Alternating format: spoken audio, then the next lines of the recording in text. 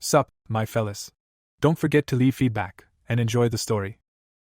In the final dungeon, explosions rock a towering castle-like structure. The narration declares that the battle here ended in defeat. Amid the chaos, someone shouts that the dungeon itself is collapsing. A warrior orders his companions to keep running toward the exit. He warns them that stopping even briefly will mean death. Fiery monsters rage and command each other to exterminate the humans who ruined their sacred place. The fleeing humans realize there are too many enemies and fear they will be caught. Another explosion erupts nearby. A heavily armed man turns to face the oncoming horde, addressing his comrades. One teammate yells in shock, asking what Seomun Yeep is doing. Yeep grins and begins to speak about what should happen after his companions return. Smiling with bloodied hands, Yeep tells them to survive and later write his biography. The scene shifts to modern Earth, where humanity remains ignorant of a looming threat. The narration notes that humans did not know they were not alone. On a city street, a hooded figure bumps into a passerby. The annoyed passerby scolds the hooded figure, then is startled by the stranger's eerie red eye. The narrator reveals a powerful being from another, flourishing underground civilization on Earth. This sinister figure smiles ominously. The underground society is identified as the civilization of burrowers. These burrowers are explained as humans who live underground, separate from surface dwellers. Their civilization is described as completely independent from the people on the surface. A massive burrower beast smashes upward from below, causing people to scream. The burrowers rise en masse, attacking the surface world. The story states that the sudden invasion of the burrower civilization has begun. Countless burrower monsters flood into human cities, putting humanity on the brink of extinction. The terrifying creatures advance, eyes glowing with lethal power. Humans launch a counterattack with tanks and weapons, but the burrowers shrug off the assault. The narration emphasizes that human weapons have no effect. It explains that the burrowers use strange powers during their attacks. Those powers are strong enough to neutralize even advanced military weaponry.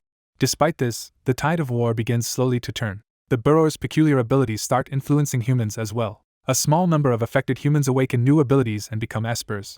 Empowered humans use these special powers to fight back against the burrowers. As Espers clear one underground dungeon after another, humanity's hope is rekindled. Eventually, their efforts reach a decisive turning point. A portal to the so-called final dungeon, the burrowers' base, opens.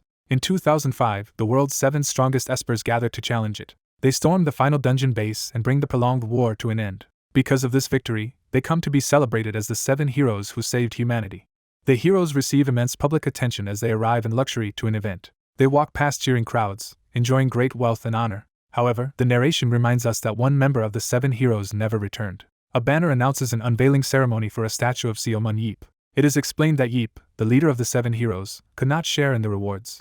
The surviving heroes enjoy celebrity status and bask in public admiration. A cloth is pulled away from something with a dramatic flourish. Yeep's grand statue is revealed, and the crowd erupts into cheers as his legend is honored. Time skips forward, stating that 17 years have passed since then. The story moves to Seoul's International Battlefield Arena, where Korea faces France in a crucial match. Commentators note that France has begun a powerful attack while the Korean team is struggling to respond. Nathan Bernard of France blitzes the Korean players, who cannot react in time. The announcers focus on Nathan Bernard, calling his name in awe. They exclaim that Nathan is mercilessly dismantling the Korean team. Red and blue energy swirls as Nathan cuts through yet another Korean player. Nathan lands, radiating power after his devastating assault. The commentators announce that Nathan has already racked up 6 kills by himself. One observer marvels that no one like Nathan has existed since the league began, while another curses their situation. Broadcasters describe Nathan as one of the top 3 Espers of this era and lament Korea's impending loss. They point out that Korea's last remaining competitor on the field is Baek Haeyeon. Haeyeon steels herself, eyes blazing, despite the slim chance of victory. The commentators shout that she is rushing straight toward Nathan. They explain that she is attempting a head-on assault using her signature whip. Haeyeon closes in, launching a fiery strike directly at Nathan. She confronts Nathan at close range, pouring all her strength into the attack. The crowd reacts in anxious shock as they watch the clash. The Korean coach also looks on in tense anticipation. Haeyeon unleashes a fierce slashing strike in a desperate bid to turn the tide. Nathan notes that her skill is expected from the daughter of one of the 7 heroes, surprising her. He then calmly tells her that she cannot win this fight. Nathan adds that victory is impossible with teammates like hers. He finishes her with a brutal slash, ending the contest. The announcers declare Baek Haeyeon eliminated. They confirm that Korea has suffered a crushing overall defeat. A summary follows, explaining that Korea failed to defeat Nathan at all and lost the match 0-11. Commentators lament how unfortunate it is that once dominant Korean Espers suffered such humiliation. The narration adds that these Espers, once dungeon-sweeping war heroes, can no longer keep up with the times. It notes that the loss feels so overwhelming it borders on national shame, especially for a country that produced Seomun Yeep and Baek Jiho. The scoreboard shows France leading 2-0 in sets, underscoring the shameful result tied to those legendary heroes. Jiho grips a railing tightly, struggling with his frustration. The match is officially declared an utter defeat. Commentators criticize the match as pathetic despite facing a strong French team and empathize with the disappointed public. Online comments begin pouring in, voicing anger and disbelief. More netizens vent, blaming government policies and mocking the weak team while invoking the glory of past heroes. In the stands, furious fans shout insults and demand to know what kind of match they just watched. Other spectators scream that Korea needs a new national team and complain that only Haeyeon performed well. The crowd boos loudly, saying they did not pay to see such a poor performance. Jiho stands silently, bearing the weight of their outrage. He overlooks the arena from above, alone with his thoughts. Calling the situation a mess, Jiho is identified as one of the original 7 heroes. He reflects bitterly that even his third match as head coach has ended in defeat. Looking at the pods used by his players, he contemplates where things went wrong. Haeyeon disconnects from her module, visibly exhausted and upset. Jiho thinks the crowd now seems to believe that every player but Haeyeon is dispensable. Haeyeon recalls that Korean Espers were once famed for their strength and resolve and wonders if that reputation is now outdated. As Jiho walks the corridor, he judges his team's mentality and skills to be bottom tier, saying the truly capable ones are long gone. He concludes that the best Espers are gone because they died, thinking specifically of Seo Mun-yeep. Jiho enters the coach waiting room, preparing himself. Inside, he pauses, weighed down by his thoughts. He sighs heavily, exhausted by the burden of failure. Looking upward, he quietly addresses Yeep as if speaking to his absent comrade. Staring at a framed shadowed image of the 7 heroes, he wishes Yeep were still alive. The picture shows Yeep and Jiho smiling together in their armor during the Old War. The image lingers on Yeep's confident smile and heroic bearing. Jiho falls silent, lost in memories of his fallen friend. A knock at the door snaps him back to the present. An assistant pops his head in, telling Jiho he must attend post-match interviews. The assistant adds that everyone outside is waiting for him. Jiho sighs again, resigned to facing the media. He nods and says he will go apologize to the citizens.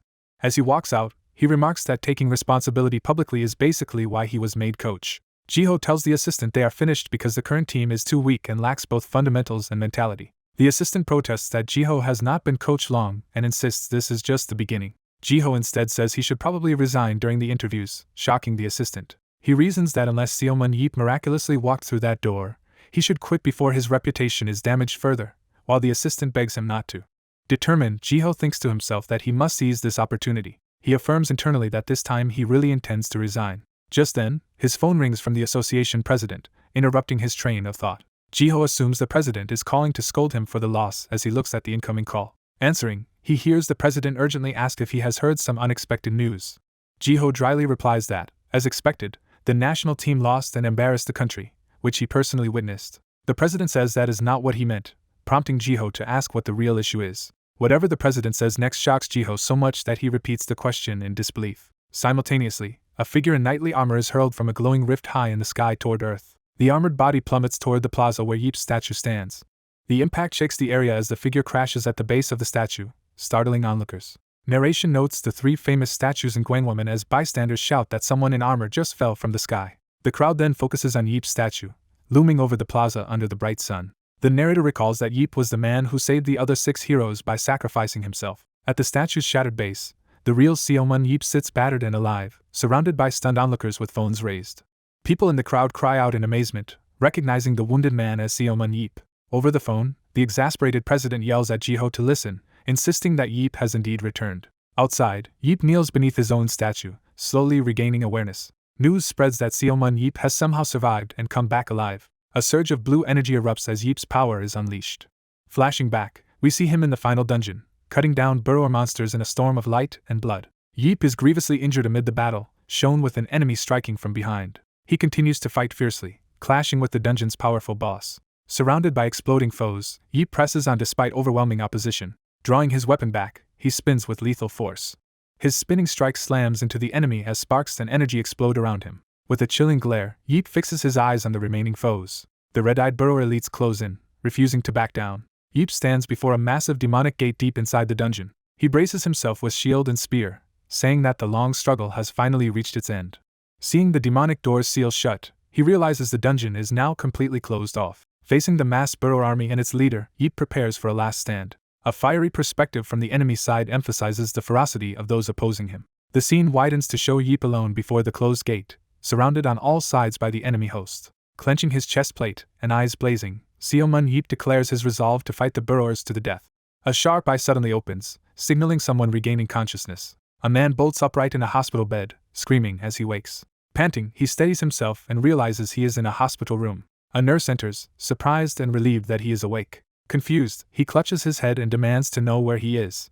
The nurse gently explains that he is in a hospital and asks how he feels. Shocked, he reacts in disbelief to what she is telling him. He learns it is the year 2021 and that the patient is listed as Seomun Yeep in a VIP room. He angrily insists he entered the final dungeon back in 2005 and cannot accept this time gap. The nurse admits the situation is confusing and prepares to explain everything, then pauses. She turns on the TV while he sits tensely on the bed. She asks him to watch the news broadcast now being shown. The news reports that Seomun Yeep is currently hospitalized. The announcer explains that Seomun Yeep, leader of the 7 heroes thought dead, has miraculously returned after 17 years and is under treatment. The news recounts how he fell from the sky over Gwangwon Plaza in front of his own statue, badly injured but not mortally so. It adds that he was still wearing the armor from the 2005 final dungeon and, possibly due to being an Esper, shows no signs of aging.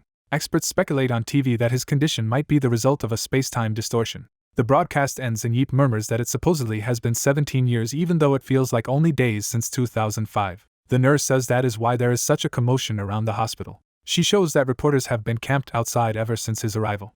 Outside, crowds and media swarm around Seoul University Hospital. Looking out, Yeep clicks his tongue, thinking the media are as annoying as ever and dwelling on the 17 lost years. He asks the nurse for a mirror, and she agrees to get one. She returns and offers him a handheld mirror. Examining his reflection, he realizes his face has not aged at all.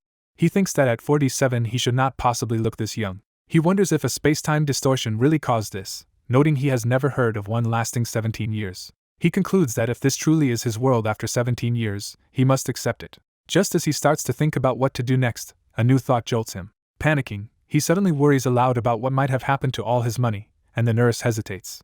She explains that, according to his will, his entire fortune was donated to a children's fund, and he internally curses. When he asks about his house, he learns it has been turned into a museum called the House of Seomun Yeep. Asking about his beloved car, he is told it was sold at a charity auction. Yeep is left in gloomy silence, stunned by these losses. He laments that he cannot live in a museum and is effectively penniless and homeless now. Frustrated, he thinks he would have kept at least a little money if he had known, while the nurse laughs awkwardly. She reassures him not to worry, saying no one will ignore the hero who saved the world and that Jiho has already contacted them. After calling Jiho, she tells Yeep that Jiho will arrive soon. Yeep accepts this and the nurse leaves, telling him to ring if he needs anything. The door closes as he is left alone in the quiet room. He sits in wordless contemplation. Looking out at the modern city, he admits to himself that even seeing it with his own eyes, he still cannot quite believe this future. He decides to ask Jiho for details later and first check his own physical condition. Activating his ability, he uses his scanner eyes to bring up a glowing status screen. He reviews the description of scanner eyes, the power that allowed him to analyze others' abilities and become the world's strongest Esper.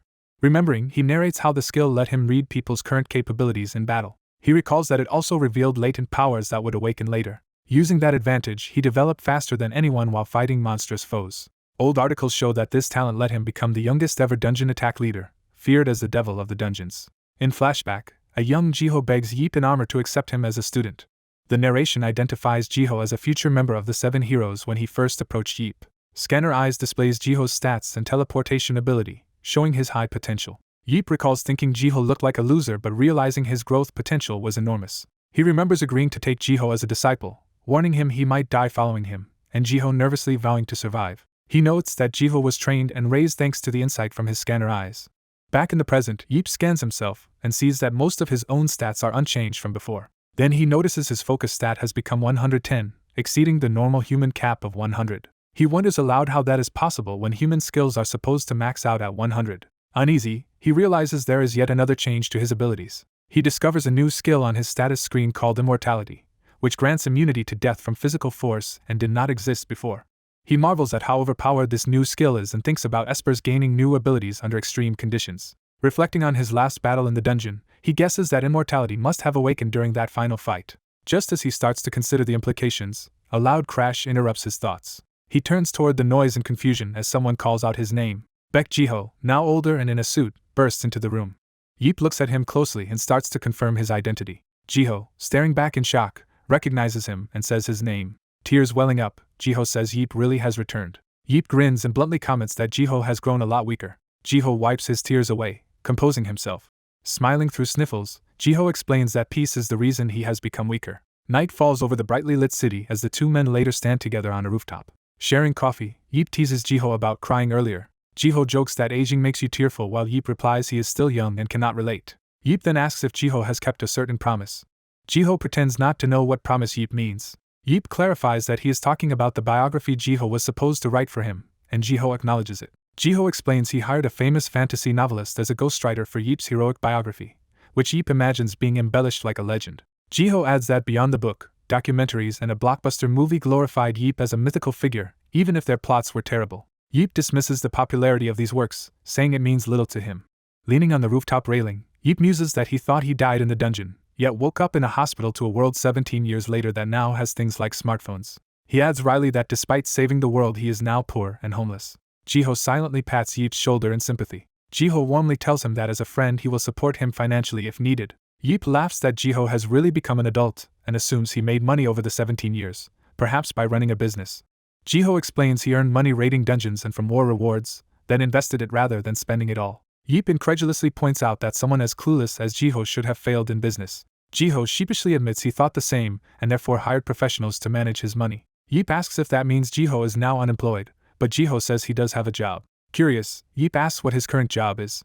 Jiho answers that he is a coach, specifically the head coach of the national team. Yeep questions why he said that so timidly and asks what kind of coach he is, while Jiho pulls out his phone. Jiho shows him a match preview on his phone for the Europe Battlefield World Cup qualifying round. Yeep watches footage of fierce combatants on the screen, surprised. The clips show fighters battling monsters that resemble the dungeons Yeep once raided.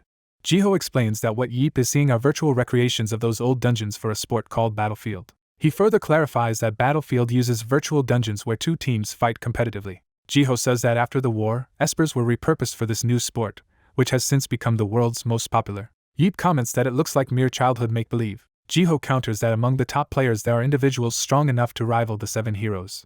He adds that nations now take pride in their Battlefield World Cup rankings. Yeep nods and asks what rank Korea currently holds. Jiho hesitates, confused by the question. Yeep impatiently repeats himself, joking that Jiho must be going deaf in his old age. From a wider view, Yeep again demands to know Korea's rank.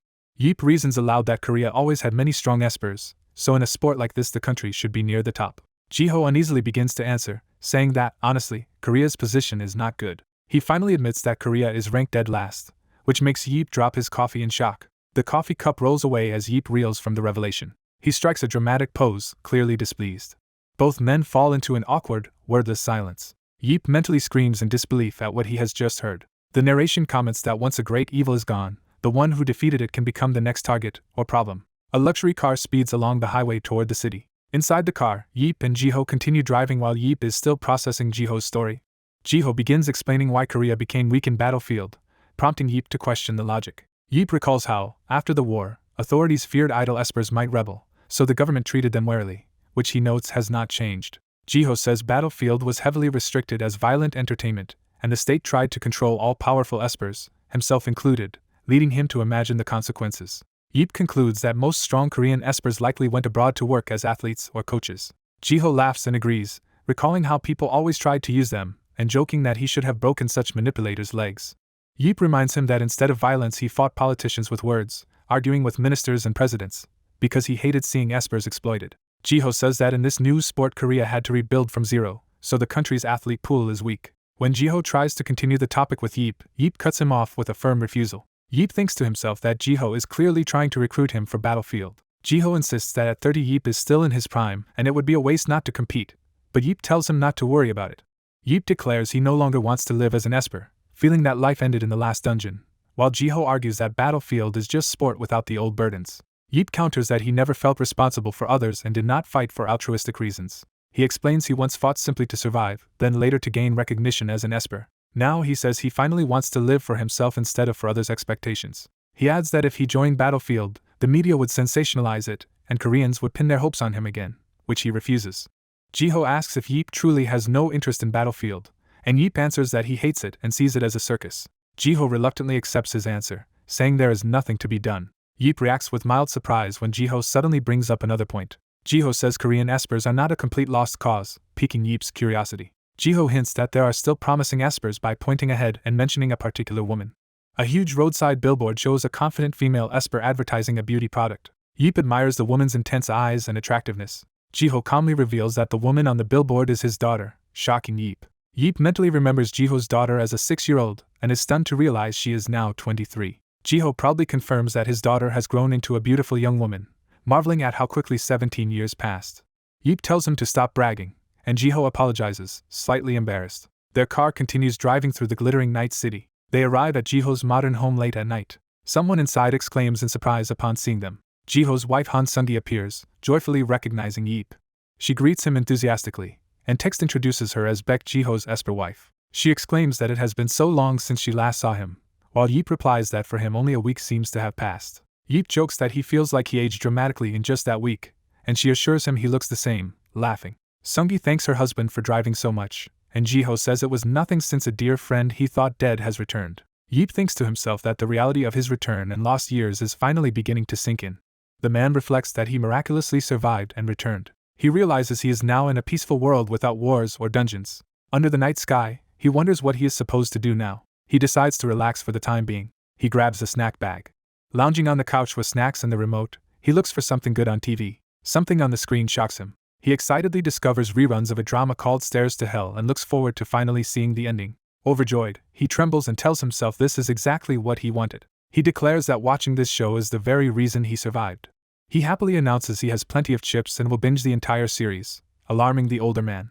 The older man is stunned when he hears the younger one vow to catch up on every show he missed since 2005. The older man rushes over, asking if he really plans to stay home watching all those missed shows, while the younger one is indifferent. The younger man reminds him that he was told to do whatever he wants, so the older man reluctantly agrees. The older man complains that reporters have been camping outside for days and will not leave until they see the returned hero. Hearing this, the younger man groans and starts to get up. Outside, a massive crowd of reporters waits in front of the house. Annoyed, the hero calls the reporters leeches. He resigns himself to dealing with them since he has no choice. He stands up from the couch, ready to act. He instructs the older man to gather the reporters the next day. He plans to meet them all at once and tell them to stop bothering him. The scene shifts to a large hotel where the press event will take place. Cameras and lights are set up, flashing as they prepare for him. Reporters comment that they expected to wait much longer, note that he seems calm, and gossip about his rumored temper. The press conference begins as he walks onto the stage amid flashing cameras. Speaking into the microphone, he affirms that he has returned and acknowledges how strange and intriguing the situation is. He starts to address the intense interest in him, while his manager is relieved that he appears to be handling things well. He bluntly says he is not grateful for the attention, tells them to ask their questions now, and then leave him alone. His manager thinks the hero has not changed at all and moves on to take questions one at a time. A reporter asks how he managed to return from the final dungeon. He answers that he has no idea and only remembers waking up in a hospital, with no explanation for his return. Reporters then ask about his missing memories over the last 17 years and his relationship with the other 7 heroes, and he replies that for him it was still the 2000s a few days ago and that the heroes were merely co-workers. He curtly calls for the next question and selects another reporter. An older reporter references a sport called Battlefield and asks if the hero has heard about it. The reporter directly asks whether he plans to become a Battlefield player. The crowd murmurs in anticipation of his answer. Reporters look on tensely as they wait for his response. His manager anxiously thinks that the critical question has finally been raised. The hero flatly answers that he has no intention of becoming a Battlefield player. The reporter demands to know why he refuses. The hero repeats that he simply is not interested. The reporter insinuates that maybe the hero lacks confidence. The hero mocks him by saying the only thing lacking is hair on the man's head, making others chuckle. He explains that Battlefield looks boring to him, and he will not perform like a clown for people's entertainment. The moderator thanks him for his answer and moves to wrap up the press conference. The hero says he hopes their curiosity is satisfied and asks them not to bother him anymore. He closes the event by telling them goodbye. As he turns to leave, his manager awkwardly thanks everyone and asks them to go home safely. A reporter calls out with one last question just as the hero is about to exit, prompting him to pause.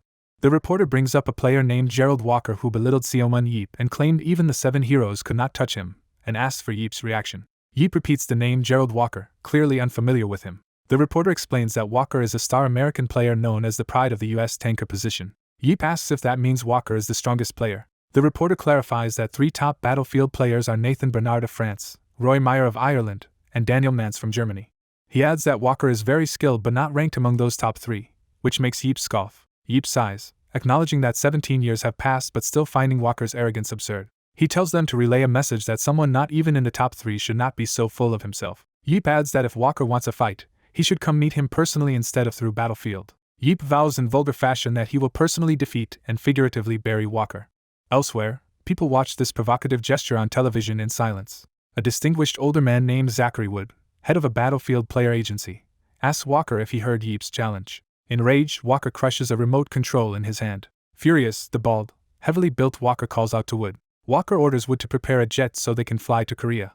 Back in Korea, someone shouts in surprise about an international A match with America. Jiho yells on the phone about the sudden arrangement, while Yeep lies on the couch, complaining about the noise. Yeep tells Jiho to take his loud conversation outside, and Jiho reluctantly agrees. After hanging up, Jiho explains that they now have an A match with America in 2 weeks, while Yeep grumbles he could not hear the TV over him. When Yeep dismissively says he does not care, Jiho explodes, blaming him for the situation and reminding him of Gerald Walker. Yeep blankly asks who Walker is. Jiho reminds him that Walker is the guy he publicly threatened to bury, which jogs Yeep's memory. Jiho says Walker has been enraged since Yeep humiliated him on TV. Yeep calls Walker petty for overreacting. Jiho explains Yeep insulted Walker by saying he was not even top 3, so Walker intends to take revenge on the Korean national team since Yeep refuses to play Battlefield. Yeep, lounging, says the national team has nothing to do with him and calls Walker a weirdo. Jiho despairs over his bad luck, while Yeep casually says he will enjoy himself while Jiho deals with it. Yeep suddenly remembers that a national team match means someone else important will be there. He confirms that his niece Haeyeon, a national battlefield player, will also participate. Haeyeon returns home calling for her mom and announcing that she is back. Yeep is startled by the sudden voice. Hearing it, Yeep's eyes widen in recognition. Haeyeon's mother greets her warmly, surprised she arrived early. Haeyeon cheerfully says she rushed over when she heard Uncle Yeep was staying there and wanted to see everyone. She asks where Uncle Yeep is, and her mother says he is watching TV in the living room. Haeyeon and her mother find Yeep on the couch, and he casually greets them. Seeing him, Haeyeon's face lights up with a huge smile. She dashes toward him. Haeyeon leaps onto Yeep with a tackle hug, joyfully shouting his name as he cries out in pain. Laughing, she tells him how glad she is that he is back while being scolded for nearly crushing him with how much she has grown. Yeep ruffles her hair, saying he feared she might have forgotten him after so long.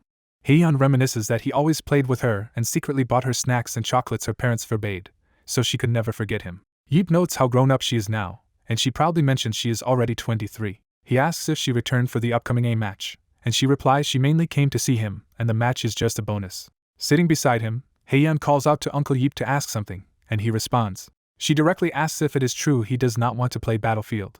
Yeep assumes Jiho put her up to persuading him and reiterates that he has no interest. Imagining her grandfather's protest, Yeep insists he has many other things to do, refusing again.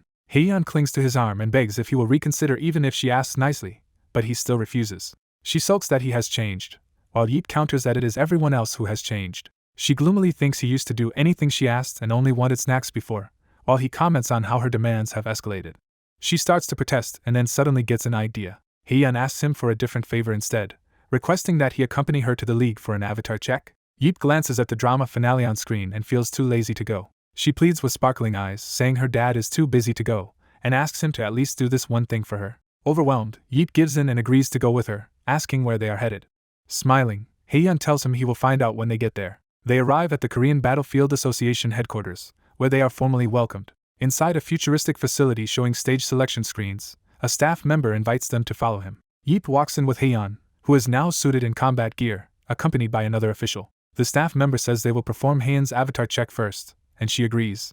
Machines scan her weapons and armor, syncing her avatar successfully. Haeyeon sits in the capsule chair and prepares her headset for connection. With the visor on, she enthusiastically initiates the connection to the virtual system. Her digital avatar appears on a giant screen as Yeep and an official observe. Yeep watches with interest as Haeyeon, through the avatar, asks for a monster so she can try moving.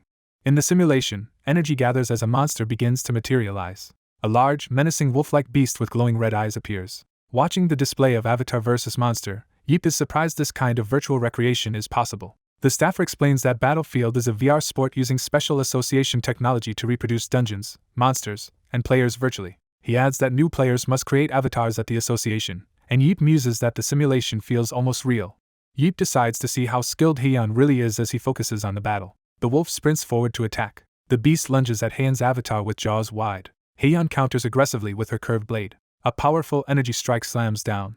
The wolf is hit at the neck by the blow. Haeyeon is knocked into the air but recovers mid-flight above the wolf. She dives down in a glowing slash toward the monster's head. Her attack carves across the wolf with immense force. She lands confidently, clearly satisfied with her performance.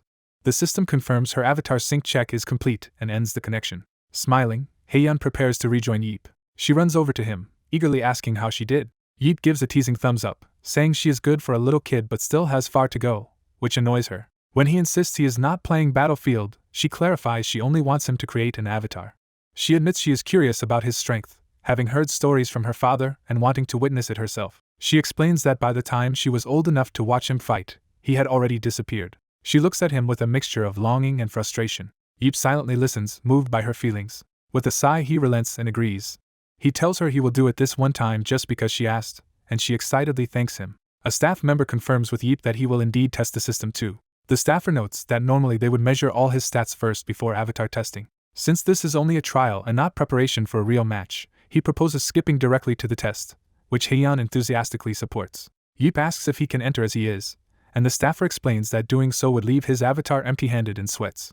The staffer advises him to choose a weapon, while assistants struggle to hold up heavy gear. Yeep hefts a spear and shield, remarking that they differ from what he used before and feel too light. As the staffer explains they are standard test gear, Yeep decides the equipment is acceptable and prepares to enter the module. He says a simple spear is enough and urges them to get started. Wearing the VR helmet inside the module, Yeep thinks about trying this battlefield world for himself. The system announces that Seomun Yeep is entering a virtual dungeon. Yeep decides to participate and try it out. The system loads his weapon data, scans his body and stats, and creates his VR avatar. A voice checks whether Seomun Yeep can hear inside the simulation. Yeep appears in a VR replica of the real testing facility, holding a spear. He notes that entering this place feels similar to passing through real dungeon gates. The staff confirm his avatar is properly synced and his niece wishes him luck. While stretching, Yeep tells the operator to spawn a monster like the one used for Heian. Anything is fine. The operator presses a control, triggering the summoning sequence. A large floating creature with a central eye materializes. Facing the monster, Yeep identifies it as something called a Solabun. Observers explain it is a special Solabun that can only be killed with aura. They add that this version was generated to be the strongest Solabun possible. Yeep instantly closes the distance toward the monster. He swings his spear at the Solabun with great speed. He focuses, preparing to strike more seriously. Yeep thinks the monster is so weak he did not even need to bring the spear. He tosses the spear away and channels aura into his fingers. Yeep flicks his charged finger toward the lunging Solabun. His aura flick shatters the monster in a massive explosion.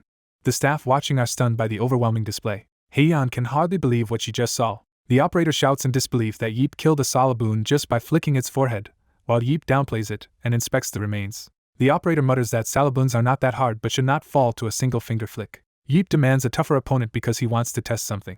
As another foe is generated, Yeep notes how real the environment feels and thinks it is perfect for testing his mysterious power. He complains that the previous Salabun was barely a warm-up and asks if there is anything more challenging. A sinister voice calls him the best Esper alive and taunts that such a monster would never satisfy him, making Yeep notice the language used. Outside, alarms blare and the technicians panic as the system acts up. The operator fumbles for an explanation while frantically typing.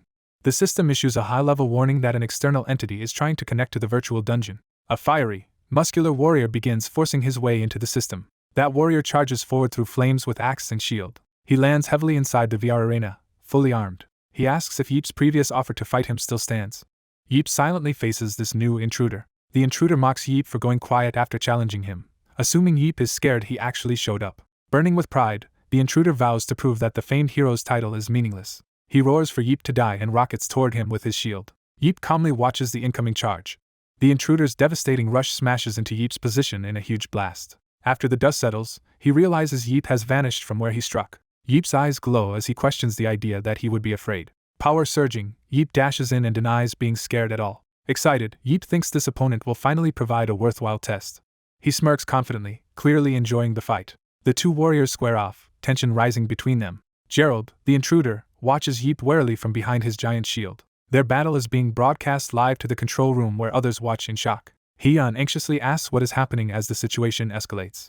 One of the officials tells her not to worry too much. An alarm light flashes as more authorities arrive at the site. Heian and the operator turn to see a small group of high-ranking visitors entering. The white-haired leader says he approved this situation, implying there is no problem. Heian recognizes him as the association president and complains that her father claimed to be busy. He apologizes, saying headquarters had already agreed to this plan though the field staff were not informed. Introducing himself as Park Ji-tae, the Korean Battlefield Association president, he asks the foreign guest if this arrangement suffices. Emma Moss, Gerald Walker's manager, thanks President Park for accommodating their unusual request. Park jokes in a flashback that Yeep owes him for years of meals and therefore cannot refuse this request. In the present, Park privately admits he is pleased about this development. He hopes this opportunity will make Yeep interested in officially joining Battlefield. Inside the VR, the two fighters resume clashing weapons at high speed. Yeep and Gerald collide fiercely, spear against axe and shield. A powerful impact sends debris flying and shakes the arena. Yeep lands from the exchange steady and unhurt.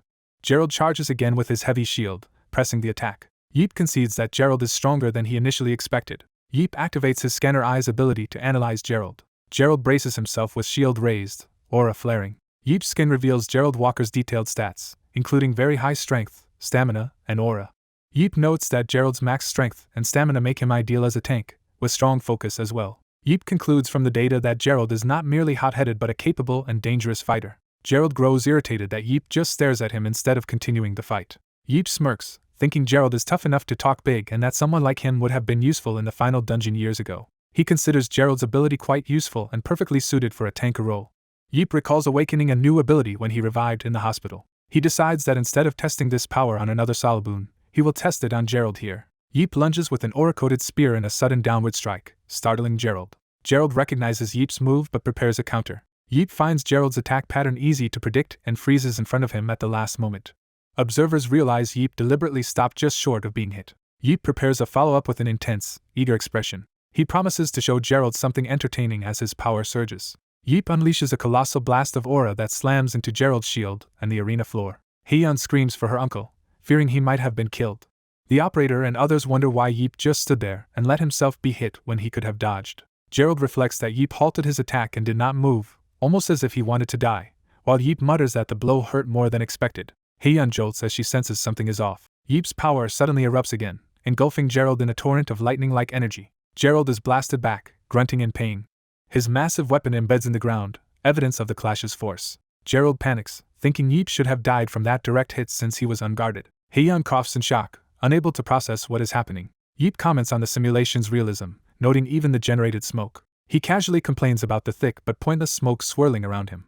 The staff gape, realizing Yeep survived the lethal-looking strike. Gerald stares at the smoke-shrouded area, insisting to himself that Yeep's survival is impossible. The smoke begins to clear with a whooshing sound. Yeep emerges seated in a crater, cheerfully asking what everyone thinks of his feat. Smiling, he reminds Gerald he promised to show him something fun. A status screen reveals Yeep's ability, immortality that prevents death from physical attacks. The scene pairs Yeep's playful pose with the explicit explanation that his special ability grants immunity to physical death. Gerald, aghast, demands to know how Yeep survived that last attack. Yeep explains he obtained a new special ability when he came back to life and that he has, in fact, become immortal, so his test worked. He then wonders aloud whether his immortality also heals injuries, concluding that fighting like this is unfair. Outside, someone summons the operator urgently to discuss what they have just seen. Yeep tells the staff he believes he cannot die and attributes it to a gift gained from surviving the final dungeon, shocking the listeners. He says that using immortality here would be cheap and asks if they can temporarily lock the ability, agreeing when told it is possible. The operator presses a control and confirms Yeep's immortality has been sealed for the duration of the test. Gerald reacts in surprise to hearing Yeep had immortality, and that he was deliberately testing it. Yeep explains that if immortality remained active, Gerald could later blame his loss on that, so he wanted to remove any excuse. Gerald tightens his grip and strides forward, accepting the challenge more seriously. He admits Yeep is as arrogant as rumored and wonders if the stories of Yeep's strength are also true. Yeep retorts that reality is different from rumors and claims he is much stronger than anyone says. Gerald insists he will judge that himself and tells Yeep to stand and fight with no more excuses. Yeep, still crouched, jokes that Gerald is skipping straight to the final boss instead of clearing the earlier stages. He adds that Gerald is not even ranked among the top 3, clearly provoking him. Enraged, Gerald charges again, while Yeep teasingly asks if he struck a nerve. Gerald roars in fury as he closes in. They clash repeatedly in a flurry of aura clashes, filling the arena with blue light. Gerald powers up, readying another heavy strike with his electrified axe and shield. He is shocked when Yeep suddenly disappears from his sight. Yeep materializes behind Gerald and calls his attention with a calm taunt. Gerald's eyes widen in alarm at the sudden repositioning. Yeep swings his spear past Gerald's raised shield, aiming above his shoulder. The redirected aura blast slams into Gerald's face and mouth. Gerald leaps to counterattack, but Yeep grips his spear and prepares another move. Yeep acknowledges that Gerald's quick reaction despite limited vision is impressive but still not enough. Deciding it is time to finish, Yeep surrounds himself with crackling power and raises his spear for a decisive strike. He braces himself with a short grunt of effort. Yeep rockets forward in a blinding beam of aura toward Gerald. Gerald barely blocks with his shield but is overwhelmed by the impact. The arena reverberates with another massive explosion of Yeep's attack. Yeep steps out of the fading blast, smirking as electricity dances around him. Gerald staggers, clutching his chest and struggling to remain standing. He realizes Yeep intentionally aimed at the side he was guarding, then curved the spear at the last moment, demonstrating frightening control. Watching this, Gerald finally understands the true level of Seomun Yeep as Yeep casually proclaims victory. Gerald protests that the fight is not over because Yeep's spear missed and he is still alive, but Yeep says he spared him. Yeep tells Gerald he cannot win while relying on that oversized shield. Yeep advises him to switch to a smaller shield and stop playing like a stereotypical tank.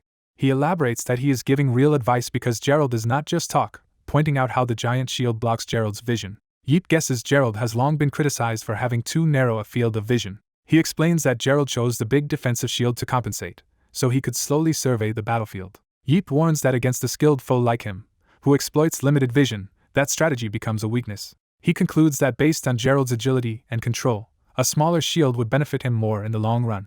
Gerald, sweating, asks if Yeep is serious, and Yeep replies that even with these tips Gerald still cannot beat him. After a pause, Gerald admits he might as well try the suggestion. The observers in the control room are baffled that Yeep is now coaching his opponent mid-fight. One staff member laments that giving Gerald pointers will make the already troublesome tank even harder to deal with. Yeep tells them he is done with his part and plans to leave, saying they can handle the rest while he goes back to watching his shows. Gerald suddenly remembers the protagonist and calls out to him. Yeep smugly says since Gerald learned from him, he should pay a consultation fee when he gets home. Gerald agrees to Yeep's demand but says he has one condition. Yeep, puzzled, asks what condition Gerald wants. Gerald demands another fight with Yeep and tells him to join an A match happening in 2 weeks. Yeep scoffs, says he has no interest in Battlefield, prefers watching shows, and refuses the money and request. Gerald grabs Yeep and desperately offers anything, but Yeep angrily tells him to get lost. Seeing Gerald's crazed determination, Yeep mentally notes that the man looks unhinged. Gerald yells that Yeep must compete and not waste his power, while Yeep retorts that how he uses it is his choice. Their heated confrontation is watched in stunned silence by officials monitoring the sparring.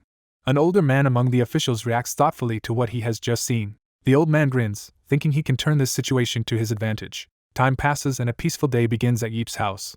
Yeep's TV drama plays, with characters yelling each other's names as the story climaxes. Lounging on the couch, Yeep wonders if the drama characters will finally get together. A news bulletin interrupts the show with an urgent announcement, catching Yeep's attention.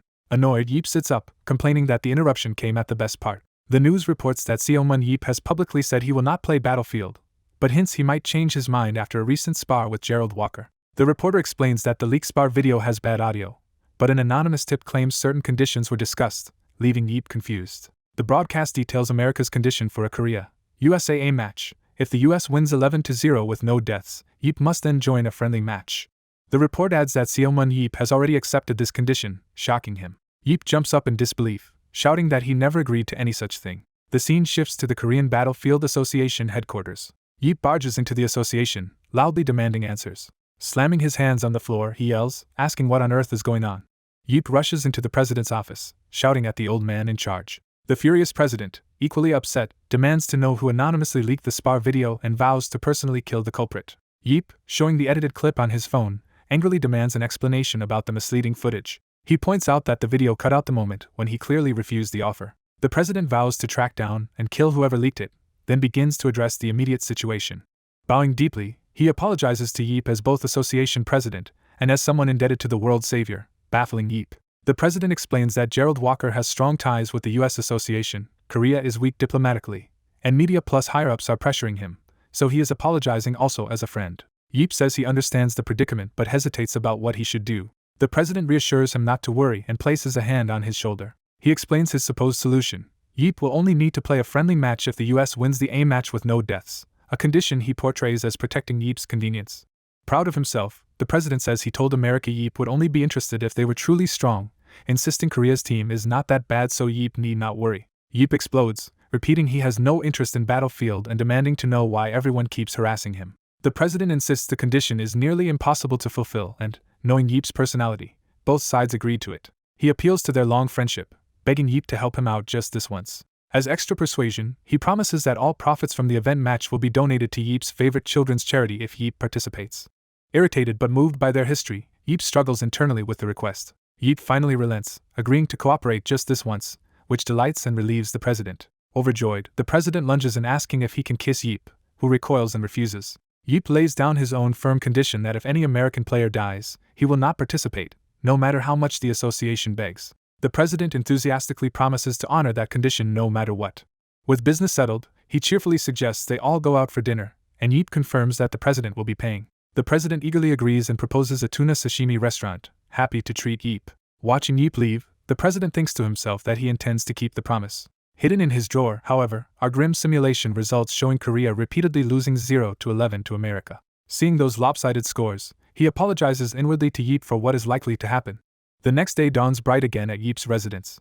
News anchors report that the KBFA has confirmed Seolman Yeep accepted the US team's offer. Another segment speculates that Yeep may indeed participate in Battlefield, fueling public excitement. More breaking news keeps repeating Yeep's name and the upcoming A match. At home, Yeep rants that coverage about him is replacing his favorite show all day long. He curses the troublesome old president, and even considers cutting ties as another bulletin announces yet more coverage about him. The scene shifts to a large training facility where Yeep and others live and train. One man there sighs to himself that he is unlucky. Inside, he hears loud training shouts and looks on with mild annoyance. Yeep also hears the noise outside and peers out, wondering what the sound is. A girl's foot touches a cone on the training ground, triggering her ability. She activates a blindingly fast, lightning-like dash as her support partner prepares a glowing orb. Yeep watches in amazement at the display of speed. The trainer tosses another glowing ball into the air for her to react to. Her eyes track the incoming object with predator-like focus. She blurs forward with a sword, slicing through the ball at high speed. Observing, Yeep recognizes that Baek Haeyeon is in the middle of her training. Her father and coach Jiho praises her reaction time but insists she still needs to be faster for her assistant's role, while she eagerly agrees. Jiho begins lecturing her further on agility, while Yeep notes from a distance that Jiho is nagging again. Yeep activates his scanner eye's ability to objectively evaluate Haeyeon. He sees a detailed stat window showing Haeyeon's attributes, including high agility, speed, and teleportation as her special ability. Analyzing, he notes that Haeyeon's agility and speed are already near their caps and cannot increase much further. He compares her growth potential to Jiho's prime, concluding she will never match Jiho's ideal but could surpass him in strength and toughness, making support specialization ill-suited for her. Yeep reflects that Jiho's training style might work for himself but is inappropriate for Haeyeon. Exhausted, Haeyeon collapses onto the grass asking for a short break as Yeep approaches. Yeep thinks that even as Korea's ace, at this rate she might struggle, and Haeyeon greets him as Uncle Yeep. He grimly realizes that Haeyeon might not be able to kill even one American player in the coming match. Haeyeon excitedly asks if Yeep watched her, and he replies that her agility needs no further training. Jiho disagrees, saying she is still slightly lacking and just needs more practice. Yeep tells Jiho that Haeyeon is not him and thus should not be molded exactly the same way. He explains that her apparent shortcomings are due to a lower ceiling in agility and speed than Jiho, so more training there is pointless. Yeep states that her agility and whip usage are already maxed out. He reasons that although she has speed-type abilities, she and Jiho are fundamentally different, and she should not be forced into his assistant's dealer mold. Yeep calls Haeyeon over to ask her a question. He asks what she plans to do after catching an enemy with her whip, and she answers that she would destabilize or restrain them for her teammates. Yeep rejects that answer, insisting she herself must deliver the finishing blow instead of acting only as support. He tells her that for now strength and swordsmanship matter more than speed, and she needs to end enemies with her sword. Yeep picks up her weapons, preparing to demonstrate. He tells Haeyeon to watch closely as he shows that his method is simple. He steps up to a training dummy, whip in hand. Yeep swings the whip and demonstrates the opening move. The whip wraps the target, securing it in place. He then instantly follows up by dashing in and cutting the captured target down. Yeep slices the dummy cleanly apart in one fluid motion, astonishing his onlookers. Turning back to them, he asks if they understand the sequence. Haeyeon and Jiho are left speechless by his demonstration. Yeep explains that you cannot kill with the whip alone, so Haeyeon must become equally skilled with the sword and train strength and swordsmanship instead, switching her to a proximity dealer role. He confirms this decision with Jiho, asking the head coach if he understands, while both Haeyeon and Jiho react in shock. Yeep then casually suggests starting her new regimen with 500 sets of strength exercises. Haeyeon and Jiho repeat the daunting number in disbelief. Surrounded by a menacing aura, Yeep demands they start the 500 sets immediately when they hesitate. Yeep declares they have only 14 days until the A match and announces that he will personally coach Haeyeon from now on. The story shifts to the US national team's hotel and training grounds in Korea, where someone demands an explanation from Walker. John Kim, Walker's agent and manager, happily notes Walker has improved greatly in just a few days. Walker appears shirtless in armor, reacting with surprise to the praise. He asks if the difference is truly that big, and John enthusiastically confirms it. John recalls that after returning from meeting Seolman Yeep, Walker suddenly changed his shield style, which had seemed odd at the time. Now, after observing the new style, John says it appears to overcome Walker's weaknesses and might even put him in the top 3 if mastered. He adds that although adjusting will take practice and will initially be hard against fast opponents, this change will benefit Walker in the long run. Walker then asks how much his improvement is worth in terms of money. John estimates that the change could boost Walker's next salary by at least $10 million. Walker quietly repeats the figure $10 million to himself. He silently focuses on the thought, clearly motivated by the large sum. He then demands that America send Seomun Yeep $10 million upfront in exchange for the knowledge. When John reacts in shock, Walker calmly explains that the money is Yeep's consultation fee. Walker privately vows that no matter what, he will drag Yeep onto the battlefield. Looking toward the stadium lights, he tells Yeep to wait a bit longer. Meanwhile, Yeep watches coverage and hears his own name being emphasized. The narrative moves to Seoul International Battlefield Stadium, where the big event will be held. Announcers introduce the historic Korea vs. USA match and hype up the importance of the day. Commentators say viewers are eager to see how the match will turn out. They explain that today's results will decide whether the dream event match between Yeep and the American team, led by Walker, will happen. The broadcast then introduces the Korean national team lineup and their roles. Next, it showcases the American team members and their positions. Among Korea's players, Baek Hae-yeon is introduced as the third member, and now a proximity dealer.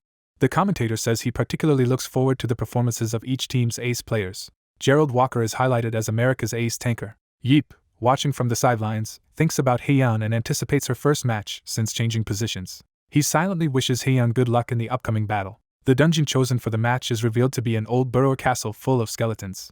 This dungeon, called Martyrborn's Palace, has 3 levels with a boss guarding each floor. The first floor's boss is a powerful skeleton warrior. The second floor's boss is the ominous Death Knight. The final floor hosts the duo of Von Dragon and Lich as the ultimate challenge. The commentator decides to review key battlefield rules for any new spectators. A rules screen explains that teams must annihilate the enemy, earn hunting points by killing monsters or players, and gain bonus auras based on points.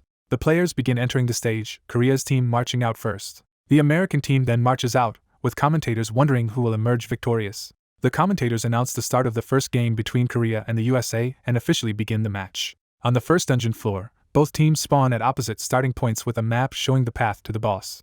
The American team charges forward aggressively from their start. The announcer says the American team has left the starting area and encountered skeletons. Walker leads his team toward the skeleton horde as the battlefield rumbles. The skeletons rattle and advance menacingly in response. Walker narrows his eyes, ready to engage. Commentators note that America begins hunting calmly with perfectly synchronized movements, cutting down skeletons with ease. They point out that although America's overall mobility is slower, their formation is solid as they continue clearing skeletons. The commentator explains that after leveling up through hunting, America is known for forming an unbreakable defense, and wonders how Korea will counter it. The dungeon shakes ominously as combat intensifies. Focusing on Yeep's training, Hae-yeon steels herself, gripping her weapons and resolving to fight exactly as she practiced. As commentators focus on the American team, the Korean team suddenly sprints forward at incredible speed. The announcer notices something unexpected happening. Viewers are shocked as the Korean team races straight past the skeleton monsters without engaging them. The Koreans also ignore the skeletons in the second area, continuing their dash. Coach Seomun Yeep thinks their fast advance is working and that they only need to keep running. He believes that if this plan succeeds, Korea will finally have a real chance to win. Commentators explain that Korea, usually a slow-paced team, is now attempting an aggressive strategy to kill the boss first. They note that although the plan is risky, success would grant Korea a huge number of hunting points. It is explained that defeating the first floor boss will close the floor shortly afterward. This early boss clear could disrupt the American team's overall strategy. At that very moment, indicators show Team Korea reaching the boss. Team Korea encounters the first floor boss, the skeleton warrior. Hae-yeon and Seomun Yeep exchange tense looks, coordinating silently. Observers realize Korea has begun the boss fight immediately, prompting the American Captain Walker to halt because of an unexpected situation. An American teammate, Paul Ward, is asked if his scouting on the boss fight is finished. Paul Ward, watching the intense battle, asks what unexpected situation Walker's commander means. The American coach explains that Korea is targeting the first floor boss early and seems unusually strategic. Some American players suggest moving quickly to the second floor since Korea might shut the first floor soon. The captain decides to end their hunt and head toward the boss area. Walker admits he is slow and says he will need to borrow a teammate's speed ability. The skeleton warrior roars as the Korean team feels they are close to defeating it. The Koreans charge in, intending for Hae-yeon to land the finishing blow. Hae-yeon is ordered to go in while the rest maintain positions and protect her. She dashes forward, but something suddenly surprises her. Her eyes widen in alarm just before impact. Walker, boosted by an ally, crashes into Hae-yeon midair with overwhelming force. As she is blown away, Hae-yeon wonders where this man suddenly came from. Shocked Korean teammates recognize that the attacker is Walker. Coach Jiho realizes Walker used a teammate's Esper ability Storm to catapult himself forward impossibly fast. Walker's empowered strike detonates with a massive explosion. Hae-yeon is smashed into a wall and instantly killed, as the system announces her death. The notification of Hae-yeon's death repeats, confirming her elimination. Walker concedes that Korea's boss' first idea was not bad but begins to power up, saying there is a problem with it. He declares that even if Korea's plan had worked, the final result of the match would not have changed. The American team, glowing with blue energy, launches themselves toward the Koreans. Walker and the skeleton warrior clash as stunned Koreans watch the overwhelming force. A system message announces that the first floor boss has been defeated and the floor will close in 10 minutes. The Americans start running as the dungeon shakes, accompanied again by the notice that the floor will close in 10 minutes. The same announcement of the boss's defeat and impending floor closure is reiterated. Walker coldly decides it is time to end everything. The American team immediately strikes at the nearby Koreans. Walker's lieutenant rushes and wreathed in lightning, smashing into a Korean player. Narration states that after appearing suddenly, the American team wiped out the Korean team almost instantly. A Korean player is sliced open from behind in the chaos. Commentary explains that Korea lost the boss fight to America and is now being mercilessly attacked. The Koreans are described as being on the verge of complete annihilation. Only a few battered Koreans remain standing as the smoke clears around the dominant Americans. Walker, looming over a fallen Korean, says it is time to finish the first set.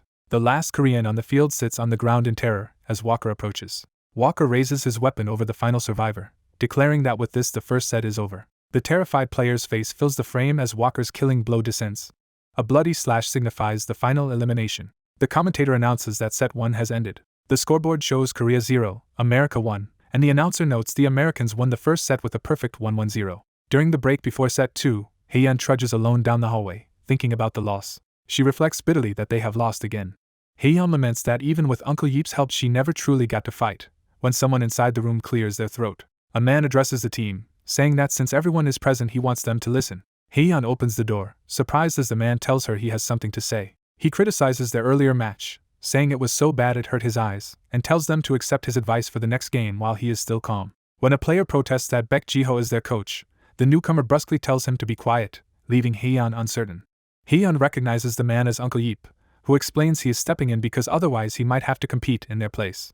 Yeep analyzes that they tried to end the game early but lacked many fundamentals, with lower average skill and panic in unexpected situations, so losing was inevitable. He bluntly tells Haeyeon that at their current level they could fight the Americans countless times and still have zero chance of victory. Yeep adds that even if they cannot win, it would be shameful to go down without a fight, so he will teach them how to at least bring Walker down. He reveals that he and the current association director once attacked this same dungeon, Marta Born's palace, back when he was younger. Yeep says the dungeon itself is not that hard, but the bone monsters on level 3 were particularly troublesome. He then dismisses talk of deeper levels, saying with their skills it would be a miracle to get that far and they should focus on the match they just played. Yeep admits their first set strategy was decent in theory. He clarifies that it would only work if they executed all assigned tasks correctly. He begins outlining tactics, starting by addressing forward positions on the team.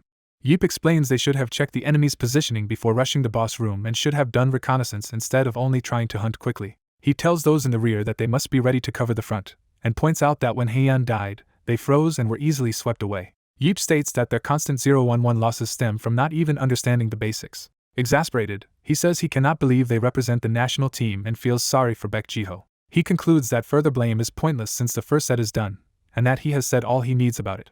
Yeep tells them to pay attention as he explains the strategy for set 2. The second match begins, and the American team immediately rushes out, splitting into 2 groups as shown on the dungeon map. Commentary notes that America is using a 6-5 split formation, with a fast first party to seize hunting grounds.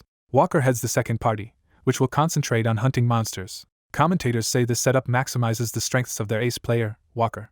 The broadcast turns to Korea's actions, and the crowd gasps at what they see. Viewers are told that Haeyeon disappeared then suddenly reappeared in the dungeon. Korea is shown sprinting again, their entire team charging forward once more. Commentators marvel that usually defensive Team Korea is now aggressively running, with Haeyeon even changing positions. Watching remotely, Yeep smirks and praises the team for following his plan well so far.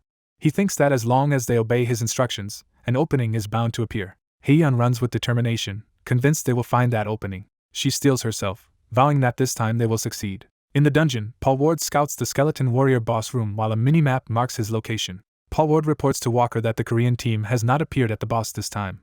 He guesses Korea might be playing for the late game again because the dungeon only has a single main path, and Walker acknowledges his report. Walker studies the map and assumes Korea changed plans after their first set disaster. He predicts that at this rate they will eventually force Seomun Yeep to participate directly. Anticipating that prospect, Walker looks forward to testing his new combat style against Yeep when the time comes. A sudden magical crack and rumble in the wall interrupts Walker's thoughts, startling him.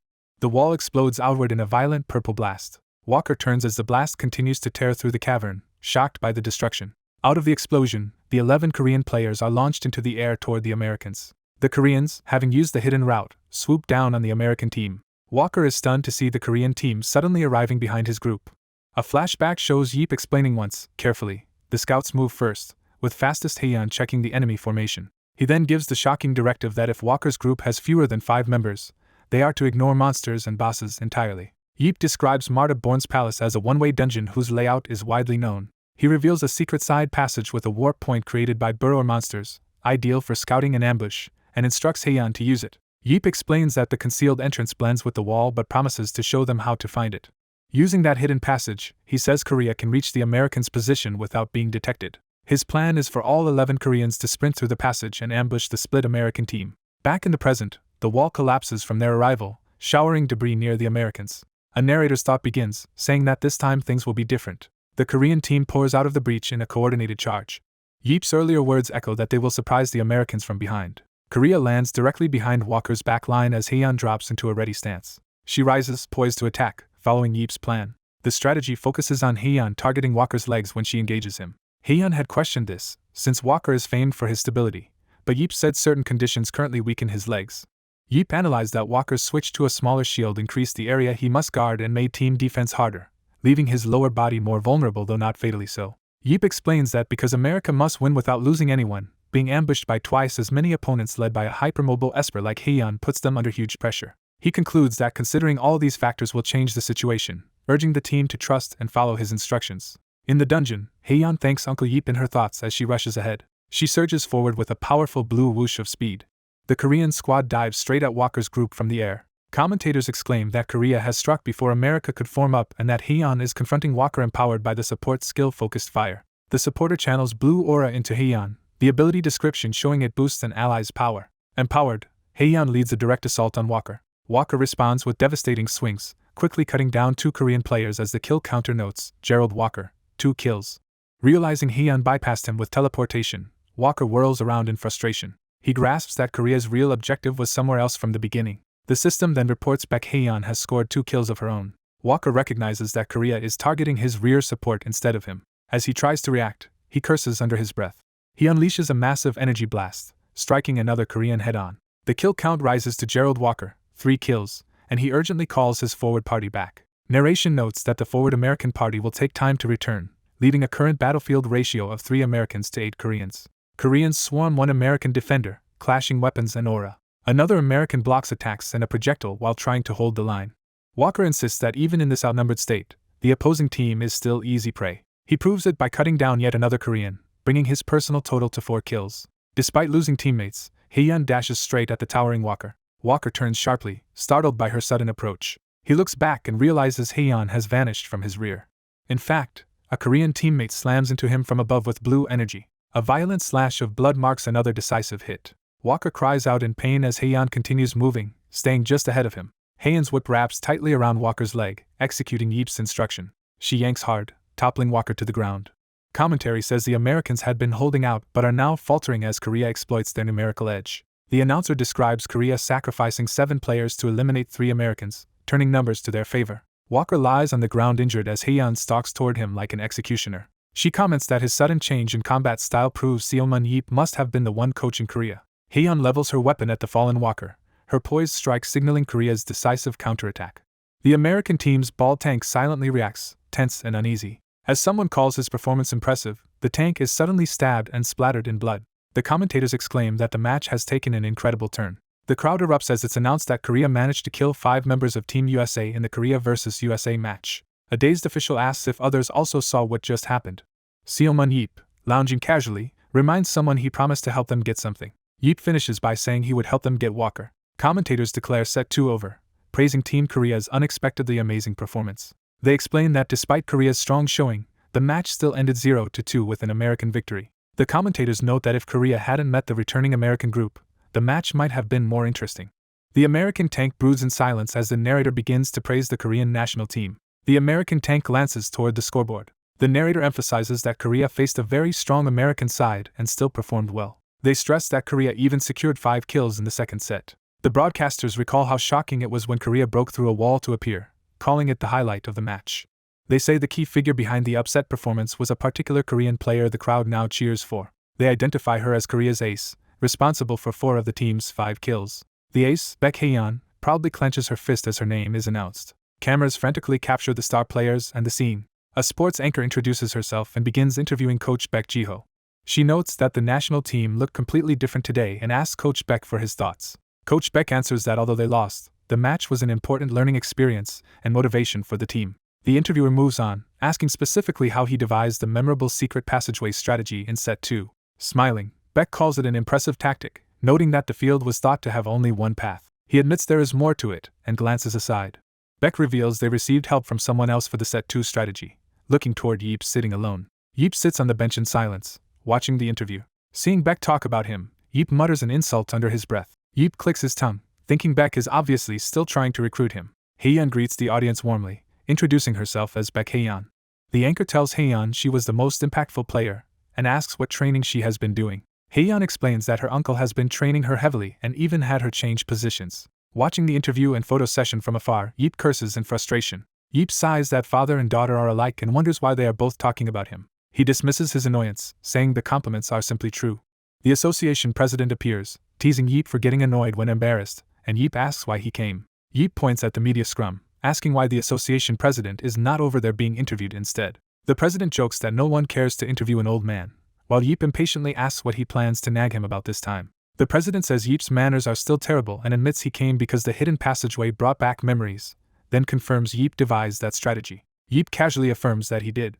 He admits using the secret passage felt a bit cheap for a sports match rather than war. Yeep explains he had considered a speed-based guerrilla plan against the enemy tanks but chose the hidden passage because he didn't want to be forced to play. The president notes he heard Yeep trained Hyeon and says today's match proved she found her calling, but Yeep shrugs it off as nothing special. The president says he enjoyed seeing Yeep's strategy again and insists Yeep's talent is too valuable to waste. Yeep arrogantly agrees he is amazing, while the president prepares to make a proposal. The president asks Yeep to use that talent more actively. Yeep demands to know what he is talking about, and the president reminds him that he won their earlier bet. The president pleads that if Yeep refuses this time he will never ask him to play Battlefield again, calling it his final request. He reveals that the Korean Battlefield Pro League season is about to begin. Yeep guesses the president wants him to become a Pro League athlete. The president quickly denies wanting something that big and says his request is more modest. He explains he wants to host a charity match with famous players before the league starts and asks Yeep to participate in that game at least. Expecting rejection, the president is stunned when Yeep instead says he will think about it. The president, shocked, repeats what Yeep just said. Yeep repeats that he will consider it and mocks the president for acting hard of hearing. The president realizes Yeep normally refuses outright when he does not want something, so this answer is unusual. Yeep brushes it off as nothing serious. He admits that watching Hyeon fight made him curious, and he might play just out of boredom since TV matches differ from real combat. He notes that with dungeons gone, Battlefield is the only place where he can still fight. Overjoyed, the president roughly ruffles Yeep's hair, praising his decision and enthusiasm. Clinging to Yeep, the president exclaims that the A-match video with him and Hyeon passed 10 million views within an hour online. Online comments rave about Korea getting 5 kills, call Baek Hyeon a legend and Yeep a god, and marvel at how exciting the match was. Annoyed by the president's overexcited boasting, Yeep snaps at him to calm down. Yeep complains that the old man is too strong and nearly broke his neck, while the president laughs, saying he is just happy Yeep agreed to play. Yeep clarifies he only said he would think about playing and warns the president not to get ahead of himself.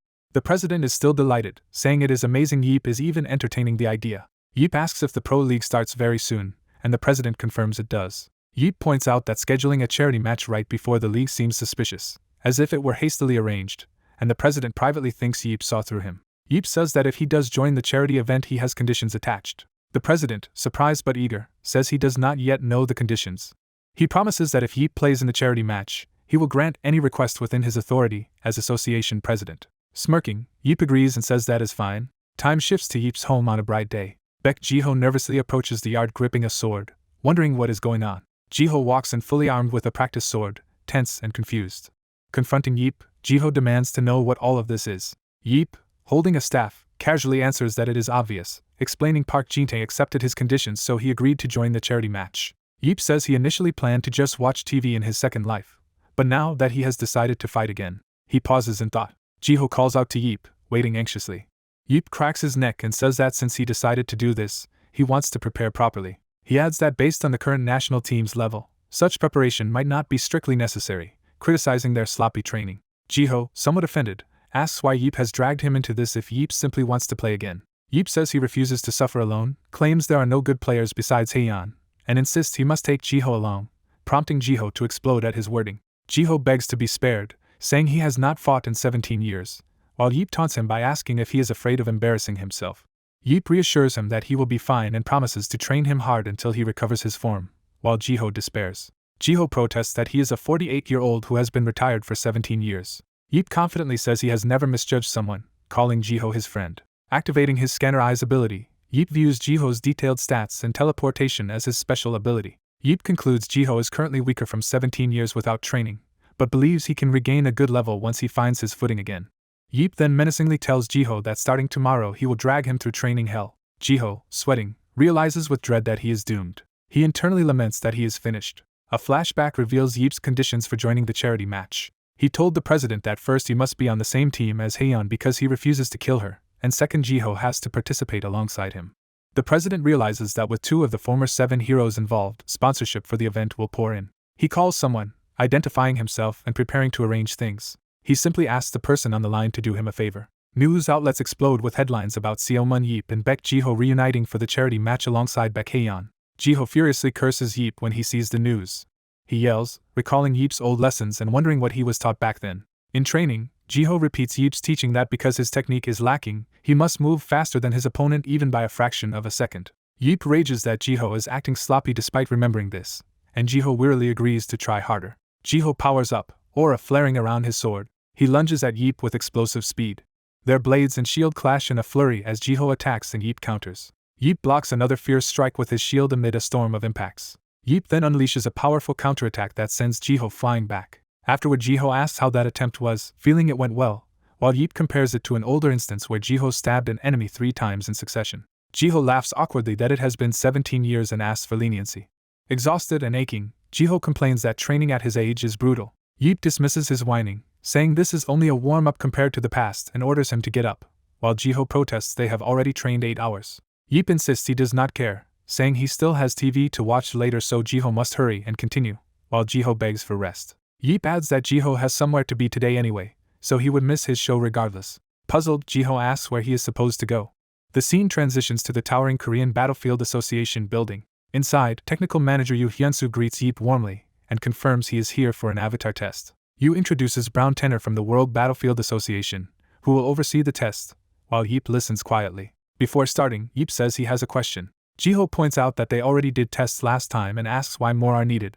Yeep argues that fighting walkers should have been proof enough, but Yoo explains they skipped the standard athletic tests when first creating his avatar. Yoo clarifies that to ensure safe avatar usage they must measure Yeep's precise physical abilities so they match in-game performance. Yeep is surprised at how precise the system claims to be. Yoo explains that the system scans a player's entire physical makeup to reflect it in the avatar. He adds that it can even reproduce Esper powers the user has not consciously awakened yet, impressing Yeep. Yoo further says many secrets surround the battlefield system, hinting that it was originally formed through a particular Esper's ability rather than mere technology. Yeep suspiciously says it sounds like what an old enemy group called the Burrowers used to do. He accuses them of acting just like the Burrowers and pointedly asks if that group is really not behind the World Battlefield Association, making Yoo stammer a denial. Yeep declares that if the Burrowers are involved he would welcome their appearance, even wishing they would show up immediately, which unnerves Yoo. Yoo then moves on, saying they will begin by measuring Yeep's strength, agility, and aura. Yeep contemplates but agrees, and they emphasize he must perform at his best for accurate synchronization. Yeep approaches the strength testing machine as the staff explain the procedure. The instructions say the test begins as soon as he pulls the handle. Yeep grips the handle firmly. He violently yanks the device with a powerful pull. The machine shudders and flashes in response to his tremendous strength. The first reading shows 813, and the examiners decide to test once more. Yeep pulls again, recording readings still around the high 810s. He observes that this score corresponds to his current strength stat of 79. The observers conclude his strength is average for someone considered a hero and prepare the next test. They explain the agility test, where Yeep must rapidly hit 2 side switches between start and end signals. Yeep eagerly leans forward and agrees to the challenge. As the signal beeps, his eyes sharpen with focus. Yeep blurs around the room, striking switches so fast his movements appear as afterimages. The technicians are stunned, wondering how a tank-class hero can possess such overwhelming agility. The system announces that the agility measurement has ended. Yeep asks for his score and is told he achieved an astounding 963. He muses that with a bit more effort he could surpass 970, and the staff immediately initiate a second attempt. The system again declares that the measurement has concluded. Yeep's final agility score of 971 appears, confirming his extraordinary speed. The staff are stunned that his test result has already gone past 970. Yip asks the examiner what the record is. Here's someone on their team once hit 1007 on the physical test, and confirms that was Nathan Bernard. The examiner asks if Yip knows Nathan, and Yip explains he saw Nathan in videos Jiho sent when he agreed to join the charity match. Yip says Nathan's speed rivaled Jiho at his peak and notes how rare it is to find someone as fast as the former Agility 100 Jiho. Enjoying the rising scores, Yip decides to try again and aims for a score of 975. He steps up alone in the dark test area as his heartbeat echoes. Yip forces himself to concentrate, repeating to focus as his heart pounds. He feels unusually sharp today and wonders why his concentration is so high. Bursting into motion, Yip sprints at full speed, feeling his body in perfect condition. His eyes blaze with power as he channels everything into the sprint. He slams into the measurement pad with an explosive impact. The force of his strike launches him back, emphasizing the power of the attempt. The observers freak out, realizing Yip is even faster than before. A voice announces that the speed measurement is completed as Yip skids to a halt. The system reaffirms the measurement is done while Yip pants from exertion. The staff nervously check the result, finding it hard to believe what they are seeing. Yip, thinking he was faster this time, asks how he did. The display shows a score of 1007, matching Nathan, the world's fastest Esper, which shocks Yip. Yip notes his agility is only 97, slightly below Nathan and peak Jiho, and wonders how he could get the same score. He concludes that he somehow went beyond his normal abilities during that run. Curious, Yip asks to test his strength again because there is something he wants to verify, and the staff agree. The examiner explains the procedure is the same, and tells him to start when ready while Yip repeats that he must focus. Yip sharpens his gaze and prepares himself with a shouted breath. He unleashes another powerful strike, yelling as he attacks the target. The staff are floored that his second try produced an even higher score. They read out that his strength score is now 890, much higher than the previous measurement. Someone off-screen asks if he has finally warmed up.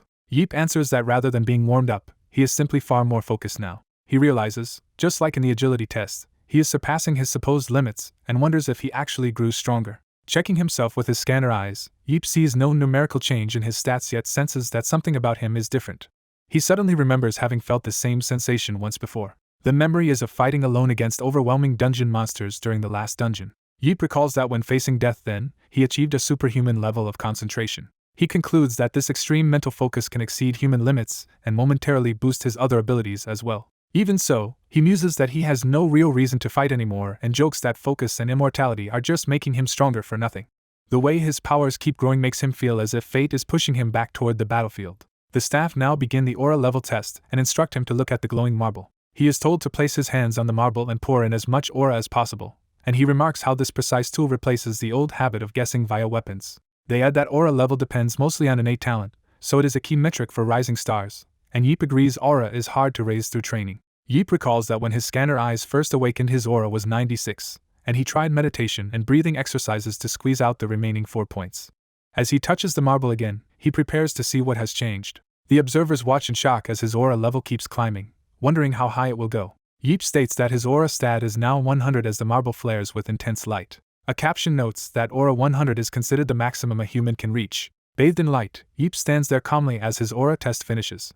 The marble turns a deep purple as the device announces that the aura measurement is complete. One of the officials can only exclaim in disbelief at what he has just witnessed. The display reveals Yip's aura score is an unprecedented 1030. Wreathed in dark aura, Yip casually asks what the new score is, leaving the examiner stammering. Off-panel, someone tells him he has just broken the all-time human record.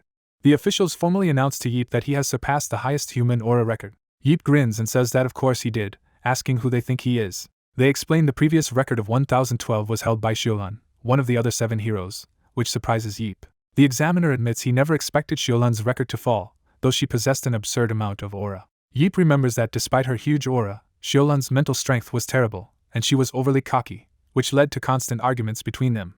A flashback shows Yip scolding Shuran in battle for not following instructions while she yells back that she did everything correctly. He thinks that if Shuran heard he beat her record, she would definitely explode at him again.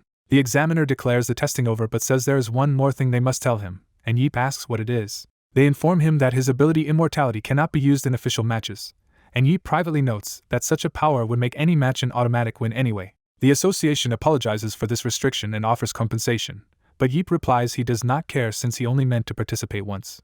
He adds that he is happy to accept whatever money they give and reflects that he no longer even needs to rely on immortality. Elsewhere, a cloaked preacher addresses a huge congregation, proclaiming that their salvation will come from a certain person who is the last light of the world. The cult leader rouses the crowd by announcing that a divine revelation has arrived to confirm their faith. Holding up a paper, the leader reveals an image of their chosen savior and tells the followers to behold that person. The photo and article reveal Seomun Yeep's immortality, and the cult proclaims him a godlike savior who returned from death for humanity.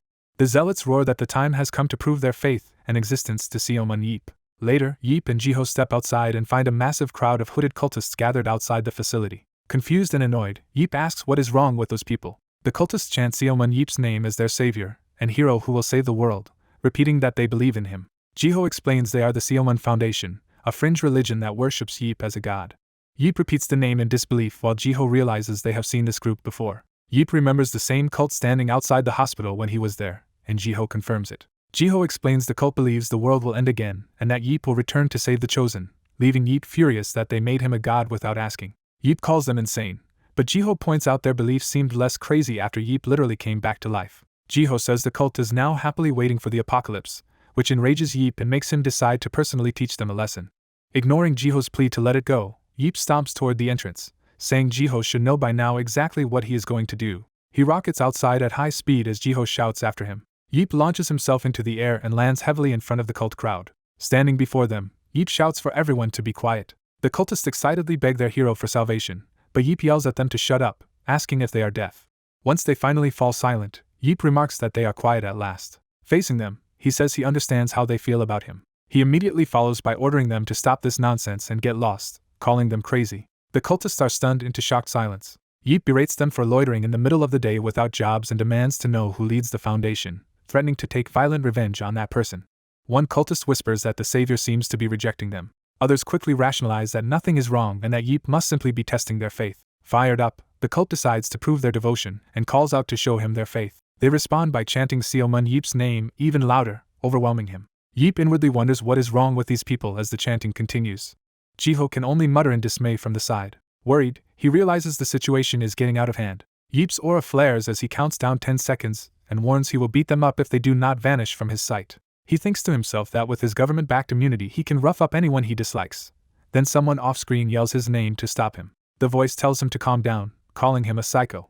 10 minutes later, several cultists are shown flattened on the ground, clearly having been beaten. More cultists lie dazed nearby after Yeep's outburst. Yeep sits atop a pile of them, holding a terrified child by the collar and asking if the kid plans to keep following him. After the child promises not to follow anymore, Yeep praises his answer and tells him to ignore everything the adults beneath him ever say. Yeep returns, saying he has cleaned things up and suggests going back inside to train, leaving a mound of unconscious cultists behind.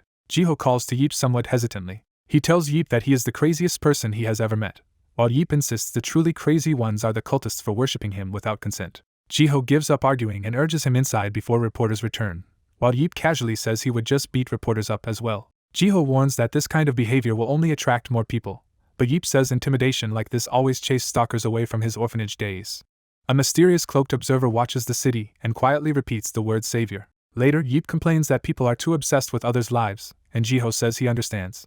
Yeep suddenly senses something, but when Jiho asks what is wrong he brushes it off. Unseen by them, a dark purple energy streaks across the sky, and Yeep decides it is nothing. Time skips to the day of the charity match at Incheon International Airport. At the airport, American agent Joe Fellman arrives, drawing media attention because big global figures are coming for Yeep's match. Joe remarks that it has been 15 years since he was in Korea and recalls how valuable Korean espers were to the U.S. battlefield agency's rise. His assistant notes they miss recruiting Mr. Beck, a true gem, and that none of the 7 heroes initially cared about battlefield. She adds that young Shuran once showed interest, but after her powers were adjusted downward she quit. They agree Shuran's test footage was terrifying and that her ultimate skill could have ended a full team match in seconds. Determined not to miss another opportunity, Joe vows to secure the strongest Esper alive, the biggest diamond Seomun Yeep. His assistant spots something and tells Joe to look over at the arriving crowd. Another notable man enters with luggage, catching everyone's eye. The newcomer is identified as Jake Rand, a European battlefield agent. Joe recognizes Jake Rand with a tense expression. Jake greets Joe, remarking on meeting him here. Joe says they should compete fairly again, but privately notes that dealing with Jake will not be easy. Joe thinks to himself that this time he will not let Jake steal the prize of recruiting Yeep, astonishing onlookers who recognize both men. A flash of jewelry and expensive accessories hints at yet another wealthy figure arriving. Another sparkling shot shows the shoe of this flashy newcomer. 2 voices discuss how Yeep ruined their dungeon business and is now moving into battlefield, observing that he is slowly heading toward a professional athlete's path. The Moro brothers, wealthy Paris battlefield club owners, appear and decide they cannot ignore Yeep's rise. One Moro brother vows to secure Yeep's signature at any cost, regretting that he never met Yeep during the war. The agents and the Moro brothers stand across the terminal, all positioning themselves around Jake as they eye the same target. Joe, Jake, and the Moro brothers glare at each other, each thinking they absolutely must not lose Yeep. All three parties inwardly roar that they will not let anyone else take Superhuman Yeep from them. Suddenly, the sharp sound of high heels echoes, freezing the entire airport's attention. Everyone turns to see a woman approaching, radiating presence. Narration introduces her as the continent's untouchable. Another caption calls her a walking, talking tactical weapon.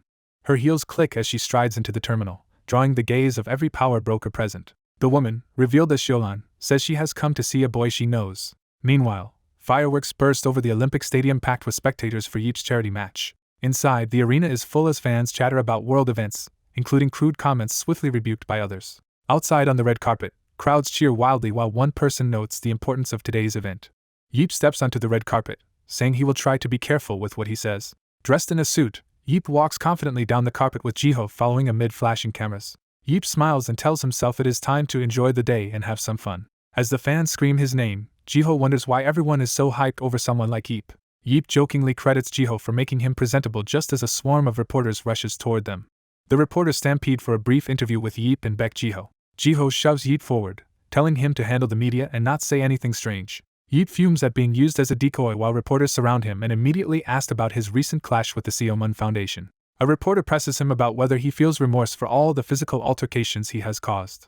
Others bombard him with questions about his feelings before the match and about Shuran's arrival in Korea after 17 years, while Yeep silently vows revenge on Beck Jiho for abandoning him to the press. Reporters tell Superhuman Yeep that the powerful Esper Shuran has arrived in Korea to watch the charity match. When Yeep asks why Shuran is coming, he is told she wants to see a boy she knows who is playing in the match. Yeep nervously wonders if the boy Shuran mentioned is actually him. Agitated, Yeep slams his hand into a wall, leaving a hole. Other players excitedly recognize Yeep, comparing him to a famous statue and wondering how strong he really is and if they will see it today. Yeep greets Beck Jiho and is asked if he has heard the latest news. Jiho and Beck Hyeon happily announce that Shuran is in Korea, which shocks Yeep. Jiho warns Yeep to be careful and jokes that he should carry a shield around for protection. Jiho guiltily recalls how harsh he used to be toward Shuran, while Yeep reminds him that he regularly made her cry despite her weak Korean. Yeep tries to convince himself Shuran would not seek revenge or use her terrifying powers on him after so many years, while Jiho doubts that time has changed Yeep at all.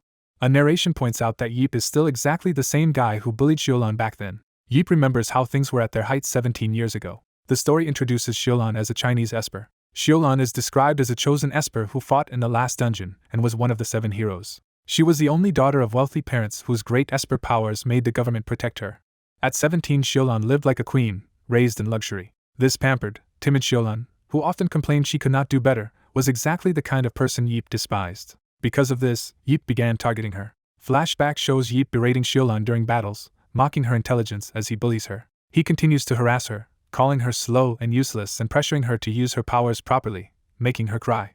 Yeep hurls more insults, saying even a headless chicken would use abilities better, and that she should at least master her Esper power. His relentless bullying drives Shuran into shaking, furious resolve. Returning to the present, Jiho and Hyeon jokingly mourn Yeep's fate as if he will die once Shuran sees him. Jiho shifts focus, saying they must handle a more pressing matter. He calls all the players to attention for a briefing. Hyeon notes that everyone already knows the general charity match setup.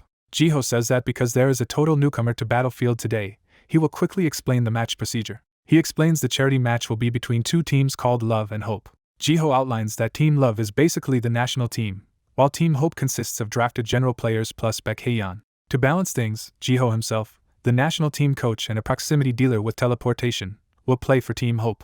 He adds that Superhuman Yeep, a tanker with spears, shield, and special abilities, will also join Team Hope. Jiho admits he is rusty with weapons but asks the team to treat him well. Team Hope Captain Park Chulho cheerfully promises that everyone will work extra hard for the coach. Watching his teammates boast, Yeep thinks that even after time off Jiho is far stronger than them. Yeep reviews Jiho's and Hane's impressive stats and concludes that with just the 3 of them Team Hope would already be fine. Comparing, he judges the rest of the players' abilities as unimpressive. Suddenly his scanner eye picks up something notable among the others. He inspects Choy Huk, who eagerly asks the coach to take care of them, and sees very solid stats including strong aura abilities. Yeep reads that Choy Huk's special skills are focusing aura into weapons and reinforcing his body's durability. He notes that Huk's maximum strength is very high. Yeep concludes Huk could become a decent tanker, and then calls the surprised player over. Choy Huk introduces himself as a proximity dealer, but Yeep only half listens. Yeep confirms Huk really identifies as a proximity dealer and hears that the young man even has corporate sponsorship in that role. Internally scoffing, Yeep asks Huk directly if he truly is a dealer and not a tanker. Huk admits he wanted to be a tanker like Yeep but became a dealer because of his small build. When Yeep asks about Huk's Esper ability, Huk only mentions focusing aura into weapons, unaware of his defensive power. Yeep realizes Huk has unlocked reinforced durability without knowing it, which explains why he was misassigned as a dealer. He blames Huk's former coach for judging only by body size and randomly choosing his position. A flashback shows that earlier coach dismissing the idea of Huk tanking solely because he was small and quick. The younger Huk was told he had to be a dealer, and simply accepted it. Back in the present, Yeep tells Heian to fetch him a shield. Heian brings a round shield and Yeep hands it to the confused Huk, telling him to use it. Yeep rapidly teaches Huk basic tanking fundamentals, instructing him on shield placement and moving in and out to attack while staying protected. When Huk protests that he is a dealer, Yeep intimidates him into obeying without argument. Other players whisper that Yeep must be crazy for changing a player's position on the spot, and wonder if Huk did something wrong. Some teammates nervously ask Jiho if it is really okay to be on the same side as someone like Yeep. Jiho ignores the complaints and finalizes that they now have 4 tankers, 6 dealers, and 1 support. Huk feels abandoned by the coach as Jiho declares the position set and instructs everyone to go suit up. Changing into armor, Yeep comments on how light yet durable the new suit is, and Jiho asks if it feels comfortable. The conversation turns to Jiho, who admits the uniform feels awkward since he never expected to wear it again.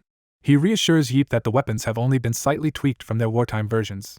Yeep inspects his gear with interest. Testing his spear and shield, he notes that the folding spear works smoothly and that extra care went into refurbishing his equipment. Jiho remarks that Yeep's weapons are historic gear that once saved the world, though Yeep thinks they are relatively new. Jiho warns Yeep not to let his guard down, reminding him that he has been fighting monsters and burrowers, not experienced human players. Yeep observes that the opposing pros train specifically to fight humans, and have much more match experience than he or Jiho. Jiho is surprised but accepts the point as Yeep says he will keep that in mind. Yeep then confidently suggests they go see how capable these supposedly experienced young players really are. The crowd in the arena erupts in cheers as the charity match between Team Hope and Team Love is about to begin. As both sides wait in the tunnel, Yeep notices how disciplined and different the national team players appear. His scanner shows that Team Love's average skill rating is higher than Team Hope's, yet none of them seem exceptionally gifted, which he finds odd. Curious, Yeep quietly asks Jiho how players are scored during drafting and confirms they use aggregate stat totals. Realizing that evaluation focuses on overall marks rather than standout traits, Yeep sees why the opponents are balanced but lack extreme specialists. Then his scanner picks out one player whose stats diverge from the others. Yeep looks up and spots a cocky blonde player chewing gum, wondering who this guy is. He scans the blonde, Shim Youngsu, and sees solid stats across the board.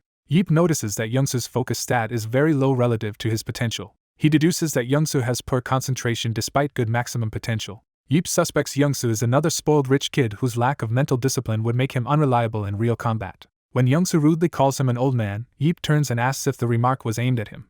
Youngsu silently identifies Yeep by name in his thoughts.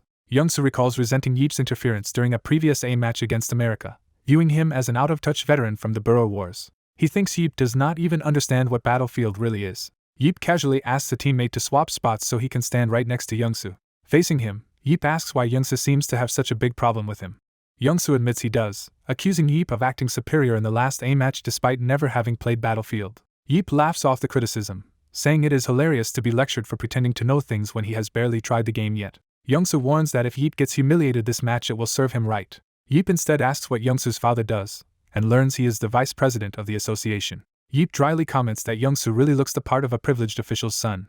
An announcement instructs all players to enter the field, interrupting their argument. As they walk out, Yeep mockingly calls Youngsu a yuppie and again needles him about his wealthy father, provoking more anger. Yeep bluntly says he was curious what kind of father could raise such a foolish son. Youngsu, furious, thinks about his rough background but says he hates pampered kids like Yeep assumes he is. Yeep grins menacingly, thanking Youngsu for motivating him to take Battlefield seriously and promising to crush him. The announcer declares that the players are now entering the arena. Yeep steps out to roaring chants of his name as the crowd goes wild. The commentators excitedly proclaim Yeep's long-awaited debut as an actual Battlefield player. They remark that even though it is only a charity game, it has attracted an unusually huge audience. They add that numerous notable figures are in attendance. The narrative introduces foreign national team members and agents watching from the stands. Shuran, now a famed hero, also watches from the VIP section with powerful club owners. The commentators announce that the first set of the charity match everyone has awaited is about to begin. They reveal that the first map is a dungeon called Az's Spiraling Cave. They explain that this dungeon consists of 3 circular zones with a hidden passage to a central basement area. Dangerous monsters, including arachnid and serpent types, inhabit the cave. The announcer contrasts Team Love, composed of current national team members, with Team Hope, which features the legendary hero Yeep, and asks which side will win. The story then jumps back to 10 minutes earlier, before the match starts. Jiho gathers Team Hope for a tactical briefing. He explains that Team Hope will start in Zone 5 while Team Love starts in Zone 1, on opposite sides of the map. The plan is for Team Hope to clear subzones 5-1 and 5-2 together, while Yeep then goes alone to 5-3 to defeat the local boss, Serpen. Jiho clarifies that killing Serpen will collapse all of Zone 5, so their hunts must be timed together. Teammates whisper disbelief that Yeep will solo a boss, usually requiring several players. Jiho continues that after Zone 5 they will clean up Zone 6, then use its passage to the inner ring where they will first meet Team Love, with Jiho, Heian, and Yeep handling the confrontation. Yeep privately thinks they could have just gone for a straightforward 1-1-on-1-1 fight, and that Jiho has become overly cautious. He muses that since the match is best 2 out of 3, he can treat the first round as a chance to feel out Battlefield and maybe play around before trying seriously in later sets. The narration marks Team Hope's spawn location as Zone 5-1. Jiho orders everyone to move to their designated positions. Heian is introduced as the main rear-line damage dealer. Jiho himself is presented as the forward assistance dealer. Yeep is assigned as the forward tanker, and Choy Huk, now classified as a tanker too, panics internally at the change. Yeep greets the oncoming monsters like old acquaintances, eager for combat. In the cavern, swarms of spiders called arachni begin dropping from the black ceiling toward Team Hope. A close-up emphasizes the menacing arachnid enemies. Over in Zone 1-1, Team Love also begins their hunt against an arachni swarm. Team Love Captain Chae Woo-hyun commands his team and calls for Youngsu to attack the arachni. Youngsu eagerly unleashes massive fireballs, insisting he knows exactly what to do. His flames crash into the giant spider, toppling it in an explosive blaze. Burning with anger and power, Youngsu is introduced as Team Love's main dealer. He furiously recalls Yeep's earlier threats and vows not to let that boomer get away with insulting him. Youngsu, still raging, declares he does not see what is so special about Yeep or the 7 heroes and swears to prove himself. He fires repeated explosive blasts, screaming for his enemies to die. Consumed by hatred, Youngsu resolves that Yeep will die by his hands someday. Back with Team Hope, Yeep energizes Jiho and charges forward with shield glowing. The 2 veterans sprint ahead like streaks of blue light. Jiho teleports into the spider horde and slams down with his sword. Yeep follows up, launching a swooping shield attack across the battlefield. Jiho repeatedly blinks and cuts through spiders while surrounded by falling bodies. With a shout, he unleashes a powerful strike amid the horde. Overwhelmed by the onslaught, he suddenly loses footing and starts plummeting through a collapsing section, shouting for Yeep. As he falls, Jiho twists his body, preparing for impact. Yeep intercepts, smashing the ground with his shield in a burst of energy. He catches Jiho with a perfectly timed move, shouting that he has him. Using shield and spear, Yeep immediately counters, slicing through the surrounding spiders. The commentators excitedly proclaim that the legendary duo's teamwork is incredible. Spectators marvel that this normally difficult arachni swarm has been annihilated almost instantly by the pair. Jiho, complaining about his back, confirms the ceiling is now cleared of spiders as their bodies rain down. Looking at another part of the cavern still swarming with enemies, Yeep suggests they go clean that area next. The 2 charge together, effortlessly cutting down more arachni in tandem. Jiho thinks to himself that although arachni are not the strongest monsters, Yeep is dispatching them far more easily than expected. He reflects that arachni are usually troublesome because of their hard shells, yet Yeep's attacks are piercing them effortlessly left and right. Someone notes that although Seomun Yeep does not look very strong, he suddenly dashes in using his powers. He seizes his spear mid-charge, startling the observers. Another trainee realizes in shock that Yeep is using his Esper abilities. The shield user explains his focused aura skill, thinking that though he is new to shields he can channel aura into them instead of just weapons. Determined to test this idea, he rushes screaming toward a giant arachni.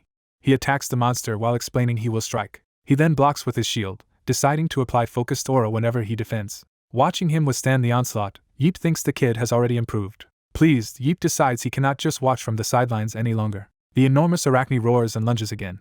Yeep powers up and begins his own charge. He pierces the arachni's body with a blazing spear thrust. Another arachni tries to skitter away from him. Yeep smashes it with a powerful follow-up blow. Twin commentators excitedly recognize the technique being used. They exclaim that this is Seomun Yeep's trademark move, the 100 cm throw, which Shuran confirms. Shuran analyzes that the 100 cm throw looks like an ordinary spear stab at first glance. She explains that in reality it uses his Esper power to hurl the spear at top speed and then retake control mid-flight. She details that before the spear travels 100 centimeters he grabs its end again. She calls it a supercharged maximum speed stab that produces a stronger thrust than physical force alone. She marvels that Yeep casually executes a technique like catching a fired bullet, requiring perfect precision as if it were as natural as breathing. Shuran reflects that whether 17 years ago or now, nothing has really changed. Internally she complains that Seomun Yeep is still infuriating. As a spider lunges at Yeep from behind, he asks his ally if their side is clear. Yeep suddenly senses danger and reacts. He intercepts the attacking arachne with a crushing blow, shouting a warning. Realizing time is short, Yeep swings again, intent on finishing quickly. He charges through the monsters with overwhelming force. Smirking, Yeep declares he has somewhere to be and announces that clearing Area 5-1 is now complete. The instructor congratulates the squad for clearing their current zone. As the instructor prepares to move them to Zone 5-2, the team realizes Yeep already ran off ahead after defeating the arachne. Jiho recalls Yeep saying he would clear Zone 5-3 alone and told them to hurry and follow, wondering why Yeep is so excited. The instructor sighs but decides that if Yeep chose this course, it is probably correct since Yeep always thinks before acting. He orders the rest of the squad to proceed to Zone 5-2, and they acknowledge the command. The scene shifts to Zone 5-3, where the ground trembles ominously. A voice cheerfully greets whatever is there. Yeep confronts the Zone 5 boss, a massive serpent called Serpen. He greets the creature like an old acquaintance, saying it has been a long time. Facing Serpen, Yeep comments that it feels like only yesterday that he last fought it. He braces himself, repeating to focus as he prepares his shield and spear. Yeep taunts Serpen to come at him. The serpent opens its jaws wide and prepares to attack. Serpen strikes but Yeep slides underneath with his shield raised. He uses his shield to anchor himself and recover his spear mid-movement. Yeep powers up for a decisive counterattack. He unleashes a massive vertical blow that crashes down on Serpen. Energy surges around Yeep as his attack lands. When the others arrive, Yeep greets them casually, surprised they got there so soon. The squad is stunned into silence as Yeep remarks he thought they would take much longer clearing their area. They see Yeep standing triumphantly atop Serpent's corpse and mutter in awe that he actually beat the boss alone. Yeep explains that the match's system strengthens avatars via hunt points from killing monsters and opposing players, with aura color indicating point levels, and says his team needs enough points to be strong. He then tells the squad he will leave the remainder of this area's work to them. The instructor selects Baek Jiho and Baek Hyeon to accompany Yeep. Yeep announces with a grin that he has an excellent plan. Commentary explains that the trio leaves Serpent's corpse to the main group and heads toward Team Love's hunting zone. The announcers add that to keep their ambush hidden, the trio avoids fighting any more monsters en route. While running, Yeep reflects that Serpen nearly died from a single hit. He thinks about the battlefield's hunt point system and concludes that because his team only killed a few arachne, they likely lack many points. Seeing his aura still at the lowest blue level, Yeep wonders if his high mentality stat is what made him so strong. Jiho urges Yeep to start giving orders since they will encounter Team Love soon, and Yeep sheepishly remembers he is supposed to be seriously leading. Yeep says his plan revolves around exploiting an opposing Esper similar to Shuran, noting that the guy has good powers but a bad attitude and privileged background. Yeep adds that they cannot be sure they will meet this rich kid, so if he is absent he will adjust orders on the spot, but if he is present the plan changes. At Team Love's camp in Zone 12, they finish hunting and announce the end of their hunt. Love's captain Chae Woo-hyun changes formation to split his squad into a 5-man and a 6-man team for Zones 9 and 11 respectively. He rallies everyone to move out toward their assigned zones. In Zone 9, Love's 5-man team takes on waves of arachne. They slaughter the spiders with explosive attacks. Young-soo proudly notes that their plan of gathering all hunt points at once has already turned his aura purple. He vows to crush Seomun Yeep, then tells his teammates to head for the next zone. Convinced his power can now defeat Yeep in a single blow, Young-soo is suddenly warned as a shield hurtles toward him. Yeep's thrown shield smashes into him, shocking everyone. Dazed and splashed with energy, Young-soo realizes in horror what the spear attack signifies. He concludes that they have been ambushed. A teammate shouts that the enemy team is carrying out an ambush. In Zone 11, Love's 6-man group also receives the alert, learning that Seomun Yeep has appeared. Before they can react, spear strikes stab into them, cutting off their leader mid-sentence. Team Hope's main force simultaneously blocks the route ahead, surrounding Love's members, who cry out in alarm. Choy Huk recalls something and looks unsettled. He remembers Yeep's earlier instruction that once Serpen was defeated, Huk should circle around from the opposite direction and ambush the enemy. Yeep had warned that facing national team players would be tough but urged Huk to hold out as long as possible. Yeep promised that his side would finish quickly and come to support Huk. Now Huk steels himself and leads Team Hope forward, shouting for them to go. Back during the battle, Jiho had been surprised that Young-soo blocked Yeep's first throw, while Yeep teased the older man for going all out from the start. They then joked about Jiho not dying as Yeep prepared to hurl him again as part of their combo. Yeep throws Jiho with tremendous force as Jiho yells. Jiho flies in a spinning arc, deflecting attacks and creating openings. Yeep readies his spear for another throw, saying he will do it one more time. Building power behind his shield, he declares that the attack is coming. He launches the shield in his signature 100 centimeters throw. Jiho meets at midair with his weapon, redirecting the attack perfectly. Love's team realizes Yeep's side is actually targeting Young-soo, so they scramble to defend him. Young-soo cowers behind his teammates as the attack rushes in. Observers note Yeep even used teleportation to position himself, and Love's members are shocked to find he is targeting their tankers instead of Young-soo. Young-soo shouts for his team to focus and to capture Coach Beck first. One of his men lunges at Jiho but is suddenly stabbed and cries out. The remaining Love players push forward, determined to finish Yeep before his teleport cooldown ends. As Jiho is besieged, Hyeon uses her whip to grab and anchor him while calling out to her father. Holding the glowing whip, she rockets toward the fight, shouting that she is coming. Jiho and Hyeon execute a coordinated movement around the battlefield using the whip's momentum. Hyeon spins rapidly through the air, wielding her whip blade. She detonates a blinding flash with the weapon. The flash allows Jiho to reposition near Yeep's shield as their combo continues. Yeep asks Jiho how it feels to be back in action, and Jiho bashfully admits it is thrilling. Yeep notes that all of Love's frontline tankers have now been taken out. He comments that the fight is now effectively 3-on-3. Yeon-soo and the remaining Love members react in dismay. Yeep proposes that his trio each pick an opponent to fight. Yeon-soo grimaces, intimidated by Yeep's confidence. The commentators praise Team Hope's brilliant coordinated maneuver. They explain that Yeep's group feigned going after Yeon-soo while actually eliminating 2 enemy players and then escaping safely. The broadcast lauds Seomun Yeep's spectacular first kill of the match. They analyze how Yeep precisely controlled his spear's speed and distance to save Coach Beck, calling him a true master for maximizing an average skill like throwing. As they speak, they point out that Yeep is already launching Beck Jiho through the air again. Back in the dungeon, Yeep's allies streak past Yeon-soo at incredible speed. One of Love's players powers up with purple energy, leaping into the fray. Yeon-soo, overwhelmed, stammers that this situation is impossible, while Yeep calmly asks why it would be. Yeep then smashes Yeon-soo's face with his shield. He follows up by pummeling Yeon-soo again, asking if he still has any complaints. Looming over the beaten Yeon-soo, Yeep mockingly calls him a spoiled trust fund kid. An announcement lists Beck Jiho with 3 kills and Seomun Yeep with 2, confirming all 5 members of Love's squad in that clash have been eliminated. A Love coach is stunned that their 5 players have all been wiped out so quickly. He groans in frustration as he realizes the dire situation. Rallying what remains of his forces, he orders everyone to attack, saying a victory here could still turn the tide since they are national team players. Choy Huk now stands firm as a tanker, facing that coach directly. Huk recalls Yeep's basic shield lessons about positioning the shield and timing attacks and retreats. Using those fundamentals, Huk successfully blocks the coach's powerful strike. Seeing a gap in the enemy's offense, Huk recognizes an opening. He exploits it, slashing and forcing the coach back. The coach is baffled that Huk, supposedly an emergency tanker, has such solid defense. Enraged, he unleashes a massive blow, cursing Huk as a fake tanker. He attempts a killing strike while Huk scrambles to block. Huk trips over debris just as the attack comes. A burst of energy and fragments fill the panel as someone else intervenes. The kill count updates to show Seomun Yeep now at 3 kills. Yeep tells Choy Huk he did well and that from here the veterans will handle things. Yeep vows that they will finish the rest of the battle within 5 minutes, so they can proceed to the next set. Set 1 concludes with Team Hope overwhelmingly winning 8-0. The announcers prepare to name the MVP of the first set. They declare Beck Jiho the MVP as the crowd roars. Back in Team Hope's waiting room, teammates excitedly call out to their coach and say his performance was amazing. Surrounded by cheering players, they tell Jiho he fought like a top contender and should have been a player himself. Jiho modestly replies that he feels embarrassed to be on the battlefield at his age, but admits using his weapon again after 17 years was fun. He privately reflects that their success was all thanks to being with Yeep. We see Yeep in the locker room checking his phone as Jiho's thoughts linger on him. On Yeep's screen, a TV host shouts that Team Love is making a comeback, and Yeep mutters that the situation is getting crazy. Commentators introduce the second set stage, a multi-room dungeon where each staircase leads to an area 10 times more oppressive. The new map, called Labyrinth of the Damned, is revealed in all its twisted complexity. Both teams line up to enter this dungeon that has claimed many Esper's lives before Yeep once conquered it. The announcers say they are eager to see what the dungeon's first conqueror, Yeep, will display this time. As the next set looms, Yeon-soo glares at Yeep, who stands calmly silent, ready for the rematch.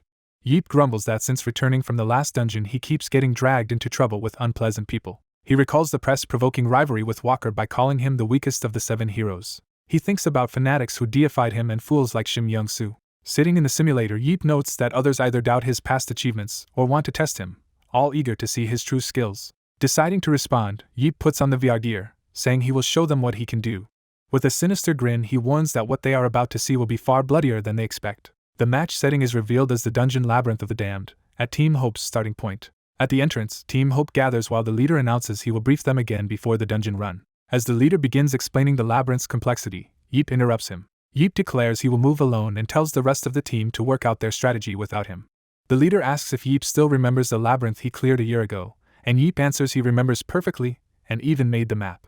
The leader reflects that for Yeep it really has been a year, confirms the battlefield structure is unchanged, and continues discussing it. Trusting Yeep's knowledge, the leader says he will rely on him but urges moderation, while Yeep coolly tells him to just be ready to be surprised. Yeep, excited, decides he will fight seriously this time and notes that if Team Love started on the opposite side, he can predict their route. He reasons that it is obvious where Team Love is heading and launches himself through the dungeon with explosive speed.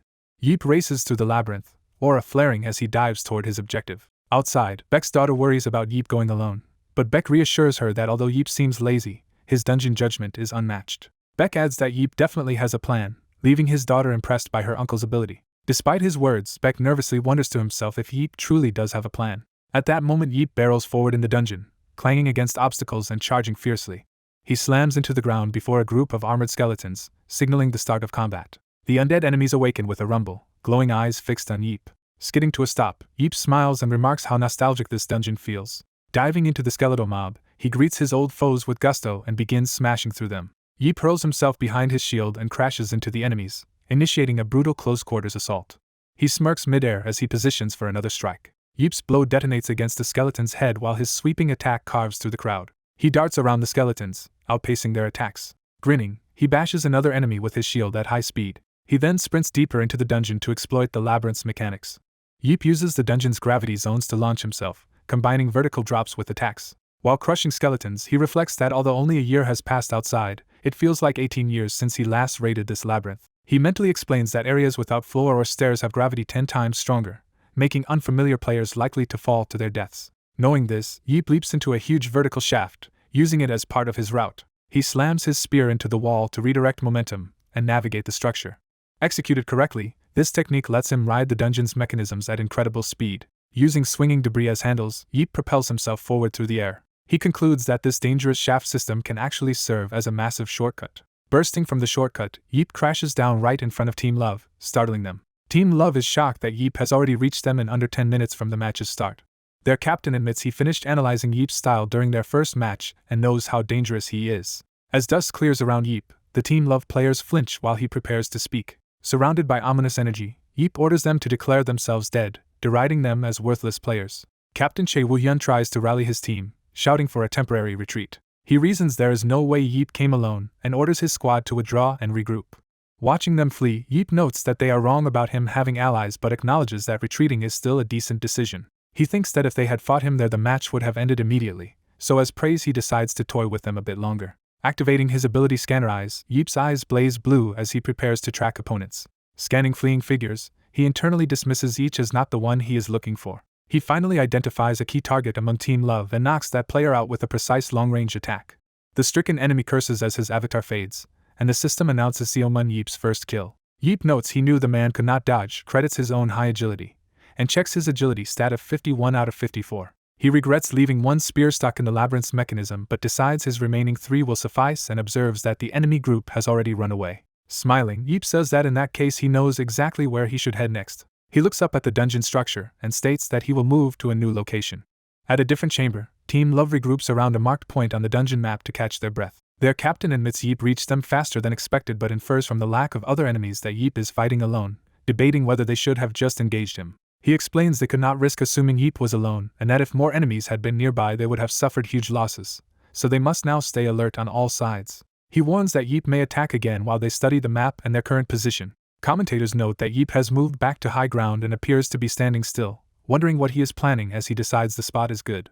Perched above, Yeep calculates that this is the ideal regrouping place for a retreating enemy. By estimating their speed and elapsed time he deduces roughly where they should be. He concludes they should be somewhere in a certain region of the labyrinth. Accepting a 50-50 probability, Yeep decides there is no real downside to taking the gamble. He grips his spear as blue flames of power surge around it. Flames erupt fully along his weapon as he raises it for a massive throw. Yeep's expression turns feral as he prepares to unleash his destructive attack. He roars and releases a torrent of blue energy downward. The unleashed attack explodes through the labyrinth, sending a pillar of energy racing across floors. Yeep's thrown spear attack is designed to boomerang back to him after traveling its path. The blazing projectile curves through the dungeon's great shaft, slicing through space toward its destination. The spear plummets like a lightning bolt toward the lower levels. It detonates in a huge blast of blue energy somewhere in the labyrinth. Team Love, far below, see a sudden flash above them and react in alarm. The spear crashes down amidst them, striking with overwhelming force and knocking players away. As energy swirls around the embedded spear, Choy Huk stares in disbelief, trying to understand what just struck them. The commentators struggle for words before finally exclaiming that an unbelievable play has just happened. The system announces that Yeep has scored 2 kills from that long-distance strike, and he notes with satisfaction that his 50-50 gamble was correct. A text overlay reiterates Yeep's current total of 2 kills. The commentators excitedly tell the audience about this development. They proclaim that Yeep's long-range kill might be the most spectacular elimination in Korean battlefield history. The scoreboard repeats that Seomun Yeep has 2 kills so far. Team Love looks at the crater with the embedded spear and reacts with alarm at the announcement of Yeep's 2 kills. An enraged Shim Young-soo screams that they should stop retreating, insists Yeep is alone, and blames one man for their 2 fallen teammates. While Young-soo rants, Chae Woo-hyun tries to calm him, arguing that if they remain fixated on Yeep the other team will farm monsters freely and suggesting at most sending a harassment squad. Woo-hyun counters that they already have fewer players and splitting forces further would weaken them, prompting Young-soo to demand what plan he actually has.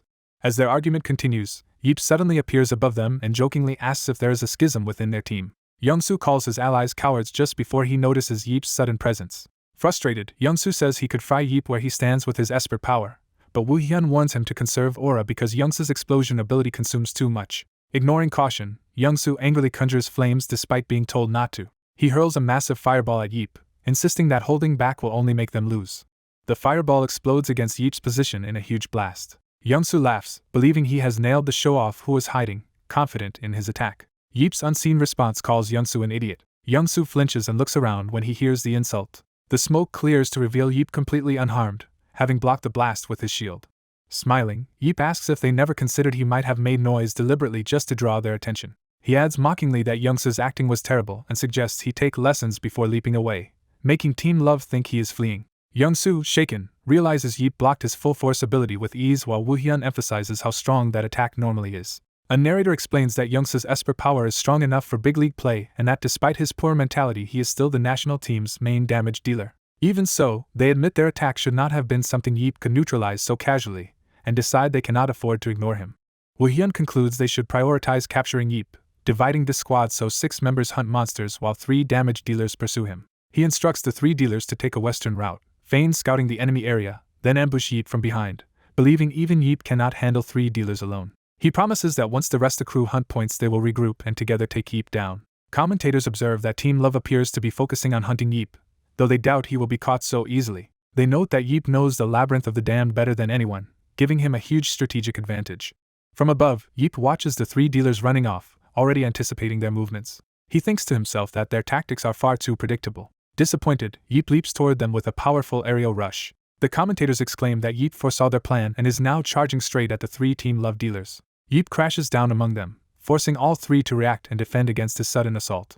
As they scramble, Yeep casually praises their reaction speed while readying follow-up strikes. He engages them head-on, noting they are all damage dealers. Smirking, he decides that 3 fragile damage dealers are ideal prey for him. Yeep darts behind one dealer with overwhelming speed, catching him off guard. He eliminates the first pursuer, and the system announces Yeep's 3rd kill. The kill count is repeated as Yeep looks ahead to his next targets. He uses a grappling-like 100 centimeters throw step to reposition explosively. Yeep then crushes the 2nd dealer, raising his total to 4 kills. Facing the final dealer, Yeep tells him his turn has come. Terrified, the last dealer cries out in panic. He desperately jumps away to escape. Yeep cuts him down with another ranged strike, bringing his kill count to 5. Elsewhere in the dungeon, Beck notes the announcement of Yeep's 5 kills and realizes only 6 opponents remain. Hearing the same, Yeep smiles, saying he will finish off the remaining enemies in a single sweep. Spectators are stunned, questioning if Yeep is really a Korean Esper as they marveled that he eliminated 3 national players in under a minute. VIP observers remark that the skirmish ended in an instant and struggled to comprehend Yeep's overwhelming performance. A commentator recalls the long-asked hypothetical of past heroes fighting current battlefield players and says today's match begins to answer that question. Another observer, thinking of Walker in this match, realizes they now have confirmation of that answer. She privately concludes that Yeep has truly returned to his former heroic level. An overlay summarizes that Seomun Yeep is utterly dominating the match. On comms, Beck shouts at Yeep about his 5 kills and notes his aura icon has turned red, asking what is happening. Yeep nonchalantly replies from Zone 3-1 and tells them to come, though he implies they will arrive too late. He senses his allies' location, then tells them the fight will already be finished by the time they could reach him. Rising with shield and spear, Yeep tells them to stop talking to him so he can focus on fighting. As Beck tries to protest over comms, Yeep cuts the connection and launches himself away. Yeep drops like a meteor into the main Team Love group, landing in their midst. Wreathed in red aura, he greets them with a grin and says he hurried over, asking if they waited long. Woo-hyun, rattled, orders his teammates not to panic and to spread out. Team Love dashes into formation, while Yeep guesses they have prepared some special tactic for him. He watches as Woo-hyun leads a high-speed rush toward him. Several shielded players surge forward in a coordinated charge toward Yeep. They finish surrounding Yeep on all sides, trying to box him in. Yeep wonders if their plan is to attack him after surrounding him, amused by the idea. Activating Scanner Eyes again, he reasons that even if they all strike simultaneously, the first attacker will necessarily be the one with the highest mobility. As data about Yubuko appears, Yeep confirms that this fast dealer with the instant acceleration ability is likely to be that first attacker. The instant acceleration skill is described as boosting movement speed significantly for 30 seconds by consuming aura. Yeep acknowledges that it is a strong Esper ability, capable of temporarily pushing the user's agility and speed above 100. He concedes that for 30 seconds the user can outrun any other Esper but muses that Korean players still fail internationally despite such gifts. When the accelerated attacker lunges, Yeep neatly dodges the flurry of blows. Yeep thinks that no matter how fast the opponent's body becomes, it does nothing to enhance his mental calculation speed, which Yeep is exploiting. Seomun Yeep cuts down another opponent, bringing his kill count to 6. An allied fighter, under pressure, orders Shim Youngsu to unleash his explosive ability on Yeep. Youngsu hurls massive explosion spheres at Yeep, cursing him as the blasts erupt. Amid the smoke from the explosions, Yeep's opponents note that his vision is blocked and rush in. A teammate shouts for Jin Hyun to charge, and Jin Hyun rushes into the smoke screaming. Jin Hyun runs straight through the dust cloud toward where he believes Yeep is. Within the swirling smoke, Yeep's obscured silhouette stands waiting. Yeep counters from inside the smoke with a powerful strike that brutally kills the charging attacker. The announcer updates Yeep's tally to 7 kills, shocking the remaining enemies. Yeep calmly arms himself further, gripping a shield as he prepares to continue the slaughter. He darts through the battlefield, killing 2 more opponents in rapid succession and reaching 9 kills. Stepping over fallen bodies, Yeep advances toward the last surviving members of the opposing team. Lowering his weapon slightly, Yeep coolly evaluates the situation. Smirking, Yeep asks the remaining 2 if they plan to face him together. The 2 surviving Koreans tremble, remarking that Yeep's performance is more terrifying than their past match against France. A status screen reveals Chae Woo-hyun's stats and his special ability Slowdown, which reduces an enemy's movement in a limited radius if their aura is lower. Yeep critiques Chae Woo-hyun, saying his skills are decent but his Esper ability is unimpressive compared to many foreign players. Chae Woo-hyun tells Youngsu he will somehow hold Yeep off, hinting Youngsu should retreat or regroup. Yeep wonders aloud what they are whispering about while he is standing right there. Yeep suddenly stabs Woo-hyun with a surprise attack. The system announces Yeep's 10th kill as another opponent fades away, leaving Youngsu alone. Yeep asks Youngsu if he is now the final remaining enemy. Youngsu flinches in fear at realizing he is the last one left against Yeep. Backing away in panic, Youngsu pleads with Yeep not to come any closer. Yeep lunges forward with his shield, intent on killing Youngsu. The shield slams into Youngsu's head with devastating force. Yeep crushes Youngsu into the floor, achieving his 11th kill. Commentators exclaim that, for the first time in Korean battlefield history, a single player has accomplished an all-kill. They reiterate that after an earlier miracle in Set 1, Yeep has again secured the first all-kill ever in Korean battlefield history. Spectator comments flash by as broadcasters say the live audience is going wild, amazed that Yeep annihilated the national team even without their ace Baek Hae-yeon. Narration notes that Yeep has shattered expert predictions that he would need time to adapt to the field. After the match, Yeep steps onto the stadium floor. The crowd repeatedly chants Seomun Yeep's name as he walks alongside Baek Jiho. Yeep points at a hovering device, and Jiho explains it is a drone camera filming them. Jiho further explains that the drone's footage is broadcast live in the arena, while the crowd roars. Yeep confirms that the video is transmitted in real time. Realizing this, Yeep faces the drone feed and provocatively flips off the camera for everyone to see. Jiho rushes over, scolding Yeep for his antics while Yeep brushes it off as harmless fun. Dragging Yeep away, Jiho says they must go, reminding him he has an MVP interview to attend. At the press area, caster Lee Young-hee greets the crowd as Yeep and Jiho stand before reporters. Baek Jiho introduces himself as a player, while Yeep casually greets the interviewer. The caster praises both players' performances and begins by questioning Baek Jiho, MVP of Set 1. Jiho admits he had not expected to perform so well that day. Jiho explains he was forced into participating by Yeep's stubbornness, but their rushed training worked because his body remembered how to fight. The interviewer thanks Jiho, then turns to Yeep for questions. She calls Yeep's Set 2 performance outstanding and asks if he expected an all-kill, and he answers that once he tried it, it felt easy. Yeep explains he played cautiously in the first set to learn the field, then became aggressive in Set 2. The interviewer moves on to ask if he has advice for the losing team Love. Thinking it over, Yeep says many players had mismatched roles and did not know how to use their abilities effectively. He concludes that the real problem is a coach and leadership that failed to recognize each player's potential. Asked if he would personally lead the players, Yeep replies that their current level is too low for him to be interested. However, Yeep hints that with the right financial offer his stance on leading them could change. He justifies this attitude by noting that they live in a capitalist world. Later in a car with Jiho, Yeep learns they are heading not home but to the post-match party where Haeyeon has already gone. Elsewhere, an older woman complains she needs to get home to watch her favorite show, while a man tells her she has already seen it and should skip it today. In the car, Yeep grumbles that everything is irritating, and Jiho asks why he said what he did during the interview.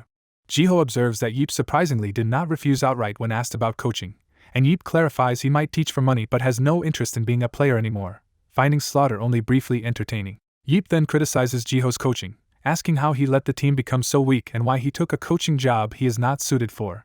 Jiho replies that he was pushed into it. Jiho recalls that after 11 years with Yeep he thought he could coach, but over time he realized just how talented Yeep actually was. He reflects that he felt confident because he had watched Yeep teach and because another hero, Emerkasa, also became a famous coach after learning from Yeep. Yeep says fighting that day made him realize there is no one in the country who teaches proper technique, leading Jiho to ask if he wants to be a technical coach. Yeep answers he could help if paid well and mainly because Jiho is a coach, prompting Jiho to thank him. Yeep offers Jiho some free advice. He should try following Yeep's instructions. First, Yeep advises putting Choy Huk on the national team as a tanker, and using Byuko only as a finishing attacker since Byuko cannot handle his own speed. Second, Yeep says Chae Woo-yeon should move from front line to rear guard tanker instead of taking the vanguard. Finally, Yeep bluntly recommends removing the vice president's son Young-soo from the team altogether, shocking Jiho. When Jiho protests, Yeep asks if he fears the vice president, while reminding him he is still one of the 7 heroes. Jiho insists the numbers and Young-soo's aura and firepower make it hard to justify benching him. Yeep argues that Young-soo's childish focus cost team love the game, so there is no point keeping him despite his talent. Jiho laments that dropping Young-soo would waste his ability, but Yeep says he cannot be used until his concentration improves. Yeep summarizes that Young-soo should be replaced by Choy Huk and assures Jiho that his predictions have never been wrong. He ends his free advice, telling Jiho to inform the association president that hiring him will require a large salary. The scene shifts to the Hunter's Hotel, venue for the post-match celebration. Yeep and Jiho enter the event hall in suits, greeted by staff. Baek Haeyeon rushes over joyfully, calling Yeep uncle and welcoming him to the party. Haeyeon enthusiastically points out the alcohol selection, praising the vodka, while Yeep teases that she must know her drinks well. She says she started liking that vodka because it is Yeep's favorite, and Jiho praises how she has grown while Yeep decides to go greet the president. Once Jiho walks away, Yeep jokes that they can drink freely now that the strict adult is gone, delighting Haeyeon. Around the hall, agents whisper excitedly that Seomun Yeep has arrived and hope to speak with him. American agent Joe Feldman notes that scouts from everywhere have gathered and decides it is time to act, though his assistant tells him to wait. She warns that approaching Yeep too aggressively to sign him might offend him, and Feldman reluctantly agrees. Feldman decides he will approach Yeep at the right moment, just as someone brushes past him. Yeep turns his head as Haeyeon watches, noticing someone's approach. The newcomer introduces himself as Jake Rand, a European battlefield agent and Esper. Yeep recognizes him, corrects the pronunciation of his surname, and Joe Feldman, watching from afar, is surprised to see Jake. Feldman reassures himself there is no need to be nervous just because Jake once stole a player from him. Feldman reflects that Yeep is no ordinary player, and that without understanding his 17 years of loss and his life fighting burrowers, no one can really sway him. He concludes internally that they will not be able to control Yeep. Jake hands Yeep a card, telling him to contact him if he ever wants to play again, and Yeep replies he will think about it. Haeyeon asks how Yeep's English is so good, given he dropped out of school early to raid dungeons, and Yeep says he picked it up while traveling. Yeep casually adds that he also used English when meeting Walker, though Haeyeon says she thought she only heard Korean. Haeyeon complains it is unfair that Yeep is good at languages when she is bad at studying, and Yeep jokes that she must have a peanut brain, which she indignantly calls mean. Someone informs Feldman that Jake has left, and Feldman thinks this is his chance to approach Yeep. Feldman pushes through the crowd calling for attention as he moves toward Yeep. 2 bald agents greet Yeep excitedly, confirming he speaks English. Yeep impresses them further by saying he also knows French, and they praise him as the world's best Esper. Yeep recognizes them as the Moro brothers involved in the French weapons business, and they are delighted he knows who they are. Haeyeon corrects him, whispering that they are actually the owners of Paris Lumiere, the top battlefield club. She adds that Nathan Bernard, a top 3 player noted for his speed like Jiho in his prime, plays for their club. Yeep deduces the brothers must be trying to recruit him. They insist they would never pressure him into anything but would be honored if he joined. Instead, they say their real interest is in recruiting Haeyeon, startling her. Yeep tells Haeyeon he thinks they want to sign her, and she reacts with thrilled disbelief. Overjoyed, Haeyeon thanks them loudly in French while Yeep tells her not to overdo it, and the brothers say they have been watching her for some time. Yeep asks if they truly are serious about Haeyeon and not just flattering him, and they assure him they would not lie in front of a player. The Moro brothers explain that they once passed on recruiting Haeyeon because her positioning and kill decisiveness were poor, but after changing to a proximity dealer role she suddenly fits perfectly. They say that with improvements in her strength and swordsmanship she could keep pace with their team, and Yeep acknowledges their assessment is accurate. The brothers add that he, Nathan, and Haeyeon together would form a powerful triangular formation with great synergy. Yeep replies that if he ever decides to be a player again he will consider it, and the brothers vow to prepare a record contract fee for that day. Hearing about huge contract sums, Yeep asks if Battlefield club owners make a lot of money, and is told they do if they develop players other teams desire. As longtime fans, the Moro brothers offer Yeep a customized weapon as a gift, which he accepts eagerly, saying he never refuses freebies. They bow and tell him to look forward to it before taking their leave. Watching them depart in a rush of energy, Yeep remarks that the pair are like a tornado. Feeling tired, Yeep wishes people would stop approaching him, while Heian eagerly asks what the brothers said. Yeep tells her they can discuss it with vodka because he is exhausted, but she keeps pressing him for details as they walk. Another voice greets Seomun Yeep, adding to his annoyance. Yeep turns, asking what it is now, and the newcomer politely requests a moment of his time. The man introduces himself as Yang Minyan from the Blue House Secretarial Section and asks if Yeep knows about the Esper meritorious system. Yeep recalls the system as a promise of pensions for Espers who contributed to the war and derisively calls it a fake bill. Yang clarifies that the system has been in force for 17 years, showing that Yeep and Baek Jiho are Tier 1 contributors entitled to a monthly pension. He explains they intend to give Yeep the pension payments he never received over the past 17 years. Yan states the accumulated amount totals 2.5 billion 6,800 million won and is completely untaxed. Yeep stares up at the chandelier, repeating the enormous untaxed sum in disbelief. Still stunned, he mutters to himself, repeating the figure of 2.5 billion won. Yeep starts calculating aloud how this money, combined with committee rewards and what Walker sent him, adds up, while Heian wonders what he is doing. Someone calls out to him again with a polite "excuse me," snapping him from his calculations. Joe Fellman finally approaches, introducing himself to Yeep as an American agent. Assuming Fellman is another scout, Yeep tells him to leave because he is tired and trying to be polite. Fellman insists he has one important thing to tell Yeep. Fellman says Yeep is still adjusting to this world and that although he saved the world, all he got in return was 17 lost years and the disappearance of the burrowers who once gave his life purpose. Yeep questions the notion of problems, and Fellman answers that these feelings will naturally resolve over time. Fellman believes Yeep will eventually find new places and people he trusts, along with a new life goal, and will grow accustomed to peace. He urges Yeep not to feel discouraged and hands him a business card, saying he hopes Yeep will remember his words. Fellman then departs, ending the conversation. Walking away, Fellman wonders aloud if he just spouted nonsense, and his assistant dryly agrees. Heian exclaims that Yeep was scouted by Fellman as well, while Yeep calls Fellman odd and asks what his reputation is. Heian says Fellman is a top American Major League agent nicknamed Money Ghost, who became rich by recruiting Korean espers early. Yeep complains that Fellman never mentioned money and only spoke in abstract terms, surprising Heian. Heian explains she heard Fellman once offered her father an outrageous contract, and Yeep admits some of Fellman's words did resonate with him. The party's main event begins as an announcer declares that the donation exchange is starting. They announce that a special guest, the largest donor, will present the donation list. To Yeep's surprise, his own name is called as the top donor. The host invites Yeep to the stage amid applause from the gathered dignitaries. Standing in the spotlight, Yeep remarks that they say he donated the most and muses about the size of his former fortune. He looks down at the Battlefield Committee president in the audience and begins to speak. The president explains to the crowd that, at Yeep's request years ago, he and Coach Beck handled donating all of Yeep's assets. Yeep tells everyone that the committee president recently informed him how large the total actually was. He says he has just learned his past donations exceeded 1 trillion won, making his excitement over the 2.5 billion pension seem laughable. The audience laughs as Yeep jokingly says he might have reclaimed some of his old assets if he had known. Holding the microphone again, Yeep pauses in thought. Yeep begins a new speech, reflecting that it has been 17 years since all his assets were donated, that he only recently returned from his last dungeon, and that the world has changed greatly in his absence.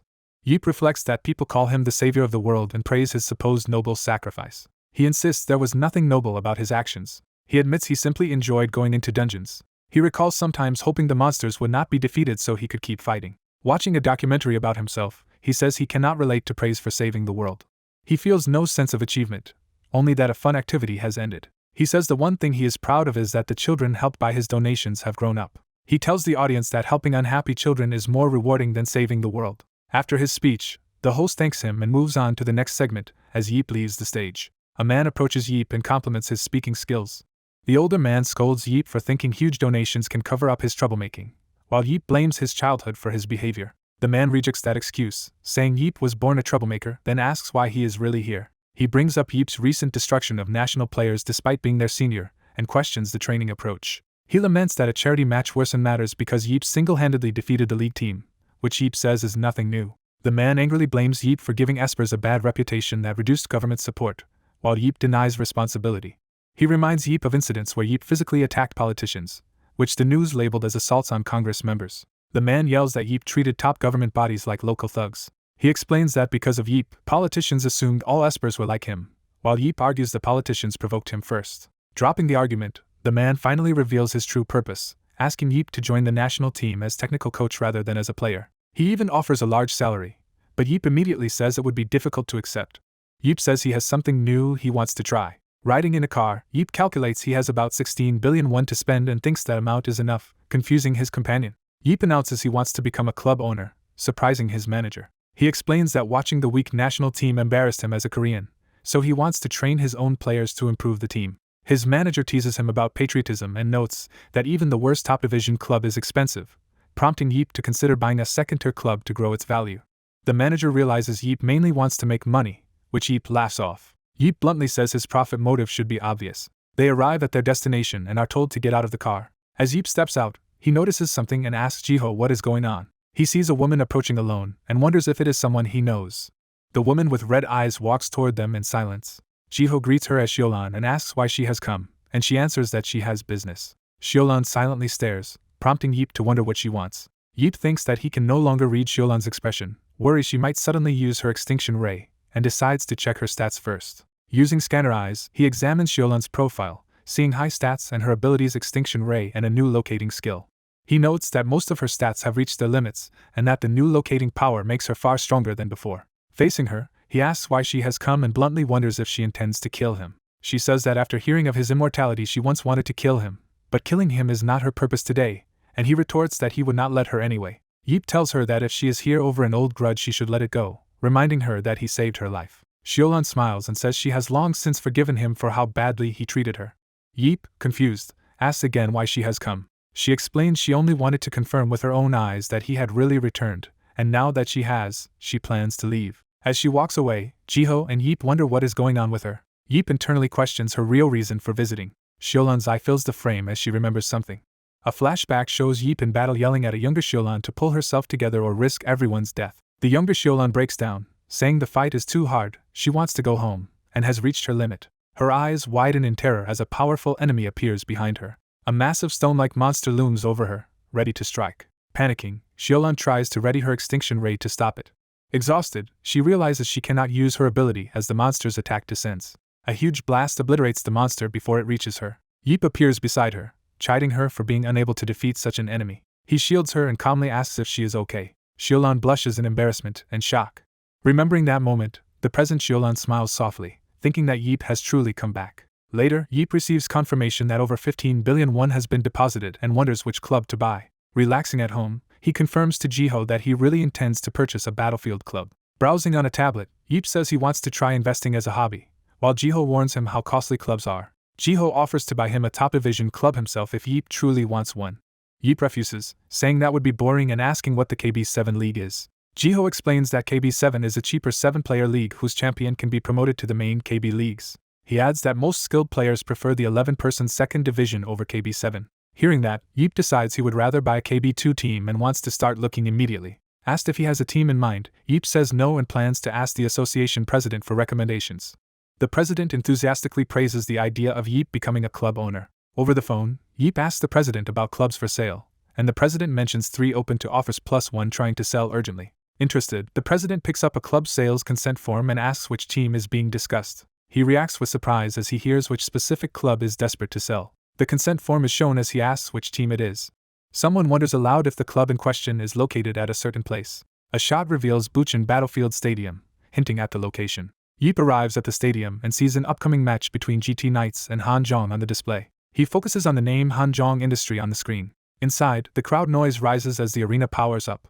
Fans loudly cheer for both GT Knights and Hanjong Industry, though Hanjong is mocked for always placing last. Yeep sits in the stands in disguise, thinking no one will recognize him. Nearby spectators whisper suspiciously about the fully covered, trench-coat-wearing stranger. Yeep assumes that since the national team was terrible, the second-tier league will be even worse, and hopes to at least find one useful player. An announcer states that both teams are entering the stadium.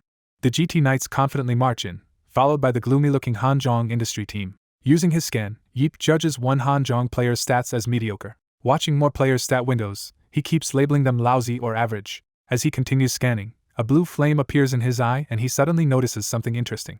Detailed stat screens for Namgung Jihun and No Younghwan show solid abilities, catching his attention. Yeep realizes Jihoon is actually a supporter-type Esper. He reviews Jihoon's protection ability, noting that it suits a supporter. Observing Jihoon's high skill rating, Yeep concludes the man also has the potential to be a capable damage dealer. Yeep finds Jihoon unusual, thinking the player would never discover his real role without someone noticing, and mentally approves him. He evaluates Jungwon's strength and stamina ceilings as comparable to a national player. Seeing Jungwon's physical strength buff ability, Yeep decides this Esper is good enough to recruit as well. He thinks the rest of the team is poor but feels lucky to have found two promising players, then looks toward the bench warmers. Something about one bench warmer surprises Yeep so much that he spits out his drink. He scans the cheering red-haired girl, Lee Nayeon, and reads her impressive speed and agility stats plus her jump ability. Yeep reviews her jump skill and jokes to himself that she is like a flea. Considering her numbers, he thinks she might work as an archer if her speed is raised to its limit. After the match, he leaves the stadium impressed by the facility and crowd. Seeing the lopsided scoreboard against Hanjong, he confirms that the team is extremely weak. He decides that starting with such a bad team will make their future improvement more entertaining to watch. On the phone, Yeep tells the president he has chosen to buy Hanjong Industry. 2 days later at the Battlefield Association, the previous owner apologizes for his shortcomings and entrusts the team to Yeep. During the contract signing, Yeep promises to build the ultimate team while the former owner expresses faith in the famous hero. They pose for photos as the former owner pledges to cheer for Yeep. A news article announces that Seomun Yeep has purchased the Battlefield Club Hanjong Industry for 5.19 billion won. The article is accompanied by their handshake photo, circulating in the media. Online commenters react, some wishing Yeep would play instead and doubting that even he can save Hanjong Industry. Outside the association, the president congratulates Yeep on becoming owner of a KB2 professional team, which Yeep downplays as just buying a toy. The president insists the club is not a toy and asks how Yeep plans to run it. Yeep casually says he will initially let things continue as they are and later evaluate the players, leaving management details to others. As their business concludes, the president notices Yeep's new vehicle. Yeep says he needs his own transportation now and cannot rely on Jiho to drive him everywhere. He shows off a new motorcycle, explaining he bought it with leftover money from purchasing the club. Yeep speeds off on the bike, the wheels spinning violently. On the highway, he races between cars at high speed, honking and roaring past traffic. A driver curses the reckless motorcyclist, and notes, he is not even wearing a helmet. Another rider, seemingly Yeep, zooms ahead with dangerous confidence. The startled driver stares in silence at the spectacle. Recognizing Yeep, he suddenly smiles happily. Other motorists conclude Yeep must have bought the bike with his reward money and assume he will be safe because of his special status. Yeep screeches to a dramatic stop on the highway. Later he rides to the countryside and stops before the shabby Hanjong Industry Clubhouse, remarking on it. Crows caw on the dilapidated building as he surveys the surroundings. He observes more cracks and wear, clearly seeing the facility's poor condition. Yeep calls the place a dump but decides he at least likes the spacious grounds. A man inside demands to know who is there, then recognizes Yeep with shock. Introducing himself as Coach Choi Dong-jun, he nervously welcomes Yeep and explains he heard about the takeover. Yeep scans Dong-jun's stats, recognizing him as an Esper with recovery and inspire abilities suited for a former supporter. Yeep asks Dong-jun's age, learning he is 43 and born in 1980. Yeep reveals he is older, born in 1976, and casually slings an arm over Dong-jun, asserting seniority. Looming over him, Yeep pressures Dong-jun to acknowledge that age difference, which Dong-jun nervously does. Yeep declares he will call him Dong-jun and tells the coach to address him as boss, though Dong-jun prefers calling him sir. Yeep asks Dong-jun to give him a tour of the building. Dong-jun shows him the simple facilities and notes that the club only has 14 players. Yeep thinks that small roster is ridiculous but is relieved that the necessary facilities at least exist, even if outdated. They finally enter the large but worn training arena filled with VR modules. Yeep notes the size and age of the arena and questions why there are only 11 training modules despite having 14 players. Dong-jun admits they could only afford modules for the key players, while Yeep privately wonders why someone with recovery powers is so poor. Yeep decides the coach is mediocre but acceptable due to his support abilities, and concludes the real problem lies with the players. He announces he will start meeting the players immediately, startling Dong-jun. Smiling, Yeep insists on seeing them now and tells Dong-jun to bring specific players he names.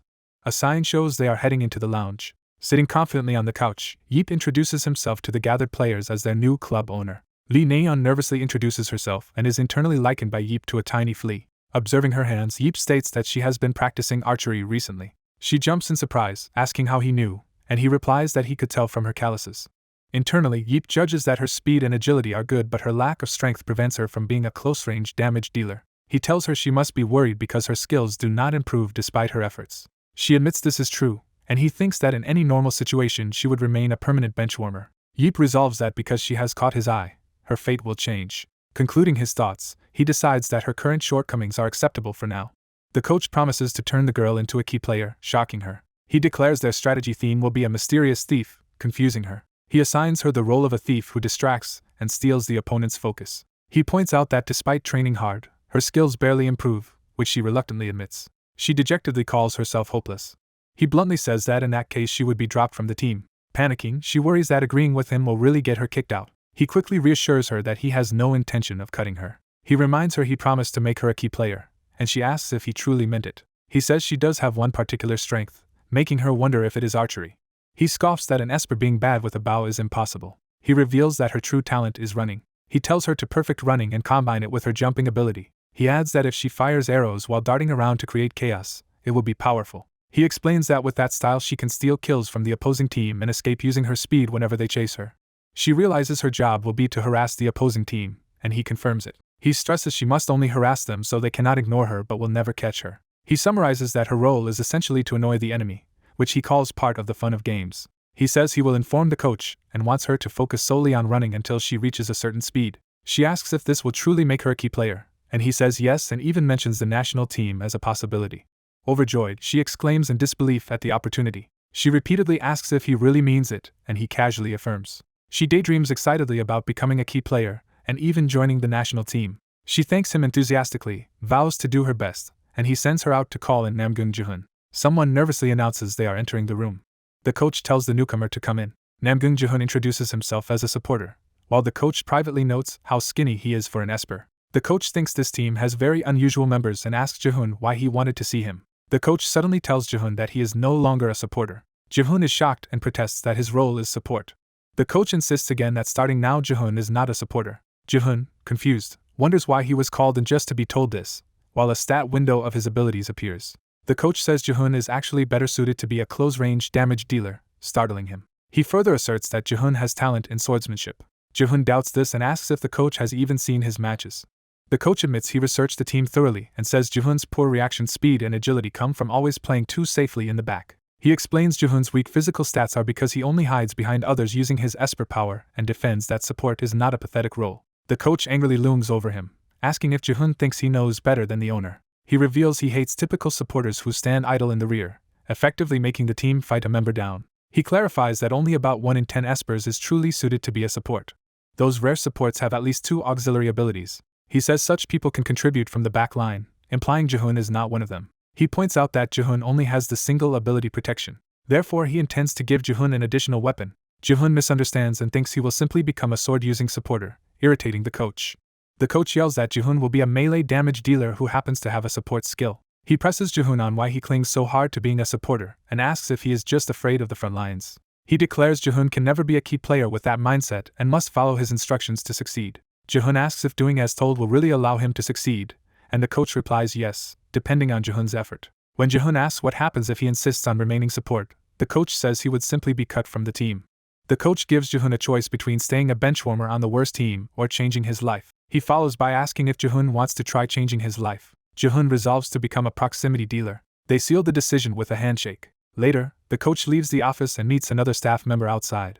The staff member asks if the interviews are finished. The coach tells him to find a coach who is good with a sword. He specifies that among their 2 existing coaches he needs one who can teach Jihun swordsmanship. When told Jihun is a supporter, he corrects that Jihun is now a melee dealer, shocking the staff member. He adds that Lee Nayeon will also be trained in running and says he has his reasons for these changes. He orders the staff to improve the first team's stamina, recalling how they lagged behind another team in endurance. They exchange farewells as he prepares to leave. Outside Hanjong Industry, he approaches his motorcycle and remembers something. Looking back at the building, he muses to himself. He wonders what new name he should give the team. Time skips to the next day. The next morning he is unusually deep in thought, rubbing his head. His manager notices his uncharacteristic mood and asks what is bothering him, but he replies that he is thinking and does not want to talk. The manager says he is asking only because the coach is ignoring his favorite drama and guesses it is about Hanjong Industry. The manager points out that Hanjong only has 14 players and asks if more will be recruited.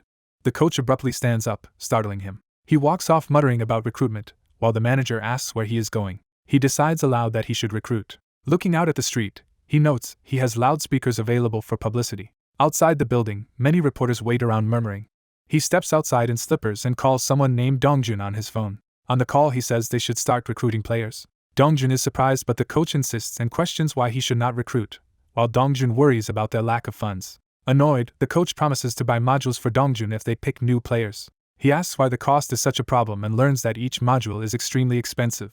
He casually dismisses the price as not much, inwardly cursing how cheap the team has been, and Dongjun hurriedly apologizes. The coach orders Dongjun to hurry and post the recruitment advertisement. Moving acrobatically along the building, he tells him to keep the ad up for 3 days. Dongjun argues that 3 days is too short for a second league team, but the coach insists he has an idea. He repeats that even though few might apply because it is the second league, 3 days is enough for his plan. Soon, reporters gather again outside Hanjong's gate, chatting with drinks in hand. The gate opens with a creak. A voice from inside greets the reporters. The reporters react with surprise to the greeting. The coach steps out, praises their hard work, and they clamor to interview him and ask if he plans to become a player. He says he will answer all their questions if they first do him a favor. One reporter asks what favor, and he says it is nothing big. He announces that his team will hold a 3-day open tryout for players. He instructs them to write that they want many applicants. The posted recruitment quickly fills with numerous player applications.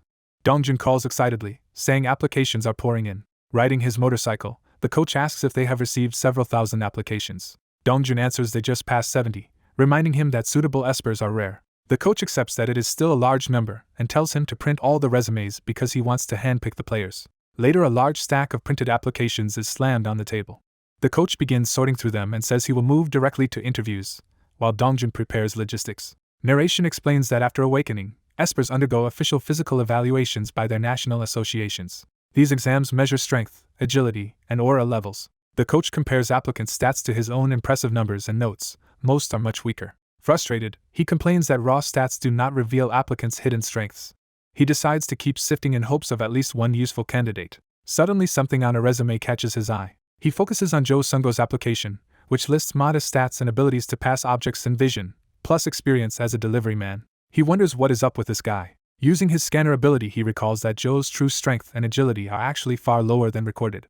A close-up of the inflated exam values emphasizes the discrepancy. He notes that Joe's real physical power is only about 1.5 times that of a top human athlete. Concluding that Joe is physically weak, he instead focuses on the rare ability to transfer objects and vision. Intrigued, he decides Joe is an interesting candidate. When interview day arrives at Hanyang Industry, the facility is shown again. The first applicant, Kim Jinho, energetically greets the coach as a big fan. The coach confirms Jinho once played in high school, and Jinho explains he quit after graduation but applied now. The coach assumes Jinho changed his mind about being a player. Jinho frankly says he only came to meet his idol and get an autograph, angering the coach. The coach coldly tells him to get lost, repeating it as an order. Jinho protests that this is unfair to a devoted fan and warns about potential backlash if news spreads. The coach reacts violently, smacking him with a remote and knocking him out. He tells the unconscious Jinho to go ahead and leak that the team has a crazy owner, unconcerned about his reputation. He then calmly asks for the next applicant to be sent in. In the hallway, staff drag the injured Jinho away while other applicants nervously wonder what happened. The next candidate called is Jo Sung-go. Jo Sung-go anxiously gulps as he prepares to enter. He steps in and formally introduces himself. Dongjun, reading his stats, is puzzled how Jo passed the screening. When Dongjun questions it, the coach only smirks knowingly. Activating his scanner eyes, the coach confirms Joe's true low stats. He reviews Joe's 3 special abilities, which allow transferring objects, vision, and aura to others within range. Realizing Joe actually has 3 distinct transfer abilities, he is astonished. He notes especially the rare tactical potential of aura transfer. Since Joe never listed this power, the coach concludes Joe must have awakened it unknowingly. They observe that Joe is the same age as Neon, and the coach hints this connection feels like fate. Smiling, he declares to Dongjun that this situation is fate, confusing him. He addresses Joe by name, who answers respectfully. The coach points out that the resume only shows delivery work and asks if Joe has any battlefield experience, which Joe denies. The coach then asks what motivated him to apply despite weak stats. Joe admits he knows his abilities seem useless. Nevertheless, he has always dreamed of being a battlefield player. He reflects that he used to use his low stats as an excuse but now wants to try sincerely instead of just making memories. Images show him working deliveries while silently thinking about this. He insists he applied with genuine determination. The coach acknowledges this and says he has further questions. He asks if Joe can move objects over distance with his power. Joe says he has tested it to about 2.5 kilometers, though the coach knows it reaches 3 kilometers. The coach asks how Joe locates unseen recipients, and Joe explains he senses their location with aura. The coach confirms Joe can find people within a certain range, which Joe realizes is true. Joe worries it is not automatic and requires manual searching, but the coach says that is fine because in dungeons enemy locations are limited. Seomun Yeep realizes Jo Sung-go's teleport ability can also serve as a powerful scouting tool. Yeep tells his coworker every thief needs an assistant, leaving the man confused. During an interview, Yeep confirms the applicant is Joe Sungo, who eagerly responds. Yeep enthusiastically accepts Sungo onto the team. Sungo and the staffer react with shock and gratitude, confirming Yeep is serious. Yeep states Sungo will be an excellent partner for Lee Nayeon, surprising his aide. Yeep declares that Nayeon and Sungo will be the team's core players and vows to put on a wild match. Yeep proclaims a fresh start for the reorganized Hanjong industry under his leadership. To mark this new beginning, Yeep calls for eating, drinking, and celebration. At the company barbecue, Yeep toasts with the staff and rallies them as teammates. Watching the cheerful team, Yeep notes their good mood and is greeted respectfully. The newcomer introduces himself to Yeep as No Jungwon, captain of Hanjong Industry. Yeep checks Jungwon's stats, recognizes him from a previous match, and acknowledges him. Yeep mentally reviews Jungwon as a solid but generic tanker yet fully qualified, while Jungwon thanks him for investing in the team. Jungwon promises the team will not disappoint, and Yeep replies there is no immediate pressure for results. Jungwon bows and says he will rely on Yeep, who courteously answers in kind. Yeep thinks Jungwon is diligent and perfectly suited to be captain. Yeep notices Lee Nayeon chatting energetically with Sungo and reflects on how sociable she is. Yeep summons Nayeon over and calls Sungo as well. He asks if Nayeon and Sungo have met, and they reply they have, are a new duo, and even the same age. Yeep tells them to get close since they will be inseparable partners from now on, confusing them. He explains that every thief relies on someone gathering information from the shadows, which puzzles Nayeon. Yeep clarifies that Sungo will be the one operating from the shadows for Nayeon. Yeep ends the briefing, saying specifics will come later, and sends them back to enjoy the party despite their confusion. Watching them go, Yeep thinks they have finally assembled the minimum roster for a real team. Yeep turns back to the group and says there is one last matter. Looking at the Hanjong industry sign, Yeep says they should choose a new team name. The narrative focuses on the Hanjong sign, implying it will be altered for the new name. Yeep's aide calls for everyone's attention. The players, including Sungo and Nayeon, turn toward the announcement. Yeep tells them he is about to reveal their new team name. Smiling dramatically, Yeep begins to announce the new team name. Time skips forward, stating that 3 months have passed. Commentary introduces today's featured team, Weissim, formerly Hanjong Industry. The new Weissim logo is shown as commentators predict this match will be a major turning point. The broadcast notes, Yeep has been owner for a while and that today, with Weissim facing Incheon BC, the newly changed key players will finally appear. The narration emphasizes that the new recruits are debuting in competition today. In the waiting room, Yeep tells his squad to perform exactly as practiced, with special emphasis on Sungo. Sungo nervously asks if their secret tactic is really okay, and Yeep says it is designed for showmanship and to display 3 months of training. Yeep fires the team up, ordering them to prove themselves, and they shout their assent. The first set of the Weissim vs Incheon BC match begins as Nayeon, Sungo, and their teammate enter the Wizard Canyon battlefield. In the arena stands, an invited guest thanks Yeep for bringing her, saying it has been a while since she attended a match. She explains she once came to cheer Hyun but rarely visits now, and Yeep asks about her son Jiho's matches. She says Jiho asked her to wait until the national team improved, so Yeep infers she has never seen him play. Yeep comments that the national team kept performing poorly and curses Jiho under his breath. She jokingly asks if Yeep's own team is any different, and he confidently tells her to look forward to the game. Yeep promises to show her an incredibly entertaining match. The commentators introduce the first set dungeon as Wizard Canyon. The scenery of Wizard Canyon is shown as the announcer comments on its beauty. Commentators describe Wizard Canyon as a surreal map with land, air, and sea combat, emphasizing that mobility and adaptability will be vital. They say everyone is eager to see how Weissim performs after their lineup changes. Flashing back to training, a stopwatch shows Nayeon casually running 100 meters in just over 3 seconds. Yeep narrates that Nayeon has extraordinary running talent, with Sungo struggling to keep up behind her. Observing from the stands, staff notes Sungo's improved speed but call Nayeon a raw gem and ask how Yeep discovered someone with no match experience. Yeep answers that her muscle development and other traits tipped him off, and that he used his scanner eyes as a cheat key. The coach praises Yeep's scouting, but Yeep redirects the focus to training the players for dungeon runs. The coach agrees that simply correcting Nayeon's form will boost her further, and says she will soon be ready for real matches. Calendar pages whirl by, indicating the passage of many training days. Text notes they are 40 days into training with 50 days remaining until the game. In practice combat, Nayeon dashes in and repeatedly steals monsters from her frustrated teammates. One teammate complains he cannot hope to chase her at that speed. Nayeon sprints and thinks she has shaken off her pursuers. Watching, Yeep remarks that her evasive, passive play has improved and teases the B team about being on the receiving end. B team members groan that their hunting speed has halved and that Nayeon is getting into their heads. Yeep praises Nayeon's work and suggests devising taunting lines to tilt opponents even more. Nayeon cheerfully thanks him and vows to keep doing her best, though she secretly feels anxious. Her inner narration admits that despite her smiles she is deeply worried. She recalls that the world's greatest Esper and club owner, Yeep, promised to make her a key player. Nayeon doubts whether a longtime benchwarmer from the league's worst team can really become a star or national player through training alone. She admits it is hard to believe such a transformation is possible. Overwhelmed, she frets about whether she will perform well in her debut. Someone suddenly shouts her name, snapping her out of her spiral. She spins around and nervously answers, thinking she was called. Her teammate says she missed his earlier calls and asks if she is nervous, which she hastily denies. He tells her there is no need to pretend, since it is natural to be nervous in a first game. Other teammates chime in, joking that they were so anxious they even threw up in their own debuts, easing the mood. The captain tells Nayeon she can feel nervous but must not doubt her abilities. He reminds her that the legendary leader Seoman Yeep believes in her, and predicts she will become the best mental thief. Encouraged, Nayeon agrees with determination. The captain rallies Weissim, saying they play under the hero Seoman Yeep's name, and must honor his legacy. He then urges them to follow the plan, and the team shouts in unison. Commentators note that Weissim has split into 3 squads and wonder if this is the 4-4-3 tactic. They observe that Nayeon's trio is racing straight across the dungeon without hunting, speculating it is a containment strategy. Nayeon uses her agility to leap across floating rocks, leading her group with rapid aerial maneuvers. A mini-map shows their route as the 3 Weissim players suddenly halt at a cliff edge. Yeep instructs them to wait briefly as the ground rumbles beneath their isolated platform. Sungo bends down to pick up a stone on the floating rock. Examining the stone, he decides it will work for his plan. He activates his Esper ability, Object Transfer, imbuing the rock with blue energy. The power erupts into a swirling energy vortex around the floating platform.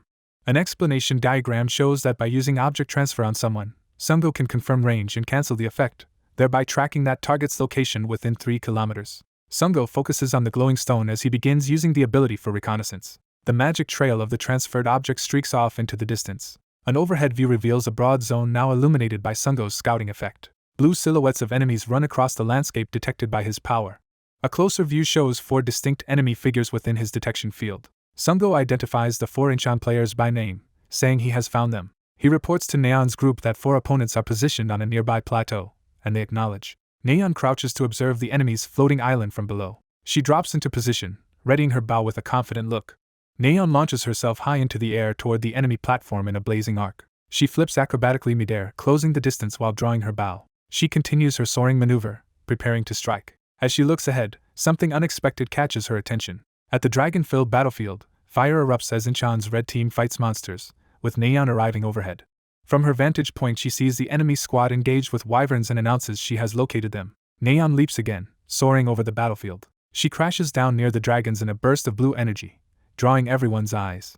Assessing the situation, she thinks that none of the players present will be difficult for her to evade. The Incheon team charges together, intent on finishing off the monsters. Their leader urges them to focus and finish the hunt, believing they nearly have all the monsters. Suddenly one dragon is struck by a glowing arrow mid-roar, startling the Incheon players. Nayeon celebrates the perfectly timed steal. The Incheon squad realizes their hunt points have been stolen by a containment maneuver, and are told to refocus on hunting. Their leader assigns Lim Jiho to deal specifically with Nayeon. Jiho activates his speed ability and sprints toward her. He closes the gap as Nayeon lands from another leap. Nayeon reacts with alarm as an attack rushes toward her. Jiho slams the ground with a powerful strike that explodes where she just was. He looks around in confusion, realizing she has slipped out of his sight. Nayeon announces from behind that she is right there and unleashes another sweeping arrow trajectory toward the dragons. Jiho, annoyed, thinks he only needs to predict where she will land after each jump in order to hit her. He times another attack, ready to strike as she arcs through the air. Nayeon repeatedly dodges his attempts, taunting him while darting around faster than he can catch her. Enraged by her mockery about his slowness, Jiho loses his composure. Commentators highlight how Nayeon is infuriating Incheon's players with her speed and harassment. They note, however, that her quiver has limited arrows and she is running low on ammunition. Nayeon calls out to Sungo over the link, urgently requesting more arrows. Sungo responds that he is on it, and sends fresh arrows to her via object transfer, which commentators praise as an effective containment combo. The broadcast explains that Sungo became a key player in just 3 months thanks to this ability, then cuts to him revealing stacks of something hidden under a cloth. It is shown that he has stocked his hideout with volumes of the Seoman Yeep Chronicles Manhwa. Lying comfortably, Sungo reads the comic while surrounded by arrow bundles, telling Nayeon to inform him whenever she runs out. The commentary focuses on Sungo by name. A close-up reveals Sungo grinning maniacally as he enjoys the comic. The narration incredulously states that Joe Sungo is reading comics during the middle of a professional match. Incheon players shout to hurry and catch Nayeon, complaining she has already stolen 6 kills. Jiho yells back that he knows, but admits her speed makes her impossible to catch. Watching the chaos, Yeep probably thinks Nayeon was born to enrage others and that she will be fine if she keeps this up. Yeep, however, concludes that Sungo himself is the real issue. Observing Sungo wandering with a backpack of arrows, staff worry that his slow setup is delaying support for Neon. Yeep suggests pairing Namgung Jihun with Sungo as an escort, using Jihun's protection ability to shield him from monsters. They see Sungo finally choose a hiding place and prepare his arrow stockpile. Sungo begins the repetitive process of filling quivers with arrows using his power. Outside the simulation room, Yeep and his aide watch the monitor in silence as the sound of Sungo's repeated actions plays. The aide asks if Sungo will just keep doing that, and Yeep explains Sungo cannot move by himself and will continue until someone comes for him. The aide remarks it seems pitiful to leave him stuck like that, and Yeep considers this. Yeep internally decides this arrangement will not work. Smiling, Yeep remarks that being comical is still better than appearing pathetic. The commentators exclaim that Joe Sungo is blatantly reading comics in the middle of the ongoing match. Sungo lounges in his hideout, happily absorbed in his book, while his transfer ability automatically sends arrows streaking out to Neon. A massive blue energy blast crashes into the ground. Amid swirling blue power, Joe Sungo moves while a commentator notes that something strange is happening. Sungo's energy attack ramps up, battering the wyvern and the arena. The narration contrasts Namgung Jihun fighting the young wyvern with another scene. While Jihun battles, Joe Sungo casually lies down and keeps reading his comic books.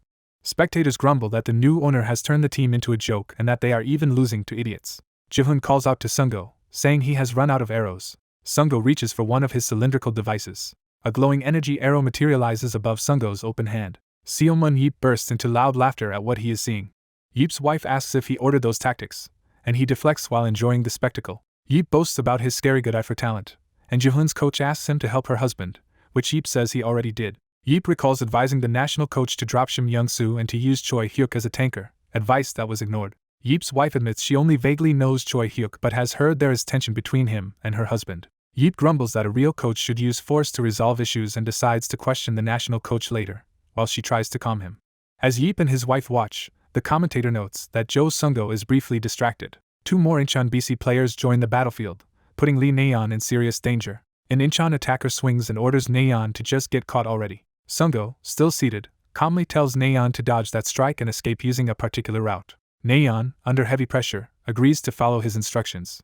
Sungo assures her she can handle it, asking if she has this under control. Naeon affirms confidently and surges forward in a blue burst as Incheon players chase and shout to catch her. While sprinting, Naeon thinks this is her first direct fight against an opposing dealer, and that it feels like a real battle. She remembers Yeet promising that if she followed his guidance she could become a national player and the best mind thief. Her ponytail flares as her determination ignites. No Jungwon's pep talk echoes about honoring hero Seomun Yeep's name by playing a match worthy of his legacy. Naeon starts to grin, gaining confidence mid-chase. She uses Sungo's warp path to ricochet around the terrain at high speed, confusing her pursuers. Naeon keeps hopping across the glowing route while the enemy struggles to track her. The frustrated Incheon players shout that they are still too slow and must not lose sight of her.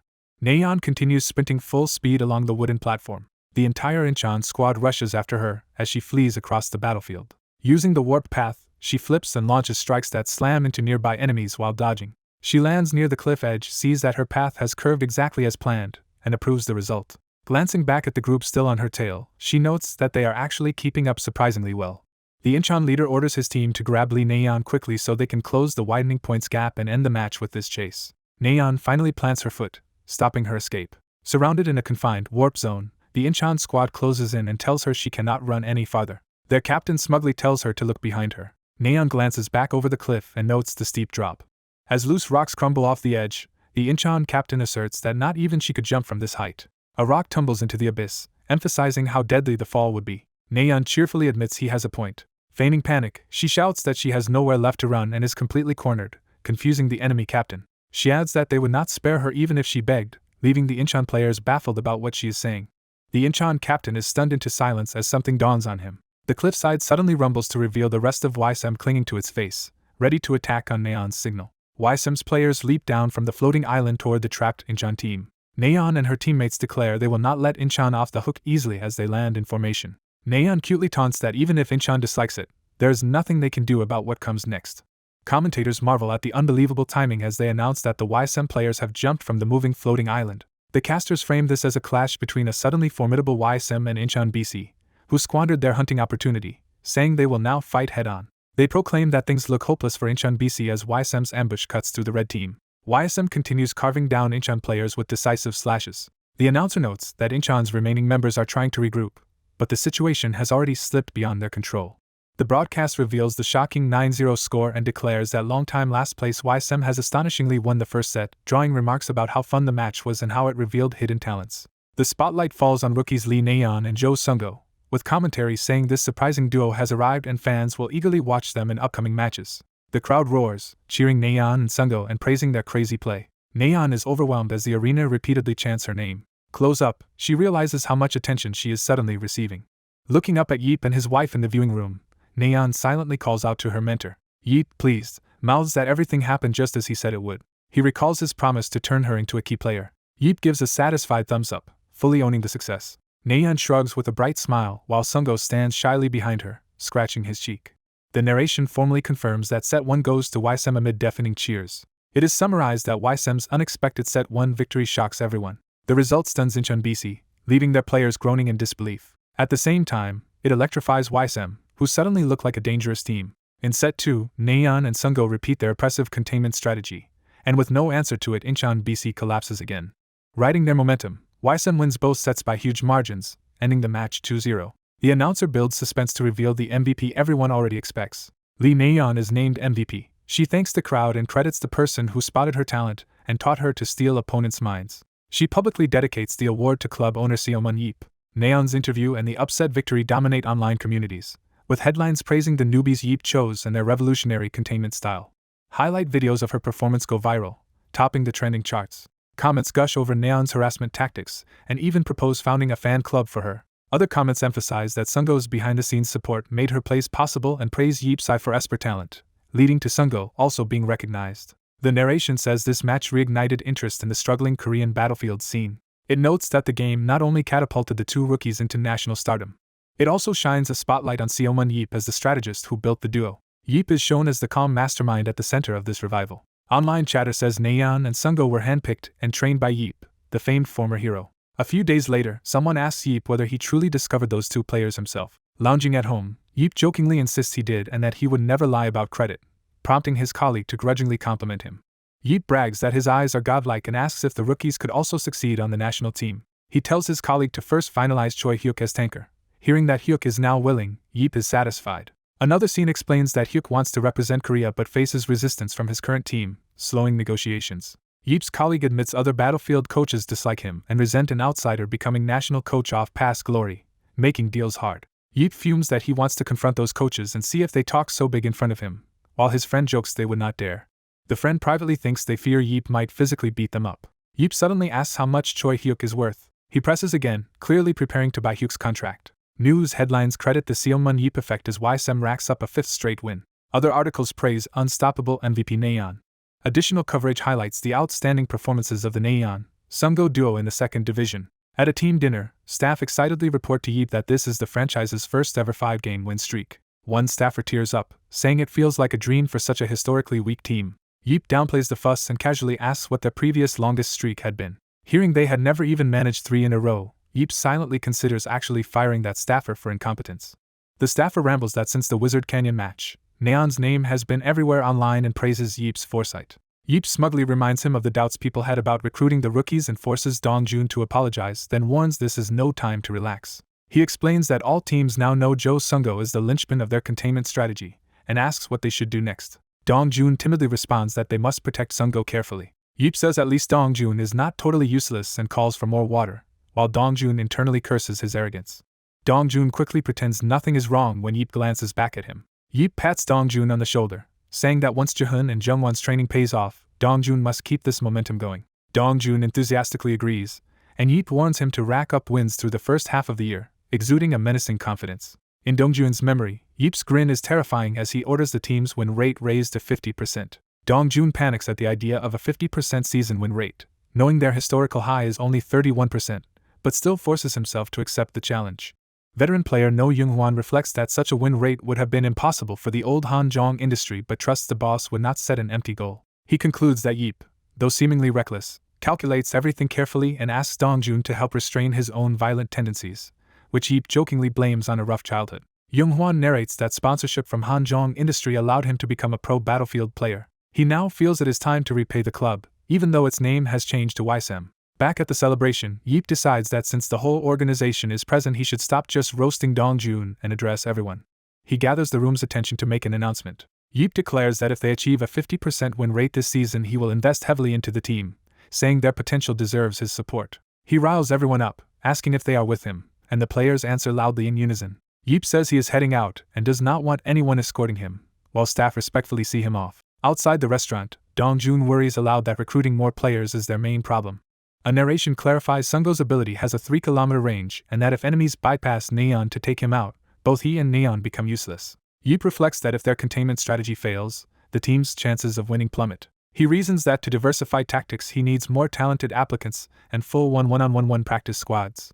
Yeep notes that earlier applications came because players wanted to join his team, and now that sponsors are appearing they have resources, but he still wonders how to attract more good recruits. Walking under the night sky, he mutters that he especially wants to acquire Choy Huk when his phone suddenly buzzes. A message suggests he search youth minor leagues for overlooked talent, and includes a downloadable list of high school battlefield teams. Yeep grins that Jiho is surprisingly being useful for once. He vows to start scouting after the season's first half ends and tells the unknown future kids to wait for him. Time skips ahead as Weissim's 6-game win streak ends once opponents learn to counter the Neon Sungo combo, just as Yeep predicted. The narration explains that Captain No Youngwon steadies the team, they develop strategies beyond containment, and their improved conditioning lets them hang on in the KB2 league. Weissim, once dead last, finishes the half with 10 wins and 8 losses. Their ranking jumps 9 spots to 11th place in the standings. With the summer rest period beginning, Weissim finally gets the chance to scout new players. The scene shifts to Youngmyeong High School's battlefield club as people murmur about an important visitor arriving. Seomun Yeep arrives at the school as Weisim's owner, greeting Coach Kim Young-moon and explaining his visit. Yeep says he has no specific goal and just wants to look around, and Kim eagerly offers to personally guide him. Kim invites Yeep inside the gym. Watching practice in the gym, Yeep comments that the facilities are quite decent for a school club, and Kim proudly downplays it. Yeep suddenly reacts to something he notices on the court, prompting Kim to ask what is wrong. Pointing at one student, Yeep remarks that the kid is not bad.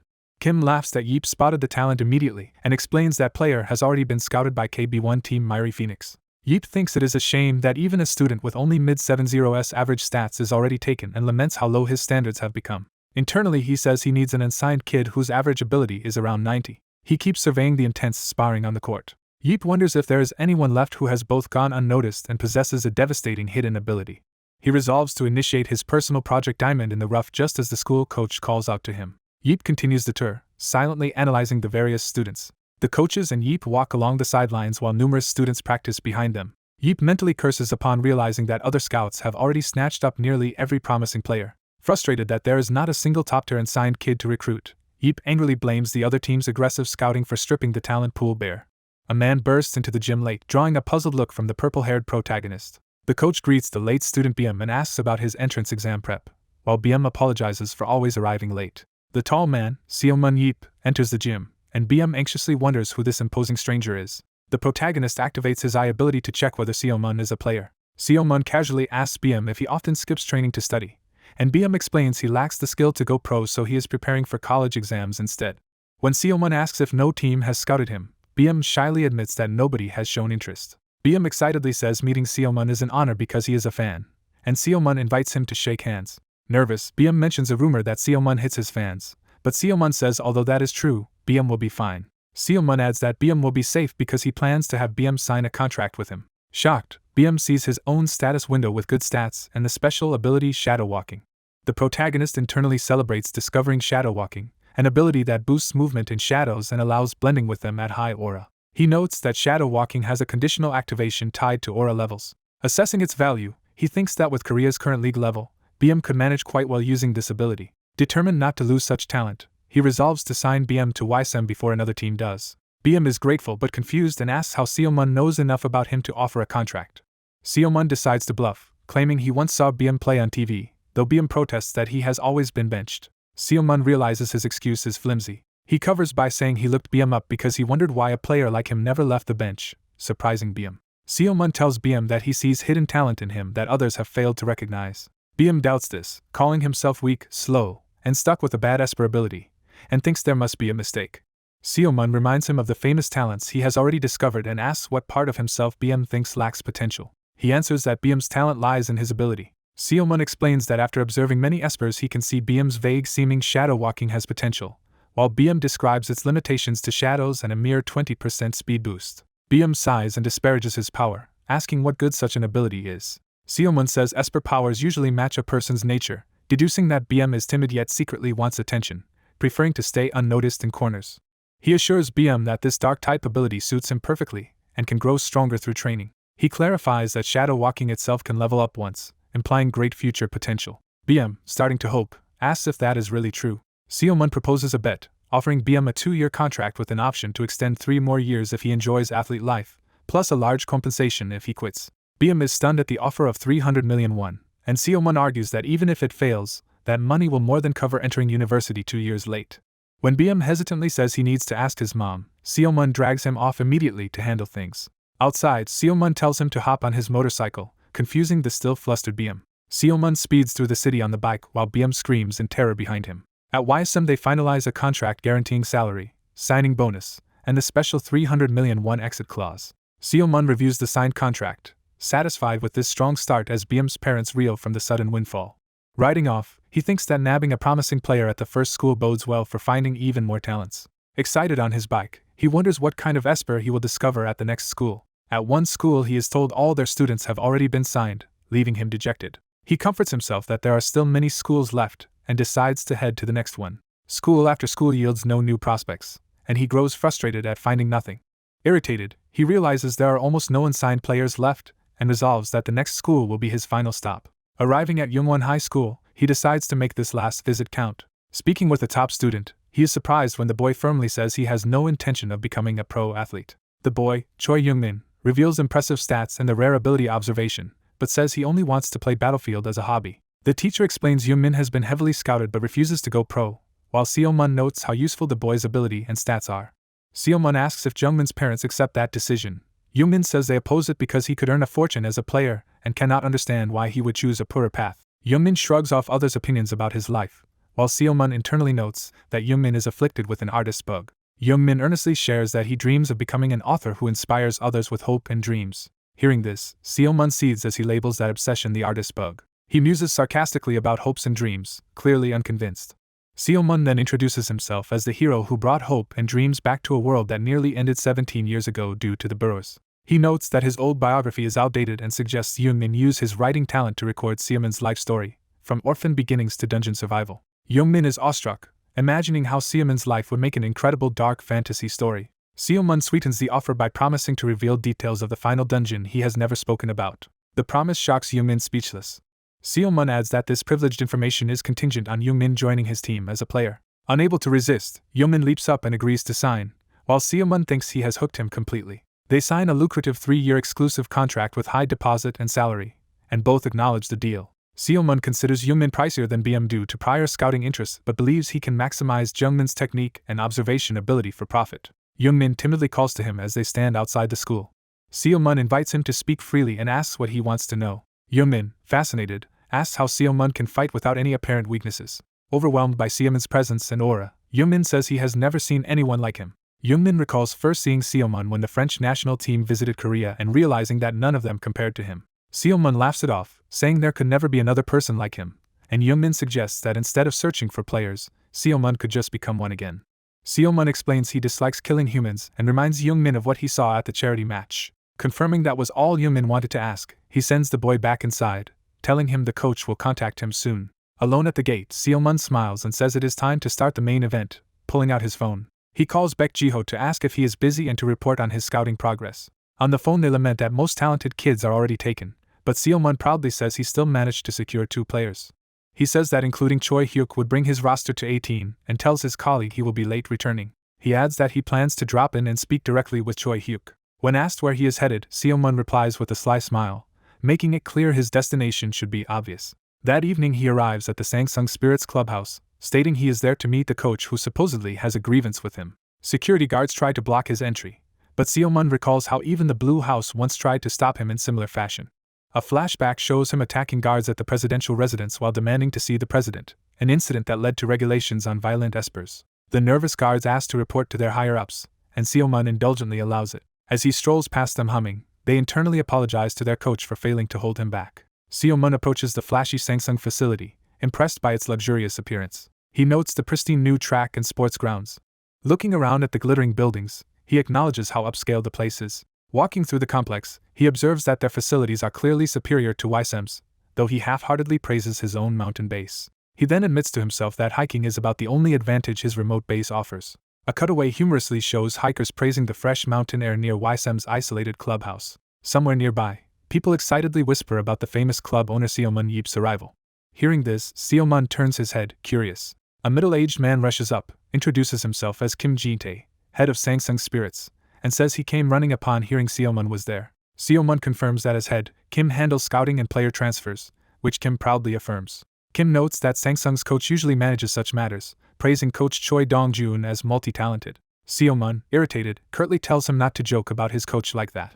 Kim privately recalls Seomun's reputation as a volatile time bomb and resolves to stay on guard. He says he heard Seomun was looking for coach Choi Moon-sung, and Seomun answers that he wants to talk about a player transfer, prompting Kim to guess this is about Choy Huk. Kim reflects that Seomun previously advised shifting Choy Huk's role to tanker, and that the coach's refusal is widely seen as defying Seomun's judgment. Worried that a meeting could spark chaos, Kim decides he should handle the conversation himself instead of letting Seomun reach the coach. Seomun refuses, saying he does not want to repeat himself and insists they all meet together with the coach, demanding to be taken to him. Kim mentally apologizes to his coach, realizing he cannot stop Seomun from advancing. Seomun arrives at the Sangsung Spirits coach's office. Inside, he greets the startled coach Moon-sung and introduces himself as the owner of Weissim. Extending a hand, he says he has business to discuss and confirms that this is indeed coach Choi Moon-sung. Moon-sung nervously shakes his hand, trembling, while Seomun wonders why he is so scared when he has no intention of beating him. Seomun suddenly reacts as if remembering something. Moon-sung, sweating, hesitantly asks if they might have met before. Seomun leans in, saying Moon-sung looks very familiar. Jiho, the team captain, interrupts to ask Seomun if he knows their coach, as Moon-sung flinches and someone else demands to know who Seomun is. Jiho introduces himself as Sangsung's captain and explains he was summoned from training to join this meeting. Kim hurriedly claims the captain must be involved in all player matters, while Seomun realizes they want to use Jiho as a shield in case he causes trouble. Unfazed, Seomun agrees and waits as they gather, prompting a thoughtful hum from Moon-sung. Moon-sung nervously addresses Seomun, who stares intently at him, prompting the coach to ask why he is being examined like that. Seomun glares and insists they have met before, alarming Moon-sung. Moon-sung laughs awkwardly, denies any past meeting, and suggests Seomun is confusing him with someone else because he meets so many people. Seomun insists again that he has definitely seen Moon-sung somewhere, but the coach frantically tries to redirect the conversation to Choy Huk. Something clicks in Seomun's mind and Moon-sung visibly flinches in panic. Seomun says he cannot discuss Huk while distracted, claiming he must sift through his memories, while Moon-sung protests that they have never met. Seomun strains to recall where they crossed paths, thinking it was not a pleasant memory, as Moon-sung begs him not to dredge up bad recollections. Seomun ignores him, musing aloud that their meeting was not casual, and continuing to search his memory. His eyes sharpen as he suddenly remembers. He blurts out that it was in the dungeons, stunning Moon-sung. Seomun now clearly recalls their encounter at the Temple of the Vengeful Spirit, and says he never forgets enemies who annoyed him inside dungeons. Advancing menacingly, he confirms Moon-sung was that man, causing the coach to shriek. Seomun recounts that he had planned to kill Moon-sung after clearing the dungeon, and wonders why he spared him then. Moon-sung remembers growing his mustache to hide when he heard Seomun had returned, and internally pleads for Seomun to drop the grudge. His thoughts erupt into a desperate plea for Seomun to forget everything. The narrative flashes back to Seoul Station, where a massive expedition of 200 Espers gathered to challenge the unconquered Vengeful Spirit Temple dungeon under a genius leader. Inside the dungeon, 18-year-old Seomun Yeep briefs the raid on numerous traps and non-stop monsters, urging healers and supports to be extra cautious. At the gate he calls out for a pause, drawing confused looks. Moon-sung, in red armor, publicly questions Seomun's cautious approach and proposes simply rushing through with superior numbers to kill the boss quickly. Introducing himself as Choi Moon-sung, age 24, he belittles Seomun's reputation and offers to take over leadership of the raid. He continues boasting that clearing a few dungeons means nothing and that true success depends on his own strategy. Enraged, Seomun tries to confront Moon-sung but is held back by Ji-tae, while he curses the arrogant man. Ji-tae urges Seomun to calm down and focus on the dungeon first, reminding him to finish explaining the plan before they enter. Grinding his teeth, Seomun vows to settle things with Moon-sung after they clear the dungeon. Moon-sung laughs that Seomun is all talk and refuses to follow his plan. He convinces himself he is capable of conquering the dungeon on his own merits. Deep inside, a colossal molten rock monster roars to life. Seomun leads the fight, ordering everyone to move calmly while rotating tankers and having the main force eliminate enemies one by one. Suddenly he shoves someone aside with a shout to move as a deadly attack streaks past. Moon-sung, charging ahead impatiently, complains about their slow progress. He declares they need not listen to a brat like Seomun and continues his reckless advance. Boasting that this dungeon will secure his rise, he steps onto a trap tile. Realizing something is wrong, he flinches. He remembers Seaman's warning about hidden traps just as fear sets in. The trap triggers a massive rockfall around him. As the rocks plummet, he realizes he cannot dodge, but someone yanks him out of the way at the last instant. The trap detonates, rocks crashing down violently where he had been standing. The explosion seals off the passage, and his party panics that their route is blocked and detouring will add 6 hours. Later, an exhausted and terrified Moon Sung sees Sealman appear behind him. Sealman, radiating murderous intent, promises to deal with Moon Sung once they are out of the dungeon. Back in the present, Moon Sung recalls how Sealman beat him nearly to death after that raid and shudders at the memory. He concludes he must pretend not to recognize Sealman to avoid provoking him. Still trembling, Moon Sung insists to Sealman that he has the wrong person, while Sealman coolly says they should talk alone, just the two of them. The younger man calmly tells the nervous older man not to be afraid as he approaches him. The older man thinks he would never seek revenge for something so old, while the narrator insists he absolutely would. The younger man says they can only talk privately if the two subordinates leave, unless the older man does not mind them hearing. Frustrated and gritting his teeth, the older man struggles to hold back his anger. He orders Jiho to escort the team head out because he has unfinished business to settle alone with Sealman Yeep. Left alone, he recognizes Sealman Yeep as the subordinate who once ignored his orders and rambled about a worthless theory. He angrily recalls Sealman as the one who questioned his commands and forced the party to stay 9 extra hours in a dungeon. Sealman admits he remembers that time and was immature, but points out he was actually younger, then says the past is separate from the present. The coach protests that Sealman nearly beat him to death after that dungeon, shown in a flashback of the brutal thrashing. Sealman offhandedly says he must have hit him so much that he forgot about it, while the coach yells that this is exactly why. Sealman proposes forgetting the old incident and starting over, saying it would be unfair to hit him over something so long ago, and instead suggests punishment for his recent actions. The coach flinches in fear as Sealman repeats that he has done something wrong now. Sealman cracks his knuckles, stating that regardless of past stupidity the coach has again misbehaved and needs another lesson. Sealman strides toward him glowing with power, promising to go easy on an older opponent, while the coach panics and tries to stall. Cornered, the coach demands to know what he did wrong, and Sealman accuses him of opposing Choy Huk's position change more than anyone else.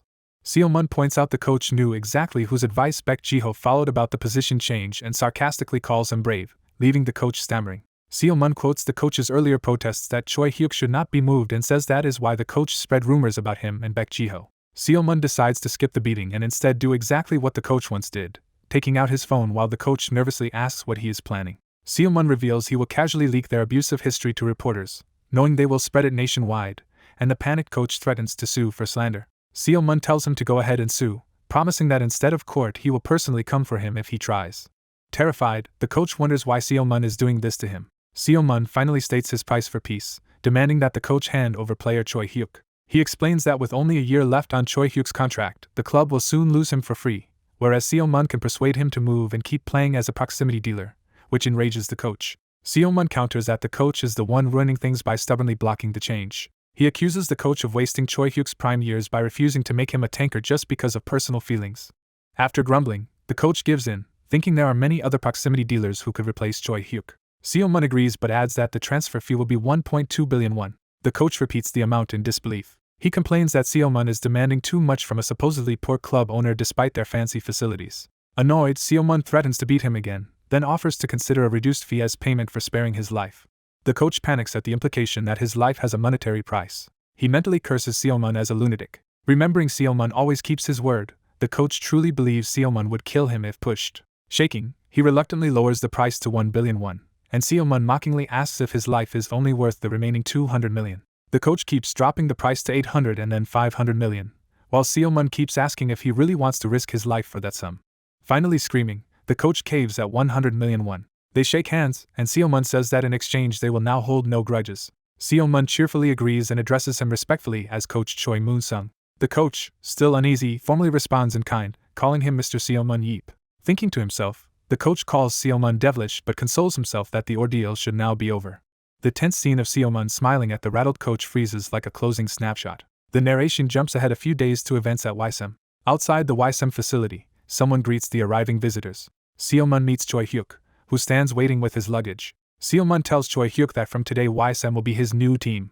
He welcomes him as their new tanker under a 5-year, high-salary contract. A narration explains that thanks to coach Choi Dong-juin's negotiation, Choy Huk transfers from Sangsung Spirits to Weissim. It adds that the final transfer fee negotiated was only 50 million won. Seo-mun exhales over the signed player contracts lying on his table. He reflects that adding these 3 recruits finally gives them 18 players, though he failed to fill all 22 spots despite intense scouting. As he wonders where all the good players are, his sister comes in complaining about the heat outside while he starts to speak to her. Recognizing him, she excitedly calls him Uncle Yeep and says he has been so busy lately that she rarely sees him. Seo-mun replies that she has been even busier, noting that Sunggi was upset she has hardly been home. He notices the book in her hand and asks about it. He teasingly reads the French beginner book's title and jokes about how it oversells how easy learning will be, while she protests that he should not mock her. Seo-mun jokes that the world is great now for producing language books even someone like her can use, and she insists she is serious. She complains that French is hard and asks if Seo-mun can just come to France with her. Surprised, Seo-mun asks what she means about him going to France. In another scene, Agent Jake Rand says the Korean side procedures are done and that once tests in Paris are finished, her contract will be complete. Narration states that in the season's first half Baek Haeun's situation changed.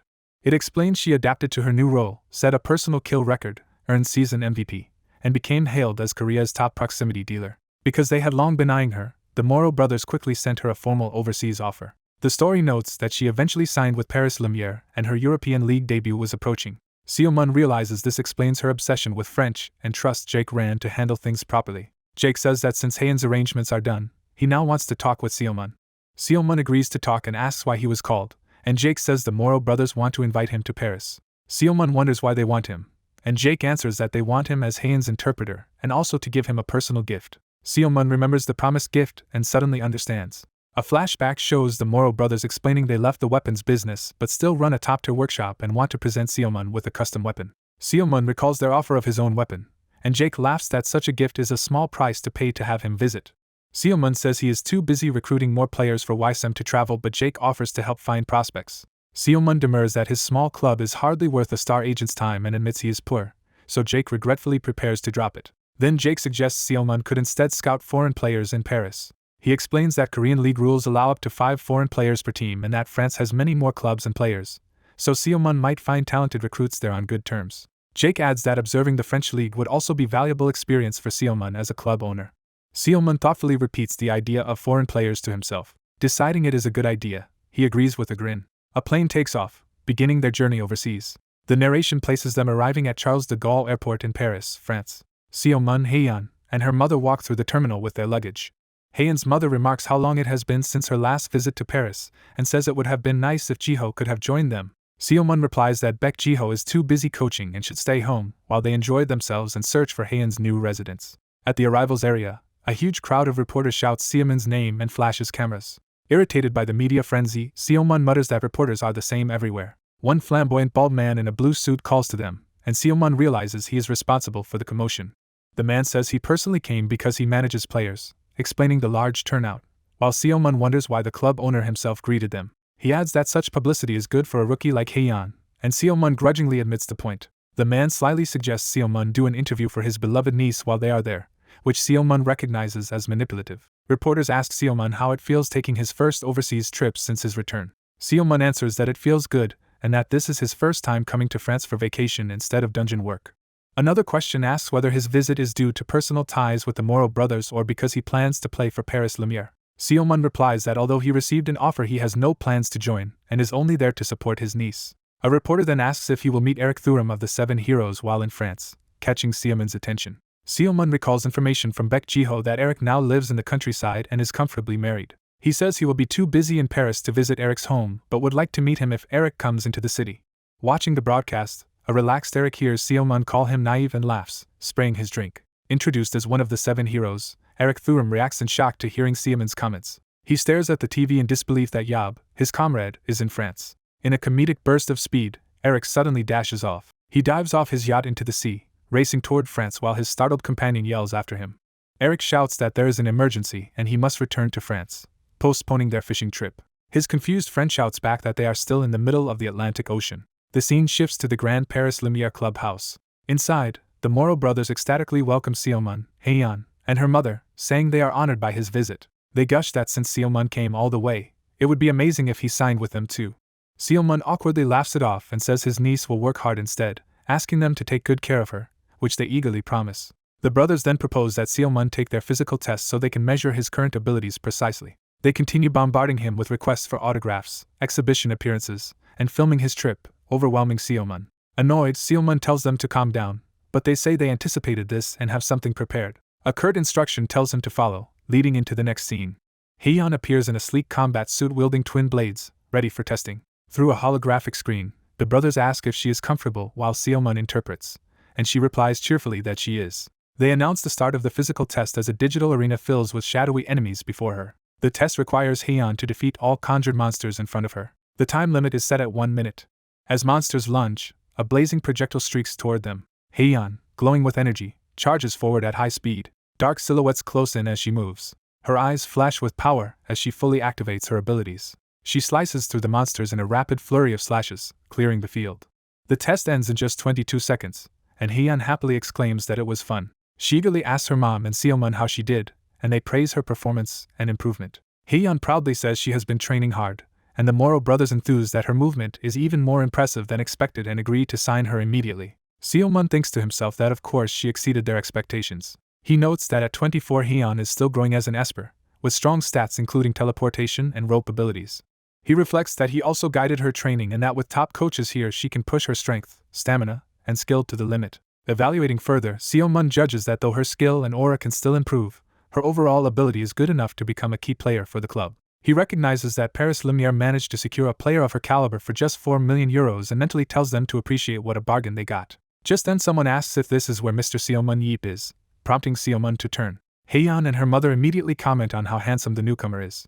Seomun sees the man at the doorway and realizes who he must be. A flashback narration introduces the top 3 battlefield players, showing this man among them. Seomun recalls wondering if this player could be as fast as Jiho in his prime, whose agility once reached 100. The narration identifies the man as Nathan Bernard, one of those 3 top players in this very club.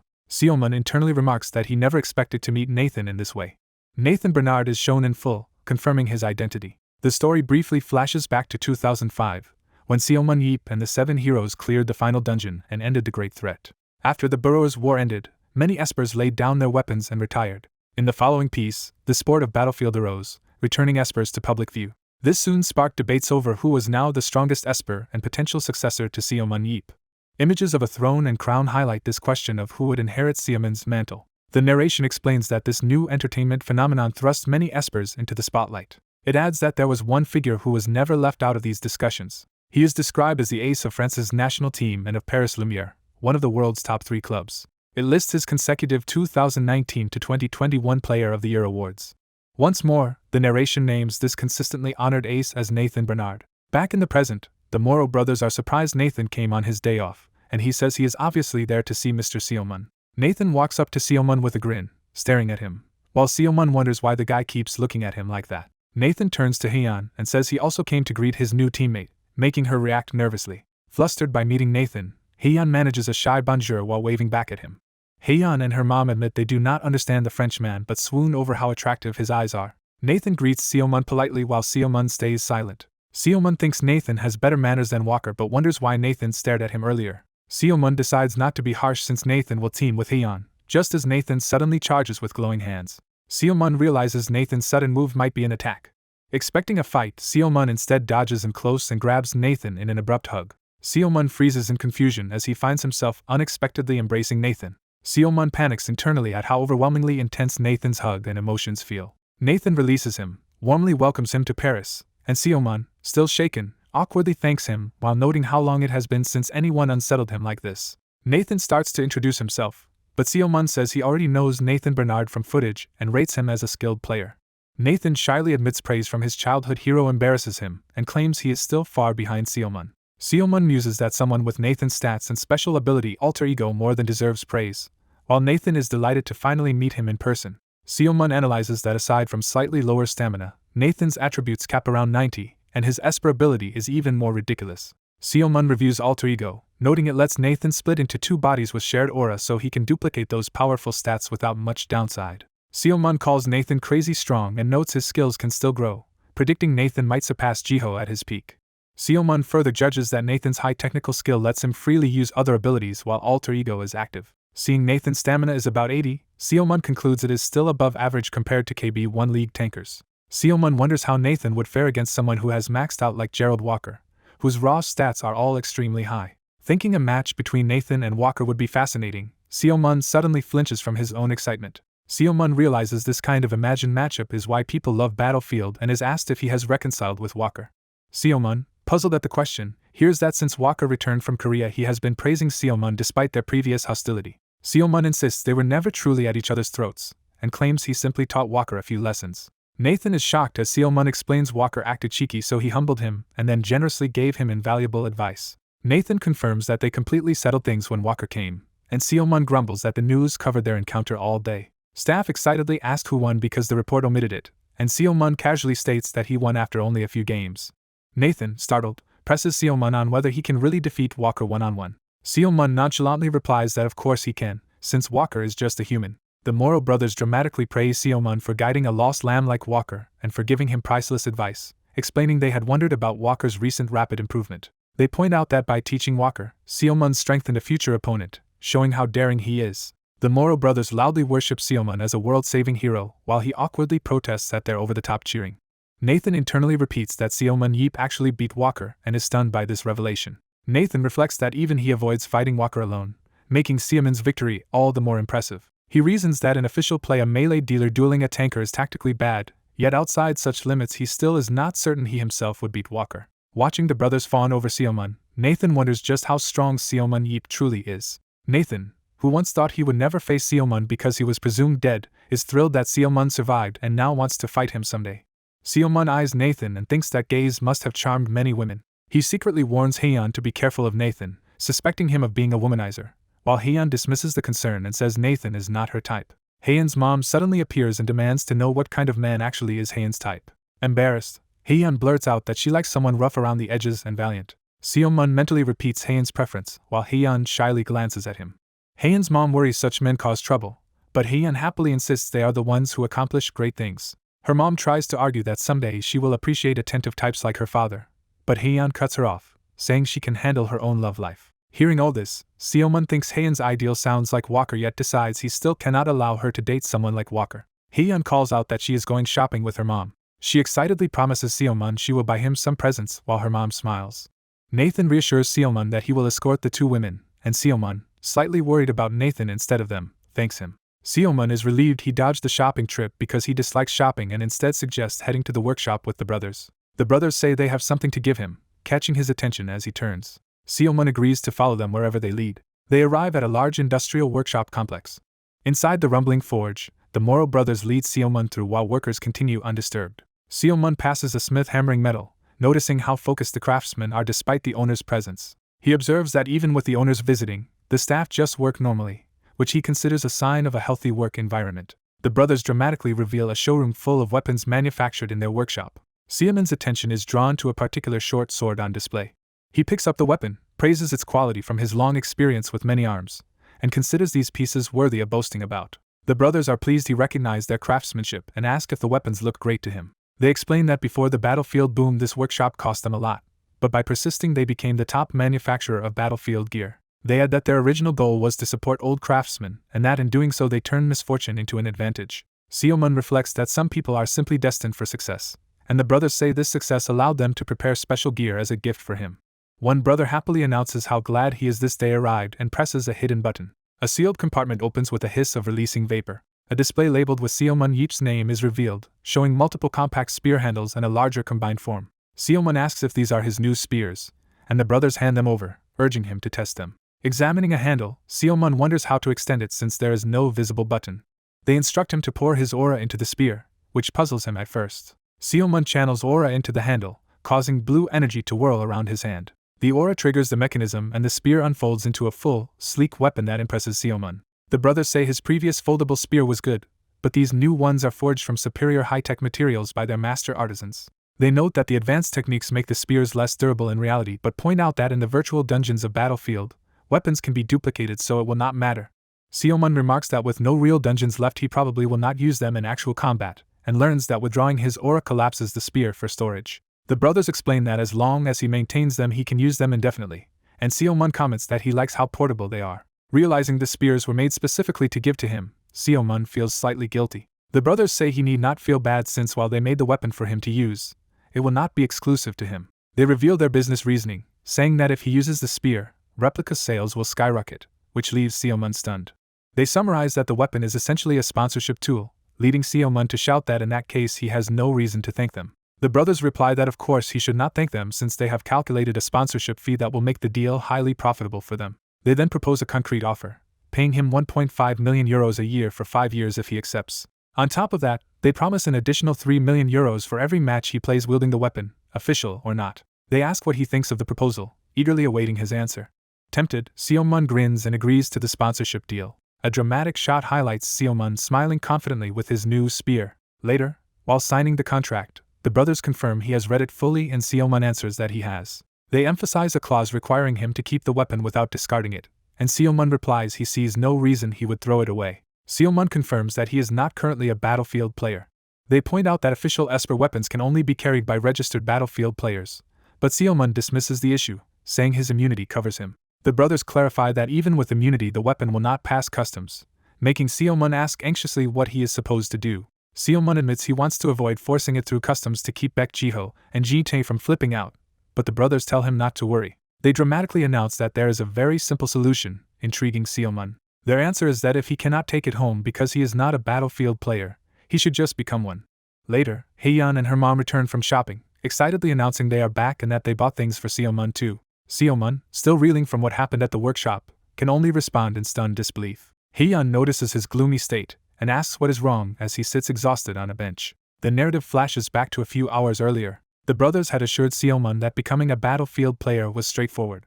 They explained the process involves registering with his home battlefield association and then with the international association, while Seomun angrily grumbled about their scheme. They continued that all national registries are overseen by the international body, so the country of registration does not matter. They suggested he register in France, declare the weapon at customs, and even let a proxy handle some paperwork since his avatar is already registered, offering staff to manage it. Realizing they had planned this from the start, Seomun accused them of being sly while they cheerfully told him not to worry. Back in the present, Seomun fumes internally that the brothers are snakes for manipulating him. The brothers argue that he knew they had an agenda and that true bargaining lets deals proceed even with that knowledge, while Seomun fantasizes about smacking their bald heads. They insist registration brings no obligations, only the option to play matches if he chooses, so he has nothing to lose. They further try to reassure him by saying they are his biggest fans, even having a room dedicated to his memorabilia and having bought his charity auction car. They proudly show that they even obtained his short-lived diary from an auction of his belongings 17 years ago. Mortified that his diary is in their collection, Seomun angrily orders them to call an employee, calling them disgusting. Back in the present conversation with Haeyeon, Seomun admits he originally only planned to join matches occasionally for money but ended up fully registering as a player. Haeyeon happily congratulates him on the sponsorship and says this makes him like a true professional player. Seomun grumbles that no one can force him to play just for registering but still feels tricked when Nathan timidly appears and asks if he would consider signing with Paris Lumiere. Annoyed, Seomun chases the retreating brothers, threatening them with his fist, while they laugh nervously. Haeyeon then shyly says it would be great if he joined her team as a player so they could work together like he once did with her dad. Seomun mutters that her reference to the past feels strange, since fighting with her father was only months ago to him. Nathan approaches and brings up that he heard Seomun received a new weapon. Seomun greets him and acknowledges getting it from Nathan's bald subordinates, and Nathan suggests testing it in practice. Nathan explains that the team has battle training the next morning anyway despite being on vacation, to keep sharp before the new season. With a competitive gleam, Nathan asks Seomun if he will join the training because it would be fun to see him participate. Seomun notes that Nathan is not hiding his competitive spirit at all and regards him warily. Intrigued by Nathan's boldness, Seomun smirks and finds him interesting. Seomun accepts the challenge, bumping Nathan's shoulder and agreeing to fight. The scene shifts to the next day at Paris Lumiere's clubhouse. Team members, nearing the end of vacation, chat about how to spend their remaining free time and mention that Louis is away for a consultation. Outside, Haeyeon nervously comments that everyone inside is intimidating. Seomun tells Haeyeon to relax because acting overly hyped alone looks cringe-worthy, surprising her. He compares her excitement to her father's first dungeon run, when Jiho was so tense he fainted within 10 minutes, making them both laugh. Other team members observe that most people are just relaxing. A blonde player suddenly notices Seomun and looks surprised. As Seomun and Haeyeon enter, the players whisper among themselves, recognizing him from the news. They murmur that he is rumored to be the strongest being alive, immortal, and that the club owners brag non-stop about managing to bring him. One hooded teammate silently reacts to Seomun's presence. Haeyeon realizes everyone is whispering about her uncle and tries to calm her nerves by reminding herself she is Baek Jiho's daughter and Seomun Yeep's niece. Suddenly the large hooded player looms over them, calling out to Seomun in an intimidating tone. Seomun steps protectively in front of Haeyeon and asks what the man wants, and the man introduces himself as Chichi Lucas, the team's main tanker. Seomun, ready to respond aggressively if provoked, glares and prompts him to continue. Instead of picking a fight, Chi-Chi grins broadly and excitedly asks for Seomun's autograph on his jacket. Seomun signs his name with a short message on Chi-Chi's clothes. Seomun introduces Heian as his niece and asks Chi-Chi to take care of her, and Chi-Chi warmly says he looks forward to training with Baek Heian. Seomun judges that although Chi-Chi's appearance is rough, his personality seems good and decides he should encourage Heian to befriend him. Watching Chi-Chi run off happily in a Seomun-signed jacket, Seomun scans his stats and finds them monstrous. His interface lists Chi-Chi Lucas's high strength, agility, speed, stamina, focus, skill, aura, and special abilities Regen, resistance, and green blessing. Seomun reads that resistance lets Chi-Chi shrug off ailments and curses. He concludes that while Nathan is the team's ace, Chi-Chi Lucas is truly irreplaceable. Seomun studies the data further with his analysis ability. He reasons that Chi-Chi is comparable to Walker or Nathan in every area and with such speed, could even become faster than Nathan if marketed better. Seomun thinks Chi-Chi could serve as a frontline damage dealer as well as a tanker but is puzzled by the auxiliary ability Green Blessing that boosts plants. Seeing that Green Blessing is a whole separate power, Seomun wonders if Chi-Chi simply likes plants. Nathan comes over and asks if Seomun has already talked with Chi-Chi. Nathan praises Chi-Chi as an impressive player who also runs a forest preservation charity foundation alongside his battlefield career. Seomun realizes that explains Chi-Chi's plant-related skill, and Nathan notices Seomun seems unusually cheerful and asks if something good happened. Nathan admits he is in a great mood because his long-held dream is finally coming true, which piques Seomun's curiosity. Nathan reveals that his dream has always been to defeat Seomun, declaring his intention openly. The chapter closes on the idea of Seomun as the hero who once saved the world, now being challenged again. The narrator recalls seeing the legendary Esper Seomun Yeep as both his idol and the obstacle he had to surpass. The young blonde boy listens intently, affected by this memory. He remembers that Seomun Yeep died in the final dungeon, as shown by the memorial plaque. Because of that death, he once believed his dream of facing Seomun Yeep would never come true. Yet now he acknowledges that Seomun Yeep is alive and standing before him. In the present, Seomun Yeep jokes about the boy wanting to beat him, and the boy replies that humans are allowed to dream. The boy declares he will keep challenging as long as he lives and will fight Seomun Yeep with everything he has today. Seomun Yeep smirks and wishes him luck as his aura flares. A voice enthusiastically greets the group in French. Everyone looks to the entrance where a group of suited men dramatically appears. Their leader introduces himself as Dubois Goffin, coach of Paris Lumiere BC. Dubois announces that they will first divide all the players into teams. He explains they usually split teams around their two main power players, Chi-Chi and Nathan, but today is different because of a special guest. Seomun Yeep glances over, curious about what that means. Dubois decides the scrimmage will be between Team Seomun and Team Nathan. Seomun asks how the teams will be balanced, but Dubois answers that they do it differently. Dubois says Paris Lumiere has a unique method for forming practice teams, making Seomun eager to learn it. That method turns out to be simple rock, paper, scissors. After selections, a roster lists the members of Seomun Yeep's team. We see Seomun's assembled team, all geared up and ready. A second roster lists more members completing Seomun Yeep's lineup. Another roster shows the starting members of Nathan's team. Nathan's full squad is revealed along with the rest of his teammates. Dubois is satisfied that two strong teams are formed and announces that the match will begin. Both teams are transported to a vast circular temple-like arena. Seomun and his teammates appear in new combat uniforms on one side. Nathan and his team stand in matching white uniforms on the other side. Seomun analyzes the open dungeon, realizing it favors direct group fighting and clearly sets him against Nathan. Accepting this intention, Seomun says he is fine with facing Nathan head-on. The organizers give both sides 60 seconds to discuss their formations. A giant hologram of Dubois informs them there will be a 5-second countdown before the battle starts. The signal is given for both teams to begin strategizing. Seomun activates his scanner eyes and tells his team they should organize positions. He assigns Chi-Chi as the main tank in his usual role. He points out another teammate, nicknamed Blondie, as the frontline tank.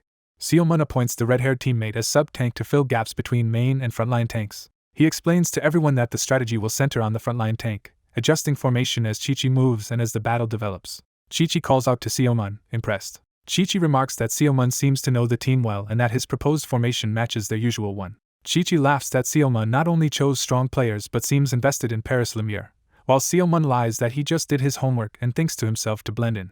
Seomun tells his allies he will personally focus on fighting Nathan. Nathan, observing from afar, notes that Seomun will concentrate on him and expects the same of himself. Chi-Chi excitedly predicts a direct showdown between Nathan and Seomun and wonders if the rest of them can keep calm, but agrees to Seomun's plan. Seomun concludes that their positions are set and decides it is time to carefully study his opponent. He notes that Nathan uses twin swords, a troublesome weapon type, but one that has a known counter.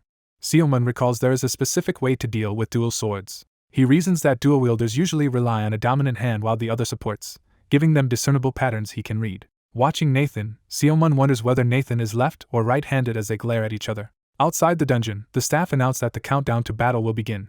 At the count of 4, Seomun's teammates ready themselves. As the count reaches 3 and 2, Nathan's side prepares for the clash. At 1, Seomun charges power into his spear as the blue aura whirs around him. The system officially declares the start of the battle. Seomun grins fiercely as he launches forward with his empowered spear and shield. He mentally taunts Nathan to come at him. Someone begins to voice an objection to their superior. In a monitoring room, officials watch Seomun's image on a large screen. Du Bois wonders if Seomun is aware that Nathan is ambidextrous, and the others doubt he researched that detail. They explain that Nathan's dual swords change attack patterns unpredictably, making him dangerous once an opponent thinks they have him figured out. They add that Nathan's ability, Alter Ego, allows him to attack simultaneously from 4 directions, which tends to punish observant fighters even more. The executives discuss that if Nathan wins, they can promote him as the one who defeated Seomun Yeep. Back in the arena, Chi-Chi leads an aggressive charge against the white team. Combat erupts with explosive movements and dashes from both sides. Nathan sprints directly towards Seomun with blazing speed. Seomun counters by sprinting in as well, matching his approach.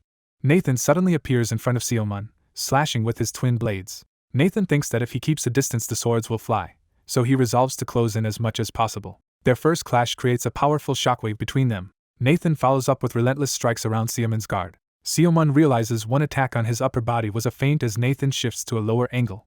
Nathan unleashes a rapid flurry of glowing cuts. Seomun blocks the onslaught, acknowledging Nathan's speed. Nathan continues pressing from above, while Seomun defends with shield and spear. Seomun then begins swinging his spear in long sweeping arcs. He hurls a charged strike.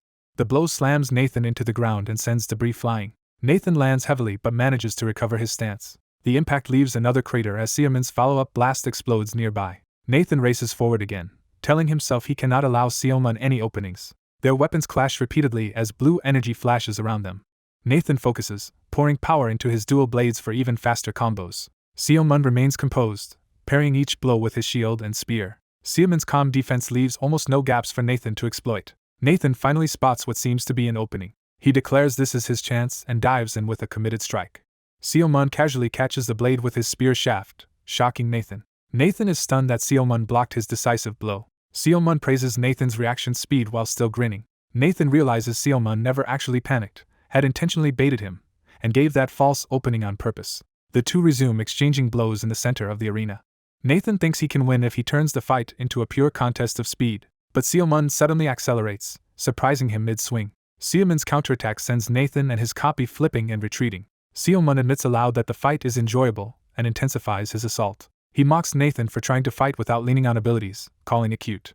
Then he urges Nathan to go all out. Seomun drives a powerful overhead strike at Nathan, who blocks with crossed blades. Nathan is battered and forced back repeatedly by the heavy blows. Watching, he marvels at the overwhelming offense and density of Seomun's attacks. Nathan notes that Seomun's shield and spear move in perfect harmony, leaving him punished whether he targets spear or shield. He also realizes Seomun keeps him trapped just inside attack range, making counterattacks difficult. Observers comment that Seomun's performance is exactly what they expect from a legend, his technique looking almost divine. Nathan thinks that to turn the match around he must find a way to attack rather than just defend. Seomun taunts him, asking if he is already finished, while Nathan concludes that every supposed opening is actually a trap. Nathan admits inwardly that he still cannot beat Seomun one-on-one. Resolving to rely on his power, Nathan's eyes glow as he begins activating Alter Ego. Digital aura pours out as the skill charges. Seomun notices the change and realizes Nathan is finally using that ability. A status window explains Alter Ego, showing that Nathan can split his body and aura into 2 linked forms that share damage and recovery. Seomun recognizes and names the Alter Ego ability, understanding what Nathan has unleashed. Someone exclaims in disbelief that Nathan could be outclassed in weapon skill. The staff admit Nathan is usually the world's best technician with weapons, yet Seomun's spear work appears even more godlike. Another analyst notes that Seomun hardly trained for this match at all. He explains that Seomun's past battles were mostly against monsters in the Burrows' War, while Nathan specialized in human-on-human combat, making Seomun's dominance here even more surprising. They conclude that Seomun's mastery is at the peak of human capability, but Nathan's alter ego now changes the conditions of the fight.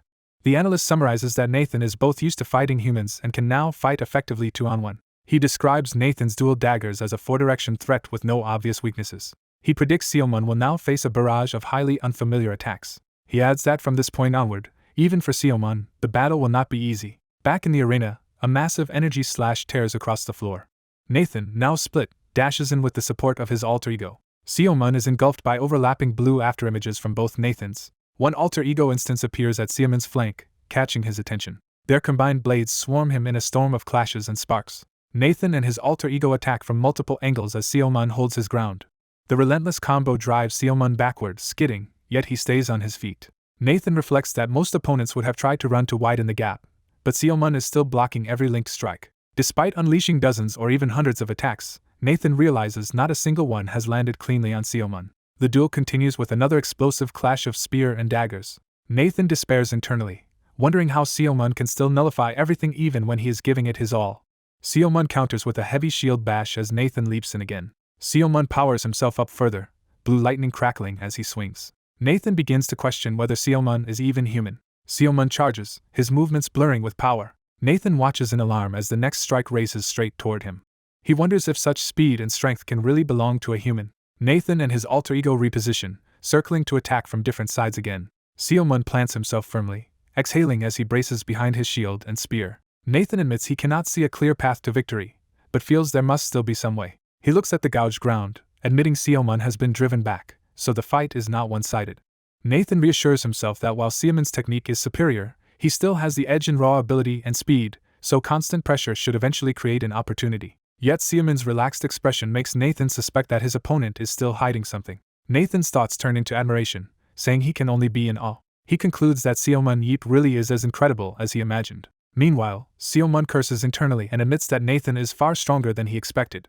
Seomun reflects that when it was one-on-one he could overwhelm Nathan with technique, but alter ego has multiplied Nathan's attack patterns. Nathan worries that a drawn-out fight favors Seomun, since Seomun keeps learning about him mid-battle, while he already knows a lot about Seomun, so he decides the situation demands a gamble. He resolves to bet everything, acknowledging that he has no option but to risk a bold move. Nathan analyzes that his joint attacks with alter ego are flawlessly synchronized and that he can switch hands freely with almost no delay, making him a true ambidextrous threat. Seomun steals his resolve, telling himself to stay focused because Nathan is clearly no ordinary opponent. Seomun Yeep admits he cannot keep up with Nathan's speed or predict the timing of his attacks. Determined, Seomun thinks that if that is the situation, he must change his approach. Smiling confidently, Seomun declares he will fully unleash his abilities and open up this battlefield. Nathan, cloaked in blue energy, taunts Seomun and charges forward with overwhelming power. Nathan rockets in a straight blue line towards Seomun, who braces behind his shield and spear. Seomun thrusts his spear decisively as Nathan closes in. Nathan dashes past Seomun with incredible speed, avoiding the initial stab. Seomun is shocked as Nathan nimbly evades the attack and slips past him. Nathan's alter strikes from behind, and Seomun's right arm is severed. Nathan smirks, reminding Seomun not to overlook a crucial fact. Nathan reveals that his alter ability lets there be two of him at once in this game. The follow-up slash completely dismembers Seomun's arm, digitizing it away. Seomun looks at his disintegrating arm, registering the loss with grim focus. The spectators react in stunned silence as they witness Seomun's arm being cut off. An analyst realizes Seomun Yeep's right arm is gone and concludes that Nathan is now favored to win. Nathan thanks Seomun internally for attacking as expected, which allowed his trap with the altar to work. Nathan explains he trusted Seomun to attack no matter what and to drop his guard after landing what he believed was a fatal blow. He reasons that if he targets that brief careless moment, he can strike even someone faster than himself. Seomun notes that by exploiting that instant, he can successfully attack an opponent who outclasses him in speed. Seomun unleashes a massive downward energy strike that slams Nathan into the ground. Seomun yells that Nathan behaved exactly as he had predicted, validating his strategy. Seomun stands ready with shield and spear while Nathan watches his severed digital arm vanish. Seomun corrects Nathan in his thoughts, rejecting the idea that the fight has already been decided. He asserts that the battle is still ongoing, his determination reigniting. As other players clash, Seomun prepares to continue, signaling that the duel is far from finished. Seomun proposes they treat the duel as a draw for now. He adds that, regardless, his team actually won the match because Nathan forgot it was a team game. The system announces that Seomun Yeep's team is the victor. Afterward, Seomun admits the match was tougher than expected, and Nathan asks if Seomun intentionally sacrificed his right arm. Seomun explains he let his arm be cut to capture Nathan's troublesome altar, calling it a gamble that fooled Nathan completely. Someone praises the match, calling it an amazing fight. The coach compliments Seomun for successfully marking Nathan while he used his altar, saying it was impressive. Seomun, more interested in future matches, confirms another round is coming and eagerly agrees to settle things. Intrigued by Nathan's ambidextrous twin dagger style, Seomun says he wants to see Nathan fight again to understand him better. The coach notes, Seomun wants to review his bout with Nathan and insists on helping since Seomun joined the practice match. The staff member tells them to follow him. At the Paris Lumiere BC Match Analytics Lab, staff welcome the group and commend them for their work in the practice match. Seomun initially mistakes the analyst for a coach, then learns he is Gabriel Sana, a specialist who analyzes practice matches. Gabriel politely greets Seomun, who responds that it is nice to meet him. Using scanner eyes, Seomun inspects Gabriel's stats and sees his abilities and aura focus special ability. Seomun concludes Gabriel is an Esper but not a former high-level player, judging his stats as low for France. Gabriel agrees that Seomun has a sharp eye, just as rumors claim, and Seomun modestly accepts this. Curious, Seomun asks what the Match Analytics Lab actually does and whether it simply replays match footage. Gabriel replies that their methods are structured and advanced, emphasizing that battlefield analytics are now highly developed. He introduces the Esper Analysis System, ES, which logs match data and digitally records every player's abilities and stats. Gabriel explains that data does not lie, and top clubs now rely on ES rather than mere human judgment. Seomun recalls how, in the past, Espers with good eyes made money developing others and giving dungeon commands. Gabriel stresses that knowledge greatly enhances perception and that teams using ES gain a huge advantage over those without it. When Seomun asks if they built it here, Gabriel says it is a famous but very expensive system including software, modules, and equipment. Gabriel reveals the full setup costs about 2.5 million euros, and specialist coaches to operate it are also expensive. Seomun thinks he personally does not need ES because of scanner eyes but wants it for his team's coaches. He imagines that with objective data, Coach Choi Dongjun might stop spouting unscientific ideas about training Espers. Seomun admits to himself he cannot justify spending 2.5 million euros just to silence his coach, then suddenly gets another idea. Turning to the twin analysts, he proposes a deal, offering them access to his battle data. In exchange for his recorded combat data, Seomun demands the program and an introduction to someone who can operate it.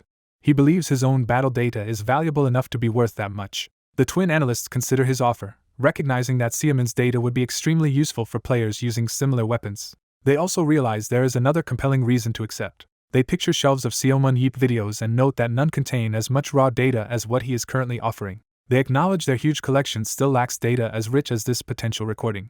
As passionate Seomun fans, the duo decide they cannot let such an opportunity slip away. They excitedly accept the deal, eager to learn more about Seomun, and he promises to give his best in return. Seomun tells everyone to look forward to it because the second match will be even more entertaining. Later, water runs in a bathroom as Seomun washes up and reflects. Seomun thinks his trip to France has been rewarding, gaining a new weapon and analytics coach despite being tricked somewhat by the Ball brothers. He muses that fighting a human opponent feels very different from his usual battles. Then he corrects himself, realizing the difference is that this is a sport rather than a fight for survival. He remarks that he never expected to participate in such a peaceful battle, calling it a perk of having lived a long time. Remembering the duel, he admits fighting Nathan was fun and forced him to choose every move carefully. He concludes that Nathan is the strongest type of Esper he has encountered so far.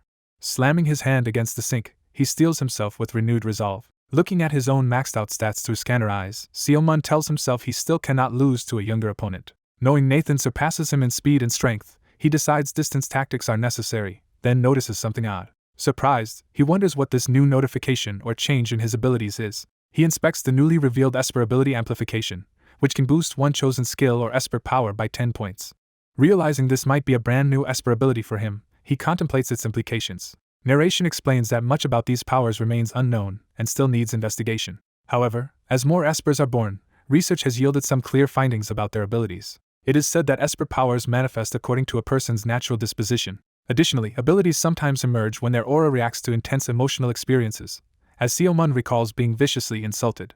Flashing back to a year before he escaped the orphanage, Seomun remembers enduring this abuse countless times. Those cruel words, like the scars on his back, never fully faded from his memory. Even after fleeing, the insults still echoed in his ears whenever he thought back to that time. Young Seomun waits on a forested roadside at night, planning to intercept the orphanage director who must pass that way. Standing above the road with a rock in hand, he watches for the director's approaching car.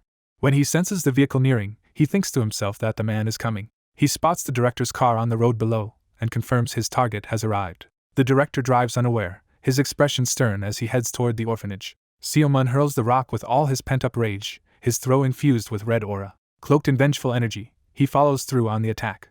The rock smashes into the car, causing a screeching crash. The damaged vehicle comes to a stop, glass shattered and blood beginning to drip. Narration states that this was Seomun's first memory of using his throwing ability. From above, he watches the wrecked car skid to a halt on the roadside. The narration observes that some say revenge is pointless. But Seomun, mask on and eyes glowing, stands over the scene, clearly not sharing that sentiment. After taking revenge, he discovered something significant about himself. He felt his lips curl into a smile for the first time. He realized he was actually capable of smiling, even in such circumstances. Back in the present, an announcement says the next game will begin in 5 minutes.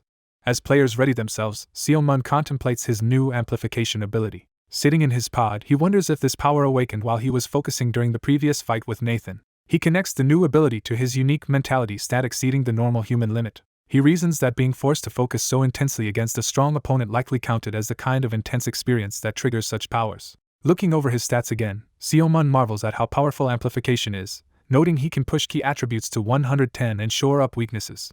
Excited, he thinks about testing the ability against Nathan in the next match. Heian suddenly appears gloomily calling him uncle, startling Seomun. Seomun asks how her game went since he was busy fighting Nathan, and she dejectedly says she only got 1 assist before dying. She admits she got greedy for kills and overextended with teleportation, which led to her death. Seomun replies that in his era they used to say teleporting aggressively almost always leads to getting killed. He warns that their opponents are world-class players, advising her to save teleportation for escapes instead, and she agrees. Encouraging her not to be discouraged, he says boldness is vital for a melee damage dealer, and she asks if he will be alright against the very strong Nathan. Seomun calls Heian's attention, prompting her curious response. He theatrically asks why she considers him so great, while she points out he lost his arm to Nathan earlier. Seomun insists that regardless of raw physicality, his alter ego ability outclasses simple throwing and tells his niece to watch and learn. He promises to show her exactly how he will defeat Nathan in the next set. In the arena, the host begins the countdown for the second match. Nathan and his white-clad teammates assemble, ready for the rematch. Observers note how Nathan's demeanor changes from polite and kind to fierce once he holds his weapons. Seomun, preparing to face both Nathan and his alter, wonders which of his abilities he should amplify. Reaching for his grenades and gear, he admits he already knows the optimal choice. He activates amplification on his skill stat while taking up his shield and spear. The system declares the start of the match. Both teams immediately dash toward each other, clashing at high speed. Powerful ranged attacks and spears fly as the opening exchange explodes across the battlefield. A massive blast erupts among the white team, scattering players. Heian watches the chaos unfold, preparing to act more cautiously this time. Another enormous explosion shatters the ground, blasting combatants away. Seomun notes he has used amplification. As he soars forward with spear and shield, he observes that he does not yet feel any clear difference. He decides he will figure out the effect once he is deep into combat, and powers up with blue aura. Nathan, aura flaring, approaches, and Seomun greets him mockingly as Kid. Both lock eyes and acknowledge each other, signaling their readiness for the rematch. Nathan slides in with blazing twin daggers, telling Seomun to come at him with everything he has. Seomun grips his shield while Nathan's altar begins to manifest again. Nathan splits with his altar, both bodies moving in perfect blue synchronicity. Seomun unleashes a fierce spear technique, his movements crackling with enhanced power. The spear's trajectory forms a spiraling torrent of energy racing toward Nathan. Nathan reacts quickly, using his altar to reposition defensively. He registers how incredibly fast Seomun's spear has become. Seomun, confident, says Nathan can dodge it. Nathan questions whether that is what Seomun was counting on. The spear's energy knot tightens and spins even faster mid-flight. It suddenly accelerates into a blinding blue explosion of power. Nathan is shocked as the spear gains a sudden burst of speed. The amplified strike pierces his position, injuring him before he can fully react. Seomun calls the hit a bullseye and explains that while Nathan can block the redirected strike, the altar not targeted will inevitably slow down. He continues that the unthreatened version of Nathan assumes it is safe and thus becomes vulnerable, though Nathan senses something is off. Nathan analyzes the attack, recognizing that the strike's mid-flight speed boost was abnormal. He recalls all previous data on Seomun and realizes the spear has never accelerated like this in a gimmick-free space, leaving him bewildered about what is happening. Nathan clicks his tongue in frustration as he moves. Racing away with his blade, Nathan thinks his opponent still had a hidden move. Nathan decides to widen the gap because his aura is down to 30% and close combat is dangerous. His opponent praises Nathan's decision to retreat, confusing Nathan. The opponent deduces Nathan is heading to regroup with teammates now that his altar is gone and calls him a wise top player. Smiling, the opponent taunts that Nathan was shocked when his altar vanished immediately, and that Nathan failed to deduce the situation in time. The opponent unleashes a powerful attack, declaring their second practice match over for Nathan. Later, a teammate tells Nathan he must also play the third set. Seomun Yeep refuses, saying he is tired and wants to stop, startling Nathan. Nathan begs for another chance, and Seomun calls him arrogant for thinking he can win if given one more try. Seomun relents and grants Nathan one final chance. The third match begins and Nathan immediately activates his skill alter ego. Nathan's altar materializes beside him as he prepares. Seomun notes Nathan is using alter ego from the start, and calls it a smart choice. Nathan and his alter charge in together, their eyes glowing. Nathan reflects that this will be the decisive final set. Nathan and his alter dash forward, launching energy attacks. Nathan views this last set as his final opportunity to surmount the wall that is Seomun. Seomun mentally invites Nathan to attack him. Seomun powers up, his aura turning his figure into a looming, glowing silhouette. Nathan internally calls out Seomun Yeep by name as his target. Nathan analyzes Seomun's fighting style as regular tempo, speed, and coordinated strikes using alter ego. Seomun notes he has already considered every possible threat Nathan can pose. Seomun activates Amplify skill. Seomun begins spinning his spear and shield at high speed, aura flaring. With enhanced power, Seomun swings his shield and spear in a sweeping attack. Nathan clashes with Seomun's blow but is driven back by the force. Seomun fends off attacks from both Nathan and his alter at once, the area filled with clashes. Nathan presses Seomun with relentless dual assaults. The three continue exchanging rapid strikes as Seomun blocks and counters. Seomun marvels at Nathan's persistence but decides Nathan will be dangerous if allowed to attack from behind. He reasons that while moving he must restrict the angle he defends to half a circle. A tactical diagram contrasts standing still and being attacked from all sides with moving to face only a 180-degree threat. Seomun concludes he must chip away Nathan's stamina and aura while minimizing his own movement. Nathan charges again, while Seomun acknowledges Nathan may be faster. Seomun thinks Nathan will need to move more than him to catch up from behind and will waste energy if he runs aimlessly. Seomun keeps kiting Nathan and his alter, convinced Nathan will not be able to close the distance. Seomun sprints through the arena, leaving a curved trail as Nathan chases. Nathan and his alter suddenly leap high, aiming to cut off Seomun's path from above. Seomun admits to himself that despite everything, Nathan is rapidly catching up. Seeing Nathan's aerial interception, Seomun recognizes the gap is closing fast. Seomun notes Nathan's movements are becoming more efficient, and decides he must distract Nathan briefly. Nathan wonders in shock how Seomun keeps adapting. Seomun grins as an idea occurs to him. He realizes the match is fundamentally a team game and flips backward toward the other players. Seomun lands near Nathan's teammates, startling them. Seomun plans to confuse Nathan using this maneuver. Nathan is bewildered to suddenly see Seomun Yeep appearing beside his team. Seomun hurls his spear past a nearby teammate while warning them to watch out. The spear slams into one of Nathan's allies, knocking him out of the match. Nathan reacts in alarm as he sees his teammate struck down. Seomun thinks that anxious opponents inevitably reveal openings, and reaches for another weapon. He draws a pair of batons as he turns back to the fight.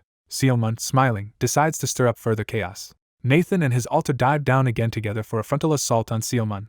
Seomun declares he will not allow Nathan's plan to work. Seomun channels amplified power into his spear for a new attack. He crushes another enemy with a heavy blow, leaving Nathan stunned. Nathan realizes in disbelief that Seomun has already passed by him and his alter. Seomun's spinning strike annihilates Nathan's alter while Nathan looks on in shock.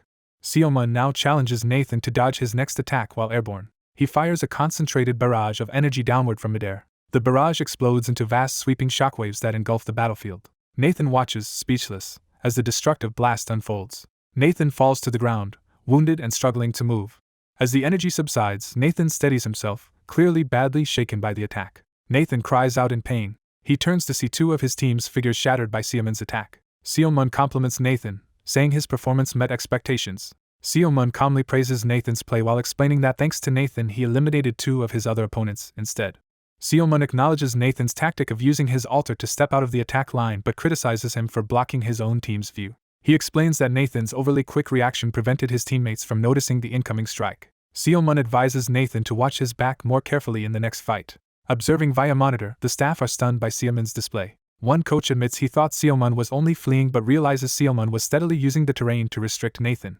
Another observer adds that Seomun deliberately created situations where Nathan's attacks could be turned to Seomun's advantage, predicting Nathan will grow impatient. Nathan's supporter insists their ace will not lose easily and must still have a hidden plan. The analytical coach disagrees, saying the situation is beyond Nathan's control. He points out that Seomun's spear techniques have become extraordinarily refined in a very short time. He notes that Seomun is comfortably handling all of Nathan's attacks. Watching the screen, the coach concludes Seomun's performance is astonishing. He reflects on how formidable the coordinated assaults of Nathan and his alter are. He recognizes that such seamless cooperation between Nathan and alter ego comes from immense talent and relentless practice. Yet even with that teamwork, Seomun keeps pace. The coach observes that Seomun always strikes at the exact instant Nathan is about to begin an attack. Those perfectly timed counters continually disrupt Nathan and his alter's rhythm. Seomun appears focused, exuding a dark and overwhelming aura. The narration explains that copying this by observation alone is impossible, and that Seomun is actually slower than Nathan. Despite being slower, Seomun keeps blocking Nathan's attacks head-on. The narration concludes that Seaman's success is due solely to his almost future-predicting sense of timing. It emphasizes that his timing is so precise it feels like foresight. Seaman prepares another attack as Nathan closes in. Seaman launches a piercing projectile at Nathan. Nathan just manages to deflect the projectile with alter ego's coordinated movement. Seaman uses the opening to reposition, while Nathan struggles to regain ground. Seaman remains calm and calculating despite the frantic exchanges. Nathan and his alter pounce again in a renewed leap towards Seaman. The analyst says Seaman's shield work should be shown as a textbook model for tankers because it is basic yet flawless. He explains that while Seaman often seems about to be isolated, he repeatedly executes precise hit-and-run counters. The observer notes that Seaman even wields his shield offensively like a weapon. Nathan is driven back by another blast and realizes the distance between them has become too great. Determined, Nathan thinks he must close the distance again, but is immediately struck by another powerful blow. Nathan's avatar disintegrates, signaling his defeat. Nathan looks on in silent shock. A narration recalls Seaman's legendary status as the immortal Esper who once saved humanity. Seaman smiles at Nathan and tells him the battle is now between just the two of them, reinforcing that he truly is that legendary figure. The two stand facing each other alone in the arena's ruined hall. Nathan acknowledges inwardly that this overwhelming presence is the real Seaman Yeep. Seaman rests his spear on his shoulder, relaxed after victory. Nathan, wrapped in aura, steels himself mentally despite the loss. He resolves to keep fighting to the very end. Nathan charges Seaman once more for a final clash. Nathan vows to finish the match without regrets. Their weapons collide in a decisive close-quarters exchange. Afterward, Nathan concedes defeat, admitting Seaman's superiority. Seaman compliments Nathan's skill, saying he is stronger than another top player, which Nathan shyly accepts. Seaman advises Nathan to work on improving his physical strength, surprising Nathan. Seaman notes that Nathan still has room to raise his strength stats significantly. Their coach thanks Seaman for the training and praises both combatants. He singles out Seaman, saying he repeatedly adapted and overtook Nathan's movements during the matches. Nathan asks how Seaman could read his moves even when he used alter ego. Seaman thinks to himself that Nathan's tricky attack patterns and perfect synchronization took enormous effort to develop. He reflects that he could only fight Nathan evenly after boosting his own skill stat to 110 with Amplify. Summarizing, Seaman concludes the main reason he could handle Nathan was simply because he himself wielded that amplification. Later at sunset outside the facility, Seaman, Nathan, Baek Hyeon, and the staff say their goodbyes. The coach thanks Seaman and Hyeon for taking part in the day's training. Seaman says he enjoyed it and asks them to train Hyeon well until he returns, while they promise to make good use of her. Seaman notices Hyeon is gloomy and silent. Narration explains that Hyeon failed to score a single kill in any of the 3 practice matches and became overly cautious after dying early once. The final tally of her contribution is about to be given. Seaman gently pats Hyeon's head. It is revealed that her record was 1 assist in the second match and 3 assists in the third. Seaman reassures her not to brood over practice results, calling her kiddo. Hyeon suddenly brightens, shouting that she actually did fine for her first match. She insists she does not stay discouraged and vows to become an amazing player. Seaman thinks that as Baek Jiho's daughter and his own niece, her energy means he need not worry and wishes her luck despite finding her boastful chant odd. Seaman looks forward to having time for himself again and plans to test a particular ability. That evening he goes to a tall building where he can experiment. Inside, he studies a system window describing his amplification ability and ponders its use. He muses about the phrase amplifying Esper power and wants to know how it functions.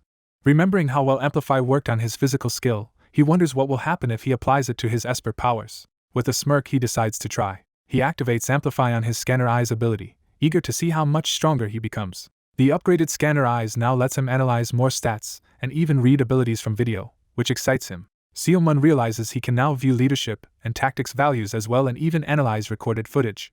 Looking at his own enhanced stat screen, he notes that scouting opponents will be much easier and that his max leadership and tactics make him effectively perfect. He then combines amplification with his throwing skill, gaining the power to fully control and recall thrown objects. Testing with a toothbrush, he learns it costs aura to retrieve items, but that automatic spear retrieval will still be a huge advantage. He concludes this upgrade will greatly expand his tactical options and is satisfied so far. Finally, he turns his attention to another ability window, preparing to experiment with his immortality skill. Seaman Yeep nervously activates an unknown Amplify immortality combination. His body becomes wreathed in blue aura, startling him. Feeling his chest, he is confused by the strange energy. As the aura intensifies, he panics, realizing something big is happening. His eyes sharpen as the transformation completes. A system explains immortality amplified turns his body into untouchable astral aura for 120 seconds, and he floats in that state. Examining his glowing hands, he realizes his entire body is now made of aura. Awed by the sensation, he wonders how he can test this new astral form. Remembering he can pass through anything, he decides to experiment using that intangibility. He launches forward at extreme speed, spear in hand. He rushes through the city, moving like a streak of light. Arriving above Paris, he excitedly soars around the Eiffel Tower. While flying over the city, he notes that in this ghost-like state no attack can hurt him, but wonders if he can still attack. As he thinks of returning to test with a toothbrush, a dark, creepy aura suddenly appears nearby. He recognizes the ominous energy. Purple burrower energy erupts near the Eiffel Tower, drawing his attention. He identifies the source as a burrower. Grinning fiercely, he prepares to confront it. He confirms to himself again that the presence is a burrower and clenches his fist. He zooms toward the disturbance, spear ready to strike. His rapid movement streaks past the city streets. He continues streaking over rooftops toward the source. Seeing the corrupted sky over the Eiffel Tower, he realizes the burrowers he fought before are still alive. Enraged that those enemies survived, he resolves to finish them. He unleashes a massive spear of aura downward at the tower. The spear strikes the structure, and he notes with satisfaction that the attack connected. Detecting a clear burrower aura reaction from the hit, he knows he actually struck one. He chases the fleeing energy as it shoots away from the tower. Following the trail around the Eiffel Tower, he feels the burrower presence clearly. Hovering near the structure, he senses the enemy is still close by. Excited, he taunts the surviving burrowers, saying their continued existence keeps things interesting. Just as he vows to keep pursuing them, a timer notification interrupts him. The system informs him the 120 seconds of amplified immortality are over and he will return to his body. He reacts in disbelief to the sudden time limit. As he is forcibly pulled back toward his body, he desperately reaches out and shouts in refusal. Furious that the effect is ending now, he screams that this is the worst possible timing. He snaps awake in his physical body, shocked. Back in his room, he lands hard on the floor amid dispersing aura. Speechless, he struggles to process what just happened. He slowly straightens up from his slump. Enraged at losing his chance, he slams his fist into the wall, cracking it. Leaning against the damaged wall, he curses and wonders why the skill wore off at that exact moment. He frets about amplification's cooldown, desperate to use his astral body again immediately. Catching his breath, he looks at his hand in confusion. Gazing out at the peaceful Eiffel Tower from afar, he wonders what is going on. He realizes he can no longer feel any trace of the burrower presence. Elsewhere, in a dark hall, a superior scolds a robed subordinate for failing a simple mission, while the subordinate begs forgiveness and blames a sudden spear attack. The furious superior impales and slams the cloaked failure with a weapon. Declaring he wants no excuses, the superior condemns the subordinate to eternal slumber, saying many others can replace him. The superior decides it is not yet time to intervene directly, and withdraws his power. Smiling ominously, the bloodied robed figure speaks of the light of the beginning and vows to wait for Seomun Yeep. Narration explains that after returning, Seomun Yeep repeatedly tests his astral form again. He learns two things. First, that in astral form all physical objects and attacks harmlessly pass through him. He also confirms that despite being intangible, he can still interact with and destroy objects while astral. The narration states that even as an astral body, Seomun Yeep can affect the physical world and attack freely. After these tests, he no longer senses any burrower energy nearby and wonders if he was mistaken. Relaxing above Paris, he thinks it is odd he cannot find the spear he threw and concludes someone may have taken it, leaving no clues. Narration says one thing is certain. Back in his body, he rises, aura swirling, determined by that certainty. He stares at his reflection in the glass before the Eiffel Tower, contemplating his next move. Later, a man introduces himself as Gabriel Sana to Seomun Yeep and his entourage. Seomun recognizes Gabriel as the man he saw during the practice match. A Paris Lumiere representative reminds Seomun that in exchange for his battle data he requested someone who could operate the ES, and that person is Gabriel. The representative confirms Gabriel Sana will accompany Seomun as the expert who can run the system. Curious, Seomun activates Amplify's scanner eyes on Gabriel. His scanner shows Gabriel's detailed stats, highlighting strong aura, leadership, and tactics. The display explains Gabriel's special ability, focus, lets him maintain intense concentration for up to 6 hours. Seomun notes that Gabriel's Esper traits are exceptional, with particularly high leadership and tactics, making him perfect as a coach. The Paris Lumiere staff explained Gabriel's impressive coaching background and that he recently returned as a top-tier Premier League coach. Seomun cautions Gabriel that moving from powerhouse France to low-ranked Korea and a secondary league team like Weissim is a big downgrade. Gabriel acknowledges this and says he originally had no intention of leaving France or coaching a secondary team. He explains that after watching Seomun's match, he changed his mind. If Seomun can overpower stars like Nathan, coaching Seomun's team is even more appealing. Seomun shrugs that Gabriel simply thought it would be fun, and says that attitude is fine with him. Gabriel offers high compensation and full authority over coaching and team management, but Seomun declines, saying that is not enough. Seomun is confused that Gabriel wants to go to Korea but refuses a simple coaching role, and Gabriel replies that his demand is larger than that. Gabriel boldly states that, given his skills, it is only logical he run coaching and management, which Seomun admits sounds arrogant but true. Gabriel adds that he was supposed to become Paris Lumiere's primary league coach and that taking Korea's 127th ranked team is a step back in his career. He proposes a different arrangement. Gabriel suggests that if Weissim is promoted to the primary league within a year and wins the cup, pushing Korea up the rankings, it will rehabilitate his career. Seomun listens as Gabriel says he therefore has one condition. Gabriel finishes outlining his terms and asks Seomun what he thinks of the proposal. Seomun thinks it over carefully, repeating his pondering aloud. He agrees to Gabriel's condition and accepts the challenge. They shake hands, finalizing their contract. The Paris Lumiere staff excitedly photograph the handshake, declaring that this deepens the relationship between Seomun Yeep and Paris Lumiere. They reveal they have already posted Seomun's photos in their team uniform on official social media, to his annoyance. The staff say they must publicize and boast about the deal, asking Seomun to forgive them since they just secured a weapons sponsorship, and he reluctantly lets them do as they wish. Narration summarizes that Seomun went to Paris seeking players but instead secured coach Gabriel Sana and the Esper's analysis system. It explains amplified scanner eyes can now analyze and display other skills and stats, even through videos, giving Seomun greater scouting power. Thanks to this amplification and his boosted abilities list, Seomun grows confident enough to return to Korea earlier than planned. Even after he leaves, Paris Lumiere floods social media with photos boasting of Seomun Yeep's association with them. Rumors spread that Seomun registered as a battlefield player for Paris Lumiere, worrying rival teams. The most displeased response comes from a German chief trainer who sees the posts on his phone. He sighs while looking at Seomun's confident photo. Narration identifies his club as Paris Lumiere's greatest rival and Germany's top battlefield team. The narration introduces their leader, Emre Kasa, one of the 7 heroes, and shows his subordinate Biran But's brooding over Seomun's unpredictability. Time skips to clear skies over the Weissim facility in Korea, signaling a new chapter. Inside Weissim, Gabriel directs staff as they set up the sophisticated ES equipment. Watching him, someone remarks he looks extremely intelligent. Players peek around a corner, whispering that this must be the new coach and the famous ES system that no one in Korea could operate. They whisper excitedly that even KB1 teams do not have access to this program yet, praising their club owner and saying they cannot wait to use it. Hearing an approaching vehicle, someone exclaims that the club owner has arrived. Seomun walks in, greeting everyone loudly and asking if they trained hard while he was away. Gathering the team, he announces he had an unusual dream last night. He tells them that in the dream an old man claiming to be his ancestor appeared. The ancestor said Seomun suffered because of his forebears' mistakes and then recited a set of 6 numbers. The players react in shock, wondering if those numbers were a lottery combination. Seomun says he tried to ignore the old man, but the ancestor insisted and forced the 6 digits into his ear, so he cannot forget them. Reflecting on it, Seomun jokes that maybe God intends to reward him with a one-time lottery win for saving the world. A teammate asks if he bought a lottery ticket, and he answers that he did not. Smirking, Seomun says he does not buy such things and asks if they know why. He declares that the players themselves are his lottery ticket and urges them to work hard this season to raise their value. Clearing his throat, he continues that for their advancement, he brought someone special back from France. He presents Gabriel Sana to the team, boasting about how elite he is and how hard it was to recruit him to this remote area. Seomun adds that Gabriel's salary exceeds all of theirs and tells them to treat him well before inviting Gabriel to introduce himself.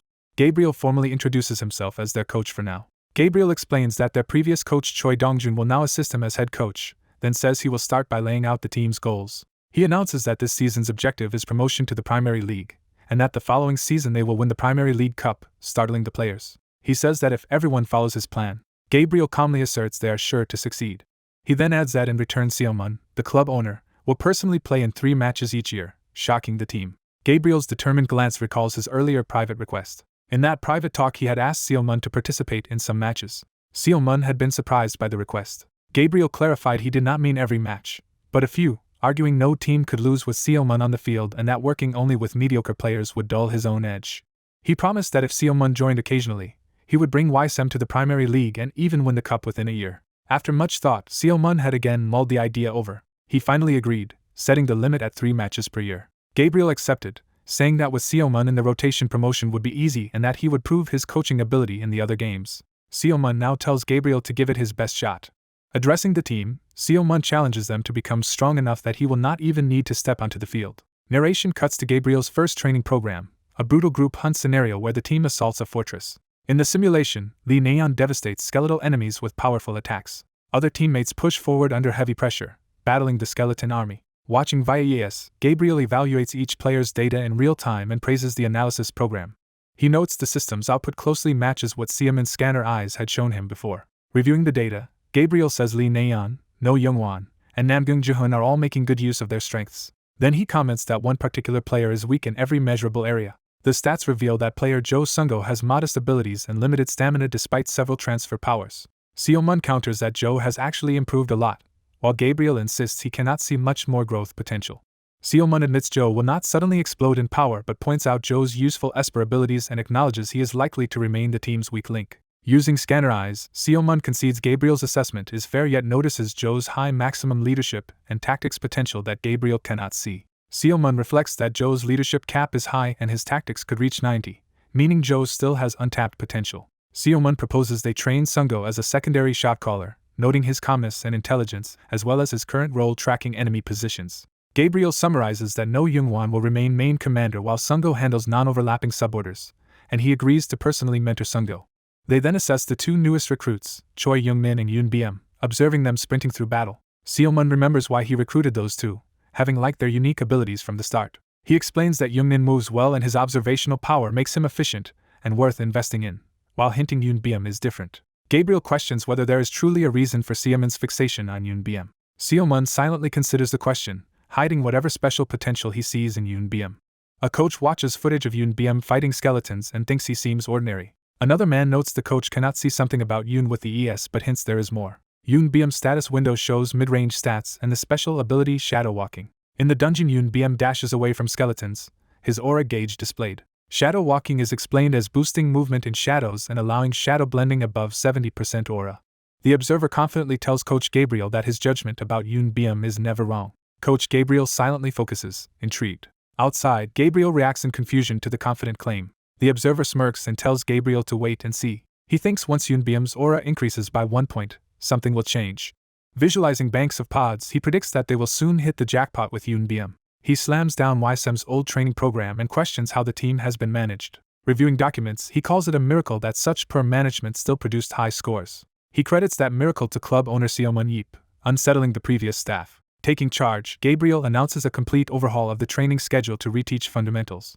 Narration introduces the next training module under Gabriel, the speed test. Players sprint at full speed on the track. Lee Nayeon blazes past everyone and takes first place in the speed rankings. Exhausted, Yoon Biem finishes far behind and ranks 14th, marveling at Nayeon's speed. Running with him, Captain No Young-hwan ranks 6th and reassures Biem that the harsh regimen is medically sound.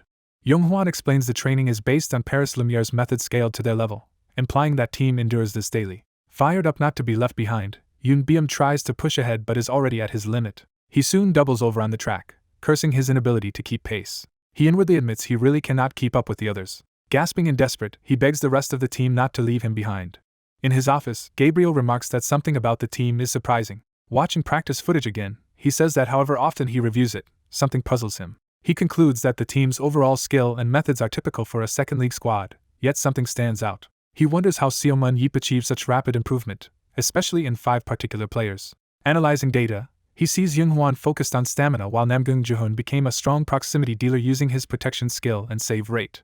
He notes that Nayeon and Jo Sung-go improved hit-and-run recon through sprint training, and Choy Huk quickly grew in strength after switching to a tanker role at Weissim. Gabriel realizes the only shared factor is that all 5 were developed under Seo-mun Yeep. He decides that with these members and careful use of matches featuring the club owner, reaching post-season and winning is realistic. Still, something bothers him. Watching footage of Choy Huk tanking, he does not understand why Yeep changed Huk's position from dealer to tanker.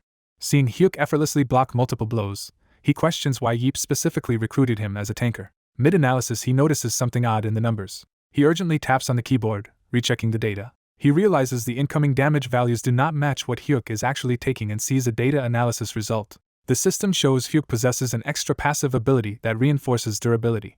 Gabriel wonders if Yeep detected this hidden passive and switched Huk's position because of it. Remembering Yeep's earlier declaration that his eyes are never wrong, Gabriel now wonders what Yeep truly is. Meanwhile, Yoon Biem despairs over his poor results and feels doomed. Outside, Yeep finds him sighing, jokes about how loud it was, and casually tells him to just call him Yeep. Yoon Biem nervously agrees, and Yeep orders him to always greet him that enthusiastically. Smiling, Yeep asks Biem to explain what is bothering him. Biem admits Yeep already knows the problem, that he is the weakest member of the team. Comparing himself to younger teammate Young-min, already a key player who idolizes Yeep, Biem says the training alone is hard and going pro has always felt impossible. Yeep bluntly points out that Young-min is naturally talented and says Biem is here specifically because of his Esper ability. Biem protests that even with his speed boosting in shadows, he still cannot catch up to Nayeon. Yeep reiterates that abilities can grow with training, but BM doubts how Yeep can promise that. Yeep clarifies he never guaranteed success, only made a bet with BM about his future, which enrages BM. Reminding him of the offer of 300 million won if he quits, Yeep scolds him for treating that like an easy sum until BM apologizes in panic. Sighing, Yeep decides the current approach is not working. He grabs BM by the collar and drags him away, telling him to follow. They head into the mountains, and BM complains about suddenly having to hike. Climbing, Yeep says they must break BM's loser mindset, or he will waste 300 million, urging him to decide whether to coast or do something great with these 2 years. BM retorts that adults should tell kids to be sincere, and Yeep admits he lacks formal education but shrugs it off. Yeep then says he has prepared the perfect aura training regimen for BM up on the mountain. He explains aura becomes more active in locations that suit it, saying his own aura resonated best inside dungeons. Yeep adds that dungeons were where he finally felt like a useful person. BM is startled by this admission. Yeep recalls being insulted as a child, called a rat, and told his parents abandoned him and that he was useless. He states those verbal abuses are what he heard constantly growing up. He explains that the orphanage director both cursed at and beat the children for amusement. The director especially targeted Yeep, beating him often while other kids who sucked up to the director also abused him. As a bruised child, Yeep was scolded and repeatedly called useless. Hearing this, BM grows solemn and begins to empathize. He walks up quietly to Yeep, rendered speechless. Yeep pats BM's head and says everyone carries scars despite outward differences. He assures BM that his scars are ones he can overcome. Deeply moved, BM softly calls Yeep's name. Yeep then jokes that since BM is a natural loser, they should go somewhere shady where no one can see him, leaving BM flustered as he follows. They arrive before a cave in the mountain, and Yeep tells BM to rely on his own Esper ability there. BM wonders if he is supposed to break the rock, but Yeep says the real training will be something else. Yeep abruptly kicks BM down into the cave to begin that training. Inside the dark cavern, BM yells in shock as Yeep says his negative, dark mentality makes this the perfect place to hone his powers. Yeep orders him to survive below and come back up in 10 days, prompting BM to panic about food and toilets. Yeep coldly asks if such details matter when he has provided the perfect training spot and tells BM to obey. As BM calls him insane, Yeep also confiscates his phone to prevent distractions. Alone at the bottom, BM wonders if he might actually die and instinctively thinks about escaping. He considers running away once Yeep leaves, but Yeep's disembodied voice warns him about the consequences of getting caught sneaking out. Remembering Yeep's terrifying expression, BM meekly answers that he understands. Yeep cheerfully waves goodbye from above, wishing BM luck and jokingly calling him Jack. Left in the pit, BM mentally screams, wondering what is wrong with Yeep. Exhausted, he flops down on the cave floor, sighing. Staring upward, he laments his situation and wonders how he is supposed to cope with all this. He tells himself this cannot be happening and questions how he is meant to change now. He concludes despairingly that he cannot do it. Remembering his school days, he recalls always being benched and never standing out. Even when he did get playing time, he felt invisible to spectators. He had long wanted to play an active role on the battlefield. In that memory, he clenches his fist and dreams of becoming a great battlefield player. Returning to the present, he insists it is impossible. He repeats that there is no way success is attainable for someone like him. His thoughts loop on how impossible it feels, just before he recalls Yeep inviting him to join Weissim. He remembers Yeep confidently telling him that his Esper ability could grow stronger. Sitting up in the cave, BM fixates on that word potential. He silently reflects on it, determination starting to form. He realizes that the world's greatest Esper himself told him he has potential. Resolving to trust that, BM begins aura meditation, blue energy flaring around him. He focuses entirely on sensing and controlling the flow of his aura. Time passes as sunlight moves across the cave entrance. After 10 days, narration states the time skip and Yeep returns, relieved to find BM still alive. From above, Yeep tells the haggard BM to climb out, calling him Yoon Jackpot. Yeep activates his own ability scanner eyes using his phone to check BM's news stats. His glowing eyes confirm that a lottery ticket he once saw was a winner, illustrating how accurate scanner eyes is. When BM finally emerges with aura swirling around him, Yeep proudly says he was right. BM asks if Yeep watched him the whole time, and Yeep addresses him seriously. Via a remote surveillance robot, Yeep explains there is still time before the second season and instructs BM to master his new ability. He declares that the first match of the second season will be BM's debut as a key player. A caption notes there are 31 days left before that season begins. Back at Weissim's facility, someone welcomes Seomun Yeep's return. Yeep arrives with BM in tow while the staff say Gabriel is inside finalizing the second season roster. Yeep replies that he is there to introduce the team's new key player, gesturing to BM. Inside, calls pour in about transfers while Gabriel refuses offers, especially for standout Lee Nayeon. Gabriel tells Yeep that many domestic and international teams are trying to buy Nayeon. He elaborates that transfer season is intense and even mentions a Middle Eastern team offering $5 million for Nayeon and Jo Sungo together. Yeep immediately asks if the club will sell, then dismisses the amount as too little, shocking BM with his quick change of attitude. Yeep says that even if he ever sold, it would only be Nayeon, never Sungo, and Gabriel agrees Sungo is especially valuable. Gabriel explains that Sungo has strong tactical understanding and ability usage and should mesh with Yeep's unconventional strategies. Yeep, planning to play too, imagines fun tactics using Sungo, using world-class support Daniel Mance as a benchmark. Curious, Yeep asks who Daniel Mance is. Gabriel answers that Mance is one of the world's top 3 support players. He adds that Mance plays for the German team Berlin Blitz, coached by one of the 7 heroes, Emre Kasa.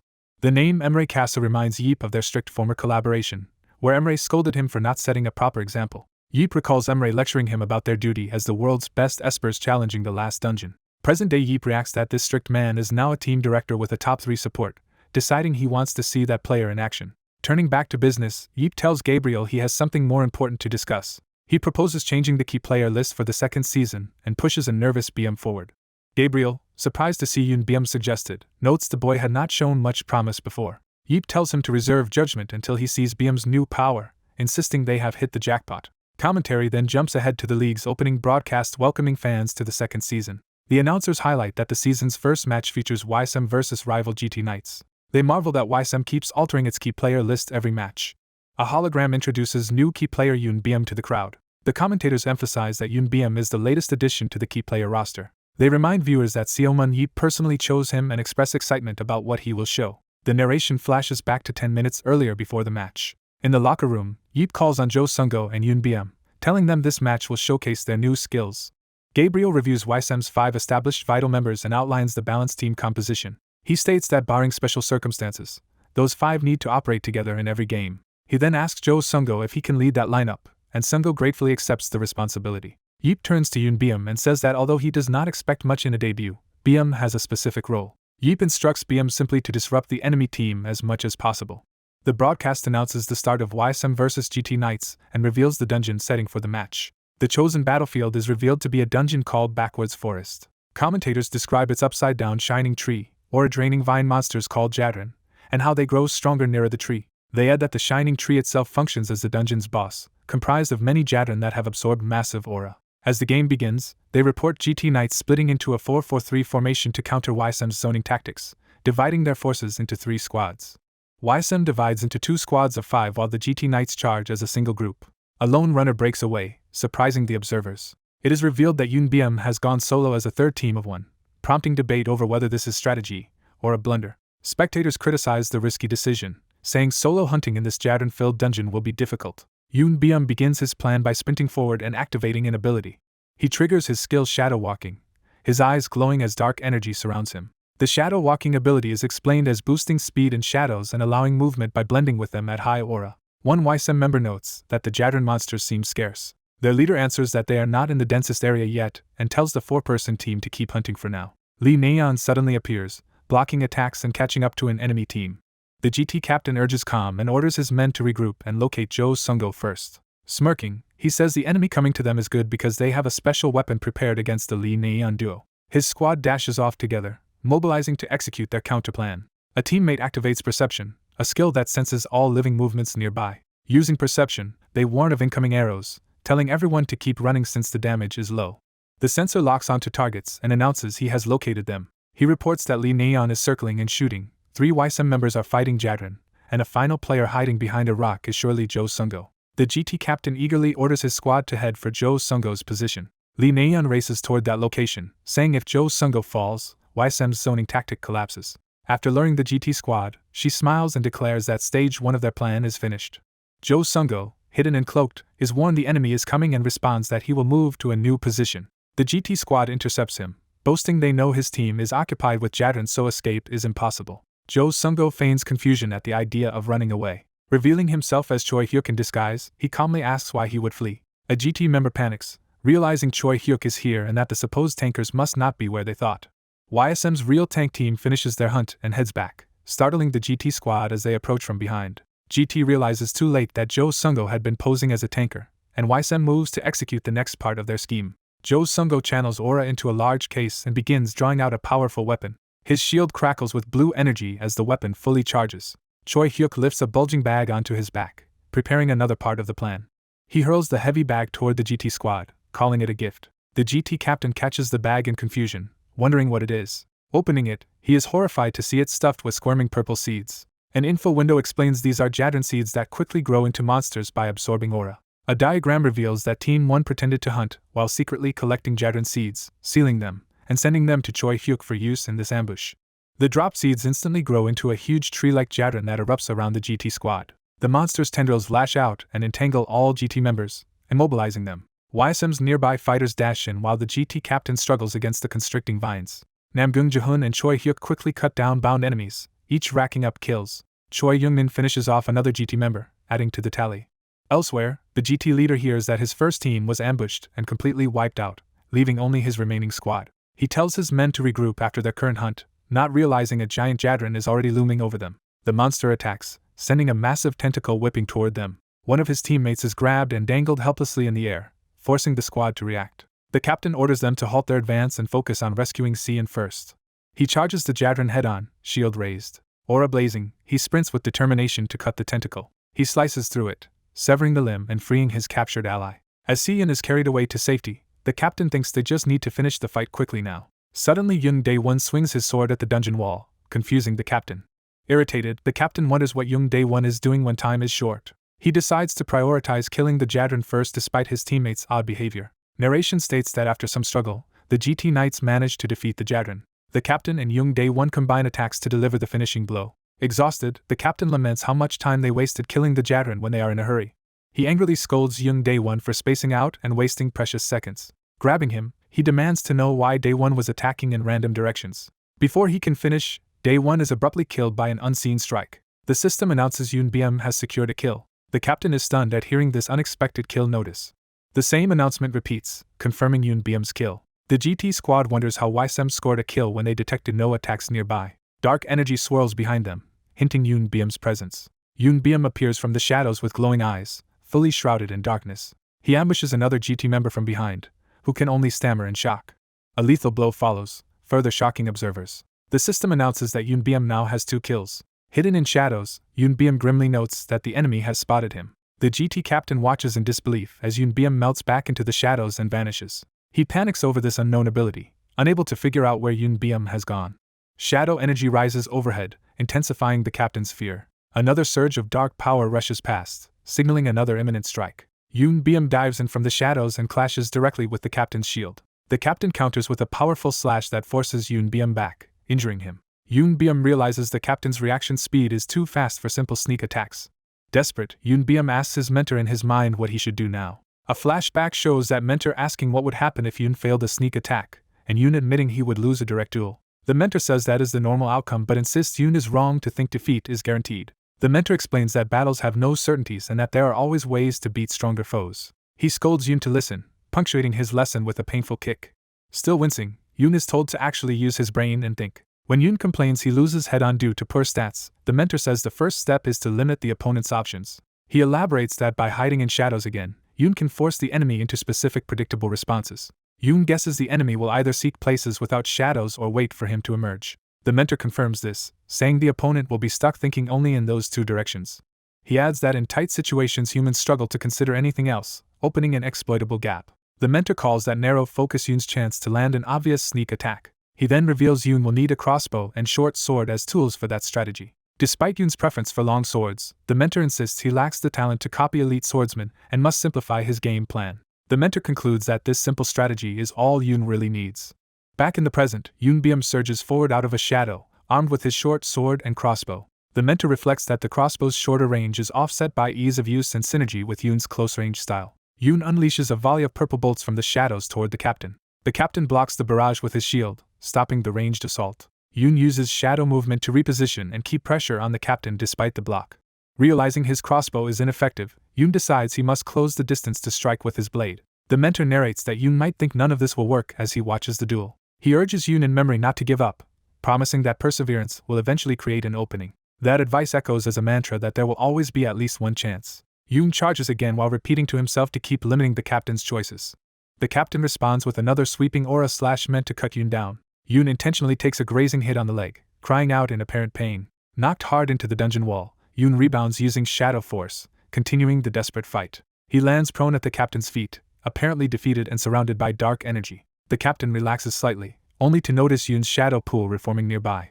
Yoon screams internally, regretting that he fell into such a painful position. He briefly laments revealing his trump ability so early instead of simply running away. A calm internal voice remarks that Yoon's power to hide in his own shadow had been quite a surprise. Startled, Yoon wonders what the enemy has realized. The captain looks at a nearby shadow and suspects Yoon has misunderstood something about his own limitations. He then sees potential in using that very shadow against Yoon. Meanwhile, the commentary notes that while attention is on this duel, Weissim's first team has already wiped out GT's second team, leaving only this fight. However, the many scattered Jadran seeds now sprout into hordes, threatening to block Weissim's movements. Commentators warn that Weissim's remaining 5 players might all be wiped out by the gathering Jadran before they can assist Yoon Biem. They say that if Weissim falls to the monsters and Jong Suho defeats Yoon Biem, GT Knights could still stage a comeback. The broadcast focuses on the duel, calling it potentially decisive for the entire match. Jong Suho relentlessly presses the attack while Yoon Biem dodges and counters from the shadows. Yoon Biem powers up with Dark Aura, determined to endure. Commentary notes that despite the intensity, either fighter has actually landed decisive damage yet. The captain grows furious at Yoon's evasive play, comparing him to an annoying fly repeatedly escaping thanks to his ability. His eyes narrow as he resolves to end this with a single decisive blow. He launches an all-out upward slash, yelling for Yoon to stop dragging things out and die. Yoon uses the wall and shadows to spring away, narrowly avoiding the massive strike. The attack clips him, disintegrating part of his body and finally dealing visible damage. The captain exults that he has at last hurt Yoon. Then he suddenly realizes Yoon could have simply hidden in his own shadow to dodge, and wonders why he did not. He concludes Yoon's ability must carry some penalty or limit, comparing it to other skills that have drawbacks. He reasons that abilities always have restrictions, so Yoon's recent fall was likely just a mistake, not proof of invincibility. Fired up by this logic, he vows not to miss this chance to finish Yoon. He decides to maintain unrelenting offense, believing pressure will break Yoon's defense. Yoon, internally panicking, admits he misplayed and may have overcommit. He grimaces at the severity of his self-inflicted wound, thinking he underestimated the cost of this gambit. Even wounded, he uses the wall and shadows to reposition for one last risky move. He tells himself this next moment is the opportunity he has been waiting for. Yoon stares at the captain's powerful swing, analyzing it closely. He recalls the mentor's warning that swinging too hard can create vulnerabilities. The captain briefly reacts in surprise as something feels wrong. Yoon grins and points out that such a huge swing risks the sword getting stuck in the ground. Sure enough, the captain's blade bites deep into the floor, momentarily immobilizing him. Shadow energy surges as Yoon's form dissolves into dark shapes around the trapped weapon. Yoon erupts from the captain's own shadow, thanking him for misreading the limits of his skill. He drives a final, vertical strike down, aiming to end the duel. Narration reveals that Yoon was never limited to his own shadow, since the entire battlefield is the shadow of a vast reverse forest. Using that field-wide shadow, he lands a decisive finishing blow on the captain. The system declares Yoon Biem now has 3 kills, confirming his victory in the duel. Yoon stands in shock, barely believing what he has accomplished. Overwhelmed, he screams in triumph that he did it. His mentor, watching, smiles and says he knew the strategy would succeed. The system repeats Yoon Biem's triple kill announcement as he cries out in emotional release. The narration concludes that the first match of the KB2 League ends with a victory for Weissim. It is announced that Yoon Biem was the MVP. Online reactions praise Yoon Biem's amazing debut and call him Weissim's new rising star. Seo Moon-yup, after watching today's dominating Weissim match, decides training is done for the day. Moon-yup evaluates Yoon Biem as a powerful damage dealer, and Jo Seongo as a reliable sub-leader, thinking promotion to First Division will be easy. Checking his phone, Moon-yup laughs that things are progressing even more smoothly than he expected. Reading news about the upcoming World Championship, he muses about aiming for first place just to make things interesting. At home on a sunny day, Moon-yup grumbles that he is bored. Lounging on the sofa, he complains that with Coach Gabriel handling everything, he has nothing to do and should have forced Dongjun into coaching instead. Watching TV, he notes he has already finished the drama he was following. He regrets binge-watching too fast and feels he might die of boredom now that he has nothing left to watch. Flipping through channels, he finds nothing appealing among the shows and movies. He stares blankly at the screen while holding the remote. He switches the TV off. Remote in hand, he considers what to do next. Moon-yup sits thinking, humming in frustration at his idleness. A bearded man with a backpack stands outside Moon-yup's place, wondering if there is anything fun to do. The man grins widely, as if excited by the thought. He rings Moon-yup's intercom and calls out his name. Moon-yup opens the door, surprised to recognize the visitor. Moon-yup introduces him in narration as Eric Tiram, one of the 7 heroes from France nicknamed the God of the Axe and his ally. Eric, confused by the narration, asks why he is being introduced while Moon-yup casually says it just felt like the right moment. Moon-yup asks why Eric came all the way to Korea and jokes that Eric had complained he visited France without seeing him. Eric answers that he had publicly said he would meet Moon-yup if Moon-yup came to Paris, and Moon-yup remembers watching that interview live. Eric humorously explains he had been fishing in the Atlantic, tried swimming toward France, got lost, and Moon Yup wonders why he did not just take the boat back. Eric says his wife was furious and banned him from fishing, while Moon Yup thinks to himself that Eric has not changed at all. Eric remarks that his wife worries too much, insisting his good luck protects him, and his status window shows abilities called bad luck and survival instinct. Moon Yup reflects that with such abilities Eric is extremely hard to kill. He explains that Eric's bad luck and survival instinct powers activate strongest in crisis, dramatically increasing his luck and physical stats so his survival chances far exceed others. Concluding that Eric will not die to something trivial, Moon Yup activates his eye ability, and Sunggi happily greets Eric's arrival. Sunggi joyfully welcomes Eric after a long time, and he responds that she has not changed either. Sunggi serves a generous homemade meal, hoping Eric enjoys it. Eating together, Eric marvels that he never thought he would share a table with Moon Yup again, and Moon Yup agrees. Eric asks why Moon Yup hid his immortality before, recalling how everyone mourned when he returned from the final dungeon in that state, and Moon Yup says he had just come back and had not meant to hide it. Eric is shocked that Moon Yup had truly been prepared to die, then says that without Moon Yup's sacrifice their group would have perished. Touched, Eric says Moon Yup moves him and pulls out a small present despite Moon Yup telling him it is unnecessary. Eric reveals the gift is a dungeon return stone, astonishing Moon Yup. The item is described as a stone that allows escape from a dungeon after about 12 seconds of activation. Moon Yup is surprised such stones are still around, and Eric assumes he recognizes it. Moon Yup notes they are mostly decorative now since they only work in dungeons, but many still keep them, which catches his attention. Eric asks the stone's value, and Moon Yup estimates around 10 million won, saying they were once common gear for superhumans. Hearing that, Eric thinks it is cheaper than expected and mentions the stone still has roughly 7 uses. Moon Yup realizes that with this multi-use stone he can return to the dungeon he calls that place. Reflecting on his life with Baek Jiho's family, he admits he is grateful yet feels he does not truly belong and will always want to return to that place. 2 days later though, he hesitates and thinks maybe he should stay in the present world a bit longer. Outside, Eric invites him to go fishing in the Pacific since Moon Yup seems free, but Moon Yup declines, saying he will not be used as an excuse. Eric admits the fishing excuse, asks for Moon Yup's help, but Moon Yup says he is too busy for such hobbies and advises Eric to take his wife on vacation instead. Eric laughs, hopes the idea will calm his wife, then tells Moon Yup to visit him in France sometime and stay in touch, and Moon Yup casually agrees. After Eric leaves, Moon Yup claps his hands and declares it is time to move on to his own plan. Smiling excitedly, he decides he should head out as well. His packed travel bag hits the floor, ready for departure. As he packs, Baek Jiho notices and asks where he is going so early, and Moon Yup answers that he is taking a short vacation. Jiho assumes the trip will last 4 days, and Moon Yup confirms that expectation. Jiho remarks that Moon Yup has always disappeared in 4-day stretches in the past. Moon Yup admits he has a secret getaway spot he visits. Jiho is surprised he did not know about this hidden place, but Moon Yup teases that Jiho cannot know everything and says he will be back soon. With a confident grin, Moon Yup promises to return in 4 days. He grips the handlebar of his motorcycle. Putting on his helmet and mounting the bike, he notes he would rather not be recognized while traveling. Moon Yup races off at high speed on the motorcycle. He speeds along the highway toward Gangwon province, leaving the city behind. The ride takes him into a mountainous forest region, where he parks near a bend in the road. Standing before tall cliffs in the forest, he says the dungeon entrance should be nearby. Holding the return stone, he thinks Eric brought an unexpectedly valuable gift that will let him exit the dungeon without breaking its core. He recalls the vast loot and materials he stashed in that dungeon, including magic stones, monster parts, minerals, and other drops. Planning ahead, he decides to convert those stored resources into money for the coming winter trade market. Energized, he activates his power and dashes up the mountainside. A streak of blue energy marks his rapid movement through the forest. He lands from a huge leap, channeling his energy into the ground as he moves. He continues leaping rapidly toward his objective, leaving trails of blue light. One powerful jump launches him skyward and he crashes down, shattering the ground where he lands. Moon Yup looks satisfied, having arrived exactly where he intended. He stands before a massive boulder blocking a cave entrance. The rock rolls aside, revealing the dark tunnel he once used. Moon Yup pushes the boulder open and steps into the cave's light-filled mouth. He pauses at the threshold, glancing back with a serious expression before entering.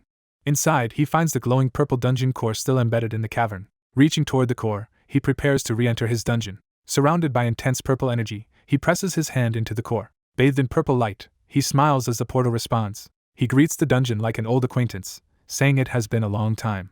A pillar of purple magic engulfs him, transporting him back inside the dungeon's interior hall. Arriving inside, he proudly calls this place his own secret dungeon. He exhales deeply, savoring the return. He revels in the dungeon's familiar atmosphere and air. He wonders why simply entering a dungeon makes him feel so exhilarated.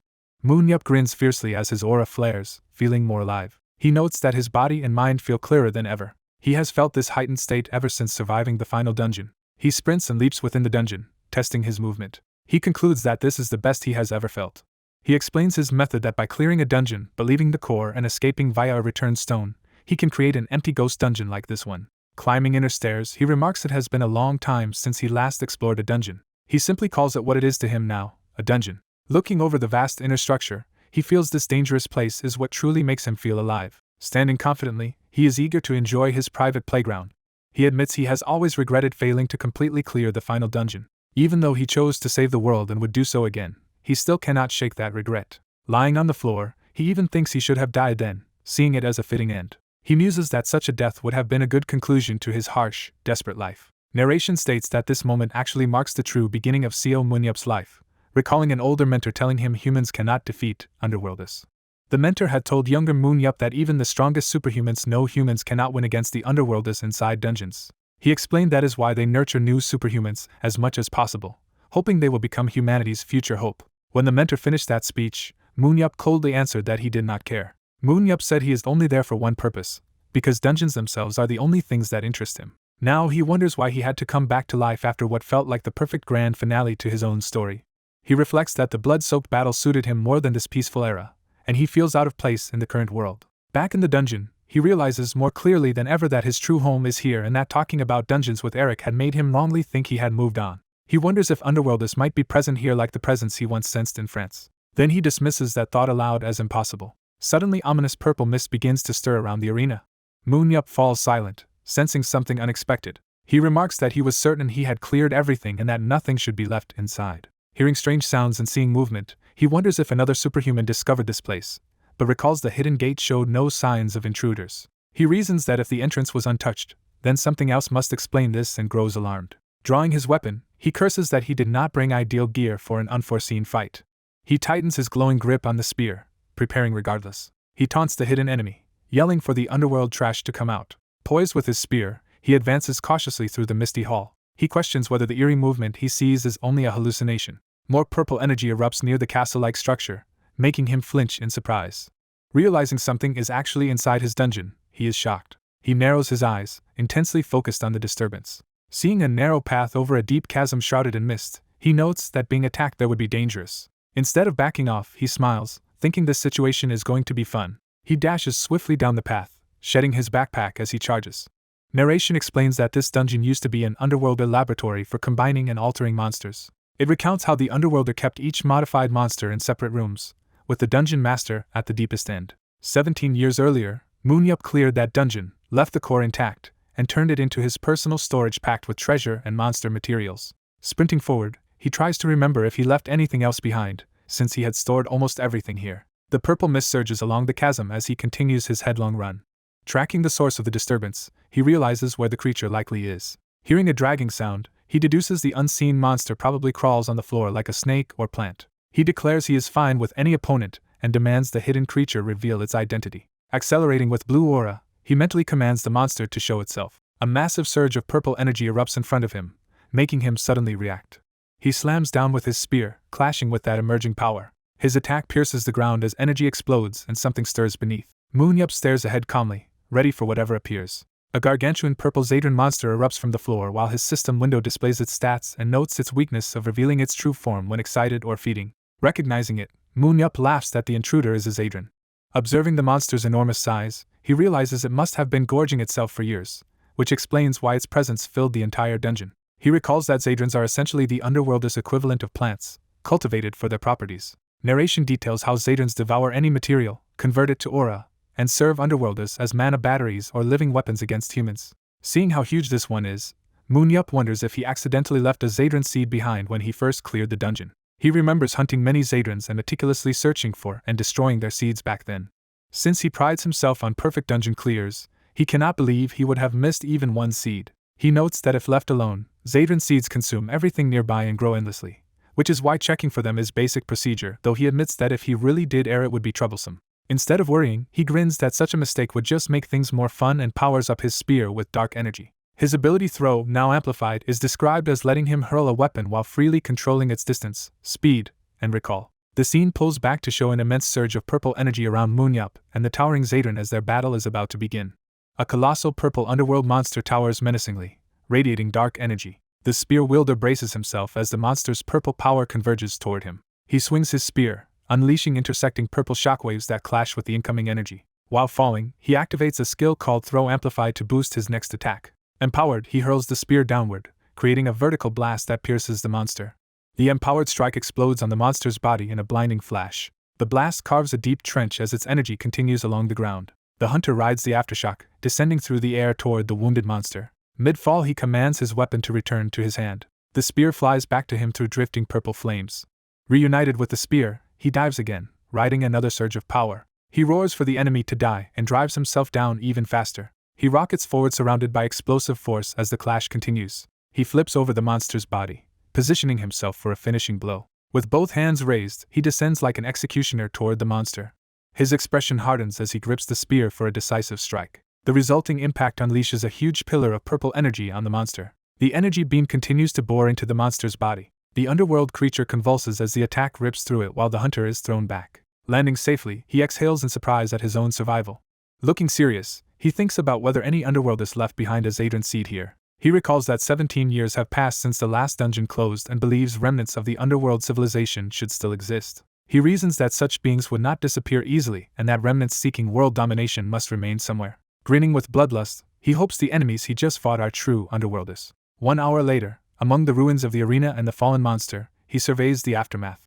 He crushes a writhing purple seed under his boot to prevent it from blooming. Holding a small bottle, he remarks that this should be the last Zadran seed and decides to keep one as insurance. He insults the surviving seed in the bottle, warning it not to bloom while he carries it. The terrified seed trembles helplessly inside the bottle. Tossing the vial, he wonders if he could really have made such a simple mistake with the seeds. He gives up overthinking for now and decides to investigate inside the dungeon. Entering, he notes damage on the walls and points out a first empty area. He spots another cleared section, recognizing further signs of something having devoured everything. Realizing the Zadran consumed all traces inside, he laments that nothing remains to study. Then he remembers there is at least one room the Zadran could never reach. He goes to the sealed, golden-bound door that protects the dungeon core chamber. He recalls taking precautions so a Zadran could not eat the core and muses about the magic stones that should be inside, confirming the door's seal. He presses his energized hand and spear against the glowing barrier. The magical seal yields as he keeps pushing. The door opens in a burst of light, revealing him silhouetted in the entrance. His eye widens in shock at what he sees. Inside, the chain red dungeon core floats intact before him. He notes with surprise that only the dungeon core remains untouched. He reasons that the Zadran could not enter here, yet all the magic stones have somehow vanished. He explains that humans prize magic stones as rare glowing gems, while underworlders use them as ordinary fuel. A chilling thought crosses his mind as he mutters to himself in confusion. Spotting a familiar blue cylinder on the floor, he wonders if it is actually his spear. Remembering how recently he obtained the weapon from shady businessmen, he realizes something is wrong. His eyes tremble as a disturbing connection dawns on him. He recalls the moment he took the spear in a glowing form over a city. He remembers hurling it from the sky to obliterate a landmark tower. With a manic smile, he concludes that he has finally found the trail he was seeking. Inwardly, he affirms his conviction that his deduction is correct. He visualizes again how the Zadran monster had devoured everything in this dungeon. He now believes an enemy underworlder is deliberately farming Zadran using this place. Reasoning that the core had to be preserved for that scheme, he assumes the enemy bypassed the chamber's defenses to harvest the gigantic Zadran. Sensing a new presence, he turns toward ominous red energy filling the entrance. Surrounded by swirling red miasma, he raises his spear and prepares for confrontation. He becomes certain his guess about the enemy's identity and purpose is right. The red miasma thickens, heralding the arrival of a powerful foe. The room fills with crimson fog as he steps back cautiously. Instead of fear, he grins excitedly as the enemy finally appears. A robed figure wreathed in red aura floats before him, radiating hostile power. The hooded underworlder's face is revealed, half blind and dripping darkness from one eye. The hunter smiles, declaring he knew more underworlders were still alive. The red-cloaked figure hovers higher, its aura surging while the hunter studies him. Seeing the red aura, the hunter reacts with delighted interest. The underworlder's gaze intensifies as crimson energy cracks the air. The narration explains that battlefield points are assigned by aura color, a system modeled after underworlder rankings from Class 5 up to Class 1. The hunter recalls that aura color determines class and infers that red marks this enemy as Class 3, meaning respectably strong. The robed underworlder speaks in his own tongue, addressing the human with disdain. The hunter, who has learned their language, casually replies that the word likely means human and greets him. When the underworlder does not answer, the hunter taunts him to respond, observing that the creature is still learning human speech. He remarks that underworlders learn languages quickly and muses about how convenient it is that they can master a tongue through brief exchanges. The underworlder manages to say, human, haltingly, prompting the hunter to praise his first clear words. The underworlder then asks if the hunter is alone, and the hunter notes how fast he has progressed to full sentences. The robed foe angrily repeats the question, while the hunter jokes that he is single and mocks the effort it took to learn such a low language. The underworlder sneers that human speech resembles a slave dialect of their Class 2 caste and complains about having to use it. The hunter feigns interest with a simple reply. He then cruelly asks how it felt for such a proud civilization to be destroyed by a so-called low species like humans. The insult enrages the underworlder. Furious, the robed figure shouts that humans survived only by hiding in the underworlder's holy site, insisting such defeat would never have happened otherwise. Hearing the term holy site, the hunter realizes he is referring to the place humans call the final dungeon. The underworlder rages that humans dare defile their holy site's name, even as the hunter launches a sudden attack. His blue strike collides with the enemy's red aura in a violent explosion. The underworlder curses while the hunter begins another taunting question. Raising a glowing orb, the hunter declares that underworlders have become the prey of human hunters. The underworlder is stunned by this claim. The hunter explains that by killing underworlders, humans gain glory and strength, akin to how underworlders devour aura. He recalls how humans use dungeon spoils for wealth and pleasure, saying underworlders unintentionally provided them with all of it. Energized, he sees this confrontation as his chance to take down another underworlder. The robed enemy retorts that humans are mere cattle and rages at being disrespected. The hunter mocks him for boasting despite having been beaten by those same cattle, and prepares to strike again. In response, the underworlder summons a massive multi-headed snake of red aura. He calls upon the great snake to devour his enemy. The twin serpents lash at the hunter, who braces himself in blue aura as they descend. His eyes sharpen as he tracks the incoming fangs. A huge red explosion engulfs the area where he stood. Smoke fills the hall after the blast. The underworlder's eye twitches in surprise when he realizes the hunter survived. Seeing the crater, he exclaims that his opponent has vanished. In fact, the hunter has already moved behind him, activating Amplify Agility to increase his speed. While darting around, he casually comments on the enormous size of the holy site's core. The underworlder is shocked that the human knows such a secret as they clash in close combat. A focused blue strike slams into the floor. The hunter leaps above the writhing snakes, ready to dive from the ceiling. The underworlder's thoughts race in panic, fearing what the hunter's knowledge implies. The hunter smirks and asks rhetorically how else he would know such details. The enraged underworlder orders him to be silent and attacks again with his snakes. The serpent construct lunges downward toward the hunter.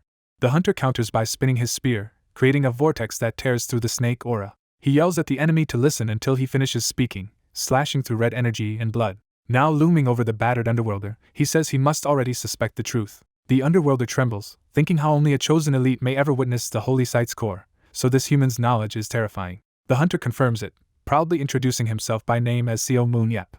The underworlder screams Seo Munyep's name, calling him the bane of their existence. Seo thanks him for coming, admitting he feared he would have no more underworlders to hunt. The underworlder howls in agony and summons even more serpents, pushing his power to the limit. Seo is knocked back by the surge but keeps hold of his spear. He launches another blue projectile toward the enemy.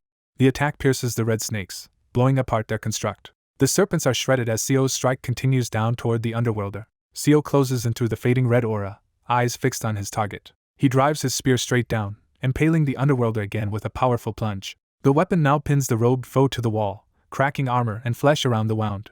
The enemy, still alive, murmurs that he is disappointed by Seo's strength. Seo approaches casually, remarking that he did not expect the fight to be so easy and questioning if that is all the foe can do with his aura. He insists the underworlder is not dead and explains he knows their kind can extend lifespan with aura, meaning this enemy cannot die until it is all spent. Seo reminds him of calling humans a lowly species and says he should be ashamed now. A status screen reveals the foe is a searcher, underworlder with high aura and an ability called aura searching. The aura searching skill is shown, described as locating sources of aura. The narration explains that underworlders have no personal names, only roles such as observer, slave, technician, priest, high priest, founder, and searcher. Seo concludes that a searcher is not especially dangerous, and that red class is only mid-tier. The pinned underworlder recognizes him fully and repeats Seo Munyep's name in dread while Seo confirms it. Before finishing him, Seo says he wants to ask a question, causing the wounded enemy to scream. As the underworlder starts to protest, Seo grips his spear more tightly. He then twists the spear violently, forcing the enemy to comply through pain. Seo asks if the underworlder species is truly extinct or not. The enemy, impaled and shaking, demands to know what Seo means. Seo clarifies that he wants to know whether more underworlders are hiding underground or if their civilization has irreversibly fallen. He recalls how the White Aura underworlder at their holy site was a fun opponent and asks if there are others like that. Seo refers to that powerful foe as the High Priest and presses for details. The searcher insists arrogantly that their people are not finished yet. He proclaims that their ancestors and a force called the Primordial Light still guide and protect them despite the High Priest's death. Watching the build-up, Seo dryly notes that the underworlder seems about to self-destruct. The searcher declares a prophecy from the primordial light about a prophet who will lead them to the land of light. As he begins to explode, he prays for the primordial light to guide them to that promised land. His body turns into a column of blinding red energy as the self-destruction completes. The resulting detonation engulfs the chamber in overwhelming crimson light. When the dust settles, Seo emerges charred but alive from the center of the explosion. The bandaged underworlder opens his eye and gasps as a blinding light engulfs him. Wrapped in bandages and flames, he rises with awe as his followers exclaim that their prophet has appeared. Feeling the warmth of the light, he wonders if this sacred aura is taking him with it despite his unworthiness. He fervently begs the light to escort him to the promised land of light. A cold voice dismisses his plea and tells him to simply die. Shocked by the hostile words, the bandaged being stares wide-eyed and demands to know what was said. Seo Moonyep, wreathed in blue flames, orders him to hurry up and die while activating Amplify Immortality. The mutilated searcher collapses, crying out about their prophet as his body breaks apart. Standing over the corpse, Moonyep remarks in irritation that the enemy has finally died. He wonders aloud why the opponent was so obsessed with the prophet. Looking at the ruined dungeon entrance, he complains that the self-destruction was unnecessary and mutters in disbelief. Moonyep muses that after this fight he might now be the strongest being in the universe. He steps out of the dungeon, returning to the surface. Holding a glowing stone, he notes that he only came to have fun in a dungeon, but it escalated far more than expected. A flashback explains the prophecy of primordial light announcing that a prophet would appear and guide believers to the land of light. The cult, lamenting the surrounding darkness, frantically prays to the primordial light to bring them to that land. Moonyep recalls the prophecy about a spiritually awakened prophet appearing. He realizes he has never heard of such a thing before. Trying to remember, he thinks back to the underworld wars and a line about primordial light approving the land of light. Addressing the dead searcher in hindsight, he questions how they knew of primordial light yet were ignorant that the underworld had already fallen. He reasons that even if a prophet appears, reviving underworld civilization or its magic stone supply would still be extremely difficult. Narration describes how the final dungeon was built over 10,000 years. Researchers concluded the dungeon was a device that gathered aura worldwide, giving underworlders infinite energy and causing them to lose control. This endless power was the only plausible reason a high-dimensional underworld civilization irrationally tried to conquer the world. Many other theories exist about why the invasion happened, but none explain it completely. Although surviving searchers continue collecting aura, Moonyep judges that they will not regain their former strength within his lifetime. He says he was excited to meet an underworlder again after a long time. Reflecting on the encounter, he realizes all he sensed from the enemy was despair, sadness, and fear. He concludes that in the past the searcher would have stalled for support, but this time had no such option. Disappointed, Moonyep laments that the opponent's condition ruined his own hopes for an interesting fight. Deciding there is nothing more to do in a wrecked dungeon, he resolves to head home. As he walks away, the shattered portal behind him begins to pulse ominously. The portal explodes in a violent red surge of energy. A shadowy figure clicks his tongue at the destruction, calling it unfortunate. This robed underworld leader says losing a single searcher to the light is acceptable. He regrets more that the right Zadran was lost before they could harvest its aura. He consoles himself that there are plenty of other aura-rich places. Clenching his fist, he states that he has also learned Seo Moonyep, whom he calls an abomination, is still alive. Declaring they will kill Moonyep for sure this time, he orders preparations to welcome the prophet. A human collaborator respectfully agrees to the command. The collaborator, called the Third, acknowledges the order with a serious expression. Back at Moonyep's home, someone asks why he has returned early from what was supposed to be a 4-day trip. Lounging on the sofa, Moonyep casually says unexpected things happened and confirms he went to the mountains. His caretaker jokes that he should have dug up ginseng, and Moonyep replies that he found something similar. Moonyep shows him a bottle, suggesting he take a look. The man peers at the bottle and asks what it is. Realizing what he is holding, he screams in shock. He identifies the object as a Zadran seed and demands to know why Moonyep has it. Moonyep says it was just sitting in his storage, while the man panics that Moonyep did not simply destroy it. He warns that a single Zadran seed can annihilate an entire city. Moonyep dismisses the concern, saying some superhuman nearby would deal with it. The caretaker explains that only about 1% are battlefield pros and the rest are ordinary aura users who would become fodder for Zadran. Moonyep admits he did not know Zadran were that dangerous, and the man says such a monster normally needs a raid group. Interrupting himself, the caretaker instead asks how much money Moonyep wants for it, and offers to pay so it will not be sold recklessly. Moonyep insists he does not need money and would prefer to give the seed to organizations studying underworld civilization. Surprised by Moonyep's thoughtfulness, the caretaker agrees they cannot afford to forget about the underworld and suspects its survivors are hiding. Moonyep notes that the obvious group researching the underworld the most is the World Battlefield Association. The narrative shifts to the association as a pro match begins at the battlefield arena. Announcers hype up Lee Nayeon charging in at full strength in the televised match. Nayeon unleashes a flurry of arrows and blades in an acrobatic attack. She channels power into a massive vertical strike of light. Her attack slams into a huge boss monster while her ally faces it from below. After a prolonged fight, the commentary states that the battle has been long. Neon finishes the objective with a decisive move called the Solabun Steel. She smiles confidently, radiating blue aura. Her frustrated opponent rushes at her, shouting that she is annoying. He tries to pin her down with repeated charges. Neon dodges gracefully, saying she does not think he will succeed. Teasing him, she flits around the field, telling him to catch her and wondering who looks worse here. The angry opponent curses that she infuriates him. Neon responds in an overcute manner, saying that is unfortunate. Even as he shouts that she pisses him off, she thanks him for the compliments while keeping ahead. Watching, Moon Yep internally refers to her as their Neon. He smiles proudly from the stands. He thinks about how much she has grown as he watches her projected on a large screen. A status window shows Lee Neon's detailed combat stats and her jump ability. Analyzing her numbers, Moon Yep concludes that although her leadership is low, her tactics and speed are strong enough to make her lucrative as a pro, nearly on par with Nathan. He notes that as Weissim's franchise star she is now so popular that most fans attend matches just to watch her. Turning his gaze elsewhere, he thinks about Yoon Byum's situation instead. The broadcast reports Yoon Byum scoring a kill, while Moon Yep feels oddly sorry for the boy. He observes that Yoon Byum now only appears when he can secure kills, has lost the explosive impact of his debut, and draws little cheering. Still, Moon Yep admits Yoon Byum fulfills his assigned role well and believes with this roster Weissim can reach mid-table once promoted to KB1. A montage shows Weissim's coordinated team fight domination. The match ends in a crushing 1-0 victory for Weissim. Announcers proclaim Weissim's overwhelming second match win and hint at more to come. They confirm that with this victory Weissim has clinched a spot in the postseason. The crowd erupts, chanting Weissim's name. Moon Yep congratulates the team for making the postseason as the national coach appears behind him. The coach says he has arranged for the Battlefield Association to retrieve the Zadran seed, though it will take weeks. Moon Yep comments that the association is slower than he expected, and the coach replies they are relaxed since the seed is safely with Moon Yep. The coach admits he originally thought Moon Yep was joking about buying the worst KB2 team but is impressed he actually led them to the postseason. He also notes that fan numbers and ticket sales have sharply increased and Weissim's games now trend online. Even so, he worries that Weissim's shallow player pool could be a problem in playoffs. The narration humorously labels the coach's concern as jealousy. Moon Yep tells him not to worry. The coach questions Moon Yep's confidence, asking if he has a secret weapon since Weissim's tactics are already public. As an interview with Coach Beck Jiho begins on stage, Moon Yep hints that the coach will soon find out. On camera, Beck is praised for his Korean and asked how he plans to prepare for the postseason. He pauses, gathering his thoughts. Facing the crowd, Beck boldly declares he is not worried about the postseason and believes the championship cup is already theirs. The interviewer marvels at his confidence, prompting him to mention a deal he made with Weissim's owner. Beck explains that in return for taking the coaching job, the owner promised to personally play in 3 matches each year, and he pities future opponents. Spectators react in shock to the implication. The Weissim coach in the audience is horrified by what this means. He rushes to Moon Yep, nervously asking what Beck meant.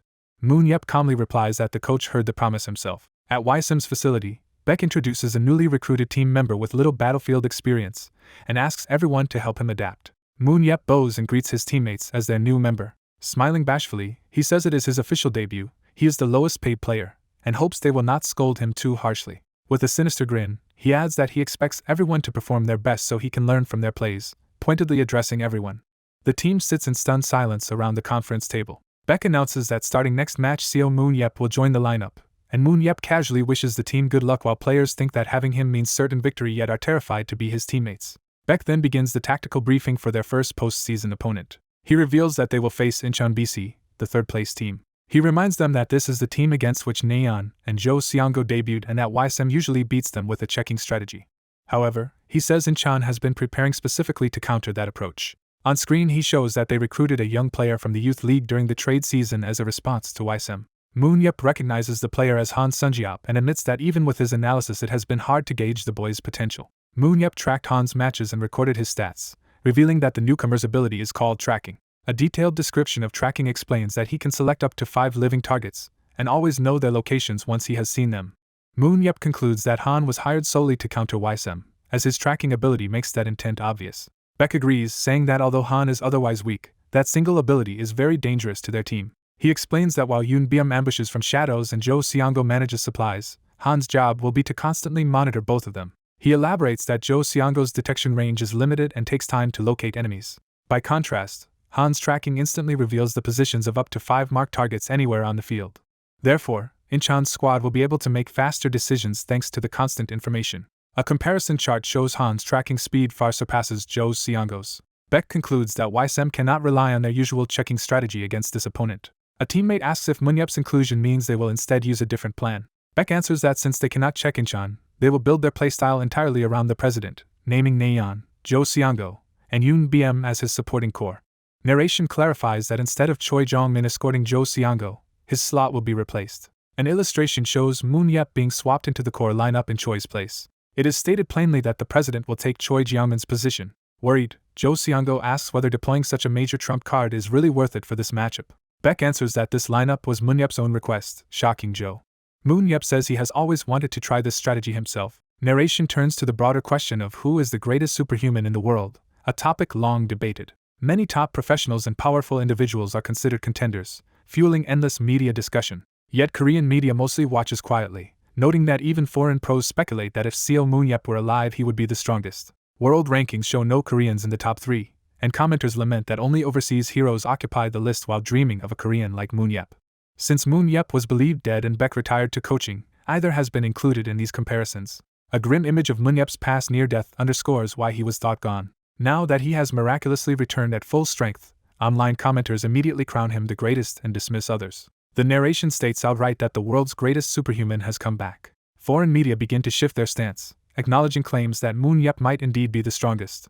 Some argue he should not count since immortality is banned in Battlefield and he is not a pro, prompting debate while Korean outlets stay cautious. To answer this indirectly, Moon-yep soon shows up in friendlies and seems to send a powerful message. In a match, he single-handedly wipes out the opposing team, proving on the battlefield that he surpasses everyone.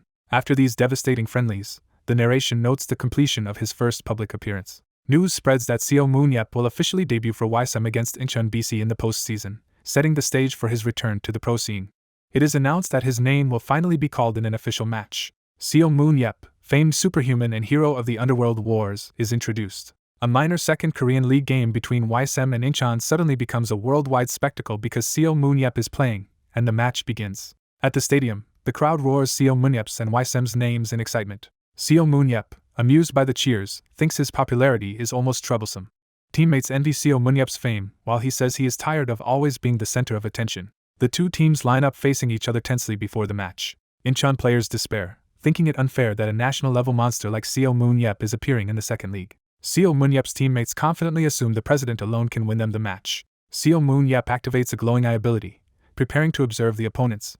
Using analysis, he scans the Incheon players' stats. Concluding that none of them are interesting, he expects a boring game. Suddenly he notices something that makes his eyes widen in surprise. When a battlefield module opens, someone spots Seo Moon-yep, and players are ordered to enter the simulation pods. Jo Seongo's squad, including several named members, moves into their starting positions. Seo Moon-yep greets Jo Seongo directly on the field. Jo Seongo nervously but enthusiastically introduces himself. Seo Moon-yep views Jo Seongo's stat window and sees his ability is tracking, with otherwise average stats. Annoyed by Jo Seongo's loud voice, Seo Moon-yep tells him to speak more quietly, irritating Jo. Seo Moon-yep pointedly asks whether Jo has already selected his tracking targets. When Jo confirms, Seo Moon-yep insists on being one of the marked targets, and Jo reluctantly agrees. Seo Moon-yep sinisterly reveals he has also chosen Jo as a personal target, and warns him not to complain later. Jo Seongo gulps anxiously at being targeted by Seo Moon-yep. The match is labeled as the postseason first game between Weissim and Incheon BC. The battlefield loads as a vast area of cliffs and floating rocks under a bright sky. At spawn, Jo Seongo receives instructions to follow the practice plan and moves out. Jo Seongo's team charges across the terrain, while Seo Moon-yep watches from behind. Watching his team advance, Seo Moon-yep comments that their opening movements are perfect. He decides it is time for him to start preparing as well. Commentators note that Jo Seongo's team has begun moving for an early check play against Incheon. They explain that Jo Seongo usually ran a 6-man composition, but this time Seo Moon-yep replaces Choi Jong-min in the hunting escort squad. Observers remark that no monsters spawn near Weissim's base, so they cannot gain early hunting points there. Curious, Seo Moon-yep wonders what strategy Incheon is planning under these conditions. Incheon's forces aggressively hunt monsters, combining attacks to quickly kill a large beast. Jo Seongo reports that Lee Nayeon and Yoon BM have split off toward Weissim's second team, while listing track targets that include Seo Moon-yep. An Incheon member is puzzled why Weissim is repeating a check play strategy even though Incheon prepared counters. Their leader decides that Weissim's predictable approach actually benefits Incheon since facing Seo Moon-yep later is safer. He orders his squad to proceed with the plan, have range dealers ready, and keep Sunjiap beside him to continue relaying information. Sunjiap confirms via minimap that Seo Moon-yep remains alone at spawn and is not moving with the check team. Inchan's leader laughs, thinking Weissim wants to toy with them first, and decides to ignore Seo Munyep's idle position for now. A strategic map shows Inchan's 3 teams converging on Weissim's forward groups while Seo Munyep stays back at his starting location. Inchan proudly notes they have already reached a purple aura and intend to keep farming monsters until their aura becomes white to match Seo Munyep's power. The Inchan commander leads 3 remaining carries to intercept Weissim's check team as their aura grows. Narration explains that after learning Seo Munyep joined Weissim, Inchan chose to prolong the match and bridge the power gap by farming. The battlefield system is described as one where hunt points for monsters increase players' stats and aura colors. Because of this system, Inchan believes they can temporarily close the gap with Seo Munyep if they accumulate enough hunt points. Analysts explain that directly fighting Seo Munyep would be suicide, so Inchan shifted to a formation with more ranged carries to minimize that risk. The enemy plan is to track Weissim's vanguard trio from afar and snipe them first in a strategy dubbed the counter-check plan. For this plan to work, Weissim must continue using check tactics and Inchan must avoid direct contact with Seo Munyep until they are strong enough. Inchan's leader feels everything is proceeding perfectly and even believes they might win the first set. Narration undercuts his confidence, saying that was only what they thought at the time. A sudden blue projectile streaks toward him, signaling Seo Munyep's first unexpected long-range attack. One of Inchan's players is instantly impaled and eliminated by the distant spear strike. Their commander stares in shock, sweating as he realizes what just happened. Another teammate, Han Sunjiop, is also struck down by a follow-up spear from afar. Far away, Seo Munyep stands at spawn and finishes his throw, demonstrating the massive range of his spear technique. He internally names this attack Ultra Long Range Spear Throw version 2.0, a strike from beyond the enemy's sight. The kill feed shows Seo Munyep gaining multiple kills in rapid succession from his position. Someone watching roots for Zhou Xianggo, cheering him on to win using this combo. Seo Munyep smiles coldly, his cybernetic eye glowing as he continues to aim from afar. The narrative shifts back to when they scouted the rocky, floating island terrain before the match. Seo Munyep discovers Zhou Xianggo's skill vision relay, which can transmit his view to an ally within 3 kilometers. In the present, Inchan wonders in confusion where the unseen spears are coming from if Seo Munyep is supposedly still at spawn. Their commander panics, unable to understand how Seo Munyep is attacking from such a distance. Another devastating long-range spear lands among them, causing more cries and chaos. The system announces that Seo Munyep has already secured 2 kills, shocking the Inchan players. The Inchan leader tries to radio Team 2 to warn them that Seo Munyep is attacking, but events overtake him. The kill feed jumps to 3 kills for Seo Munyep, baffling Inchan since no one saw additional hits land. Team 1 receives frantic contact from Team 2 claiming Seo Munyep is assaulting them with flying spears despite previous intel. Overwhelmed, Inchan's leader curses and wonders what is happening on the battlefield. His players anxiously shout, asking where Seo Munyep is hiding. The scene reveals Seo Munyep perched high on the terrain, cloaked in dark aura and hurling spears while watching through binoculars. A flashback begins to a few days earlier when Seo Munyep first told Zhou Xianggo about his 2-kilometer sniping capability. On the practice field of floating islands, Seo Munyep says he can accurately hit targets 2 kilometers away as long as he can see them. He clarifies that while he can throw even farther, 2 kilometers is about his lethal precision limit. Seo Munyep explains that Zhou Xianggo's role in their plan is crucial, cutting off Xianggo's flattery. Zhou Xianggo realizes that Seo Munyep just needs a clear view of far-off enemies. Recognizing the synergy with Vision Relay, Zhou Xianggo is impressed by how his ability can share what he sees. Zhou interprets the strategy as sharing his vantage point so Seo Munyep can aim from anywhere, even though spears do not travel in straight lines like arrows. Seo Munyep asks if Zhou now understands his role in the plan. Zhou replies that he must position himself where enemy positions are clearly visible. Seo Munyep points up to a high floating rock, telling Zhou that is where he needs to stand during matches. Later Zhou climbs to a high ledge overlooking the arena and shouts that he is in position. Seo Munyep, standing below, tells Zhou to activate Vision Relay from that spot. Zhou agrees and begins channeling his ability. Vision Relay activates, linking Zhou's sight directly to Seo Munyep. Seo Munyep exclaims in surprise as Zhou's distant viewpoint appears in his eye. Zhou asks how the shared view feels, and Seo Munyep answers it is slightly difficult but manageable. Seo Munyep then suggests adding binoculars and asks if Vision Relay will also transmit magnified images. Zhou tests it using binoculars and asks if Seo Munyep can see more clearly.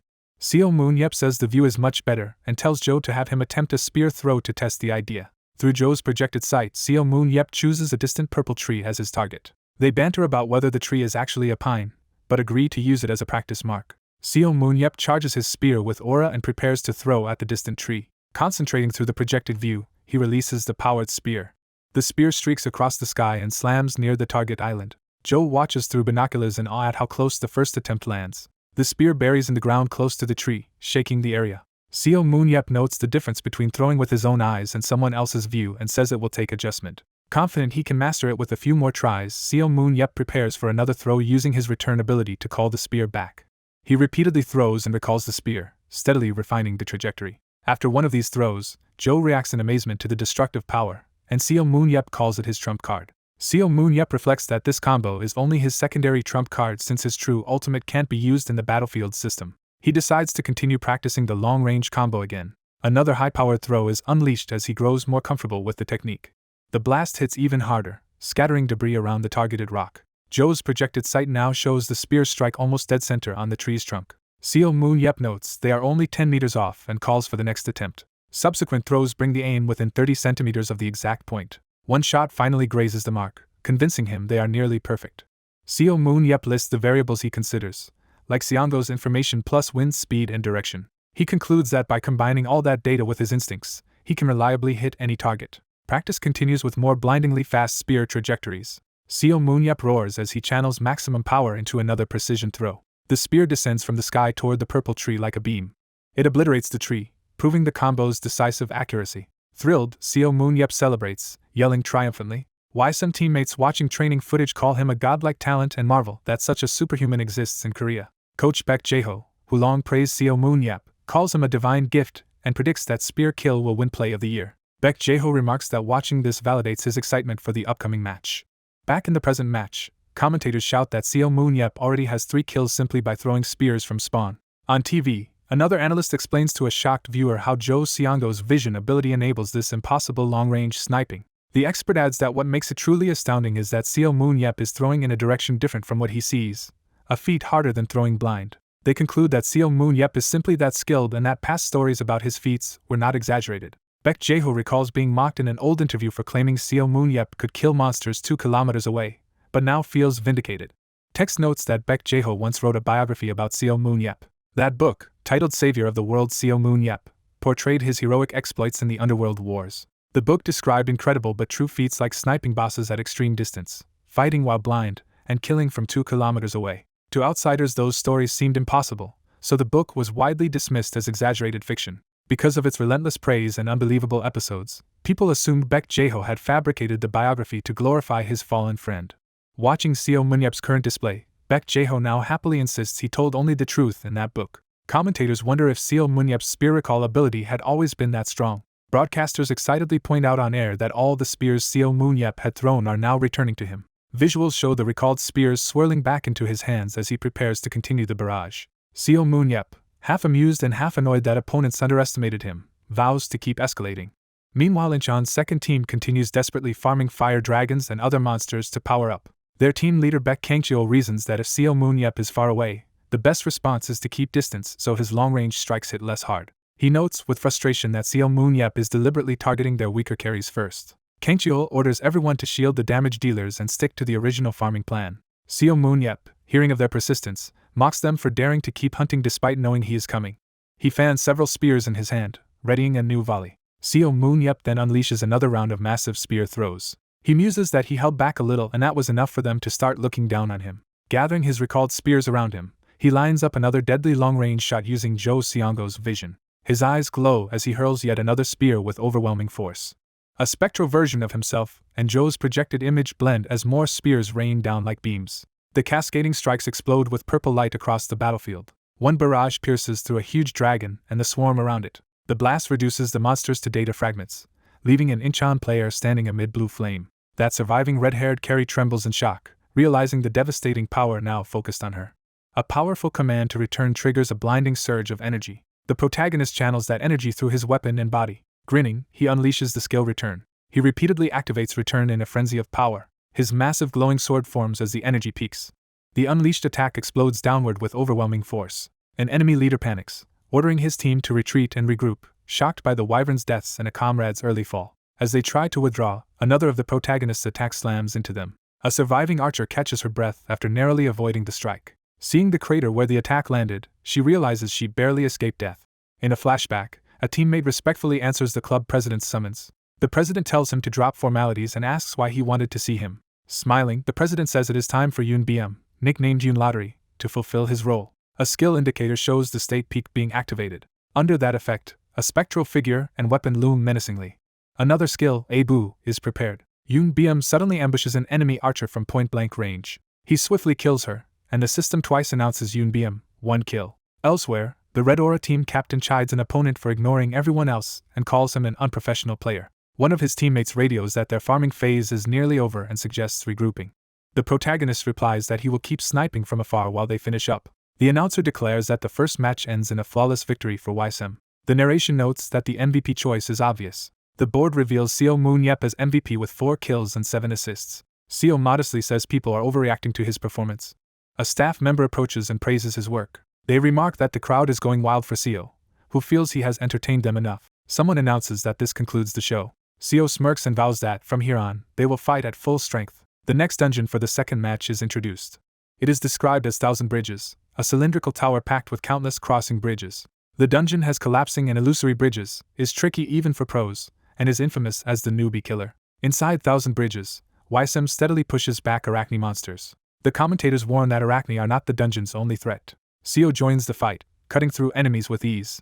The additional threat is identified as ghost spiders. Red-eyed shadows gather as Weissim senses the ghost spiders approach. A monstrous spider limb drips venom from above. Multiple eerie spider eyes open in the darkness. The ghost spiders are introduced as monsters that cocoon targets and turn them into zombies.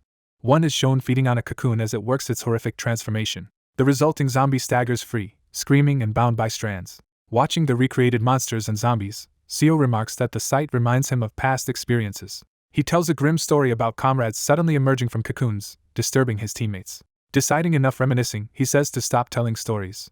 The battlefield fills with giant spiders and zombies as the team braces for combat. Seo coolly estimates about 40 to 50 Arachne and 8 ghost spiders. The ghost spiders gather en masse, ready to strike. Seo instructs his allies to handle zombies while he prepares a major attack. He invokes Amplify on his throwing ability. Multiple purple projectiles rip through the air. The amplified shots whirl and accelerate toward their targets. The barrage sighs across the spiders with devastating force. Explosions of light and energy erupt among the enemies. The slaughter continues as more Arachne are blasted apart.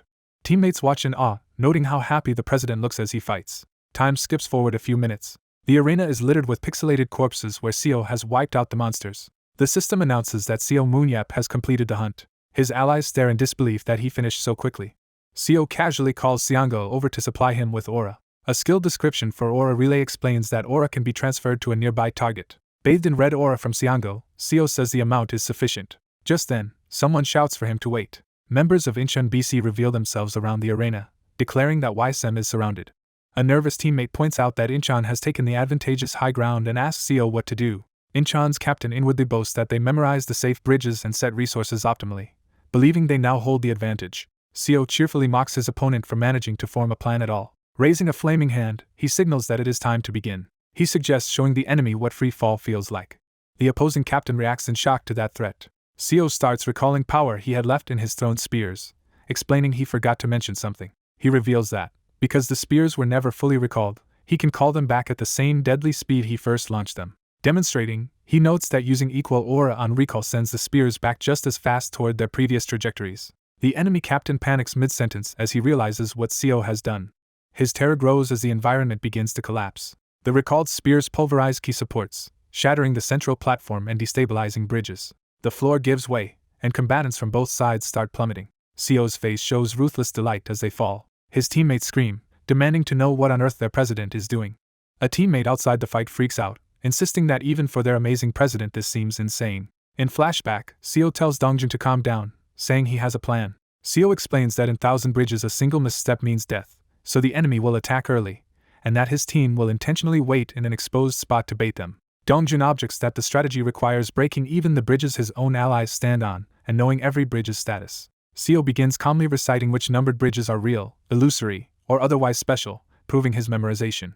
He continues listing weakened and trapped bridges, astonishing his teammate. Dongjun stammers, asking if Seo truly memorized all 1,000 bridges. With a dark smile, Seo asks if they can finally proceed with his plan. Back in the present, he promises that every Weissim member will land on real, safe bridges. He adds that everyone else will not be so lucky.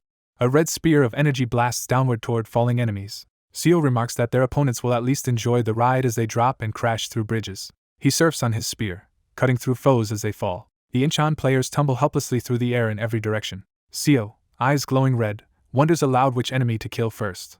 He dives after a target, his spear slicing through the air. Promising that no one will die purely from the fall, he vows to personally finish them all off before they hit the ground. He decides to dispatch 6 of them during the descent. The kill counter climbs rapidly as he skewers opponents mid-air, racking up multiple kills. Surrounded by falling enemies, Jiho hurtles downward like a flaming meteor. He continues impaling opponents with brutal precision as they drop past him. A close-up of his glowing eye shows his unwavering focus on the slaughter. More red impact bursts mark where bodies slam into the ground. The announcer tracks the rampage, calling out Superhuman's 3rd and 4th kills. Commentators exclaim that no one can stop him as he keeps striking targets mid-fall. The system announces that Superhuman has reached 5 kills. Another shockwave erupts as a body hits under one of his spear strikes. Jiho continues riding his spear down, aura blazing. A narrator calls this the finale of the Superhuman aerial show as he descends for more kills. He stomps another enemy toward the floor with lethal force. Performing a move he dubs human surfing, he uses a foe's body as a board while driving his spear through them. The brutal technique continues as he smashes another blue-outlined enemy into the ground. He then announces the conclusion of his aerial performance. The massive crimson energy column fades, revealing Incheon's team battered below him. Jiho coldly wonders how many of them survived the fall. The remaining Incheon players scramble to regroup after the aerial massacre. With a menacing grin, Jiho tells them it is now their turn. Another red projectile is launched toward the floor. He slams an enemy down with that strike while surfing the falling body. Laughing, he continues carving through more opponents as they plummet. As he hovers on his spear, he remarks that they had seriously misunderstood his intentions. One more enemy is skewered midair by a vertical spear thrust. Jiho notes that hand-to-hand practice is unnecessary here, since humans are far easier to kill than underworld monsters. The kill counter rises again, announcing Superhuman has 7 kills in total. The battlefield shows carnage where enemies crash to the ground around his spear. He slams his spear down in a final, emphatic strike. The impact lands with his shielded body over the point, driving it deeper. The system declares Superhuman has achieved 8 kills. Standing amid the wreckage, Jiho grips his spear while the remaining enemies cower below. The image ends with him still cutting down foes, his shield and spear tearing through the last of the opposing team. Superhuman slams an opponent headfirst into the floor while another attacks with a glowing hammer. Continuing the move, Superhuman kicks the hammer wielder in the face and flips away. He finishes the enemy off with a powerful strike, sending the armored man flying. Another blue-clad opponent rushes in, but Superhuman blocks and counters with a red aura strike. A system voice announces Superhuman has reached 9 kills, sharpening his focus.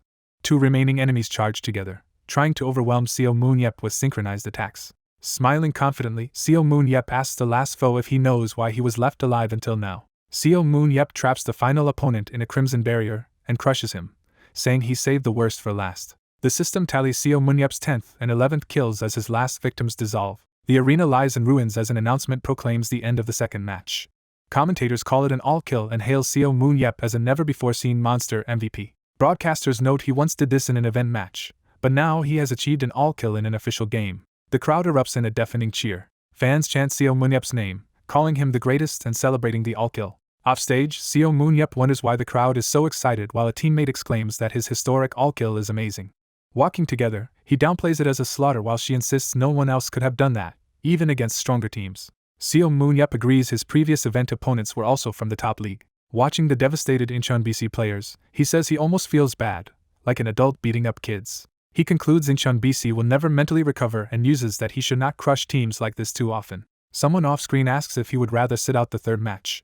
The coach appears, explaining he wants to use the chance to give less experienced players time on stage. Superhuman agrees, saying he will come back only if they lose 2 sets in a row. The coach confidently replies that such a situation will not happen. Later, an announcement names Choy Huk MVP of the third match and declares another win for Weissim. Commentators marvel that Weissim dominates even without Superhuman and say a new era for Korean Battlefield is beginning. An interviewer asks Superhuman how he would rate his performance. He draws out a crude swear word as his initial answer. Then, grinning for the camera, he simply says it was great. He tells the interviewer he did not even show half his true ability yet still displayed most of what he can do, while feeling a little sorry for Incheon BC. When asked if that is why he skipped the third match, he confirms and the interviewer jokes Incheon BC should be grateful. On stage before the crowd, the interviewer asks if he has anything to say to his opposing team, SP, and he agrees he does. Clearing his throat dramatically, he prepares his statement. Superhuman addresses SP directly, saying he does not think highly of them either. A montage shows Weissim sweeping Incheon BC in the postseason first round with overwhelming match scores as the crowd chants Weissim. Text summarizes that Weissim emerges victorious. Narration explains that Superhuman's huge spear range and his first official all-kill launch Weissim's unstoppable momentum. It states that Weissim goes on an unstoppable roll. The post-season second round begins, pitting Weissim once again against SP. Someone reacts in exasperation to this repeat matchup. In the new series, Seo Moon-yep bombards enemies with barrages of purple spear throws, wiping out SP. Commentators label this technique Seo Moon-yep's long-range spear throwing. A note recalls that he is using the strategy he boasted about in his earlier interview. SP's players are shown impaled or fallen as data particles scatter, illustrating their obliteration. Text states that SP lost disastrously. Statistics are given for the first set, showing Seo Moon-yep with 3 kills and 7 assists, as the crowd chants his name again. Another caption notes his 8 kills and 2 assists in the second set. Narration sums up that both post-season rounds ended with Seo Moon-yep hard carrying his team. Online reactions gush over him, calling him the league's black sheep, repeated MVP, and even a hero of both Underground Wars and Battlefield. A news site headline shows that Paris Lumiere BC boldly declares they have huge money ready to recruit him. 2 bald executives in yellow suits sit before a case full of cash, clearly plotting to buy him. From the Paris Lumiere BC owner's opulent mansion, they rave about Seo Moon-yep's beautiful long-range spear. Watching his match highlights on YouTube, they are shocked he hid such a sniping technique and marvel at using a spear to pick off enemies from afar. They acknowledge his supporter Zhou Xianggo's contributions but insist Seo Moon-yep's own skill use is astonishing. Zhou Xianggo is shown with vision relay equipment as one of the brothers realizes how that support enabled the long-range sniping and wonders if they must recruit Xianggo too. The Paris brothers decide conditions do not matter as long as they can somehow bring Seo Moon-yep to their club. They judge that the long-range spear will become Seo Moon-yep's trademark and a marketing goldmine, and excitedly talk about signing him and watching that play in their own uniform. They reflect that if Seo Moon-yep had publicly vowed never to play Battlefield, they could never have scouted him, but since he joined even a second-tier league, they now have a chance. A suitcase stuffed with cash is shown as they conclude this means they can realistically bring him onto their team. One brother vows to spend whatever it takes for Seo Moon-yep and to risk everything in the upcoming winter transfer market. The scene shifts to Berlin, Germany, where someone remarks how hard it is to meet the person he has come to see. A nameplate identifies the office of John Behrman, owner of Berlin Blitz. Inside, a visitor says he came to discuss player acquisitions, and Behrman guesses it must be about a major signing. The visitor, revealed as Berlin Blitz coach Emre Casa, declares that he wants to scout Seo Moon-yep. Various team logos appear, indicating many clubs, including Weissim, in the competitive landscape. Above these logos looms a towering dark mountain, symbolizing the few truly elite organizations at the top. Narration explains that 3 teams stand above the rest of the Battlefield world. It introduces Paris Lumiere BC, owned by the flashy Moro brothers and centered around stars Nathan Bernach and Chichi Lucas, known for flamboyant plays. Their crest appears with the title Flames of Europe, reinforcing their fiery powerhouse image. Another segment introduces the New York Bears, a defensive juggernaut rebuilt around Gerald Walker and his fortress-like shield strategy. The New York Bears logo appears with the nickname The Walking Fortress. The third elite team, Berlin Blitz, is described as led by hero Emre Casa and top support Daniel Mainz, who devise near-perfect strategies to crush opponents. The Berlin Blitz logo appears with the moniker The Steel Corps. Among these 3 giants, France's Paris Lumiere and Germany's Berlin Blitz are highlighted specifically. Text notes that Paris Lumiere and Berlin Blitz share a long-standing, intense rivalry. The narrative briefly replays the introduction of Berlin, leading back into the owner's conversation. Again, the plaque identifies John Behrman as owner of Berlin Blitz. Emre clarifies he is there specifically to recommend a player, implying a high-profile move. He repeats that the player he wants is Seo Moon-yep. Behrman, shocked to hear that name, is told flatly that Berlin needs to bring Seo Moon-yep onto their team. Behrman says he trusts Emre's coaching judgment but argues that Seo Moon-yep's freewheeling style would clash with Emre, and narration comments their rivalry is infamous. The story flashes back 17 years. A younger Emre complains that he and his then teammate just do not work well together. Young Seo Moon-yep sarcastically agrees, cursing and calling him names while insisting he was about to say the same. They clash over whether challenging a dangerous dungeon is a great idea or suicidal, highlighting their opposite mindsets. Elsewhere, their comrades casually watch their constant bickering, treating it like entertainment rather than intervening. One teammate remarks that they usually get along but always fight when discussing dungeon strategy, and wonders what is wrong with them. Back in the present, Behrman says Seo Moon-yep ignores orders from above and would not listen to Emre, arguing they do not really need him. He proudly points to their trophies, saying Berlin Blitz is already one of the best teams in the world. Emre bristles at the phrase one of the best, implying that is not enough. Behrman recalls that in 2020 when they lost the World Champions League final to Paris Lumiere and finished second.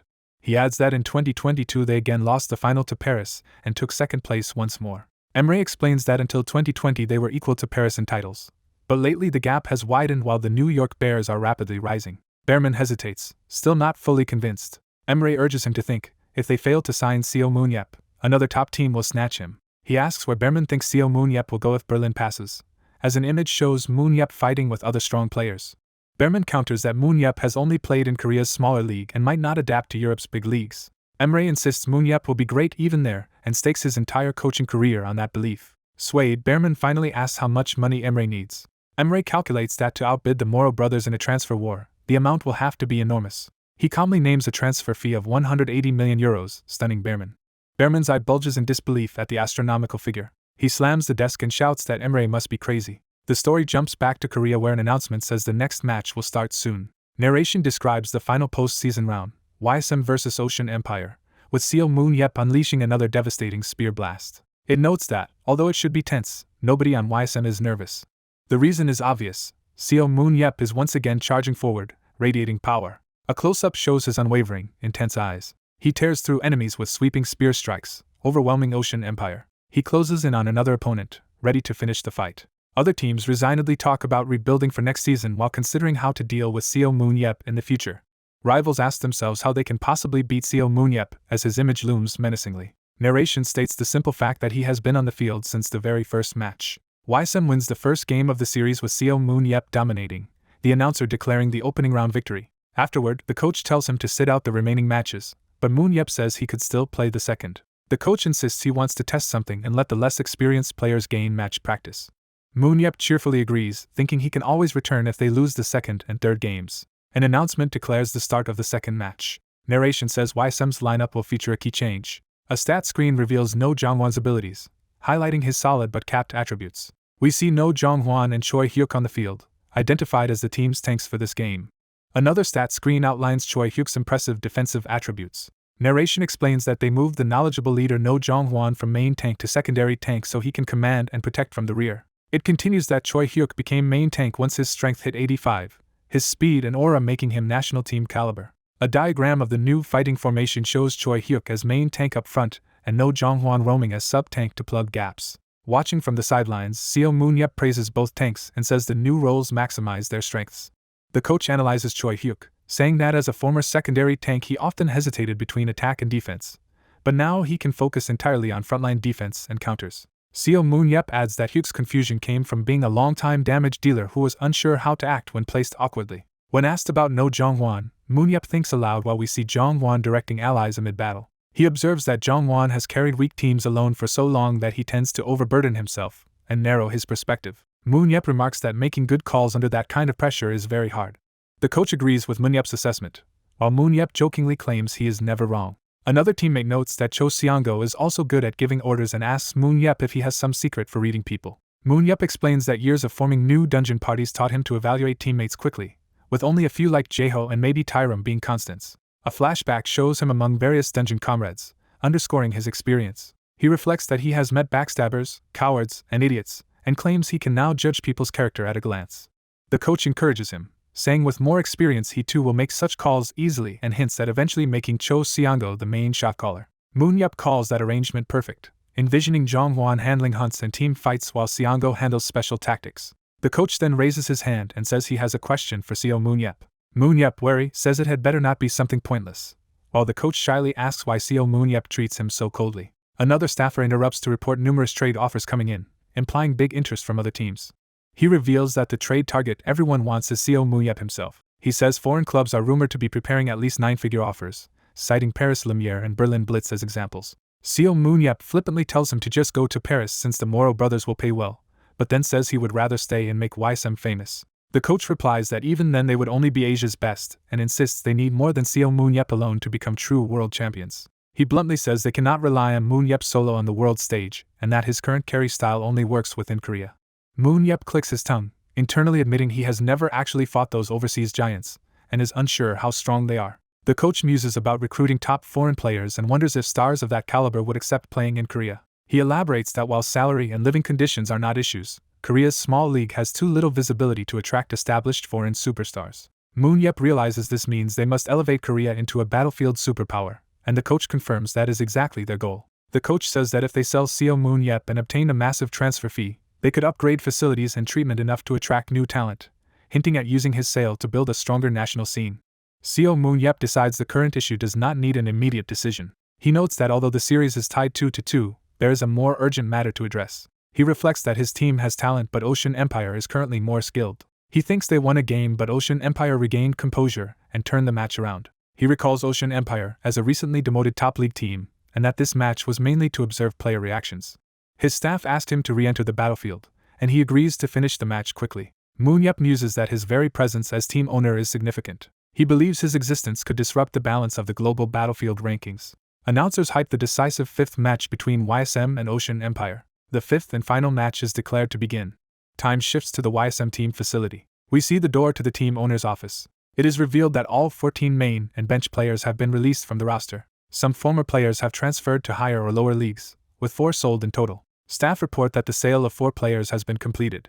Moon-Yup is pleased they profited from improving those players and says they must replace the ones sold. Gabriel asks what roles they need, and Moon-Yup answers they require a fast off-tank and many damage dealers. He adds that one role is especially urgent. He specifies they most need a proven range damage dealer. Gabriel privately admits Neon is popular but lacks consistent teamfight damage, so they require a stronger DPS. Moon-Yup hands over a prepared recruitment list and promises to keep searching. Gabriel is shocked he already compiled the list and begins to read who is on it. Another staff member recognizes a name on the list with surprise. They ask if Moon-Yup is serious about recruiting the listed players, and he insists they are perfect fits. Moon-Yup points out one particular person on the list, calling him the target. That target, Park Youngmin, is shown racing on a motorcycle. Gabriel had told him to go to Paris so the team could sell him and buy new players. Youngmin narrates that he could not argue, wonders if he should really join Paris Lumiere. While writing, he curses and decides instead to focus on improving Weissim's strategy for now. Reading Gabriel's notes, Moon-Yup confirms the coach understands they need an off-tank, melee DPS, and especially a strong range dealer.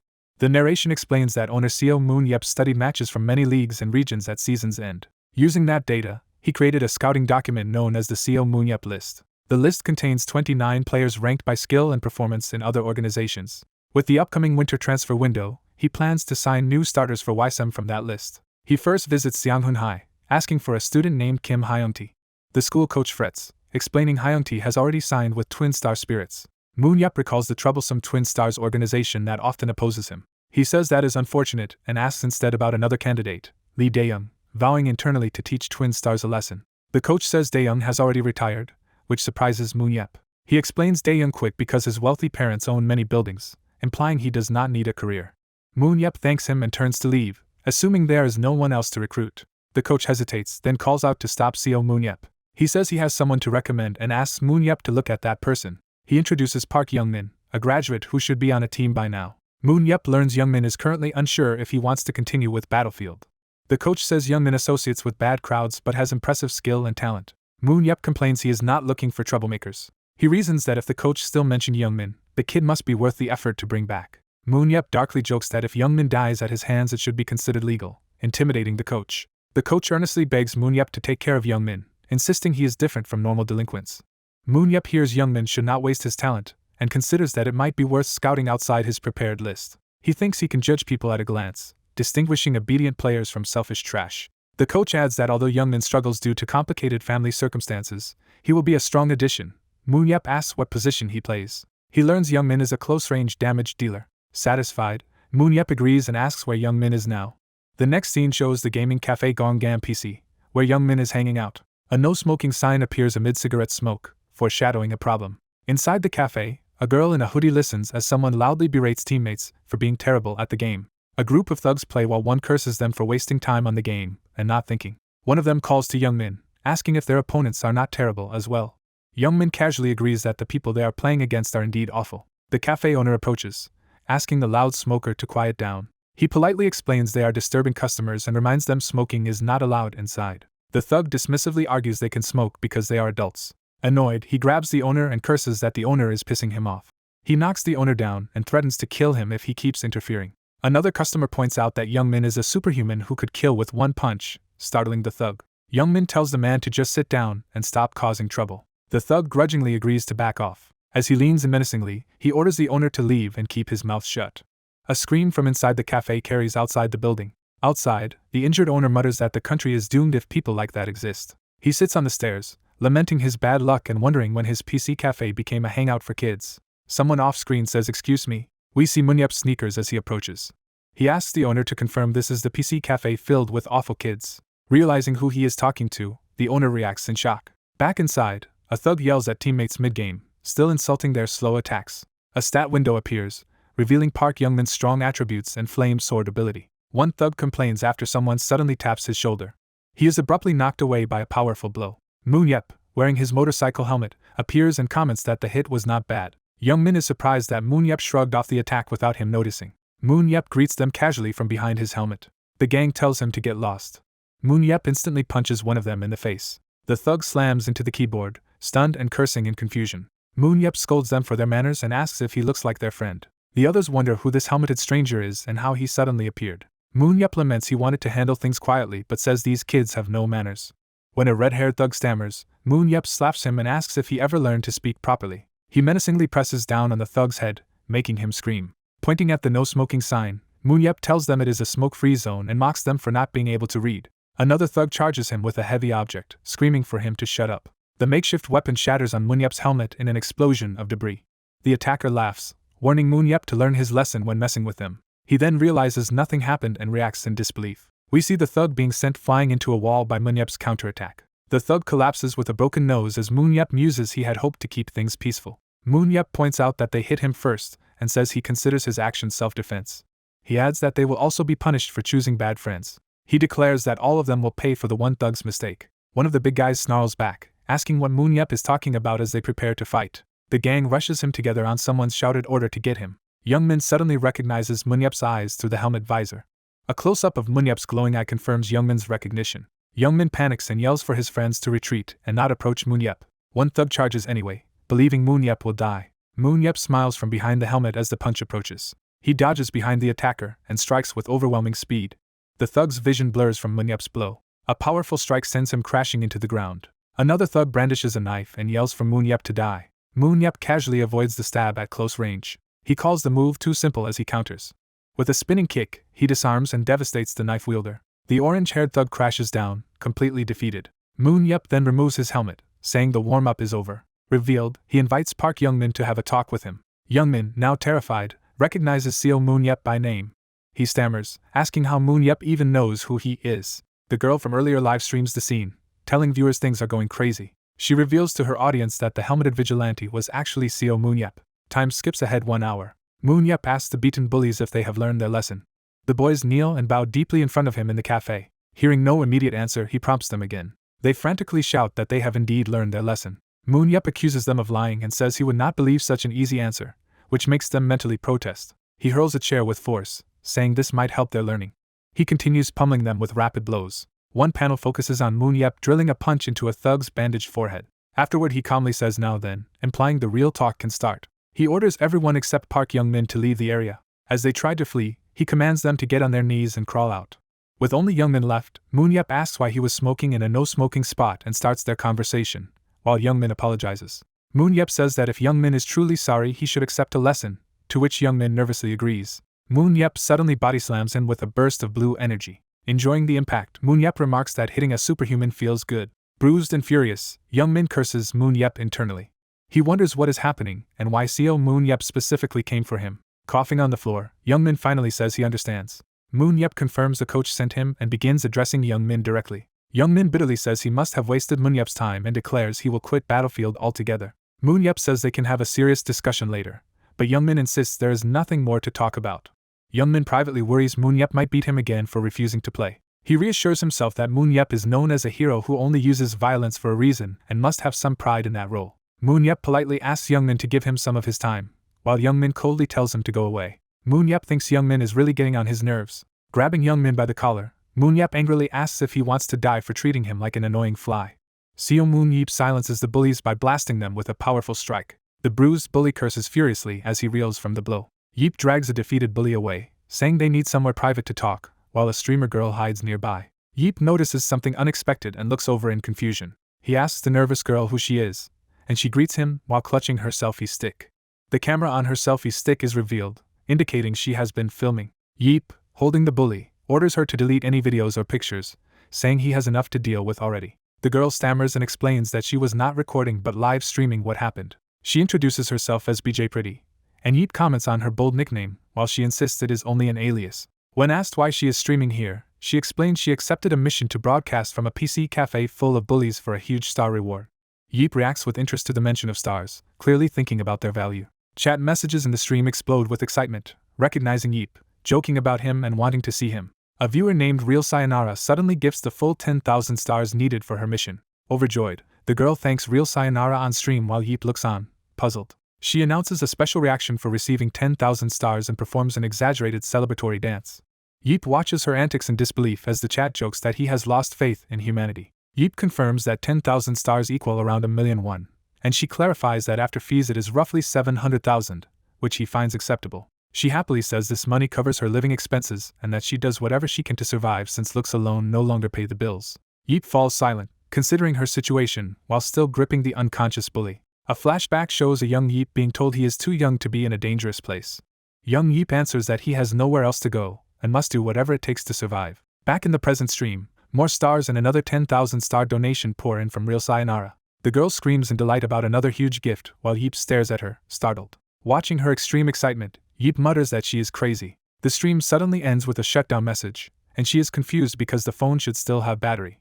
She stares at the screen in shock, wondering what is going on. Her streaming platform calls. She nervously answers with Yeep watching. On the call she learns she has been banned from streaming for 3 months, which horrifies her. Yeep asks what is wrong as she repeats the length of the ban in disbelief. She explains that the site manager banned her 3 months for violence, and extended it because of a prior offense. Yeep tells her to hand over the phone, confusing her. He says he will speak directly to the manager, and reaches out for the phone. On the call, Yeep identifies himself as Seo Moon Yep and demands an explanation for her punishment. The manager says the stream was too violent. Yeep questions if they are referring to him disciplining the bullies. He presses the manager, asking if punishing those bullies is really considered excessive, and warns about the consequences of that stance. Yeep threatens to visit the manager immediately to show him what real repercussions look like and demands the manager's name. After an ominous silence, the manager backs down, deciding to treat it as an unintentional incident and reduce the punishment to a warning. Yeep accepts this outcome but is told they must still avoid violence and profanity on future streams. Holding a bully upside down while on the phone, Yeep pauses in thought. He casually tosses the unconscious bully aside and ends the call with a brief acknowledgement. He tells the girl he is finished handling the matter. She excitedly announces her return to the stream, amazing viewers who thought she was banned. She explains to her audience that the previous stream cut off because she was briefly banned, but thanks to Seo Moon Yep talking with management, she is now back. The chat marvels that Yeep overturned a 3-month ban, and praises him as a legend who even scared the management. Annoyed at the viewers' laughter, Yeep scolds them through the camera, asking if they would still laugh if they were the ones being beaten. He then formally apologizes on stream, saying his rough methods of teaching caused a commotion. Putting an arm around the bruised bully, he tells the audience he will personally have a talk with the boy so they need not worry. Yeep warns any potential reporters that if they file complaints, they'd better include his apology. Otherwise he will track them down and give them a lesson too. He tells the girl that he is done and instructs her to end the stream once she is finished saying goodbye. She thanks him enthusiastically, saying his involvement lifted her ban and made the stream amazing, while he tells her to leave before she gets hurt more. As they part, he invites her to come stream at Weissim if she is interested, which she eagerly agrees to. Narration states that after these events Seo Moon Yep develops a new hobby of watching live streams, though that tale is for another time. Later, outside the PC cafe, Yeep remarks that he and the bully are finally alone to talk properly. Inside, he faces the kneeling bully and demands to know why the boy no longer wants to return to the pro-game battlefield. The bully explains his family is barely surviving on his and his mother's income while also caring for his grandparents, and Yeep counters that as a pro he could earn far more. When asked about his father, the boy admits his dad only drinks and gambles, shirking responsibility. Yeep confirms that the mother is the sole breadwinner, and the boy quietly agrees. Yeep grabs him by the collar, saying he is just like his useless father, idling and smoking instead of working or helping. The frightened boy starts to stammer a response. Yeep coldly tells him that if he wants to live he must choose carefully. Yeep presents a stark choice, asking if the boy will come with him and become a battlefield pro or quit everything and die. Trembling, the boy hesitates before answering. He bursts out that he never truly wanted to quit. Collapsing, he confesses that he misses being a professional player. Yeep is surprised by the heartfelt admission. The boy begins recounting his past as a promising youth player. He explains that while his mother was gone one day, his drunk father accidentally set their house on fire and left to gamble, nearly killing his grandparents. To protect his grandparents after that incident, he gave up pursuing a pro career, but watching his peers succeed filled him with jealousy and anger. Yeep cuts off the long explanation, saying he does not care about the backstory that much. He demands a clear answer on whether the boy will join his team or not. The boy falls silent, still conflicted. He finally resolves to do it and accept Yeep's offer. Yeep looks a bit taken aback by the firm decision. The boy adds that he has one condition in exchange. Yeep asks what condition he wants. The boy says he needs Yeep to stop his father from drinking by disciplining him the same way he disciplined his son. Scene shifts to Chunjiang High School, introducing a new location. Yeep meets student Kim Jin-soo, evaluating him as a potential recruit. A status window shows Jinsu's impressive combat stats and aura as a human. Another screen details Jinsu's special abilities, Sacrifice, which takes on others' injuries, and Regeneration, which heals them. Yeep analyzes that although Jinsu's strength is slightly low for a tanker, his capped focus, agility, and stamina are excellent. Determining Jinsu fits Coach Gabriel's need for a fast secondary tanker, Yeep asks Jinsu what he considers his strengths. Jinsu explains that being weaker made him hone his shield control, giving him strong defensive technique, and Yeep promises to help him become a national-level secondary tanker as they sign a contract. Yeep notes that players he selects usually succeed, and Jinsu vows to do his best for Weissim. Yeep concludes the meeting, saying he will contact Jinsu next week. Leaving the office with the contract, Yeep tells Jinsu he will see him then, and Jinsu thanks him profusely. Overwhelmed, Jinsu marvels that he was scouted by Weissim when previously only second-tier teams showed interest, and he is labeled as Weissim's new secondary tanker. Yeep suddenly remembers something and calls out to Jinsu. Peeking back into the room, Yeep asks if Jinsu has any personal problems he should know about. He clarifies that he means troublesome family members who might need a serious lesson. The story cuts to a billiards hall, indicating Yeep is going to meet such a family member. Inside the hall, regulars look up in surprise as someone enters with force. Yeep steps in and politely calls for attention. The patrons recognize him as Seomoon Yeep from the news and remark that he is one of the renowned 7 heroes. Yeep smiles and says that since they already know who he is, he does not need further introduction. He asks which of them is Park Youngmin's father, and the others call out to a man named Park. A drunk man admits he is Youngmin's dad, approaching nervously. Yeep confirms Park is the man who ruined his long-running business after marriage and now only drinks and plays around. Yeep first congratulates Park because his son has just become a professional battlefield player, inviting everyone to clap. Shocked, Park repeats that his son became a pro. Yeep says yes and adds that he has come to fulfill Youngmin's wish as part of the celebration. Other patrons congratulate Park and demand he buy drinks, while he bashfully enjoys the attention. Park, still puzzled, asks what his son's wish was. Yeep smiles darkly and says Youngmin asked him to make sure Park never drinks again. The floor shudders as Yeep prepares to unleash violence. He states that he will accomplish that by giving Park a thorough beating with an alcohol bottle. Yeep savagely pummels Park with aura-infused blows. The beating continues, blue impacts exploding across Park's body as he screams. Yeep smashes bottles and tables while relentlessly striking him. Standing over the crumpled man, Yeep says he considered how best to prevent him from drinking ever again. He explains that he concluded using an alcohol bottle as the weapon would make Park too terrified to ever pick one up afterward. Yeep then turns to the shocked patrons, noting they seem close to Park. He accuses them of enabling Park's 15 years of neglect and heavy drinking. He warns that makes them no better than Park and invites anyone who wants to share his punishment to stay behind. Everyone else flees, leaving Park alone kneeling before Yeep. Yeep addresses Mr. Park again, eyeing the remaining bottles and suggesting they move on to a different brand for his lesson.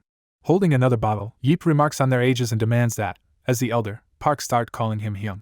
As Yeep closes the door with bottle in hand, he tells Park not to worry. With a chilling smile, Yeep says Park should think of tonight as learning a lesson from his older brother. The closed billiard hall door shakes ominously as more violence erupts inside. A thunderous crash sounds from within, emphasizing the ferocity of the beating.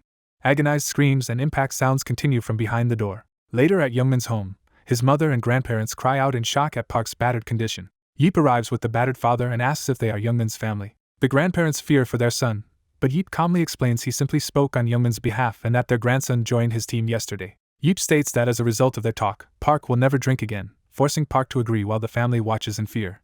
Yeep leans in and makes Park also promise never to gamble again. Terrified, Park hastily assures him he will not. Yeep admits the method was rough, but when Youngmin worries about killing someone, Yeep dismisses it, saying the man survived. He adds that Park was healed afterward by a superhuman healer, so physically he is fine. Yeep smiles and tells Youngmin that if his father ever drinks again, he should call Yeep to handle it. By Yeep's motorcycle, he asks Youngmin if this solution works for him. The son shyly confirms it does. Yeep tells Youngmin to bring his signed contract to the Weissim clubhouse now that Yeep has upheld his side of the bargain. He reminds Youngmin that rest time is over and he must start rehab to prepare for a return to pro play. Youngmin agrees, saying he will see Yeep tomorrow, and is formally introduced as Weissim's new close-range damage dealer. The scene shifts to the Weissim facility nestled by the mountains. Inside, 2 staff members discuss how surprising it is that the owner put certain key players on reserve. One explains that although the questioned player has a fragile mentality, his physical ability and skills are valuable. The other coach worries aloud, thinking of the owner and the powerful people behind him. The story jumps to a packed nightclub, music thumping and lights flashing over the crowd. In a private room, someone slams down a glass in anger and curses. A blond man drinking with 2 companions rages that he is furious. He bitterly questions what he could possibly be lacking. The man rails that teamwork is meaningless and blames his teammates, for his downfall. A caption identifies him as Shin Youngsu, an unemployed close-range damage dealer. One companion nervously flatters Youngsu, but Youngsu snaps and tells him to get out.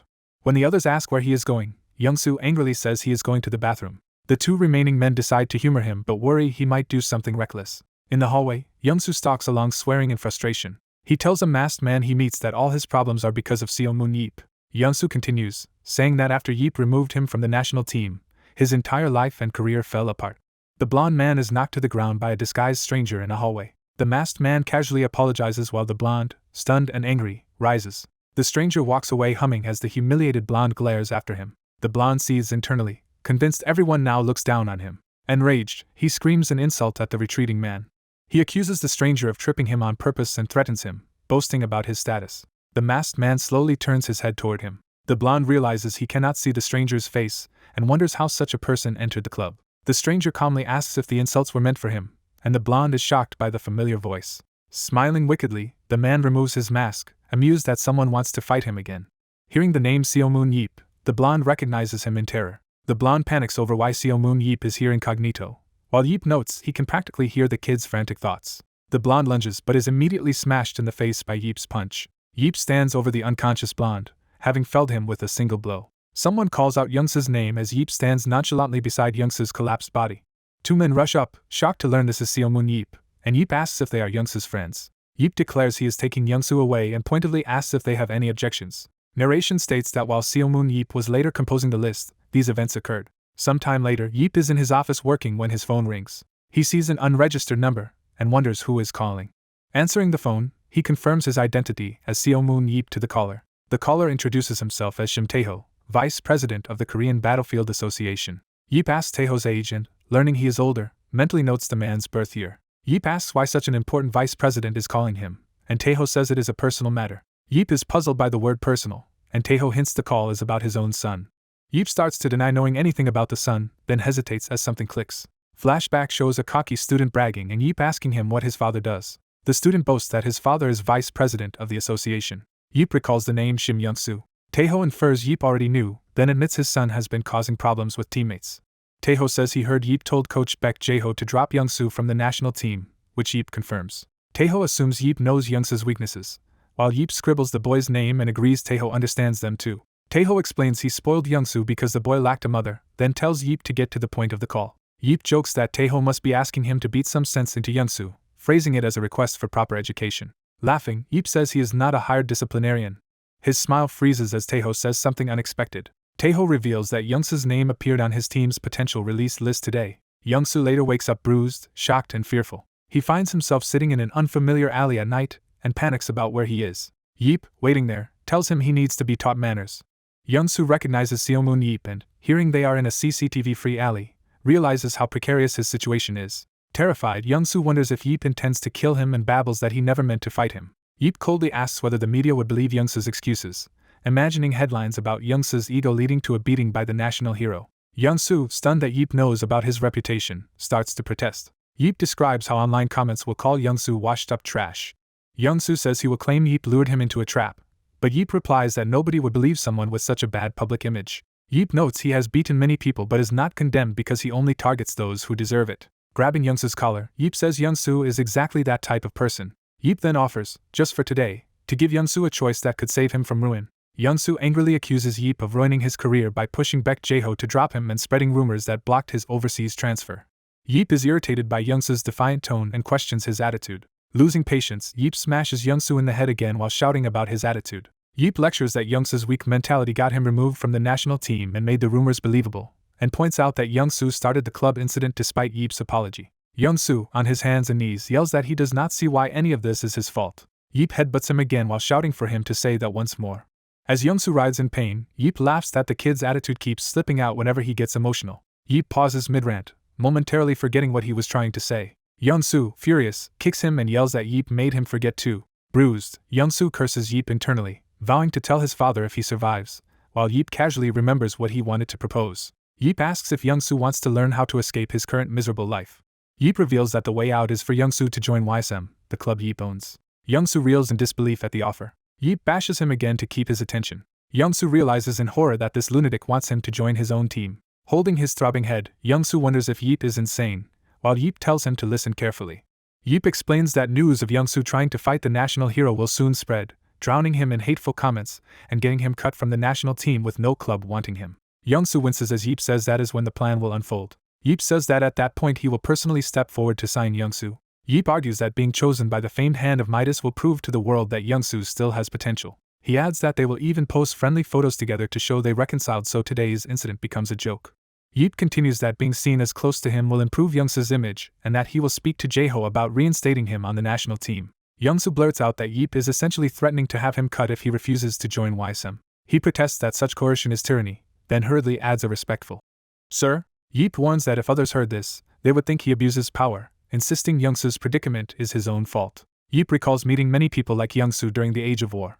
He remembers one especially troublesome ally who had great power but used it recklessly out of fear. That comrade's chaotic attacks constantly made battles difficult for everyone. Yeep nevertheless fought alongside them, clashing with enemies on the front lines. A comrade once shouted a warning to Yeep during a fierce fight. A gigantic armored foe appeared behind Yeep, preparing a deadly strike. Yeep smirks, noticing the new threat. He tells the enemy he had been waiting for it. Yeep orders his ally Shuran to fire, unleashing a devastating attack from behind him. He recalls pushing that troublesome comrade to the very end and clearing the final dungeon together. That comrade later became celebrated as China's national hero. Back in the present, Yeep questions Youngsu's achievements by asking about his league, continental, world championship, and World Cup results, exposing Korea's poor records. Youngsu admits he believes those feats would be possible with him, claiming he is not useless like the rest. Yeep tells Youngsu he has until tomorrow to decide. Handing over his card, Yeep calls this Youngsu's last chance and tells him to think carefully. The next day, Youngsu's father bluntly tells him to accept Weissim's offer. Shocked, Youngsu asks why, insisting his father also hates Superhuman Yeep. Jiho clarifies that he never hated the 7 heroes and opposed Baek Jaeho's appointment only to protect a hero's reputation. He explains he opposed Baek partly because the man was unproven, then formally introduces himself again as Area Vice President Shim Taeho. Taeho says Yeep has already proven himself and was the one who guaranteed Baek Jaeho's appointment. Taeho reasons that even if Baek's coaching is questionable, Yeep's association with the team is an enormous benefit. He tells his son plainly to go to Weissim, praising Yeep as genuine and noting that elite coach Gabriel Sana also works there. Youngsu worries that Yeep hates him, but Taeho points out Yeep has had rocky relations with others yet still fought, and risked his life beside them. Taeho adds that Yeep has trained many superhumans worldwide and emphasizes his son would be fortunate to learn under him. Overwhelmed, Youngsu struggles to respond. Time skips to the Future Hyper's clubhouse, where negotiations with Youngsu's current team begin. At the Future Hyper's office, Yeep casually orders a coffee as the meeting starts. Team leader Park Kil-ho, nervous, says he dislikes small talk and will get straight to business. Yeep names Shim Youngsu and offers 10 billion won for his transfer. Park slams the table, refusing such terms, and Yeep immediately counters by suggesting 1 billion. Park protests that another team from the Middle East already offered 3 billion, but Yeep dismisses such offers as unreliable and notes Youngsu never wanted to go there anyway. Yeep suggests waiting until Youngsu is officially cut, at which point he would be worth even less, exasperating Park. Yeep glares silently, clearly done playing around. He then tells Park to call the club's actual owner, the Myri Group vice president, leaving Park horrified. Park mentally panics, begging that this not happen. A flashback shows a younger Yeep at a company banquet, already causing trouble. At that banquet, Yeep intervened when a drunken heir harassed a woman. Yeep grins drunkenly at the scene, amused. From Yeep's point of view, he fixates more on an expensive bottle of liquor than on the drama. He casually punches the harasser out of his way and tells the onlookers to move aside. Picking up the bottle he wanted, he declares he had been searching for it. Bodyguards rush to the fallen heir, who rages as they restrain him. The heir demands if Yeep knows who he is. Yeep, uninterested, asks who the guy is. Someone warns Yeep that the man is the Myri president's grandson and threatens to destroy Yeep's future in Korea for attacking him. Yeep responds by grabbing the heir by the throat. He introduces himself as Seomun Yeep, an orphan with nothing to lose. He spits out a vulgar insult about the spoiled rich heir. Narration explains that Yeep then took the vice president hostage. He forced the conglomerate to donate 50 billion won to help children. From then on, the vice president would panic whenever anyone even mentioned Yeep's name, so Park resolves never to let them meet. Back in the present, Park hurriedly agrees, and Yeep good-naturedly lowers his offer to 500 million. Leaning forward menacingly, Yeep asks what Park is waiting for and orders him to sign the transfer papers. A few weeks later, Youngsu has joined Weissim and the team gathers at their facility. On the practice field, the coach warmly addresses the assembled players, including Youngsu. Watching from above, Yeep and Baek Jaeho review the squad and judge a young shield user as promising despite mediocre physicality. They agree that with basic training the hardworking kid can improve quickly. The coach says he is unsure about Park Youngmin's current form because the player has been inactive for a year. Baek asserts that, though Youngmin needs heavy pushing, He has the potential to become a top close-range damage dealer. Trusting Yeep's judgment, Baek agrees to closely monitor Youngmin's growth. Baek notes that aside from Youngsu, no one else is ready for top competition yet, as Youngsu senses someone staring at him.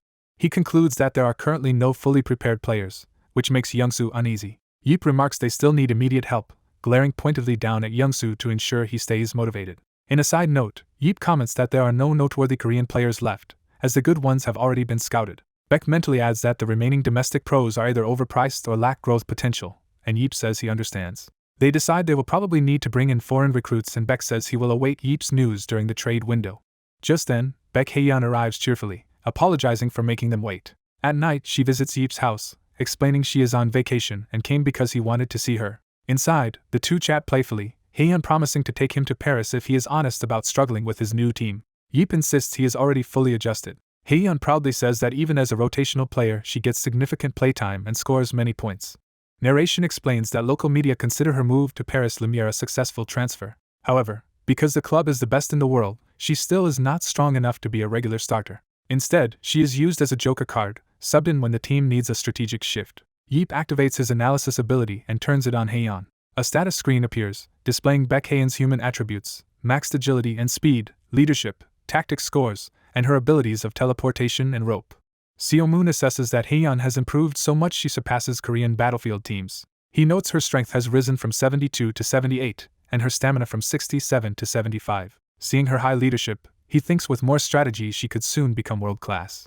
Haeyeon asks why he is staring, and he admits he misjudged her but recognizes her practical strength. She angrily reacts while he teases her about testing her French skills.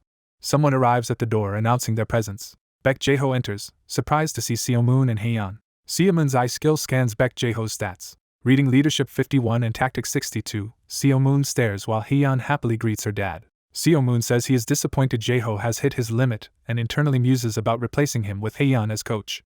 The scene shifts to a table full of food prepared for a meal. Over dinner, Baek comments that Seo-moon is working hard to scout new pros, including Youngsu, and asks when he will be removed from the national team. Seo-moon says Youngsu would be decent if not for his ego, and resolves to simply beat him down whenever necessary. Baek decides to keep Youngsu on the roster but not call him, pitying him. Baek asks if scouting is done, and Seo-moon replies he still needs 1 or 2 players and must look abroad because Korea lacks noteworthy talent. Baek explains many top Korean superhumans left early, and the country has not produced stars since. He adds Battlefield is only 10 years old, so the issue will self-correct, while Seo-moon wonders where to find cheap superhumans, and considers South America. Baek shares his research for the Asian Cup, saying Kazakhstan looks promising thanks to improving strategies despite weak infrastructure. Seo-moon worries it would be embarrassing if Korea lost to such a country. Haeyeon excitedly asks to go with him if he travels to Kazakhstan. Seo-moon insists the trip is for work, while Haeyeon and her mother treat it like a chance for sightseeing in Kazakhstan. Haeyeon tells Seo-moon he is actually the most respected superhuman in Kazakhstan, surprising him. She explains Kazakhstan has many spear-using superhumans across roles and many spear-based abilities. Hearing how popular he is there, Seo-moon boasts and decides he should visit. Baek internally despairs that everyone seems ready to leave him alone in Korea. Haeyeon cheerfully declares that this time the trip will be just her and her uncle. Seo-moon casually agrees to take her along. The family reacts in shock as Seo-moon confirms the decision at the table. Someone exclaims in disbelief. A caption announces they arrive at Kazakhstan International Airport. Outside the airport, a voice calls Seo-moon as he walks with Haeyeon. Seo-moon turns, recognizing the caller. He greets Timur Akhmatov, a Kazakh superhuman waiting with a welcome sign. Seo-moon narrates that Timur is an ally from the underground wars in Russia and strong enough to rank in the world's top 20. Seo-moon asks why Timur is here instead of the Battlefield Association, and Timur reveals he is now its president. Seo-moon wonders why the president himself came and asks if the association has any employees. Timur says he came personally after hearing Seo-moon would visit, and wonders why Seo-moon did not just call him. Joking that he lost Seo-moon's number because his old phone is practically a museum relic, Timur laughs with him. Timur asks Seo-moon's purpose and Seo-moon answers he came to scout players. Timur confirms it is for Battlefield and offers to show him their national team.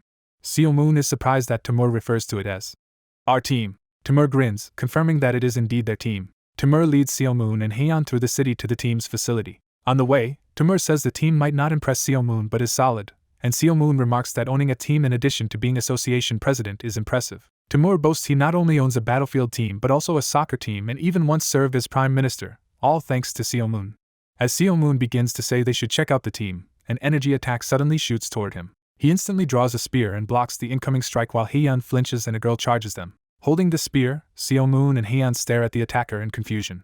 Another blast of energy hurtles forward. Seo Moon intercepts the onrushing girl in a rapid close-quarters exchange.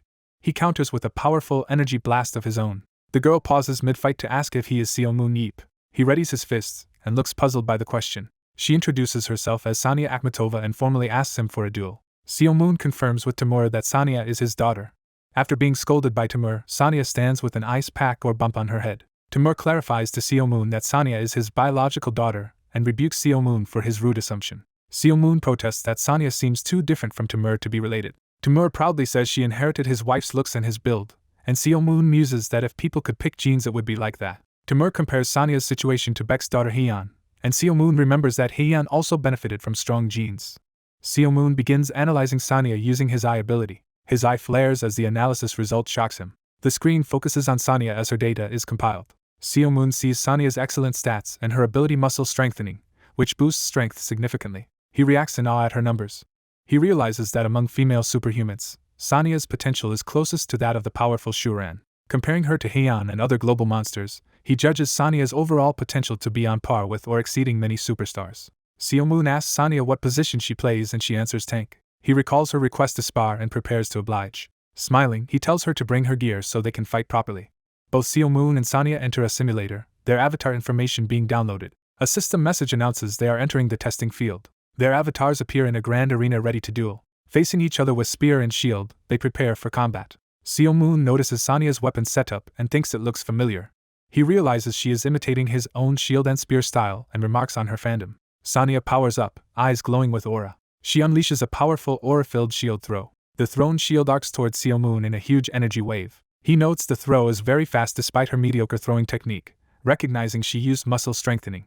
Calculating that muscle strengthening pushes her strength above the usual cap, he concludes her raw throws are extremely strong even without technique. He judges her performance as not bad. While clashing with her at close range, he thinks that if she reaches her strength limit of 87, he realizes that with muscle strengthening she could reach 122 strength. Impressed, he mentally exclaims at how amazing that potential is.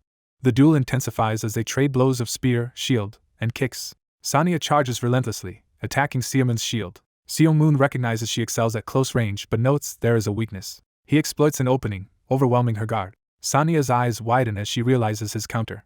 He presses in with a precise, overpowering strike. She acrobatically retreats using her shield but continues attacking. Seo Moon anticipated she would retreat rather than block, concluding her shield control is poor. He explains internally that a proper tanker should be more proficient with the shield than the weapon itself. He reflects on why he personally uses a shield, introducing two reasons.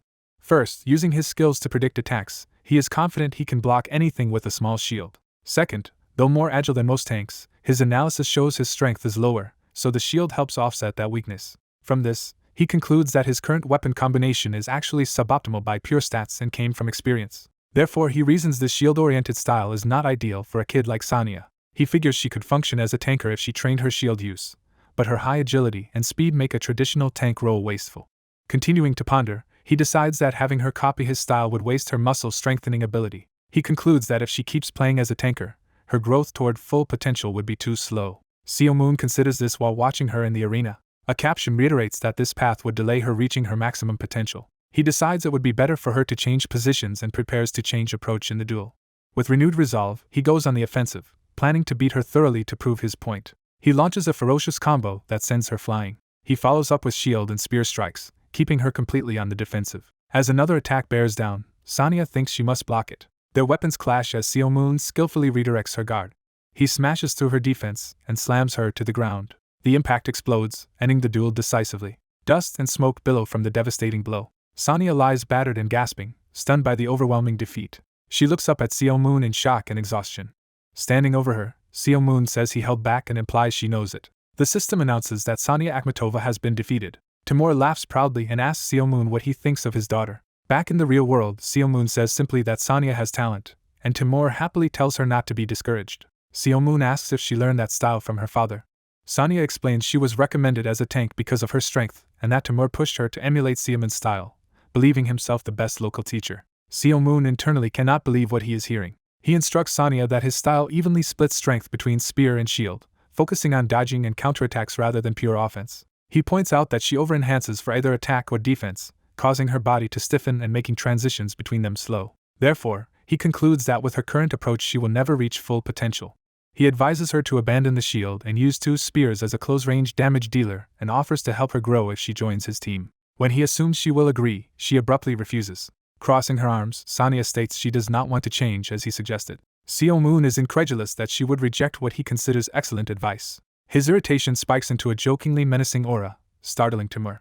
Timur frantically intervenes, asking why Seo Moon criticizes his daughter's style so harshly. Timur insists Sonia's speed is also good and argues Seo Moon is the ideal model for a tank that uses agility, speed and strength. Seo Moon counters that this is exactly why he wants her as a dual spear damage dealer, saying she would get far more kills with both hands free. Timur sighs that Seo Moon still does not understand women, confusing and annoying Seo Moon. Timur flatters him as a role model for tankers everywhere. Seo Moon angrily kicks him, demanding what that has to do with understanding women. Doubling over, Timur pleads that Sonia has spent 18 years trying to be like Seo Moon and begs him not to crush her dreams. Seo Moon starts to argue but stops short. He pauses, sensing something and listening. He reacts in shock as he realizes an important detail. He is stunned to learn that Sonia is only 18 years old. Timur echoes the age in disbelief as well. Seo Moon thinks that if she is already this strong at 18, he suddenly grabs her shoulder, acting on a new decision. Sonia looks at him in surprise as he does so. He steadies her, thinking she could be worth an enormous amount in the future. Seo Moon declares he will take responsibility for her growth and asks if she wants to come to Korea with him. Haeyeon, watching, is left speechless and confused. She then explodes in a jealous, horrified scream at his sudden proposal. A concluding caption notes that Seo Moon Yeep has once again left the country. Seo Moon Yeep departs with his luggage for Kazakhstan. Narration states that everything he does draws global attention. Big clubs worldwide shower Seo Moon Yeep with lucrative offers that his management is rumored to be reviewing. News of his departure from the country explodes across social media. A video of Seo Moon Yeep and Baek Haeyeon at the airport circulates online, with fans speculating he is heading abroad to join a foreign team. The rumor of a Seo Moon Yeep foreign transfer gains even more momentum. As curiosity peaks, people wonder if the biggest transfer in history is about to happen. The scene shifts to Incheon International Airport arrivals. Reporters gather at international arrivals, cameras flashing. Journalists swarm Seo Moon Yeep, bombarding him with questions about joining European clubs and whether his recent trip was for that purpose. Seo Moon calmly prepares to address them. He theatrically exhales and gets ready to speak. Seo Moon begins to answer their questions. He dismisses the European transfer talk as pure rumor, revealing a woman in sportswear behind him. The woman says she stayed behind because she still has matters to handle where they are. In a flashback, she refuses to go to Korea, saying there is no reason to if he will leave for big leagues. She reasons that her country's international standing is similar, and she could instead use her father's connections to go to Europe. Seo Moon silently considers her words. He internally agrees with her logic. He weighs whether to accept the mountain of transfer offers and go to Europe for big money. He remembers someone saying this kid will soon be worth €1 million. He debates between cashing in now or investing in the future of this promising player. He decides clearly that he will not move to Europe for now. He assures her he will take responsibility, and promises to bring her along if he ever goes abroad later. She asks if he really will take her with him, and he thinks it would be foolish to ignore €1 million talent right in front of him. She happily seals that promise. Back in the present, Seo Moon concludes his story, calling the arrangement perfect and asking if it was not a great deal. A man asks why Haeyeon did not return with him, and Seo Moon acts surprised at the question. The man explains Haeyeon stayed in France for urgent business and nervously wonders what Seo Moon has done. Later, Seo Moon introduces a spearmanship instructor from France named Maxim Blanco.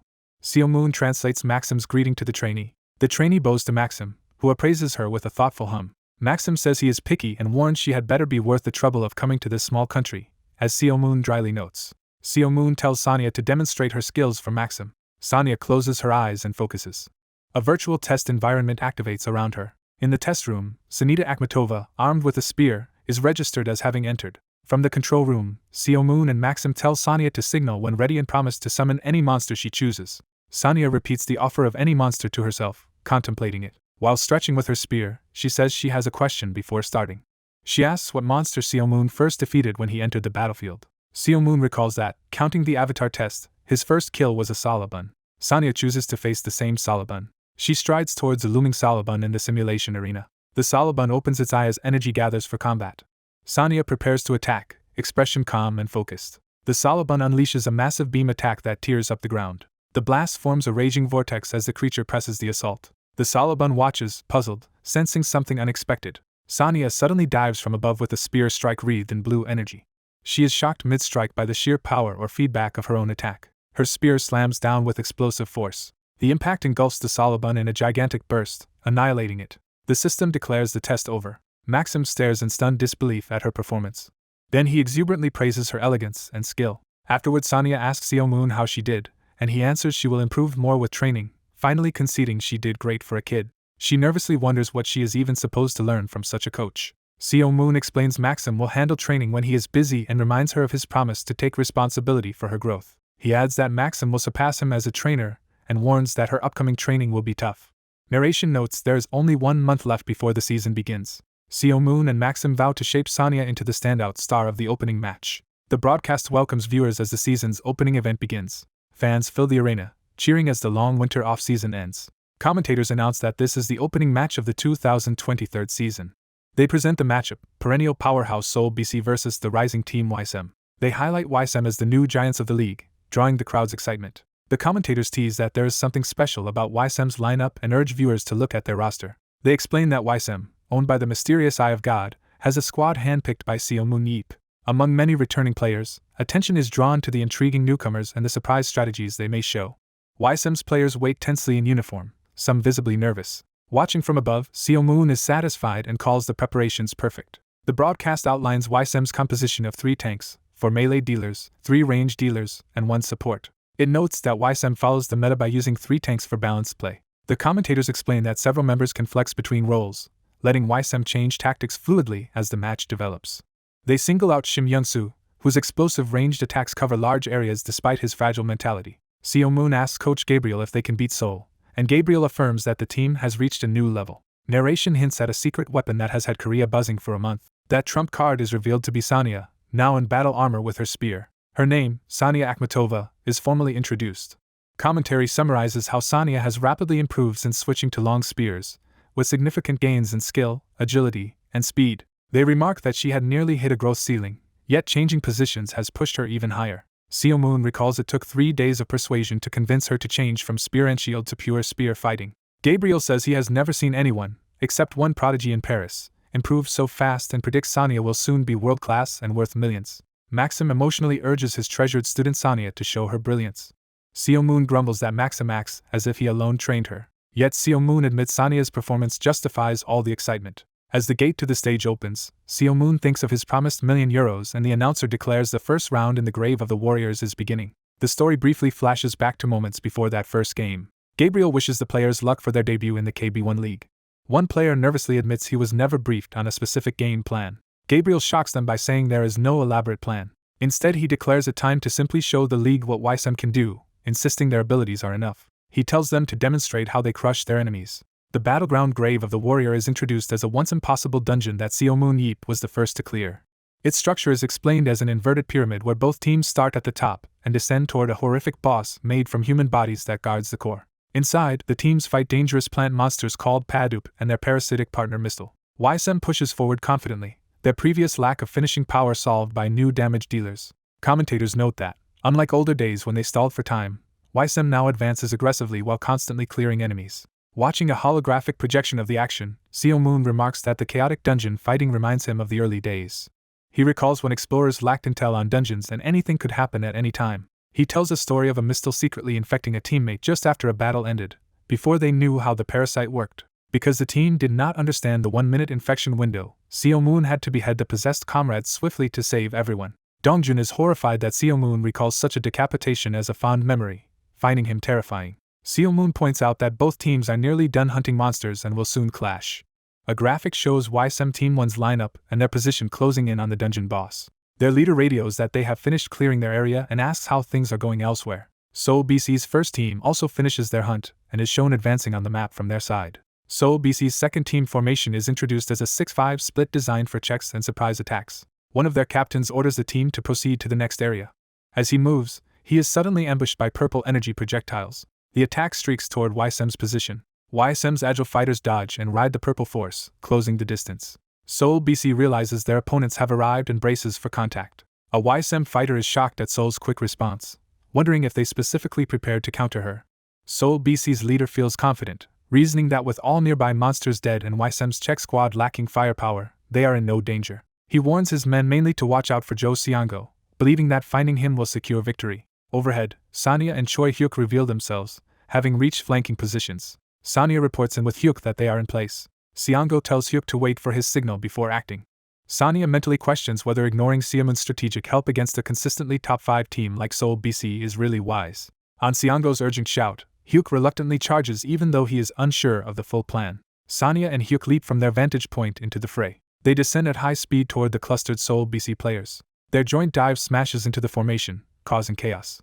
Explosions of blue energy erupt across the floor where they land. 3 Seoul BC fighters launch a coordinated aerial attack towards Sanya. Sanya pulls throwing batons from her belt, ready to counter. She unleashes a rapid, spinning counterattack with overwhelming blue energy. Her strikes intercept the incoming blows from the Seoul attackers.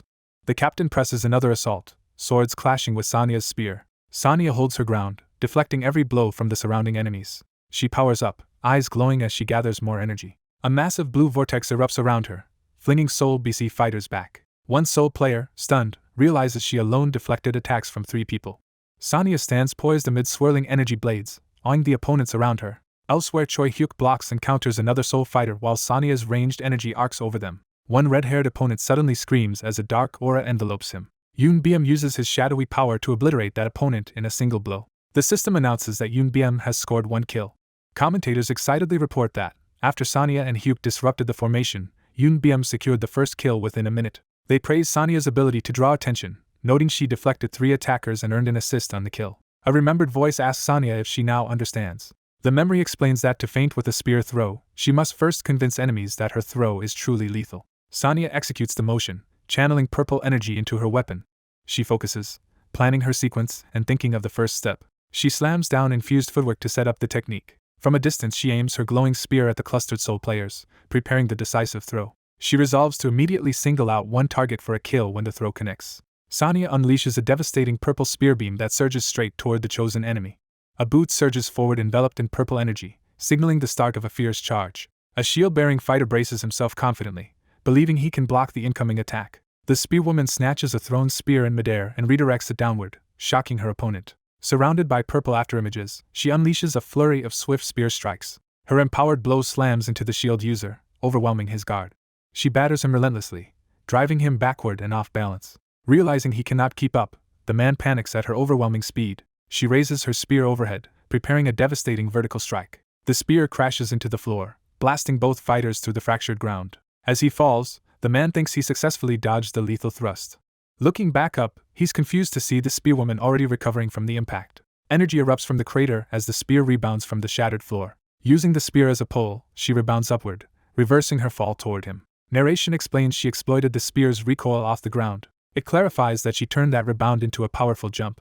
She lands in a crouch with her spear, while his silhouette looms behind her, about to be struck. Her attack connects, and his body disintegrates into blue pixels, marking his defeat. An announcement proclaims Sanya Akhmatova has earned 1 kill. Purple energy surges again as a new attack begins. Another Seoul BC player watches in alarm as Sanya rockets upward wreathed in purple light. She dives down with her spear, channeling lethal power for a finishing blow. Her strike detonates in the man's face, engulfing him in a blinding explosion. As she continues her onslaught, an opponent wonders how they could possibly beat someone like her. She darts past yet another enemy, closing in before he can react. Sanya's eyes narrow as she accelerates for the follow-up strike. While opponents despair at her power, the announcer declares Sanya Akhmatova now has 2 kills. A teammate watching from afar recalls the coach's warning being proven right. He urgently calls all teammates to stop hunting alone and regroup, believing they can win together. Watching the replay, he marvels that Sanya secured 2 kills without being touched, calling it crazy. The coach, reviewing her holographic stats, notes that her agility and skill have both increased during the match. He explains that players with room left in a stat can still grow mid-fight, unlike those who have already maxed it. Sanya reflects that her moves resemble what the coach showed her, deciding she understands the technique even if she was a bit slow. She realizes she'd been fixated on tanking instead of enjoying the role of damage dealer. Grinning, she thinks that dealing damage is unexpectedly fun. She remembers the coach's stern advice to value teammates' survival over greedily chasing kills. He had promised to personally correct them if they failed to learn that lesson, hoping to stay nice. In the next engagement, a Weissim defender blocks Sanya's assault, straining under the impact. Another teammate recalls the team's tactic of using coordinated link plays as her attacks flash past. Someone shouts a warning that Sanya is behind them as she rushes a distracted defender. The targeted player barely gets his shield up to block her surprise attack from the rear. She sweeps past and strikes another enemy, her assault chaining between targets. Her overwhelming blow eliminates yet another Seoul BC player in a burst of purple power. The announcer celebrates Sanya Akhmatova's triple kill as she stands surrounded by red energy. Commentary notes that after Sanya's triple kill, the momentum of the match shifts. The narration announces that Seoul BC and Weissim are now clashing head-on in a full-team fight. The caster builds suspense, preparing to reveal the match winner. Weissim is declared the winner, having dominated the first game with a 9-0 scoreline. Commentators single out Sonia Akhmatova's performance, revealing she is Weissim's new damage dealer. They praise her for proving her value in a single game, and say the owner Seomun Yeep brought her from Kazakhstan for good reason. As the crowd roars for the next set between Weissim and Seoul BC, the announcer declares the second game is about to start. Elsewhere, Shim Young-soo sits on a toilet watching his phone, focused and tense. Reading online comments, he mutters in anger that people are idiots. The comments belittle him, claiming the foreigner did everything and mocking his contribution and damage. Furious, he wonders if the commenters understand anything at all. Seething, he insists that Shim Young-soo means nothing to Weissim in their eyes. In another restroom, two Seoul BC players mock Young-soo, saying he is just being carried despite his good ability. From his stall, a masked Young-soo hears them discussing how strong Sonya is and saying they like that he must stay quiet. They laugh and speculate mockingly about what Shim Young-soo will do now. Bursting out, Young-soo angrily demands to know what they just said about him. One Seoul player stops his teammate, pretending everything is fine as Young-soo glares. Smirking, that player thinks they can exploit Young-soo's temper to their advantage. They feign innocence, asking if they said anything wrong, while plotting that a scene would get him benched. Enraged, Young-soo tells them to wait there, but the ringleader eggs him on. Instead of attacking, Young-soo closes the stall door with a quiet scoff. From inside, he suddenly erupts in laughter, leaving the two Seoul players confused. When he peeks out, he is startled to see someone else there. Seomun Yeep slams the door into Young-soo's chest, sending him reeling with a cry. Yeep apologizes sarcastically, clearly amused as Young-soo lies doubled over. The Seoul players panic, recognizing Seomun Yeep in shock. Yeep explains he came from the toilet after overhearing something interesting and was curious how Young-soo would react. Yeep casually asks if they are finished, while the chastened Young-soo starts to apologize. Calling Young-soo's response disappointing, Yeep cheerfully orders him to apologize properly to the Seoul players. Young-soo protests that they started it, but Yeep coldly says they must have had a reason to trash-talk him during the match. When Young-soo refuses, Yeep grabs him by the hair to force compliance. Bowing Young-soo's head, Yeep makes him apologize for his attitude despite his good abilities. Yeep asks the Seoul players if everything is settled now, still gripping Young-soo's head. He then tells Young-soo it is time to prepare for the next game, dragging him away as Young-soo curses under his breath. As they leave, Yeep turns back and begins to deliver one more warning. Gripping the doorframe, Yeep tells the Seoul players they were lucky today. He explains Young-soo is still on probation, which is why he let them off, implying that next time will be different.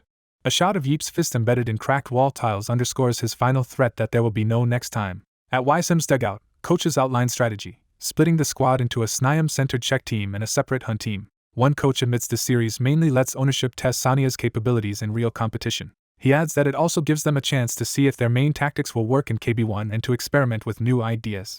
The coach turns to the roster and starts naming members of the Czech team. Young-soo watches from afar, noticing the Seoul players group and grinding his teeth. The Seoul players laugh among themselves, still mocking Young-soo. Glaring, Young-soo vows to make the Seoul BC players pay for laughing at him. The caster announces that the second game's dungeon is Ant Nest, a lair of giant experimental battle ants. A mini-map shows 2 start points and a boss at the end, explaining that large tunnels branch into ant-filled rooms. The dungeon's queen ant boss can summon reinforcements, and players must kill every ant inside the nest. The Seoul BC squad assembles in the dungeon, readying their weapons. Weissim's team also gathers, with the owner excited to see what both teams will display. Narration declares that the second game is officially starting. The Weissim Czech team, including Sonya, sprints into the dungeon at the call to move out. After they depart, the remaining Weissim players wait with their captain for their own orders. The captain rallies the 6-man hunting team, telling them it is time to work. Soon, a swarm of ants charges, only to be blasted apart by a massive blue shockwave. The hunting team fights in formation, shields and swords cleaving through the giant ants. Explosions and slashes from Young-soo and others rip through the monsters in rapid succession. As the team battles, the captain glances back, noting Young-soo among them. Another defender fights side by side with a swordsman, keeping the ants at bay. A powerful ant falls hard to the ground after being struck. A finishing blow detonates on the ant's body, disintegrating it. The captain remarks that hunting is going faster now, likely thanks to their improved damage dealers, and leads them onward. A teammate interrupts to ask the captain if someone is missing from their group. Looking around, they realize Shim Young-soo has disappeared from the hunting party. Elsewhere, a blast of blue energy tears into a rock wall, revealing Young-soo fighting on his own. Young-soo snarls that he will prove himself by blowing up the Seoul BC players. His communicator pings as teammates demand his location, but he ignores it. Annoyed at their warnings, he mutes the channel and cuts communications. The captain is stunned to learn Young-soo cut contact, promising to talk to him after the match while pushing the team to keep hunting. Time passes, marked by a caption that 10 minutes later have gone by. Footsteps echo as Young-soo stealthily advances through the tunnel. Smirking, he spots the distant silhouettes of Seoul BC and prepares an ambush. He wonders why only the Seoul squad is present here when the Czech team should have arrived first. The narration explains his plan was to meet Weissim's Czech team and bomb Seoul BC from safety, but their absence forces him to improvise. Deciding to attack anyway, he conjures flames on his spear, confident someone will be hit. He reassures himself he can always flee if things become too dangerous. Young-soo hurls a massive flaming explosive down the tunnel, screaming for his enemies to die. The explosion engulfs the area in blinding fire and shockwaves. Watching the blast, Young-soo eagerly wonders how many enemies he managed to hit. Smoke billows where the explosion landed, obscuring his view. A boot steps firmly out of the smoke, signaling that someone survived. The Seoul captain orders everyone into defensive positions, realizing Young-soo attacked alone. Young-soo is shocked that they anticipated his ambush, and that none of them were harmed. One Seoul player taunts him for being predictable, and so easily provoked into coming by himself. Furious, Young-soo responds with another energy attack, which the Seoul squad braces to intercept. As their coordinated counter-strike comes at him, Young-soo panics, recognizing the danger. Seoul BC launches a full assault, arrows and blades converging while he thinks again how dangerous the situation is. Young-soo strains to fend them off with his flames, barely holding the line. The Seoul players press forward behind shields, pushing through his explosions. He unleashes a fiery shield around himself as Seoul's projectiles pierce closer. Their attacks cut through the flames, forcing him to retreat while the ground erupts. He realizes the melee fighters are already closing the distance on him. Thinking he might actually die, he convinces himself the enemy cannot dodge at such close range. Determined, he prepares one last attack, shouting as he gathers power. He tries to summon another explosion, only to feel his flames sputter out. Horrified, he realizes his signature skill is still on cooldown because he overused it. Narration elaborates that his trademark explosive sphere usually made him one of the league's strongest damage dealers. It explains the skill lets him fire 5 shots per charge and needs 150 seconds to recharge a new set. Because of that relatively short cooldown, he habitually spammed the skill and often suffered when it was down. With no explosion ready, Young-soo slips and falls backward in panic. Surrounded by the Seoul players, he hears one say they have him cornered. Before they can finish him, Sanya snipes one of them from afar, the system calling out another kill for her. The remaining Seoul players look around in confusion as Young-soo sits stunned on the floor. Sanya appears behind them in the tunnel, spear glowing purple as a newly felled Seoul player vanishes. Young-soo, startled, realizes something unexpected is happening behind his enemies. His vision blurs as he whips his head around to see what hit them. He and the Seoul players turn to find Sanya calmly standing with her spear, purple aura swirling, having arrived to intervene. Shim Young-soo's teammates panic when he vanishes, while another group hides nearby and tries to keep quiet. The hidden trio scold Shim for being there, saying he is not following their agreed plan. Shim demands to know why they are hiding instead of initiating the attack like planned, and is told he ruined the strategy first. The three crouch guiltily, with Shim's complaint receiving no excuse. Shim gripes that he nearly died and they should have appeared sooner, but they explain they had to wait for the right timing and for him to show up. They reveal they left one battle ant alive so the nest would not fully collapse, causing Shim to scream as the surviving ant attacks him. Shim, embarrassed and sweating, begins to process what he just heard. He confirms they really anticipated he would come, and they say the owner told them that before the match. Shim recalls the owner confidently predicting that Shim Young-soo would definitely do something reckless. Shocked, Shim repeats to himself that Seo Moon Yeep actually said that about him. Flashing back, the owner grumbles about a first-tier KB1 team badmouthing others behind their backs. The owner had privately told Shim this exhibition power game should be easy and that padding his kill stats could get him noticed in Europe. Shim now realizes the owner had predicted all his actions in advance. Another teammate mentions that Nayeon and BM should join them soon. Shim abruptly says they should leave the area. He then wonders aloud if spamming explosives here could net him more kills. Thinking of Seo Moon Yeep reading him like a book, Shim becomes determined to prove he is not that predictable. He resolves to test whether the owner foresaw his next move as well. Shim unleashes a powerful burst of blue energy from his hand. Narration compares life to walking a tightrope as Shim, later, anxiously browses his phone on the toilet. Online commentary says his needless ability use and bad attitude have lost him local support, with forums mocking his performance. One post bluntly claims he kept his spot only because he is the vice president's son and lacks skill. Furious, Shim curses the commenters for not understanding anything. Something he reads suddenly startles him. New posts after his transfer to Weissim show fan opinion starting to improve, calling him skilled and even a possible genius. Narration notes that despite his bad personality, Shim is far from clueless. Shim channels a huge glowing sphere, showing serious intent with his power. Narration likens Seo Moon Yeep to a god extending him a lifeline. Shim vows never to let go of that metaphorical rope. His new ability, Restraint, is defined as an aura rope that immobilizes a target for a few seconds. Using Restraint, he binds several enemy players in glowing blue coils. Shim grins and invokes Restraint again to trap them. Sanya powers up in violet energy as her name is called. She dashes in, spear blazing, toward the immobilized opponents. The system announces that Sonia Akhmatova scores 3 kills. Watching, the staff comment that Shim helping Sonia shows he is learning to be a team player, likely to avoid getting beaten by the owner. They conclude Shim realized he is in Seomoon Yeep's hands and chose to cooperate, especially after noticing Sonia's special treatment. Yeep explains he favors Sonia as a damage dealer, guaranteeing her kills, so Shim intelligently aimed for assists by setting her up. The assistant GM says as long as Shim fulfills his role he will help the team, and notes they should now train his spear skills. Yeep jokes that even with a spear Shim will still be pretty bad, though it is an upgrade over his sword. Seomoon reviews Shim's nearly maxed out stats and his abilities explosive sphere and restraint. He notes Shim has almost capped every stat except focus and assumes further training will keep raising them. Yeep privately decides the best move is to build Shim's brand and eventually sell him, using the transfer money to buy another star like Sonia. On the field, Shim hurls a blazing explosive sphere, remarking that the deal he is in is not a total scam. The resulting explosion devastates the enemy team. One burned opponent stands dazed, clearly finished. Sonia follows up with a massive purple slash. The system announces that Sonia Akhmatova now has 6 kills. Another notification declares the match over in her team's favor. Weissim is announced as the winner of the second match as well, sweeping Seoul BC in the KB1 opener. This marks Weissim's successful debut season in the KB1 league. The team members sprint out, energized by their victory. The players celebrate together, shouting victory. From the VIP box, Yeep and the executive remark that the team has clearly grown stronger. Yeep credits the improvement to the good players they recruited. The executive singles out Choi Jong-in, saying he has nothing to worry about with him and expects steady growth. Using observation, Yeep sees that Jiangmin's stats have improved notably, especially his difficult focus stat. He next evaluates Kim Jin-soo, appreciating that the former youth leaguer is willing to play his current role even on the pro stage. Someone pinches Jin-soo's cheek, snapping him to attention. Jin-soo, still stunned, realizes this pro opportunity is real compared to when he used to waste time with street bullies. He reflects that without meeting Yeep and receiving this chance his life would be very different. The players line up nervously as Yeep inspects them. Yeep smiles approvingly while the executive watches calmly. Grateful, Jin-soo silently thanks Yeep. Yeep notes they have defeated the famous Seoul BC and asks who their next opponent will be. He learns it is the Twin Star Spirits, coached by Choi Munseong, the team that previously had Choy Huk. Yeep recalls how his anger at that coach allowed him to buy Huk cheaply for a small transfer fee. Annoyed he cannot remember whether Huk used to be his fan, Yeep mutters that if he had really wanted to, Huk would not be alive now. The executive realizes this situation is problematic. He looks at Yeep, considering what to say.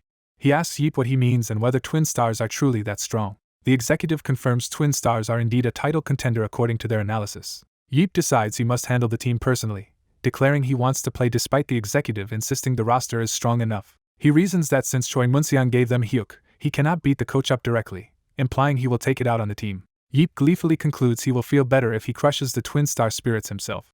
He muses that this will use one of his limited annual appearances, but agrees to make an exception for Twin Stars. When asked if that privilege includes the postseason, Yeep confidently answers that it does. The executive, now smiling, says this will actually make his own coaching job easier and calls the arrangement delightful. Later at Baek Jiho's house, Jiho asks if Yeep still has the dangerous Sadron seed. Yeep casually says he always carries it and shows the container.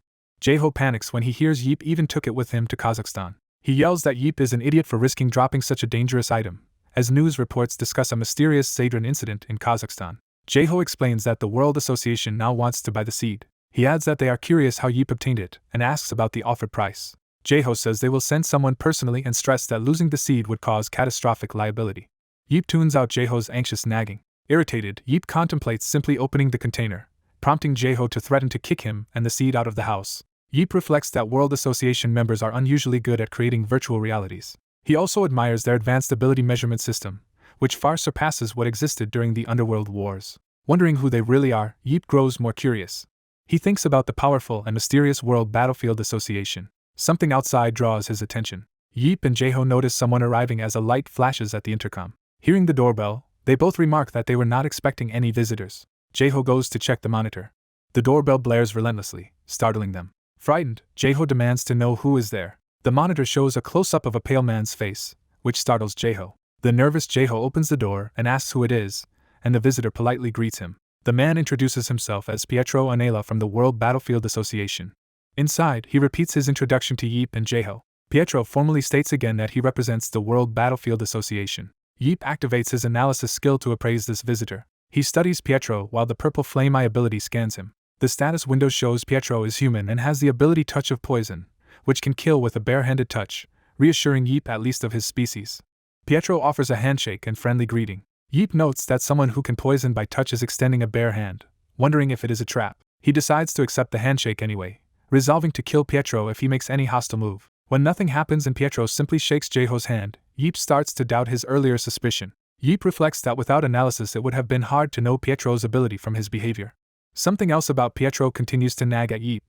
Yeep asks if Pietro is currently an active pro, and Pietro replies he is not, saying he only explored dungeons long ago. Yeep wonders why someone with maxed out stats except mentality is not actively fighting. He reasons that stats naturally decline without training, so Pietro must have been maintaining his condition extremely well. From this, Yeep concludes Pietro is battle-ready right now despite claiming otherwise. Yeep thinks to himself that this guy is so well trained he could jump into combat immediately. Pietro moves on to business, opening a suitcase full of cash as payment for the Zadran seed, totaling 1.5 billion. Yeep is impressed by the amount, admitting it is more than he expected. Smiling, he agrees to the deal and hands over the sealed Zadran seed. Pietro takes the container and excuses himself briefly. He steps outside with the seed while Yeep and Jiho watch him through the glass. Pietro suddenly slams the container to the ground, destroying the seed with a violent stomp. He repeatedly stomps the remains of the seed with intense force. The explosive impacts continue as he thoroughly grinds it to nothing. Yeep notices Pietro did not use any visible ability, and finds his brutal stomping strangely excessive. Catching his breath, Pietro says that issue is now handled and prepares to leave. The shattered glass and purple residue of the destroyed seed remain on the lawn. As Pietro mentions, he also has a message from the association president. He tells Yeep that the president wishes to meet him soon and has sent a personal invitation. Jiho, stunned, repeats that the World Battlefield Association president invited Yeep. He shouts in disbelief that such an important figure wants to see Yeep personally. Pietro calmly reiterates his hope that Yeep will accept the request. Yeep reacts with a quiet, surprised exclamation. Jiho explains that the president never meets people directly and always sends representatives instead. He looks worried as he elaborates. He adds that nobody even knows the president's age or gender. All that is known is that the mysterious figure created Battlefield itself. Yeep asks when the meeting would be, warning he may be busy and unable to visit. Pietro answers that the president said any time is fine. Yeep immediately suggests meeting tomorrow, despite Jiho's protest about the ongoing season. Pietro gladly accepts and promises to arrange transportation for Yeep the next day. The next day, a luxury car arrives outside Yeep and Jiho's home. Jiho marvels that Yeep is on another level if even the association president wants to see him, and jokingly asks for an autograph. Yeep, still unsettled, remarks that he is not sure Pietro was truly an ordinary person. He finds it odd that someone with such high stats and a lethal ability chose to destroy the seed by stomping rather than using power, clearly trying to hide his true nature. Yeep concludes that Pietro wanted to conceal what type of superhuman he is and that the entire situation is highly suspicious. Yeep warns Jiho to be cautious around Pietro, saying something about him is off. He reiterates that Jiho should just be careful and that the truth will become clear tomorrow. Yeep narrows his eyes, mulling everything over. Looking up at the ominous sky, he thinks that maybe something interesting is about to happen. The scene shifts to Calgary International Airport in Alberta, signaling Yeep's impending journey to meet the World Battlefield Association president. At the airport, the protagonist learns from his escort that the World Battlefield Association is not in Canada. The escort clarifies it is in the United States, prompting the protagonist to ask why they came here instead. The escort explains they are here because the association's president is currently away from headquarters. The protagonist is confused and waits for further explanation. The scene shifts to Rocky Mountain Jasper National Park in Canada, where they have traveled. The protagonist is surprised the president lives in such a remote place, and the escort vaguely confirms it. Looking over the vast mountains, the protagonist wonders if they must hike, while the escort prepares something. The escort produces a glowing stone and tells the protagonist to take it. The protagonist recognizes it as a special return stone. The escort says the stone is tuned to the president's coordinates, surprising the protagonist who thought such stones only worked in dungeons. The escort explains this custom stone was made specifically for this place, and the protagonist wonders who has the ability to create it. A memory of a red-eyed underworld mage surfaces, and an inner voice notes that no human can craft such an item. The escort says they will depart once the stone is used, and the protagonist finds the situation intriguing. The protagonist reflects that since dungeons vanished, superhumans stopped using return stones, yet he now holds one again. Resolving to go despite not knowing the destination, he activates the return stone. Fired up, he accepts the unknown challenge and mentally curses the underworlders behind it. The activated stone teleports him onto a glowing magic circle in a strange cavernous arena. Arriving, he sarcastically compliments the ominous place. A huge mantis-like monster appears before him as he crouches, startled. He senses danger from behind and reacts. The monster lunges, but he narrowly evades with a dynamic movement. His eyes glow as he prepares to use a power. He invokes the skill Amplify Strength. Purple aura envelopes his body and arm as his power surges. He rockets forward, leaving a purple trail. He smashes straight through the mantis monster with overwhelming strength. The monster's body is torn apart and flung away in pieces by the impact. Holding its severed head, he identifies the creature as a mant. Narration explains the mant is a monster that appeared late in the Underground Wars. Further narration recounts that Underworlders created mantis during Seomun Yeep's dungeon clearing campaign, expending precious aura to make them. Seomun Yeep remarks that he suspected something was off and calls out the name Pietro Anela. He sees many red-eyed undead forms and jokes that an impressive welcoming party has been prepared for him. Excited, he powers up with a spear and says he will enjoy this battle. With a dark grin, he hopes the foes will be entertaining and insults them. Time skips ahead 1 hour. After the slaughter, he stands before an ornate icy hall centered on a crystal coffin. An explosion shatters the surrounding ice and stone. Wreathed in aura, Seomun Yeep charges through the collapsing structure. He then notices something strange and slows down. Inside the hall, he spots the crystal coffin on a raised platform. Approaching, he realizes that what he sees is indeed a coffin. A mysterious voice asks him whether he is human. Seomun Yeep reacts in surprise to the disembodied question. The figure inside the coffin, cloaked in light and robes, rises. The awakened being labels him an intruder and initiates an annihilation protocol. A massive blast of light slams into Seomun Yeep, sending him flying. He braces with his weapon and groans under the impact. Feeling the powerful vibration and sensing a familiar voice and language, he wonders where he has encountered it before. The voice recognizes him and identifies him as Seomun Yeep, shocking him. The hooded figure begins revealing her face. A flashback image shows this entity once facing a group of armed warriors. Seomun Yeep recognizes her as the High Priest. The High Priest calmly acknowledges the title, saying it is what she was once called. Seomun Yeep notes she no longer looks like an underworlder and comments that she seems human. Slightly offended, she explains that underworlders originally looked human and only altered their bodies for battle. She greets him after a long time, remarking that she thought she had killed him, and admits she once died because of him. She recounts believing she had failed her mission, but someone prevented her soul from returning to the light and trapped her in this undead body. Seomun Yeep assumes she must resent him for that past defeat. She replies that she does not resent him. Instead, she sees him as a divine punishment sent by the god of creation. She even says she is grateful, leaving Seomun Yeep confused by her talk of having fallen. The High Priest looks pensively to the side, deep in thought. He asks what is wrong, and she falls silent for a moment. She then says it is nothing but reveals she has just received an order to kill him. Seomun Yeep quips that it looks like she is acting on her own, then moves to spar with her until she stops him. She urges him not to rush, explaining she was only ordered to kill him, not when, so they can talk first. Observing that he briefly lost sight of her, he wonders how an undead puppet can ignore orders, noting she remains a difficult opponent. She laughs that controlling a high priest is hard even in undeath and argues that lesser priests can only order her to fight, not fully command her. Seomun Yeep comments on her confidence despite being dead, and she insists she is merely stating facts. He cuts her off, saying he is not there for a reunion and would rather fight than chat. She tells him he is in a trap set by others, even if he came aware of that possibility. She asks if he is not curious who is behind it, and offers to help him speculate. When he asks why she would help him, she answers that she does not resent him and that he already once defeated her when she had fallen, and now is willing to free her again. He jokes that his plan was actually to grind her into dust so she could never return. She wryly notes that he has not changed. She then states that the one who resurrected her intends to start another war and must be stopped from twisting the prophecy and ruining their own race.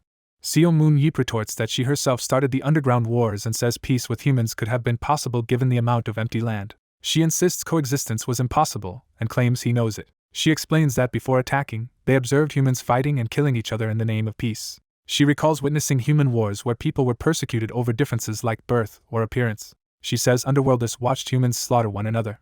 She reveals that underworlders cannot use aura under the sun and only a few can fight after sunset. She adds that not only the sun but also moonlight and starlight harm them. Because they are weak under the sun and humans are dangerous, they created monsters to fight humanity. However, those monsters' aura on the surface spawned unexpected superhumans like Seomun Yeep. Seomun Yeep says he does not care about their reasoning and demands to know why underworlders appeared and who brought him here.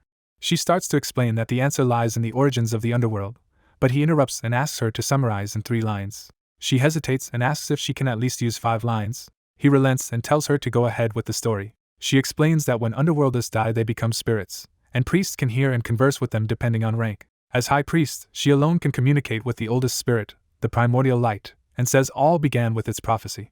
She quotes the prophecy about a prophet who will reach spiritual awakening and lead them to the land of light. Hearing this, she notes that he already knows of the prophecy, and he says he heard it from an underworlder he defeated. She admits that at the time she believed she herself was the prophesied prophet. She describes how the underworld king tried to stop her, but after she became High Priest her power outstripped his and upset the balance. Reflecting on her arrogance and vanity back then, she calls it the beginning of the end, while Seomun Yeep mentally notes, she has plenty of pride.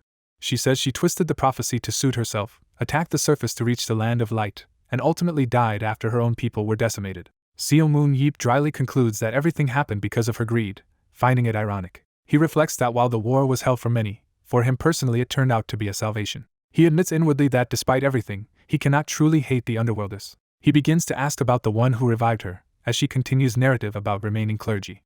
She says that even after her death the surviving clergy still follow the prophecy. Seo Moon Yeep infers that the person who summoned him and bound her is among them, and she agrees. She tells him that the ones seeking a new war, the senior clergy, are now his enemies. She adds that these surviving high priests have gathered the remnants of their race and are strong enough to control even her. Seo Moon Yeep shrugs that since he already beat the high priest, dealing with the rest should not be hard, and asks how to find them. Declaring himself a hero obligated to act before they cause harm, he says he must move first, and she agrees. She proposes that if he defeats her, the control orders will vanish and in spirit form she will help track them. Seo Moon Yeep accepts this arrangement enthusiastically and readies his spear. She warns that she is reaching the limit of resisting their commands and says they must begin fighting. With dark aura flaring, she formally declares the start of their battle. She unleashes a massive beam of power that forces Seo Moon Yeep back. She apologetically says the binding orders force her to go all out and begs him not to die but to defeat her. Seo Moon Yeep warns her to be careful what she wishes for, vowing to send her back to her grave in one blow. She answers that even in her weakened state she doubts he has the power to do that. He grins, saying that might have been true in the past but not anymore. He declares he is about to begin his own attack. The high priest fills the hall with countless magic circles above him. She summons the spirits of her ancestors and prepares an aura bombardment meant to crush him. Seo Moon Yeep calmly notes he has not seen this technique in a while and that there seem to be fewer circles than last time. She insists the number is still more than enough to kill him. She steels herself internally, signaling that she is about to attack. She focuses her power through her hand to trigger the bombardment. Beams and pillars of destructive aura rain down across the arena. The attacks explode violently, shattering stone and ice. The bombardment continues in successive blasts, tearing up the surroundings. Shockwaves and debris fill the hall as the onslaught rages. When the dust settles somewhat, she hovers above the devastated area, still glowing with power. She worries she may have overdone it given the confined space with few spots to dodge. A light-hearted inner response thanks her for the concern. Hearing his voice through the smoke, she gasps in surprise, realizing Seo Moon Yeep has survived the bombardment. The protagonist amplifies his ability called Immortal, turning his body into a glowing spiritual form. Empowered and wreathed in blue flames, he taunts his opponent that she is the one headed for the grave. The white-haired woman is shocked, wondering how a mere human can transform his body into spirit. Outraged yet impressed, she scolds him for spiritualizing before her while admitting he has reached a state normally impossible for humans. She warns that her next attack will harm even his spiritual body, leaving him startled. Realizing that spiritual attacks can bypass his new defense, he panics internally but prepares to release his power. She tells him to keep his spiritualization because it also makes her vulnerable, and he angrily asks what she actually wants him to do. Calmly, she instructs him to evade her assault while doing everything he can to strike her. Remembering a similar past fight, he steels himself, barely believing he is repeating such a battle. Cursing, he resolves to charge straight and despite the danger. He rockets toward her through the shattered ceiling, leaving a powerful spiritual trail. He and the spirit priestess close in on each other, her black spirits rushing out to intercept him. Their clashing powers create a blinding explosion of light. She summons numerous beast-like spirits to answer her call and join the assault. He spins through the spirit horde, thrusting his spear as he dives toward her. As he closes the distance, he thinks to himself that his suspicion was right. He slams a massive spiritual strike down through the spirit beasts toward her position. The priestess forms a glowing seal with her hands, readying a powerful counter. Their spiritual attacks collide in midair in a violent beam struggle. He compares the fight to the final dungeon and decides this difficulty is nothing, pushing harder. The battlefield fills with intersecting beams and explosions as they exchange rapid spiritual blows. Darting forward at high speed, he reaches her before she expects it, shocking her with his speed. Their clash detonates again, filling the area with another burst of energy. He rises above her and prepares a huge downward slash while she braces below. He brings the spear down with full force as she desperately holds up a defensive barrier. His attack drives her into a spherical barrier, launching her backward across the hall. Encased in that luminous sphere, she realizes something is wrong as dark energy pierces it. He continues pressing, ramming his spear into the barrier while she struggles to stop him. Realizing he is running out of time in this state, he decides to end the battle quickly. He declares he will finish things fast and unleashes an even more massive spiritual wave. His sustained barrage hammers her protective sphere from all sides. The priestess groans as the onslaught shakes and strains her barrier. Cracks spread across the shell of light trapping her. The barrier finally shatters around her as she falls free, still fighting. She hastily blocks another concentrated spiritual slash, barely holding it back. His spear pierces the magical seal on her chest, striking the binding circle there. The impact breaks through the engraved seal as power scatters. The orbs and sigils that had chained her dissolve, and he stands calmly as the restraints vanish. Time resumes in the hall, showing him and the freed priestess back in their physical bodies. He casually asks if she is freed or if he should kill her to be sure, and she replies the binding is gone. She explains that his attack broke the chains that had turned her into a dead spirit. He seems underwhelmed and asks if that is all. She answers that her body will soon be sealed, and he complains the fight was boring. She describes how a weak summoner could not contain her spirit, so her physical body is collapsing, and he thinks she is strangely confident. She notes they only won quickly because of his spiritualization, saying otherwise the battle would have dragged on for days. In exchange for his help, she offers to send him back to just before he entered the dungeon, which excites him about confronting Pietro. She tells him not to rush, predicting that the one who made her undead will come to check the situation. He agrees that, since he disabled the dungeon traps, their enemy is likely to arrive. Grinning, he decides to wait and see the true identity of the association president behind all this. She adds that she has a duty to correct those walking the wrong path, while he argues they should instead be beaten into submission. With a dark aura, she clarifies she never intended to talk with them peacefully. Noticing cracks forming in her face, she senses their foe approaching and warns that they are coming. She directs his attention toward the spot where the arrival will occur. Dark violet energy tears open a rift in front of them as they watch. A monstrous figure realizes the chains on the high priest have been broken. It concludes that this means Seomun Yeep must have died. A close-up shows the horrified, corpse-like face of the intruding priest. The robed underworlder emerges fully, exclaiming in disbelief at what he sees. A status screen reveals the enemy is a powerful senior priest with spirit medium and white flame abilities. The description explains that his white flame skill creates undying white flames from dense white aura. The intruder recognizes Seomun Yeep and demands to know how they could possibly defeat him even with the high priest's spirit. Yeep recalls an underworlder who spoke Italian, realizing this must be the one controlling Pietro Anela. Yeep mockingly shouts that he killed the priestess 17 years ago and that she never stood a chance, while she protests that he is going too far. The senior priest, stunned by the revelation that the high priest is aiding Yeep, mutters in disbelief. Yeep thanks the enemy for the warm welcome. He and the priestess agree that the senior priest's subordinate needs to be taught a harsh lesson. Yeep and the priestess again shift into spiritualized forms, readying a combined assault. Seeing their spirit bodies, the senior priest panics, wondering how a human can achieve spiritualization. He decides to retreat for the moment. A rift begins to open for his escape as Yeep and the priestess watch. Yeep asks if the enemy just fled, and she confirms he appears to have run. Frustrated, Yeep yells that they should not simply let him escape, while she silently considers her next move. Her eyes flash as she focuses, preparing to act. She instantly teleports the fleeing priest back in front of them, startling him. Both Yeep and the priestess react in confusion, while the priest stammers, addressing the high priest in fear. She glares and asks if he really thought she would allow him to run away. She slices his body apart with spiritual force, demanding that the third explain whether all this was his plan. The priest screams and curses as her power crushes him further. Her repeated blows explode again in a burst of light. She narrows her glowing eyes, intent on continuing the punishment. She and Yeep hurl the priest violently across the hall, slamming him into the far wall. Holding him down with her power, she declares she has not given him permission to leave, while he cries out why she is siding with a human. She insists she is not helping humans but reminding him not to covet power he cannot control, as she had warned before. Furious, he rants that an undead high priest has no right to lecture him and claims she is no longer their leader. She sadly comments on how far he has fallen from the bright being he once was, while he rages that she is a fake prophet daring to speak down to him.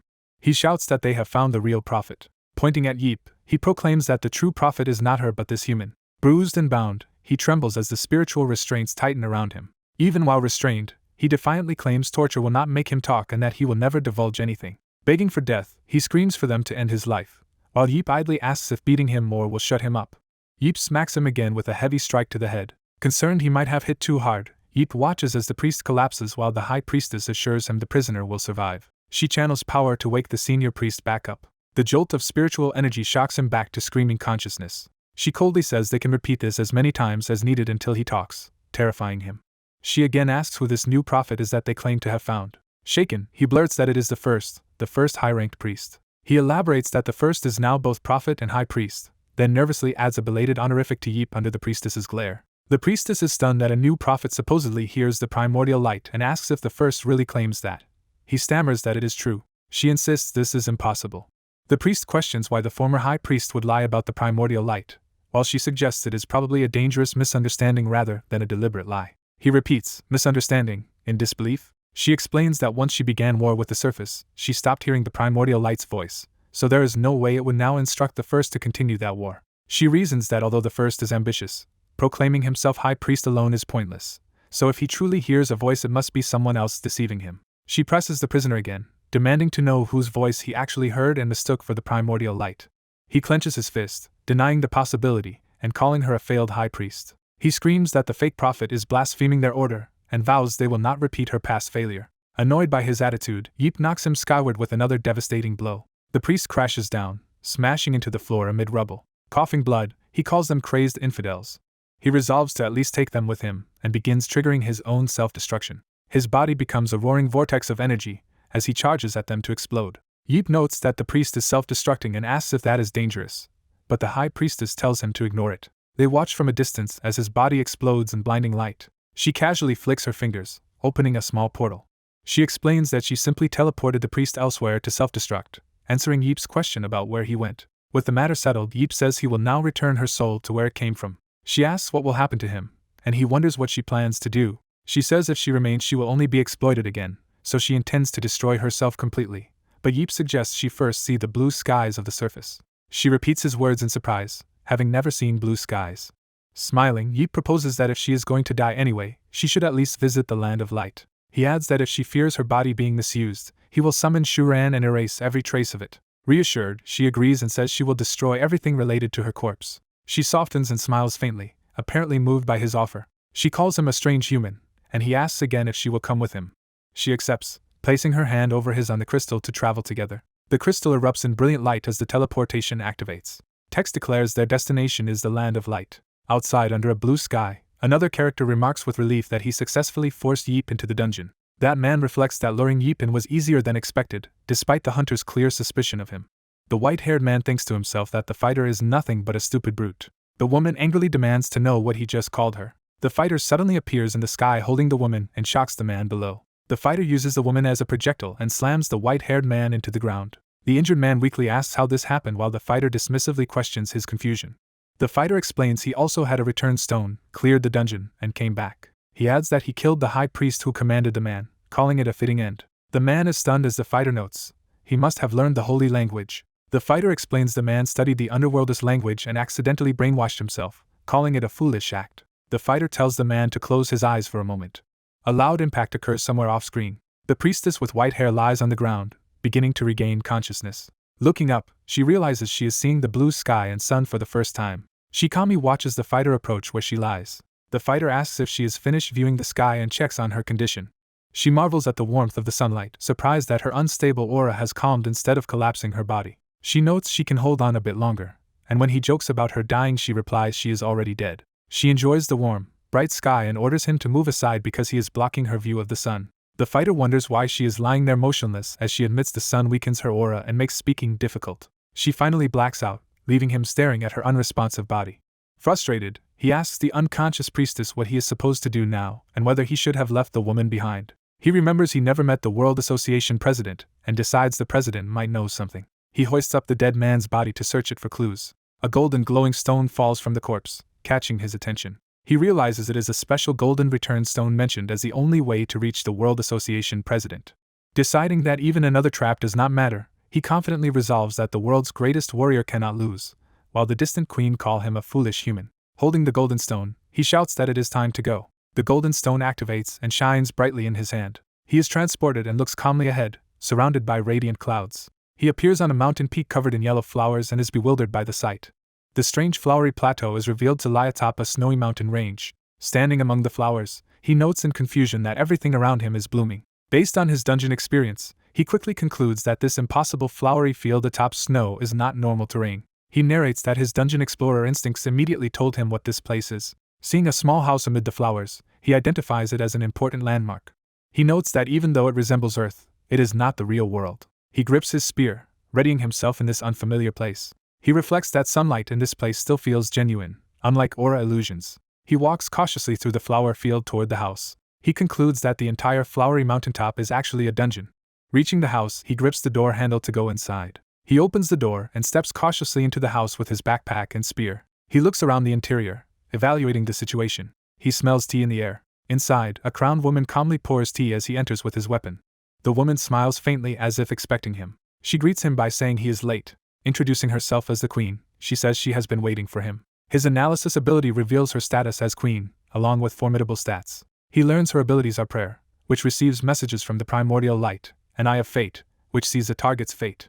Shocked, he realizes she really is a queen-class being. A vision of robed, fiery figures suggests the powerful hierarchy she belongs to. He stands in the queen's homely kitchen, facing her across the table. He reflects that though he has seen many dungeon bosses, this is his first time meeting a queen. He mentally emphasizes again that she is a queen-rank entity.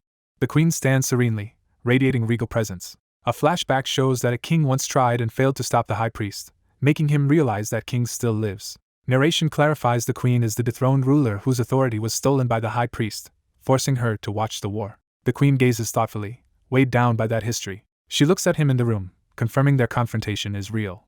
He realizes the ruler of the underworld civilization now stands before him. Using analysis, he notes her aura is 199, even higher than nearly anyone but the high priest. His Eye of Fate power continues to analyze her details. He focuses specifically on her abilities Prayer and Eyes of Fate. A status display reiterates that she can receive primordial light's response and look into someone's fate. He wonders why she has prayer when he thought only the high priest possessed it, recalling how the high priest lost contact with the primordial light after invading the surface. He judges that Eyes of Fate sounds overwhelmingly powerful and difficult to imagine. The queen invites him to sit down and talk over tea. Smiling, she assumes he has already checked her abilities via analysis. He is unsettled that she knows about his secret analysis skill. He confirms that she can see his abilities with Eyes of Fate, and she answers that she can. She repeats that she has been expecting him. Confused, he starts to ask what she means. She asks how he thinks he escaped the final dungeon alive, hinting she played a role. She then states plainly that she was the one who sent him to the surface.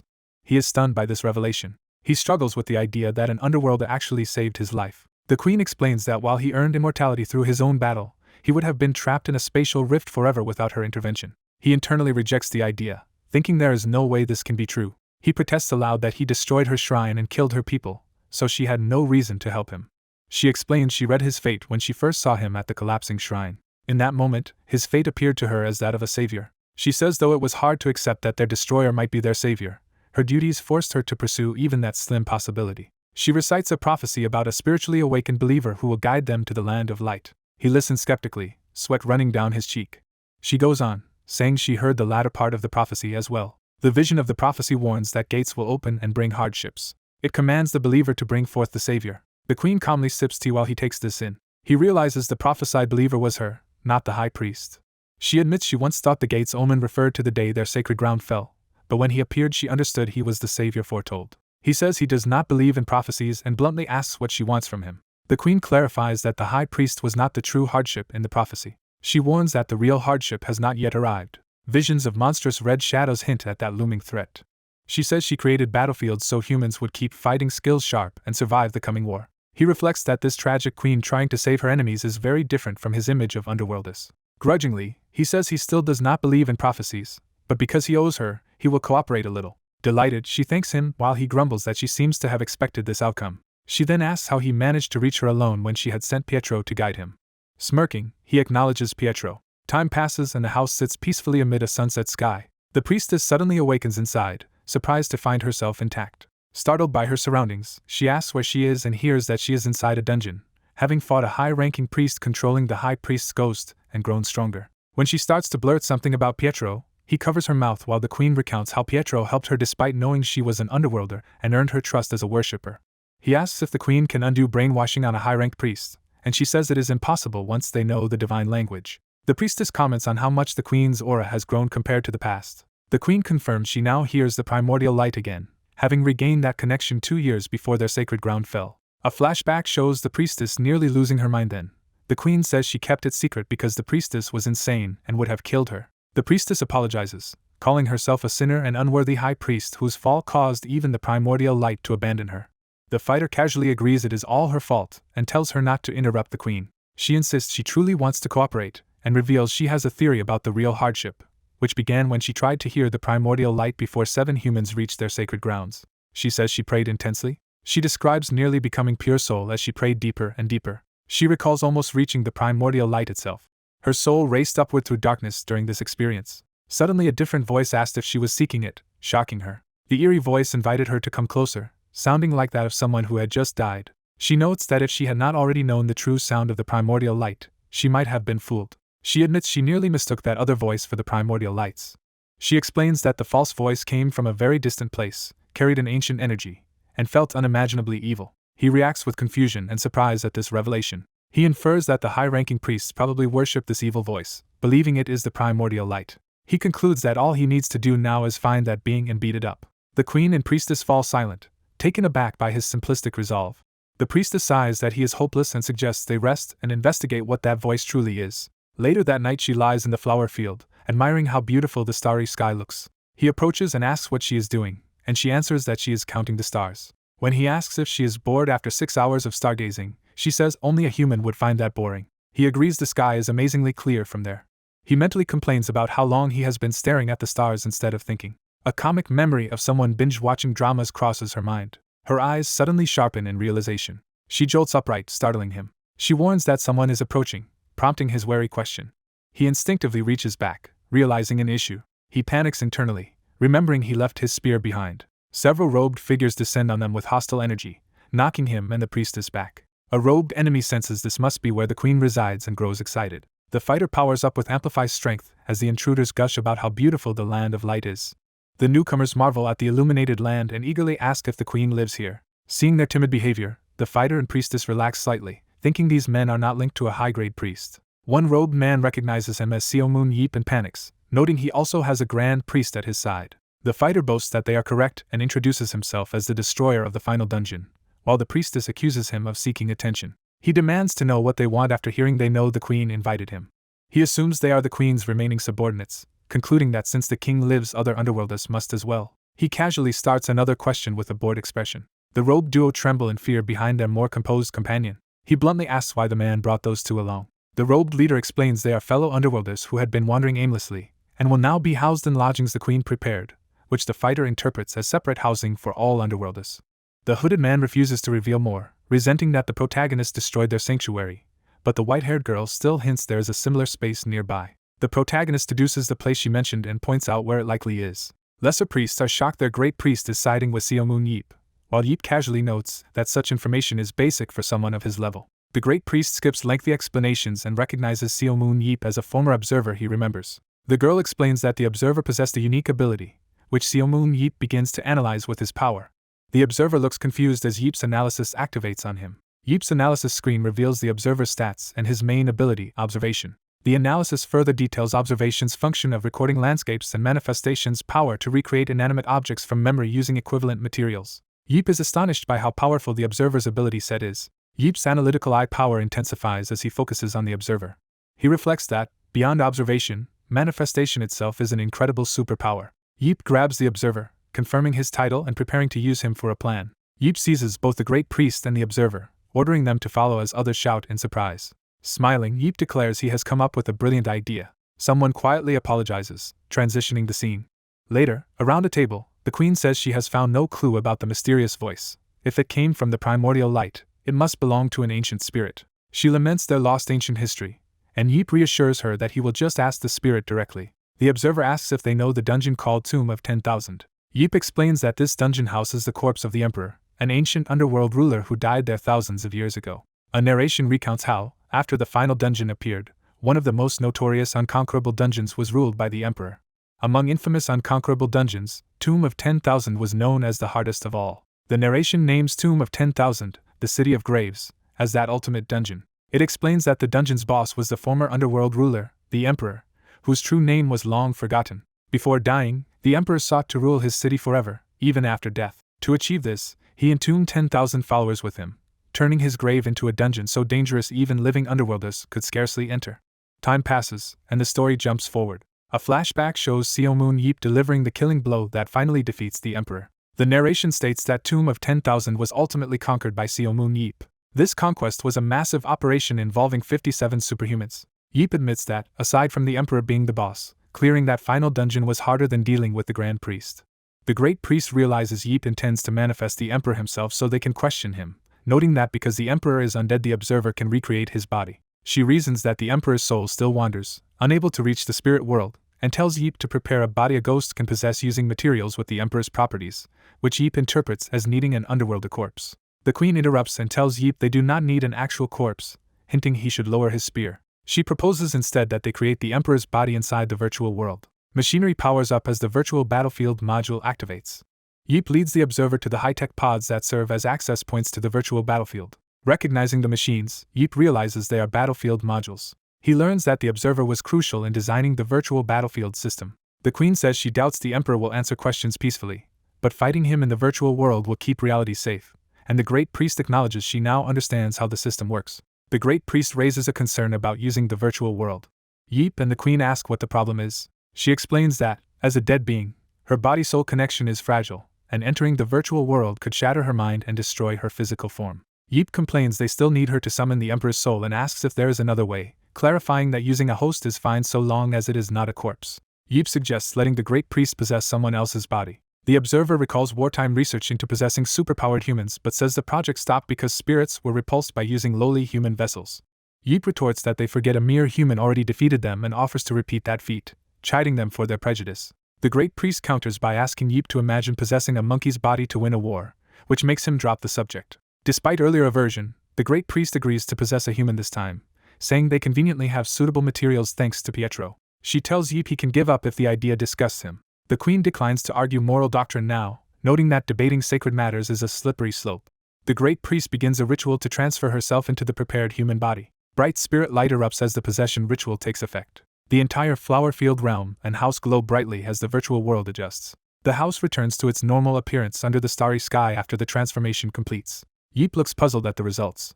The Great Priest, now in a suited human body, notes that outwardly nothing seems different. Yeep asks if she failed, and she answers that it worked. She simply reshaped her human shell to match her original appearance. She criticizes the human body as too weak to hold all her aura and laments being reduced from a grand priest to a mere human, while Yeep dryly points out it is still better than being a corpse. She admits that, even so, she vividly feels alive again, including the beating of her heart. Yeep's analysis shows the possessed body's stats and its abilities, including spatial travel, meditation, necromancy, and spiritual attacks. The analysis card details spatial travel as moving through tunnels of space and time. Another card defines meditation as connecting to the spirit realm and communing with ancestors. A third card explains necromancy as summoning spirits of the dead. A fourth card describes spirit attack as using a summoned spirit coated in aura to strike. Yeep is impressed by her stats but quickly dismisses it and moves on. The Great Priest, now enjoying her physical form, asks for a day to walk in the sunlight. She adds that the simple experience of walking in the light is all she wants. She explains she also needs time to get used to this new body. Yeep stares blankly at something she is holding. She bashfully holds a snowman doll she picked up, revealing her childlike delight. Embarrassed, she claims she only went outside to acclimate to the body, while Yeep internally notes he saw everything despite her pretending otherwise.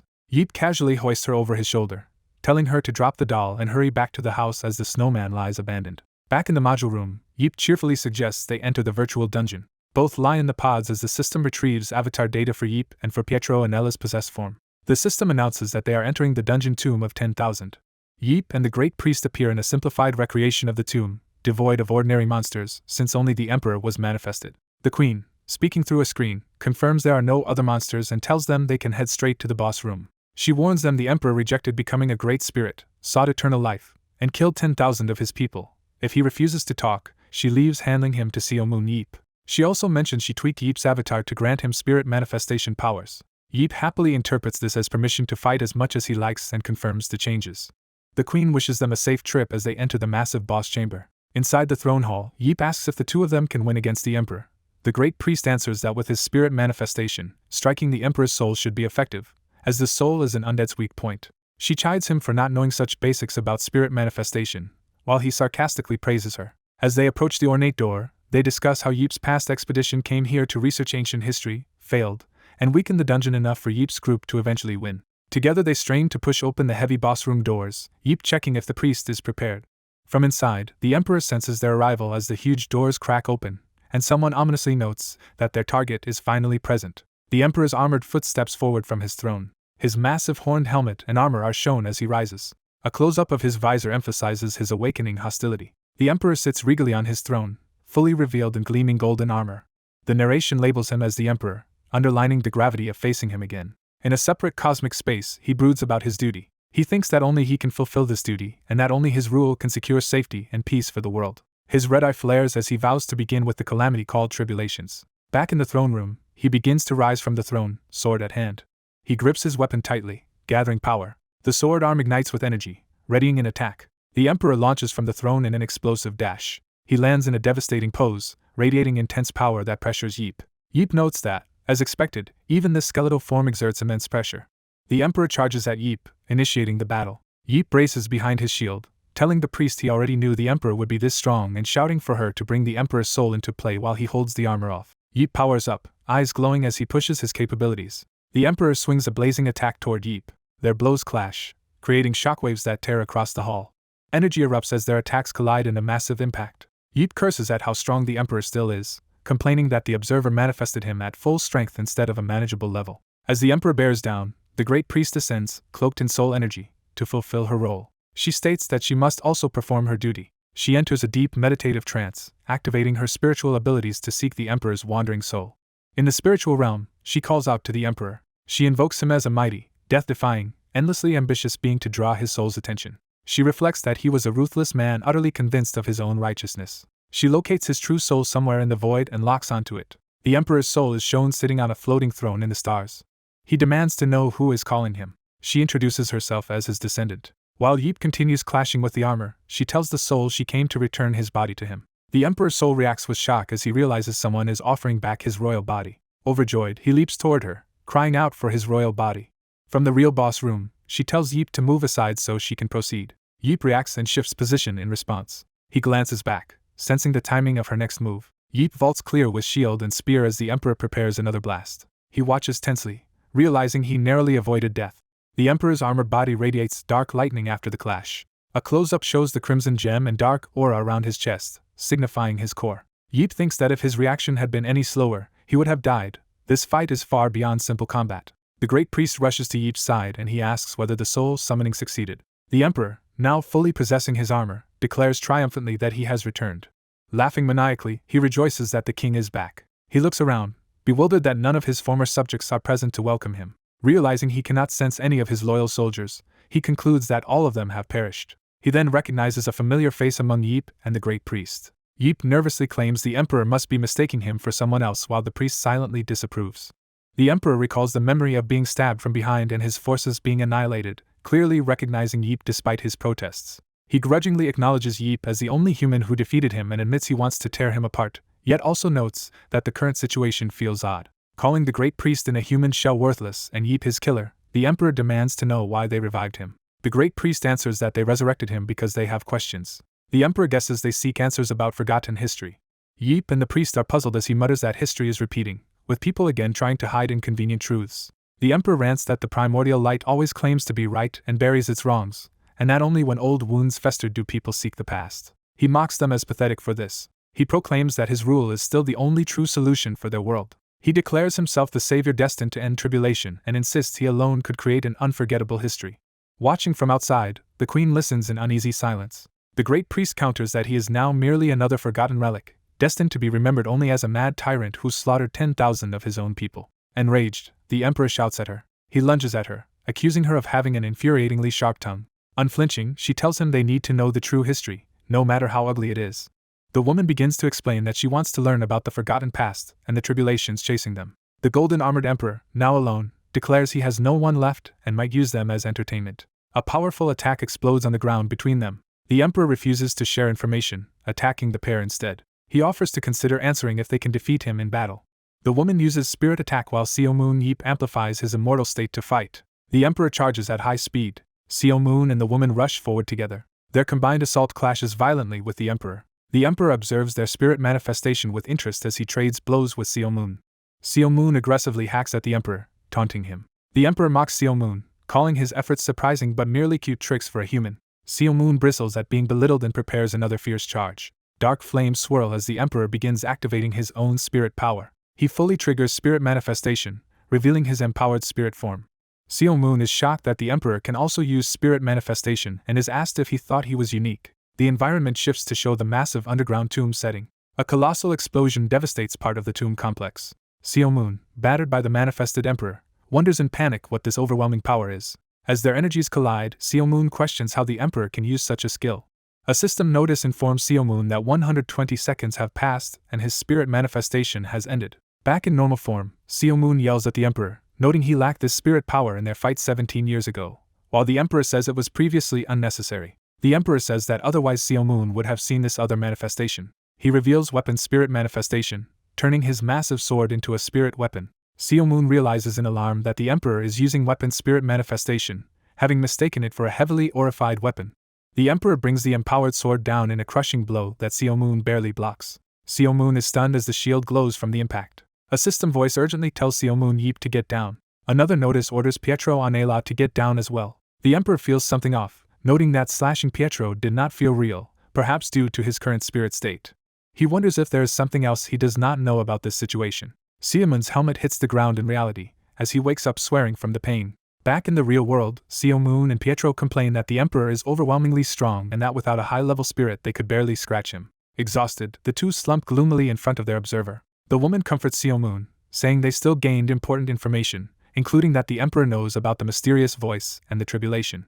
Seomoon agrees, saying the Emperor is just mad from being resurrected and that if they keep fighting him they should eventually get answers. Pietro agrees to keep trying, inwardly eager to beat him up, and they resolve to prepare for another attempt. Outside at the Flower Field House, Seomoon asks Pietro, now called Grand Priest, if he knows about something. Seomoon begins recounting events after defeating Pietro in the final dungeon. He remembers the dungeon collapsing, monsters swarming, and believing he would die with no escape.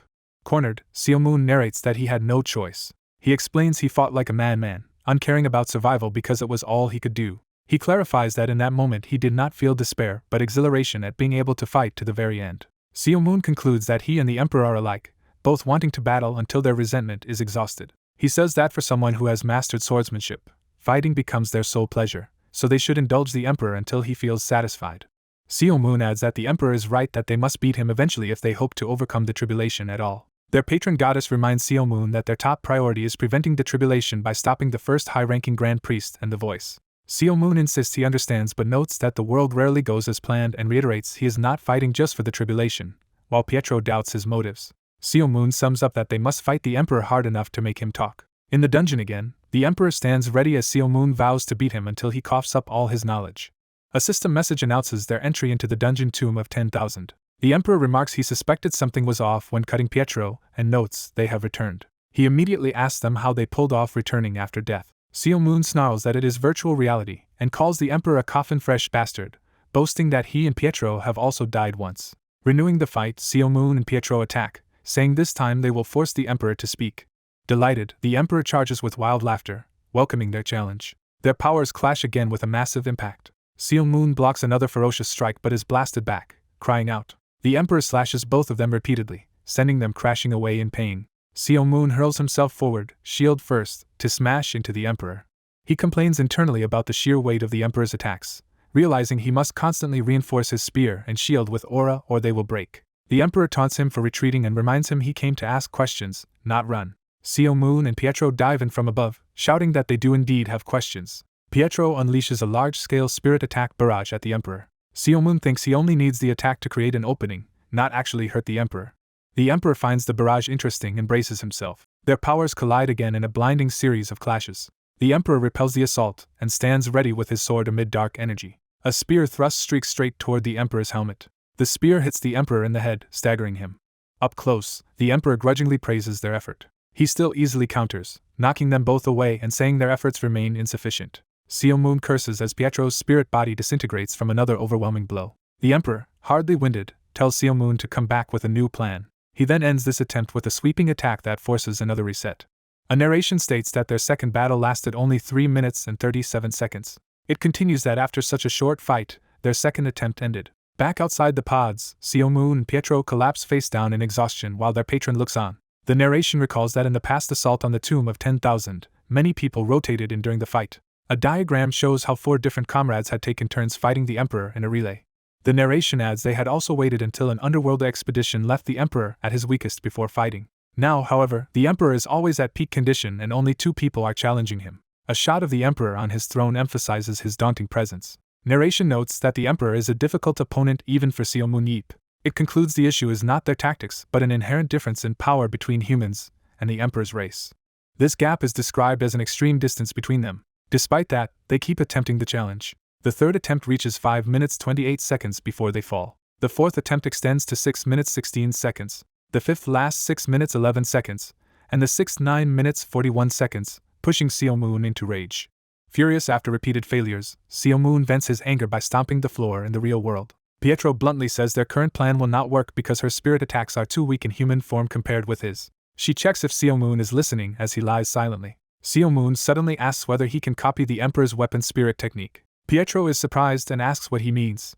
Seo Moon clarifies he is talking about weapon spirit manifestation, though Pietro admits she does not know how it works. She explains that while her people understand spirit manifestation, they do not use weapons, so the Emperor's technique is unfamiliar even to her. Pietro suggests he simply ask the Emperor about it directly, though Seo Moon doubts the Emperor would reveal such a thing. She reminds him he said the Emperor likes going all out in battle. She tells Seo Moon to imagine what he himself would do in the Emperor's place. Seo Moon realizes she has a point. On their 7th attempt, they re-enter the dungeon where the Emperor awaits with twin swords. As the Emperor begins to greet them for another fight, Seo Moon suddenly rushes forward. He charges while hurling insults, confusing the Emperor. The Emperor asks if Seo Moon has lost his composure from repeated defeat, while Seo Moon demands to know how he uses that technique. The Emperor, amused, asks if Seo Moon really wants him to teach it. Seo Moon yells that this is not even a real fight yet and orders him to explain, while he is still being polite. The Emperor replies that Seo Moon is lasting longer each attempt and suggests he might grasp it if he pushes harder. Seo Moon grudgingly drops the subject for now and activates spirit mode again. The Emperor tells him to throw away his spear. Confused, Seo Moon questions discarding his spear as part of the lesson. He tosses it aside but wonders why such a sudden request. The Emperor explains that once discarded, the spear ceases to be part of Seo Moon's spirit body. He then demonstrates weapon spirit manifestation, telling Seo Moon to think of the process in reverse. The Emperor instructs him to turn the spear itself into a spirit body and then separate his own body from it, which is the essence of the technique. He cautions that even with the method explained, mastering spirit manifestation is not something achieved overnight. Seo Moon suspiciously asks if the Emperor is making this up, while the Emperor complains that humans are ungrateful even when told such secrets. Later, training outside, Seo Moon struggles to understand the trick, clutching his head in frustration. The Emperor comments that mastering it is all a matter of experience and know-how. In their next fight attempt he abruptly ends the lesson, telling Seo Moon to just die as he cleaves him again. Seo Moon, dying yet again, curses the Emperor and vows to make him pay. A narration notes their latest attempt lasted 7 minutes and 3 seconds. The Emperor says he has told Seo Moon everything and looks forward to seeing his progress. As Seo Moon exits the pod, he hears the Emperor's lingering words about whether he can break through his current limits. Outside, narration says there will be a break before the next battle, while Seo Moon meditates, starting with partial spirit manifestation training. He focuses on narrowing the manifestation's range gradually from his toes upward. After practice, he proudly declares he has succeeded. He mentally challenges the Emperor again, calling him out and promising payback. Pietro acknowledges that discovering weapon spirit embodiment is an impressive feat, while Seo Moon, still meditating, tells her to stop talking. She wonders if it would be faster to find another strategy, but Seo Moon retorts that unless she has a better idea and longer endurance, they must pursue this path. The armored Emperor explains he once considered summoning superhumans as before, even suggested weapon spirit embodiment, but believes the Emperor only wants a fair fight directly against him and his ally. He concludes that only a duel between the two of them and their opponent will satisfy the Emperor. In a flower field, Funk tells Seo Moon Yeep to leave if he understands, and begins explaining a method to him as he meditates in a glowing aura. Seo Moon Yeep snaps at Funk to stop talking so he can focus. Seo Moon Yeep steels himself, saying he must concentrate fully right now. Time passes to night, and Funk hears Seo Moon suddenly shout that he succeeded. Seeing Seo Moon standing wreathed in aura, Funk is shocked and doubts what she is seeing. Seo Moon proudly shows off that he has achieved partial spirit embodiment. Funk internally marvels that this human grasped an ancient skill so quickly, something even she could not fully understand. Funk watches skeptically as Seo Moon smugly thinks to himself that he is a genius. Funk tells Seo Moon to remove his shoe, drawing his attention to it. Seo Moon, confused, looks down and repeats her instruction about the shoe. He removes the shoe and sees that only his physical body changed, revealing the limitation of his embodiment. Frustrated, Seo Moon curses about the shoe, while Funk is amused by the misunderstanding. Funk laughs, pointing out that although he is linked to the spirit body, all he really did was take the shoe off of it, while Seo Moon accuses her of laughing at him, and she denies it. Seo Moon complains about how hard mastering this is when he notices something change. He checks his skill window and realizes the spirit embodiment duration has increased slightly, inferring that duration depends on his aura amount. He deduces that by concentrating embodiment on a weapon he can reduce aura consumption and sustain the spirit body longer. Encouraged, Seo Moon feels he is clearly progressing with his training. He continues training intensely, pushing his spirit embodiment time from a few minutes up to several hundreds of seconds. After further practice, his embodiment time reaches over 30 minutes as he channels it into his weapon. A week passes. A week later, the massive throne room doors open as Seo Moon and Funk re-enter to confront the Emperor. The Emperor on his throne addresses them, recognizing Seo Moon Yeep. The Emperor muses that this attempt may take longer and asks how much time has passed, feeling his sense of time is dulled. Seo Moon answers that only a week has gone by, standing confidently with his weapon and shield beside Funk. The Emperor silently stares at them, processing this answer. Descending the stairs, the Emperor wonders if he has lived too long since time feels meaningless to him. He laments how time has become worthless, while Seo Moon thinks to himself that if the Emperor dies without explaining anything he will be furious. Seo Moon rudely shouts that the Emperor should not have lived so long, provoking him. The Emperor reacts sharply to this insult. Seo Moon launches forward, fully using his empowered weapon and shield through spirit embodiment. The Emperor retorts that if Seo Moon had died earlier he would not have lived to see this day. The Emperor begins laughing darkly as he prepares to fight in earnest. He erupts with crimson power, laughing maniacally as his armor cracks and energy surges. Fully energized, the Emperor notes Seo Moon's success with spirit embodiment and steps forward, dual swords drawn. He charges them and demands to be entertained, attacking both Seo Moon and Funk. Calling them clowns, the Emperor's eyes burn as he prepares to toy with them. The narration marks this confrontation as their 8th attempt. At the start of this new attempt, Funk tells Seo Moon he only needs to endure 10 minutes, while Seo Moon readies himself. Seo Moon replies that he can now maintain spirit embodiment for 30 minutes, far exceeding her request. Determined, Seo Moon focuses and signals that he is about to go all out. He clashes with the Emperor in close combat, weapon and shield infused with powerful aura. The Emperor laughs amid the rapid exchanges, acknowledging that the human has grown considerably stronger. Seo Moon taunts him back, calling him a beetle-like bastard and attacking aggressively. The Emperor counters, calling Seo Moon an insolent brat as their weapons collide. Watching from behind, Funk is surprised that Seo Moon is holding his own despite the Emperor's overwhelming martial prowess. She reflects that during the past week something different has been happening. She recalls the scene of swirling purple energy that led to her new strategy. She notes that Seo Moon did not spend the week preparing to fight but for something else. Funk, now empowered with dark wings, summons vengeful spirits and commands them to appear. She calls out to soldiers unjustly slain by the Emperor, asking them to answer her summons. The vengeful spirits cry out for freedom and beg to be liberated by killing the Emperor who wronged them. The Emperor notices the approaching spectral army and is stunned. Before he can react, Seo Moon attacks again, yelling for him not to get distracted. The Emperor is briefly staggered by Seo Moon's blow. Funk explains that although these spirits are low-level, their hatred for the Emperor is immense, and tells him to feel the wrath of those he doomed. She orders the vengeful army to charge. The skeletal spirits surge toward the Emperor, overwhelming his position. As they swarm him, Seo Moon again shouts at the Emperor not to lose focus and calls him a golden metal box. The Emperor swings wildly, fending off spirits and Seo Moon's attacks at once. He admits that after waiting a week Seo Moon truly feels different now. However, he vows that this difference will soon vanish as he powers up further. He unleashes a devastating attack that tears through many spirits, claiming they are nothing to him. The Emperor roars that such beings could never shake someone like him. Furious, he declares himself the Emperor and continues striking down the summoned spirits. Realizing the spirits alone cannot stop him, the Emperor decides to directly kill their summoner Funk. Funk raises a magical barrier but is alarmed by the Emperor's sudden charge. She senses his attack is too fast and believes she cannot react in time. At the last moment Seo Moon dives in, blocking the Emperor's strike and ordering Funk to get clear. The force of the clash shatters Seo Moon's enhanced spear. The fragments of his weapon scatter across the floor. Seo Moon and Funk land, both panting and injured from the exchange. The Emperor declares their efforts futile and insists they can never defeat him. He adds that even mastering spirit embodiment will not allow them to win. Nor, he says, will summoning the very soldiers who once followed his command help them. Standing above them, he declares it impossible for them to prevail. He claims only he has the power to stop the tribulations threatening the world. He roars that he alone is capable, his armor crackling with destructive power. Mocking them as weaklings, he says they cannot even defeat him, so they are insufficient to face the tribulations. He warns that their end, and the end of their world, is at hand. Seo Moon challenges this claim, saying the Emperor only believes he alone can stop the tribulations. He points out that the Emperor seems intent on killing anyone who could replace him. A fiery spirit appears and addresses the Emperor as father, startling him. The spirit accuses the Emperor, saying he strove to be a worthy emperor who could defeat the tribulations, yet was killed by his own father. He recalls being cherished as a baby, then asks why his father murdered his own son. The memory shifts to the Emperor strangling his grown son, who begs to know what he did wrong. Back in the present, Seo Moon silently prepares another attack with his broken weapon's shaft. The fiery son's voice accuses his father of seeking only eternal power, while Seo Moon dives in to strike. Seo Moon lands a massive blow, slamming the Emperor into the ground with all his accumulated aura. Amid the explosion, Seo Moon declares victory. Pinning the Emperor with his weapon, Seo Moon threatens to kill him and demands he speak quickly. The Emperor, impaled and weakened, addresses Seo Moon by name. Seo Moon drives the weapon deeper into the Emperor's body. The Emperor, staggering, acknowledges that Seo Moon has succeeded in defeating him. Accepting his loss, the Emperor agrees to reveal the truth about the tribulation. He begins telling them about the Forsaken World where the tribulation originates. He starts the story by saying that long ago their ancestors lived in that place. He explains that those ancestors were mighty but foolish. Their arrogance led them to fight each other constantly to prove their group's supremacy.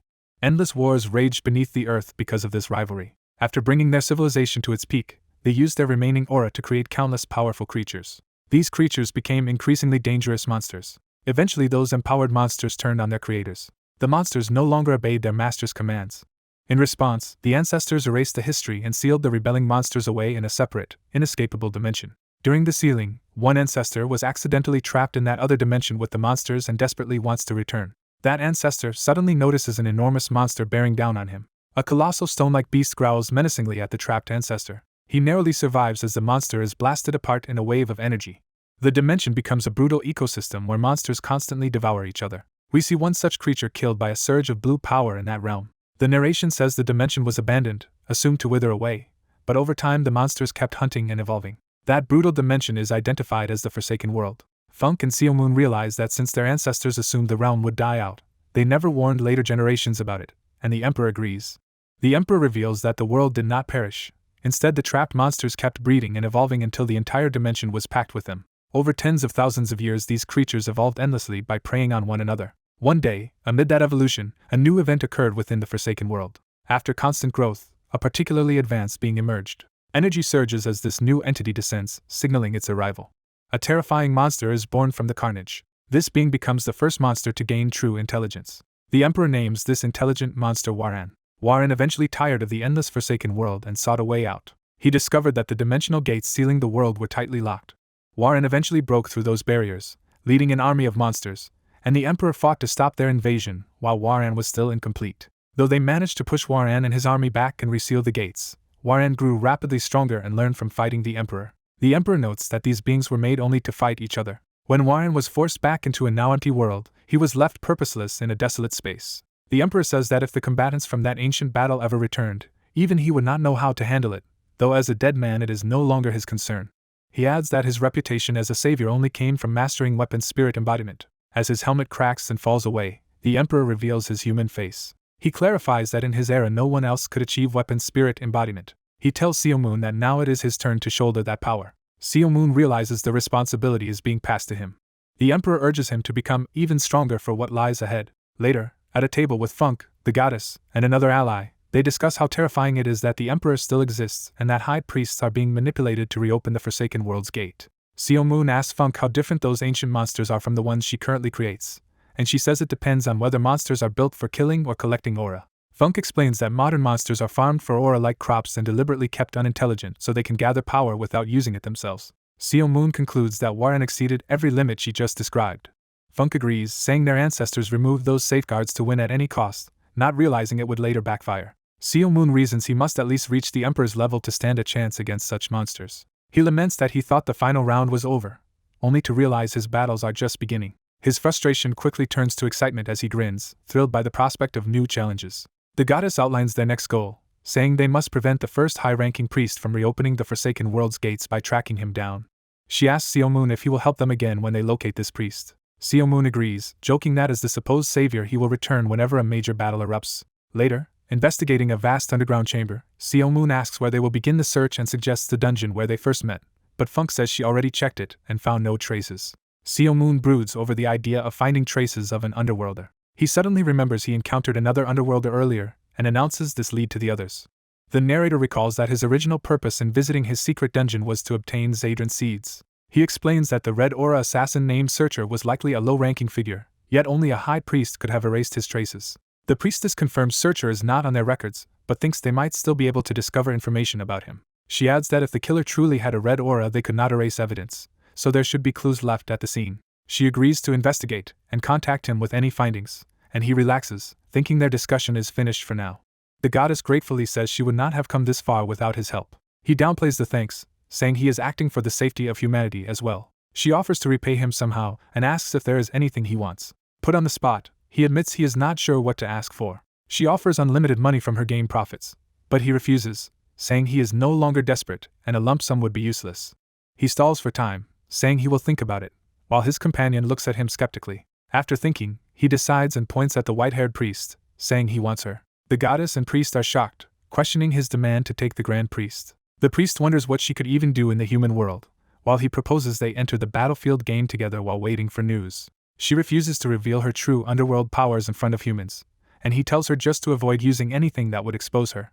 He explains that humans can only strengthen themselves, weapons, and use simple powers, while underworlders can do far more, so she should restrict herself to mild space travel and weak spirit attacks. She silently fumes at his casual attitude. He argues that she owes him and should not pretend otherwise, while she retorts that his request has nothing to do with repaying him. He angrily insists it is connected to his reward. He reveals his true motive, saying if she becomes a player for Weissim their team will earn massive amounts of prize money, prompting her to call out his earlier claim of not needing money. He adds that playing will train her to fight alongside humans against Shuran and help him recruit players. She silently considers this. Remembering their past battles together, she admits to herself that she did not actually enjoy those fights. She finally agrees to go, partly because she feels awkward staying among her own kind. The narration stresses that she had not enjoyed the earlier combat experiences. She worries that some of the 7 heroes might recognize her spirit attack, but he tells her to ignore that. He then asks if she even has human identification, warning that people will question who she is. She says to use Pietro Anela's identity and that she will alter her aura so only authorized people see her true form. The scene shifts to Pietro's modern house. He brings the disguised priest there and introduces her as Pietro Anela to Jiho. Jiho recognizes Pietro as an employee of the World Association and wonders why he has returned. Jiho questions why Superhuman is back with Pietro since their previous business was supposedly finished. Superhuman whispers that Pietro is actually the one who teleported him previously. As they walk, Jiho mutters that Superhuman is as annoying as a fly. Superhuman is about to tell Jiho something important. He instead has Pietro reveal himself, instructing Jiho to see Pietro's true form as well. Pietro's true aura appears, startling Jiho, who panics and asks what is happening. Superhuman introduces the white-haired figure as the Grand Priest now inhabiting Pietro's body. She greets Jiho as someone she has met before, and he screams in disbelief at learning who she is. Superhuman nervously asks if living with the Grand Priest would be too inconvenient, prompting Jiho to explode in anger. Jiho yells that it would absolutely be inconvenient, and that he refuses to live with an underworld high priest, while Superhuman insists she has turned over a new leaf. Superhuman casually mentions Pietro's original soul was unrecoverably brainwashed, so the Grand Priest simply replaced it, leading Jiho to argue that she clearly has not changed. Superhuman tells Jiho to calm down and keep the secret, while Jiho laments he would be treated like a lunatic if he ever talked about this. Jiho finally declares he will never allow a high priest into the house he shares with his wife and daughter. Superhuman compares Jiho's resistance to refusing to keep a stray puppy with nowhere else to go, and decides he needs a new plan. He guilt-trips Jiho, accusing him of cruelty for throwing out a homeless person and warning that he will be punished for being so petty. Moments later, Superhuman and the Grand Priest are literally thrown out of the house, showing the guilt trip failed. Sitting outside, they admit Jiho did not yield, though the priest says she had not expected much anyway. As they talk, Superhuman receives a call from director Gabriel. Gabriel appears before the national team's president to report the league resumes, announcing an upcoming match between Weissim and the powerful Twin Stars team. Gabriel reminds Superhuman that he vowed to participate in the match against the Twin Stars spirits no matter what, and Superhuman remembers saying that. Gabriel is relieved he contacted Superhuman before the game, while Superhuman vaguely hints he had his own reasons for being out of touch. Gabriel then notices Pietro standing beside Superhuman and asks who he is. Superhuman introduces Pietro Anela as a new member who will be joining their team. Gabriel concedes the addition is sudden but listens. Superhuman boasts that Pietro is likely the best range damage dealer in the world and promises to prove it by ending the match quickly. The narrator comments that Weissim's performance against the Twin Stars is truly overwhelming. Weissim sweeps the Twin Stars 2-0 with perfect survival scores, astonishing the audience. The announcer says that at the center of this overwhelming victory stands one particular player. Superhuman is shown with 22 kills in the match, and in an interview he declares he intends to play in every set against the Twin Stars. He emphasizes, with a sinister smile, that he will personally participate in all of the remaining matches. A highlight reel of Superhuman's domination goes viral online, with comments praising him as absurdly strong.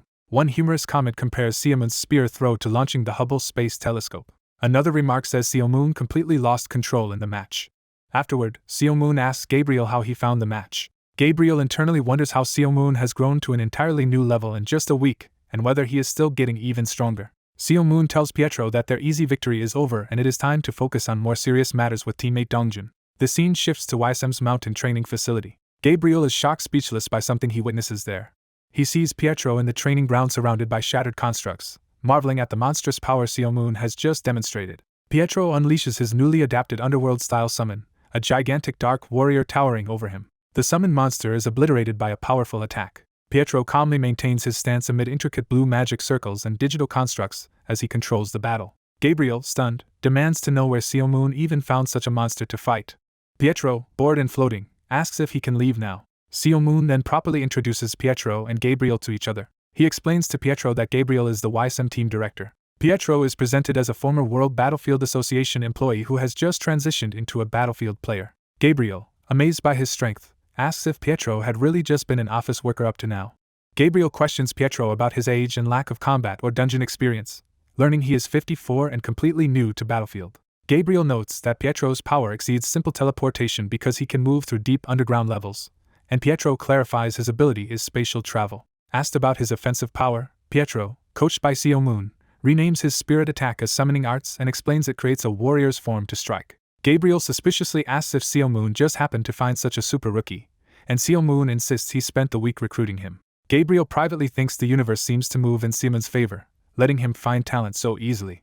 Superhuman reflects that while he actively recruited other members, he truly did meet Pietro by chance, which slightly pricks his conscience. Gabriel nonetheless welcomes Pietro to Weissim and is glad he wishes to become a player at his age. They seal it with a handshake and look forward to working together. Pietro realizes he has not yet registered an avatar for Battlefield and asks if that is a problem. Gabriel answers that Pietro's teleport and summon powers are too strong to be registered as is and will be disallowed. Superhuman is surprised by how strict the rules are, having expected only usage limits on teleportation. The priestess explains that Pietro's summoning power rivals Shuran's destruction ray, so the association must restrict it because Battlefield is a sport, not war. Superhuman recalls Shuran herself weakened her destruction ray for matches and ponders. The priest whispers that Gabriel is really telling Pietro to control his power as much as possible, and Pietro notes he has already significantly toned it down. Superhuman accepts that they have no choice, observing that even reduced, Pietro's abilities remain very useful. Gabriel says avatar registration will take time, but Superhuman casually suggests asking the association chairman to fast-track it. Superhuman cheerfully offers to call the chairman immediately from his phone. At association headquarters, the exasperated chairman answers and demands to know why Superhuman is calling him. Superhuman explains he is registering a new player's avatar and asks shamelessly for permission to cut the line, which the chairman mutters is an illegal request. When challenged, Superhuman coolly asks if the chairman has a problem with that and points out the chairman himself summoned him there.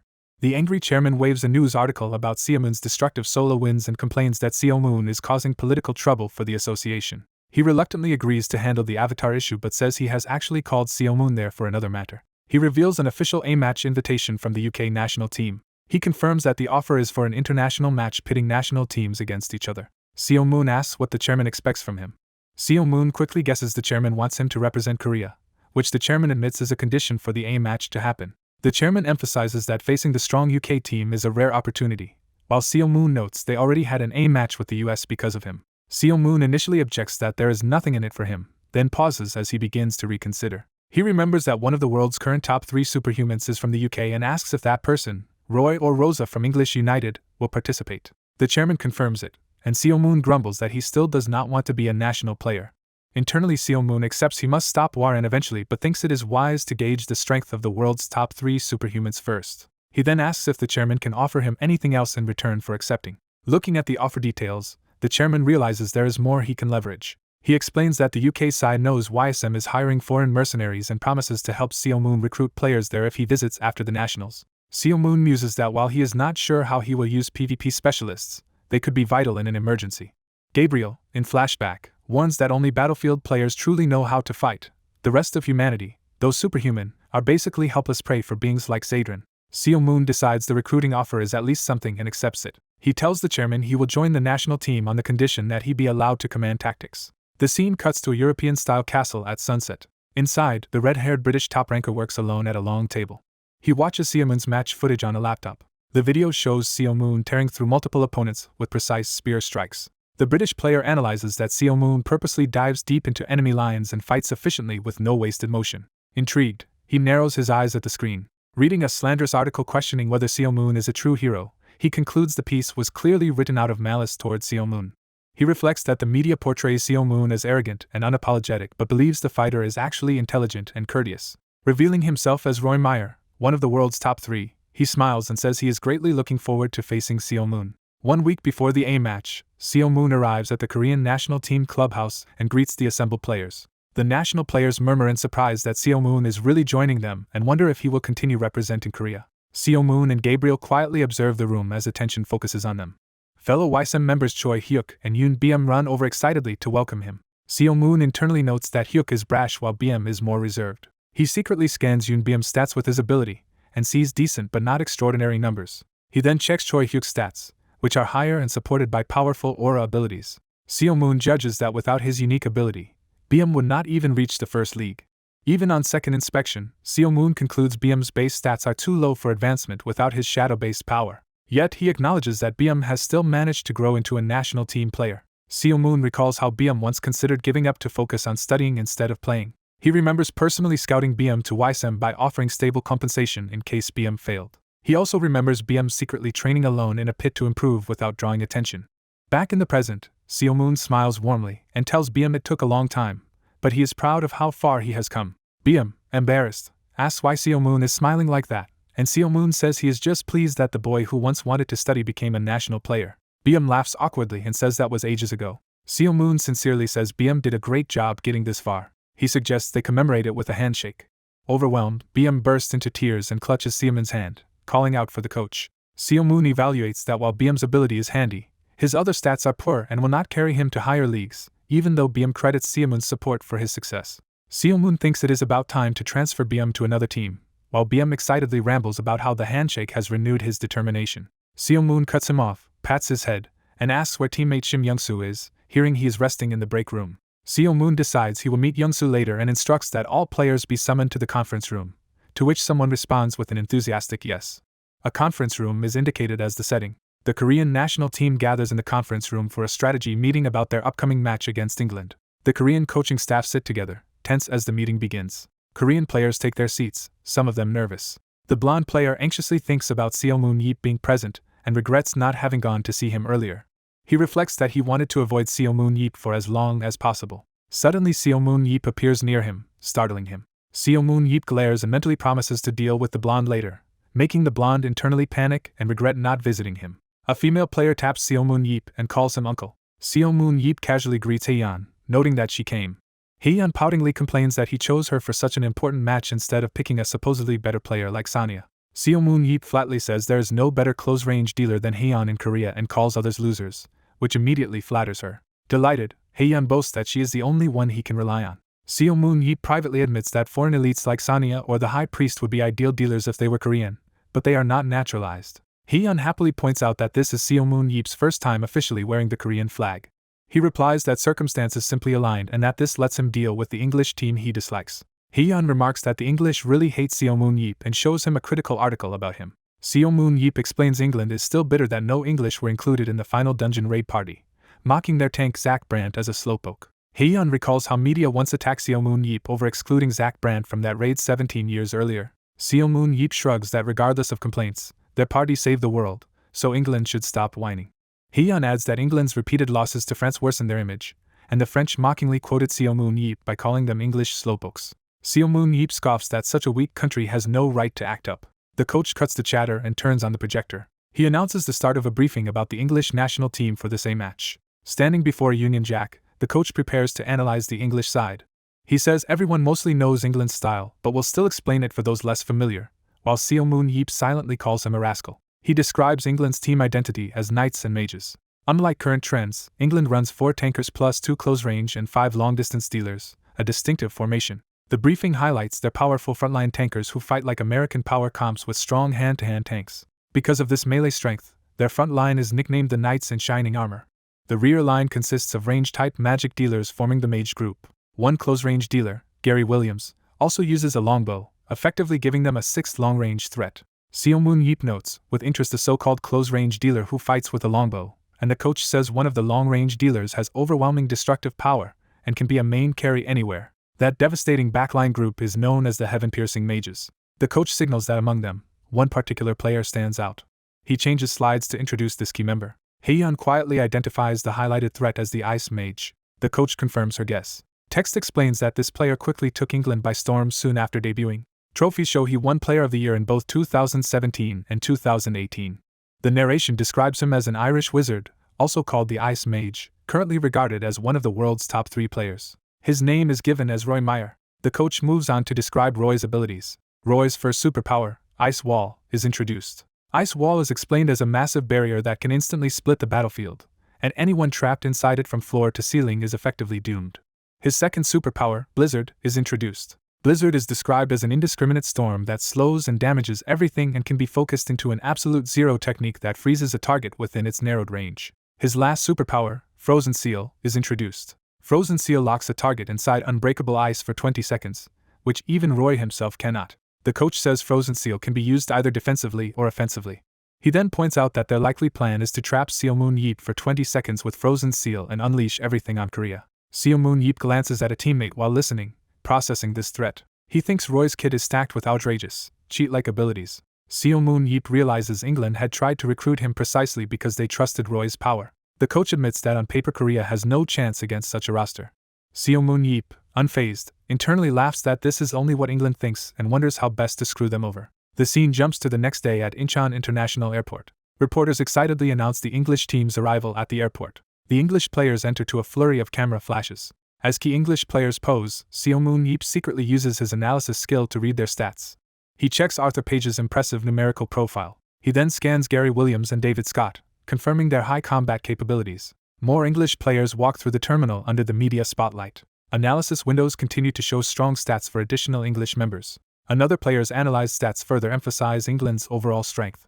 More members, including the pink-haired tanker, step out, all looking confident. The analysis windows for Mary Lucy and Kane Hugo reinforce how stacked England's squad is. Finally, Roy Meyer makes his public entrance, calm and composed. Seal Moon Yeep analyzes Roy's profile, seeing his 3 ice abilities and exceptional leadership and tactics scores. A news broadcast reports that England's national team and superstar Roy Meyer have arrived in Korea for the A match and are heading to their hotel for the press conference. Watching with analysis active, Seal Moon Yeep is shocked by how overwhelmingly strong the English roster is. Half joking, he tells the coach they probably cannot win and leaves the detailed planning to him, which the coach angrily rejects. Seal Moon Yeep then grins, saying he was joking and that this level of opponent is what makes things fun. A flashback reveals Roy's powers first awakened during a snow fight when his brutish older brother threatened him with a giant snowball. Roy had only wanted to quietly read books. His beloved book Damien lies in the snow, symbolizing his interrupted reading. His brother chases him, insisting reading makes him dull, sparking their rough snow play. Roy is dragged into the snowy brawl against his will. His brother even stuffs him into a snowman body for amusement. Angered and frightened, Roy's eyes blaze as his latent ice power erupts. This moment is narrated as the birth of the Irish wizard. Following that awakening, Roy grows into one of the top battlefield players in the world. He celebrates being free from his thug-like brother's bullying, but the narration hints that this sense of liberation was premature. In the present, Roy reads in the team room while his loud, rough teammates horse around nearby. He internally complains about the ruckus and laments how awful the situation feels. Roy thinks that no matter where he goes, men are all the same battle-crazed muscleheads, recalling even his LA Warriors team idolizing brute strength and eagerly recruiting another brawler like Gerald Walker. By contrast, he admires Seal Moon Yeep's recorded play style, which appears highly intelligent and tactically refined. Watching footage, Roy becomes convinced Seal Moon Yeep must be the sophisticated intellectual partner of his dreams. While Roy reads and watches videos, his phone starts ringing. He sees an incoming call from his brother Robert Meyer and nervously mutters "Yum." Answering, he tersely asks what his brother wants. Robert cheerfully asks about Roy's preparations for the Korea A match. Roy says things were going fine until the call, while Robert laughs that Roy still talks weakly as usual. Over the phone, Robert boasts that Seal Moon Yeep is a fierce man just like him and says of course a weakling like Roy would be nervous facing such an opponent. Roy indignantly objects, insisting Seal Moon Yeep is nothing like his crude brother and praising Seal Moon as multilingual, wise, and able to escape any situation with intellect. Robert scoffs and is about to claim Seal Moon Yeep is exactly like him when Roy, enraged, crushes his phone while shouting that it is a joke. Shaking with emotion, Roy yells that there is no way Seal Moon Yeep resembles his brother. The narration notes that this assumption contains a major flaw. Time skips ahead to the day of the joint press conference for the A match. During the event, a final question is directed to Roy Meyer. Seal Moon Yeep, holding the mic, mischievously asks Roy if he has an older brother. Roy answers that he does and confusedly asks how Seal Moon Yeep knew. Smiling, Seal Moon Yeep claims he is simply good at reading faces. He then bluntly asks if Roy awakened his powers while being beaten up by his older brother. Roy freezes in utter shock as his traumatic memories are exposed. He internally reels, questioning whether this crude, mocking man in front of him is really the refined hero Seal Moon Yeep he had idealized. A menacing image of Seal Moon Yeep appears as Robert's words about him having a bully's face echo in Roy's mind. The narration states that Robert's earlier description of Seal Moon Yeep resurfaces vividly in Roy's thoughts. After the press conference, the coach scolds Seal Moon Yeep in the hallway for making such a provocative comment. Seo Moon Yeep laughs it off, saying Roy looks handsome and not like someone usually beaten, but his features scream someone who has an older brother who beats him. The coach retorts that such a punchable face is standing right beside him, and threatens to someday jump off a cliff with Seo Moon Yeep and teleport away. Seo Moon Yeep jokingly tells him to try since he is immortal. Seo Moon Yeep silently considers Roy Meyer again. He reflects that his attempt at psychological warfare did not rattle Roy as much as hoped. Using analysis, Seo Moon Yeep reviews Roy's stats and abilities once more. He notes that Roy's close-range physical stats are only average. However, he concludes that Roy's aura stat of 96 combined with 3 powerful ice abilities makes him absurdly strong. The ice wall skill is summarized in detail. The frozen seal skill is summarized in detail. The blizzard skill is summarized in detail, and Seo Moon Yeep thinks this level of power defies ordinary description. He adds that Roy's high focus, leadership, and tactical stats mean his judgment in real battle is excellent. Seo Moon Yeep imagines Roy as a calm wizard hiding behind ice walls, unshaken by mental attacks and surely prepared for close-range scenarios too. Deep in thought, Seo Moon Yeep falls silent. He mutters that as things stand the fight is practically a 2-on-0 or at best a 2-on-1 matchup against Korea. The coach asks what he is brooding over so intensely. Seo Moon Yeep's eyes glow as he activates full analytical mode, insisting there must be a strategy because no enemy is truly invincible. The coach remarks it has been a long time since he has seen Seo Moon Yeep wear that serious expression. He recalls this look from 17 years ago, when Seo Moon Yeep would become so absorbed in planning that he ignored everyone around him. A flashback shows Seo Moon Yeep bearing the same face whenever he stood before a seemingly unconquerable dungeon. The coach remembers that soon after Seo Moon Yeep made that face, they always found a solution. Walking away, Seo Moon Yeep simply says okay and that they will proceed with his chosen plan. The narration asserts that Seo Moon Yeep will discover the answer. Another narration announces that the much-anticipated A match is about to begin. On match day, the stadium fills as commentators hype Korea versus England while both national teams enter the arena. The English side, branded Knights and Mages and ranked 4th worldwide, stride in as the away team. A text panel reiterates England's composition of 4 tankers, 2 close-range dealers, 5 long-distance dealers, and no supports. The announcer then introduces the home team, calling them the Tiger of East Asia. Led by legendary hero Seo Moon Yeep, the South Korean national team marches out. A panel lists South Korea's low world ranking and roster of 5 tankers, 4 close-range dealers, 2 long-distance dealers, and no supports. In the stands, spectators doubt Korea's chances, saying even Seo Moon Yeep cannot beat England and suggesting Korea could only win in pure duels, not a full battlefield match. Commentators excitedly note that Korea has departed from its usual formation. They reveal that Korea is fielding an unprecedented 5 tankers. The lineup is shown with Seo Moon Yeep and 4 other Koreans all designated as tankers.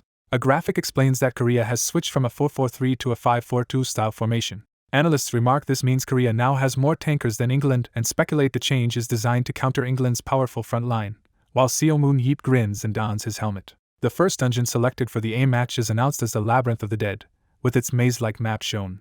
Commentators say they are eager to see how Korea's unusual new formation will play out in this dungeon. At the Korean outpost inside the labyrinth, Seo Moon Yeep tells his teammates to follow the plan exactly as practiced. With a confident smile, Seo Moon Yeep declares their target destination. The narration reveals that his plan is to head straight for the English team's outpost. A dynamic cut shows the Korean squad launching forward at high speed toward the enemy.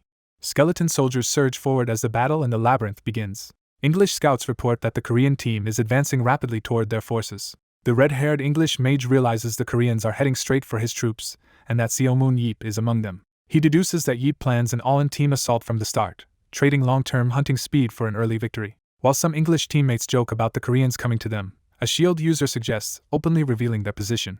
The mage rejects a sudden fight on this complex terrain against such a strong team, saying Yeep's involvement makes the situation too unpredictable. He decides there is no reason to fight where ambush tactics are possible and orders everyone to relocate to a wider area. He reminds his team that they came here specifically to defeat South Korea and cannot afford to lose due to random factors. Narration identifies the battlefield as the Labyrinth of the Dead, underground 25th floor, where the 2 national teams are about to clash. The English team prepares for combat, activating purple flame powers and readying weapons behind their shields. The Korean tankers brace behind their own shields, lining up to confront the English formation. Seo Moon Yeep stands relaxed with his axe and shield, confident as he watches his nervous teammates. The English mage is puzzled that Yeep, a tank, is positioned at the rear and wonders what formation Korea is using. Realizing he must act immediately, he resolves to strike first before the Koreans can execute their mysterious plan. He raises his staff and commands his team to attack. Narration shifts to an earlier era when humans fought each other instead of underworlders. Images of tanks and explosions illustrate the brutality of those human wars. Narration introduces the concept of reactive armor used on tanks. It explains that reactive armor is block-shaped plating filled with various materials that explodes outward to neutralize incoming missiles and protect the vehicle. To counter reactive armor, militaries developed a technology called the tandem charge. A tandem charge missile is shown as the new anti-armor solution. The text explains that a small precursor bomb at the missile's tip triggers the reactive armor first. Back in the match, the Korean vanguard tankers are ordered to charge forward. Yeep urges them to punch even a small hole in the English line and pierce through. The front lines collide violently as Korean and English shield bearers slam into each other. Korean tankers push their advance, pounding the ground as they drive into the enemy formation. Blue Aura Korean tanks break through, chaos erupting among the English as Yeep rushes in with lethal intent. Narration likens a successful tandem charge to a missile piercing straight through a tank. Yeep closes in on the English mage and taunts him about his supposedly invincible 20-second skill. The mage is struck hard by Yeep's sudden assault. Yeep declares that the mage's invincibility will not matter if he kills him before the skill can be used. The scene cuts to a few days earlier in a training room. The Korean coach presents the formation they will use for the A match. The players are shocked to hear that the team will field 5 tankers. One player questions the coach, arguing that even 4 tanks is excessive and would weaken their damage dealers. The coach defers the detailed explanation to Yeep, who grumbles about the hassle. Yeep steps up as the mastermind behind the 5-tanker strategy, recognized by teammates as the real planner. Clearing his throat, he prepares to explain the idea to the team. Some players worry aloud that adding more tanks will make it impossible to beat the English damage dealers and doubt changing formations. Yeep bluntly calls their doubts nonsense, reminding them that they are national players. The players flinch nervously at his harsh tone. Even the coach mutters that he would rather die than endure Yeep's scolding. Yeep explains that the plan aims to win the game in a single early blow. He quizzes the team on a tank's role, calling on Choy Huk to answer. Woo-hyun replies that tanks protect their teammates, which Yeep says is only half correct. Yeep teaches that tanks also hold the line itself, not just guard allies. When asked what he means by a line, Yeep compares it to hopscotch territory. He describes how tanks create a safe zone for dealers and guard the front line so enemies cannot breach it. He warns that once the line is broken, even the strongest damage dealer can be killed. Frustrated, Yeep says this concept was basic knowledge during the Underworld Wars and asks Jiho if he really needs to explain it now.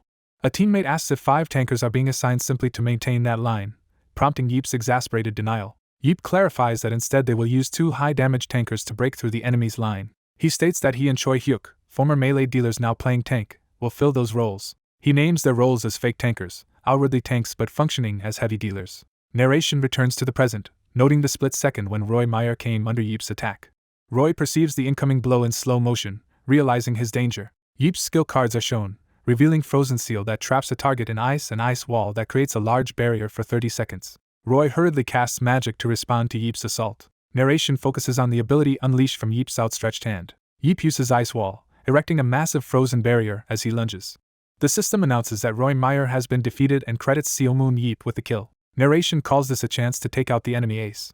It notes that 1 English tanker and 2 dealers have Yeep in their sights. A diagram shows the ice wall splitting the battlefield, isolating Roy and several allies from the rest. Because of the wall, Yeep temporarily cannot receive help from his own teammates. Narration says that Roy cannot ignore such an opportunity to kill Yeep. Yeep calmly observes that Roy managed to separate him from Choy Huk and acknowledges Roy's skill. The text comments that under normal circumstances Roy's decision would be a wise one. Over comms, a Korean ally checks if Yeep is okay and promises to join once teleport cooldown ends. Yeep tells them to endure until the wall breaks. Narration adds that Roy nonetheless overlooked one crucial detail. Yeep, grinning, recalls that ice wall lasts 30 seconds. The narration says Seomoon Yeep does not conform to normal human standards. The battlefield is shown divided, with both teams repositioning around the frozen barrier. Narration explains that the initial 1-0 vs 7 fight quickly turned into an even 5 vs 5 after Yeep's maneuver. Baek Haeyeon remarks on England's strength as she secures a kill. An English swordsman with purple aura charges directly at Haeyeon. Narration insists the Koreans must not lose morale if they want to become world-class. Haeyeon faces the charging foe head-on, ready to clash. The text reinforces that maintaining morale is essential for world-class status. Fired up, Haeyeon grins and says she is enjoying the intense fight.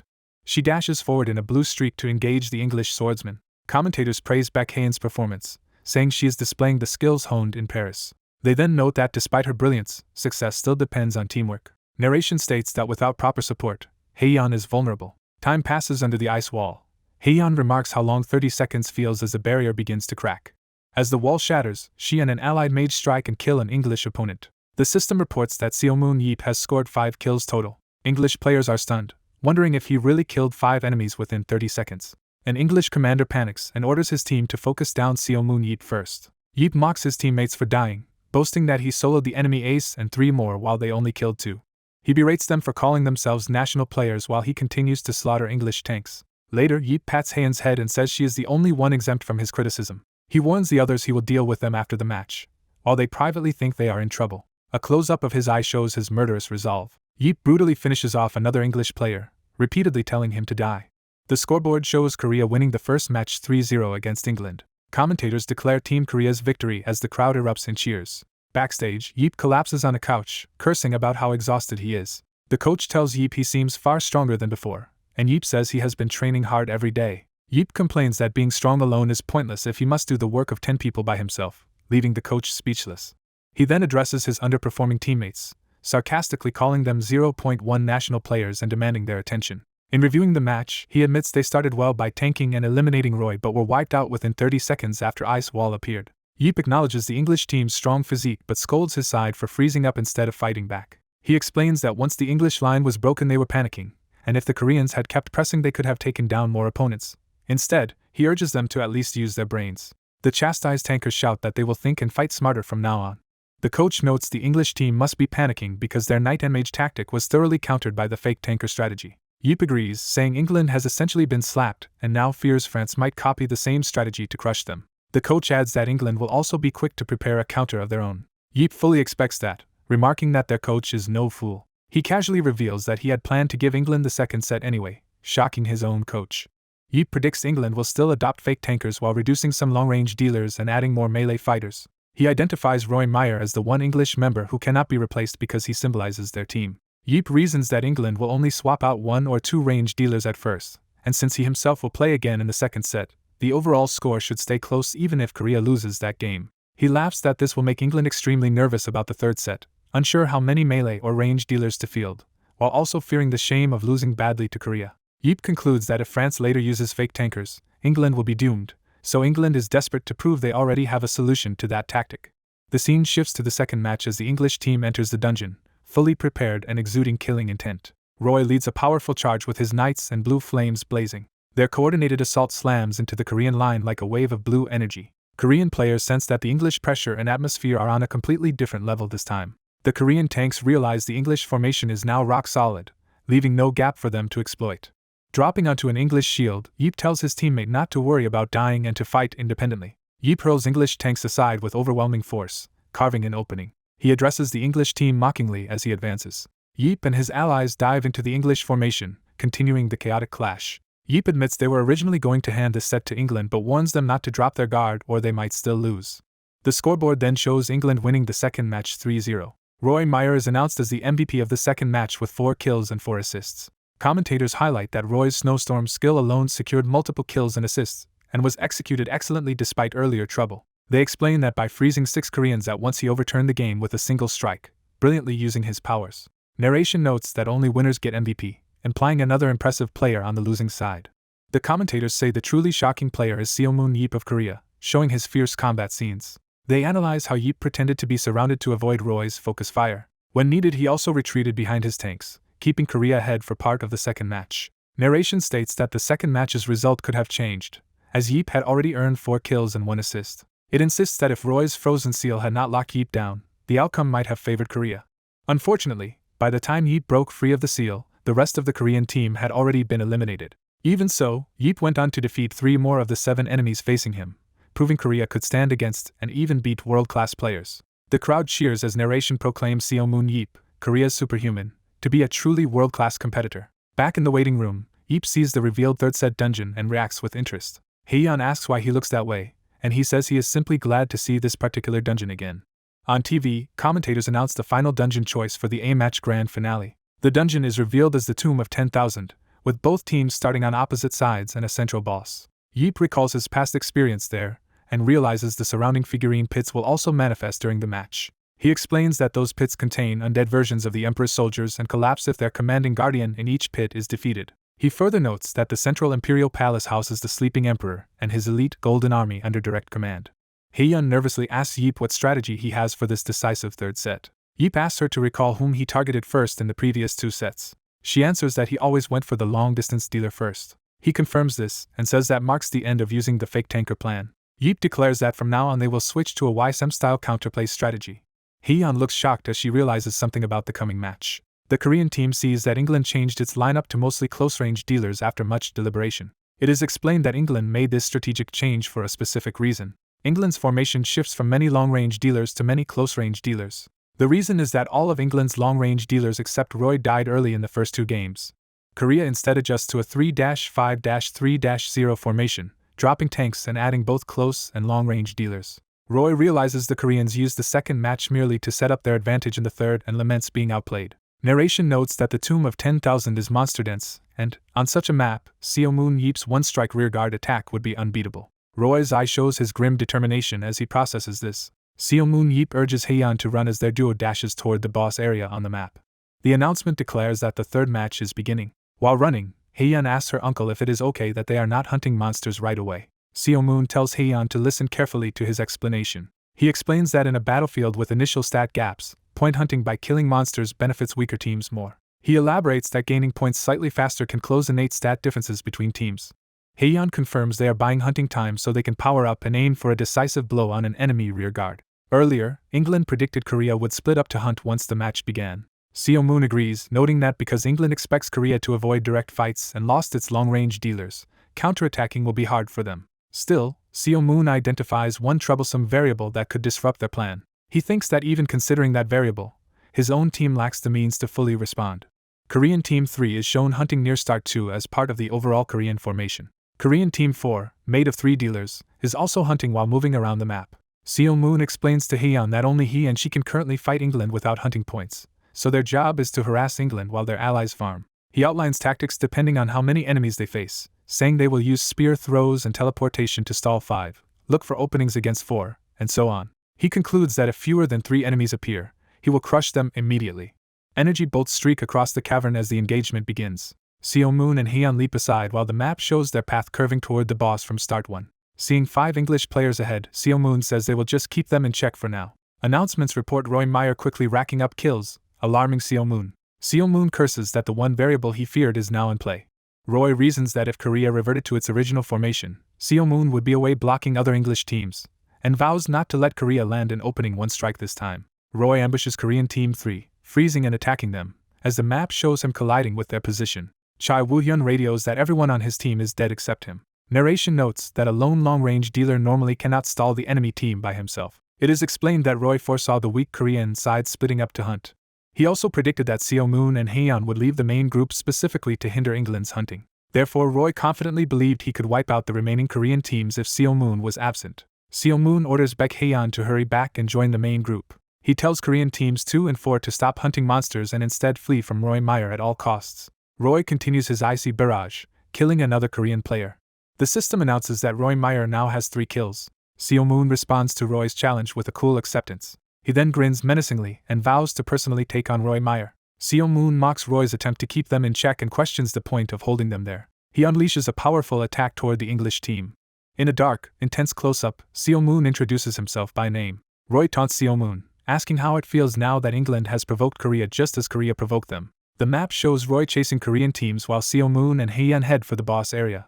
Roy thinks of Seo Moon as his main opponent. Roy doubts whether the Korean side can withstand him without Seo Moon present. Commentators excitedly note that both teams have stopped hunting monsters and are now chasing and fleeing each other. The map shows Roy dogging the Korean group as he relentlessly pursues them. Another map view depicts Seo Moon sprinting after the English hunting party. Narration states that in this hunting-focused dungeon, a never-before-seen chase has begun. Kill announcements pile up as Seo Moon quickly slaughters multiple English players, reaching 5 kills. A visual montage highlights the ferocity of Seo Moon's rampage among the English team.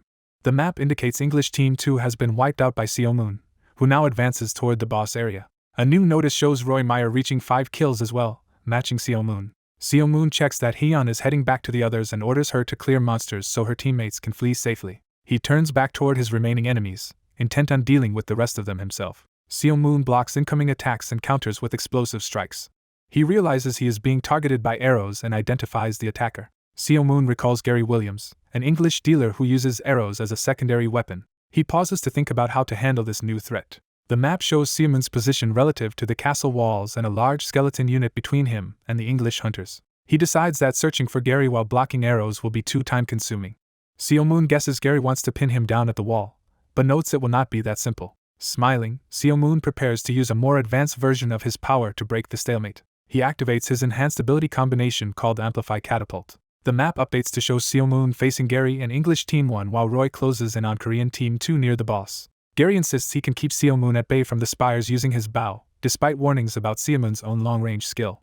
Seomoon tells his allies to keep hunting and escape while joining him only when possible. Alone on the field, he decides their priority is simply to stall for time. Gary resolves to delay Seomoon for at least a short while so Roy can finish off the Korean team, though he doubts how long he can last. A teammate urgently radios Gary to stop what he is doing. Gary reassures them that Seomoon has not noticed him yet, unaware of the real danger. Over the radio, someone screams that a spear is already flying toward Gary. A barrage of catapulted spears obliterates Gary's position. The system announces that Seomoon Yeep has scored his 6th kill. Seomoon senses the hit and acknowledges that his intuition was correct. He remarks that archers always hide in predictable spots and names his current attack Javelin Meteor Shower. Narration explains that this world contains many different superpowers. Among them, Catapult is a relatively common ability that lets users control the speed and distance of thrown objects. The world largely considers Catapult unimpressive, good for games like baseball but not for serious combat. That opinion changed once the world met Seomoon Yeep, also known as Seomoon Yup. At just 18 and 8 months into his career, Seomoon revolutionized how Catapult was perceived. The text explains that Catapult lets him hurl aura-coated objects without special posture and fire them with full force at a touch. However, landing precise hits with Catapult is normally difficult. For Seomoon, whose skill stats are maxed, aiming with it is as effortless as breathing. Combined with Amplify, which retrieves his spear, his catapult becomes exceptionally lethal. We see Seomoon wreathed in purple aura as he stands atop the wall, spear in hand, radiating deadly potential. Narration clarifies that he can keep hurling his weapon at hidden foes until it eventually strikes. Seomoon notes that without Jo Seongo he could not see Gary's position, so he simply targeted the most likely hiding spot. Another announcement states that Roy has also reached 6 kills, keeping pace with Seomoon. Roy complains that just when he was catching up, Seomoon widened the gap again. Seomoon worries about confronting the remaining tank-heavy English team while his own aura is low from lack of hunting. He decides that in that case he will try a different approach instead of clashing head-on. Seomoon reaches the inner gate where the golden armored boss is located. English Team 1 realizes something is odd because they no longer sense Seomoon chasing them. Their leader notices too late that Seomoon has disappeared from behind them. They deduce he must have entered the central castle, though they struggle to imagine why he would go there alone. Exposition explains that the central castle's golden army is far stronger than the surrounding skeletons, and consists of elite undead chosen by the Emperor. It further states that even if someone fought through that army, facing the Emperor alone would normally be impossible. The English captain insists they all know this, but still senses a problem. She recalls that Seomoon Yeep was the first person to ever clear the Tomb of 10,000 dungeon. Narration says many dungeons have become arenas since Battlefield began. Seomoon gazes up at the dazzling central castle and its vast golden army. He remembers raiding this place before and profiting by selling the defeated golden soldiers' equipment. He reflects that he once calmly walked through this same army to clear the dungeon. The story explains that only slightly adjusted versions of such boss-containing dungeons are allowed as arenas. Among them, the Tomb's Emperor is one of the most formidable bosses, nearly on final dungeon level. The Battlefield Association therefore had to nerf the Emperor when adapting him, as 11 players could not otherwise defeat him. They chose a balance rule that the Emperor only takes damage after his entire golden army in the castle is hunted. Seomoon pushes open the giant throne room doors and steps inside. He enters the royal palace chamber, greeting the seated Emperor like an old acquaintance. With a shout, Seomoon hurls his empowered spear. The spear slams into the Emperor's head, triggering the room's mechanics. Seomoon confirms aloud that this time his goal is not actually to kill the Emperor. Instead, he intends to provoke the Emperor into summoning his golden army. The throne room glows red as the army begins to awaken in response to the attack. Seomoon strides away confidently as the exit behind him turns crimson.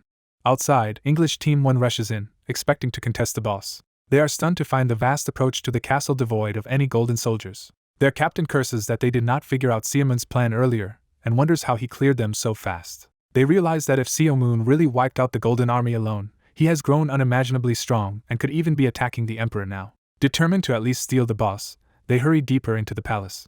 The captain suddenly senses that something is wrong. They see the Emperor sitting intact and assume he is completely unharmed. Confused, they note that Seomoon somehow defeated the army but left the Emperor untouched. One of them recalls that slaying the golden army is what actually awakens the Emperor. As they react in shock, the environment trembles ominously. Someone panics and asks what is happening. Footsteps pound as the team begins to move desperately. They see Seomoon sprinting toward the exit as the situation changes. Seomoon bursts past them, shouting for everyone to get out of his path. English Team 1 braces itself when they realize Seomoon Yeep has arrived in person. He simply dashes straight by them instead of attacking, leaving them bewildered. One of them can only utter a confused exclamation. They gather around Seo-moon as he stops inside the hall, apparently ignoring them. Seo-moon tells the English players to run if they do not want to die. The group senses danger, their expressions turning tense. Seo-moon cheerfully explains that he kited the awakened Golden Skeleton Army in a full loop and lured them right to this location. The English players realize in horror that the missing Golden Army is actually charging up behind them. The Golden soldiers, now enraged, roar as they rush forward. Terrified, English Team 1 screams and flees. While running, they complain that as tanks they need stronger aura to deal with this situation, which they no longer have. Someone yells at them to stop talking and run faster, suggesting they escape through another exit since the Golden Army is slow. The captain suddenly notices something that shocks her. Behind them, Seo-moon tries to contain his laughter. He then bursts out laughing hysterically at their predicament. A massive rockfall seals one side of the arena, and Seo-moon taunts that the English team is now completely trapped. The Korean team members panic as they realize the chaos was caused by Seo-moon Yeep. The summoned Golden Knights advance menacingly amid screams. Narration explains that a British player has just been killed by the Golden Army. The shocking announcement of the British player's execution echoes repeatedly. The scoreboard shows Korea leading England 5-1 thanks to Seo-moon Yeep's unconventional mob tactics. Commentators stress that England, once favored to win easily, now faces an unexpected crisis. Roy Meyer curses Seo-moon Yeep, frustrated by how the match has turned. The commentator notes, only Roy Meyer remains for England, while Roy is grudgingly praised as amazing. Narration reminds that despite Korea's lead, the match is not yet decided as Roy prepares to act. A tactical map shows Roy targeting Baek Hae-yeon and Korea's second team while Seo-moon Yeep lures the Golden Army near the boss. Narration states that while Seo-moon Yeep was running circles with the Golden Army elsewhere, Korean Team 2 is shown desperately fleeing from the Golden Army through the cathedral-like arena. Seo-moon Yeep laughs wildly while being chased, enjoying the situation. Narration explains Korean Team 2 members Choy Huk, Shim Young-soo, and Yoon Byum are trying to escape from Roy Meyer. Choy Huk stops and insists they cannot keep fleeing like this. He argues with his teammates, saying the captain's order to run was sound but they are national representatives too. Choy Huk decides that if Roy will eventually kill them for points, they should counterattack instead of relying solely on their captain. Yoon Byum agrees Roy is alone and will attack them in the open, so they must act. He reasons that with the captain busy chasing England, they must judge and fight for themselves now. The group resolves to try, preferring to die fighting rather than while running away. Choy Huk shares that he also wants to fight for their flag despite people saying only Seo-moon Yeep matters. The crowd remembers doubting Korea and Seo-moon, while narration says the only realistic Korean win condition was a duel, which they now want to overturn. Shim Young-soo, flustered, insists he does not care about the insults but is clearly affected. Another teammate calmly agrees to the risky plan. The three boys brace themselves as someone approaches to join them. Baek Hae-yeon teleports in dramatically, reuniting with Korean Team 2. She declares that with her arrival it is now 4 versus 1 and urges them to plan their strategy. The map updates to show Baek Hae-yeon and Korean Team 2 grouped against Roy Meyer, while Seo-moon Yeep remains near the boss. Narration lists Baek Hae-yeon's abilities as teleportation and rope and Yoon Byum's as shadow walk. Narration lists Shim Young-soo's explosive sphere and restraint powers and Choy Huk's aura focus and durability strengthening. Roy Meyer appears overhead, cloaked in dark aura, confronting the 4 Koreans. His profile introduces his ice wall, frozen seal, and blizzard superpowers. A flashback begins 5 minutes earlier as the Koreans ask if Baek Hae-yeon knows Roy's weakness. She says she heard useful information about Roy from Paris Lumiere players Nathan and Chi-Chi. Nathan and Chi-Chi had told her that with a certain method even a weaker team could seriously damage Roy Meyer.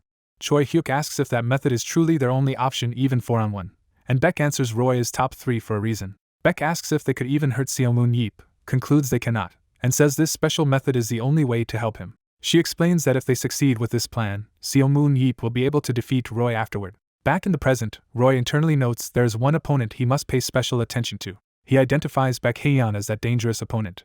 Roy recalls past fights with her in Paris Lumiere, where her tactical teamfight sense repeatedly caught him off guard. He now believes his black aura far outclasses their blue aura and wonders what clever plan they think they have. Notifications about the British player's execution repeat as Roy realizes this was Seo-moon Yeep's work. He is shocked that Seo-moon executed an English teammate, and recognizes it as another of Yeep's schemes. Roy fumes that Seo-moon crossed the center, sacrificed Roy's team members, and still managed to kill the British player with some unknown trick.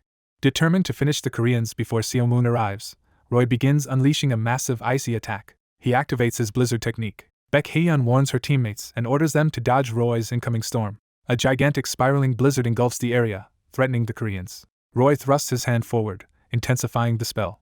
The 4 Korean players look up at an immense wall of ice bearing down on them. Choy Huk orders the team to split up to avoid the attack. Baek Hae-yeon and Shim Young-soo sprint in different directions through flying ice. Roy decides to target Baek Hae-yeon first along with the fire-type ranged attacker. He dives toward them with overwhelming speed and power. Deciding to neutralize the most troublesome foe, Roy prepares to imprison Baekhyun. He uses Frozen Seal, trying to lock her in ice. Roy then swoops toward Shim Youngsu for a follow-up attack. Youngsu panics but prepares an explosive sphere in desperation. He unleashes a barrage of fire blasts, desperately warning Roy to stay away. Roy internally acknowledges the firepower is quick and strong. He also notes the attacks aim predictably, allowing him to evade them. Youngsu, shocked, wonders why his explosions cannot hit someone who does not even seem that fast. Roy appears right before him, saying the Korean will have to try harder. Roy counters with a slash of ice, severing Youngsu's arm. Youngsu screams in agony, realizing losing his arm was never part of their plan. Roy continues pressing with more icy power. He suddenly senses the restraining ability being used on him. Yoon BM and Choy Huk coordinate, with BM's power binding Roy as Huk shields them. Roy charges up another concentrated cold attack.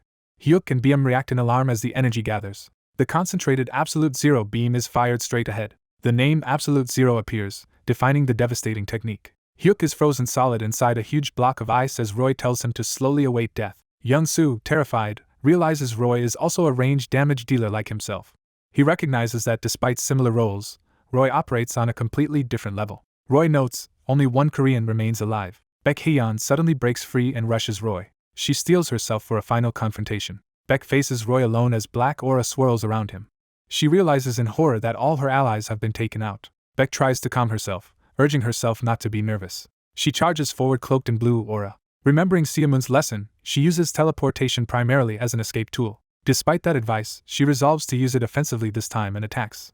Narration states Baekhyun attacks with extreme agility and speed. A blinding burst of blue energy streaks toward Roy. It is explained that Roy would not have been able to dodge even if he had anticipated such speed. Yet despite this, Roy manages to block her aerial assault with his staff. He vows not to lower his guard against her because he deems her a worthy opponent. Roy follows up by casting Absolute Zero again. Baek is encased completely in ice, frozen mid-attack. Roy smiles and declares that everything is now over. Suddenly something unexpected strikes and shocks Roy. He spins around, bewildered, asking who has appeared. Yoon BM, holding Roy's staff, nervously reveals himself while Roy demands to know where he came from. Choy Huk shouts that this is BM's chance to act. Yoon BM activates Shadow Walk behind Roy's back. A mental message tells Baek the plan succeeded and asks her to distract Roy briefly. BM, realizing he is the last conscious teammate, steels himself. He reveals that from the start their true target was Roy's weapon and swings it to destroy the staff. The Ice Dragon's Fang staff shatters into pieces. Narration identifies the broken staff as Ice Dragon's Fang. BM, exhausted, laughs nervously and asks Roy how that feels. Roy turns on him with terrifying killing intent, prompting BM to apologize in fear. The scoreboard updates the overall national score to Korea 1, England 1. A caption notes Roy Meyer has accumulated 10 kills. Narration explains Absolute Zero is not a separate power but a concentrated version of Blizzard. It clarifies that the technique focuses Blizzard's cold into a high-pressure beam. An analogy likens it to squeezing a hose to produce a forceful water jet. The narration adds that Roy discovered this technique by accident. Flashback shows that Roy originally fought barehanded, believing his existing powers were sufficient. During a practice match, being overwhelmed by Nathan Bernard changed Roy's career. Roy was helpless against Nathan's fast melee style and realized he needed a counter. To fight better at close range, he adopted the staff weapon Ice Dragon's Fang. In a later desperate rematch against Nathan, he accidentally channeled Blizzard through the staff. That moment became the origin of Absolute Zero. We see Roy successfully freezing Nathan with this focused Blizzard. Narration concludes this was the birth of the Absolute Zero technique. Roy then joined Nathan Bernard and Daniel Mance as the world's top 3 and has stayed there. However, even after years he still cannot cast Absolute Zero without relying on the staff. Thus the weapon he chose to cover a weakness has itself become a dependency. In other words, the staff has turned into Roy's new weakness. The blizzard howls as the fight returns to the present. Seomun Yeep is shown frozen in ice, apparently hit by Roy's power.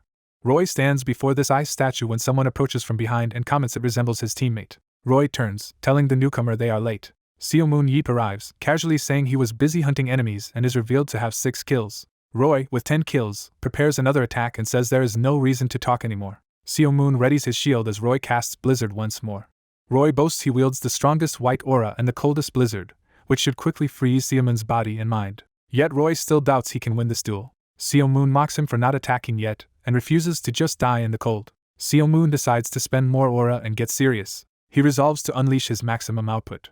With eyes glowing red, Seomun activates his Amplify ability. Empowered by Amplify, he drops toward Roy like a red comet. Roy realizes in alarm that Seomun intends to throw something. Seomun's empowered strikes hammer Roy from multiple angles. He continues the fierce crimson assault, cutting through the storm. Explosive clashes of red and blue energy erupt as the two powers collide. Roy tries to raise an ice wall to defend himself from Seomun's charge. Seomun barrels forward through the blizzard with shield and spear, shrouded in red aura. Roy is stunned by Seomun's incredible speed. Their attacks crash together, beginning to shatter Roy's defenses. Roy hastily completes another ice wall to block the onslaught. Seomun smashes through the barrier and keeps sprinting forward, ice clinging to him. Roy internally admits Seomun is an amazing, extremely fast melee specialist. Seomun notes most people would die to this blizzard and that even while heating his body with aura he feels his bones freezing. Roy concedes Seomun is a formidable fighter and mentally thanks Nathan for forcing him to grow strong enough to last this long. Injured Seomun braces himself in the snow, thinking that if things continue like this he will lose. A massive burst of red energy erupts across the battlefield. Confidently declaring the fight easy, Seomun gathers power in his hand and says it is his turn to attack. He unleashes a huge red energy wave straight at his red-haired opponent. The red-haired man is shocked as Seomun's attack closes in on him. Close up, the red-haired man's eye shows alarm and sweat as he realizes the danger. Grabbing his opponent by the collar, Seomun complains he cannot brag about defeating a ranged fighter in close combat. Spectators and commentator react in confusion as Seomun suddenly dismisses his weapons despite being close to victory. A suited observer calls Seomun crazy, recalling he pulled a similar stunt before and wondering if he is in teacher mode again. Seomun walks away asking why his opponent is not using his special technique Absolute Zero, and if it requires a weapon. The red-haired mage is taken aback and left speechless. He admits Seomun has figured it out, confessing he cannot use the Absolute Zero technique without his staff, which explains his earlier inaction. Seomun says there were people like him during the war and asks why he thinks Seomun agreed to this match. The mage guesses it is because a match against leading country UK is a rare opportunity for Korea, then asks if Seomun has any tact. Roy's internal narration says he does not know exactly when his view changed. Seomun recalls threats like the Emperor and says a time will come when the world needs the strongest, so he is testing how capable Roy is. Roy asks if Seomun is reforming the Seven Heroes, and Seomun replies it is something similar he cannot fully explain yet. A gray-haired man muses that if Underworlders once appeared, invaders from another dimension could appear someday, though not exactly aliens. Seomun grins and asks Roy if he thinks he can become one of the Seven Heroes. Roy protests that the Underworld Wars ended long ago and questions what Seomun is planning.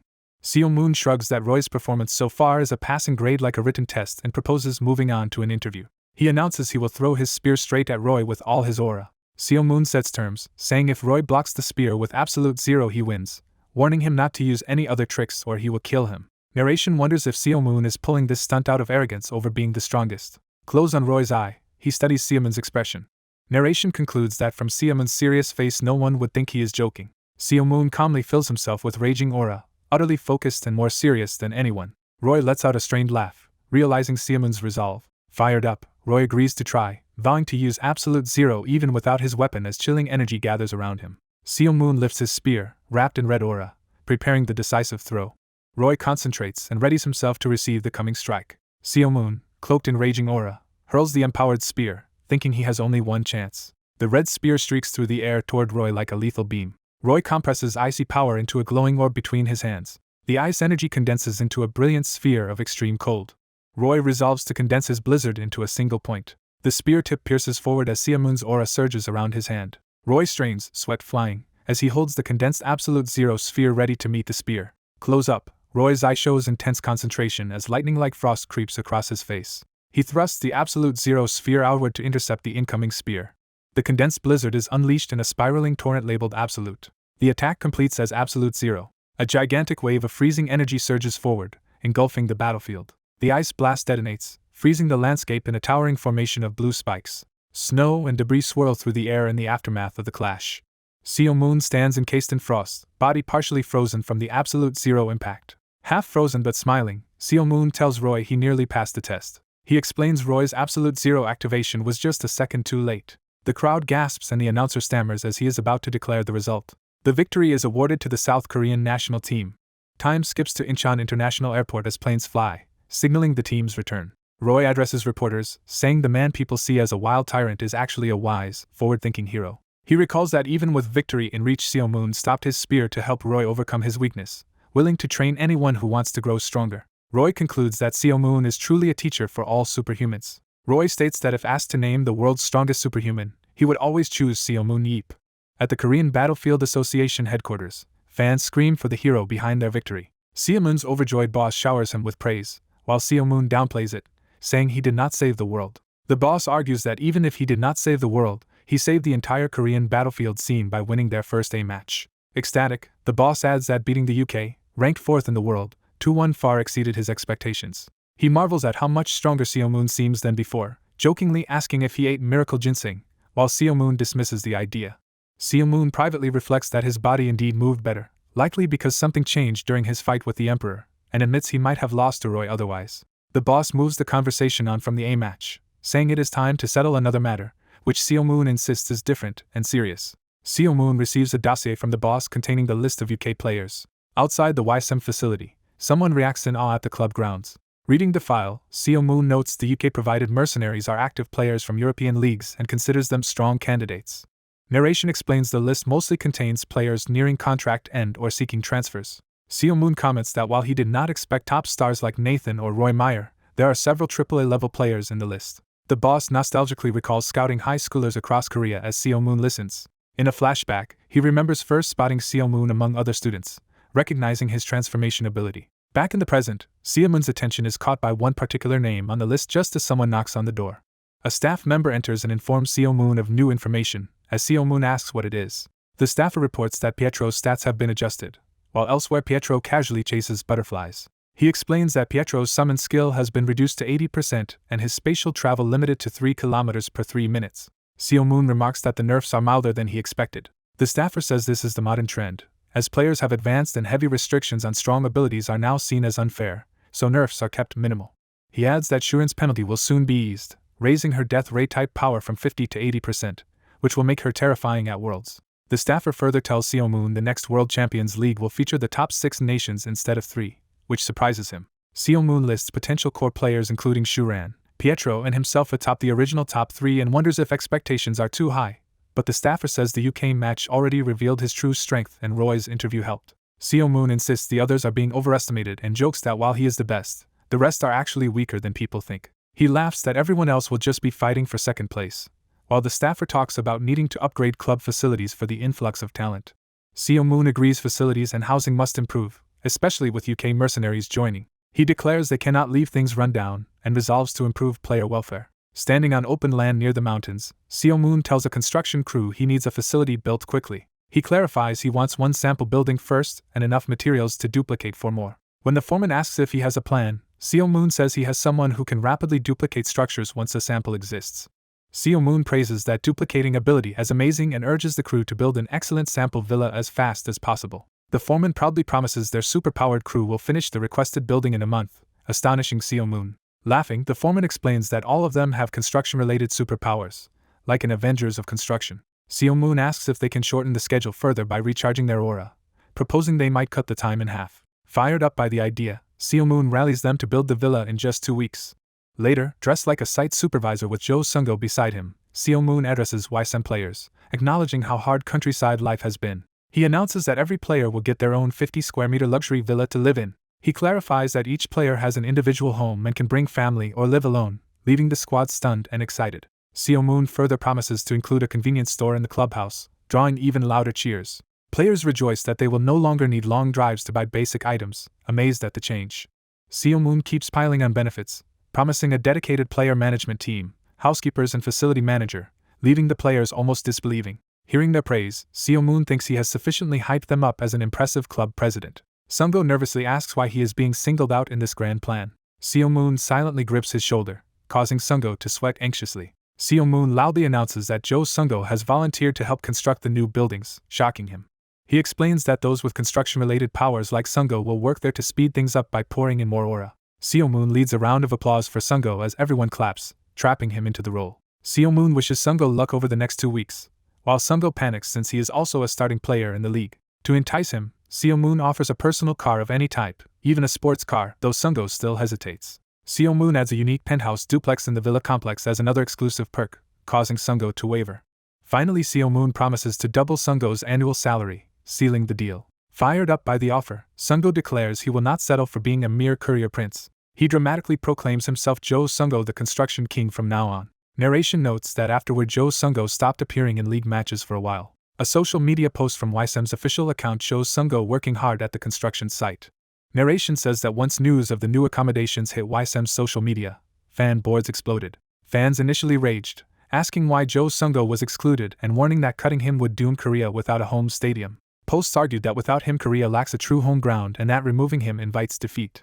Narration clarifies the outrage stemmed from people wondering why such an entertaining player was benched and the team made dull. It explains that Sung-go had become both the symbol of the exchange and one of the main entertainers of Weissim.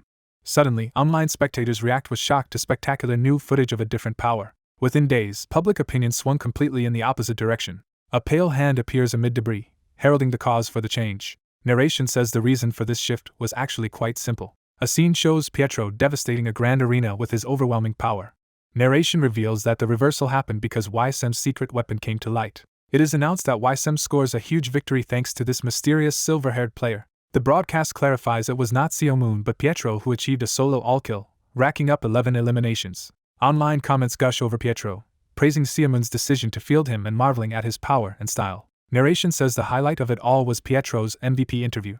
In the interview, Pietro calmly states his goal is to win the World Champions League. This bold declaration catches the attention not only of netizens but of elite teams worldwide. Headlines show famous coaches and powerful teams considering Pietro as the missing piece to complete their rosters. Various organizations and figures around the globe express interest in recruiting Pietro, calling him the Eye of the Storm. Later on Weisim's rooftop at sunset, Seo-moon scolds Pietro for discarding the phone he gave him, while Pietro says it was too noisy and directs all inquiries through Lee Nayeon. Seo-moon asks if Pietro is close with Nayeon, prompting Pietro to acknowledge her. Pietro explains Nayeon is the only other person besides Seo-moon who regularly talks to him, often interrupting his stargazing with chatter. Irritated by the attention he is getting, Pietro tells Seo-moon not to burden him with troublesome things, saying he does not think he did anything amazing and even had offers from Italy. He admits he only followed orders because he owes Seo-moon but warns he will disappear if pushed too far. Seo-moon jokingly suggests he naturalize and play for Korea while promising to handle any annoyances. Scene shifts to the player training room sign. Inside, a purple-haired player practices with a knife until exhaustion as intense training demands echo in his head. A voice off-screen asks if he is practicing. The startled trainee looks up in surprise. He turns to see Seo-moon sitting on a bench watching him. Addressing him as president, the trainee is corrected by Seo-moon who tells him to call him Hyung. Seo-moon notes he looks worn out and asks if something is wrong, prompting the trainee to admit Seo-moon already knows. Seo-moon asks quietly if he heard the news. The trainee says he knows Seo-moon is putting him on the transfer market, which Seo-moon confirms. He confesses he was first angry, but then realized he no longer deserves a starting spot because all his teammates have surpassed him. Still, he begs Seo-moon for another chance, though Seo-moon replies that he already knows what Seo-moon will say. The trainee admits he understands. Seeing the new recruits only highlights his own weaknesses, and the harder he tries to keep up, the more difficult it becomes. With tears almost forming, he asks whether Seo-moon thinks he could even be a starter if he transferred to another team. Seo-moon refuses to give a comforting lie, saying it depends entirely on what the trainee does. He reminds him that regardless of everything, Seo-moon trained him into a national team player capable of standing with the others. The trainee asks one final question, wondering if it will be difficult for him to improve any further, as Seo-moon encourages him to speak his mind. The coach tells Jo Sung-go he has already improved a lot, and that any further growth depends entirely on him. Sung-go notes the coach still has not said he can never become a starter, and reflects on his 2 years on the team. The coach falls silent, listening. Sung-go explains that the coach only flatly rejects hopeless players, so his words mean Sung-go cannot grow much more but can still stand out if he keeps working hard. He resolves to work diligently and make good money from it. Sung-go vows to play his best for the rest of the season to raise his market value. With tears in his eyes, Sung-go asks his senior to shake hands with him one last time. An alert announces that streamer Pretty Nari's broadcast is about to start, and viewers excitedly urge the staff to get things ready. Pretty Nari greets her fans, says it has been a while since an outdoor stream, and hints she is live today for a special reason. She reveals today's stream is an official promotional shoot at Weissim's newly built facility as the season nears its end. Nari emotionally thanks Weissim for lifting her previous cafe suspension, sponsoring her channel, and now inviting her to their first official photo shoot. On stream, she promises to do her best to show viewers everything about Weissim and urges them to keep watching. Her channel goes live. Touring the facility, Nari nervously introduces 2 intimidating longtime Weissim players, No Jong-hwan and Nam Gung-juhan. One of the players shyly greets her on camera and confirms she is there for the shoot, while chat reacts to seeing him. Suddenly Nam Gung-juhan erupts with excitement, accidentally spraying his drink like a fountain as everyone startles. The other player and Nari stare in shock at Jaehoon's intense reaction. Jaehoon, revealed as an avid Forsythia, earnestly tells Nari he has watched every one of her videos since she had only 20 subscribers, stunning both teammates and chat. Seeing his username in her fan club list, Nari realizes he might be the long-time supporter. Namgung loves Nari. Overwhelmed that she remembers his nickname, Jiho freaks out on stream while viewers laugh and comment on the vice chairman being a real player. Jiho faints dramatically, leaving Nari and his teammate looking down at his collapsed, foaming body as chat jokes about him being dead. The standing teammate awkwardly ends their segment, directing Nari toward the dorms to meet other people while dragging Jiho's limp body away. Walking alone, Nari marvels that she just met a hardcore Suicide Squad era fan, and chat decides to call Jiho Big Brother from now on. She tells viewers the next stop is the brand new player dorms, which she is excited to see. Reaching the dorms, Nari gushes over how grand they look and is amazed they were supposedly built in just 2 weeks. She begins to show the dorm surroundings but suddenly notices something odd off-screen. Nari screams as she finds a bloody Jo Sung-go lying motionless on the pavement, leaving viewers to speculate about a possible murder. She discovers a blood-written message implicating Seo Moon Yeep and panics, wondering who attacked Sung-go. Recognizing the injured man as Jo Sung-go, she tries to rouse him, and he weakly mutters disjointed phrases about a sports car. Still half-conscious, Sung-go struggles to say, "Penthouse," which completely baffles Nari. He then cries out about doubling his yearly salary, as he suddenly bolts up, shocking Nari. Ignited by thoughts of huge pay, Sung-go leaps to his feet with fiery determination and sprints off. Nari, stunned by his explosive speed, wonders what she just witnessed as chat compares him to another fast player. She asks the soot-covered Sung-go if he is okay after his outburst. Nari suddenly recognizes the woman approaching. She excitedly identifies the newcomer as Sonia Akhmatova, Weissim's ace player, with 2 other teammates nearby. Nari introduces Kim Jin-soo and Yoon Byum as well, and they greet her bashfully with snacks in hand. She asks if all 3 are returning from grocery shopping. Nari points out that Sonia's haul looks like a week's worth of groceries. As Sonia walks off silently, Jin-soo and Yoon Byum nervously whisper that she now understands enough Korean to be offended. Panicking, the guys loudly agree it really is a week's worth and insist it is definitely not for a single meal, while chat teases that it still looks like 1 meal. Embarrassed, Sonia runs away clutching the groceries as viewers joke about her appetite. Yoon Byum shouts to the audience not to misunderstand, claiming Sonia does not eat that much at once, and he and Jisoo chase after her. Nari films the aftermath and a fallen sausage, with chat laughing at the team's chaos and Sonia's unexpected cuteness. Watching all this, Nari hesitantly addresses her viewers. She concludes that Sonia is a natural mukbang talent and vows to ask the president to arrange a collaborative eating stream with her. Chat calls Nari a streaming fanatic too and notes that she fits right in with Weissim's antics. Nari energetically moves on, announcing that the next location for the tour will be Weissim's training grounds. Heading inside, she explains that Battlefield players also train in the real world to stay in shape and practice their superpowers, not just in virtual space. She flings open a training room door mid-sentence, and is blasted back by an explosion of smoke and power. Inside the smoky room, 2 players rush toward the stunned, hair-frazzled Nari, shouting to check if she is okay. Another player, Shim Young-soo, curses in alarm, realizing his attack hit someone. The others angrily confront Young-soo for recklessly firing an explosive skill toward a person. Young-soo defensively yells that as a range damage dealer shooting explosive projectiles is literally his job, while his teammates dismiss his excuse and threaten to report him to the president. The group then mock chants that Young-soo has caused trouble again and predict he is going to get fired.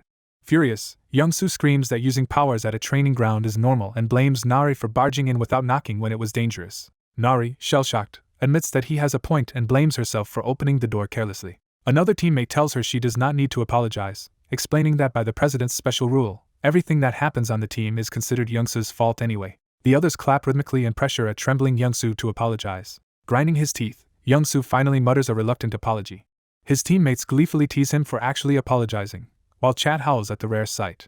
After leaving, Nari tells viewers how lively Weissim's players are, and chat jokes that the top team is also number 1 at making fun of others. Just as she starts to ask who to interview next, something off-screen grabs her attention. The scene shifts to Weissim's rooftop, where 2 figures stand together, observed from below. Nari finds Weissim's popular mascot player and the newly arrived Pietro and Ella standing alone on the rooftop and aims her camera at them.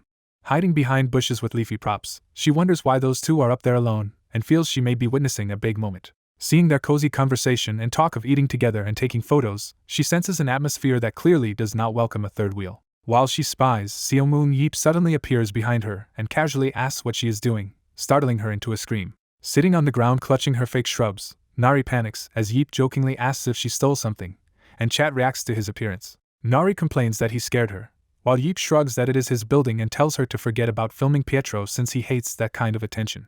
Yeep explains that Pietro dislikes these annoying publicity things and would not say anything nice on camera anyway, and Pietro himself wonders what Nari and Yeep are doing on the rooftop. Yeep assumes Nari has already seen most of the facility, and offers to drive her back to the city since there is no public transport up the mountain. Nari remembers she still has not filmed Park Young-min, but Yeep says Youngmin probably is not even at the clubhouse. She grows concerned and wonders where Park Youngmin is. Yeep drives Nari to the PC cafe, hinting that this is where Youngmin likely spends his time. Standing outside, both stare up at the building, surprised that this is the place. Inside the cafe, they spot Park Youngmin, and Yeep calls out to him. Youngmin greets Yeep respectfully and is surprised to see the president visiting his workplace. Yeep reminds Youngmin that he already met Nari before and reintroduces her as streamer Pretty Nari, which she confirms while he jokes about her calling herself pretty. Nari starts to bring up Youngmin's in-game ID but instead asks what he is doing there, prompting Youngmin to answer. Youngmin explains that since joining Weissim after the cafe incident he has been helping out at the PC cafe during holidays. He adds that his old friends are also working there with him. Youngmin admits he has a shameful past and wants to atone for it, even if only a little. Aware of his tarnished image, he says he is sincerely reflecting and trying to change. He bows to Nari and asks her and viewers to keep watching his efforts from now on. Outside afterward, Nari cheerfully ends her live stream, asking her Forsythia fans if they enjoyed the Weissim tour. She hands the spotlight to Yeep, asking the president to say a few closing words on stream. Yeep announces on camera that he is flying to the UK the next day to recruit new members and tells viewers to look forward to good news. Afterward, Yeep realizes he may have revealed confidential information as Nari and chat react in shock to the UK announcement. A narration notes that media outlets exploded over Yeep's bombshell remark while he jokingly asks to cancel what he just said, and the stream officially ends. It is stated that Pretty Nari's subscriber count skyrocketed that day thanks to Battlefield fans. A follow-up video shows Nari collaborating with Sanya in a snack restaurant mukbang that highlights Sanya's huge, adorable appetite. Meanwhile, Yeep's comments about bringing in British mercenaries become a hot topic in the scene. The clip of Yeep promising from the stream that he will go to the UK and recruit strong new members is replayed widely. Weissim staff scramble to deny details to reporters, insisting they cannot reveal the recruit's identity or Yeep's exact destination because nothing is finalized. Amid this media frenzy, Yeep leaves Weissim with his phone blowing up from constant calls and messages. With the help of the World Battlefield Association, arrangements are made for Yeep's covert trip. Using a portal, Yeep secretly arrives at a towering building in another city, entering through a rift in the upper spire. Narration clarifies that Seomun Yeep has quietly slipped into the United Kingdom. Yeep reflects that after returning from 17 harsh years away he just wanted to relax and watch TV but instead became deeply involved again with duties like Battlefield and facing Waran. Rocketing away from the teleport site, he grumbles that he is busier now than during the Underworld Wars. Nonetheless, he says he has already decided whom he wants to bring to Korea and is ready to enjoy the mission. He puts on enchanted sunglasses that blur his identity to others, going into tourist mode for his undercover visit. The narration compares these glasses to the aura-based light distortion that once let the high priest impersonate Pietro. Yeep lands inconspicuously among people in the city. Walking through the streets, he muses about the UK being a small island with surprisingly many large dungeons. He marvels at how quickly the once ruined country recovered and praises modern civilization's resilience. Looking at a rebuilt cathedral, he notes how new buildings have changed the nation's atmosphere. Scenes of a red double-decker bus and city streets further emphasize that he is now in a restored London. Yeep strolls to a park carrying a red box, still sightseeing. Hearing a sudden scream, he perks up in curiosity. A woman yells that a cyclist has snatched her purse as the hooded mugger speeds away on his bike. Yeep sighs that some things never change. He calmly steps into the mugger's path and tells him to get lost. Amused, Yeep thinks this is great entertainment and ideal content as he readies himself while birds suddenly swoop in. The mugger is violently knocked off his bike, crashing to the ground in front of Yeep. Yeep stares at the wrecked thief in confusion, surprised by how spectacularly he was stopped. He retrieves the purse and calls out to the grateful woman running back toward him. The woman thanks him repeatedly for returning her bag, while he brushes off the praise. Yeep remarks that this city never seems to have a dull moment. Soon after, he notices someone lying on a park bench, only their shoes visible. Curious, Yeep wonders who would be sleeping in such a place. The camera reveals a man lounging on the bench saying he hates noisy commotion. A title card identifies him as Gary Williams, a superhuman national player for the England United team. Gary notices something and opens one eye in mild confusion. Yeep's sunglasses reflect Gary as he looks at him carefully. Recognizing him, Yeep calls out Gary Williams' name. Gary, not recognizing Yeep due to the disguise, asks who he is. Sitting up, Gary asks if Yeep is a Battlefield fan who somehow knows him. Yeep suddenly remembers he is still wearing the recognition-blocking sunglasses. He removes them, smiles, and greets Gary, asking how long it has been. Seeing his full face, Gary is shocked and blurts out Seomun Yeep's name. The scene shifts to Gary's house, where he wonders what on earth is happening as he hosts this unexpected guest. Over drinks, Yeep says he was also surprised to bump into Gary so quickly and jokingly asks if it is fate. Yeep confirms Gary has heard that he is seeking a mercenary, and says he did not expect him to be in England already.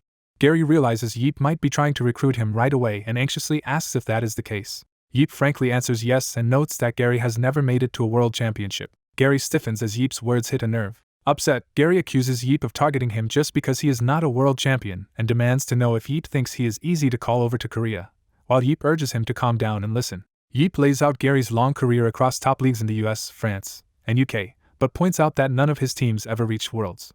He admits Korea's league is weaker than the UK's but asks Gary honestly whether he still wants to go to the World Championships. Gary thinks to himself that Weissim is almost guaranteed to qualify for Worlds. Imagining Pietro's power, Sonia's strength, and Yeep leading them, Gary realizes how stacked Weissim looks. He concedes that a Worlds ticket is practically assured with them but asks what deeper reason Yeep has for wanting him specifically. Yeep is pleased Gary is at least tempted by the chance at Worlds and begins to explain his true purpose for recruiting him. Yeep says he is not simply chasing advancement at Worlds. That statement shocks Gary, making him listen more intently. Yeep internally reflects that if he dies fighting war and it is over, so to find comrades capable of opposing that enemy he must personally test strong candidates one by one. He declares that he needs players strong enough to advance deep into Worlds and that his goal in gathering and testing such powerhouses is outright victory at the World Championships. Hearing that Yeep is aiming not just to appear but to win Worlds, Gary is taken aback and fixates on the word victory. Seo Moon warns Gary that while he respects his confidence and strength, the World Championships are not something to take lightly. Gary suggests recruiting veterans of the World Championships instead of him, and worries playing in Korea's top league might cause his skills to decline before Worlds. Seo Moon asks what made Walker choose a small shield, hinting that seemingly minor choices hid deeper conditions. He likewise questions what drove Nathan to build overwhelming strength and legendary kill counts. He also wonders why Roy Meyer chose to use the absolute zero ability barehanded. Gary silently recalls these examples, struck by the implied hidden reasons. Seo Moon says there are many such small cases, but they should suffice to explain his point that Korea has him, Seo Moon Yeep. He confidently claims that as long as he is coaching, his players' skills will not deteriorate. Seo Moon then straightforwardly invites Gary to transfer to his team. Tempted yet cautious, Gary says he has one last question before deciding. He asks Seo Moon where he still has room to improve as a player. Gary reflects that after 18 years as a melee dealer he is seen as good for big leagues but not talented enough for the World Championships. He wonders what potential Seo Moon sees in an aging, experience-dependent player like him. Seo Moon explains he favors versatile superhumans, and notes Gary has only ever used his bow as a secondary melee tool. He reveals his idea of converting Gary into a primary range dealer. Gary objects that his dungeon buff strengthens his body, which seems optimized for melee, so switching roles feels wasteful. Seo Moon counters that this ability would actually become remarkably powerful as a ranged dealer. Activating analysis, Seo Moon uses his eye ability to inspect Gary's powers in detail. Gary's stat window appears, listing his attributes and abilities: body strengthening and vision enhancement. The vision enhancement buff is shown to multiply his vision fivefold inside dungeons. Body strengthening is shown to boost strength, agility, and speed by 5 in dungeons, or by 10 if he acts as a ranged dealer. The text emphasizes again that body strengthening doubles its bonuses when Gary is a ranged dealer. Seo Moon notes that Gary's powers are actually conditionally unlocked, with extra potential in specific roles. He reflects that his analysis lets him see superpower conditions directly, unlike normal machines, and realizes no one had noticed Gary's higher potential as a ranged dealer. He declares that from now on Gary should not be a melee dealer who can occasionally attack from range. Instead, Gary will become a ranged dealer who can still back up melee roles in emergencies. Later, another man slams a hand on a thick stack of documents in frustration. Emre Casa, reviewing paperwork, groans that the situation is giving him a headache. Narration states that Emre had been expecting a €180 million transfer fee for Seo Moon Yeep. An image of Seo Moon appears under the huge €180 million valuation. It explains that while the fee was enormous, Emre believed Seo Moon could generate at least that much value.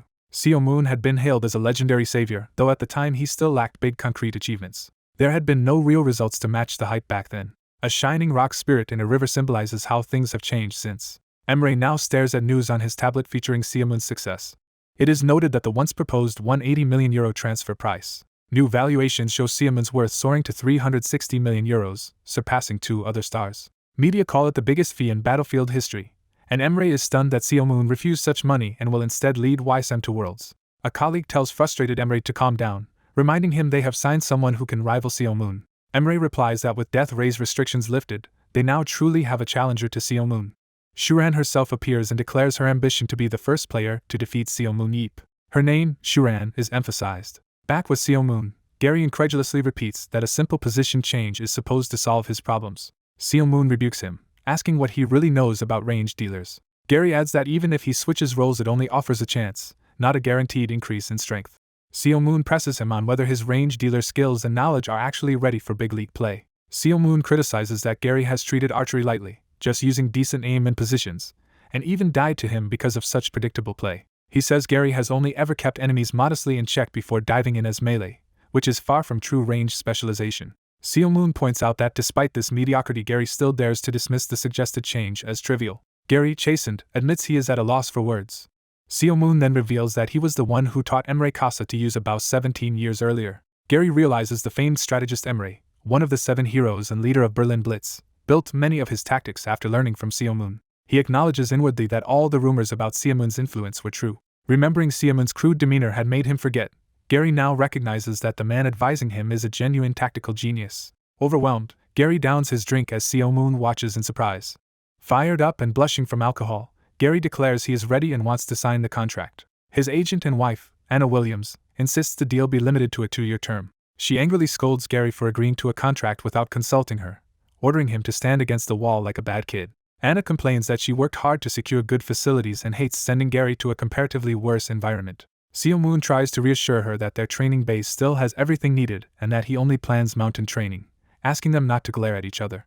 Anna concedes that Gary must have his reasons and begins to relax, while Sealmoon shyly suggests extending the contract to 3 years. She firmly refuses, capping the term at 2 years and warning Sealmoon not to expect concessions later. Sealmoon gives up haggling and tells them to just draft the contract. The final agreement is summarized as a 2-year deal paying Gary €50,000 per week starting after his current 6-month contract ends. Narration states that the contract negotiations with Gary Williams were thus successfully concluded. Later, in Sealmoon's UK lodgings, he packs his bag at night, preparing to leave. His phone rings and he answers, asking who the caller is. The caller introduces herself as Shuran. Sealmoon is surprised she got his number from Emre and wonders if this is payback for the past. Shuran tells him she has transferred to Berlin Blitz and invites him, now in the UK, to come watch their match. She boasts that she has changed a lot since their encounter 17 years ago, and challenges him not to ignore her. The scene shifts to the outside of a roaring stadium ready for a big game. Sealmoon sits in a VIP room overlooking the arena. He recalls Shuran claiming her death ray has gone from 50 to 80% power and decides to see how much she has really grown. The Berlin Blitz team, led by Shuran in a new uniform, enters the field to loud cheers. Commentary identifies her teammate Daniel Mance as one of the world's top 3 supporters. Sealmoon recalls that the Chinese team used to revolve entirely around Shuran's commands and expects Emre's Berlin Blitz to structure attacks around her too. He wonders if Shuran has finally overcome the strategic weakness he once exploited. The dungeon chosen for the match is introduced as the multilayered pillar of creation. Their opponents are the Munich Wolfenritter, known for high-speed monster hunting using superior mobility. Munich's strategy is shown as aggressively farming experience throughout the tower's levels. Berlin Blitz moves through the tower with their usual style at first. Then Berlin surprises commentators by sending 2 tanks plus Shuran away from the main group to pressure the enemy, mirroring Weissim's tactics. Watching, Sealmoon notes Emre has copied his team's way of using a specialist and questions if relying on Death Ray alone will suffice. Inside the dungeon, Shuran's detachment reaches the floor's mid-boss after a grueling fight. She unleashes an immense Death Ray blast toward the boss, about to detonate it. Spectators marvel as her attack radiates overwhelming power and single-handedly destroys the mid-boss. Shuran then starts moving through the dungeon, conversing with her tanks as they search for the enemy. One of the Munich players spots her trio and is shocked. Shuran fires a death ray that instantly kills the lurking enemy, drawing excited cries from the commentators.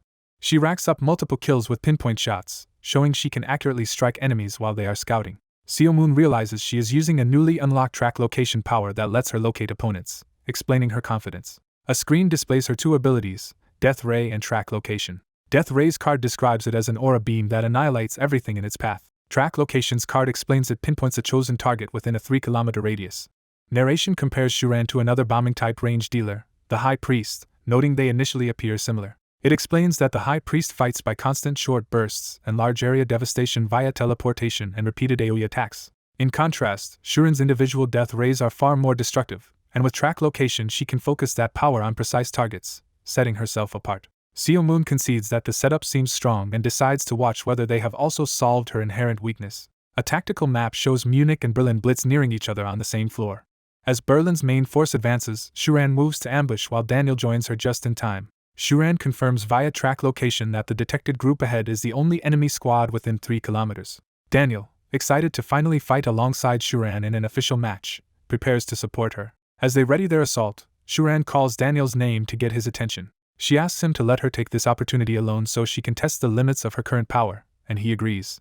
Daniel cheerfully steps aside while her purple beam erupts elsewhere. The Munich players look up in alarm as Shuran suddenly appears overhead, charging power. She gathers multiple red death rays around her, readying a massive bombardment. The commentators shout that it is Shuran unleashing her signature move. She fires an enormous multi-shot death ray barrage down on the area.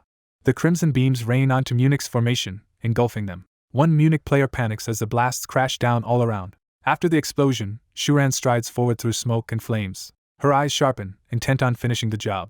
Announcers report that Shuran has scored 3 kills, eliminating 2 enemies instantly with death ray in addition to her earlier victim.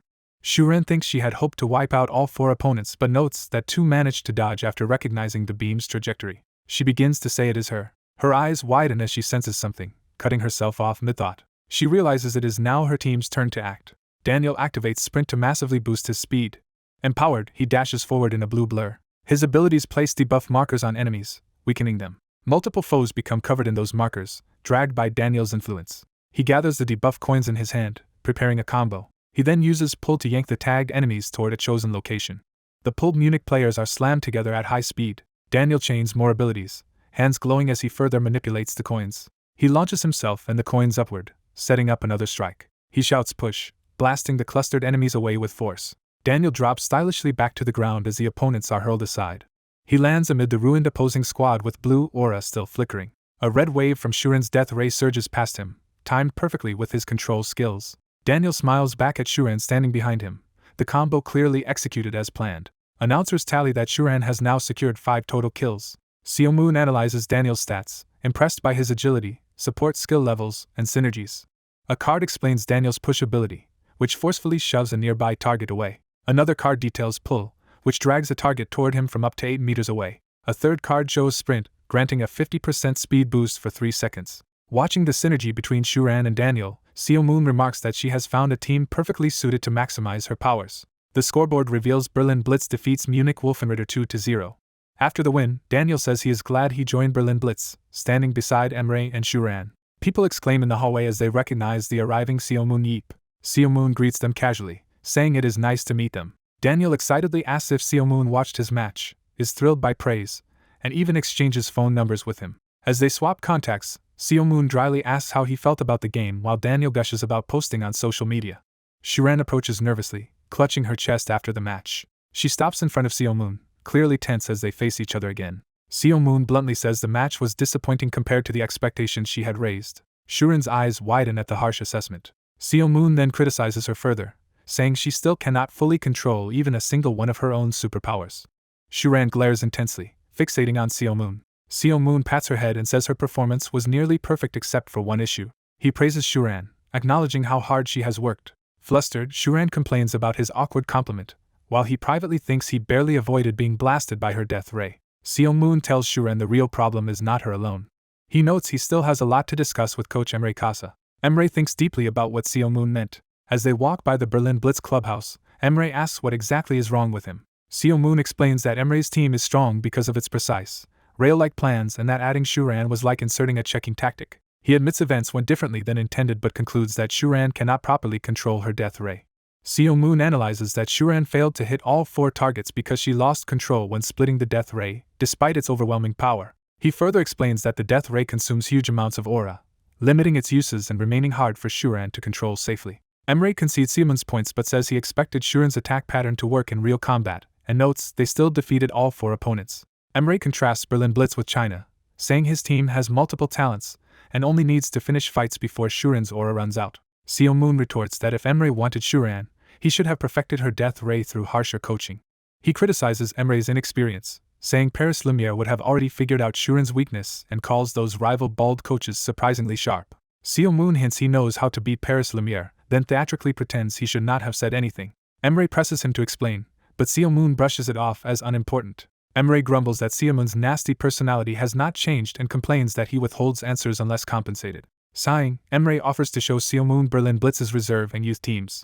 Seo Moon bluntly evaluates the roster, saying that aside from Gary Williams and the odd Italian Pietro, no one is yet world-class and that Sonia still has room to grow. A strategic analyst explains that Berlin Blitz has many offense-focused tanks but only one pure defensive tank, No Jongwon. Emre responds by deciding to lend Seo Moon a tank from his club, prompting Seo Moon to ask anxiously if Berlin will keep paying that player's salary. Annoyed but relenting, Emre says Berlin will cover half the cost. Seo Moon happily agrees, insists on choosing the player himself, and prepares to reveal his solution as Professor Seo Moon Yeep.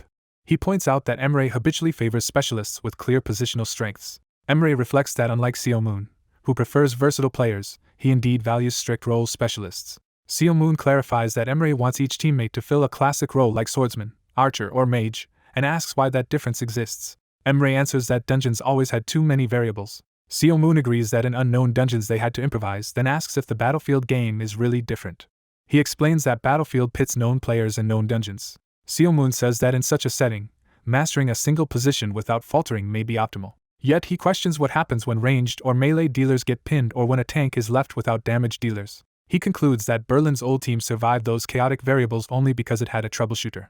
Emre suddenly thinks of Daniel Mance as that key troubleshooter. Seo Moon confirms Daniel is who he means and asks how much impact Daniel has on Berlin's team. Emre starts to realize Seo Moon is implying Daniel's importance. Emre wonders if Daniel creates more variables than he had noticed. Seo Moon estimates that Daniel covers at least 40% of the team's opportunities that others miss. He even claims that if Daniel had existed during the final dungeon raid, he might have chosen Daniel over Emre. Seo Moon says Berlin has so far constrained Daniel to create surprises only inside Emre's rigid plan. He advises Emre to instead let Daniel lay his own rails and have the team follow his lead, like replacing a slow train with a high-speed one.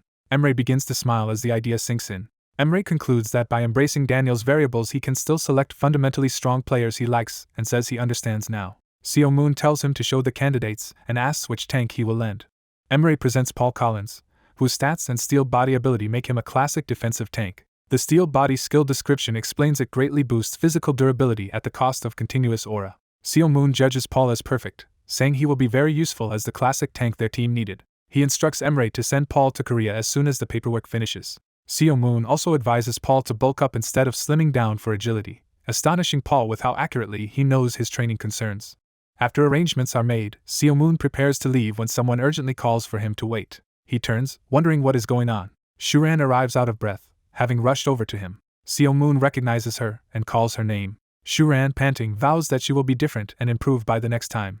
Seo Moon accepts her resolve and tells her not to disappoint him again. Shuran blushes yet nods firmly, agreeing. Later in Berlin, Seo Moon finishes his business and contemplates whether to continue sightseeing, deciding that the city is not really his taste. Standing atop a landmark, he chooses instead to return home. He contacts the Underworld Queen and asks for a gate back, confirming his plans are finished. The Queen opens a massive spatial gate, allowing Seo Moon to step through. He arrives once more in the ornate golden hall of the Underworld passageway. The Queen greets him warmly by name. She leads him through the palace, with Seo Moon following curiously. As they walk, Seo Moon asks why this supposedly simple passageway is so lavishly decorated.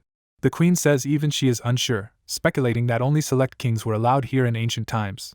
Seo Moon notices a huge glowing object and asks if it is a dungeon core, noting it seems even larger than the one from the final dungeon. The Queen reveals that, while it looks like a core, it is not the mechanism sustaining this place, and that she never discovered what it is linked to. She says her research was hampered because her ancestors' records were mostly destroyed. She recounts how her people once tried to mine the core but could not scratch its impossibly hard surface, so they gave up for lack of aura. Seo Moon realizes the place is dungeon-like and asks if it is created with aura as well. The Queen explains that dungeon spaces differ by purpose, and this one lacks monsters because it functions only as a passageway. She contrasts it with regular dungeons that spawn monsters to harvest aura from intruders, saying that a closed passageway has no reason to do that. She adds that the underworld consists of many dungeons plus connecting passages like this, though humans cannot use them without someone who can open gates. Seo Moon compares the network to tunnels burrowed worldwide, saying that is how the underworlders can appear anywhere, and she agrees it is similar. Returning to the core, he reiterates that their mining attempts left no marks. He then points out mysterious cracks or marks on the core that contradict her claim. He notes an ancient inscription on it about awakening the strength of one who is worthy. The Queen explains that inscription is an old underworld proverb. Seo Moon is stunned that such clear sword marks were carved into a supposedly unbreakable core, and wonders who did it. He suddenly recalls the Emperor's boast about being the only one to accomplish weapon spirit embodiment. Seo Moon calls to the Queen. She responds in surprise. He casually asks if she will allow him to try breaking the core. She incredulously repeats his intention, but he insists he has an idea and just needs permission. Seo Moon grins and asks again for her approval. Realizing he intends to copy the Emperor's power, she nervously guesses his plan. Confident that she will protect him if needed, she allows it, and Seo Moon readies himself. She adds that they still do not know what the core truly is anyway, so experimenting is acceptable. Seo Moon decides it is settled and prepares his weapon. He activates his immortal weapon's amplification. Seo Moon unleashes weapon spirit embodiment, surrounding himself and his spear with immense blue energy that awes the Queen. He charges at the core, spear blazing with power. The overwhelming pressure far exceeds anything the Queen had seen on the monitoring screens. His attack slams into the core with explosive force. Superhuman continues to batter it with relentless and powered strikes. The Queen is amazed, sensing that the supposedly invulnerable core is finally being affected. Superhuman roars and delivers an even stronger finishing blow. The final strike smashes through, cracking the core apart. Light erupts as the core shatters under the assault. Superhuman braces himself amid the blinding explosion. The core explodes fully, scattering fragments while he is blasted back. In the aftermath, Superhuman shields the Queen with his spear from the shockwave. Both recover and stare as a figure begins to emerge from the core's light. Superhuman pushes forward through the glare toward the revealed figure. A radiant being in regal armor and robes appears, floating where the core once was. The figure speaks after a long silence, saying it has been a while. The fully revealed Emperor stands amid golden flames, restored. Superhuman and the Queen are shocked as he recognizes this presence as the Emperor, though something about it feels different. Superhuman realizes the being looks like the Emperor before his fall into corruption. The Emperor declares that the long-awaited person who mastered weapon spirit embodiment has finally arrived. He says he prepared this power as an inheritance for the next generation's savior. A golden energy stream shoots into Superhuman's hand, branding him with a new power. Superhuman stares at the glowing mark on his fist and asks what it is. A status window explains the ability Savior's henchman, allowing him to appoint up to 6 henchmen whose 2 chosen stats can surpass normal limits. Excited, the Queen grabs his arm and insists on examining the new mark closely. She realizes this whole facility and power were secretly prepared by the Emperor. Superhuman scoffs at how overprepared the Emperor was, leaving such a gift for his successor even as he fell. The Queen says it is ultimately fortunate, since the new power will help Superhuman prepare for the threat of Waran, while he muses about who to choose. Superhuman reflects that he once had to handpick 7 heroes and now faces a similar task. Time shifts to the present, where he yawns widely, exhausted after domination has made the domestic KB1 league feel dull. Standing on a trophy case with spear in hand, he apologizes that winning the league is so easy it makes him yawn. His team wonders nervously what he plans to tell them now. He reminds them he promised Coach Gabriel when recruiting him from Paris that he would raise their team from last place in KB2 to first place in KB1 within a year, and he has done so. Now, he says, it is someone else's turn to make a promise.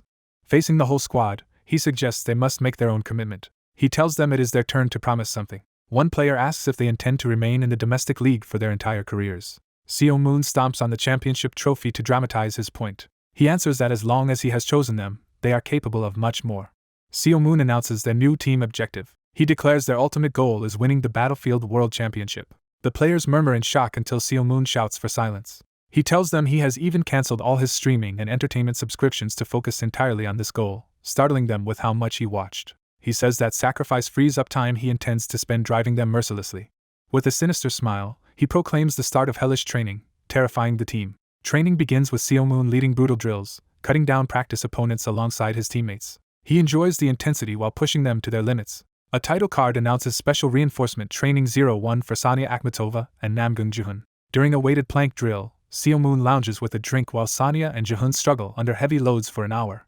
Jihoon quizzes Sonia on what specific weakness Korean damage dealers have, promising rest if she answers correctly. Sonia replies that their finishing power is weak, and Superhuman presses her on why that is so. He advises her that constantly questioning and seeking reasons deepens one's thinking and tells her not to watch passively but to keep analyzing, which she accepts. Superhuman then asks Jihoon for his take, prompting the exhausted analyst to guess it is because they cannot pierce enemy tanks. Superhuman agrees enthusiastically, asserting that Korean players rarely secure solo kills. When Jihoon asks why, Superhuman says weak coaches stifle players' individuality, leaving them passive and unable to break through frontline tanks. He continues that this overemphasis on teamwork discussion pushes them into purely defensive play. Superhuman explains that every team fields shield using tanks, and that melee dealers who cannot breach that line will be exposed at the World Championship even if it is hidden in the Korean League. He warns that if Sonia and Jihoon stay at their current level, they will only barely survive fights. Superhuman concludes that unless they grow, he will be forced once again to run around the battlefield carrying the team's kills by himself. The president tells the trainees that although Pietro helps, they must not remain weaklings who only barely endure. The 2 trainees loudly insist they do not want to be pathetic wimps. The instructor announces the focus of today's training. He states that today's training will be about breaking through an enemy's guard. Holding his shield, he orders the 2 exhausted trainees to attack him again despite having promised rest. He calls out Neon, who answers eagerly. Neon's special reinforcement training session is introduced. The coach asks Neon if she believes her current running speed is her limit. Neon is startled by that question. As Neon runs, the coach says she is famous and skilled in the league but can still raise her running to a higher level. While revving a motorcycle, he warns that reaching the final stage of improvement is normally difficult. The motorcycle suddenly surges forward. Nayeon is shown tied by a rope to the coach's accelerating motorcycle for extreme speed training. Horrified, Nayeon screams to the president. With a crazed grin, he yells for her to run as hard as she can. Nayeon is dragged at high speed, shrieking as the rope pulls her. The training continues with the president gleefully towing the panicked Nayeon behind the speeding bike. Narration notes that the team continued to work hard. They trained while also having fun together through various practice scenes. The montage shows team bonding events like a barbecue and their first Weissim picnic. Time passes and Weissim's summer comes to an end. In the waiting room, someone announces that they are transferring teams starting today. Yoon Byum explains the president is busy, says goodbye, reveals a lucrative transfer to the Middle Eastern team Dubai Blaze, and wishes Weissim luck at Worlds. The teammates, including Nayeon, quietly tell him to take care as he leaves. As Yoon Byum walks out, the coach stops him by name. Yoon Byum is surprised to see it is his coach. The coach mentions hearing from Lee Nayeon that Yoon Byum recently obtained a motorcycle license, and Yoon Byum confirms it. The coach tells him to come along. Yoon Byum reacts tensely, not knowing why. Outside, he is shocked to see an impressive motorcycle waiting. The coach explains the motorcycle is a gift from President Seo Moon-yeep. Yoon Byum emotionally murmurs the president's title. Overcome, he corrects himself and calls the president his older brother figure instead. Riding the new bike, he thinks that Yeep has done something completely uncharacteristic. In tears, he rides off vowing that he will always be grateful to Yeep. Narration declares that after a long break the league's second half is starting. The upcoming match is announced as Weissim vs Sanyang BC. Yeep addresses his squad, telling them they have worked hard up to this point. He reminds them this is the final hurdle before Worlds and urges them to sense how much they have grown, though he doubts this alone will be enough practice. Narration states that the decisive second half of the season is beginning. Yeep orders his team to finish the opponent within 3 sets and darkly warns them not to die, or he will punish them himself. The official declares that the match is starting. Narration repeats that the second half of the season has finally begun. The crowd cheers loudly for the Weissim vs Sanyang BC showdown. Commentary introduces Sanyang BC's tank-based, stable playstyle and presents Weissim as South Korea's greatest powerhouse rivaling world teams.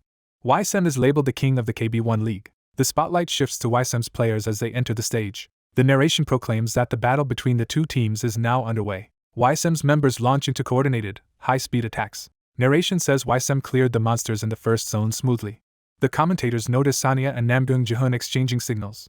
After completing an attack, Sanya and Jihun dash off toward a new objective. The scene shifts focus to Sanyang BC's camp. Sanyang's captain tries to steady his team, claiming battlefield results depend mostly on luck and spirit. Something catches the captain's attention and alarms him. He sees Sanya descending rapidly toward their position. Sanya identifies the opposing squad as the enemy. Her attack lands in a blinding explosive impact. She unleashes a powerful technique called two-handed descending stab. The Sanyang tank thinks Sanya is strong but believes he can endure her full-force strike to create openings for his allies. The tank still struggles with the impact. He resolves to hold out and withstand her assault. As he braces behind his shield, he suddenly senses something is off. Sanya recalls Yeep's advice that attacking is not just about brute strength. She adjusts her assault pattern and moves again. She remembers that she must alternate soft and hard strikes to form a rhythm. The tank keeps blocking weaker blows, believing he is safe. Then a sudden heavy strike crashes down with full strength. Sanya's follow-up blow pierces the tank and sends him flying. Commentary announces that Sanya has secured the first kill. Immediately Jihun charges in behind her. Jihun sprints toward another opponent to continue the assault. The shoutcaster exclaims that Jihun is making his move. Jihun rushes a shield-bearing Sanyang player head-on. A flashback shows Yeep asking Jihun how he opens doors. Jihun nervously answers that he uses the door handle. Yeep presses him on what he uses to turn it until Jihun says he uses his hands. Jihun recalls Yeep's belief that with his sword skills he can do more. Back in the match, Jihun smashes his glowing hand against the enemy's shield. He uses that idea to create an opening with a precise, forceful strike. He then tears through the opponent, earning his own kill. The crowd goes wild, marveling at how much stronger Weissim appears every time they compete. Spectators conclude that no one in KB1 can challenge Weissim anymore, and that their growth rate is astonishing. Observers predict that something unprecedented may happen at this year's World Championships as Yeep watches confidently. Among the cheering fans, one realizes something and speaks up. A staff member notes that Jo Sungdo still is not playing, while Yeep scolds him for fidgeting nervously beside him. Sungdo anxiously asks if being kept off the starting roster means Yeep plans to sell him, and Yeep retorts that he has no intention to do so. Sungdo is taken aback by that response. Yeep reveals that Sungdo is his secret weapon for the World Championships, and that he is hiding him for later. Yeep asks if Coach Gabriel's criticism of Sungdo's stats made him fear being traded. Yeep explains that Weissim is now too strong for the domestic league, that Sungdo's current stats are not enough to break into the lineup here, and Sungdo assumes this means he will indeed be sold. Yeep adds that things will be different if Sungdo becomes stronger than he is now. Yeep offers Sungdo a chance at growth by telling him to become his follower. The scoreboard shows Weissim crushing Sanyang 11-0. Narration states that Weissim completed the game without suffering a single death.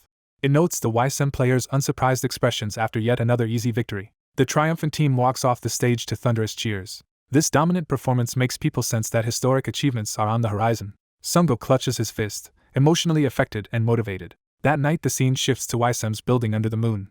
Someone enters Yeep's room and tells him it is time to move. A white-haired being reacts to a psychic signal. She says she is receiving a call from the queen. The high priestess fully manifests, answering the summons. Yeep readies his weapon with a swift motion. Excited, he says he also got the call and looks forward to a dungeon raid after a long break. Narration explains that investigators found traces of something in a dungeon but then lost contact with the scout, and Yeep and the high priest must track those traces. At the dungeon entrance, she asks Yeep for his return stone. She explains that alone she could track aura trails directly, but to teleport a human to a gateless location she must imprint the destination on the return stone. Yeep, confused by the technical explanation, passes over his nearly depleted return stone. She infuses the stone with power, greatly restoring it. She informs Yeep the stone now has about 20 uses left, astonishing him. Dismissing the feat as trivial in her civilization, she compares the stonework to a caveman's tool and Yeep thinks she is being haughty again. Yeep then asks if she can also make a mana stone core to power his bike's engine endlessly. She explains that such a core would remove the need for fuel, quiet the bike, and increase its speed, which makes Yeep beg her to modify it immediately. She flatly refuses, walking away while Yeep complains. When he presses her on why, she says the reason should be obvious. She bluntly states she simply cannot be bothered. Yeep calls her petty as he holds the now glowing return stone. They activate the teleportation and vanish in a pillar of light. The two arrive inside a vast, ornate chamber within the dungeon.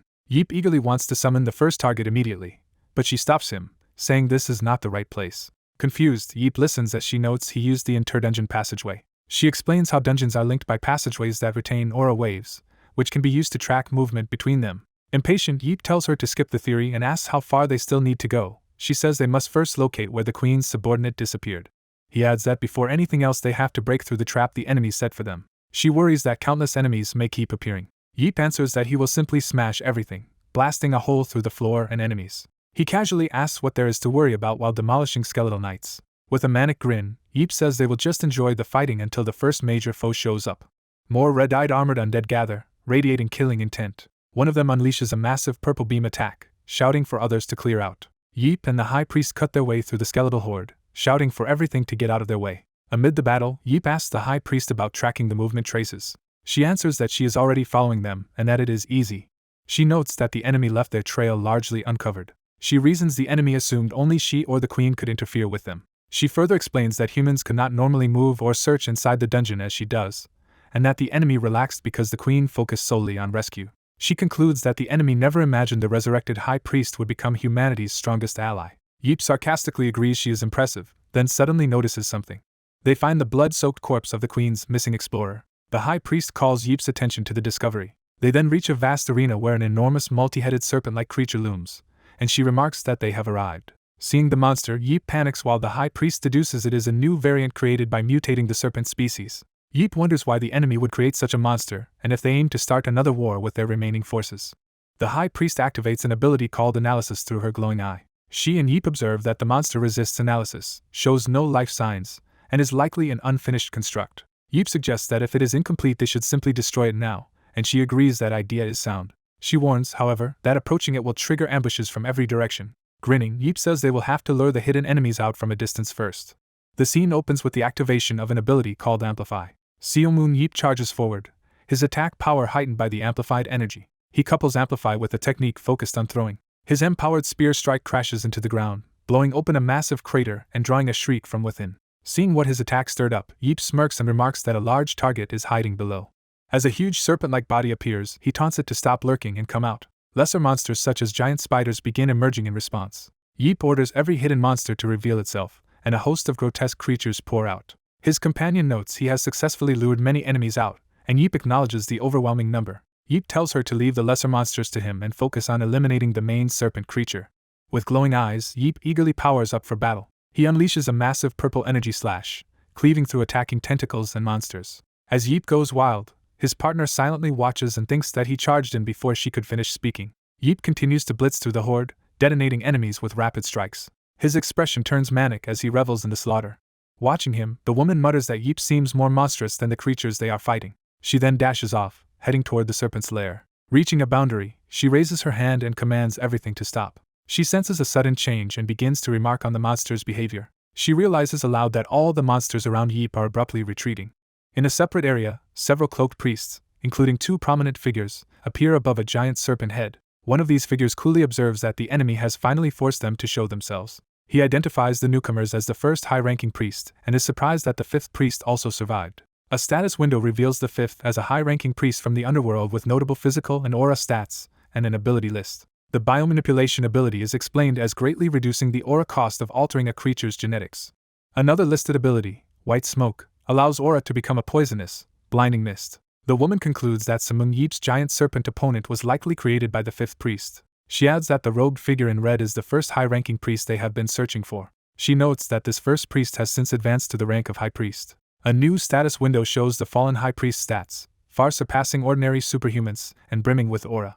His ability Cult is described as devotion to a being beyond time and space in exchange for immense aura. Another ability, Pledge, grants enormous aura by staking one's soul in loyalty to that distant being. The warrior's memory ability allows him to replicate martial arts he has witnessed. Hearing the title first, Yeep jokes that he refuses to share a name with the enemy and prefers another way to refer to him. His partner dryly replies that naming is unimportant, and they can just keep calling the enemy the first. She comments that the first has grown far stronger than she remembers and wonders how he advanced so quickly. A memory of the queen surfaces, reminding them how her aura surged after being chosen by the primordial light. The woman deduces that the first priest received a similar blessing, but from Waran instead of the true primordial light, meaning some comparable source empowered him. She insists Yeep must defeat the first at all costs and prevent the mysterious door from opening, which Yeep says he intended to do anyway. She warns that the serpent's soul is imitating the primordial light itself, making its physical strength impossible for her to predict.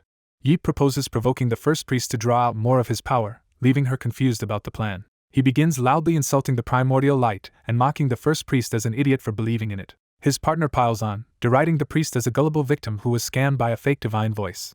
Yeep cruelly ridicules the priest's ego, saying the primordial light would never speak to a nobody like him, and that arrogant types are blind to reality. Enraged by this blasphemy, the first priest trembles and screams in fury at Yeep. Yeep happily points out to his unimpressed partner that his taunting worked as intended. Cloaked in wrathful aura, the first demands to know how Yeep dares to insult the being he worships. He lashes out with a cataclysmic attack, shouting that they defy the great power granted by his god. Yeep shields himself and the woman from the blast while bracing for the clash. Another status screen reiterates the fallen high priest's overwhelming combat stats and aura level. The narration emphasizes that his strength, agility, and stamina exceed most superhumans, making him a terrifying opponent. It stresses above all his colossal aura pool of 245. Yeep wipes sweat and quietly acknowledges how formidable the priest's aura is. Yet he declares with calm confidence that even so, the priest still cannot defeat him. The first priest responds coldly that he will personally make Yeep experience the power gifted to him by the primordial light.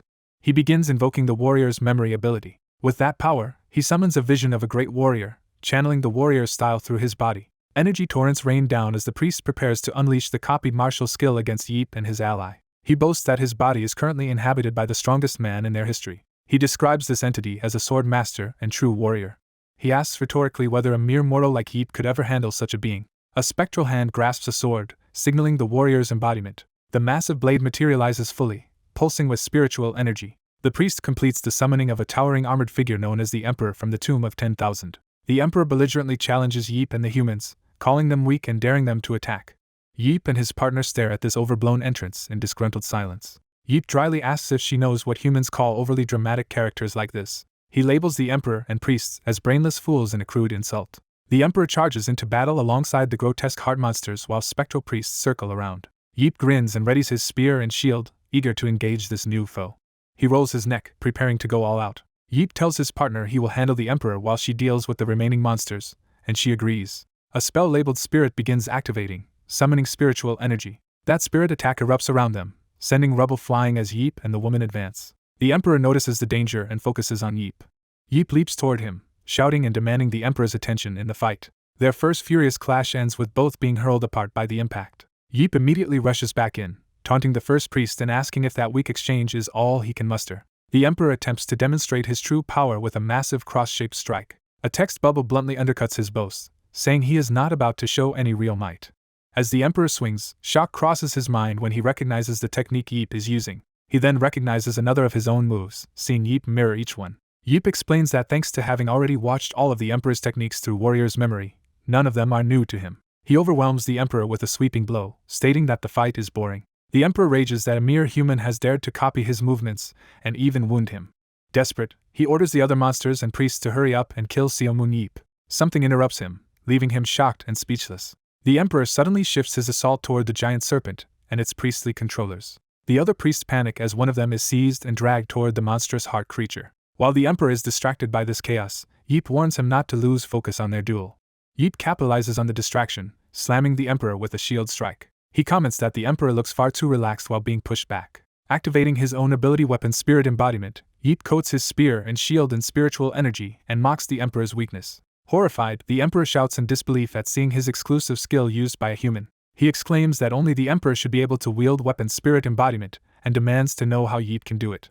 Yeep cheerfully retorts that it is indeed possible and prepares another empowered attack. His next blow sends the armored Emperor flying and shattering the ground. Gravely injured, the Emperor groans in pain. Refusing to accept defeat, he declares that Yeep will now experience the Emperor's supreme swordsmanship. Yeep readies himself, eyes blazing, to counter this final technique. The Emperor unleashes a huge finishing slash, pouring all his remaining strength into it. Yeep, unimpressed, internally comments that he can hardly believe what he is seeing. The Emperor's armor cracks further as Yeep's relentless offense continues to break him. Yeep notes, with dark satisfaction, that he has now killed the Great Emperor twice. He follows up with a furious combo that batters the first priest's true body. The warrior spirit breaks and dissipates, leaving the first priest collapsed on the ground. Yeep and his partner approach. He addresses the defeated man as First. The stunned priest asks what Yeep is and why he calls him First, while Yeep calmly answers that he is the one who originally appointed him to that rank. Another presence manifests, speaking through a possessed human body and acknowledging that he currently appears human to them. This higher being rebukes the first priest for ignoring advice not to accept a mission beyond his capacity. The being, revealed as the true high priest, says the resulting disaster is the consequence of that disobedience, shocking the first. The first priest realizes the high priest is possessing a human and demands to know why they are now allied with humans. The high priest states that the object of the first faith is not actually the true primordial light. The first priest repeats in disbelief that the primordial light he worships is not genuine. Overcome with fanatic rage, he demands to know how the high priest dares oppose the being he calls him. Yeep urges him to calm down and begins to explain that the being he serves is really Waran, but the priest furiously labels the high priest a civilization-destroying sinner. The priest accuses the high priest of pretending to be a prophet, starting a war, annihilating their people, and now betraying them by siding with humans. He further screams that the high priest is denying his very existence, while the high priest quietly asks if that is truly what he believes. The high priest points to the giant serpent and asks if their god ever ordered the creation of such a monstrosity. The first priest falters, unable to answer clearly. The high priest explains that the creature is an amalgam of abominations, a monster that can endlessly absorb aura with its breath yet cannot control this power. She challenges the first priest, asking if he was of sound mind while creating such a thing. She presses further, questioning why the true primordial light would ever need a monster like that. Yeep cuts off the escalating argument, annoyed by the priest's constant bragging about his great civilization, and threatens to send this inferior copy of the Emperor straight to the being he worships. Intimidated, the first priest blurts out that the door will soon open, allowing a powerful being to descend and bring them to the land of light. Yeep and his partner silently agree that he still does not understand the danger. Suddenly, an ominous force surges, startling both of them. Yeep looks around in alarm, demanding to know what is happening. The first priest declares that he is not the one destined to die today. With a sinister grin, he says Yeep will be the one to perish instead. At that moment, all the priest's spirits flee toward a dark portal in the cavern wall. Seeing a familiar aura color, Yeep realizes something terrible is coming and tries to react. A devastating beam from above strikes, but Yeep manages to block it with his shield while protecting his companion. Another ally yells a warning to Seomun Yeep to look up. Yeep and the woman gaze upward as an enormous, newly manifested form of Waran descends, prompting Yeep to curse in disbelief. The towering figure releases a blinding green column of energy straight down toward them. The blast detonates, ravaging the surroundings and obliterating part of the cavern. Out of the dust, a battered arm rises as the being amusedly remarks how exhilarating this situation is. Yeep and his partner, bloodied but alive within a protective barrier, are acknowledged by the entity for surviving the attack. Waran, speaking through the serpent body, admits that this vessel cannot even use a fraction of his true power. Concluding that the only solution is to bring his full body across, Waran looks down at the two humans under the crumbling ceiling. Yeep and his partner struggle to their feet as Waran resolves internally to find the method to achieve this. Waran single-mindedly thinks about discovering the way to open the door completely. As the serpent form disintegrates under its own uncontrollable aura, Yeep wonders why it is vanishing on its own, and she explains it is collapsing under Waran's power. They watch the last remnants of green energy disperse into the cavern ceiling. The scene shifts to a peaceful field of yellow flowers, where someone remarks that they have lost track of the enemy. The queen listens to a report that only one priest was captured before the rest escaped and confirms that this one was the fifth priest. Yeep explains they could not stop the others because a Warren-possessed monster shell interfered and blocked him. Alarmed, the queen asks if that means Yeep actually encountered Warren. Yeep clarifies that they exchanged no real conversation because after a single attack Warren's avatar could not withstand its own power, self-destructed, and they now know the only way for Warren to arrive is by opening the door. The queen is relieved Warren has not yet found the sealed door, though disturbed that he is already using extreme methods. Seal Moon Yeep notes that the hidden door must be incredibly difficult to locate. The silver-haired man explains there are 2 reasons the door is hard to find, starting with why they could not track the runaway priests. He says the ancient emperor severed all dungeons and passages to the Forsaken World and sealed every trace of them multiple times. He concludes the emperor did it so Warren could never return.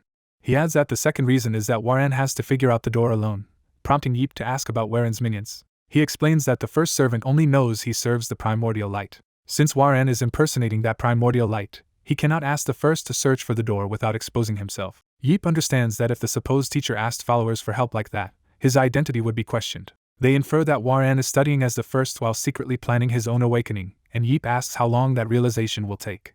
Narration states that after a very long time Warren awakened to himself in a void and will someday discover the door. It is uncertain whether Warren will find the door soon or in the distant future. The 3 fall silent, each mulling over the grave implications. Yeep breaks the silence by asking if they can talk with Warren again. The silver-haired woman reacts in disbelief, questioning how she could even meet Warren. Yeep reminds her she previously said she encountered him before. He specifies it was in the final dungeon when she was going to meet the primordial light. A flashback shows Yeep greeting her as she lies in a bright flower field. Teasing, he asks if she is scared, saying he would have gone to meet Warren already if he could. She replies that is easy to say when it is not his problem. He asks if she knows why she lost to him in battle, and she initially thinks he is provoking her. He points out that she and others rely heavily on the primordial light. Yeep contrasts that by saying he only trusts his own power, responsibility, and judgment. He recalls how she once described meeting Warren as terrifying because she could not reach the primordial light and was overwhelmed by an unknown power. She concedes he is not wrong but notes that now she knows who Warren is and might fare better if mentally prepared. Motivated by his words, she vows internally to act based on her own responsibility and judgment. She reaffirms that she must rely on her own decisions from now on. Resolute, she agrees to attempt another meeting with Warren. She unleashes power in the flower field, carving a crater as she prepares a large ritual. She begins drawing a magic formation on the ground with a stick. Yeep and the queen watch as she works, and Yeep asks if she will really be alright. Standing in the crater, she reflects that living in the land of light has given her an attachment to life, the sun, and the endless sky. She confesses that simply viewing this peaceful nature has been a blessing to her. Yeep jokingly complains she is speaking as if she were about to die. She smiles faintly at his comment. She answers that she will not die. Yeep adds that he cannot die either because there is still too much of the world he has not seen. Later, night has fallen and she stands on the completed glowing ritual circle, declaring she is ready. The vast magic array lights up beneath her as her companions watch from the edge. The queen and Yeep look on anxiously. She thinks about being chosen by the primordial light.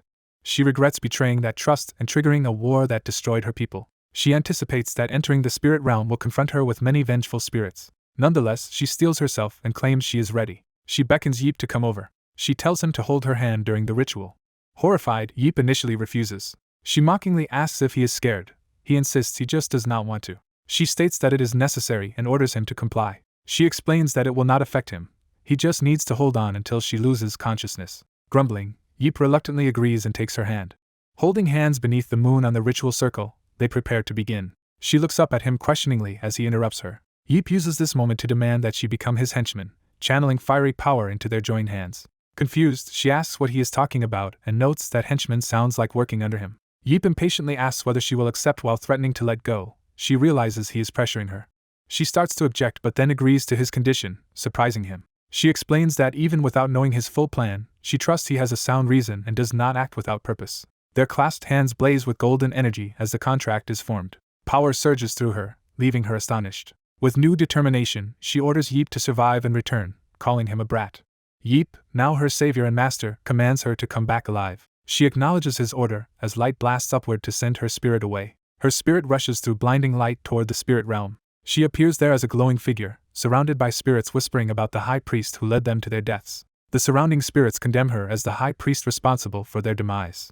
She is relieved they are only speaking instead of attacking, assuming they remember her petrified state. Apologizing silently, she launches herself forward among them. She releases a massive burst of purple energy. Afterwards she stands alone, cloaked in spirit flame. She suddenly senses something and turns sharply. She is shocked by what she sees. Several white spirit flames rush toward her, shouting at her. They confront her vehemently. She realizes the main figure is the queen's advisor, and that he has been waiting for the high priest. She is surprised he knew she would come. The advisor explains he served the queen his whole life until the high priest killed him. He could not foresee her return. He tells her not to dwell on the past, saying the dead no longer care about it. He reveals he came to say that he is not the only one. Many souls, including his, have long awaited her arrival. She suddenly realizes these waiting souls are all former high priests. She recognizes that the blazing figure before her must therefore be. Narration declares this golden spirit is the most powerful and last high priest in history. She mentally identifies him as the first high priest. She apologizes to him, claiming she no longer deserves the title of high priest. The last high priest laughs at her failure but says he too was once reckless and would have panicked at such a prophecy. He is glad no similar prophecy existed in his time, sparing him from destroying his people, and she admits her deep shame. He tells her he has watched over her all along. He recounts observing her attempt to meet the primordial light. He also saw her invade the surface with a monster army. At that time he saw her eyes devoid of wisdom and filled only with chaos.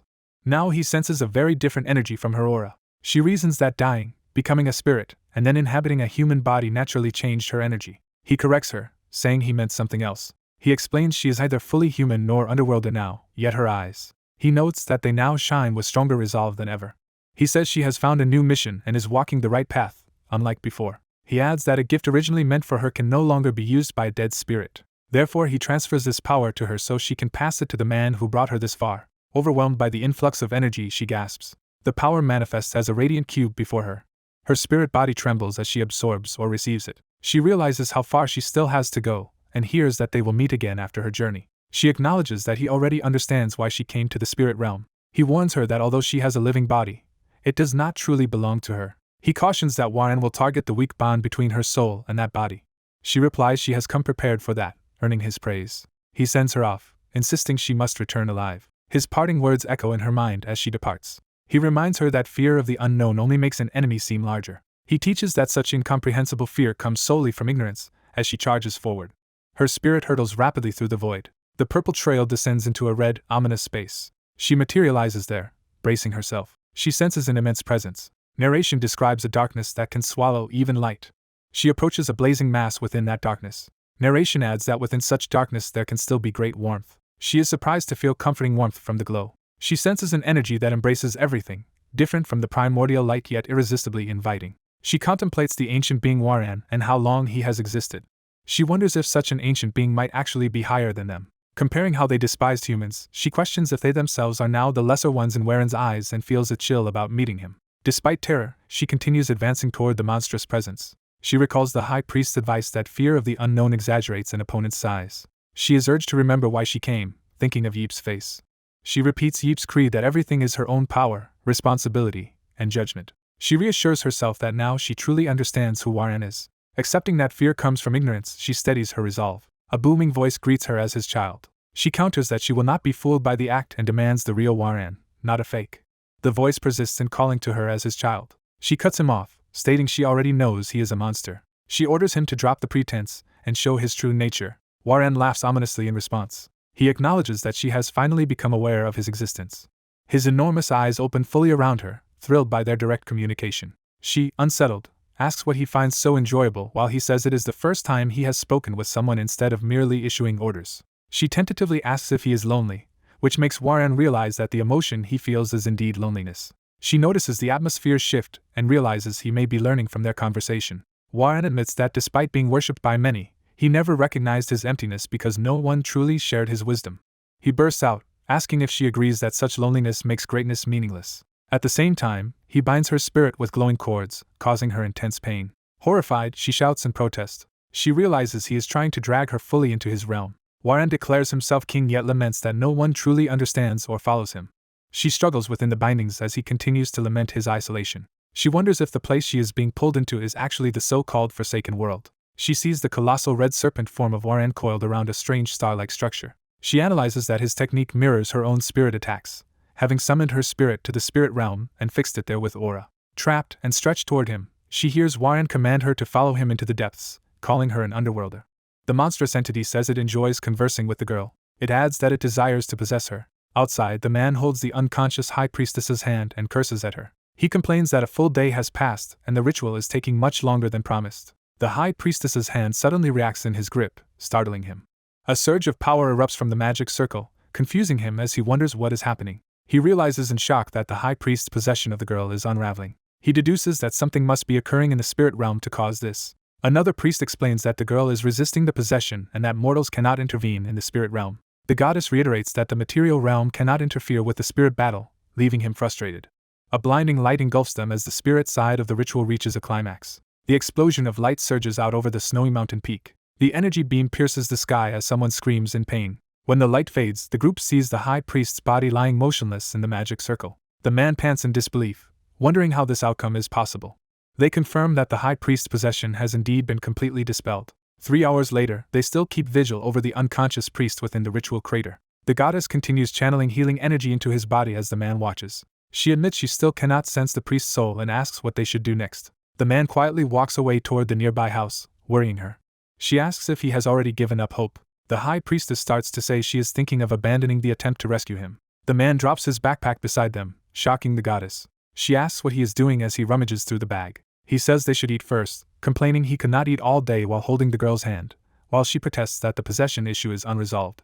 Chewing, he grumbles that he nearly starved. In the spirit realm, the girl is chained and pierced by fiery spears before the gigantic serpent-eyed monster. She tells the monster that humans like her created the creatures from which its kind was born. The monster replies that this is mostly true but irrelevant to it. It accuses humans of abandoning their creations and fleeing after losing control of them. The monster declares that only power matters now and boasts that it rules this brutal realm.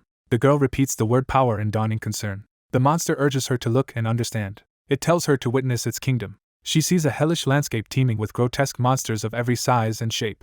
Packs of ground beasts roar and surge through the red world. Flying monsters swarm through the bloody skies. More abominations clash and rampage under the Serpent King's rule. The monster explains that its subjects live only by instinct, forever fighting, eating, and multiplying. It laments that none of them possess intelligence like its own and that they even bear their fangs at their king. It says that over countless years it alone has continued to evolve, while the girl realizes this is Waren's true form. The monster's core of eyes cracks as it begins another transformation. It claims that meeting her has pushed its evolution one stage further. The girl, unnerved, wonders what its cryptic words mean. The transformed monster states that this prison world now bores it. The girl senses the overwhelming, vile aura radiating from its new body. She notices the restraints around her weakening, likely due to the monster's change. He proclaims himself the chosen being. The girl concentrates, saying she is nearly finished preparing something. The monster recalls her earlier description of its existence as loneliness and questions it. She realizes he has just walked past without her being able to track his movements. Panic rising, she admits to herself that she cannot win against him alone. He boasts that he has advanced on his own and will gain even more knowledge by absorbing her. She is overwhelmed by the sheer strength he is displaying. Concluding she must escape, she steels herself.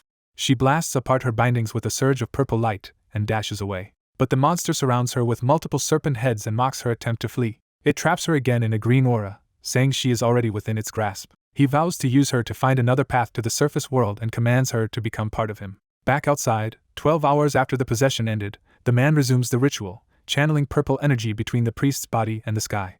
Examining the body, the goddess cries that the soulless shell is beginning to decompose. She fears this is truly the end, because without a body there will be nowhere for his soul to return. She warns that if the body collapses further, the high priest can never come back and urges the man to stop. The decomposing priest abruptly speaks, telling him to be quiet. In the spirit realm, the Serpent King recalls casting many protective runes but ultimately losing his connection to his physical body. He explains that the severed connection also trapped him away from the spirit realm. Suddenly alarmed, he senses that some link he expected to be gone remains active. He wonders why the connection with his captive soul is still intact as he strikes at her golden barrier. The girl looks at the flaming sigil on her hand in shock. She remembers the moment the man placed that burning mark on her during their earlier contact. She realizes the mark embodies his promise that she must return alive no matter what. Empowered by that memory, she calls out his name as golden flames envelop her. Addressing the monster, she declares that relying on others for wisdom is the mark of a foolish beast. She advises it to look within for enlightenment if it wishes to end its suffering. Someone off-screen tells another to observe what happens. The man smirks in response. His golden spirit avatar erupts from the priest's body as he charges forward. A voice reminds that the outcome was already predicted. The man says confidently that he told everyone the girl would definitely come back. The girl, now resolute, announces that she is coming for the monster. The monster screams in fear as a blinding golden light rushes toward it. The light engulfs its face at point-blank range. Even its giant eyes are overwhelmed as the radiance intensifies. The serpent mass is obliterated in a massive golden explosion. Back in the real world, the girl's hand clasps the man's marked hand as she teases him for waking early. She shoots down from the sky into his grasp, and he grabs her, astonished. They crash together in front of the goddess, who calls out to the now-returned high priest. The girl urgently asks the man how much time has passed. He tells her it has been 32 hours, and she notes she returned sooner than expected. He complains that if she knew it would take so long she should have warned him, because he almost starved. She then gravely states that she has met the monster itself. She explains to the goddess that the monster's intellect has grown since meeting the emperor, and that it wants to absorb her knowledge. She warns that if the creature ever reaches Earth, it will devour all intelligent life. Therefore she tells the man there is somewhere they must go immediately. She reveals that an ancient high priest left a secret treasure specifically for him.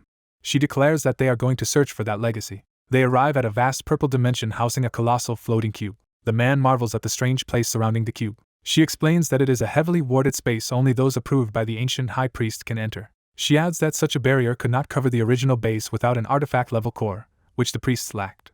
She clarifies that only a high priest can create or open this kind of super barrier. She boasts that, as the strongest of the high priests, she could manage it given time and aura. She affirms that this cube is indeed the ancient high priest's legacy. She presses her hand to the barrier, unleashing power to test it. After trying, she realizes it does not respond to her. She concludes the legacy was not meant for her and tells Seomun Yeep to place his hand on it. He hesitates, wondering if it might be a trap, while she tells him to stop overthinking. He then jokingly accuses the gods of plotting to remove him so they can reclaim Earth, and she protests through her squished face. He blankly asks what she is even trying to say. She snaps that killing him now would doom them all because they need him to stop the coming tribulation. Annoyed but convinced, he clicks his tongue in resignation. He strides forward and tells her to move aside so he can touch the legacy. The cube shatters into cascading fragments as his aura interacts with it. He stares, confused, at whatever has appeared. He finds a glowing orb in his hand, wondering if this small sphere is really the grand legacy, and joking about marbles. The orb pulses with a miniature cosmos in his palm. It suddenly detonates into light around his hand, shocking him. He is engulfed in golden energy, eyes wide. The girl shouts his name as the light dominates the chamber. He screams in agony as glowing script floods over his body.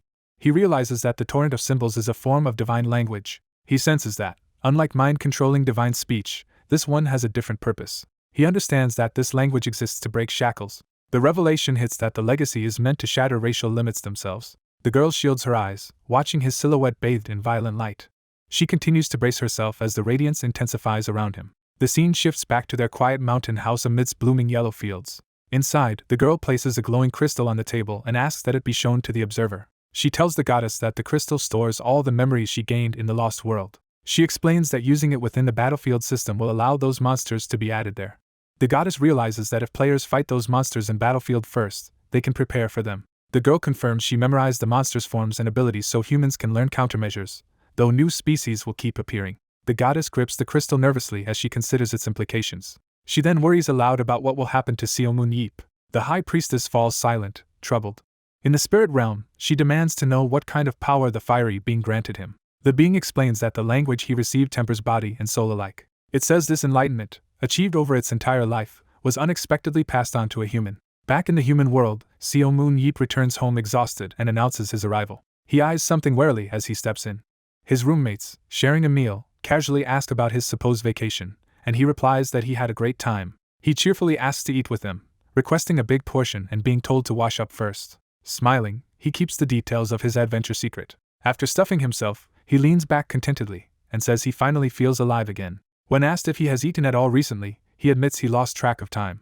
His roommate, glancing at some troubling news, anxiously asks if it has anything to do with him. Looking at the report on his phone, Seomun Yeep says he has heard about it and thinks the upcoming event will be entertaining. The narration announces a global competition where each nation's best Battlefield team will clash. A live stream reveals the official announcement of the Battlefield World Championships.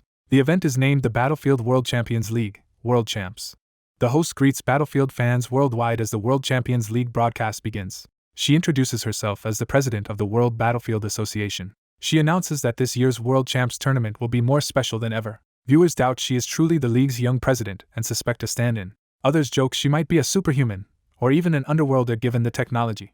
Another commenter dismisses the underworld idea, saying she is too attractive for that. Her announcement continues across city screens, promising new dungeons and monsters. She adds that, with some restrictions, players will be allowed to use their abilities for 10 minutes. She proclaims it will be the biggest Battlefield festival ever, with over 166 countries joining. Smiling, she declares that the World Champs event officially begins now.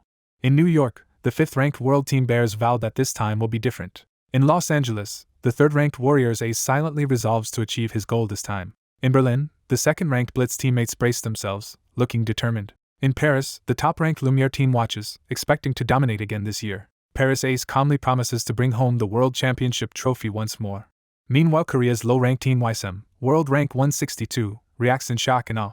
Their record shows 0 appearances at the World Champs so far. Seeing their name on the screen, the Weissim members exclaim that they are really going to the World Champs. Their president walks in, noting the coincidence that they are watching the announcement. The players run to him, and he assumes they look down on the 5th-ranked team while watching.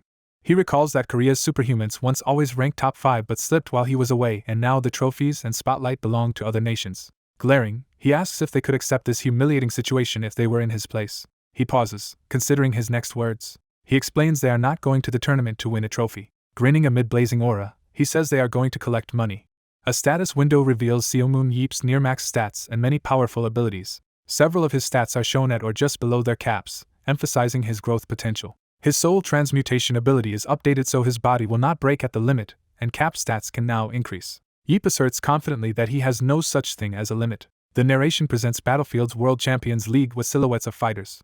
It clarifies that this league is known as the World Champs. The event is described as a global competition to decide the strongest Battlefield team. With 166 countries participating, powerhouse teams like Berlin Blitz and Paris Lumiere are highlighted. Only the top team from each country's league earns a spot in the preliminaries. A tournament bracket and crown illustrate the path to the championship. Teams must battle through these preliminaries to reach the main stage. The World Champs is depicted as a rite of superhumans, a climb toward the throne of Battlefield. The narration reaffirms that this grand contest is the World Champs. The golden first-place World Champions League trophy is shown as the ultimate prize. Time shifts to Jamsil, Korea, where the National League season is concluding. An announcer prepares to reveal the winner of Korea's 19th Battlefield National League second half. The packed stadium awaits the announcement at the KB1 League closing ceremony. The announcer, shocked, loudly declares the unexpected winner. He names Weissim as champions, explaining they have earned a ticket to the World Championship preliminaries. Various players in the stadium react in stunned silence and surprise at Weissim's victory. Yeep's teammates smile while others, including a silver-haired girl in memory, remain stoic. Elsewhere, a suited man watches the success from a higher vantage point. That man, Gabriel Sana, calmly thinks that Weissim's triumph is exactly what he expected. He considers their qualification for preliminaries as only natural. Narration credits Weissim's rise to the growth of players Yeep recruited and trained, plus Yeep himself and Pietro Anela, both viewed as future top 3 superhumans worldwide. Gabriel notes that Weissim is no longer weak and the world now expects them to clear preliminaries and appear on the main World Champs stage. He says their next step, beyond preliminaries, is actually winning the World Champs. Meeting Yeep afterward, Gabriel asks if Yeep finished the personal matters for which he extended his vacation. Yeep replies there is still a long way to go. He adds that he at least had to show up for this occasion, and notes there is still time before preliminaries begin. Gabriel, surprised, calls out to him as Yeep radiates intimidating presence. Yeep casually responds, while Gabriel wonders what this overwhelming pressure from him is. Flashback to 1 month earlier. Gabriel asks if Yeep really wants to remodel the High Priest's vacant space into a training ground. Yeep reminds him that with enough time and aura the High Priest can build barriers, so reshaping an existing space should be easier. The High Priestess grumbles that Yeep thinks up unnecessary things and works her too hard. Yeep protests that as the supposed savior he is only trying to grow stronger and asks why they cannot help him. She says his request reminds her of someone who spoke similarly, prompting Yeep to ask who. She answers that it was the Emperor, who once claimed only he could save them. Yeep angrily asks if she thinks he is a battle-crazed psycho and slaps his hands on her shoulders. She retorts that he is exactly a battle maniac and tells him to stop as he keeps teasing her. Shouting, Yeep demands she also make a personal room for him in the training ground. She warns that constructing it will require a huge number of magic stones, and doubts he can obtain that many. Yeep proudly reveals he anticipated this and already secured a stash of magic stones from the queen. She scoffs that his haul is tiny, barely enough for a dimensional portal, and says she expected him to bring more. Yeep reveals that, anticipating her complaint, he actually asked the queen to send every magic stone she had. The High Priestess silently despairs, thinking of her queen while seeing the massive airlifted stones. Yeep cheerfully asks if she can also use the stones to upgrade his motorcycle, while she laments how her race ended up serving such a human. Exasperated but resigned, she tells him to bring the motorcycle over. She clarifies that she means the vehicle he calls a motorcycle. Back in the present, Yeep greets Gabriel at the doorway. Gabriel arrives, and they exchange names as they meet outside the remodeled facility. Gabriel remarks that he barely recognized the drastically renovated building, and Yeep jokes that he poured in a lot of money. Yeep invites him inside so they can talk more comfortably. A sign shows they are heading into the president's office. Gabriel informs Yeep that Weissim's opponent for the World Champs preliminaries has been decided. Curious, Yeep asks who their first opponent is. Gabriel answers that it is Japan's team, Hoshi Shooting Stars. He explains Japan's ace, Kaguri Hikari, wields the ability Spark and is individually ranked around world rank 20 with high popularity. Yeep reacts with interest and asks what Japan's national ranking is compared to Korea's former 162. Gabriel says Korea is no longer rank 162. Yeep, surprised, asks what he means. Gabriel happily reveals that after beating England in an A match, Korea climbed to rank 148. Yeep scoffs that celebrating such a low position shows low standards and notes rankings do not change that fast. He again asks what Japan's rank is, prompting Gabriel to answer hesitantly. Gabriel admits Japan is ranked 27th, which shocks and angers Yeep. Yeep shouts in disbelief, repeating the question. He wonders how there can be such a large gap between neighboring countries and questions how the rankings are even determined. Gabriel explains they are based on A-match results, counts of high-ranked individuals, number of strong teams, and other factors. He adds that a country's record in the World Champs also heavily affects its ranking. Gabriel notes that Japan recently finished as World Champs runner-up, whereas Korea's record is dismal.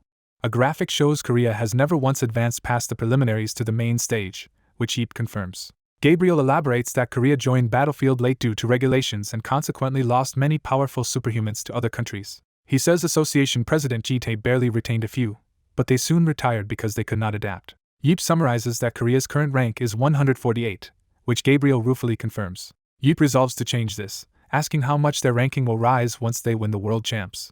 Gabriel is stunned as Yeep confidently states he will surely take first place. Yeep then brings Gabriel out to the vast empty yard behind the facility. Gabriel, confused by the barren field, asks how this is supposed to prove Yeep's confidence. Yeep tells him to watch closely as he produces a glowing stone to demonstrate what he has been doing. Gabriel recognizes it as an unusual return stone crafted by the High Priest specifically for Yeep. Still doubtful, Gabriel examines it closely while Yeep tells him to grab it. When Gabriel touches the stone, light engulfs them both. The pair are transported into a special dimensional training room. Yeep announces that they have arrived. Gabriel looks around in alarm, while Yeep calmly smiles behind him. Gabriel is shocked as a heavy, ominous aura surrounds him. Overwhelmed, he collapses to one knee under the crushing pressure. Yeep explains that gravity here is 10 times normal, and the dungeon itself drains living aura. He warns Gabriel to be careful, or he will faint from aura loss. Yeep then powers up his spear, saying he will show why he is certain he will win. He unleashes a powerful attack in the harsh environment to prove his dominance. Explosions of yellow and blue energy strike the ground. A spectacular clash between his attack and a summoned energy beast fills the training space. Yeep and the blue aura beast face off in close quarters. He continues to unleash a barrage of slashes and blasts alongside the blue spirit. Gabriel watches in stunned awe as the reflection of the battle flashes in his glasses. The soul transmutation ability activates, pushing Yeep's already max stats even higher during his assault. He delivers a final, overwhelming strike with his empowered spear. Yeep declares that with 1 month left until the World Champs, he will break humanity's limits. A status window shows several of Yeep's stats increasing beyond their previous caps. Later, Gabriel scolds someone for not reporting that their shield was broken sooner. He tells Yeep that without the shield he cannot use his registered equipment in tomorrow's World Champs match, and asks how such a durable shield was destroyed. Yeep awkwardly admits it is complicated, remembering the huge monster that shattered it. He says he already contacted the Bald Craftsman twins about a replacement, but has not heard back and jokes that the team can beat Japan without him anyway. Gabriel reminds him to notify him immediately next time and explains that without registered gear he cannot participate, though it will be fine if the new shield arrives in time. Yeep says he can always use standard gear but has a feeling the new shield will arrive today. A flashback shows him camping with the High Priestess when the furious Bald twins call, shocked that he broke their legendary shield, demanding to know how. He casually answers that he did a bit of this and that, while the High Priestess comments the shield had indeed been sturdy. Annoyed, Yeep blames them for making it too weak in the first place, and they mutter that it was crafted 19 years ago and pledged to create a far superior replacement. Fired up, they vowed to forge the greatest shield in existence, strong enough to withstand Shuran's death ray or Pietro's summons.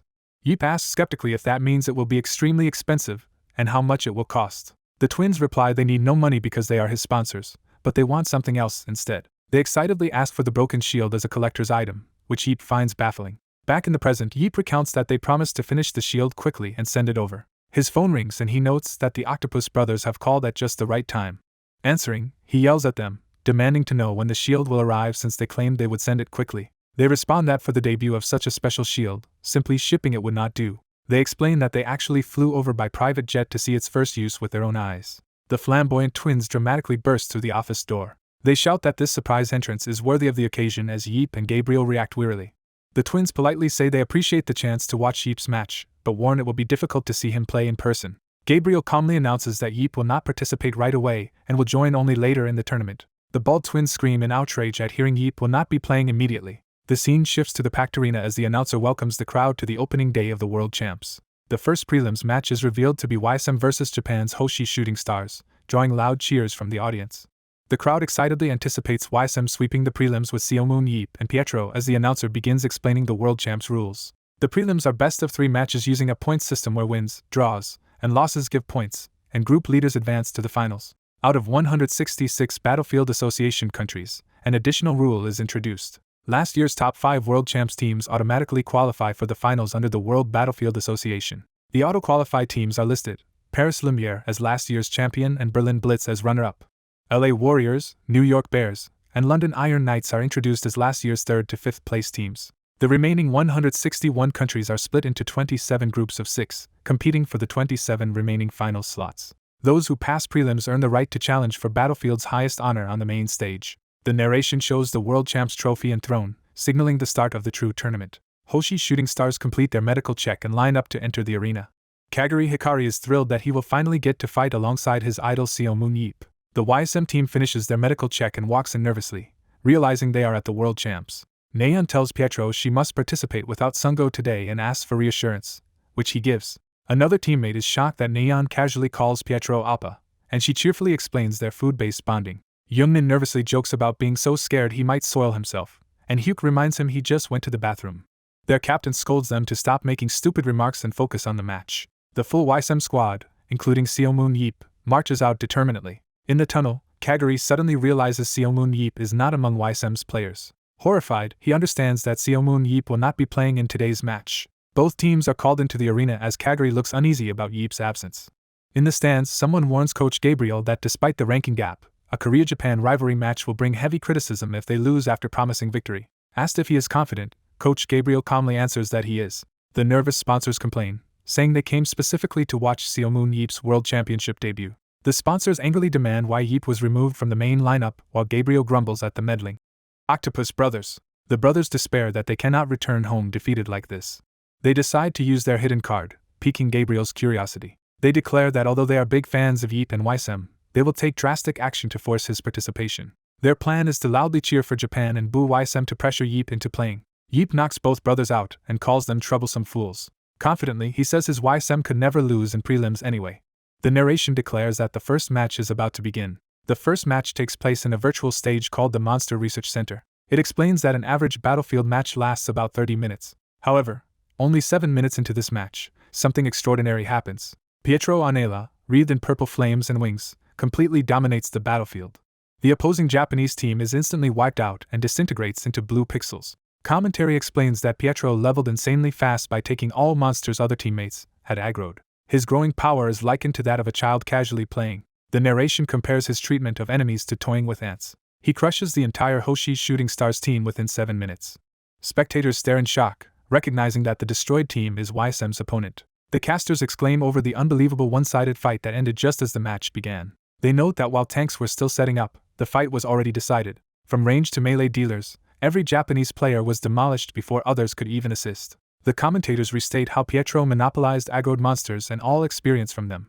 Empowered, Pietro then charged the Japanese team alone and shot down every opposing star. Announcers praise Weisim's incredible strength, emphasizing that they won the first match even without Seomoon Yeep. Watching from the seats, Yeep yawns that the match was boring. He remarks that he expected such an easy win but is still surprised it ended in under 10 minutes, and decides to return to training. Someone urgently calls out to stop Seomoon Yeep as he turns to leave.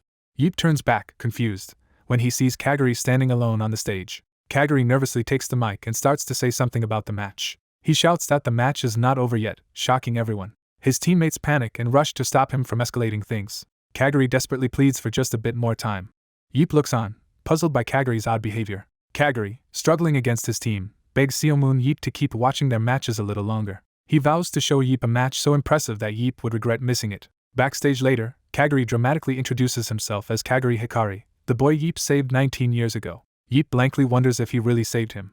He thinks that he has saved many people, so he cannot recall this particular child. The narration flashes back to a typical dungeon outbreak in Osaka. It shows a young Kaguri being rescued from monsters by a powerful armored warrior. That savior is revealed to have been the leader of the 7 heroes. The rescued boy unexpectedly awakens a special ability. Idolizing his rescuer, Kaguri eventually becomes a battlefield player himself. The narration notes that while saving him transformed Kaguri's life completely. During the current match, Kaguri's over-the-top confession of admiration for Seo Moon-yeep amuses the audience as his teammates drag him off. Thanks to his antics, the tense Korea-Japan atmosphere turns into a stadium full of laughter and goodwill. Commentators say everyone wants to see Seo Moon-yeep fight, and wonder if Kaguri can beat Weissim in round 2 to force Yeep into a deciding third match.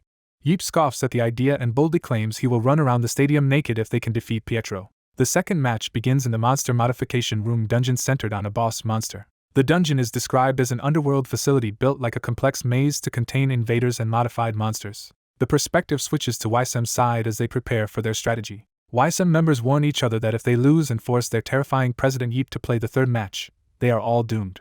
Pietro and the Weissim squad charge forward, feeling sorry for Hoshi but fully confident of another victory. Kaguri rallies his Hoshi teammates at their own start point, shouting for them to go. 2 of his teammates exchange anxious looks as they see his intensity. One teammate tells Kaguri to relax a bit.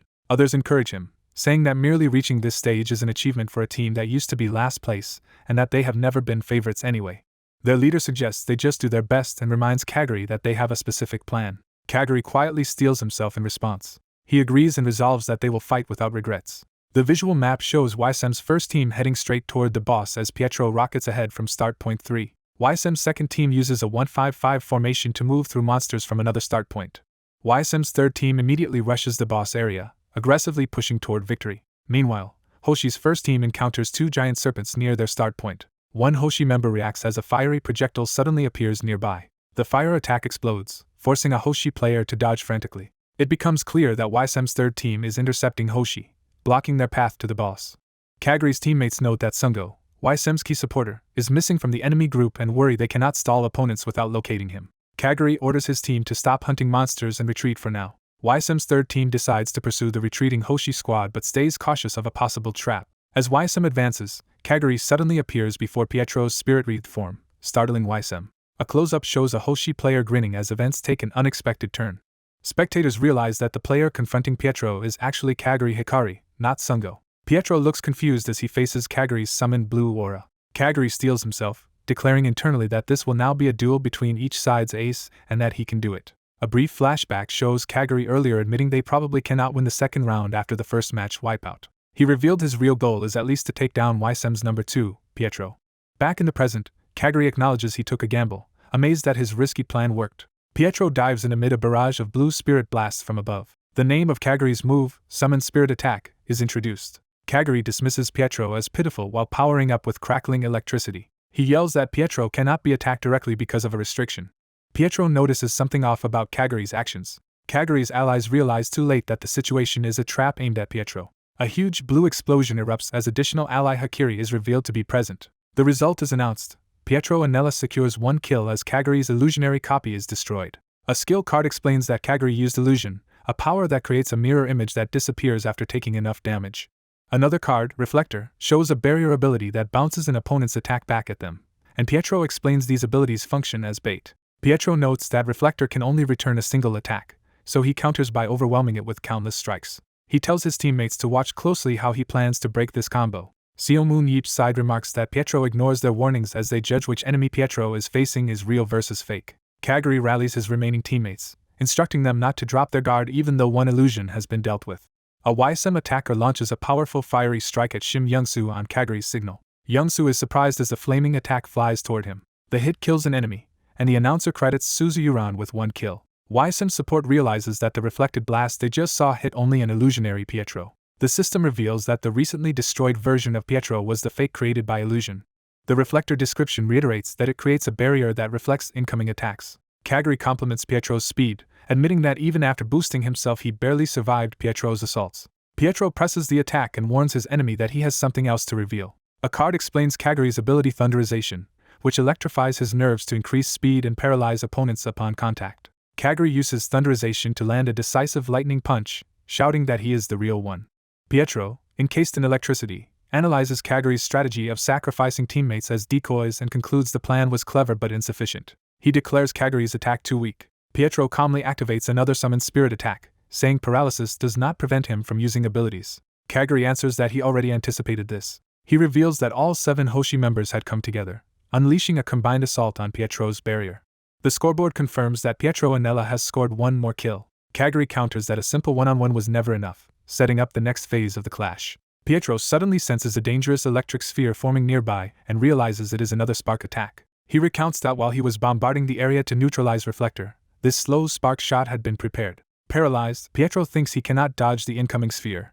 He decides to fire his own spirit attack in reverse, planning to use the recoil to evade. The narration cuts in ominously with a however. The resulting explosion and spirit blast strike multiple players simultaneously. The system reports that Pietro Anella has now achieved 7 kills. It also notes that Kaguri Hikari scores 1 kill in that exchange. Outside the game, Seo Moon Yeep furiously scolds Kaguri for letting himself be hit, saying he could have dodged and fought back. Pietro blandly asks why he would bother dodging. He explains that being able to kill 5 opponents at once was an opportunity he would never pass up, since dragging out the fight would only be troublesome. Yeep's earlier bet about running naked around the stadium if Pietro went down now haunts him. Commentators excitedly recap how, in a 9-against-1 situation, the unexpected outcome has just unfolded. The arena display shows that Weissim has forfeited the second match, tying the series 1-1 with Hoshi. Watching from the stage, Yeep laughs that although only Pietro was defeated, Hoshi really managed to get him and that the match was entertaining. The next commentary notes that Kaguri took the mic after the first match, but now Seo Moon Yeep himself comes out to address everyone after the second. Yeep tells Kaguri he has passed the test. With a menacing smile, Yeep announces it is time for an interview with him and promises to demonstrate the vast difference in their levels. The final round of the preliminary match against Japan begins. Seo Moon Yeep tells his teammates to stay back while he handles the fight alone. The arena lies silent and tense before combat erupts. The floor explodes as the battle commences. Korean and Japanese players clash midair in a chaotic melee. Narration explains that Yeep moves at a speed beyond human limits. His blinding charge sends multiple Japanese players flying. It is stated that Seo Moon Yeep has penetrated Japan's formation. Surrounded by enemies, Yeep dives forward, attacking from all sides. Close up, Yeep rushes in with glowing eyes, fully focused. He smiles confidently as he closes the distance behind his shield. Yeep's assault continues, knocking Japanese players away one after another. Narration describes his rampage as a killing spree. The system announces Yeep has 10 kills, and he taunts his opponents about this being the ending they wanted. Yeep calmly grips his weapon again, ready to strike. He cuts down another opponent from above, adding to his tally. The kill count rises to 11 as Yeep laughs in response. A Japanese opponent admits he never expected to face Yeep, marvels at the outcome, and the third round is declared over. The referee announces that Weissim wins the World Championship preliminaries. Afterward, a fan excitedly asks star player Seo Moon Yeep for an autograph. The Japanese player thanks Yeep, saying he never expected to beat him and felt honored to compete, while Yeep awkwardly tells him to stay still. The Japanese player looks shy but pleased. He quietly says he will trust in Yeep. Smiling earnestly, he tells Yeep he believes Weissim will reach the finals. Seeing a banner wishing Seo Moon Yeep happiness, Yeep thinks that such a result is obvious. Narration states that the rest of the preliminaries progress quickly. Weissim defeats Singapore's Lionhead BC with a 2-0 score. They then sweep Uzbekistan's Bolshevik BC 2-0. They overpower Chile's Santiago Talado BC 2-0 as well. Brazil's Rio God BC also falls 2-0 to Weissim. Spain's Valencia Gigante BC is crushed 2-0, leaving their players sprawled out. Narration notes that Weissim scores perfect 2-0 wins against all 5 preliminary teams. With 18 points total, Weissim advances to the World Championship main stage. The scene shifts to Weissim's strategic office. The team gathers around a conference table to hear the coaching staff. The coach explains that there are 30 days remaining until the main stage begins. Teammates excitedly talk about actually going to the World Championships. Yeep raises his hand and asks why there is a 1-month gap before the main stage. The coach answers that the gap exists because every country schedules holidays and the league calendar around the World Championships. He adds that the break lets teams refine strategies from prelims or recruit players to fix weaknesses. He concludes that this ensures all main stage teams arrive in peak condition, and teases Yeep about not being able to blame exposed strategies.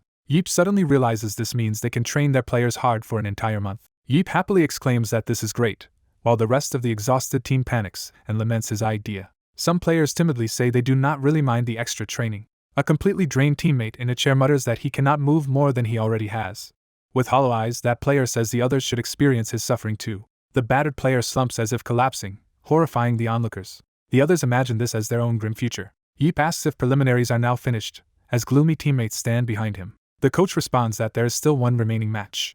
He explains that the last prelim game is China's Beijing Chinong BC versus Australia's Sydney Redhawks BC. The winning team of that match will qualify for the main stage, and Australia currently leads 1-0. Another analyst notes that with Australia ranked 9th and China 11th, they should be similar in strength, but Chinong weakened after star player Shuran transferred to Berlin Blitz. Even so, she says Chinong's Zhao Wuren and Qin Jin are still notable players. Yeep activates his analysis eye ability to inspect their stats. The display shows Zhao Wuren's high combat attributes and his invisibility skill. Zhao is shown charging confidently under his golden aura. The interface describes invisibility as a short-duration stealth that breaks on contact. Another skill card details a health recovery ability that burns aura to heal over time. Qin Jin appears wielding his own energy, ready for battle. His status window reveals strong agility, good overall stats, and gravity control abilities. One ability allows him to negate gravity temporarily. Another allows him to change the direction of gravity on himself for a few seconds. Watching, Yeep thinks the Chinese players still fight like martial arts novel characters and chuckles. Narration declares that the match concludes. It is announced that the Red Hawks narrowly defeat Shandong, who suffer a regretful loss. Commentary says the match was close, but Shandong clearly missed Shuran's destructive power. As a result, Sydney Red Hawks win the series 2-1 and advance to the main stage. With that final qualifier decided, the full main stage tournament bracket is shown. The bracket reveals Weissim's slot and lists many other teams from around the world. Narration states that the World Championship main stage bracket is now complete. Looking at the board, Yeep grins that things just got interesting and wonders who their first opponent is. He sees that Weissim will first face the New York Bears, the team featuring powerful player Gerald Walker. He also notices that a potential quarterfinal will pit Paris Lumiere against Berlin Blitz. Yeep is excited about that matchup and even thinks about asking for tickets, then asks Coach Gabriel if they can recruit Zhao Wuren and Qin Jin.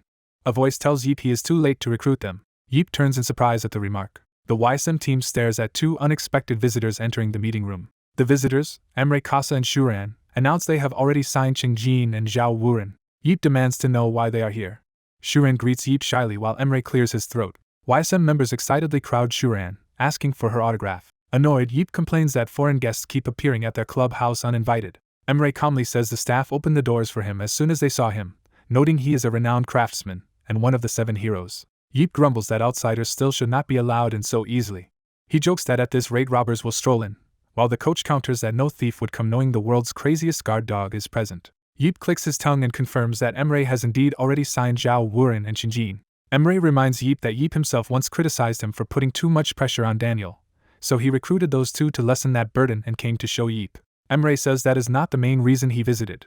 He has another purpose for meeting Yeep. He explains that although time is short, Berlin Blitz will do whatever it takes to become the best. Emre reveals that Daniel is currently on his way with Qin Jin and Zhao Wuren from China. Yeep reaffirms that Weissim's unchanging goal is to win the World Championships. Emre declares that Berlin plans to defeat Paris in the quarterfinals. He then boldly says Berlin Blitz will crush Weissim in the finals to claim the trophy. A title card frames this intent as a desire to be the best. A visual metaphor shows climbers ascending an icy mountain toward a blinding summit, representing the last step to the top. Emre formally requests a single practice match between Berlin Blitz and Weissim. He adds that he also wants supporter Joe Sungo to participate in that match. Sungo panics internally, wondering why he has been singled out. The location shifts to the battlefield arena where the scrim will be held. Crowds murmur as Daniel, Shuran, Emre, Seomun Yeep, and Sungo enter the arena together. Weissim members whisper that this is their first time seeing several of the famed 7 heroes in person, forgetting that their own boss and coach are also among them. They joke that Coach Beck Jiho is more devil than hero, and another teammate warns he will tell on them. One player gushes that being able to scrim a World Championship team is amazing, while another reminds him they themselves are World Championship contenders. Someone confirms that the scrim format will be a 4-on-4 match. Yeep notes that Sungo and he are automatic picks and wonders who will fill the other 2 slots. A teammate asks who Yeep thinks should occupy the remaining spots. The coach questions why Yeep accepted such a sudden request from Berlin. Yeep argues that it is good experience for first-timers to scrim against a favorite to win. He points out that bracket structure means they could only face Berlin in the actual finals. Yeep reasons that by the finals both teams' strategies will already be widely known, so this practice match helps Weissim more than Berlin. The coach agrees but notes they had planned to hide Sungo's progress until the main stage, while Yeep insists the trade-off is worth seeing Berlin's main lineup. Yeep adds that Sungo has not yet tested his improvements in a real match, and that proving his support can affect Berlin will prove it works on any team. Narration observes that Emre proposed the scrim knowing he would come out worse strategically, showing how badly he wants to beat Paris. Yeep concludes they should accept, then directly asks Sungo for his agreement. Yeep also decides they will not reveal their secret weapon in this scrim and vows to win without using it. Pressured, Sungo nervously answers that he will do his best. Yeep smiles and reveals he too wants to test something new during the match. An official steps up to explain the rules before starting the practice game. The Berlin Blitz roster for the scrim is announced as Daniel, Shuran, Zhao Wuren, and Qin Jin. The Weissim lineup is announced as Seomun Yeep, Jo Sung-go, Lee Nayeon, and Shim Young-soo, in a single-round 4v4 elimination match. Nayeon and Young-soo panic about being selected, and Yeep calmly says they are there to counter Shuran. Realizing this, Young-soo quickly pretends to be fine with the plan while Nayeon remains confused. Yeep tells Nayeon she is crucial to hindering Shuran by constantly pressuring her with agile jumps and arrows. Shocked, Nayeon stammers in disbelief at being given such responsibility. Yeep acknowledges Shuran's strength but says her control is still rough, so Nayeon must force Shuran to waste her deadly beams. He assures Nayeon that with the leg training he gave her, she can dodge Shuran's imperfect attacks. He clarifies he is not asking her to defeat Shuran, just to keep harassing her, as she always does in practice. Nayeon processes his trust, eyes widening. She resolves herself and agrees. Young-soo complains that he thought he would be the focus, only to learn he is just a stand-in for absent Pietro. A cutaway gag shows Pietro lounging and saying he is too busy, so Yeep tells Young-soo to obey orders. The referee declares that with everyone ready, the match will now begin while Young-soo gets playfully punished in the background. Emre encourages Daniel, saying that although it is their first time playing with the new Chinese duo, the scrim will be a valuable learning experience. Narration notes that Yeep historically dislikes support players, yet for the world champs he hid Sung-go more than anyone else. It speculates that with Sung-go's varied abilities and unconventional style, he will actualize Yeep's strategies on the field. Daniel confides that he dislikes Yeep personally but admits Yeep's ideas have always proven right. Emre tells Daniel to witness firsthand what Yeep has drilled into Sung-go. Emre urges Daniel to steal any knowledge Yeep gives Sung-go that Emre himself could not teach. A montage shows that Daniel has always pursued strength obsessively, and Emre now orders him to seize that advantage from Yeep. This plan is framed as the key to defeating Paris in the main event. The chosen battleground is introduced as the underground lighthouse dungeon. Narration explains that this dungeon consists of multiple towers leading to a main one, is usually used for practice matches, and is small with few monsters and no bosses. Berlin Blitz begins their assault inside the dungeon, advancing in formation with powerful coordinated attacks. Weissim spawns in at a different tower node, preparing to navigate the structure.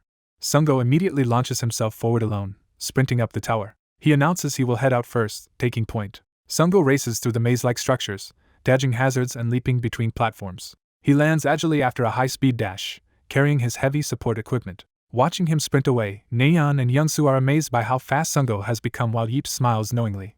Observers note that although Jo Sung-go is not moving especially fast, he is climbing the tower at an incredible pace. Jo Sung-go clings to the sheer wall and hauls himself upward toward the top. His hand snatches the ledge as he reaches the end of the climb. A system map marks Jo Sung-go's position as he arrives at one of the high circular platforms. He lands on the platform in a crouch, his body wrapped in swirling aura. Jo Sung-go focuses with eyes closed as power flares around him. His eyes burst open, glowing as his energy surges. Spectators are astonished that he has already reached the summit. In the control room, teammates watch Sung-go's recorded movements and ask the coach how he could move like that. A player complains to the coach that no one explained any strategy beforehand. The coach calmly replies that a detailed strategy was unnecessary. He explains that Jo Sung-go's thinking is almost perfectly synchronized with Seomun Yeep's.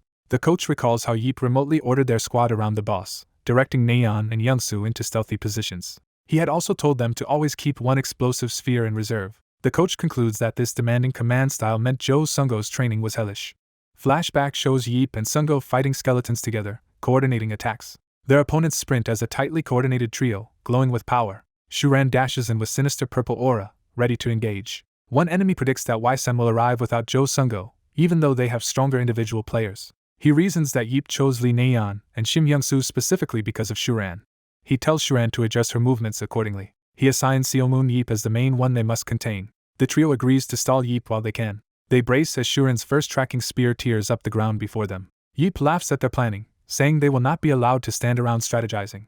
Yeep triggers his orders by shouting for Nayeon to act. Nayeon unleashes a volley of glowing arrows toward the enemy team. The opposing fighters deflect or cut down every arrow that rains on them. Nayeon is shocked that her target was able to parry the entire barrage. One of Yeep's allies warns him that Shuran is missing from sight. Shuran reveals that the tracker skill was never aimed at Yeep.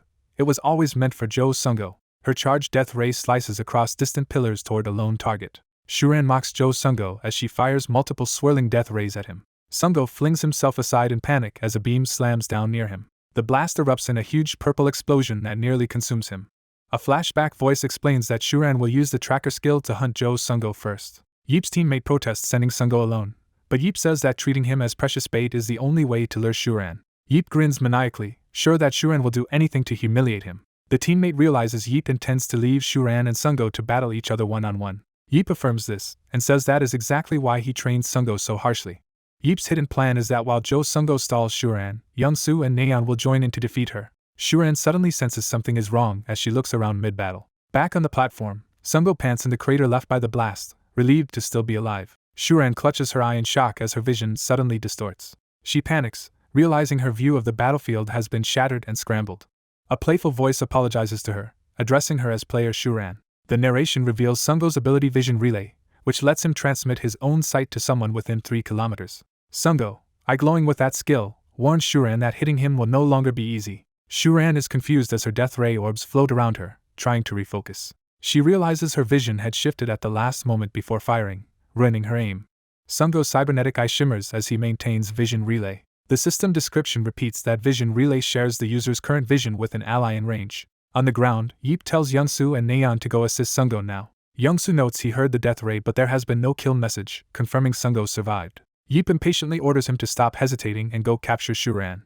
The story flashes back 2 months, when Yeep first made Sungo his henchman through a special skill. At that time Yeep told Sungo he would personally train him as a henchman instead of letting him play matches. Yeep led Sungo to a room of battlefield training pods, surprising him. Sungo initially thinks this will be special simulated training and relaxes, believing Yeep planned everything. Instead Yeep draws a deadly spear and remarks that battlefield technology is impressive.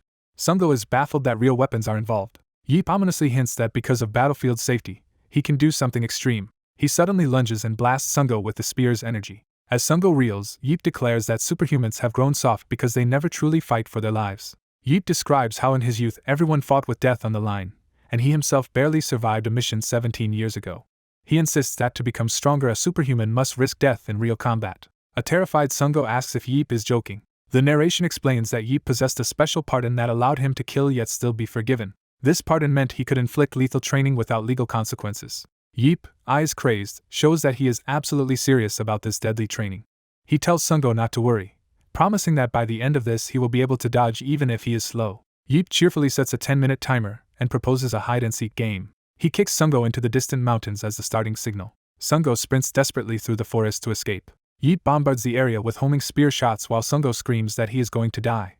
Yeep praises Sungo for choosing escape routes that make it hard to hit him through trees and rocks. A montage shows Sungo's agility and skill stats steadily rising as he trains, even while getting attacked in his sleep.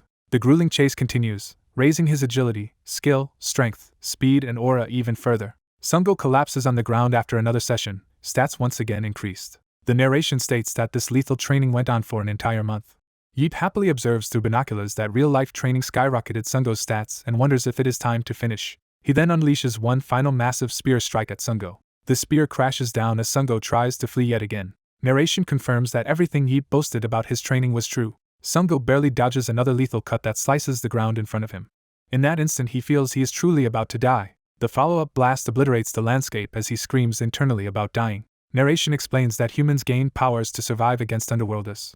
To survive Seomoon Yeep specifically, Jo Sungo awakened his own ability Vision Relay. He then relied on that ability to stay alive during the training.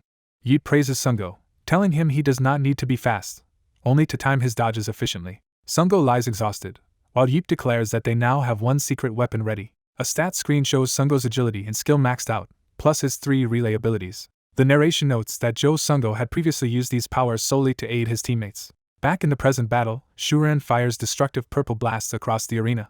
Narration says that for the first time, it clarifies that he is using his powers primarily to protect himself, effectively to survive Seomoon Yeep. The battlefield shows lingering devastation from Shuran's missed death ray. The narration concludes that this crisis is what unlocks Sungo's abilities. Sungo reflects that a single ability can be used in endless ways, such as sabotaging Shuran's aim with Vision Relay. Shuran clutches her chest, irritated by how troublesome his interference is. Hearing Sungo's name called, she turns her attention back toward him. Nayeon and Young-soo arrive beside Sungo, weapons ready to support him. Shuran announces to her team that it is now their turn to go on the offensive. Seomoon Yeep braces behind his shield and spear, aura flaring.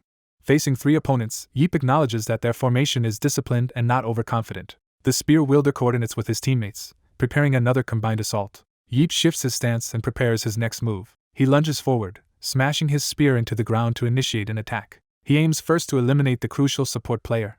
Energy slams into Daniel, the support, as Yeep targets him. Yeep closes in with deadly speed, purple aura trailing behind him. He descends in a powerful strike that explodes on impact. The spear fighter activates a glowing yellow buff on his forehead. Both frontliners surge with those buffs, clashing against Yeep's spear and shield. One spear user engages Yeep head-on, their weapons colliding repeatedly. Yeep notes the spear's long reach and decides he must get in close. He darts underneath the weapon, driving himself toward the enemy's body. Daniel thinks he has caught Yeep with a point-blank attack. The empowered fighter strains to block as their auras collide violently. Yeep is shocked that his foe managed to react in time. Daniel grins, preparing to use more of his push-and-pull support magic. He flings one ally upward and pulls another into position, while Yeep stares in surprise. Yeep realizes that Daniel just used his pull skill to yank an ally out of danger. Yeep counters with a focused blast from his shield directly at the golden-buffed attacker. The attacker absorbs the blow with his weapon, the clash lighting up the arena. Another teammate rushes Yeep from the flank while he is locked in that clash. The flanker uses his yellow push skill to try and knock Yeep's spear aside. Yeep flips acrobatically over a golden shockwave that slams into the floor. While fighting, Yeep thinks that these two fighters are manageable, but Daniel's support could become a problem. He acknowledges Daniel's reputation as a top-tier support, and how his push-and-pull skills synchronize his team's speed with Yeep's. Yeep decides that directly targeting Daniel would change everything. He channels power into his hands, gripping his weapon with crackling purple lightning. A huge purple beam slams Daniel into the ground as Yeep launches him with brutal force. A description of the sprint skill appears, and narration notes that Daniel can simply run away with it. In response, Yeep hurls more purple projectiles as Daniel dashes at high speed. Daniel then uses pull to slingshot his two frontliners straight toward Yeep. He continues chaining movements with them, swirling around Yeep in coordinated attacks. Daniel switches to push, blasting energy outward to accelerate his allies again. His two teammates rocket down from above toward Yeep, who finds their teamwork amusing. Yeep wonders to himself how he should properly punish these entertaining kids. Smirking, he declares that getting a bit faster with skills will not be enough and challenges them to bring it on. Yeep charges with shield raised as Daniel rushes behind him, still boosting the team. Daniel grows frustrated that no matter what control trick he uses, Yeep's shield keeps thwarting him. He finally manages to shove Yeep with a concentrated push as all three close in.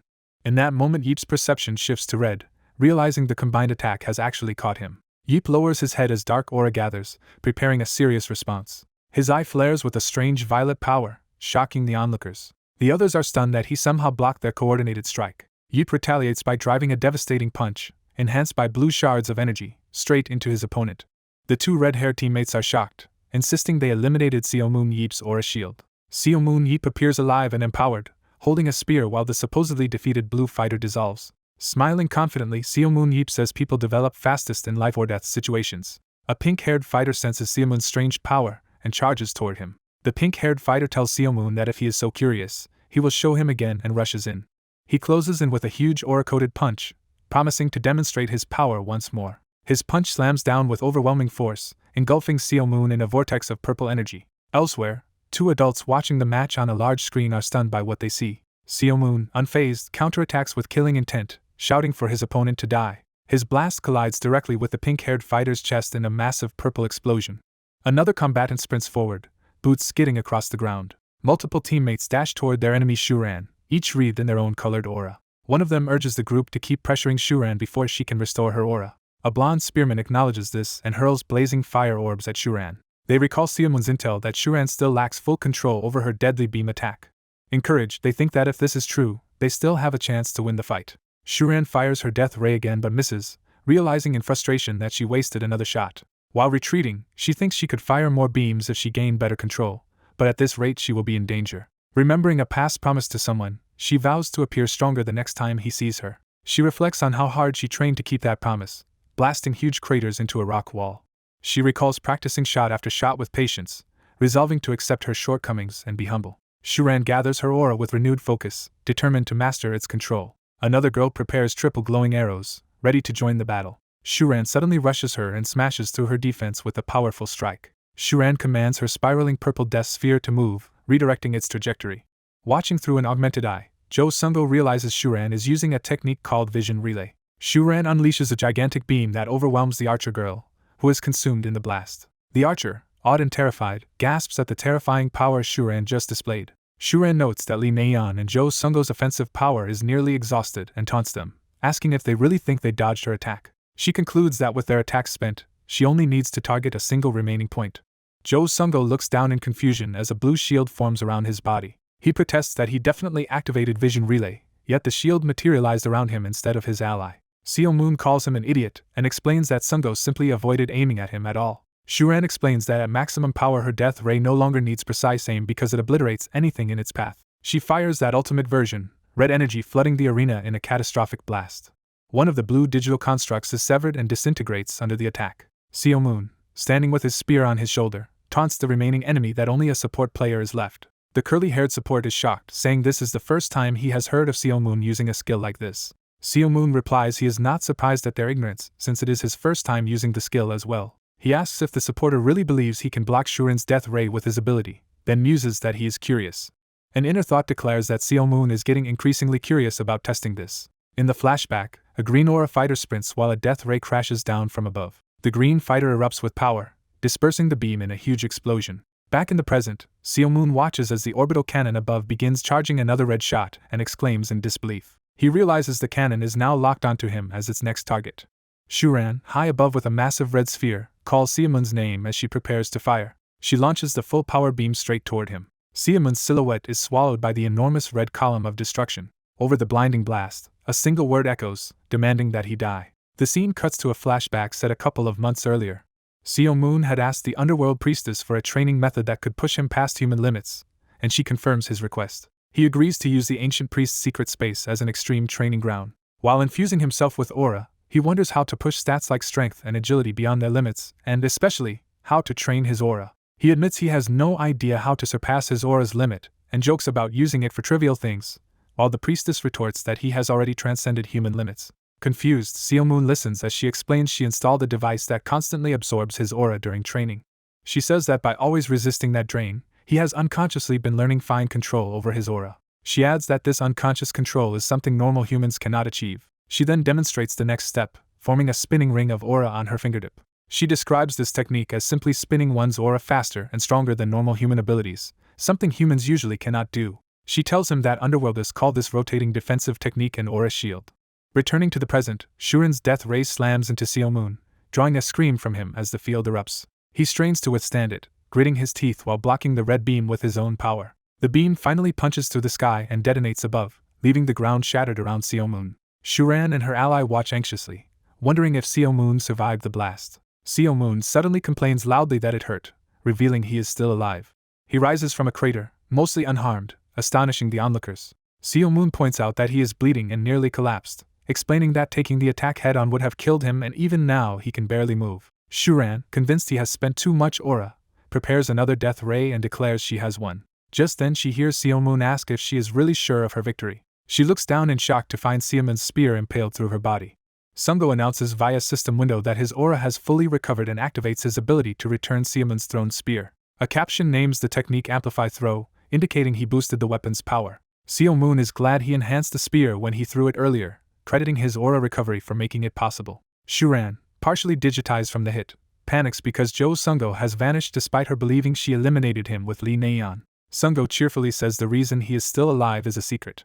Superhuman scolds him for using their hidden technique too early, but Sungo says he could not just let his boss die. Superhuman begrudgingly admits he is partly at fault as well. The underworld priestess, observing Shuran, is impressed that the once fragile girl learned to control the death ray so quickly. A match notification announces that Shuran has been defeated. Narration explains that Sungo's training with Vision Relay continued so long that his desire to escape Superhuman's torture turned into desperation.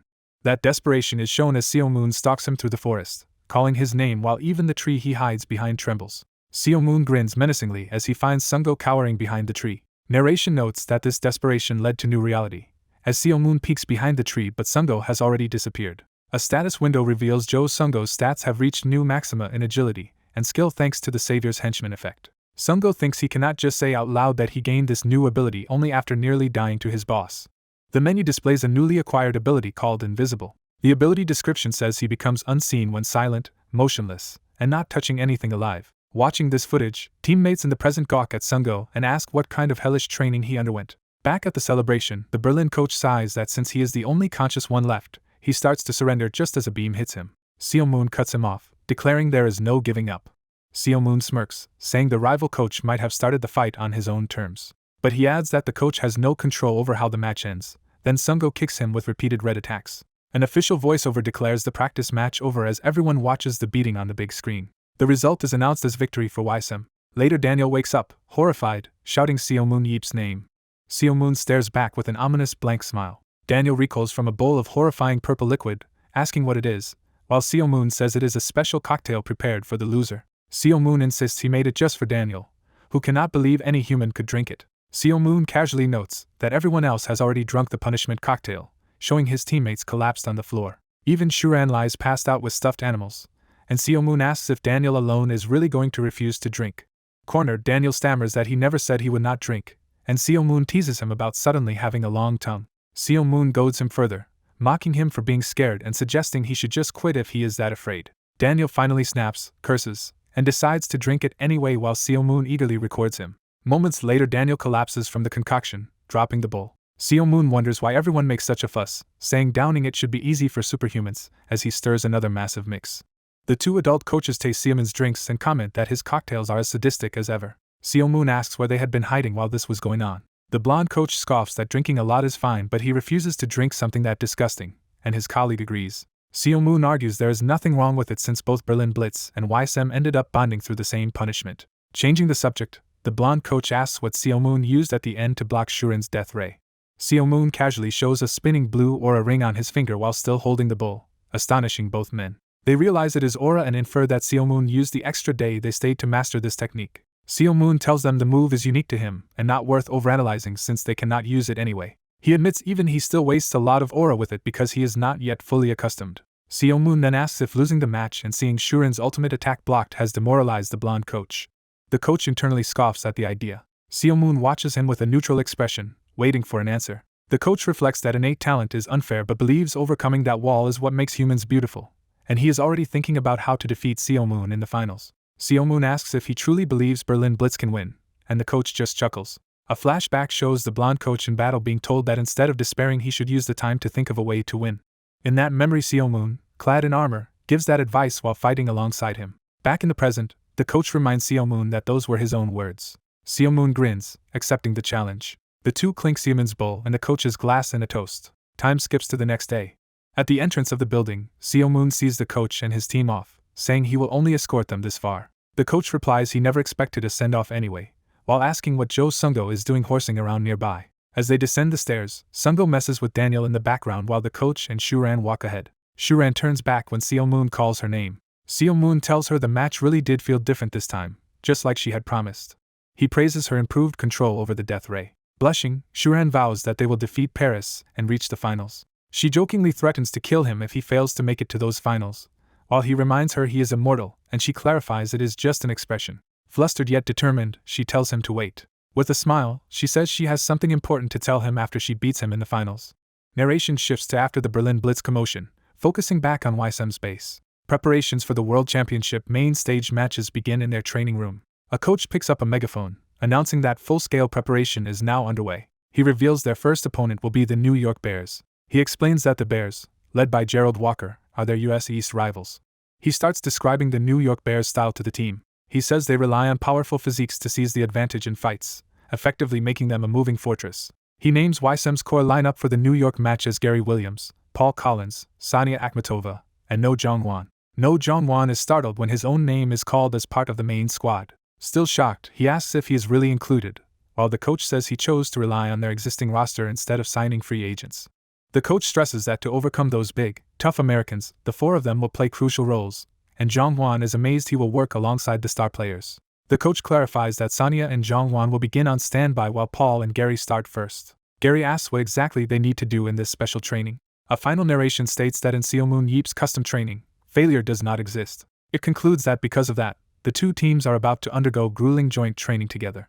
Gary and Paul steel themselves, eyes fixed ahead. Narration recalls how they had waited for a chance like this and even joined the KB1 League for it. It explains that this opportunity is not just for growth but promises success. The two men vow that they are ready for any trial Seo Moon Yeep's training brings. Seo Moon Yeep says he went through trouble with the Octopus brothers to obtain something. Two heavy cases slam down, and the trainees realize they are weapon cases. Seo Moon Yeep confirms the cases hold the new weapons the two will use. Gary reacts in shock to the idea of getting a new weapon. Paul is equally stunned. Files introduce Gary Williams and Paul Collins, listing their ages, teams, and contracts. Seo Moon Yeep notes that both men currently use weapons unsuited to them. He reviews Paul's history as a classic tanker who lightened his gear and became a jack of all trades with no clear role. He recalls Gary, a long-range specialist forced into melee competition, who never awakened his conditional ability. The two try their oversized new bow and massive shield, doubting the choices. Gary questions whether it is right to change someone's weapon abruptly, but Seo Moon Yeep insists his judgment is never wrong. Seo Moon Yeep confidently tells them they will eventually be grateful for this decision. He announces that, now armed, the 4 of them will undergo a month of special training with him. One teammate asks what kind of training it is, and Seo Moon Yeep replies that it is simple. He explains that all 4 trainees will team up and fight him. With a sinister look, he adds that they will be battling him like this for the entire month, making someone regret transferring teams. The scene shifts to a hellish red world. A colossal multi-headed serpent flower entity looms over that apocalyptic landscape. The monstrous being muses about how long it has existed in this life and death world. It wonders when it came to exist here at all. It reflects on when it realized its own identity. The creature recognizes itself as a king that rules over death. The king says it has learned the meaning of loneliness through someone. It declares that this loneliness has ended, and it no longer desires such realizations. As a barrier shatters, the king states it will no longer yearn for understanding. The king looks beyond the broken wall, saying its future subjects lie on the other side. Addressing its children incubating in pods, the king predicts the door will open once they all awaken. A final line foretells that the door will indeed open when every one of them awakens. A prophecy begins about what will happen when 7 stars fall. It continues that the dark moon will rise. The prophecy concludes that the forgotten king will rise from his grave and walk the earth again. A pale hand reaches toward a glowing, blade-like energy. Massive doors to the forgotten king's grave slowly open, revealing a lone figure entering. A white-haired priest reacts in astonishment as light pours over him. Overwhelmed, he kneels and cries out emotionally. Filled with trembling excitement, he whispers that the time has finally come. In tears of blood, he repeats that this long-awaited moment has finally arrived. Gazing at a chained, pillar-like object, he exclaims that he has at last found what he sought. He identifies the object as one of 7 pillars that obstruct the king's path. Reaching toward it, he vows what role he will play. He proclaims that destroying the pillar will bring him one step closer to his liege. The priest smashes the pillar apart, and notes that 6 more remain. Back in the gym, Seo Moon Yeep casually questions why the exhausted trainees are still on the floor. One trainee complains they have been fighting for 26 hours without a proper meal. Seo Moon Yeep berates them, saying true superhumans should function with little rest or food, while the trainee mentally curses his own superhuman birth. The blonde trainee Andy Sungo, who has already finished Seo Moon Yeep's brutal one-on-one training. Seo Moon Yeep, somehow reading their thoughts, calls them out for being jealous of Joe's Sungo. He ominously assures them that finishing his training does not mean Sungo is free to relax. Someone's hand digs into a snack bag. Sungo lounges in his luxurious room, happily munching snacks and marveling that he ever slept outside. Snacking, he wonders aloud how badly Yoonwon and Sanya must be suffering and laughs at their misfortune. He finds a folded paper from the bag and reacts with curiosity. Opening it, he sees a creepy note saying someone is always watching him. At that instant, a spear smashes through his room window, startling him. Seo Moon Yeep smirks, explaining he sent an expert to keep Sungo from growing complacent. Narration rewinds to when superhumans first began to appear. An illustration shows an Esper, hinting at the dawn of psychic-powered humans. It notes that, at that time, there were neither dungeons nor monsters. Agents outside Sungo's special room confirm he is inside and accuse him of slacking off during a historic moment for Korea. The narration explains that the first serious problem was superhuman criminals misusing their abilities. A grinning older man in sunglasses addresses his team, reminding them they were asked to work Sungo hard without killing him. The text introduces the superhuman organization formed to suppress abusers of power. That suppression squad, led by the old man, kicks in Sungo's door and orders him to come out. The group formally identifies itself as HAWKS, the Battlefield Association's Superhuman Suppression Team, assisted by President Park Jin-tae. Sungo screams in pure shock at recognizing the association president. He mentally stammers that even the association president has come. Elsewhere, Paul tells teammates that not only Sungo but others are in unusual situations too. Panels introduce guest coaches Eric Tiram and Timur Akhmatov pushing players through harsh physical training. Another panel introduces guest coach Baek Jiho. Narration explains that, through Seo Moon Yeep's connections, all of them are undergoing hellish training. Hearing this, the worn-out trainees nervously smile, while Seo Moon Yeep internally labels them disloyal. Seo Moon Yeep tells them their break is over and orders them up, when someone bursts in calling his name. Seo Moon Yeep turns and recognizes the newcomer as the fallen high priest Pietro. Pietro simply tells him to come. Looking grave, Pietro says the matter is urgent. Seo Moon Yeep is confused by this sudden request. He muses aloud that perhaps today's training should end, delighting the battered trainees. Turning to Pietro, Seo Moon Yeep designates him as a replacement sparring partner for the 4. The 4 trainees, in party gear, stare blankly, unsure what is happening. Outside later, an explosion erupts as Seo Moon Yeep notices something in the distance. He greets a waiting group, asking if he kept them long, and is told he did not. The queen, explaining she moves only at night, proposes they talk, addressing Seo Moon Yeep by name. Guards stand before secure doors while Seo Moon Yeep asks if the mysterious door has opened. Inside an office, he is told the door has not opened yet but that the high priests have located the seal. The queen adds that the fallen high priest has gone dark since their last battle, which is why she sought Seo Moon Yeep's help. She tells him there is something she needs him to verify with his own eyes. Seo Moon Yeep, puzzled, asks what she wants him to confirm. She shows him a special chair with helmet, which he recognizes as a battlefield module. She explains they replicated a certain device from the high priest's memories. She clarifies that this device is tied to the coming tribulation. Seo Moon Yeep enters a fleshy red tunnel in the simulation and immediately feels ominous foreboding. He comments that this path seems endless. His footsteps echo as he moves deeper. Reaching a platform, he sees an immense red surface before him. He squints at it, wondering what the gigantic obstruction is. Looking up at the towering red mass, he notes that it completely blocks his path. He calls out to the queen that the route is sealed. Through the module feed, he asks her if they built the simulation correctly. The queen silently hesitates. She instructs him to look more carefully at what stands before him. System text reveals that the object is not a wall at all.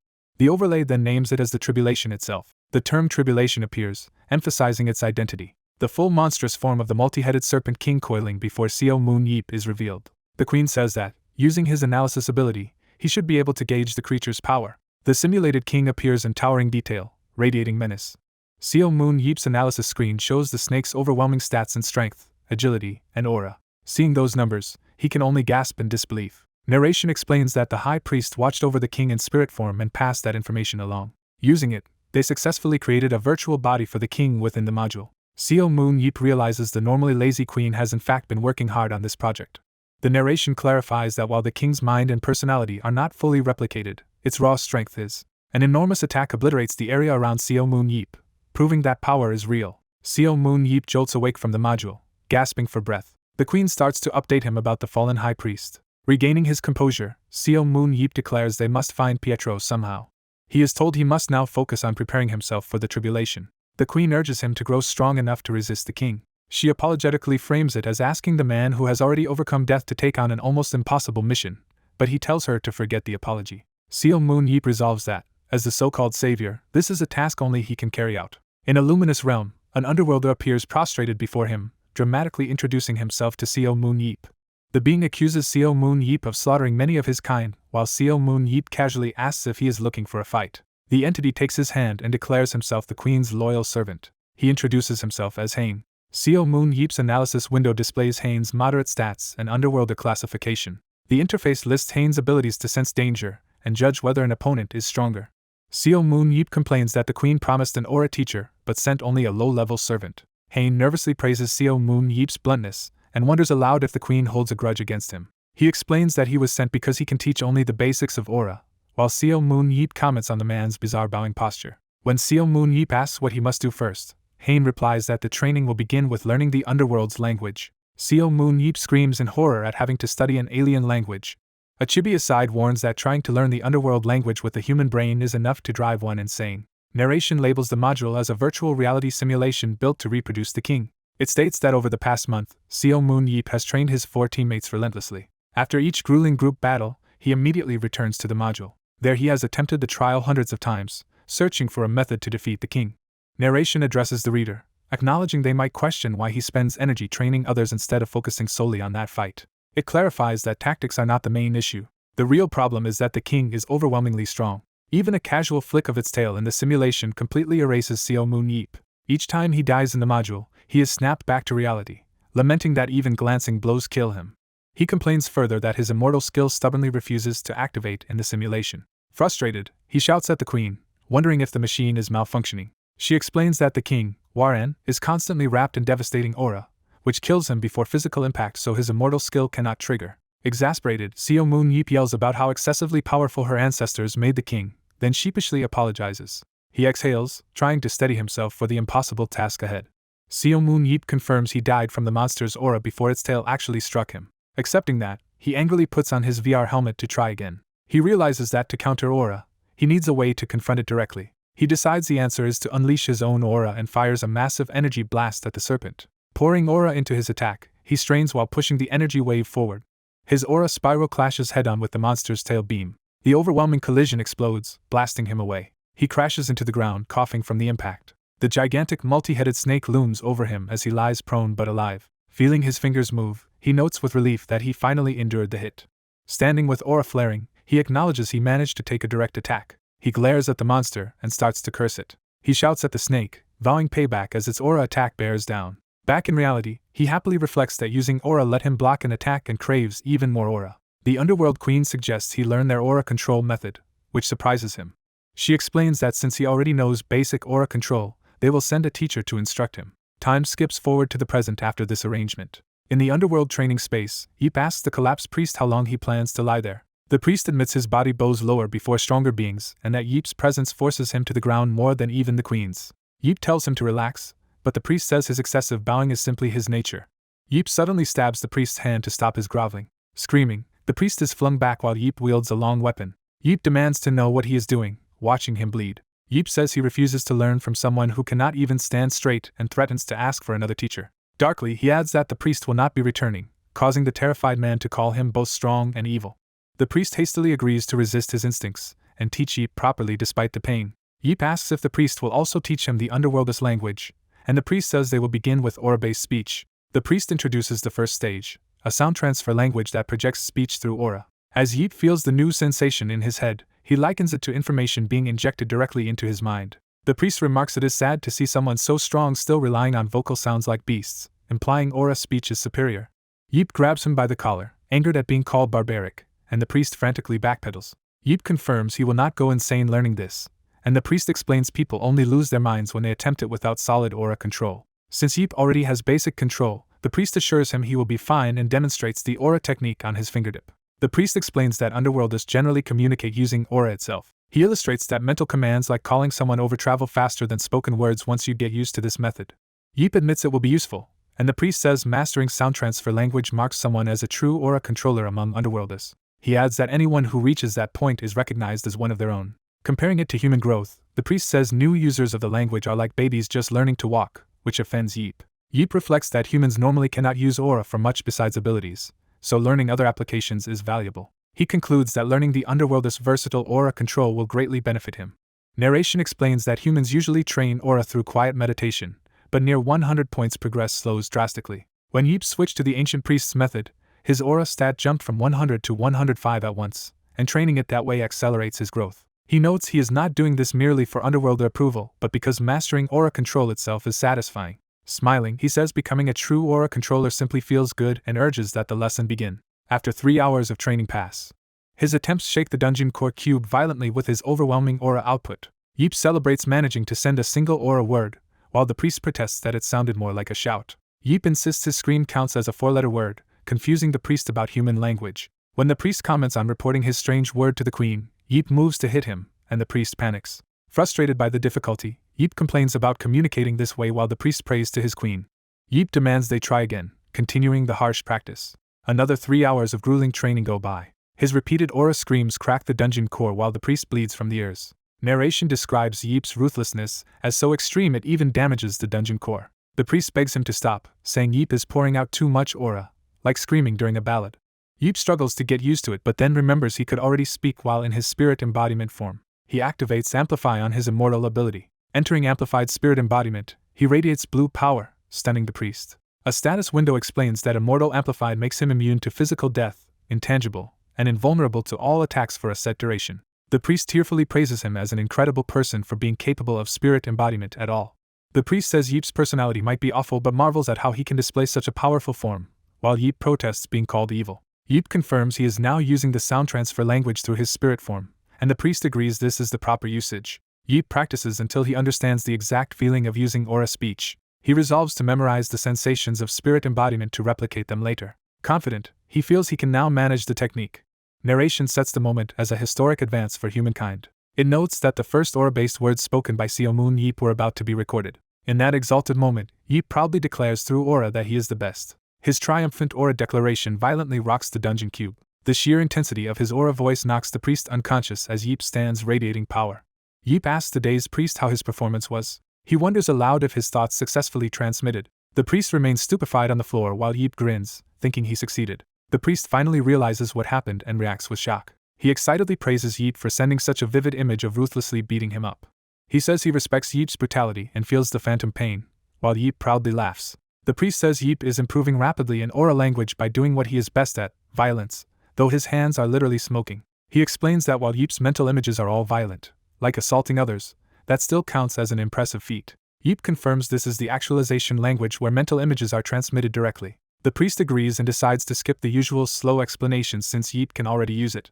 He outlines that underworlders possess 3 different aura languages in total. The first, using aura instead of sound to convey words, is the sound transfer language Yeep just mastered. The second transcends speech altogether by sending raw mental images, the actualization language Yeep demonstrated. He then leads into describing the final and highest form. This last one forcefully sends knowledge, emotions, and higher dimensional intent, used only by high priests, the king, or chosen individuals, and is called the intent language.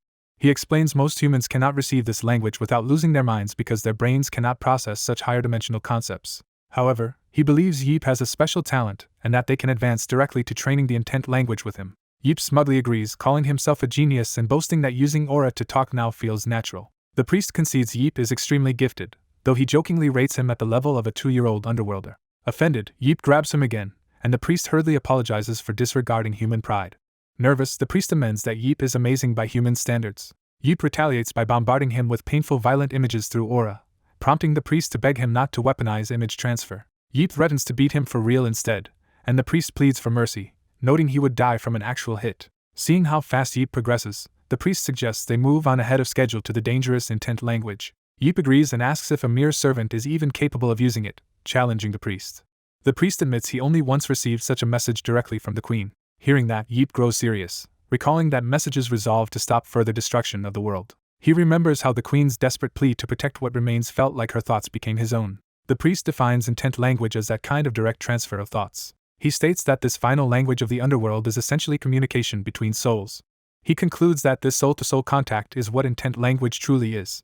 Yeep silently takes this in, sweating at its gravity. A status window shows Yeep's stats, with his aura having risen to 108 and still climbing. The scene shifts to New York City, setting the location of the upcoming event. In a locker room, Yeep's teammates discuss having little time to sightsee and focusing on their first match against Gerald Walker's strong New York Bears.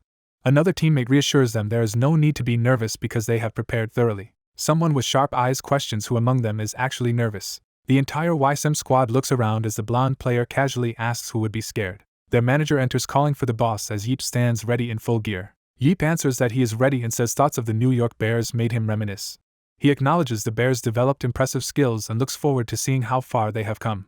At the stadium, the announcer hypes up the crowd as Weissim face the Bears in the World Champions League finals. The host proclaims the start of the very first finals match. He introduces Gerald Walker's New York Bears as the strongest team in the eastern United States. Then he presents Superhuman Yeep's squad Weissim, competing in the World Championships for the first time. The host adds that the World Battlefield Association has prepared something special, bringing in a new invasion system and fresh monsters. He teases whether Weissim will fall to the Bears' claws or whether they will dethrone New York's symbol like demons. He announces they are about to reveal what monster and battlefield will appear. On the field, Gerald greets Yeep as an old acquaintance, and Yeep jokingly calls him Baldy. Gerald vows to make Yeep regret advising him to use a smaller shield, brandishing his weapon eagerly. Yeep calmly replies that with the money Gerald once paid him, he built a team designed to defeat him. He proudly gestures to his teammates, stating that this squad will bring Gerald down. Gerald laughs heartily, and says he is looking forward to the challenge. Yeep activates his analysis ability, purple aura swirling around his eye as he studies Gerald. The Bears gather while Gerald listens to his teammates. Yeep's analysis window reveals Gerald's impressive stats and abilities. It details Gerald's skills iron will and body strengthening, which let him endure multi-target attacks and boost his physical attributes. Yeep internally notes Gerald has become extremely strong, with only slightly low speed but excellent agility, focus, and technique. He observes that Gerald uses nimble movements to maximize his small shield and wide-reaching halberd. Calculating, Yeep concludes that with body strengthening active, Gerald's speed and agility spike enough to match him for about 30 seconds. He further notes that none of the Bears' members have low strength, and even their tank looks more reliable than Weisim's damage dealers. Smiling, Yeep decides that is fine because the fight is only fun when the opposition is this strong. The chosen battlefield is announced as the Great Cemetery of the Underworld's dungeon. Both teams appear within the dungeon simulation, looking tense. Gerald also materializes, ready for battle. The commentator corrects himself, revealing the true battlefield is something else altogether. A red invasion field manifests above real New York City, announcing an invasion scenario there. The simulation shows monsters descending over New York while modeled citizens look up in confusion. Strange floating creatures appear and begin spraying something ominous over the city. The monsters attack the citizens directly, creating a gruesome spectacle that shocks observers. Yeep's teammates are horrified, realizing the scenario involves fighting transformed humans. They see infected humans mutating into monsters and struggle with the idea of battling them, trying to remind themselves it is not real. One teammate anxiously questions the morality of attacking even simulated humans in this way. Yeep reflects grimly that the new system introduced for the finals turned out to be something this extreme. He states that the true battleground is not a dungeon at all but this invasion of a real city. The announcer stammers that the first match has officially begun. The transformed citizens charge at the teams, marking the violent start of the competition. A huge insected boss appears overhead as an announcer shouts that the hunt is on. Amid slain holographic figures, one bear member senses something wrong about the situation. Gerald admits he has never seen monsters like these, not even during the war against Underworlders, and realizes this invasion is something entirely new. The bald leader steels himself, thinking there is more to the situation. He observes holographic human-shaped monsters and reflects that the enemy is using human simulations as monsters. Disgusted, he compares this simulation to their past war against Underworlders. A taunting voice accuses him of being mentally weak for hating it so much, shocking him. From atop a skyscraper, someone points out that killing simulated humans is no worse than killing humans in real battle. The spear wielder on the roof dismisses such doubts, saying those thoughts are unacceptable. In the simulation, a young fighter urges his classmates to face infected humans head-on, saying they must stop the monster's spread and grant the victims peace. He insists they cannot allow such horrors in reality, and that killing the infected is their duty. Addressing the trainees, he orders them to draw weapons without hesitation, claiming guilt is a luxury they cannot afford. A silver-haired observer remarks that this ruthless mindset is basic for superhumans, and laments how soft kids have become. He then launches himself forward, calling out his ability as he attacks. A system screen explains his amplified throwing skill, which lets him hurl objects with controlled distance and speed but not retrieve them. The purple-haired leader laughs maniacally while his teammates wonder what the silver-haired man is doing. The silver-haired man grumbles about troublesome tactics as he continues moving with purple energy. While flying past glowing magic circles, he admits the method is troublesome but effective. He crashes down with a huge blue blast that directly strikes Team USA, drawing excited commentary. The purple-haired leader smiles, saying it would be disappointing if the match ended so easily. Pietro drags himself up and assures him the fight is far from over. Dust and smoke swirl as they wait to see the result of the last attack. Team USA emerges unscathed within a brilliant golden barrier formed by a massive shield emblem. The blonde tank stands glowing at the front while Gerald Walker looms behind, ready to counter. A system card reveals Shield of Light, a skill that draws allies' aura with consent to form a stronger protective barrier. The purple-haired leader reacts with intrigued surprise at this defense. Inside the shield, Gerald reminds his team that Weissim's only true advantage is Seomoon Yeep's physique and adaptive tactics. Gerald snarls as he prepares the counter strategy. He concludes they will simply execute the plan they had prepared beforehand. Seomoon praises that decision as he launches forward with a spear strike. While diving from the building, he notes it is good Gerald is not behaving like an average player. He powers up, eager to test how much Gerald has improved. Gerald orders his teammate to throw the massive shield, and the blonde responds eagerly. A support ally tags Gerald with Accelerate, a skill that boosts his speed in one direction for a few seconds. Propelled at extreme speed alongside the thrown shield, Gerald rockets towards Seomoon. Seomoon dashes in to meet the charge, ready for close combat. Commentators shout that the two team leaders are clashing immediately after the hunt. Gerald grins wildly as he swings his weapon with overwhelming power. Their first blows collide in a thunderous impact, shaking the battlefield. The clash explodes into a massive burst of blue and purple energy. Gerald lands heavily but keeps his shield up, eager for more. Panting, he realizes Seomoon Yeep has grown even stronger than during their last encounter. Facing a swirling storm of power, Gerald smiles and mutters that this is good. His eyes glow red as he thinks that Seomoon should indeed be the strongest. Seomoon rushes again, and Gerald grudgingly admits the younger man has improved his speed. Seomoon closes in fast, but something feels off as Gerald prepares a counter. Gerald concludes that despite the improvement, Seomoon is still too slow. Seomoon's vertical strike slams down toward Gerald, who calmly stands his ground. Gerald reveals he never planned to defeat Seomoon alone. He admits he cannot win by himself. Instead, he acknowledges Seomoon as the world's strongest superhuman while having his team combine attacks against him. A skill card explains follow-up, which increases the speed of friendly living beings. Gerald then declares that although Seomoon is the strongest, the ones who will defeat him are the New York Bears. Empowered Bears rush in formation as Gerald leads another coordinated assault. Seomoon recalls telling Gerald earlier that he had brought a team strong enough to defeat him. His Weissim teammates launch forward together, proving that claim as they clash with the Bears. The commentators describe how, right after the Aces clash, the match shifts into a full-scale group battle. They emphasize that what follows is a large-scale team fight between both sides. Seomoon charges with a grin, ready to execute the strategy he devised. He sprints toward the Bears, shield and spear at the ready. The Bears' shield trio countercharges, attempting to pin Seomoon between their barriers. Seomoon curses internally as he realizes their encirclement is working. The three shield users slam their combined attack where Seomoon stands, trying to crush him. Seo Moon slips through and delivers a powerful blow to one of the bear's defenders. He darts around their formation, using speed to create openings. A green glow heals a wounded bear, revealing they also possess strong recovery support. Seeing the healing, Seo Moon decides he must focus his attacks and finish this fight quickly. Meanwhile, a winged ally bombards the bears from above with blue projectiles, forcing them to defend.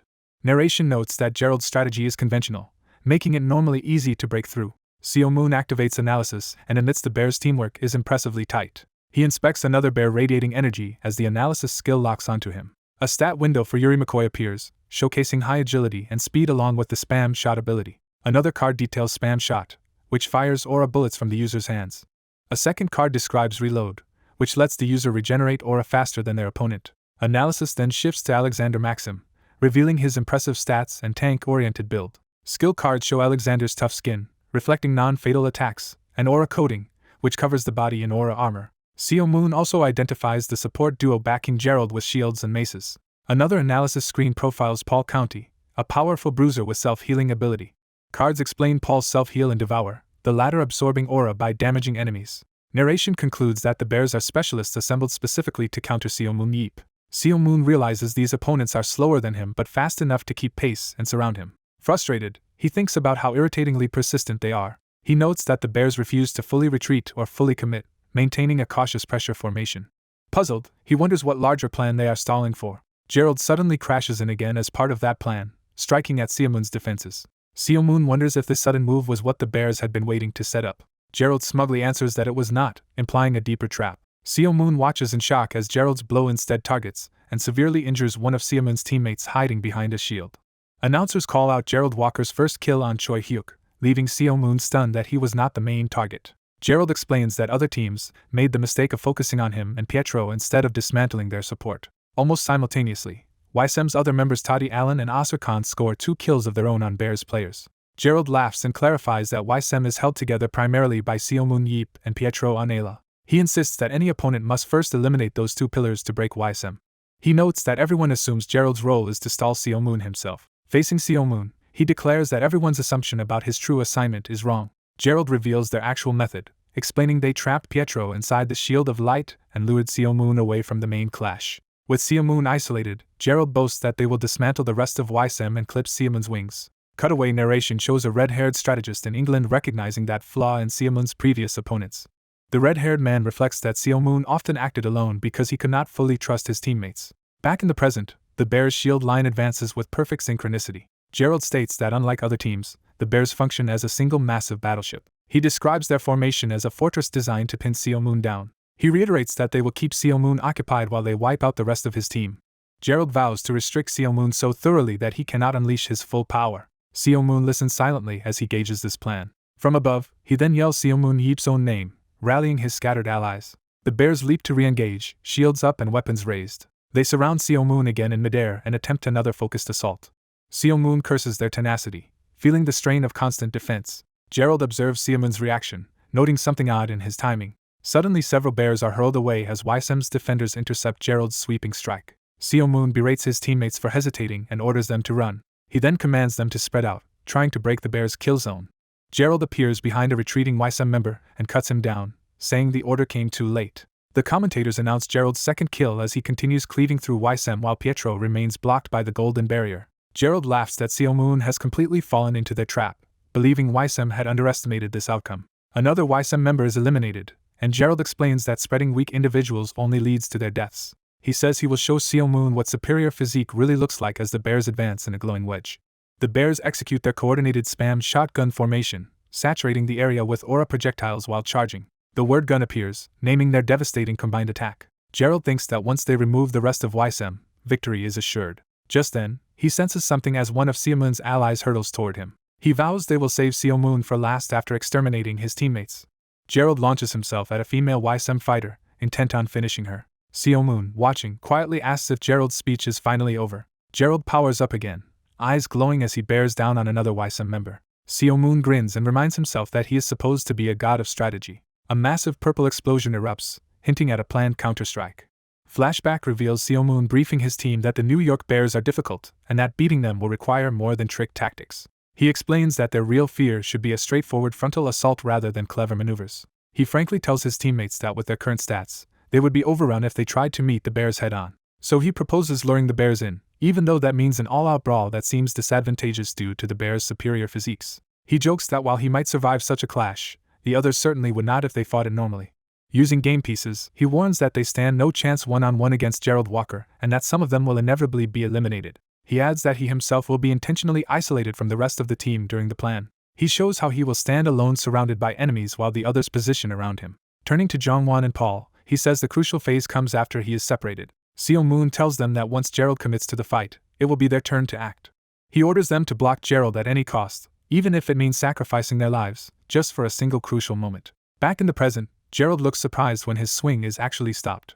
Jongwon shakily exclaims that they successfully blocked Gerald's massive attack. Gerald scoffs, asking if they think the match ends just because they stalled him briefly. Seo Moon retorts that Gerald should instead watch the damage dealers those two managed to save.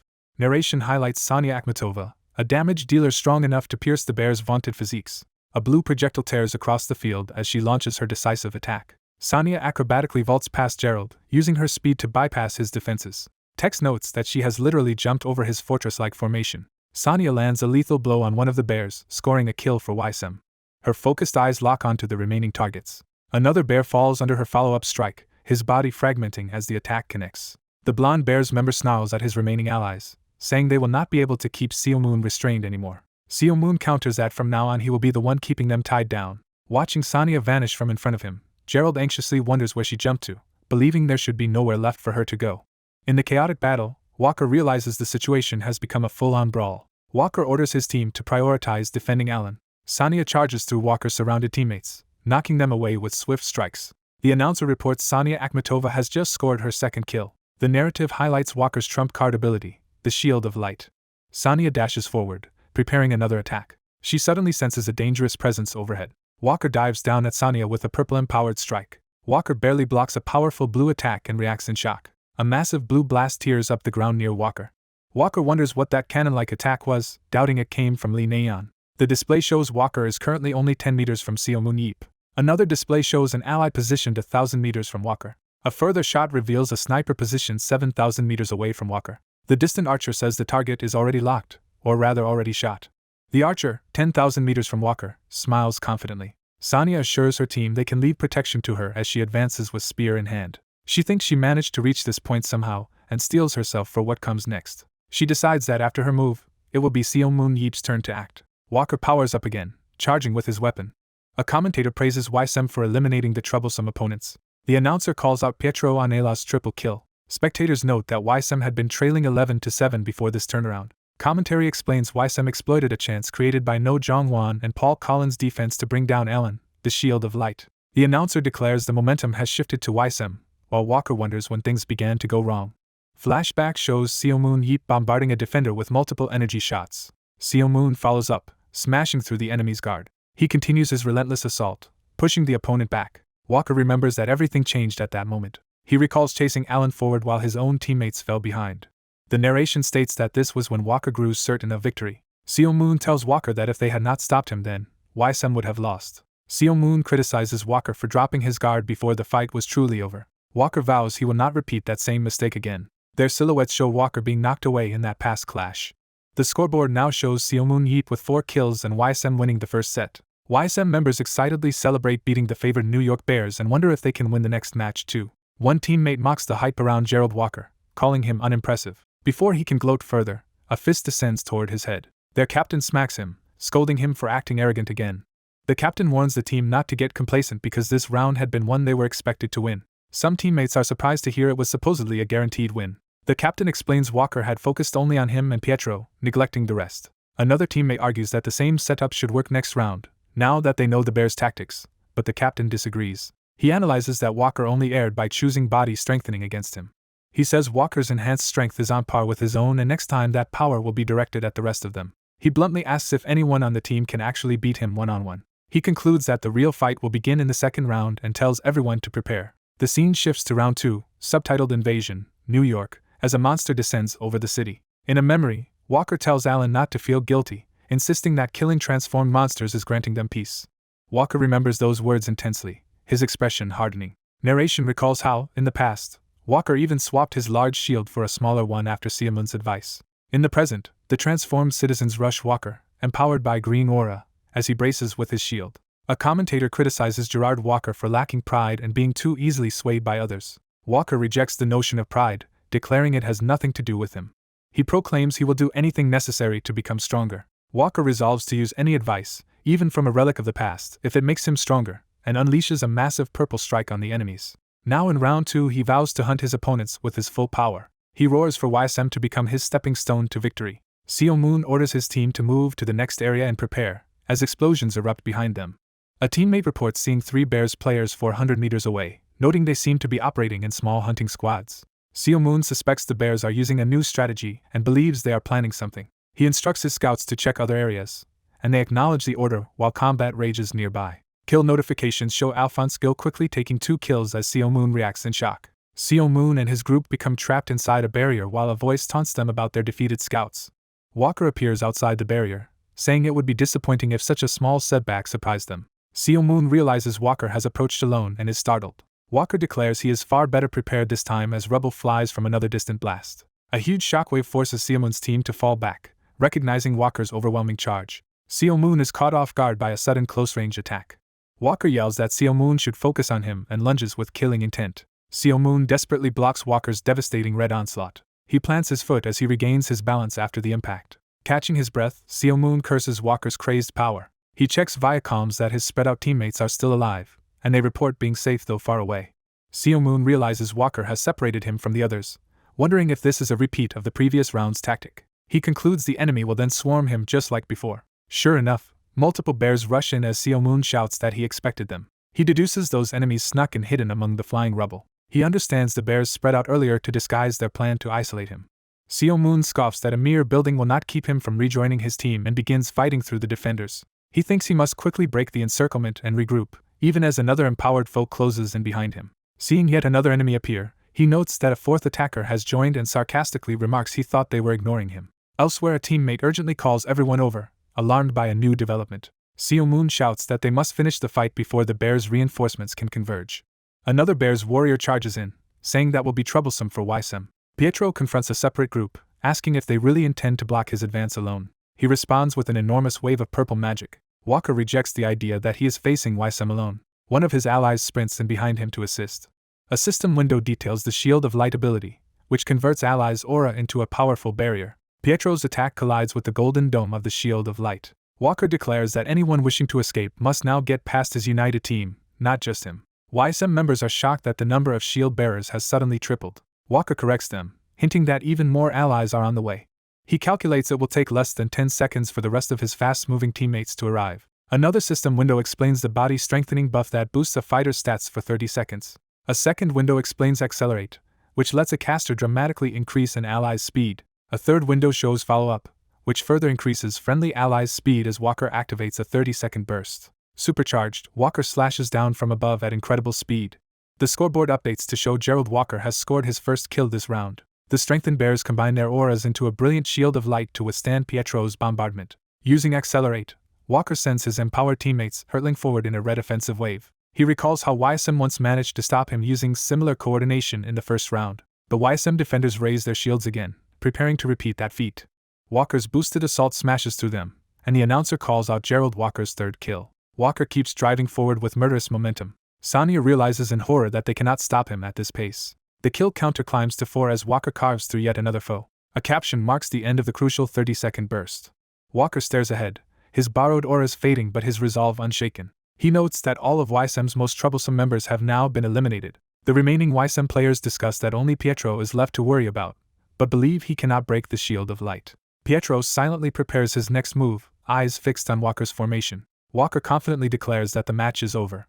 Pietro replies that until now he has merely been stalling for time. He acknowledges something interesting at last, observing Walker gathering massive aura to forge a limit-surpassing shield. Alan, at the center of the glowing formation, focuses intently on maintaining the golden barrier. Pietro comments on their so-called Shield of Light and accepts the challenge to break it. He summons an enormous spell and declares he will shatter that shield.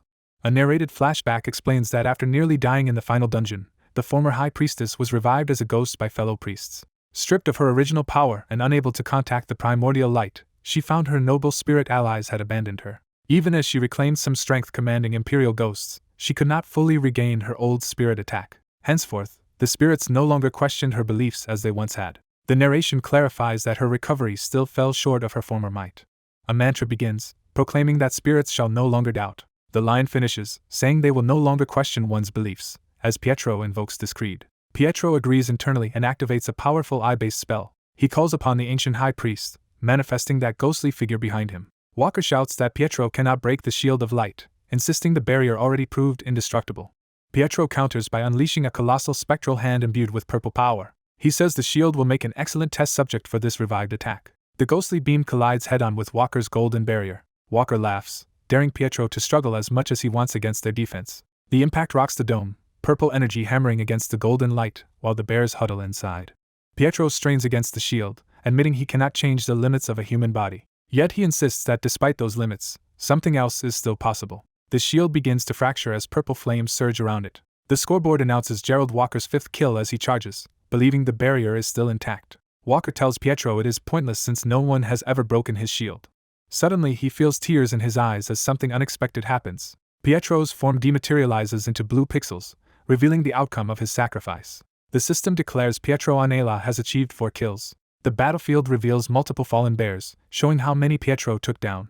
Walker stares wide-eyed, realizing that the vaunted shield of light has been broken. He reflects in shock that their foundational shield has actually crumbled. A symbolic image of a fortress-like Walker construct shattering underscores that their core strength has collapsed. Snapping out of it, Walker yells at his remaining team to stop hesitating and attack. Bears players shout that Pietro is down and redirect their focus to hunting Seal Moon Yeep. Back in preparation, Seal Moon clicks his tongue in annoyance, readying himself for what comes next.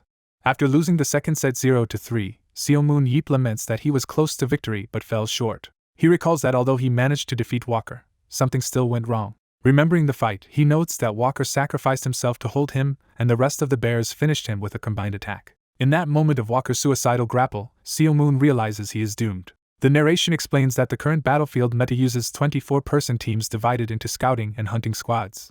Teams spread out this way to efficiently farm experience points. The purpose of this strategy is to quickly overpower the opposing team. However, the New York Bears instead gather their high-physique players into one moving fortress that funnels all experience to a single main attacker and surrounds him with protection specialists. Walker, that main attacker, is revealed as both MVP and a top-tier tank. Seal Moon analyzes that Walker is already hard to kill alone, and with protectors around him he wonders how to handle such a formation. He complains that without using spirit embodiment, dealing with them is troublesome. Then he suddenly remembers another option he still has available. The third match begins in a dystopian New York dungeon with a colossal floating eyeball monster. The battlefield is identified as New York. Seaman's team appears inside the dungeon city, startled by their surroundings. Walker's bears materialize as well, equally surprised. Both sides are shocked to see blue corpses from earlier rounds lying around. Seaman's teammates realize the bodies are from players who died in the first 2 rounds and that no new monsters are currently spawning. Above the city, the giant eye creature looms ominously. It begins to move, heralding a new phase. The system declares that an invasion from another world is starting as new monsters pour out. Flesh pods burst open, releasing more terrifying creatures. Spectators react nervously to the escalating situation. The rules change so that even if one team is wiped, the game continues. Now, the match will not end until every monster is killed. The third match officially starts, and Walker curses the strange new system as the fight against the dungeon monsters begins. The mutated humanoid monsters prove far stronger, forcing Walker to confront them directly. A Bears member comments that these monsters are far more persistent than the ones from earlier rounds. Lee Neon prepares an attack from above. Walker and his shield squad brace as Neon's energy arrows rain down on a monster. Seal Moon recognizes Neon's attack and orders his team to retreat and regroup after locating Pietro Anela. Walker thinks through the shield of light's weakness, realizing that if it breaks early, everyone's aura will be drained for the rest of the fight. He therefore decides they must preserve it while advancing. Flashback. Tests before the match showed that Pietro Anela can indeed break the shield of light. The story jumps to preparations made before the match.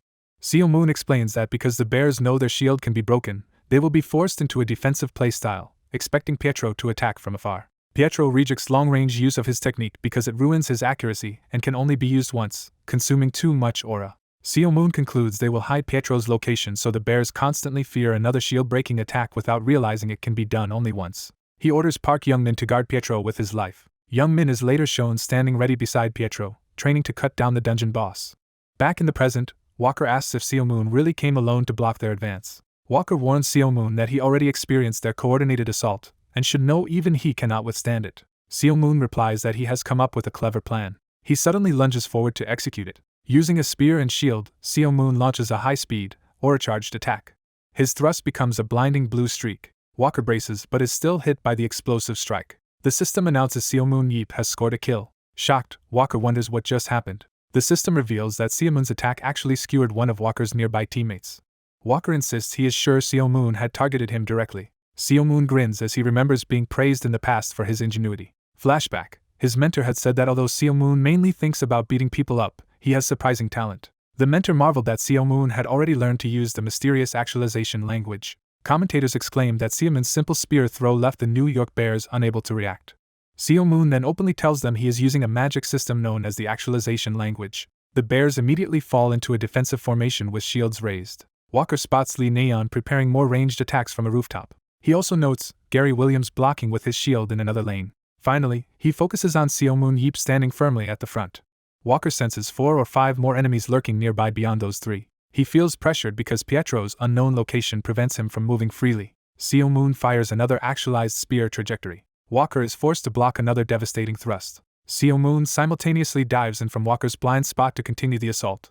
Walker recognizes Seo Moon's pattern, predicting a strike toward his left leg. Believing he can block, Walker engages Lee Neon in midair, but another precise spear lands on his shoulder, making him cry out. Seo Moon notes that his condition is not perfect because he had intended to hit a lethal point. He casually tells Walker he had been aiming for a vital area. Walker strains to endure the barrage of non-lethal but punishing blows. Seo Moon keeps pressing him with relentless actualized attacks. The Bears realize that Seo Moon's strikes are altering direction mid-flight in ways they cannot predict. Walker decides he can no longer conserve aura and must fight seriously. Seo Moon counters with an enormous explosion, testing the limit of the shield of light. Standing amid the blasts, Seo Moon mockingly acknowledges the shield's existence. Bears tank squads call out that they are in position around Walker. Walker gives the signal to execute their plan at once. Seo Moon steps forward as the light barrier forms around him. He suddenly finds himself and several bears trapped together inside a golden dome. Realizing it, he deduces that the bears have used the shield of light to cage him. Seo Moon taunts Walker, asking what he thinks will happen if Pietro launches his attack while they are inside. Walker retorts that Seo Moon will not fool him, claiming he has already confirmed that Pietro is nowhere nearby. A simultaneous report and kill notice reveal that Pietro is actually elsewhere on the map, and that a Bears player scores a kill away from Seo Moon. Another Bears tank confirms Pietro is not in his area either. Convinced Pietro is absent, Walker orders everyone to focus all their strength on killing Seo Moon Yeep. Then a Bears scout suddenly reports he has located Pietro's teammate Lee Neon. Narration notes that a suspicious thought flashes through Walker's mind. His battle instincts flare as he senses something is off. He is struck with a powerful sense of déjà vu. The narration comments that although their plan should be working, events feel strangely familiar. Walker faces Seo Moon inside the glowing barrier, unsettled. He develops the ominous feeling that something is about to go very wrong. Narration explains that according to their plan, surrounding Seo Moon should have led to an easy takedown. Yet Walker's long battle experience warns that if he attacks this man now, he will lose. He realizes the supposed opening is actually a path straight to defeat. A sinister smile motif appears as the story says this situation is not an opportunity at all. Seo Moon advances and asks Walker why he suddenly stopped attacking. Walker thinks he should not attack and that he must be overlooking an important detail. He concludes in horror that the whole setup is a trap laid by Seo Moon Yeep. Frantically, he tries to figure out what that hidden trap might be. Away from them, Pietro orders Park Youngmin to be prepared to kill the dungeon boss. They confront the dungeon boss Blood Eye and discuss how nearby monsters rapidly heal unless their wounds are burned. Youngmin activates his flame sword, ready to deliver cauterizing blows. Narration hints that Pietro's true location is elsewhere. Walker suddenly realizes someone is recklessly attacking the boss alone. Seo Moon smirks, revealing there is another element to his strategy. Narration states that there is still one more surprise in play. Walker then notices the shield of light starting to fluctuate. Alarmed, he looks around as something unexpected happens. He sees one of his own shield bearers glowing with enemy energy and begins to question the shield. Jo Sungo from Weissim appears inside the bear's formation and assassins one of them, earning a kill. Commentators and spectators are shocked that Jo Sungo, a support player from Weissim, has suddenly appeared among the bears and obtained a kill. They add that this is Jo Sungo's very first kill since debut, making the feat even more astonishing. People speculate that Jo Sungo might have awakened his elusive fourth superpower. The narration showcases one such ability, body strengthening, which temporarily boosts physical stats. Walker responds by killing Jo Sungo in one swift blow, claiming a kill of his own. Walker realizes Seo Moon used them, focusing them on protecting the shield while the enemy infiltrated and turned the tables.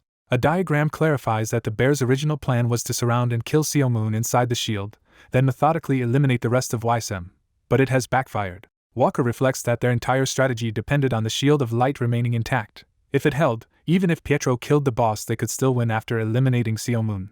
Another diagram shows how, due to a single overlooked player, their formation is now surrounded instead. Walker realizes that even if they somehow endure, Pietro will still secure the boss kill and the point advantage. Desperate, Walker activates a speed-boosting support skill and orders his team to run. One of his sub-leaders calls for a full retreat and regroup because the situation looks dire. Walker declares they must stop Pietro on Ayla at any cost. He leads a high-speed charge toward the airborne dungeon boss. But Pietro reaches the boss first and faces it with radiant energy wings spread. She says it is already too late for them to interfere. She unleashes a powerful finishing attack on the Blood Eye. At the same time, Superhuman's voice reveals that the true target of his tactics has always been Walker himself. Walker tries to counter, but Superhuman intercepts him mid-rush. A massive blast sends Walker crashing violently into the ground. He lies impaled and grievously wounded, partially digitizing. As he fades, he remembers seeing Superhuman's blade and realizes how thoroughly he was outplayed. Walker internally asks himself where everything started going wrong. His consciousness drifts into darkness as his vision narrows to a slit of light. Meanwhile, Superhuman, back in the present, checks on a dazed Pietro and asks if he is alright. Superhuman's pupils flicker as he senses something unusual. He suddenly blocks a surprise green energy strike aimed at him. Looking down at the embedded halberd, he realizes it belongs to Walker. Superhuman stiffens as an ominous red aura rises around him. He turns, puzzled yet alert. Feeling a strange presence, he wonders aloud what this new phenomenon is. Before him appears a monstrous, mutated version of Walker towering over the field. The transformed Walker roars Superhuman Yeep's name in rage. A cataclysmic explosion or cloud of energy erupts around them. Narration describes Walker's consciousness falling endlessly into a dark abyss. His body drifts helplessly through that color-streaked void. In his fear, he thinks there is only one thing he can manage to say. The image shows Walker's spectral face as he prepares to utter that final, terrified statement. A terrifying giant figure emerges from a portal while an overwhelming instinct urges the nearby fighters to flee. The monstrous presence floods everything with a frantic mental command to run away. A blazing eye fully opens, signaling the monster's awakening. The titanic boss monster revives before the party as a system warning confirms its return. The team realizes the boss had been parasitized and evolved, and that its revived form has unknown capabilities. They conclude this resurrected Gerald Walker is now a completely different kind of monster. The revived boss unleashes a massive energy strike that forces the two main fighters onto the defensive. The monster's eye and tendrils focus on the protagonist, who is suddenly ensnared and calls out to his boss in fear. The rules reminder states that if the boss is not defeated, both teams will lose. It further explains that failure to kill the boss will disqualify both teams from the World Championships. Kill notifications appear while the strategist orders his ally to stall the parasitized Gerald, believing it should share its old weaknesses, and she agrees. As the boss attacks, shield-bearing opponents intervene, halting the strike. A New York Bears tank declares they will defend their teammate Gerald Walker, even as a monster, and bar the others from him. The Bears insist they will first defeat the Korean team, and then handle Gerald themselves. The Korean duo curse the Bears' foolishness for underestimating the threat. A flashback shows a young Gerald enthusiastically proclaiming himself a hero from the USA who protects the Earth. Child Gerald plays out a scenario where villains surround him, boasting that they mobilized an army just to capture him. Imagining himself righteous, young Gerald attacks his toy villains with the power of justice. His childhood vow echoes that he will never forgive evildoers. In the present, the fused boss brutally sweeps the battlefield, sending players from both teams flying. System messages announce Gerald Walker's fourth kill and record 2 allies slain by his friendly fire. The boss's limbs glow as it charges another devastating area attack. One of the bears stands alone in the attack's path, moments from being struck. Realizing the danger, the bear tank looks shocked and unable to respond. The protagonist amplifies his power and shields the bear, turning the blast aside with enhanced strength. He berates the bears for assuming Gerald could distinguish allies from enemies, and mocks them for trying to gain an easy win. The bear captain retorts that in Gerald's berserk state there was no way he could tell friend from foe. He also warns that if they die to Gerald, both teams will be eliminated, so their stubbornness is self-destructive. The protagonist scolds them for turning their backs on a monster, and questions why they even carry shields. He sighs about his muscle-headed teammates but still steps forward to coordinate with the bears. A bear asks why the protagonist saved him despite being an opponent. The protagonist grumbles that he has to spell everything out but implies letting him die would be stupid. He orders everyone to forget about the match and regroup to focus purely on survival. The bears follow his command and rush to form up behind him. He declares they will worry about the tournament outcome later and prioritize the fight. Looking at the giant Gerald boss towering over the city, he states that taking it down comes first. His brainy teammate says there is a line he has always wanted to say in a crisis, prompting the boss's confused reaction. That teammate announces that, given the situation, the two teams must form a temporary alliance. A commentator exclaims at the chaos as he explains that Gerald Walker and the dungeon boss have fused into one giant monster, and that both teams are now uniting to battle it. During another colossal beam attack, the protagonist shouts for everyone to dodge while kill counters show Gerald's tally and mounting friendly fire deaths. The leader instructs allies not to block attacks directly but to parry and stall until Pietro gathers enough aura. Coordinated long-range attacks bombard the boss, driving it back. Diversion Team 1, composed of ranged attackers, is ordered to attract the boss's attention as much as possible. The enraged monster prepares another sweeping strike against the city. Tanks raise shields and are told to protect the ranged fighters whenever they draw the monster's hate. Diversion Team 2, a group of shield warriors, moves in to fulfill that protective role. Energy projectiles fly as the coordinated assault continues. Diversion Team 3 is told to use hit-and-run tactics while striking the boss at close range. The protagonist's Blood Eye skill reveals Gerald Walker's monstrous stats and his ability body strengthening. He notes that although the fused boss is extremely tough, its speed is lacking, and he urges allies to hold out without overextending. While guarding Pietro, he asks how much longer the mage needs and learns they must endure about 5 more minutes. Surveying the battle, he judges that their improvised joint team should survive another 5 minutes if things continue this way. He thinks that if they can keep stalling at this rate, their plan might work. Seeing the high mana cost of his aura shield, he decides to minimize its use and endure the attacks with sheer grit. Despite the party's efforts, another massive slam from Gerald kills more players, with the system tracking 8 kills and 5 friendly fire deaths. One of the support fighters is struck by the monster's tail and flung through the air. More allies are impaled and eliminated, bringing Gerald's kill count to 11 and friendly fire victims to 6. The protagonist curses losing 2 diversion teams so quickly while Pietro says he still needs 4 more minutes and others anxiously ask for new orders. Complaining that nothing ever goes smoothly, the protagonist tells a heavyset ally nicknamed Meatball to follow his new plan. Aura projectiles streak away, marking the start of their revised maneuver. He and Meatball launch themselves toward the towering boss, committing to a direct assault. The protagonist relentlessly hammers the monster's eye area with shield-enhanced blows. The boss counters with a barrage of green beams, forcing the team to scramble and block frantically. Feeling his aura draining, the protagonist decides to further ration his shield use and clench his teeth to endure. He activates his Amplify skill focused on throwing, imbuing his next move with extra force. Empowered, he hurls a massive projectile that smashes into the boss's head. Working with Meatball, he uses the Amplify throwing combo again to launch him like a weapon. Meatball is flung high, and the boss finds itself suddenly vulnerable to this unexpected trajectory. In response, the giant creature reaches up, trying to snatch the airborne attackers mid-flight. The protagonist unleashes a specialized 100-centimeter throw technique, sending multiple concentrated blasts at close range. The enraged boss, now fully focused on him, prepares yet another devastating charge. It swings, but the protagonist keeps dancing around its attacks, continuing to bait it. Straining, he yells to Pietro asking if the spell is ready, and Pietro replies that he needs just a little longer. Exhausted, the protagonist shouts for Pietro to hurry because he is barely hanging on. Pietro snaps back that he would have acted sooner if he could and orders the protagonist to simply hold the monster still. Pietro finally completes a huge magic circle overhead while proclaiming that everything must follow its proper order. As the giant spell forms, the boss senses the danger and starts targeting Pietro instead. The protagonist realizes the boss has figured out their plan and is ignoring everyone else to attack the caster directly. Pietro steels himself, insisting it is not time to release the spell yet and that he must hold out a little more. With his eye glowing, he repeats to himself that he just needs a little more time. The protagonist braces against the colossal blow, charging a purple vortex of energy to block it. Pietro reluctantly admits he has to unleash his ultimate spell after all. The protagonist warns Pietro that if this finishing move fails, he will personally hold him responsible. He emphasizes that the spell must kill the monster in one hit or the consequences will be dire. The strain of holding back the boss makes the protagonist groan in pain. The monster's beam finally overpowers his shield and smashes him into the ground. He lies dazed, half buried in rubble, after taking the brunt of the attack. Spectators watching the match cheer as commentary explains that Seo Moon Yi briefly blocked the monster's attack but was ultimately knocked away. The announcer wonders if both teams will be disqualified, but a calm voice praises Seo Moon Yeep for doing well. Pietro's massive blue spell detonates on the boss, engulfing it in an overwhelming torrent of light.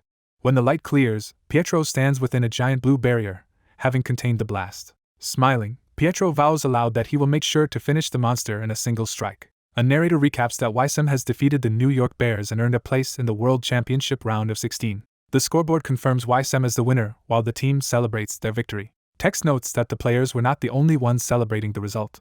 Online highlight reels and comment sections explode with attention focused on Seo Moon Yeep and the dramatic match. The public is ecstatic because Weissim is the first team to qualify for the World Championships round of 16. Forums buzz with praise not only for star players but also for others who performed impressively. Even previously unknown teammates gained popularity as fans discuss their growth and contributions. The two core superstars are depicted being idolized while their teammates support them from below. Narration explains that the rest of the squad is striving to fulfill their roles behind these two stars. It states that this tournament marks Weissim's first real step toward becoming one of the strongest teams. Weissim's flag is shown among the emblems of other top world teams, cementing their status among elite contenders. At the same time, narration mentions that there were also critical voices about how the match was handled. A replay of Gerald Walker's suffering circulates online, and commenters debate whether turning a man into a monster went too far. Anonymous voices counter that despite ethical concerns they like the new mode and are simply happy their side won. Those complaints are said to be drowned out by the loud cheers celebrating entry into the round of 16. With Weissim's victory, the round of 32 stage of the World Championships is officially concluded. A tournament bracket shows Weissim's path through the knockout stages and their potential future opponents. The other side of the bracket reveals all the remaining regional champions who also advanced. It is announced that the round of 16 matchups have now been set. After the game, Seo Moon Yeep is approached by media asking for an interview. He casually pushes the interview duties onto Jo Sung-go, who is startled and asks about his own role. Seo Moon Yeep excuses himself, saying he has other matters to attend to. In the infirmary, staff report that Walker's physical condition is abnormal and warn he could suffer a stroke at any moment, alarming Seo Moon. As Walker is hurried down the hall on a stretcher, Seo Moon watches the scene from above. On the stretcher, Walker mutters over and over for everyone to run away, repeating the words he heard from the parasite. Seo Moon silently takes in Walker's broken state. He then barges into a room where the woman known as Queen is waiting, clearly seeking answers. Seo Moon asks Queen if they can talk privately. Meanwhile, on the field, Jo Sung-go is introduced in the interview as the player who unveiled the fourth ability and contributed greatly to Weissim's win. He explains that his new ability lets him hide and that he only learned it recently with the president's harsh help. The interviewer marvels that this means he can act as both support and assassin, and Sung-go laughs nervously. A caption flashes back to a few moments earlier. In that flashback, Seo Moon warns Sung-go not to reveal that he cannot move while using his new invisibility skill, keeping that weakness secret. Sung-go thinks to himself that Seo Moon's plan to use his invisibility to bait the bears is incredible, and that his boss always surprises him. The interview wraps up with Sung-go promising to keep working hard for everyone watching. In her office, Queen worries she was careless in the virtual match and admits she did not expect the parasite to harm Gerald Walker so severely in reality. She says they are giving Walker the best treatment they can but cannot promise he will ever fully recover. Queen explains that because a Real Gate could open at any time, she felt compelled to show the world how terrifying true monsters are, even if it meant using such a dangerous scenario. Seo Moon tells her she actually did the right thing. He adds that he came precisely because he knew she might regret it, and urges her to keep showcasing the abandoned world's monsters so people will not forget the threat. He believes humanity's superhumans will eventually overcome such fears. Smiling, he says that facing those horrors and surpassing them is exactly what superhumans are meant to do.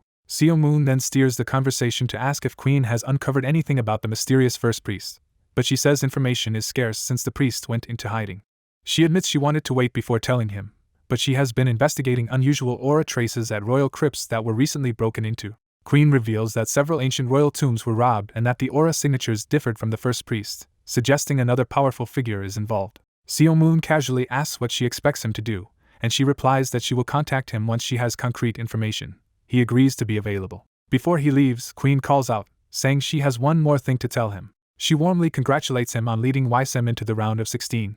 Seo Moon answers that their advancement was only natural and heads out with quiet confidence. Outside, some teammates exult that they finally have free time after the exhausting tournament stage. They are caught mid-celebration when Seo Moon suddenly appears and questions if they are really that excited. Startled, they stammer that they were about to return to training, but he tells them not to bother. He instead postpones their obligations until tomorrow. Clarifying, he actually gives them permission to go out and enjoy themselves. The team explodes with disbelief and delight at being told to go have fun. They immediately decide to party in New York as if it were their last day. Some of them tour famous sites like the Statue of Liberty, reveling in their brief freedom. Elsewhere, a teammate shares a celebratory steak dinner with a woman, savoring both the food and the relaxing atmosphere after the ordeal. A fan unexpectedly asks Jongwon for an autograph, leaving him shocked. Time shifts to a large city building at sunset.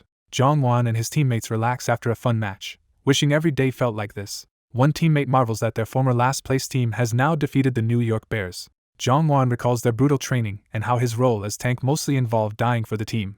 Another teammate praises everyone, especially Jongwon and Paul, for blocking Walker's attack. Jongwon remembers the desperate moment when they actually blocked that strike, but feels there is more to consider.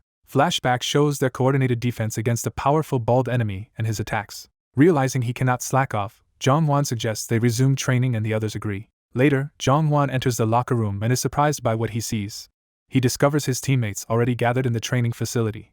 Turning to look at him, two staff members comment on correctly predicting everyone would show up and wonder how they all ended up there. Jongwon internally panics, wondering when everyone arrived. Teammates cheerfully tell Jongwon he is the last to show up, though they only just arrived too. Jongwon reflects on his journey from hardship and scholarship days to now standing among top players.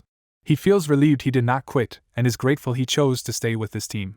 Two teammates get sentimental, calling his resolve touching. Their stern coach says he is moved that they all came to train instead of rest when he finally allowed them free time. Internally, the coach vows to make their extra effort backfire with even harsher training equal to the money he spent. The exhausted players realize their enthusiasm has doomed them to brutal practice. The next day, they gather again in front of the tall building. The suited manager notes it is time and prepares to start once everyone is present. The team trembles like zombies from fatigue as they assemble. The coach is startled by their zombie-like state, and Jongwon groggily asks why they had to meet so early. Their blue-haired head coach steps up, saying he will explain the reason. He shows them tickets to a World Champions League match between Paris Lumiere BC and Berlin Blitz. He tells them this upcoming match is why they have gathered. He explains that this big match will take place in Washington. The narrative highlights that the match is Berlin Blitz versus Paris Lumiere. Someone declares that they are going to watch that showdown.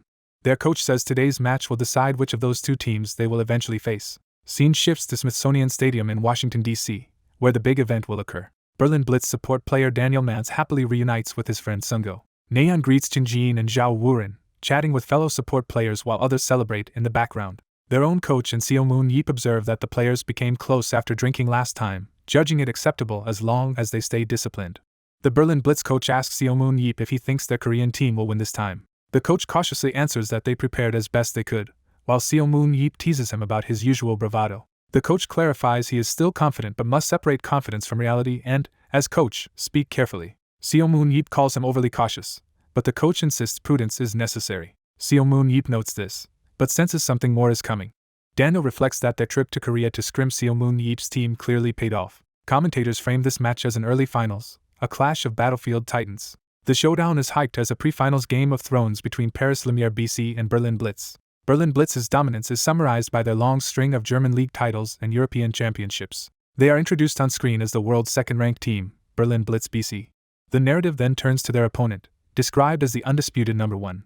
Paris Lumiere's record of French and European titles is highlighted. They are introduced as Paris Lumiere BC, world-ranked first and multiple-time world champions. In the arena, Nayeon asks Seo Moon Yeep if he greeted player Baek Haeyeon, assuming they are close. Seo Moon Yeep explains Baek Haeyeon told him not to visit because she wants to stay fully focused, which he takes as a sign of her seriousness. From the stands, Seo Moon Yeep spots Paris ace Nathan Bernard and Baek Haeyeon below. Nathan and Baek Haeyeon look up as if sensing his gaze. Nathan remarks that Baek Haeyeon probably plans to greet Seo Moon Yeep only after securing victory. Baek Haeyeon inwardly calls out to her uncle to watch her now. She reflects proudly that she has finally become one of Paris Lumiere's starting members. She recalls standing alongside superhumans that her uncle once acknowledged, feeling she now belongs among them. Resolving that she is no longer a child, Baek Haeyeon's determination flares. She vows to greet her uncle only after winning. Baek Haeyeon straps into her battle capsule, promising to say hello once she has won the match. The first battleground is announced as the Great Underworld Canyon. Suddenly the selected map glitches and begins to change. The map transforms to an invasion scenario in Washington, D.C., featuring a new monster. A colossal dome-shaped spiderweb appears over the city as unknown spider monsters descend across Washington. Energy spheres erupt in the sky, disrupting the web. Commentators note that something is emerging from between the web's threads. Crystal-like objects burst out of the sky portals. Rocky beasts with glowing red cores crash down, joining the chaos. It is announced that these are yet another new type of monster confronting both Paris Lumiere and Berlin Blitz. The two teams must now battle two never-before-seen monsters in this match. The new creatures rampage forward, smashing everything in their path. With that, the match officially begins. A loud declaration signals the start of combat. Paris Lumiere quickly takes positions as their frontliners charge. The rock monsters roll toward them with devastating force. Paris tanks advance with shields while the attackers prepare behind them. Swordsmen accelerate, cloaked in blue energy, to meet the monsters. A Paris attacker activates the formless sword ability, summoning a controllable aura blade. Using empowered blades, they unleash coordinated aura slashes on the monsters. Another ability, Rush, lets them briefly double their speed. Sharp Winds allows them to project sword aura up to 2 meters. Their combined abilities carve into a monster's body. One tank braces in maximum defense but calls for assistance as the beast bears down. A teammate confirms and calls on Jack for support. Jack activates location swap, preparing to trade places with an ally. The tank line braces while Jack gets into position. A command to change echoes as they execute the swap. Jack teleports into the front line with a shield, replacing a comrade at the critical moment. His status window shows near max stats and the Send Aura support ability. Jack's Send Aura and Suppressive Aura skills boost allies' strength while weakening nearby enemies. The Biles-Vor's monster's stats visibly drop as the debuff takes effect.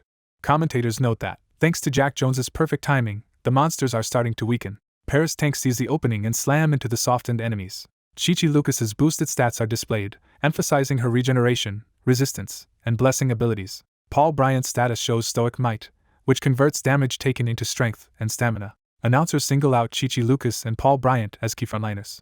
Watching, Seo Moon Yeep notes that Paul's raw strength seems low for a tank. He reads Stoic Might's description and realizes Paul grows stronger by accumulating damage. Paul channels stored damage, electrifying his weapon and shield as he braces.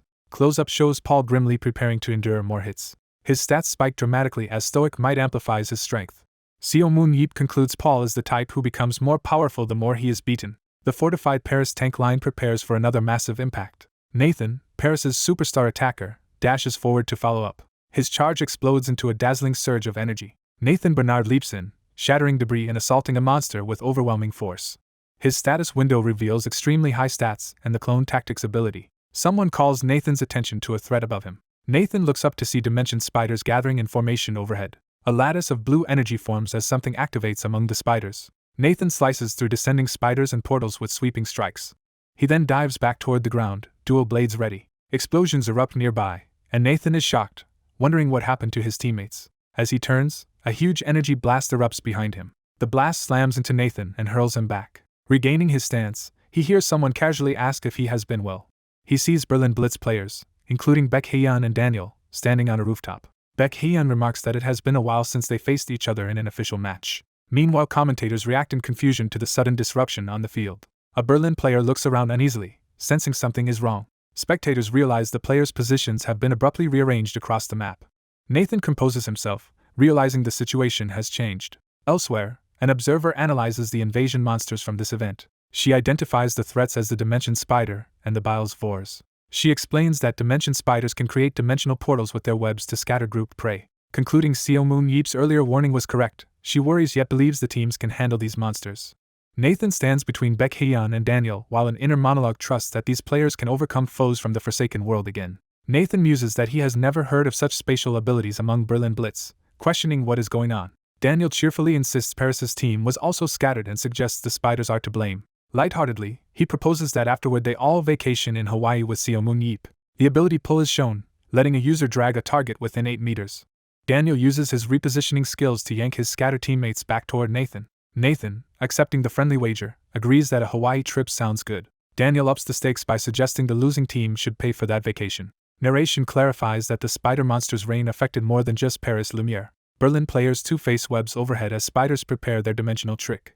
Daniel shouts in alarm as some of his teammates vanish into portals. He realizes 2 comrades disappeared without death notifications and suspects a spider ability. Daniel theorizes about dimensional shift or transfer powers and worries about separated teammates' locations and response. Through team communication, he learns allies were moved far away and deduces the spiders cause random spatial travel. The pull ability is highlighted again as part of his toolkit. Visuals show Daniel manifesting a glowing token of his own movement power. He reasons this phenomenon must be affecting every team, not just theirs. A complementary push ability is introduced, which can shove targets within a short range. Daniel resolves to use these movement skills to rapidly reorganize their formation for maximum short-term efficiency. He explains to his team that the spiders randomly teleport targets and urges everyone to regroup and stay focused. He orders them not to spread out and to move together. Narration states that thanks to Daniel Mance's quick thinking, Berlin Blitz remains tightly grouped. The reunited Berlin players prepare to clash as one unit. Nathan charges in alone against them, setting up an uneven confrontation. The narration concludes that Berlin Blitz capitalizes on the situation to force Paris's ace Nathan into a 4-on-1 fight.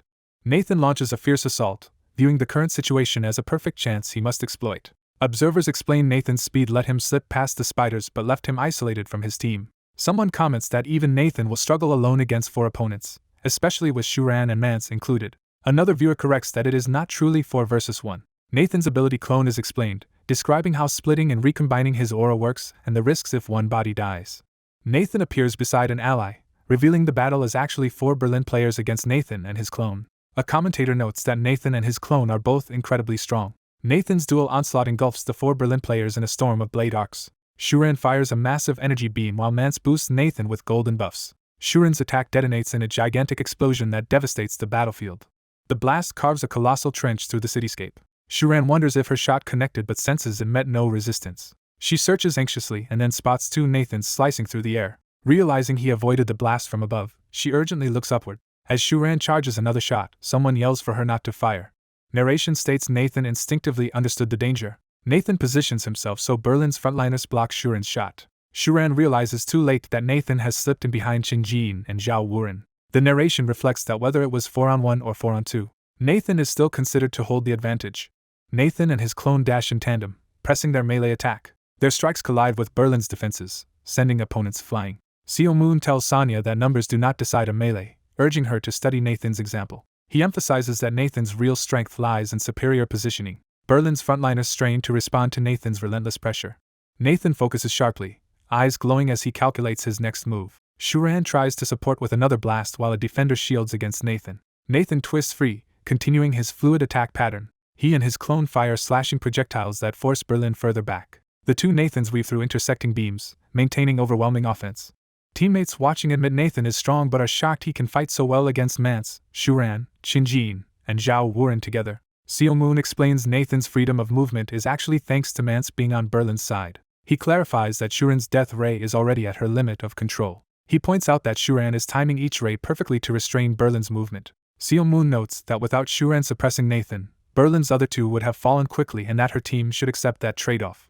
Nathan smirks, aware of the constraints he is exploiting. Seo Moon adds that with no teammates to protect, Nathan can fully unleash his ability in this kind of brawl. He analyzes Mance as a support who usually disrupts enemy formations, but this time Nathan has invaded Berlin's formation and turned Mance's pushes into liabilities. Nathan keeps positioning himself so that whichever way Mance pushes or pulls, someone on Berlin becomes exposed. Seo Moon concludes the only thing Mance can really do now is desperately try to keep his teammates alive. Because of this, the fight keeps tilting further in Nathan's favor, and at the same time becomes steadily worse for Berlin. Sonya worries they will just lose to Nathan even with a 4-on-2 advantage, but Seo Moon says there is still a difficult option left. He doubts, however, whether Berlin can successfully execute it as Nathan continues his onslaught.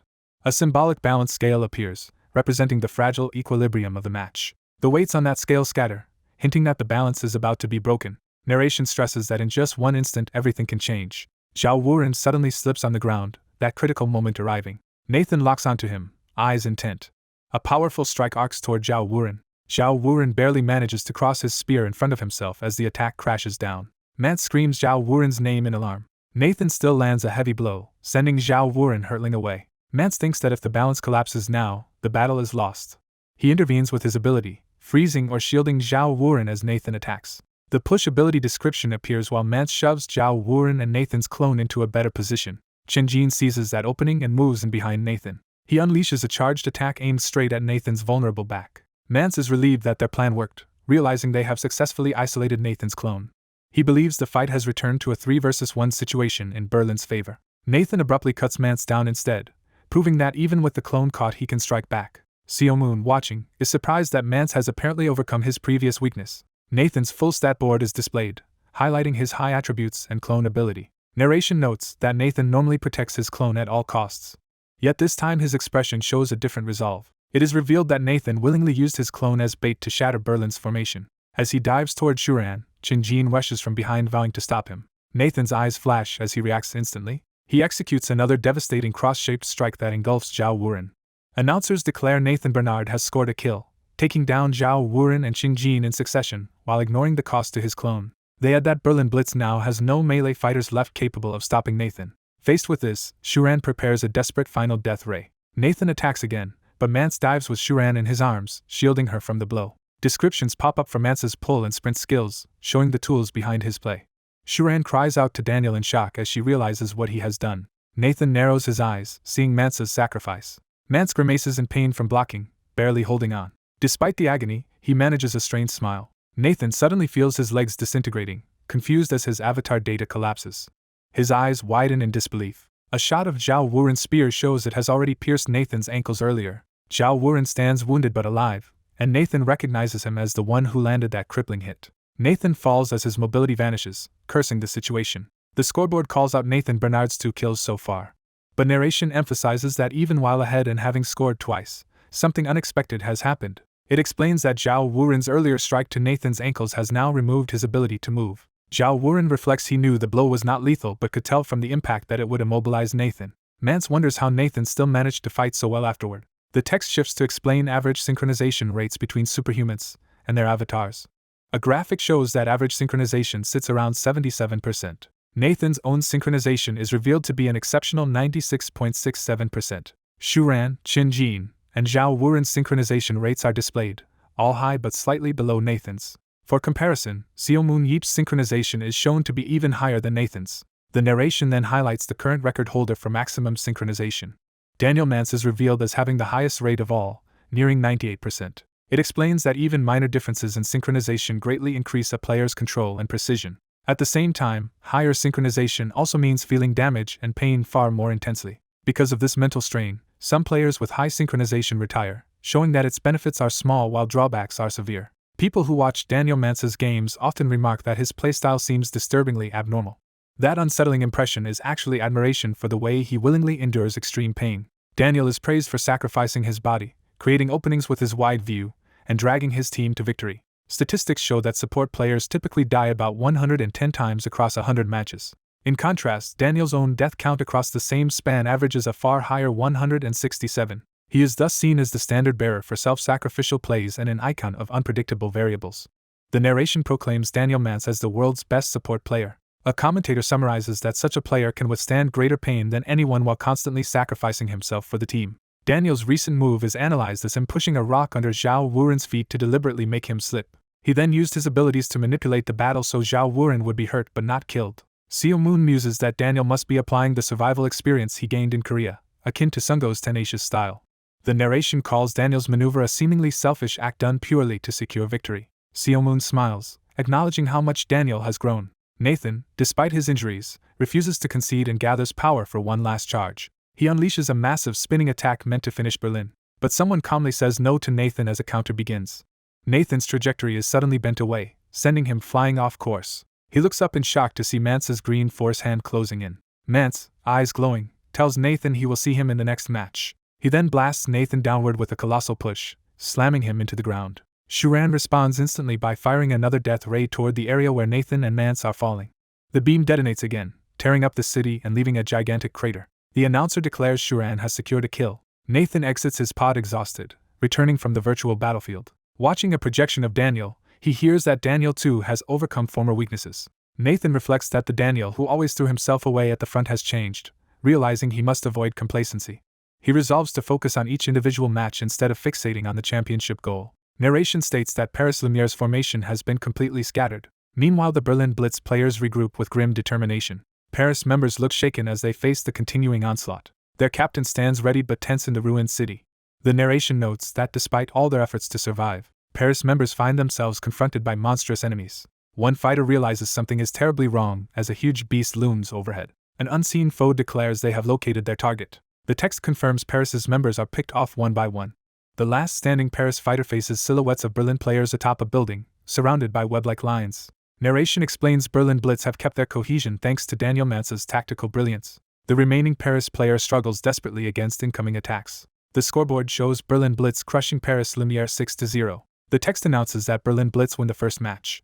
Backstage, Daniel apologizes to Zhao Wuren and Qin for forcing them into risky positions. He admits he selfishly pushed that plan through because he wanted so badly to beat Nathan. His teammates respond that they do not mind and ask what he is talking about. They point out proudly that they outplayed Nathan Bernard and Paris Lumiere. The two frontliners tell Daniel he can use them however he needs as long as they win, pledging to be his left and right arms.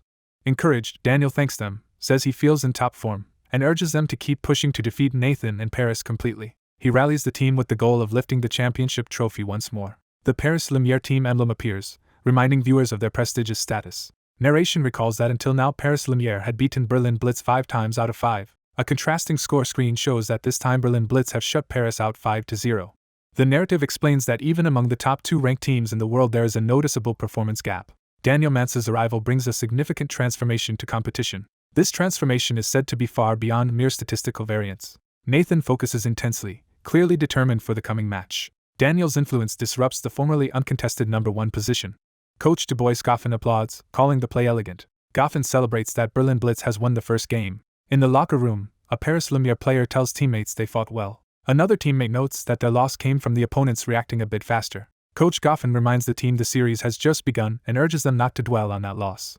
He ends his pep talk and shifts to tactical discussion. He begins outlining how they will secure victory in the second invasion-style match. A player raises a hand to address the coach. She nervously announces she has a proposal. Commentary reveals the second battlefield is also an invasion, set in a Washington, D.C. overrun by Dimension Spiders and Biles Vors. The scene shows monstrous purple spiders swarming the ruined city. Commentators describe Dimension Spiders falling over both teams as the match begins. Paris Lumiere's frontline calmly faces the descending spiders. A commentator is eager to see how both teams will handle this scenario now. Nathan mentally signals his teammates that it is time to move.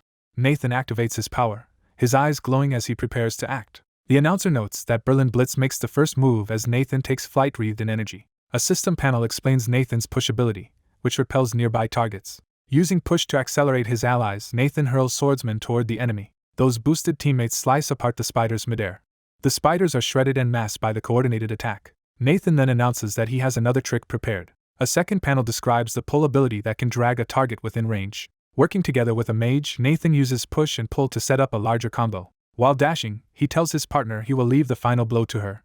Shuran unleashes a devastating beam attack as Nathan calls her name. Commentators praise Berlin Blitz's spectacle, while noting Paris Lumiere's two aces have split off from their team.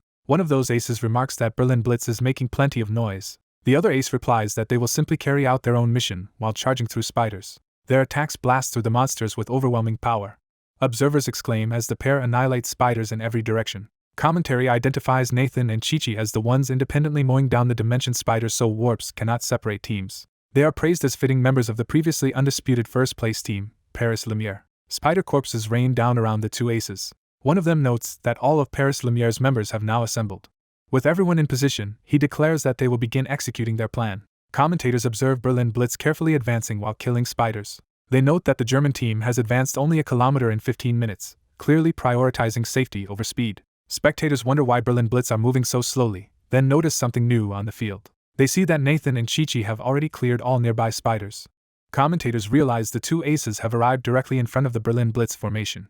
The crowd calculates that Paris Lumiere's pair is challenging all 11 members of Berlin Blitz by themselves, which seems suicidal. Nathan deduces that Paris Lumiere intends Nathan and Chi-Chi to serve blatantly as bait. He admits he does not yet know why they volunteered for that role. He then concludes that, intentional or not, this bait has hooked some powerful opponents. Nathan repeats with satisfaction that they have caught truly big prey. Nathan launches a massive purple energy wave at Paris Lumiere's front. The blast carves up the battlefield as Nathan and Chi-Chi retreat to safety. Four of Berlin Blitz's members charge in, empowered to counterattack. Paris Lumiere's ace suddenly recognizes two of those enemies as Zhao Wuren and Qinjin.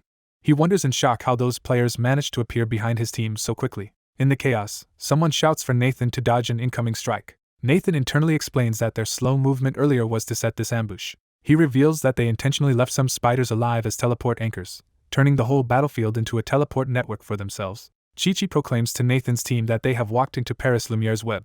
He then coldly declares that the fight is already decided. Dean Maeve lands a lethal blow on Chi-Chi Lucas, scoring a kill. A notification announces that Chi-Chi Lucas has been eliminated. Observers caution Berlin Blitz not to rush Nathan, acknowledging that even alone he is dangerous. Commentators reason that although Berlin Blitz's plan worked, Paris Lumiere surely anticipated such a scenario and still has counters prepared.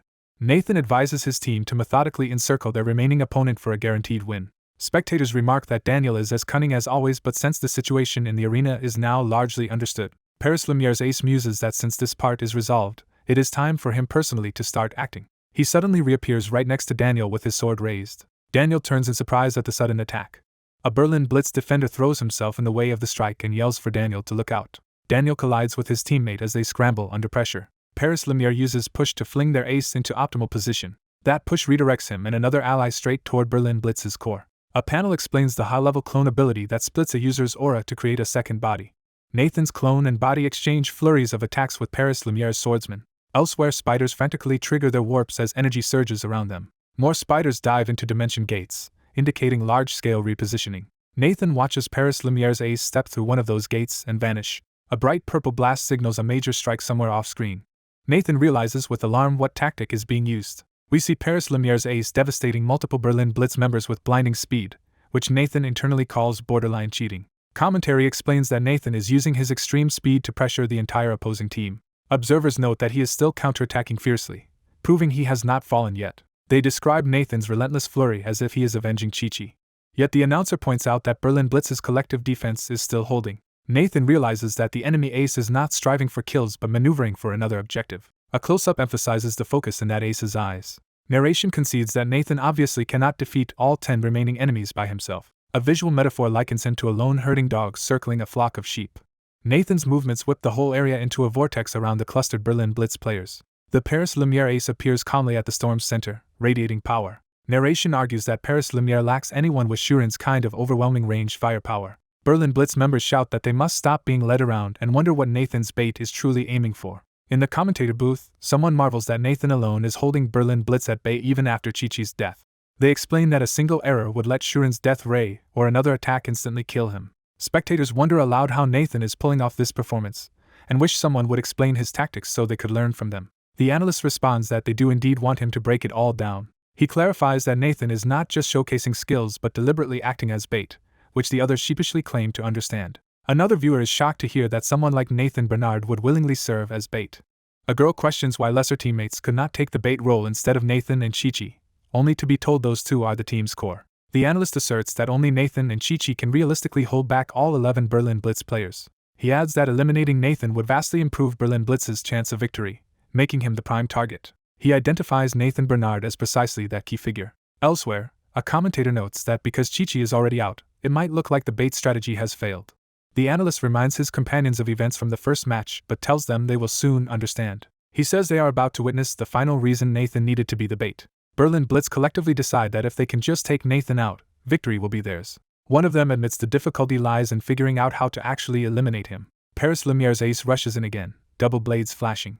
A panel explains that Nathan has cloned himself and is ricocheting between Berlin Blitz members. The scene shows him harrying multiple foes at once with dizzying speed. Commentators gush over how he is holding his own against 11 opponents. Just then, Nathan uses push again, creating an opening as golden energy erupts around a target. Don Mance casts pull on Nathan, forcibly altering his position mid-fight. One of Nathan's bodies is hit hard, his aura shattering. The commentators clarify that it was his clone that finally fell. Paris Lumiere believes time is running out for Nathan and prepared to finish him. The analyst, however, remarks that Nathan can choose how and when one of his bodies dies. A titanic purple blast slams into the ground where one of Nathan's bodies was. Energy surges upward, leaving a pillar in the aftermath. Berlin Blitz members react in shock as they realize something unexpected has occurred. A panel introduces the location swap ability that allows allies to exchange positions. Commentary explains that Nathan was in mortal danger, but Paris Lumiere's support player Mike Robb saved him through that swap. The analyst concludes that this rescue reveals the final reason Nathan was used as bait and hints at the origin of his powers. Confused spectators ask what origin he is talking about, thinking Nathan survived only thanks to his teammate. The analyst begins explaining that all superhumans have abilities and some share similar power types. He notes there are many clone-type abilities such as copy, split, and illusion clone, and some people combine clone powers with other skills. He states that on paper Nathan looks like a straightforward melee fighter with average stats and one common ability. A viewer agrees, pointing out that other top players like Daniel Mance have multiple abilities.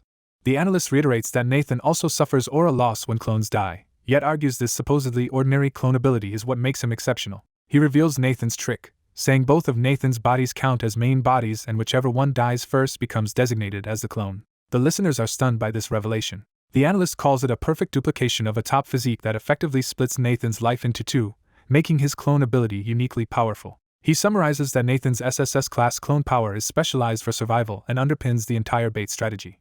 Daniel reflects that although they eventually lost Nathan, Berlin Blitz spent too much time trying to kill him and Paris Lumiere still traded away Chi-Chi and Mike, making Nathan's intentions unclear. Daniel suddenly senses something and reacts in alarm. The ground trembles and smoke rises, leading Daniel to ask if there has been an earthquake. Hearing a deafening roar, he anxiously wonders what caused it. He then sees a massive tidal wave of Bile's Vores surging toward the battlefield.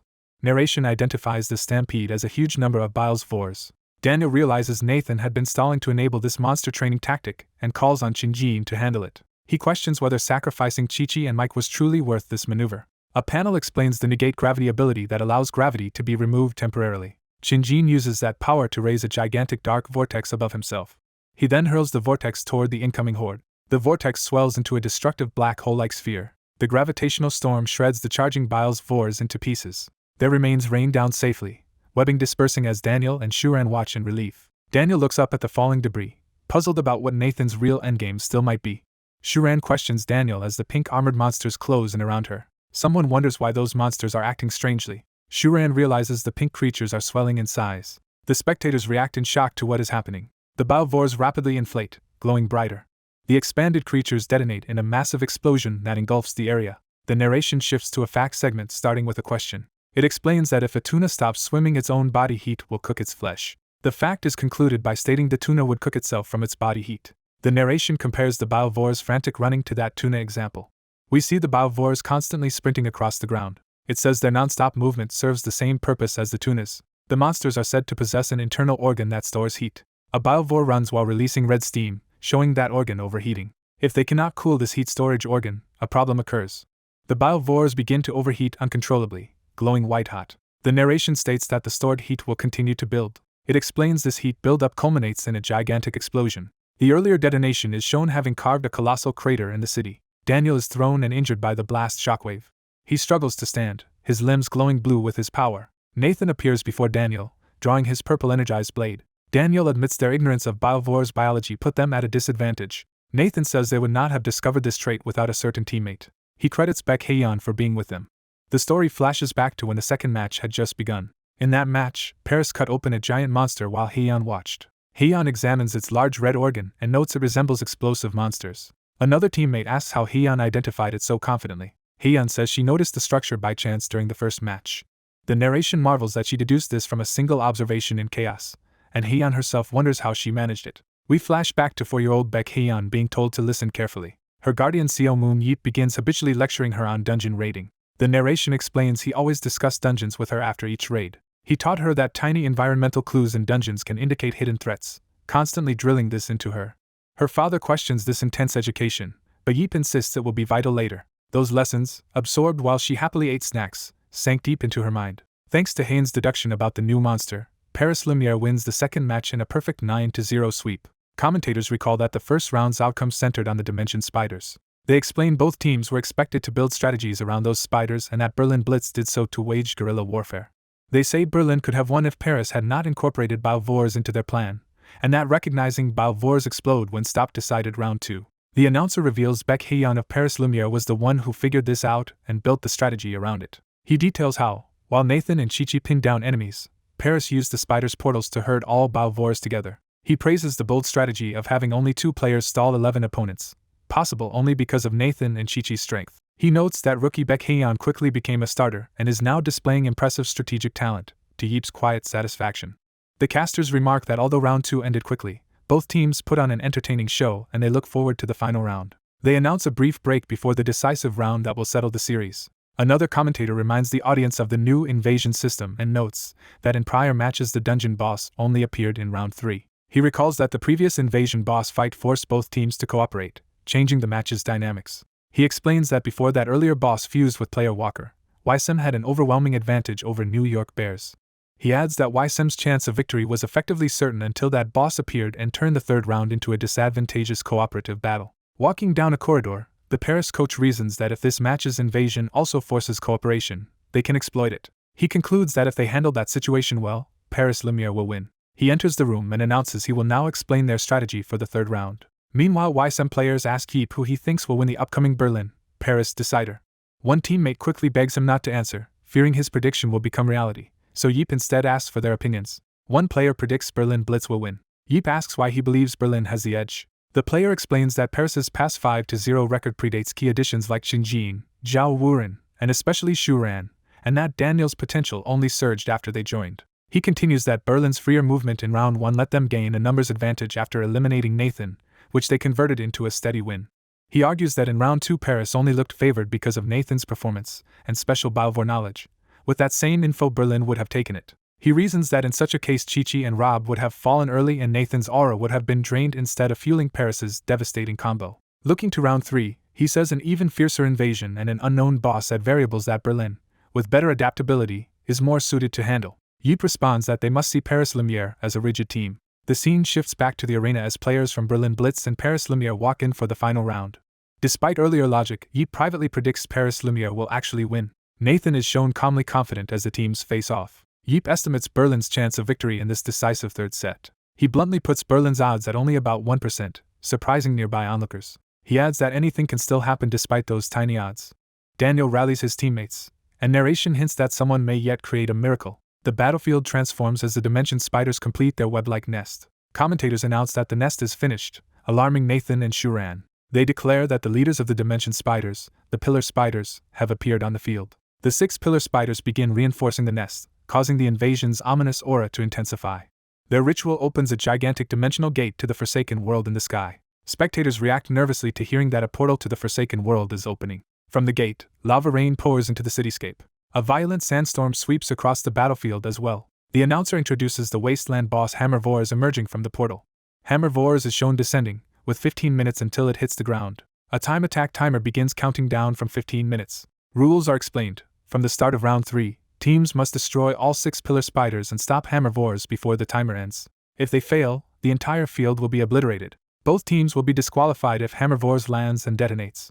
Shuran immediately unleashes massive blue energy blasts upward. Her attacks smash into Hammer Vores midair, but it survives. She channels an even larger beam of energy straight at the descending boss. The colossal blast detonates high above the city. Hammer Vores roars through the explosion, still intact. The timer ticks down slightly, showing precious seconds have passed. Daniel sees on the minimap that their death ray did not harm Hammer Vores. He concludes that the only way to deal with Hammer Vores is indirect. He decides they must instead eliminate the pillar spiders supporting it. As spiders move unnaturally and the terrain shifts, he notes this battle differs from the previous rounds. Daniel realizes the other spiders are actively guarding the pillar spiders. He calls for Shuran to demonstrate her power again, urging her on. Shuran's blast engulfs a pillar spider in light, but it endures behind a shield. Shuran is shocked that the enemy survived the attack. The pillar spider stands unharmed within its protective aura. Daniel is stunned that even the pillar spider withstood Shuran's death ray. The timer shows they have already lost almost a minute of their 15. The narration shifts to what Paris Lumiere does after confirming the beam's effect on Hammer Vores. The city crater is shown again as the fight continues under the falling beam. A minimap shows Paris's side moving toward a specific pillar spider. Berlin Blitz players are seen battling dimension spiders near another pillar spider. A second Paris squad simultaneously fights spiders at a different pillar location. The narration focuses attention on the pillar spiders themselves. Berlin Blitz closes in to attack one of the elevated pillar spiders. Nathan charges and slashes at its protective structure. The timer drops to just over 12 minutes remaining. Nathan realizes the pillar spider is surrounded by an aura barrier. He notes that the barrier is not only extremely sturdy but envelopes the spider from every direction. He judges the barrier's strength to be tremendous. Reflecting on aura mechanics, he recalls that normally such barriers can only cover one side because of their huge energy cost. He tells himself to think carefully, comparing this monster to others he has fought. He reasons that a continuous, all-direction barrier must be built from multiple external aura sources rather than by the pillar spider alone. Concluding there must be external support for the barrier, he scans the surrounding spider horde. Determined, he vows to locate whatever is generating that support. Berlin players leap among the spiders, beginning a focused search. A swarm of spiders surges upward as the defenders dive into them. Nathan cleaves through with a powerful spinning strike. His slash reveals and cuts a red, distinct spider hidden among the ordinary ones. As that hidden spider dies, the pillar's barrier begins to fade away. Nathan exclaims triumphantly that his deduction was correct.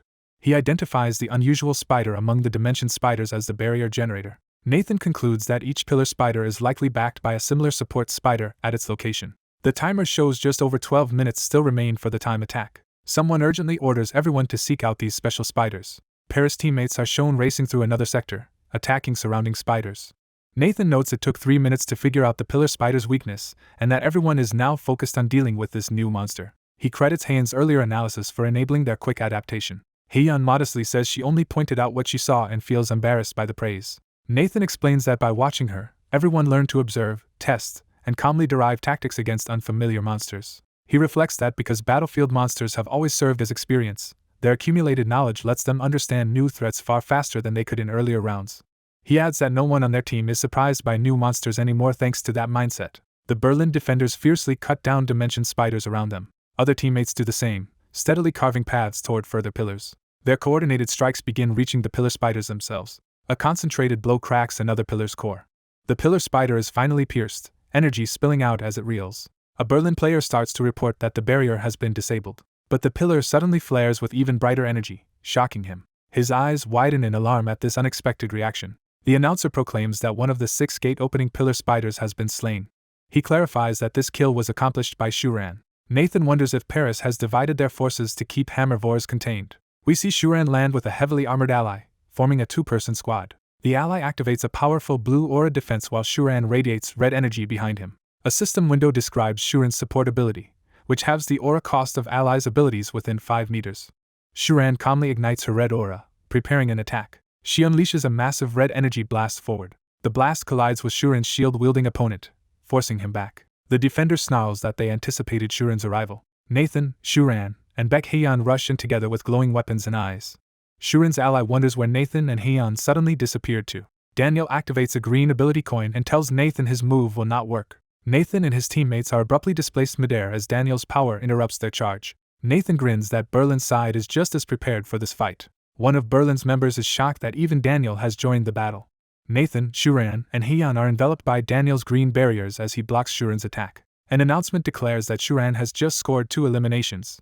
Shuran stands amidst debris as her 2 confirmed kills are broadcast. Nathan complains that the enemy's resistance is making the match troublesome. A Paris strategist realizes the enemy is not trying to stall them but is fully committed to fighting.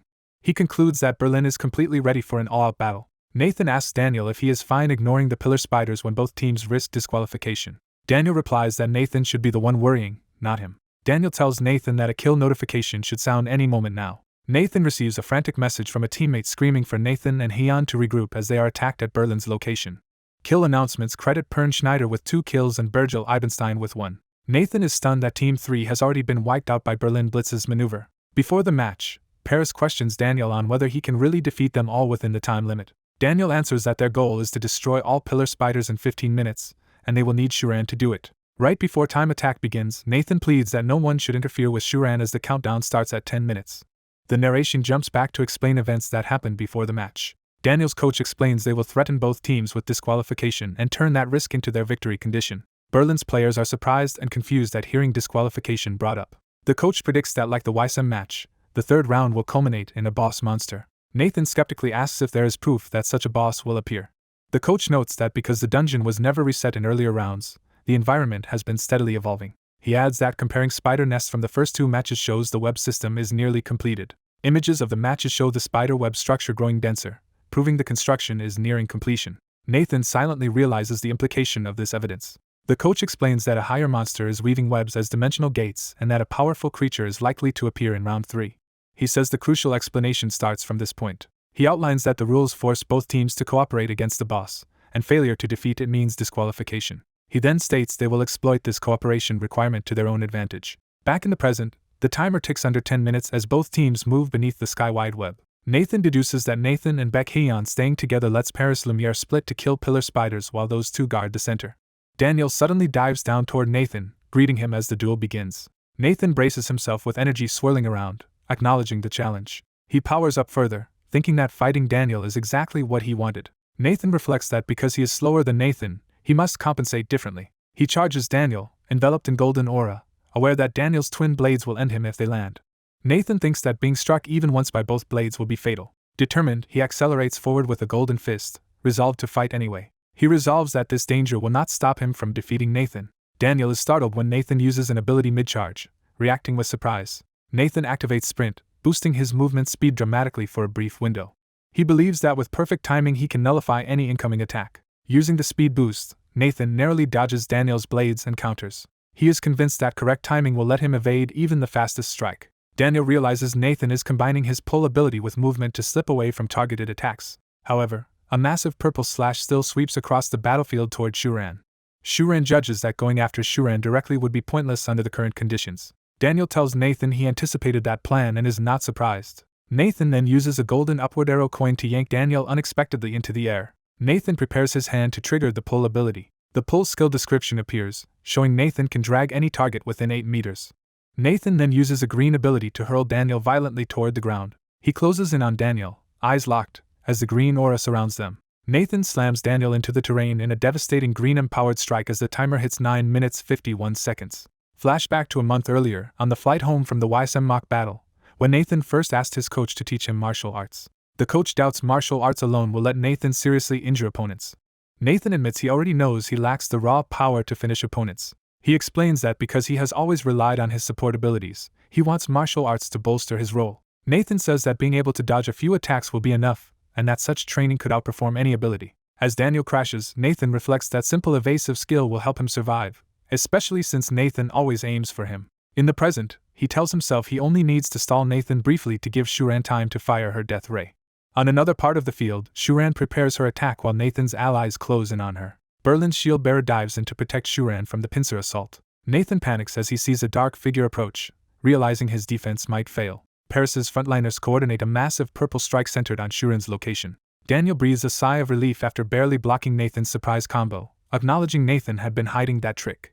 Nathan smiles and says there is a reason Berlin called that maneuver their secret weapon. Spectators excitedly remark that Nathan nearly tossed Nathan with a shoulder throw right as Shuran was charging her death ray and praise Berlin's quick response. Commentary notes that although Nathan's surprise attack failed, both sides have now tried ambush tactics and forced each other to adjust. Daniel thinks to himself that by personally stepping into the fray rather than just directing teammates, he has changed how the enemy must view him. Nathan realizes his opponent now has many more factors to weigh whenever they engage. With 5 members of Paris Lumiere already down, and the score 11-6 in Berlin's favor, observers say Nathan should be feeling pressure. Nathan rallies his team to press their advantage while momentum favors Berlin. Paris responds with a dazzling coordinated barrage to meet Berlin's charge head-on. A Weissim observer praises both teams for competing at an extremely high level. One student asks why Nathan is having more difficulty now when he held off 11 enemies in the previous round. The Weissim leader answers that Daniel is preventing Nathan from abusing his clone and that other conditions are different. He explains that Nathan's clone effectively lets him act as 2 people at once. The observer's eye reflects an image of Nathan's clone, emphasizing its significance. He concludes that this power makes Nathan arguably the strongest among the tournament's top 3 players. He further notes that Berlin's relentless aggression from the start is limiting Nathan's chances to use his clone. The explanation adds that Nathan risks losing a huge portion of his aura whenever his clone is destroyed. Because the match outcome now hinges on careful resource use, his clone has become even riskier. Commentators say both teams have located each other, and a full team fight has already begun. A graphic declares the current clash a major team fight. The analysis states that Mance will exploit the danger of Nathan's clone to pressure his decisions. Visual metaphor shows Nathan facing 2 doors, representing his limited opportunities to use his clone. They reason that Mance will effectively force Nathan into only 2 safe clone activations. Those uses would be either to avoid death at the last moment, or to survive a lethal blow. Alternatively, Nathan might save his clone for after Shuran kills a monster so he can safely eliminate her and fight freely. The situation is framed as Nathan having to choose between 2 equally risky options.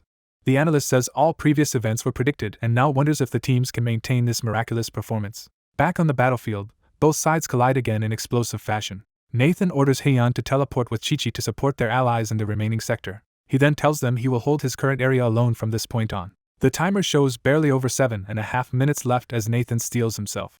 Nathan's opponent taunts him, asking if he intends to close the kill gap by using himself as bait, warning he will die first. A massive red blast announces that the second pillar spider, which sustained the gate to the Forsaken World, has been destroyed. Pern Schneider is credited with that kill and notes with satisfaction that the plan is proceeding smoothly. Nathan's teammates remark that the current 1-1-6 situation plus weak pillar spiders give Berlin a huge advantage. Another teammate cautions Pern not to get carried away, reminding him they have not yet secured victory.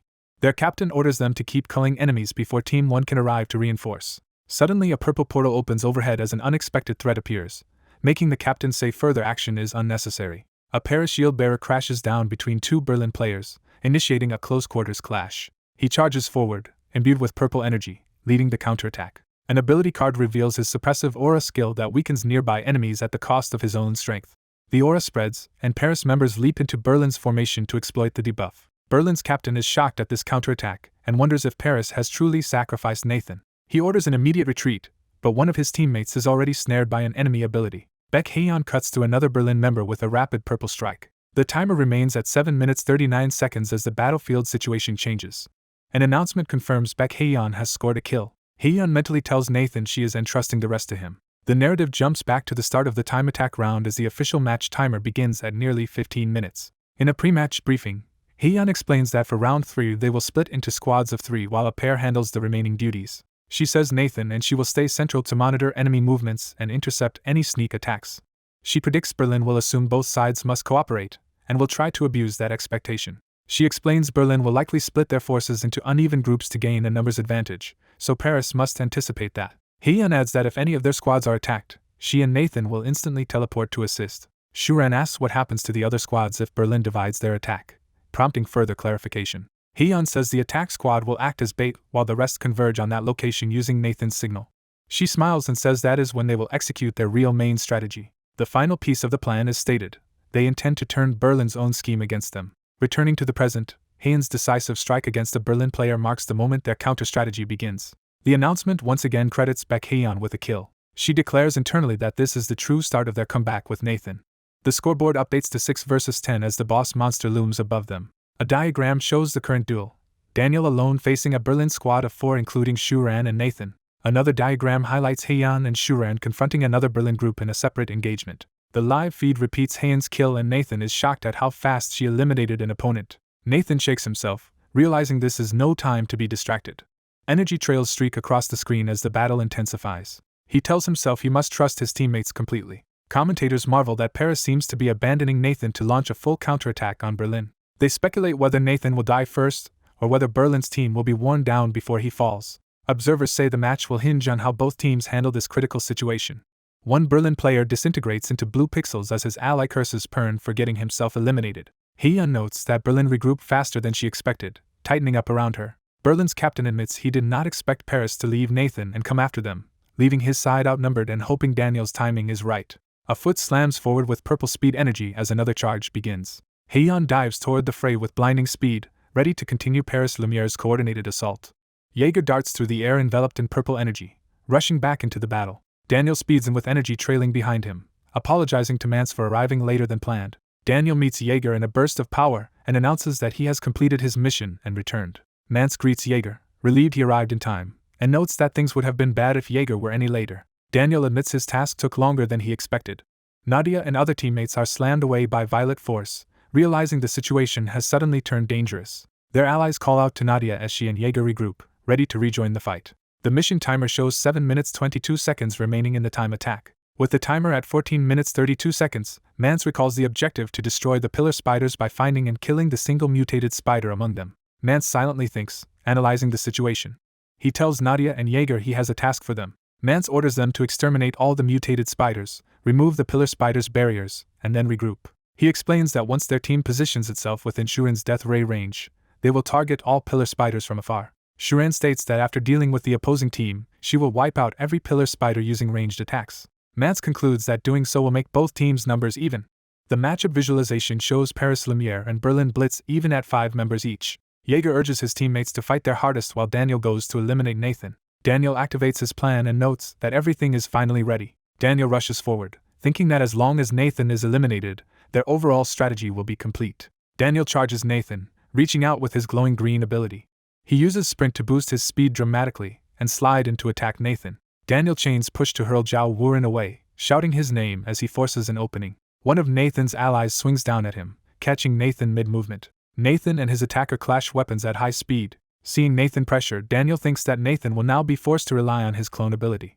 Someone shouts Nathan's name in alarm. Nathan unleashes an overwhelming attack, blasting his opponent with immense energy. Daniel reacts in shock as the commentator notes that Nathan finally falls under the concentrated attacks. Spectators panic, realizing Paris Lumiere is now in serious danger. Another observer stands calmly, arms folded, watching events unfold with confidence.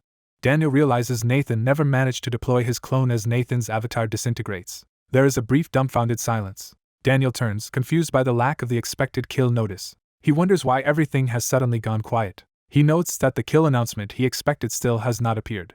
The mission clock continues ticking down through the 6-minute range with no change. Daniel anxiously states that the announcement still is not coming. At last, an announcement declares that the third pillar spider has been eliminated. The system adds that this spider was killed by Nathan Bernard, shocking Daniel and Shuran. Red lines flash as Nathan's earlier trap or technique is visually emphasized.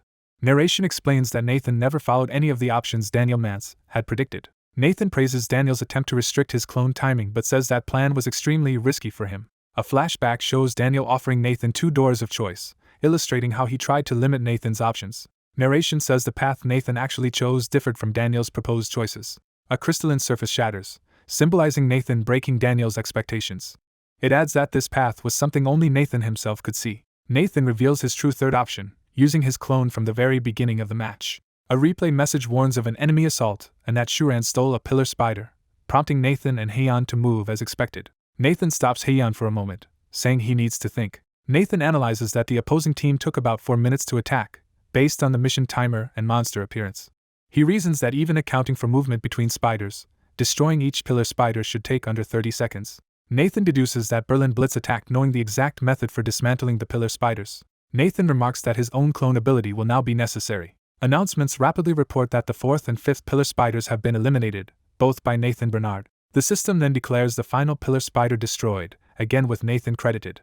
Commentators marvel at Nathan's extraordinary performance, and the huge experience he gains from destroying the Hammervors. Nathan rockets across the battlefield in a blazing charge. He lands with a massive impact, his power erupting skyward. Daniel's allied squad watches the distant light pillar in stunned disbelief. Nathan appears, wreathed in energy, as his teammates look on proudly. Nathan, glowing with power, declares that it is time to finish everything. He raises his weapon in a towering flame-like aura, preparing his final move. The kill feed shows Nathan Bernard racking up 1, then 2 player eliminations. Nathan continues his assault, driving forward through the enemy. The announcement updates to Nathan Bernard securing 3 kills. Hearing the distant announcements, Daniel Mance realizes the full impact of Nathan's rampage. Daniel closes his eyes in pained acceptance of the outcome. Narration states bluntly that the Berlin Blitz lost. Shuran reflects that despite their efforts, Nathan lived up to expectations and defeated them. Daniel tells his team that although they lost this match, the overall tournament is not yet over. He urges his teammates to keep fighting for their own sake, without regrets. The official result shows Paris Lumiere defeating Berlin Blitz 3-0. The Berlin Blitz players walk off the stage looking dejected. Daniel thinks that, though it may sound arrogant, he had been sure Berlin would win. Nathan casually tells reporters that such a victory was to be expected from his team.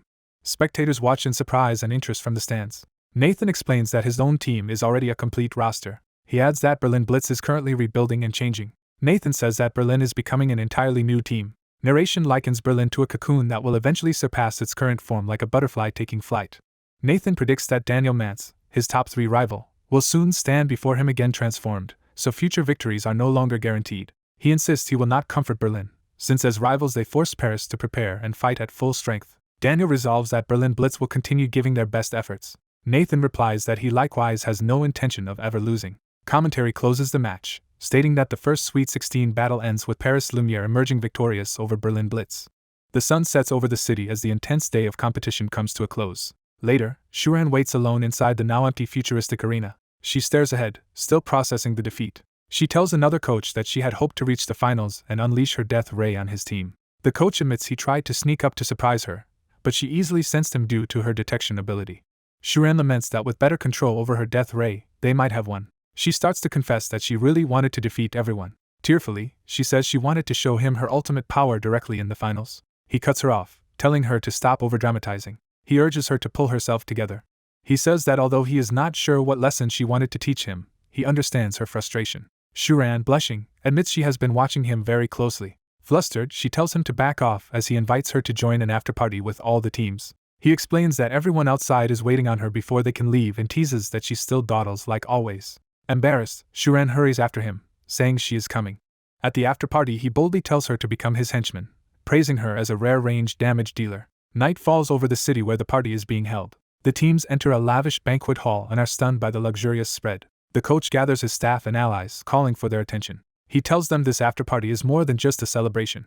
He explains that since Paris Lumiere is likely to be their future finals opponent, they should treat this as an opportunity to hit Paris financially by eating as much as possible. He orders everyone to start devouring the food so the Paris hosts, the so-called bald twins, go broke, and his subordinates enthusiastically obey. He pops open a bottle of alcohol, ready to drink heavily. Holding the bottle, he remarks that drinking is a must at after-parties, despite the health warnings displayed. Someone clinks a glass against his bottle, accepting a drink.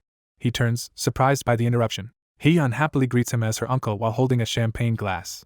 She excitedly bombards him with questions about how well she performed in the match. He praises her improvement, and notes she has become faster at switching, patting her on the head. He ungleefully insists she is all grown up now and presses him for confirmation, leaving him awkwardly agreeing.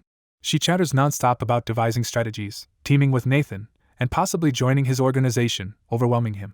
Daniel narrates that he barely managed to escape from Hane's enthusiastic chatter. The coach staggers down a hallway with his bottle, sentimentally thinking about how quickly she has grown since he first sent her to Paris. He hears someone call his name, Seo Moon, and looks up. He finds Nathan waiting in the corridor, unexpectedly geared up, and reacts in confusion.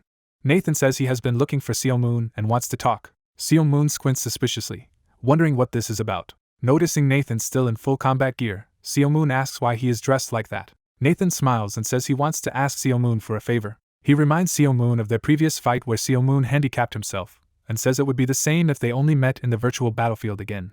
Nathan explains that ever since that day he has trained relentlessly with the sole goal of beating Seo Moon. He thanks Seo Moon, saying that drive allowed him to grow much stronger. Seo Moon replies that he, too, wants to fight Nathan without holding back. Nathan, aura flaring, says he wants Seo Moon to use all his abilities in a real-world fight instead of inside the game. Elsewhere, Shuran notices the number 3 glowing on the back of her hand and questions its meaning. She grows irritated and demands to know who ranks first and second above her. The scene shifts to the Battlefield Association's Washington, D.C. branch building at night. Inside a special chamber, Nathan and Seo Moon face each other in their combat gear. Seo Moon comments on how strange it feels to wear this kind of armored outfit again, saying it resembles his old real-world gear more than a game uniform. Nathan explains these outfits are used for actual sparring to provide extra protection beyond normal uniforms. Seo Moon acknowledges this and then asks what purpose this particular room serves. Nathan describes the chamber as a shock-absorbing training ground made from a material even harder and more flexible than advanced alloys. Demonstrating, Nathan strikes the floor and explains that the room is designed to withstand powerful experimental techniques. He adds that the material is considered the hardest substance in the world. Hearing the enormous cost of such facilities, Seo Moon abandons the idea of installing one himself. Nathan notes the material was discovered through dungeon research by the association. He concludes that thanks to this room they can fight as hard as they want without worrying about damage. Seo Moon asks if Nathan is sure about sparring now, since they are likely to meet in the tournament finals anyway. Nathan says that in Battlefield Seo Moon would still be under many restrictions, so he prefers to fight in reality. Nathan politely but firmly asks to spar immediately so he can test himself against Seo Moon's true strength. Seo Moon answers that his only concern is accidentally killing someone innocent with his power. Nathan reassures him that he has a clone in the real world as well, so he will not die easily, and wants to measure the gap between them and Seo Moon's true self. Seo Moon reminds Nathan that he is effectively immortal in reality. Nathan acknowledges this and says it allows him to use his full strength, though immortality does not equal invincibility. Seo Moon concludes that he should be able to neutralize and subdue Nathan without killing him, agreeing to the spar under those conditions. Seo Moon agrees to reveal his true self as requested. A huge blue aura spear manifests before his opponent, stunning him. Seo Moon, wreathed in blue energy and armed with a spear, warns he will fight seriously. His blonde opponent is shocked by the overwhelming pressure he feels. The blonde warrior senses Seo Moon's sheer power pressing down on him like a physical weight. He questions whether Seo Moon is even human. The blonde fighter's hand trembles as he grips his weapon. He tightens his grip, forcing his fear down. The two combatants take their positions and agree to start the match. Seo Moon casually confirms he is ready. The blonde man smirks, excited despite his nerves. He resolves to fight at full power from the outset. He unleashes his energy, vowing to go all out from the very start. The ground reacts as his power bursts forth. He dashes forward, launching a high-speed attack at Seo Moon. Their weapons collide in a massive, glowing clash. The duel intensifies as both trade rapid, high-powered blows across the arena. Seo Moon blocks and counters, driving the blonde man back. The blonde fighter somersaults and rains aura slashes towards Seo Moon. Their simultaneous attacks explode as they meet in the center. Seo Moon slips past another strike and presses the offensive. The blonde man notes in disbelief that Seo Moon feels far stronger and faster than in their last spar. He realizes even Seo Moon's calmness in battle has improved dramatically. Frustrated, he demands to know how much stronger Seo Moon has become. He shouts, asking how far Seo Moon intends to keep increasing his strength. While defending with his shield, Seo Moon idly evaluates the durability and potential cost of the arena materials. The blonde opponent protests that Seo Moon is not even paying attention to the fight. The blonde man splits into multiple attacking figures, surrounding Seo Moon. A system card explains his skill clone, which has aura to create a copy that shares damage and aura limits. Using clones, he fills the arena with intersecting aura waves aimed at Seo Moon. Determined, he tells himself he cannot afford to leave any openings. He knows that if he falters for even a moment, Seo Moon will counter. Multiple clones assault Seo Moon from all directions in a coordinated barrage. Seo Moon watches the onslaught calmly, analyzing it. The blonde fighter channels everything he has into a single decisive strike. His ultimate aura slash shoots towards Seo Moon. The slash carves through the arena as Seo Moon evades along the wall. The blonde declares he refuses to lose easily while clashing yet again with Seo Moon. Seo Moon turns, deciding to respond in kind. He reminds the blonde that he wanted to see Seo Moon fight without restraints. Seo Moon activates the ability Amplified Immortal. Empowered by this form, he towers behind the blonde man with immense blue aura. Seo Moon's eyes glow as his energy surges to a terrifying level. He agrees to show his full power. A vertical beam of power erupts, engulfing the blonde fighter. The blonde's eye flashes red as he tries to react. He suddenly finds Seo Moon standing past him with the attack already unleashed, confused at what happened. The blast obliterates a huge part of the training ground. The blonde realizes his clone was destroyed instantly, and the arena was wrecked before he could respond. He admits to himself that Seo Moon is on a completely different level and that the gap between them is hopeless. Outside, Seo Moon yells at the staff, pointing at the gaping hole and reminding them they said the room was shock-absorbing.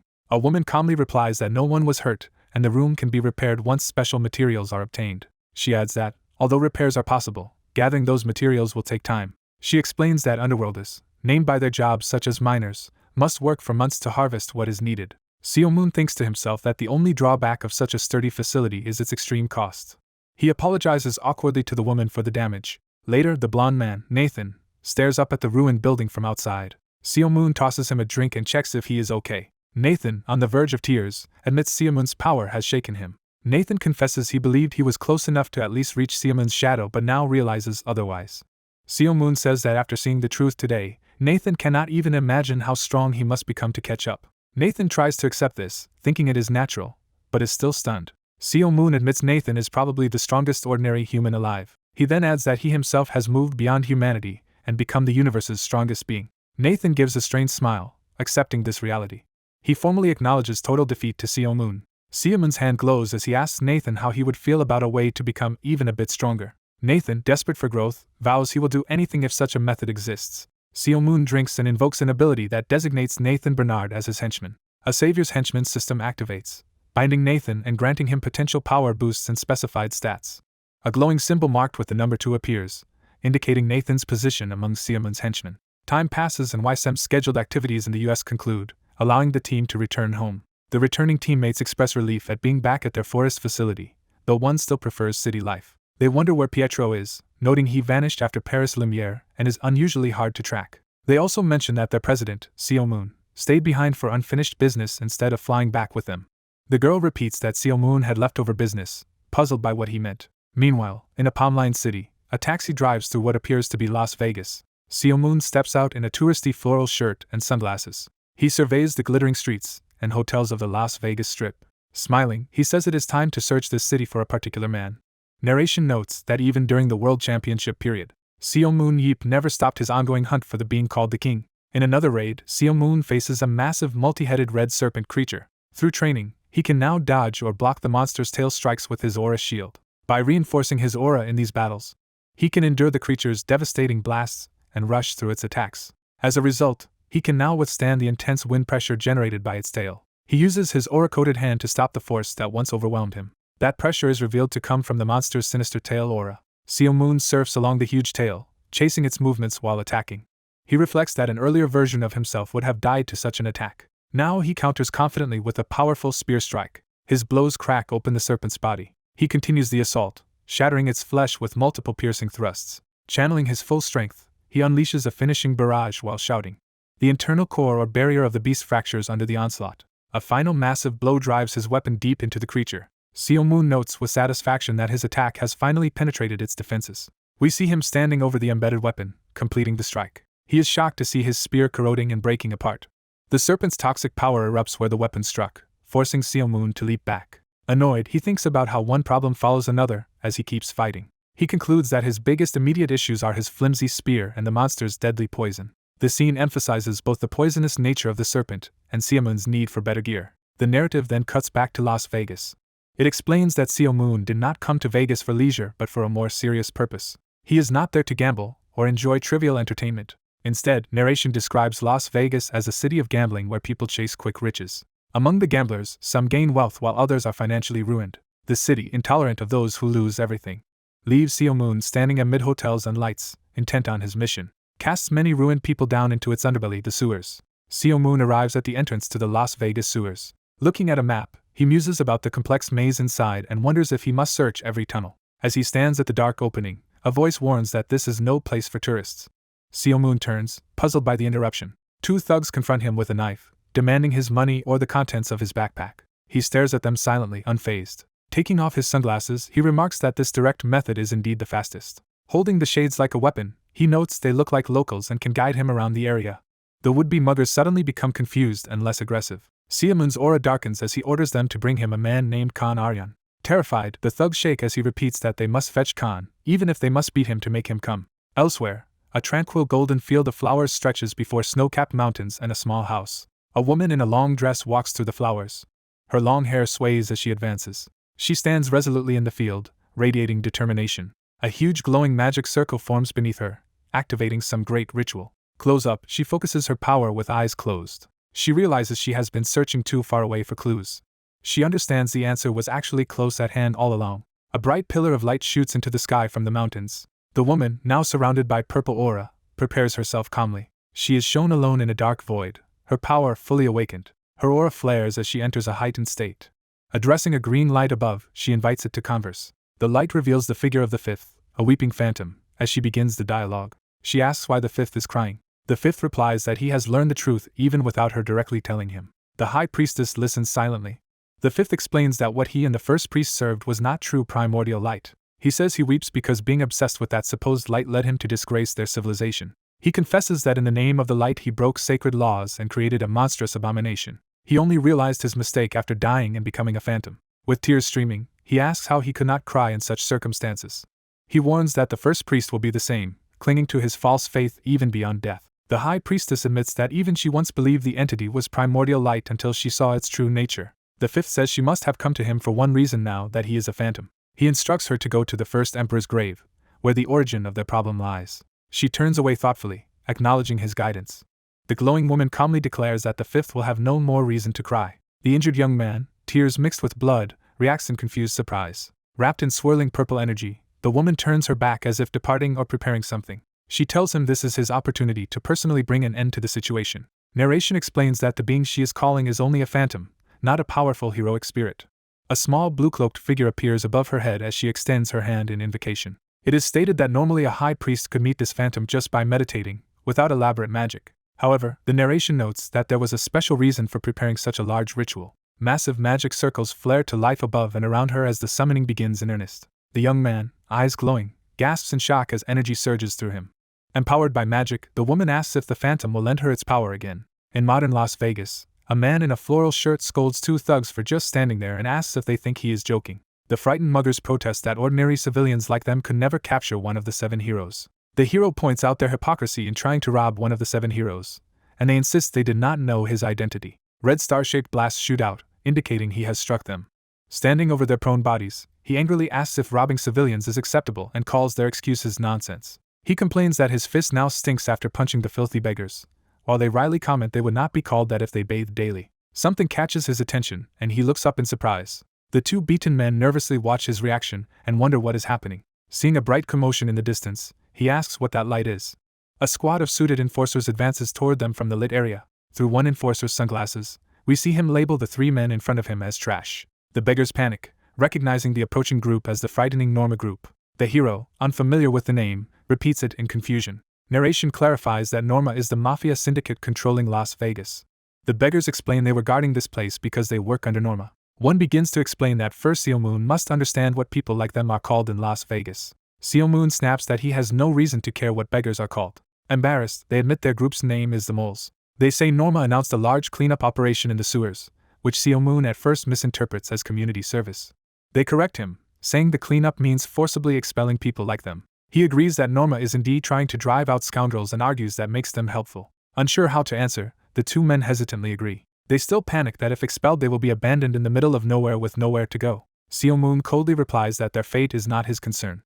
Elsewhere, a hooded Khan Aryan broods that his only wish is to have Moon brought before him. Moving through the sewer settlement, cloaked vagrants mutter that the bosses up the hill, Norma, are becoming more oppressive. They recount that most of them lost their jobs for petty reasons and some were ruined directly by Norma's abuse. They add that Norma now wants to drive them from the sewers too, with many homeless already thrown out without help. They reveal Norma has hired numerous superhuman mercenaries, many of them ex-soldiers specialized in hunting people.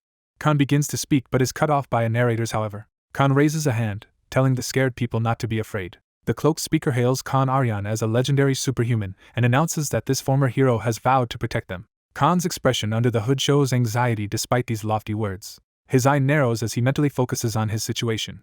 The image spirals into a vortex representing his rising panic. Inside that mental whirlpool, he sits in despair, repeating to himself that he does not know what to do. He laments that even as one of the 7 heroes, defeating Norma's army will be extremely difficult. He admits he only joined the 7 heroes in a reconnaissance role and is not strong in direct combat. Narration reiterates his title as one of the 7 heroes. It explains that Khan did not join Seaman's party out of noble chivalry. Instead, since the war he has repeatedly caused trouble with his gambling habit. A flashback shows him hitting a big win and deciding to recklessly bet everything again. Narration notes that he occasionally won but usually lost, leaving him wondering why this always happened.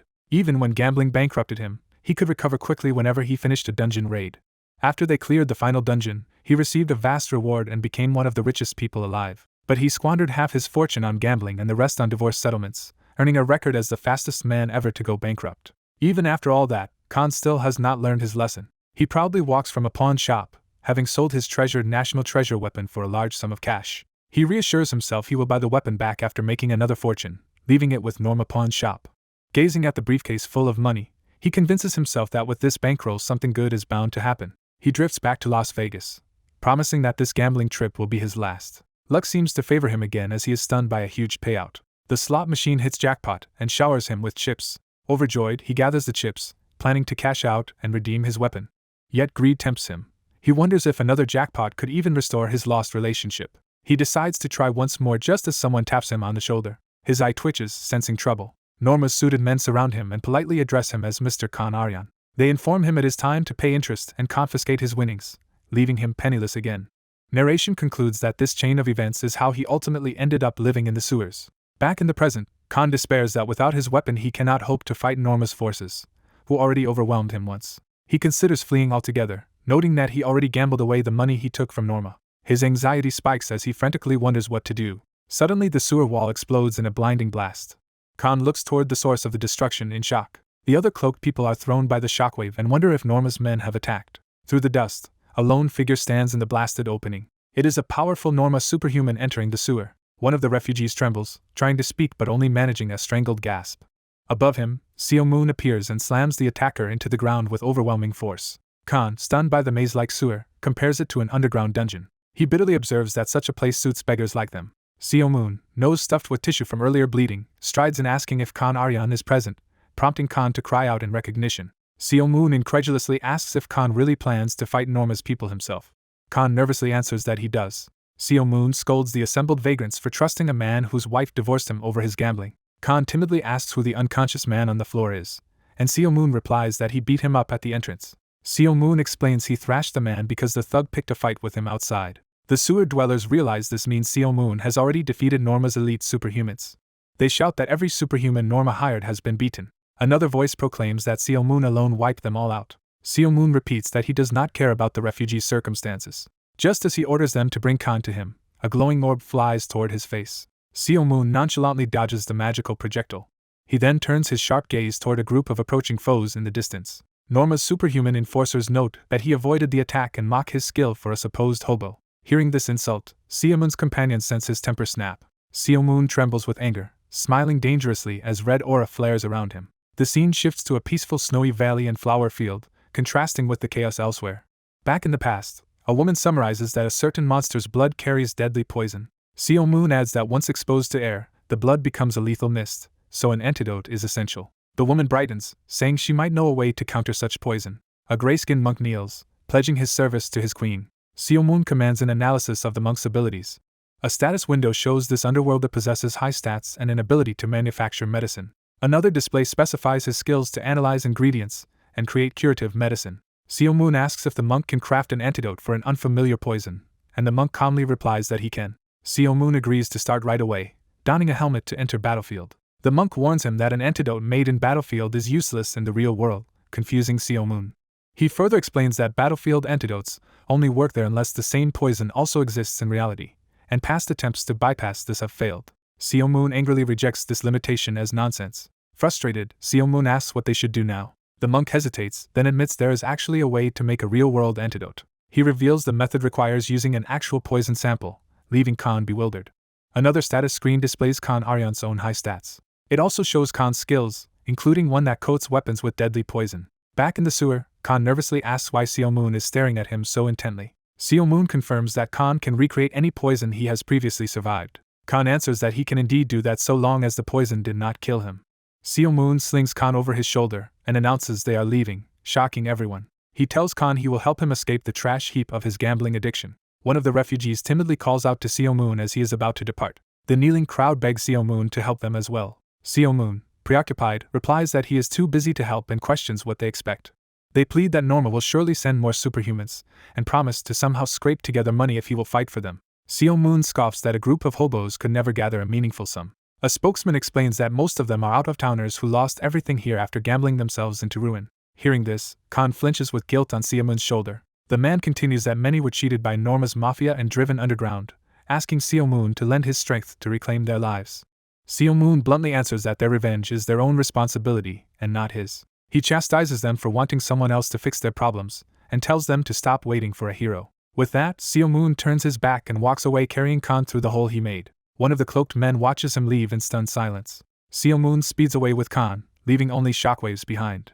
Khan, jostled on his shoulder, asks uneasily if it is really okay to abandon the others. Seo Moon pointedly asks whether Khan extorted money from those same people before. He then reveals that some of the kneeling refugees were actually superhumans in disguise. While sprinting, Seo Moon notes that none of them had volunteered to fight alongside Khan, confirming their selfishness. He explains that if they regain their homes by relying on a hero, they will just lose everything again. He concludes that they must first learn to stand up for themselves. Only then will outside help truly matter. Seo Moon finally halts his blazing run. He sets Khan down and stands ready above ground, prepared for the next confrontation. Helicopter searchlights suddenly lock onto his position. The beams intensify, fully illuminating him. Seo Moon squints up at the blinding lights while still carrying Khan. Norma's forces surround the area by air and land, puzzled at how he defeated their earlier men. Their leader snarls through a megaphone that this time things will be different for the moles. Watching the renewed assault begin, Seo Moon mutters that the fools below still have not woken up. Down in the sewer, the moles panic under the echoing sound of helicopters, convinced they are doomed. The cloaked men panic that their enemies will soon reach them and drive them into the desert. The group tensely watches as another hooded figure approaches across the cavern. One man recalls begging for mercy, asking how he could live if his livelihood was taken. Another man falls silent, thinking about that desperate plea. Remembering harsh advice, someone thinks they must stop relying on a savior and handle their own problems. The previously hesitant man resolves that they should fight their pursuers. Though afraid, he volunteers to stand at the front of the resistance. The others listen anxiously, unsure about this sudden bravery. Someone warns that if they go outside, the Normas might be waiting to kill them, yet they still feel compelled to act. Inspired, the townspeople arm themselves and decide to stand up for themselves. Their leader suddenly notices something surprising. They see enormous craters and the Norma stronghold in ruins ahead. Stepping closer, he notices something under his foot. It is the bound Norma boss with a note promising help this once. Shocked, the man recognizes who the captive is. He realizes this is actually the head of the Norma family. Narration explains that the powerful Norma clan ruling Las Vegas fell within only a few hours. Two silhouetted figures watch the city at dusk as this downfall is implied to have been engineered. A new mafia power, the Seo Moon family, is foretold to rise in the Norma's place. The Hawaiian shirt protagonist and his companion are shown as the ones tied to this coming power. The narration notes that this mafia succession lies far in the future. It describes the group that survived underworld wars to rule the entire mafia world. This dominant group is revealed to be the century-old Norma family. The Normas are shown proudly controlling Las Vegas. Their headquarters tower glows with the Norma name over the city. Narration stresses that only a few hours were needed. The Norma building explodes spectacularly. The text finishes that those few hours were enough to completely destroy them. A caption sets the scene at the Norma family headquarters in Las Vegas. Seo Moon Yeep and his allies stride through the blasted wall, confirming they have reached the place. Inside, a Norma executive reels in fear, asking Seo Moon Yeep why he is attacking their family. Yeep casually brushes off dust, saying there is a simple reason. His eyes glow as he declares that the Normas obstructed his path. A shadowy terror grips the mob boss as Yeep menacingly repeats that this is why he is doing this. Elsewhere, a mystical being commands someone to head to the grave of the first emperor. She explains that this tomb is the origin of their story. A faceless, radiant figure is posed as the mysterious first emperor. It is explained that while one emperor of a later tomb had the greatest power, the first emperor built the foundation of their civilization. Long before other underworlders, he alone first received teachings from the primordial light. Yet his existence vanished into obscurity because of the later emperor of the Tomb of 10,000. The purple-haired queenly figure thought the means of reaching his tomb was lost. Narration parallels Yeep's 17-year drift in a time rift with priests who similarly reached the first emperor's tomb. This rift in space and time was created by the collapse of the final dungeon. The cataclysmic destruction of a towering cathedral-like structure is shown. That shockwave inadvertently opened the way to the long-lost tomb of the first emperor. The queen rips open a swirling portal with purple energy. She rockets through the rift and crashes into an underground structure near the tomb. Sensing residual power, she realizes this aura comes from someone specific. She deduces that the mysterious first emperor had been here before her. Overjoyed, she exclaims that she has finally found him. Cut back to the present, Yeep scolds his Indian companion for pawning his weapon, a national treasure, to gamble. The gambler tearfully cuddles his recovered weapon while Yeep angrily questions his sanity. The man protests that he really believed he would win this time. Yeep threatens to break his arm in frustration, while the gambler nervously objects. Curious, the gambler asks how Yeep even knew where to find him.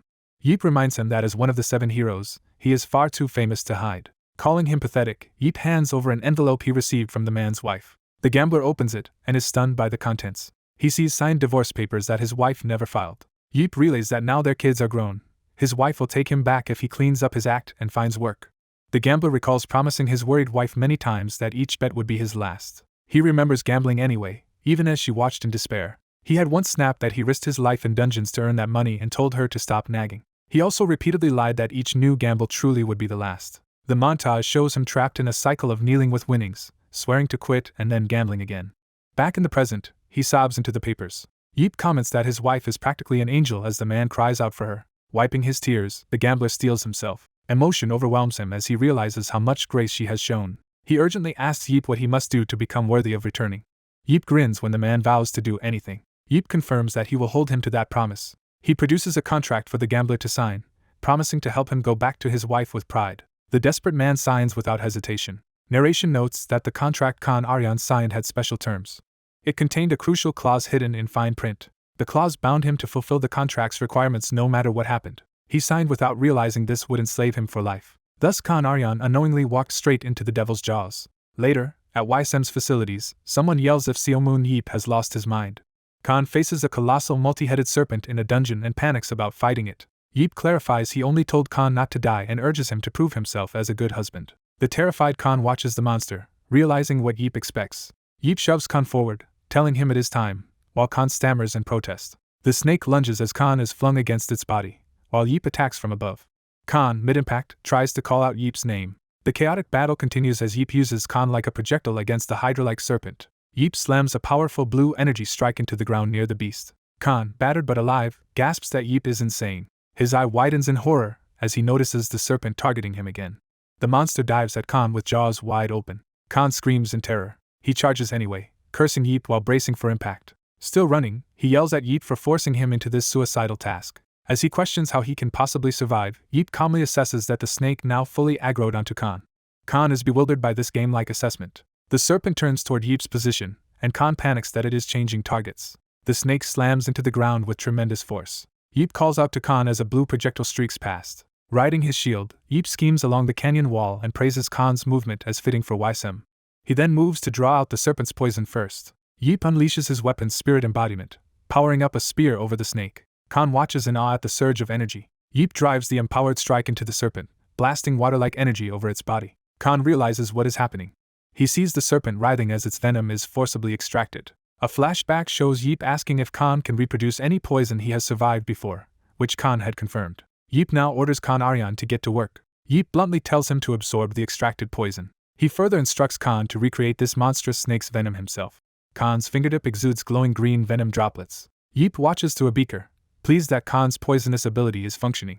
Narration explains Khan first awakened this power after a childhood snakebite, and he now feels like he did back then. Back home, Yip complains that Khan produced only a tiny amount despite all that effort, and Khan insists he cannot generate unlimited venom. Yip grumbles that this limitation is troublesome, while Khan shouts that his body can only endure so much.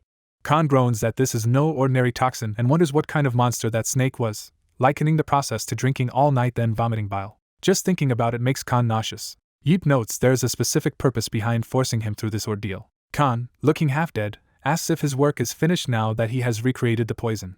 A memory surfaces of an alchemist telling Yip that to make the antidote he wants, the beaker must be filled with that poison. Yip hesitates as he realizes the implication. He coolly concludes that Khan only needs to vomit about 100 times and it will be over. Khan explodes in rage, calling Yip a crazy bastard. At the Weissim training hall, players spar intensely as part of their regimen. Their stern coach watches as an explosion of force scatters trainees around the arena. Someone bursts in asking the coach if he has seen Pietro. The coach replies he has not seen her since America and assumed she was with Yip, who also notes she has not contacted him. Yip recalls Pietro saying Yip's name just before announcing she had somewhere she needed to go. Pietro had told him she had a place to visit and would be gone for a while. Yip explains he has heard nothing from her since that statement.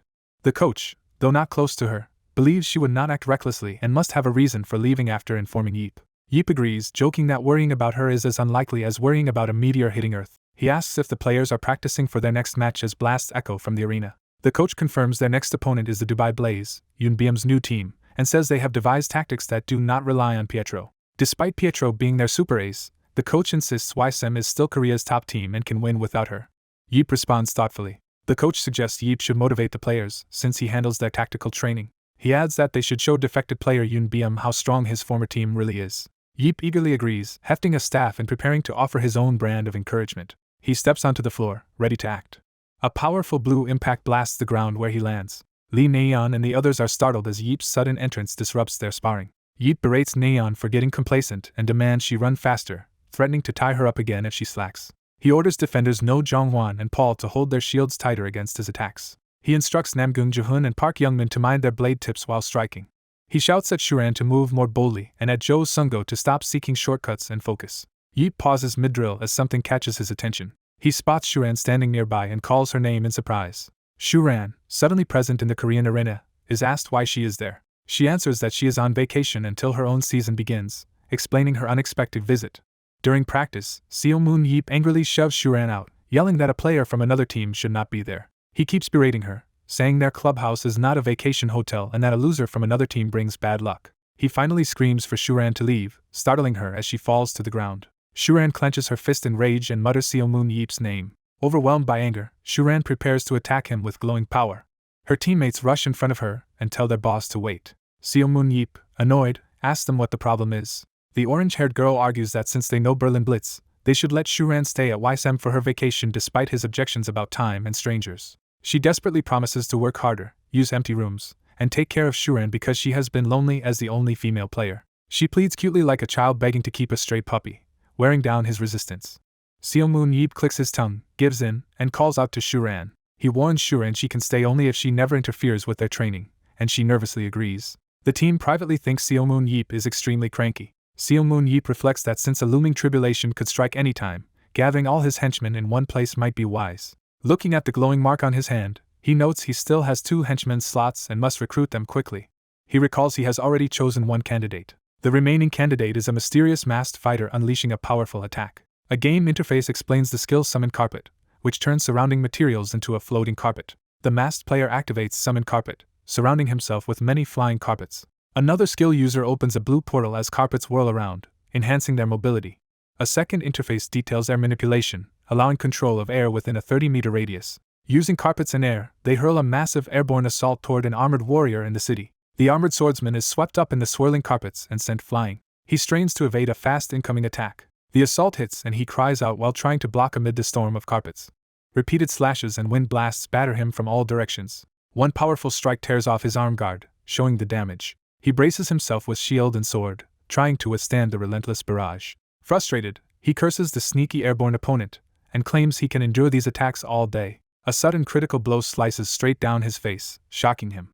Commentary explains that Yoon Byum has been dominating the Middle East, even earning MVP in a scrim versus a Premier League team, something Seo Moon Yeep likely regrets. Narration adds that Yoon Byum's arrival instantly boosted his team from 10th to 1st in the Middle Eastern League. Broadcasters marvel that his team reached top 16 at Worlds and could win if they handle stars like Pietro Anela and Seo Moon Yeep, highlighting Yoon Byum's 7-kill performance. The scoreboard shows Dubai Blaze crushing Auckland Pythons 7-0 and qualifying for the World Championships top 16. The screen cuts to the MVP announcement.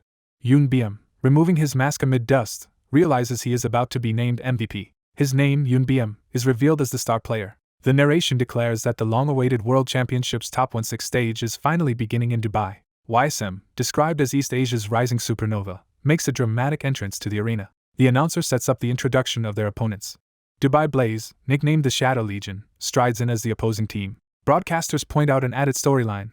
Dubai Blaze's ace assassin Yoon Byum actually debuted for Weissim before gaining his current fame. Commentators confirm that Seo Moon Yeep himself scouted and trained Yoon Byum in the past. They note this mentor versus protege match will draw huge attention as the two greet each other. Seo Moon Yeep shakes Yoon Byum's hand, teasing that his former trainee has grown into his team's ace. Yoon Byum humbly credits his success to Seo Moon Yeep's teachings. Yoon Byum explains that playing in the Middle Eastern League showed him how strong Seo Moon Yeep really is and where he himself currently stands. Seo Moon Yeep replies that if Yoon understands that gap, he must know how hard it will be for Dubai Blaze to beat Weissim. Yoon Byum acknowledges the difficulty but calmly answers that he still believes he will not lose. Seo Moon Yeep counters that he will not lose either, setting up their competitive clash. Yoon Byum thinks that even if the odds of losing are nearly certain, he has to declare he will win to seize any opening. The first round begins with an invasion-style scenario in Dubai's streets as monsters appear and citizens flee. Massive red rock golems stomp into the city as the first wave of enemies. Yoon Byum tells his team they must finish the series in 2 rounds without needing a third. He orders them to close out the match 2-0 while launching an attack at a golem. A devastating spear and energy strike smashes into a golem's body. The combined force of Weissim's assault shatters one of the huge golems into pieces. Seo Moon Yeep's eyes narrow as he prepares his next move. He fires another concentrated projectile of blue energy. His rapid shots riddle more golems with holes as he advances. Teammates dart around the weakened golems, skewering them with spears. Additional blasts from the blonde teammate explode against the monsters, further destroying them. A huge fiery explosion consumes part of a golem's body. One of Weissim's women declares the hunt complete as the last golem of that wave falls. Seo Moon Yeep notes that, even for a first-round monster, this felt too easy and that invasion patterns usually escalate afterward. Two teammates exchange uneasy looks, sensing something more is coming. The shattered golem fragments begin glowing with eerie blue flames. The fragments coalesce, power surging as they start to recombine. The pieces merge into a single, much larger and more menacing fused golem, alarming Weissim. Seo Moon Yeep smugly remarks that, just as he predicted, he is never wrong about such patterns. The fused golem powers up, charging with purple and red energy as if preparing a huge strike. Dubai Blaze strategizes that even Seo Moon Yeep cannot withstand a coordinated attack from all of them. The giant golem unleashes a massive energy beam downward while the Shadow Legion channels power. An interface reveals the skill Aura Restraint, which binds a target within range using chains of aura. One of Dubai Blaze's players notes that Pietro Anela is absent, believing this gives them a chance to win and begins casting. He decides they should first neutralize the fly, harassing them in the air. Shuran's teammate, the archer girl, reacts in alarm to this threat. She dashes through buildings, evading and deflecting incoming attacks. After surviving a close call, she admits the last hit was dangerous. Suddenly an enormous summoned carpet slams down toward her as she steadies herself. She stares wide-eyed at the object, mentally exclaiming that it is a carpet. A Dubai Blaze player rides the carpet to launch another assault at the archer with blades of wind. Shuran's teammate sees deadly projectiles streaking toward her from behind. She yells that the attacks are coming from the shadow as she dodges desperately. Realizing Yunbiem is the source, she starts to call him out. He apologizes to his sis, even as he delivers the finishing blow. Yunbiem cuts her down, scoring his first kill of the match. Seo Moon Yeep encourages the remaining teammates to keep running so they can catch up to and eliminate the Dubai squad. He dives from above, smashing more golem pieces while carving a path forward. The blonde teammate detonates another explosive blast against the golem. Commentators exclaim that Weissim is advancing with unbelievable speed. They add that Weissim is mercilessly slaying golems as they rush deeper into the invasion zone. Seo Moon Yeep takes another forceful step, suddenly sensing something off. He halts, realizing a strange sensation and that something is wrong. Above them, carpets swirl into a trap as Dubai Blaze's summoner shouts for them to dodge. Too late, Seo Moon Yeep is ensnared midair by blue aura chains, immobilizing him. The caster boasts that no matter how powerful Seo Moon Yeep is, he cannot dodge while suspended in midair. Seo Moon Yeep is pinned, glowing chains radiating from his body. His teammates panic as the ground collapses and they fall into the crater created by the trap. The pit explodes around them as carpets and energy crush the whole area. Seo Moon Yeep looks down at his trapped comrades and simply mutters in surprise. From below, the three remaining Weissim members stare up at their boss, who is held spread-eagle by aura chains in the sky. Deadpan, Seo Moon Yeep announces to himself that he has been captured. His henchmen freak out, screaming that they must protect their boss. More carpets pour down like a storm, signifying a follow-up attack on the trapped Weissim players. One blonde teammate watches in horror as the barrage descends. Another teammate also realizes the incoming danger as the red-tinted storm approaches. The carpets and energy form a prison-like barrier encasing the Weissim members. Yunbiem swoops in from above, now credited on the overlay with 2 kills. A montage shows him rapidly eliminating more Weissim players, raising his tally to 3 and then 4 kills. He dives again to strike the last grounded teammate. From below, that teammate looks up and sees Yunbiem hurtling toward him with blades ready. Yunbiem, convinced he has the fight won, mentally bids Seo Moon Yeep goodbye. His attack slams into Seo Moon Yeep's chest shield in a huge clash of blue energy. Yunbiem's ally cries out to their boss as the attack seems about to finish him. Yunbiem believes the job is done and that they have defeated Seo Moon Yeep. Suddenly his eyes widen as he realizes something is wrong with the outcome. His blade is stuck in Seo Moon Yeep's armor instead of piercing through, and he wonders why. Seo Moon Yeep grins and mocks him, asking if he really thought he could pull the weapon free with his current strength. He then forcefully twists, turning the snare around on Yunbiem while still bound. On the ground, the ore user maintains the restraint, unaware Seo Moon Yeep is overpowering it. He is shocked to see Seo Moon Yeep beginning to break the snare through sheer force. As Yunbiem lunges in again, narration from Seo Moon Yeep notes that some people questioned his decision to send Yunbiem away. Seo Moon Yeep smirks darkly, thinking that he now needs to show everyone exactly why he made that decision. With a brutal counterattack, Seo Moon Yeep launches himself at Yunbiem, sending him crashing down as the latter screams. Seo Moon Yeep senses the situation turning dangerous for Dubai Blaze as their formation collapses. Terrified, Yunbiem concludes he needs to escape immediately. He frantically runs, thinking that if Seo Moon Yeep catches him now, he will die in a historically gruesome way. Seo Moon Yeep schemes along the ground on his weapon like a surfboard, relentlessly pursuing him. He fires a powerful purple-white blast toward the fleeing assassin. Watching the incoming attack, Yoon Byum is certain he is about to die. He squeezes his eyes shut and braces for what he assumes will be a fatal hit. After a moment he notices he is still alive and wonders why he does not feel any spears in him. Opening his eyes, he turns to see what happened instead of the expected impalement. He spots Seo Moon Yeep behind him, rocketing forward with spear and shield, closing the distance. Meanwhile, 2 Dubai Blaze supports, who had been throwing debuffing darts, suddenly face a looming threat. Seo Moon Yeep reveals that the earlier debuffs came from their paralyzing poison darts, and that this explained Yoon Byum's low damage but high kill plays. He coolly admits the tactic was smart, with Yoon Byum hiding in shadows and finishing targets weakened by his teammates. Seo Moon Yeep asks whether those 2 allies are really damage dealers or just support, then dismisses the distinction as irrelevant. He declares that all of them are going to die here. Seo Moon Yeep unleashes devastating beams that instantly erase the 2 remaining Dubai players, racking up his first and second kills of the round. He plummets toward the battlefield with a predatory grin, ready to finish things. Yoon Byum, realizing his allies are gone, tries to use the chaos to flee and rethink tactics. Seo Moon Yeep locks onto him with a sharp, predatory gaze. He taunts that despite giving Yoon time, the assassin has barely advanced and is already cornered, frightening Yoon Byum. Seo Moon Yeep even compliments that Dubai's composition and tactics suit Yoon Byum well, saying he joined a perfect team. Yoon Byum, half terrified and half moved, addresses Seo Moon Yeep as boss. Seo Moon Yeep then tells him not to look at him with the eyes of a proud parent at graduation as he hurls Yoon Byum through the air with spinning attacks. After finishing off his former student, the announcer proclaims Seo Moon Yeep has 3 kills, and Seo Moon Yeep jokingly praises whoever raised Yoon Byum for doing a great job. The final scoreboard flashes, showing Weissim defeating Dubai Blaze 2-0 and advancing with a clean sweep. In the first round, after losing Yoon Byum and 2 ranged members, Dubai Blaze falls behind against Weissim. They fight hard in the second game, charging the enemy with shields and magic. A powerful blue blast erupts amid the battle. The shield user rockets high above the city, trailing energy as his foes watch from below. His attack detonates in a massive blue explosion while he dives back in. Narration states that Weissim wins the second round as well. A Dubai Blaze player collapses in despair, devastated by the loss. The result is confirmed as Dubai Blaze's complete defeat.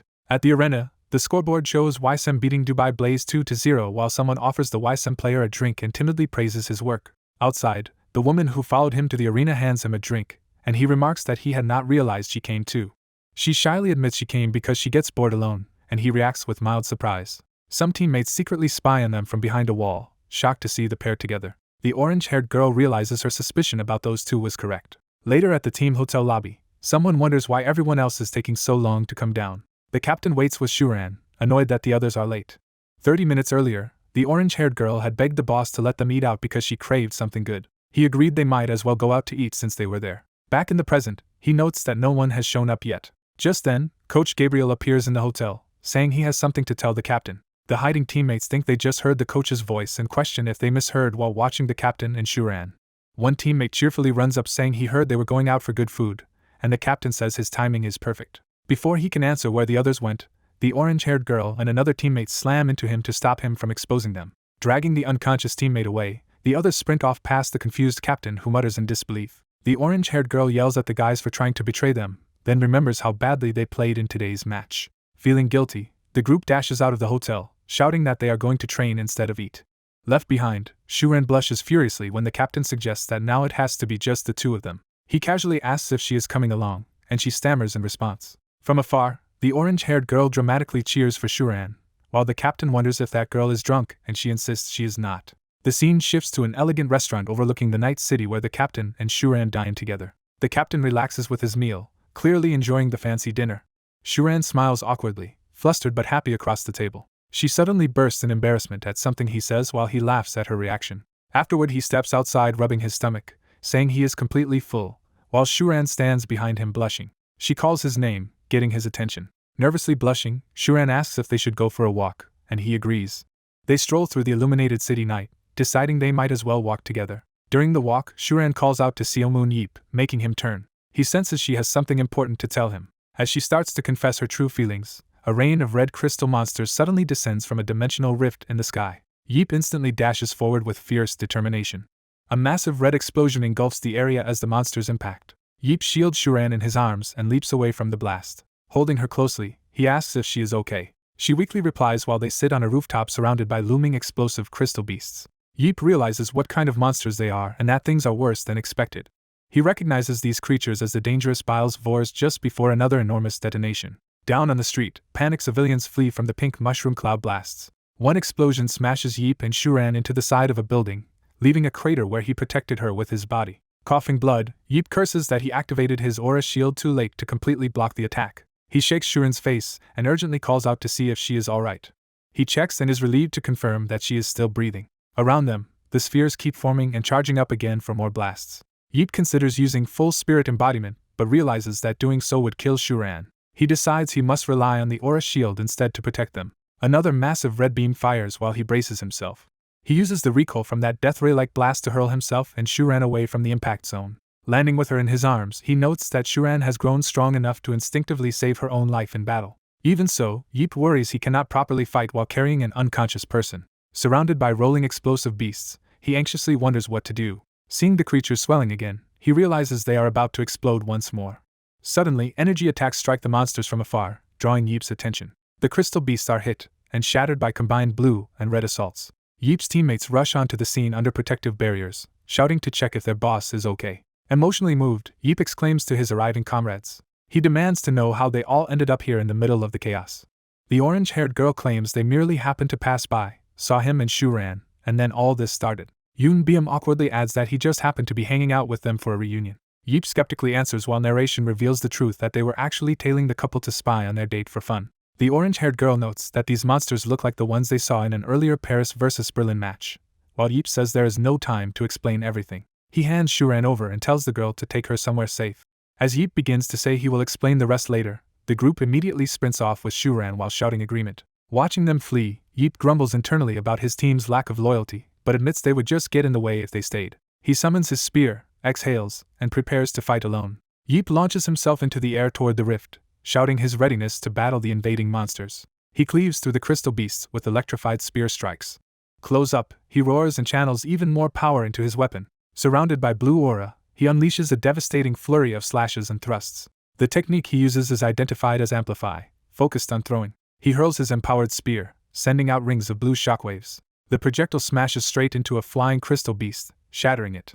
Yeep mentally commands his spear to return. The spear's energy curves back as he readies to catch it. It obeys the command repeatedly, flying out and returning as it destroys multiple enemies around him. After the barrage, Yeep drops beside a cliffside with his spear back in hand. A new shriek from above makes him look up as more monsters arrive. The dimensional rift widens and winged serpent-like creatures start pouring out. Yeep curses that he may have to keep fighting until the rift finally closes. He stares up at the sky where numerous dragons circle over the city. He realizes that if he waits for them to land, the city will suffer catastrophic damage. He concludes he must intercept them in the air before it is too late. He drives his spear into the mouth of one of the descending serpents. With a crazed grin, he vows to have the snake guide him as he fights. Focusing on the rift, he decides his true target is the dimensional hole itself. The winged monsters twist midair, confused by his maneuvering. Suddenly one serpent is sliced, showing Yeep carving his way among them. As he rides a serpent upward, he yells at it to stop while the surrounding maelstrom pulls them toward the rift. He clings to the giant creature's head, scolding it for not listening as he forces it to obey. Yeep thinks that full spirit embodiment over his whole body would let him truly fly but drain his aura too quickly. Deciding instead to leap between monsters, he prepares to jump to another serpent midair. He unleashes another wave of spear blasts that tear through the swarm around him. Frustrated by the endless enemies, he resolves to eliminate them one by one while advancing. Power surging again, he shouts that he is going back in once more. Channeling blue aura to his legs, he rockets straight up among the flying serpents. He shifts to using spirit embodiment on just his weapon. His spear becomes enveloped in blazing blue spiritual energy. He demands even greater speed and strength from his empowered weapon as he cuts through foes. He pours more and more power into the attack. Screaming for still more, he drives the overcharged spear at the largest serpent. The empowered strike slams into the monster's head with overwhelming force. The blow completely obliterates part of the serpent, scattering bright crystal fragments as Yeep falls. Realizing his spear shattered, Yeep is stunned that his weapon has broken. Now weaponless and in midair near the serpent's jaws, he is about to be eaten. He plummets helplessly toward the ocean, spinning through the air. As he falls like a meteor over the distant cityscape, narration questions why his spear broke despite the monsters not seeming tougher than the earlier snake. He recalls that the serpent's hide was not actually harder but that his body could not previously withstand spirit embodiment on a weapon. He concludes that he finally understands this limitation. Yeep mentally replays that hard truth as he continues to crash downward. He realizes the issue was not the enemy's defenses but the huge burden spirit embodiment placed on any weapon he wielded. Still falling, he laments not having brought spare spears and even jokes about improvising with a tree branch. Before he hits the water, a glowing hand suddenly grabs his wrist. Yeep looks up in shock at his unexpected rescuer. A silver-haired, winged spirit princess hauls him upward in a swirl of purple energy, saying she is a little late. She tells him that she has brought him a special gift. Landing together on the shore, she stands ready while Yeep recovers. She apologizes again for being late. He angrily asks where she had gone, and she explains she was tracking the source called the First. He yells that she should have warned him before leaving, since monsters have been appearing everywhere. Looking at the sky, he asks if this current invasion is the tribulation she mentioned. She replies that this is far too mild to be it. She explains that 7 seals exist, 3 already broken and possibly more, which is weakening the dimensional door. She says the monsters spilling out are a side effect of the door loosening and that more will come as the First breaks additional seals. Then she extends her hand and tells Yeep to take something from her. A grotesque red and white bone materializes in his palm, confusing him. He examines it and realizes it is literally a bone wrapped in pulsing flesh. As the bone fuses with him, a strange aura overwhelms Yeep and he gasps in shock. Surrounded by red energy, he demands to know what this thing is doing to him. He feels it greedily absorbing his aura through his arm. He glares at the princess, starting to accuse her. Her eyes glow intensely as she watches the process. With the bone now fully merged, Yeep stands encased in red energy, shouting at her about what she has done. A crimson shockwave blasts outward over the city as his new power manifests. Empowered by that force, Yeep hurls himself at another giant snake, yelling that he is sick of dealing with serpents. He grits his teeth as unfamiliar power surges through his body. His perception sharpens drastically, indicated by the distorted view in his eye. Narration states that Seomun Yeep instinctively grasps something about this new power. He realizes that the bone has reshaped itself into a strange crimson dagger in his hand. The narration clarifies that he understands the object in his hand for what it truly is.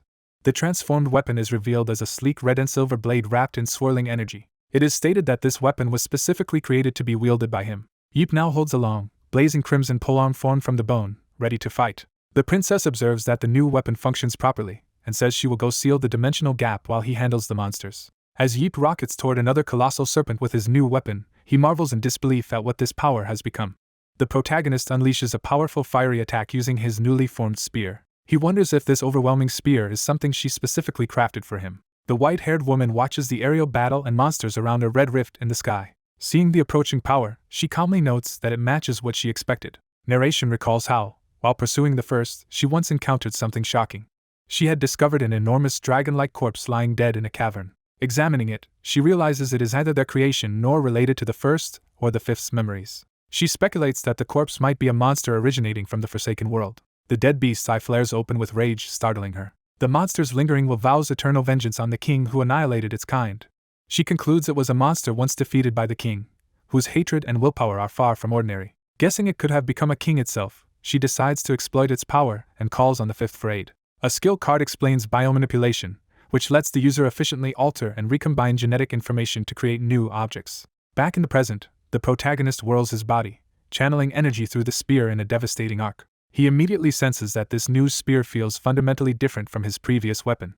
As he hammers blows into a serpent, he confirms his attack power is definitely on another level. While attacking, he recalls how fragile the bone fragment looked despite being able to house the spirit embodiment. He carves a massive fiery gouge through a giant serpent with an explosive strike. His chained attacks slice through multiple flying serpents and monsters around the rift, blasting them apart.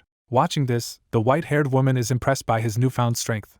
Relieved that the situation is under control, she rushes to close the dimensional door. As she moves to seal it, the remaining serpents frantically try to reach the portal. She prepares complex magic circles, gathering power to suppress the monsters and the rift. The serpents recoil in alarm as her spell activates around them. A gigantic magic array manifests overhead, pinning the monsters down with lances of light. She focuses intently, wings unfurled, as she pours her power into completing the sealing spell. She stands behind the protagonist, radiating energy while he continues to fight. He rides his flaming attack down a serpent's body, cleaving it open. He follows through with more fiery slashes to finish off the beasts. While cutting them down, he shouts at the serpents to stay down so she can close the door. She completes the ritual and declares the door fully sealed. Afterward, Seomun and the woman float above the sea with the spear between them, exhausted from the battle. Seomun admits they handled the crisis for now but worries about what they should do next. She explains they had hoped to keep the tribulation secret until preparations were complete, since such events would plunge the human world into chaos. Surrounded by toxic monster corpses, Seomun asks if there is a discreet way to clean everything up, and she reassures him there is. As he holds the spear, it suddenly vibrates in his hand, drawing his attention. The spear's power surges outward in a fiery arc while he and the woman look up in confusion. Seo Moon watches, baffled, as the spear's energy rises into the sky above the sea. The spear transforms, glowing gold as it releases energy that spreads across the monster's remains. They stare in shock, realizing the spear is absorbing the serpent's corpses. Seo Moon notes it had just absorbed his aura as well and wonders if the spear has become a living entity. The woman asks philosophically whether autonomous extracted organs should be considered living beings, suggesting he think this way to feel less uneasy. He concludes that, by that logic, the spear actually is alive. The scene shifts to the Battlefield Association's UE branch, establishing the organization's setting. An official reports that access to the Dubai accident site has been sealed off. He tells the assembled witnesses that, as key references to the incident, they cannot leave the building until an official response is decided. The group complains they should have been told earlier and gripe about being confined for hours. Others ask when they can get their phones back so they can contact people outside. One higher-up impatiently urges the official to explain the situation so the witnesses can finally go home. Another leader argues there is no point hiding the truth from people who already saw everything and insists on honesty. He clearly states he agrees they should be told. The queenly woman enters and says it is time for superhumans to learn about the tribulation. She promises to do her utmost to prevent chaos in the human world and says she has a plan. She adds that her method will work only if they grant permission. Narration introduces the tribulation as the crucial truth everyone must eventually understand. Images show a demonic calamity over a burning city, described as the truth the world needs to know. But it is explained that the time to reveal this truth has not yet arrived. Without any way to stop the coming calamity, disclosing the tribulation's existence was deemed impossible. The three leaders had agreed to hide the threat to avoid global panic, as shown by them studying a red-hued image of the world. Text states that this secrecy pact among the three was meant to prevent chaos in humanity.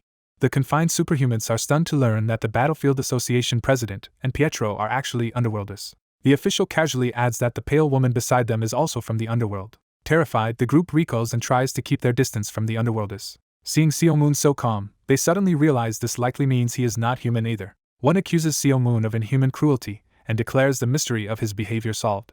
The three underworlders silently react to the accusation, with mixed annoyance and amusement. Seo Moon orders everyone to keep their hands raised as punishment, explaining this is why he delayed telling them the truth. He then instructs them to listen carefully because he will explain everything only once. He reveals that underworlders have allied with humans but warns of even greater destruction yet to come, shocking the group. When they ask why such world-ending news was kept secret, he points out that if even superhumans panic like this, civilians would react far worse.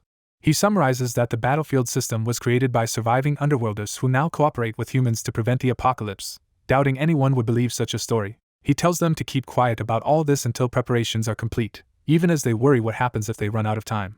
A narration bubble counters that although knowledge is power, people also say ignorance is bliss. Seo Moon reasons that if they cannot prepare in time, the world will end regardless, so letting people live in peace until then is kinder. A vision shows Seo Moon facing the gigantic demon over a burning city, embodying this looming end. He adds that he would rather everyone remain unaware until the final day, but now their secrecy is close to being exposed, which gives him a headache. One teammate, who has been stuck inside since the incident, asks what has been happening outside. Seo Moon and the Queen exchange a nervous glance, sensing trouble. Once their phones are returned, everyone checks them and is startled by new notifications. They discover hundreds of missed calls, indicating intense concern from the outside world. A call reveals that the city outside is in chaos, and asks why she never answered her phone. She realizes something major occurred around 9 p.m. yesterday while they were sequestered. News reports say footage of a monster appearing in Dubai has been broadcast worldwide and that the UAE government remains silent. Another person reads messages about monsters in Dubai and worries because the Weissim team is there. Online videos replay the Dubai battle, with commenters comparing it to monsters from a game. Clips focus on the bizarre exploding orbs, fueling speculation about what really happened. Comment threads show people debating whether the attack is real, noting there were miraculously no casualties thanks to Seo Moon's intervention. The teammates panic that public opinion is spiraling out of control, while Seo Moon insists everything will be fine. Seo Moon turns to the Queen, reminding her she mentioned a way to quell the chaos. He asks her to reveal what method could possibly calm the situation, while some still whisper fearfully about underworlders. She asks if he would truly permit her plan, and he agrees as long as it resolves the problem. She accepts and says she will act on it immediately. Moments later, one teammate notices something strange on his phone and Seo Moon is surprised that her plan is already taking effect. The teammate urges Seo Moon to look at new posts that have just appeared online. On his screen, a flood of new content about the Dubai incident shows up. A major video claims the Dubai monster footage was edited and presents side-by-side comparisons of fake versus real clips. Another expert video from a CG animator analyzes the monster clip and argues it is sophisticated but fabricated visual effects. Additional news segments dissect earlier explosion footage, asserting it too was digitally edited. A sensational report blames AI-generated videos for tricking people about the supposed monster attack in Dubai. Another channel insists the explosions were real but the monsters were not, reinforcing the gas accident narrative. Seo Moon scrolls through comments where netizens now treat him as a heroic savior who would protect humanity even if monsters invaded. A voice asks if he remembers the Seo Moon religion that once formed around him. He realizes this fanatical group is now involved in shifting public opinion. The Queen explains that brainwashing is unnecessary when people are eager to believe. Convincing lies can easily pass as truth. Her intense gaze underscores how effortlessly she can manipulate perceptions. She adds that truths can just as easily be recast as lies. She reveals that members of the Seo Moon religion contacted them immediately after the incident, having long prepared for such a moment. Those followers asked what instructions their savior wished to give them. Seo Moon protests, suspecting more brainwashing, and demands to know what she did. She replies that they only provided the cult with a discreet communication network, not direct control. With his recent permission, she says she issued the believers one simple order. She told them their troubled savior wished the Dubai events to be erased from public awareness, and the cult zealously complied. Overwhelmed, Seo Moon wonders what kind of beings his devotees must be to cause reality itself to feel rewritten. A speechless pause follows as everyone digests this revelation. The Queen explains that this religion sprang from the many people whose lives Seo Moon once saved. She describes how the cult now includes ordinary citizens up to kings and presidents, making its influence almost natural. She adds that the association's SVO division is also in Dubai, ostensibly giving aid while quietly removing physical evidence. Seo Moon accuses her of creating this powerful organization, but she insists it grew on its own. She says the cult had already taken root after he vanished, founded to honor the world he protected. Believing he would one day return in another crisis, they simply kept that faith alive for 17 years.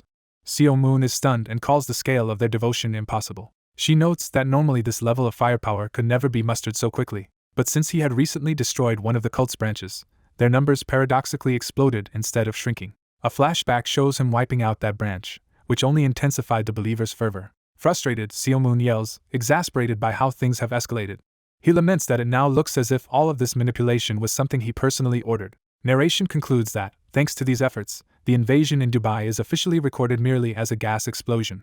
Public broadcasts glorify Seo Moon and the Weissim team for saving lives during the so-called gas explosion. The report emphasizes the incident ended with minimal casualties. It further credits the Seo Moon religion, the SVO, and underworlders under the Queen for discreetly resolving the situation and removing evidence.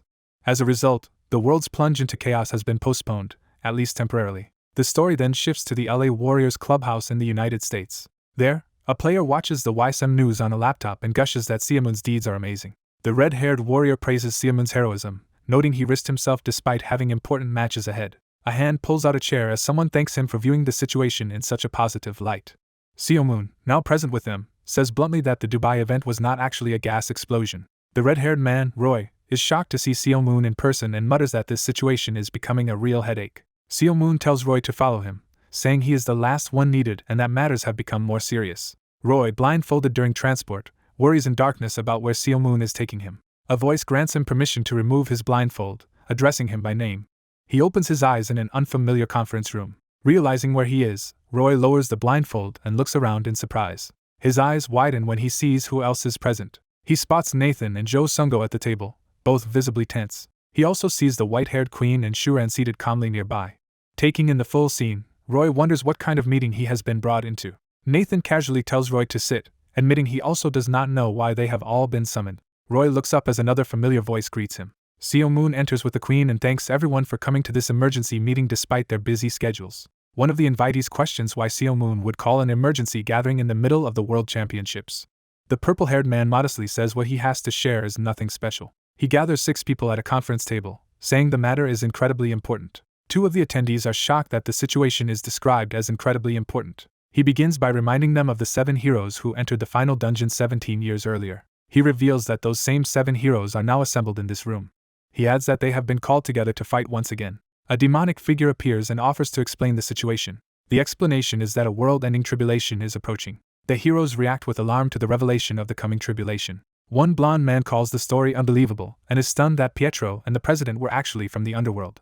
The black-haired woman realizes the white-haired girl is the high priest they fought in the final dungeon. The man assures them the high priest died and was revived as a good person now on their side. The red-haired man accepts the story but asks if they can know exactly when the tribulation will occur. The high priest explains that if they do nothing the seals will all break within 1 to 6 months. The group listens tensely, realizing how little time they have. The hooded man suddenly yells for them to stop. He panics, asking why he has been chosen and insisting there are better support candidates like Daniel. The leader says Daniel was considered but rejected because his self-sacrificing nature would make him too reckless. He contrasts that with the hooded man, praising his stubborn solo survival in the dungeon, though in an unflattering way. He clarifies to everyone that no one can avoid the tribulation, since all who live on Earth will be forced to fight when the invasion comes.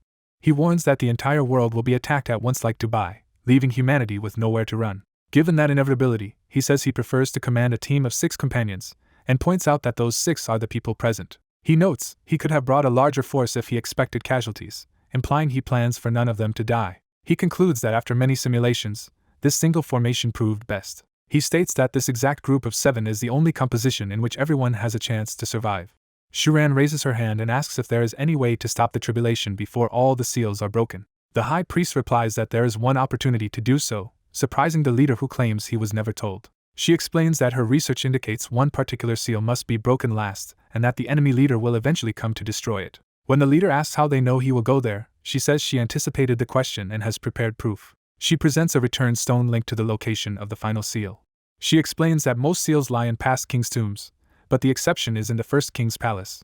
She says the remaining intact seal she discovered is in that palace, and that when the first high priest reaches it, her trap using the return stone will trigger. If they kill the first high priest at that moment, she says the seals will stay intact and the tribulation will never occur, though the seals will still need repair. The leader muses that even then a small incursion might slip through, remembering how weak the first high priest once seemed. He warns that this time will be different, since the first high priest grows stronger as the tribulation door opens. He emphasizes that their enemy will be several times stronger than during their last battle. The high priest notes they have been planning under the assumption that the tribulation is unavoidable, but insists it is still best to prevent it if possible. The leader tells the others they have heard there is still a chance and turns to gauge their resolve. He directly asks the group if they are ready to save the world. The heroes silently steel themselves in response to his question.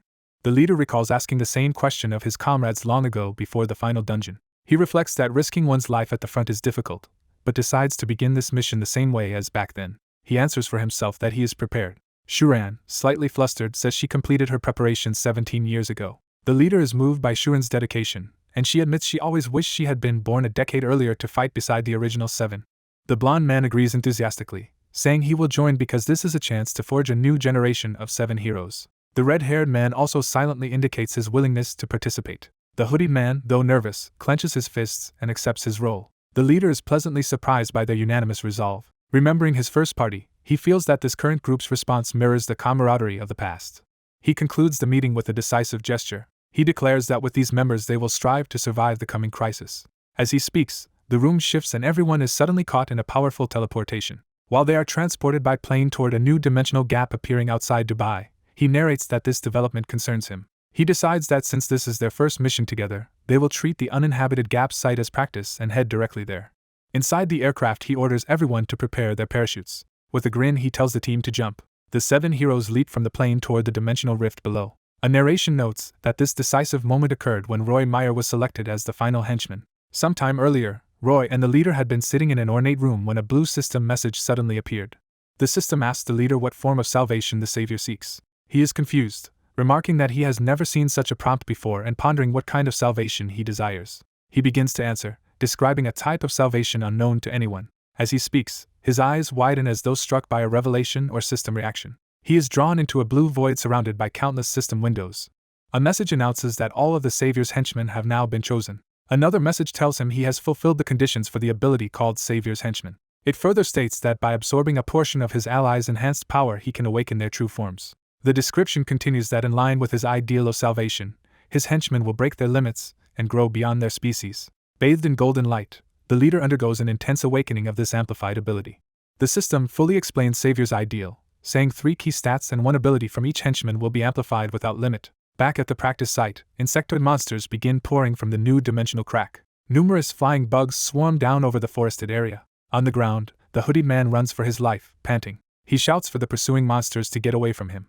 One of the bugs dives at him, making him scream. Instinctively he swings a powerful energy slash downward. Both he and a monster are shocked when his attack creates a barrier-like effect. The system identifies him as the first henchman, Jo Sungo, as he stares at the aura around him. A window details his new amplified ability, absolute invisibility, which makes him immune to impacts though unable to affect others while using it. Surrounded by large bugs, he wonders what to do next. Nearby, a massive wave of blue energy sweeps through the battlefield. Nathan charges in, slashing through one of the giant insects with twin blades. He continues his assault, carving apart multiple enemies. One bug glares back menacingly as it prepares a counterattack. Nathan unleashes another huge sword skill, striking with overwhelming force. The system names him the fourth henchman, Nathan Bernard. A window describes his amplified ability Triple Clone, which lets him summon extra clones at the cost of aura. Nathan, smiling, calls to Sungo asking for more mana support. Empowered by Sungo's support, Nathan's attacks intensify into a roaring blue tornado that shreds more monsters. Within that storm, a dark silhouette with glowing eyes appears, hinting at another henchman's power. The insect horde shrieks in response. The blue storm of power clashes with the monster's attacks above the forest. The shadowy figure's glowing gaze shines from within the swirling winds. A huge blast of blue energy erupts, devastating the area.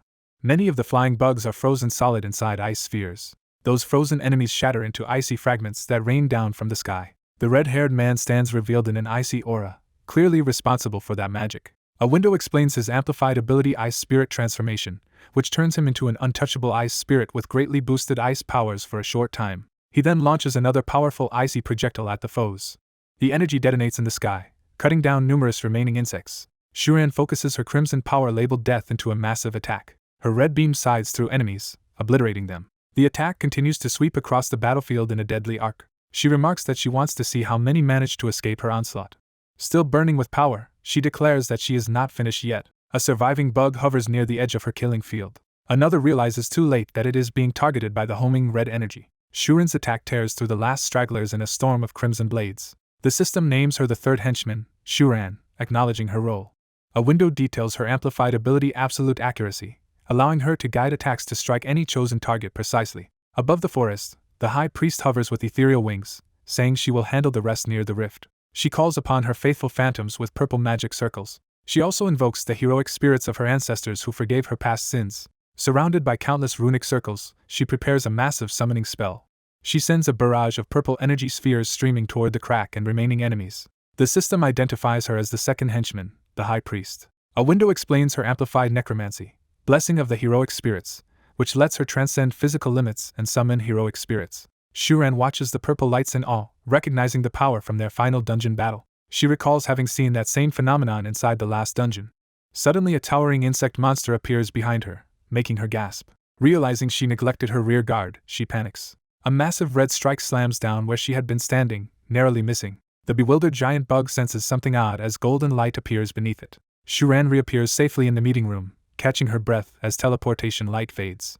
She gasps in shock at the abrupt relocation. The queen stands smiling before her, relieved that she arrived in time to save Shuran. The queen gently asks if Shuran is alright. Out in the forest, the leader watches the distant explosions near the crack and assesses the situation from atop a tree. He concludes that everyone is performing their assigned roles admirably.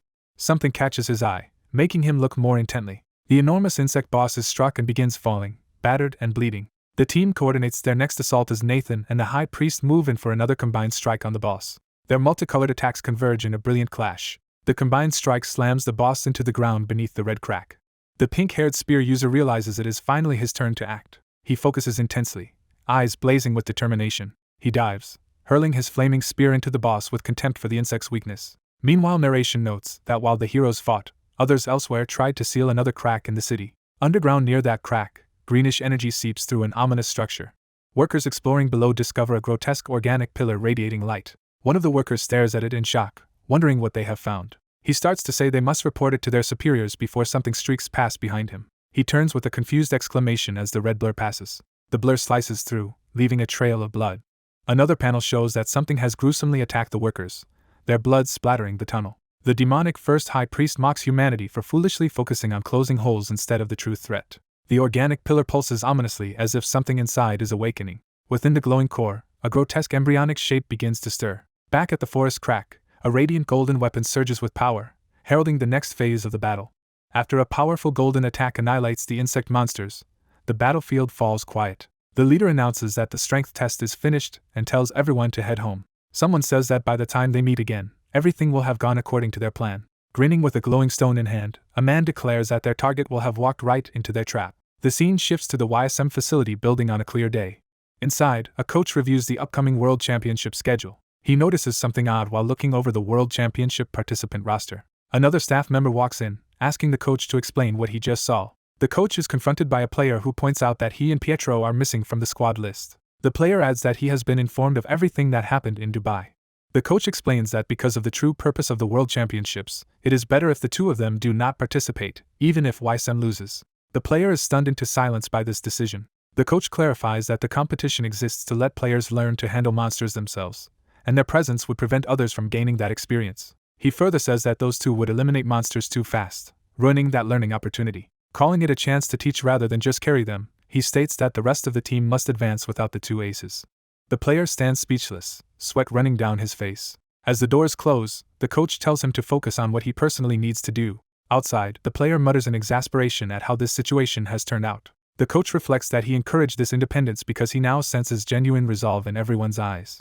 On the battlefield, the Weissim players realize their boss has been fighting all along for this reason.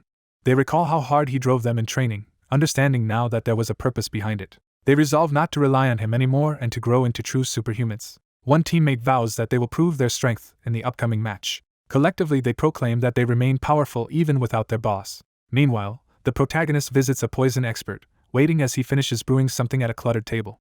The protagonist thinks he still feels disappointed at being benched, and that the coach could at least have spoken to him first. He reflects that Coach Gabriel is so rational that he often ends up accepting the man's decisions despite himself. Suddenly, the poison expert shouts that his work is finally done, startling the protagonist. Proud of the bubbling green concoction, the expert slams the table and exclaims that the antidote is complete. Bragging about his mastery of poisons despite his swollen face, he tells the protagonist not to look at him while he poses. He explains that although the extraction was grueling, he acclimated, stopped vomiting, and finished earlier than expected, then says he will return to his wife now. The protagonist stops him, confused by the idea that he is finished and ready to go home. Producing their contract, the protagonist reminds him that he agreed to do anything requested with no set end date. The poison expert is horrified to realize what that wording actually meant. The protagonist orders him to brew another bottle, manage the player's training, and even clean his room and desk.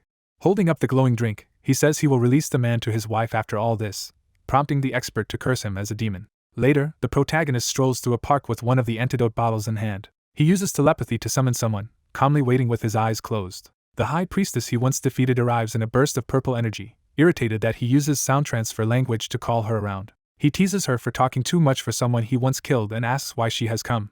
She bluntly asks him to help her. She notes that because Nathan can clone himself and the others are ranged attackers, the amount of antidote they have should suffice for the team. The protagonist replies that, unlike them, he may need an unknown number of antidotes, since he intends to confront the poison directly with his body. His plan is to repeatedly expose himself to the poison to build an immunity, which she calls insane. He asks what she wants from him and confirms that her priestly aura can control souls. He then requests that she keep him alive while he carries out this deadly experiment. They move into a soul space beside a giant cube, where she incredulously asks whether he really intends to drink the poison. She questions his willingness to gamble his life on such uncertain immunity, but he argues that humans gain abilities through intense experiences. He recalls how vengeance and death in past dungeons unlocked his skills, reasoning that drinking the poison could do the same. He asks her to assist by prolonging his death as much as possible so he can endure maximum suffering. He explains that he needs time bought in order to figure out a solution, though she admits she cannot predict what will happen. Deciding that uncertainty is good enough, he pours the poison into a translucent cup and tells her they should just try it. With a cheerful shout, he toasts and prepares to drink. He downs the shot in one gulp as green energy surges through him. Inside the void, a tiny sphere of poison forms.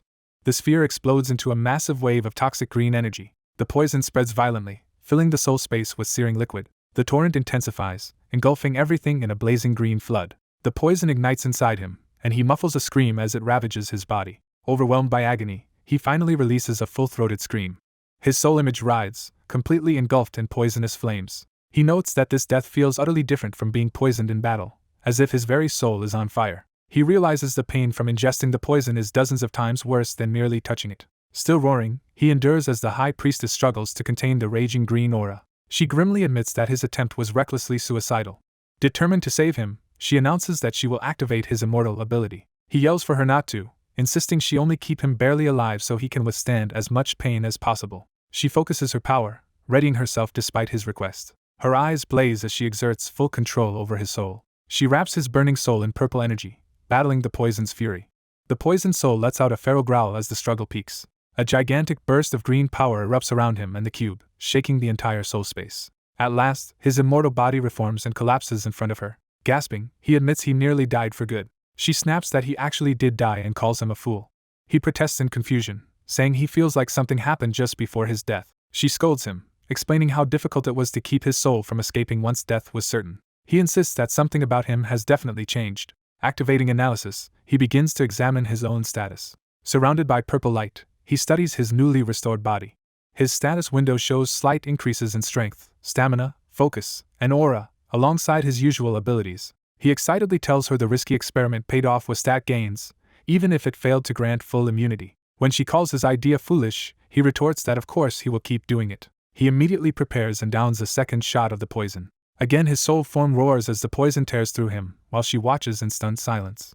She stares, realizing just how insane his persistence is. Off-panel, she angrily yells back at him for calling her crazy. Time passes, and the narrative shifts to Sydney's International Battlefield Stadium on the day of the quarterfinal match. A teammate reflects that their boss always appeared when it mattered most, and that they had relied too heavily on him. Now he rallies the squad, declaring that they will carve out their own path without him.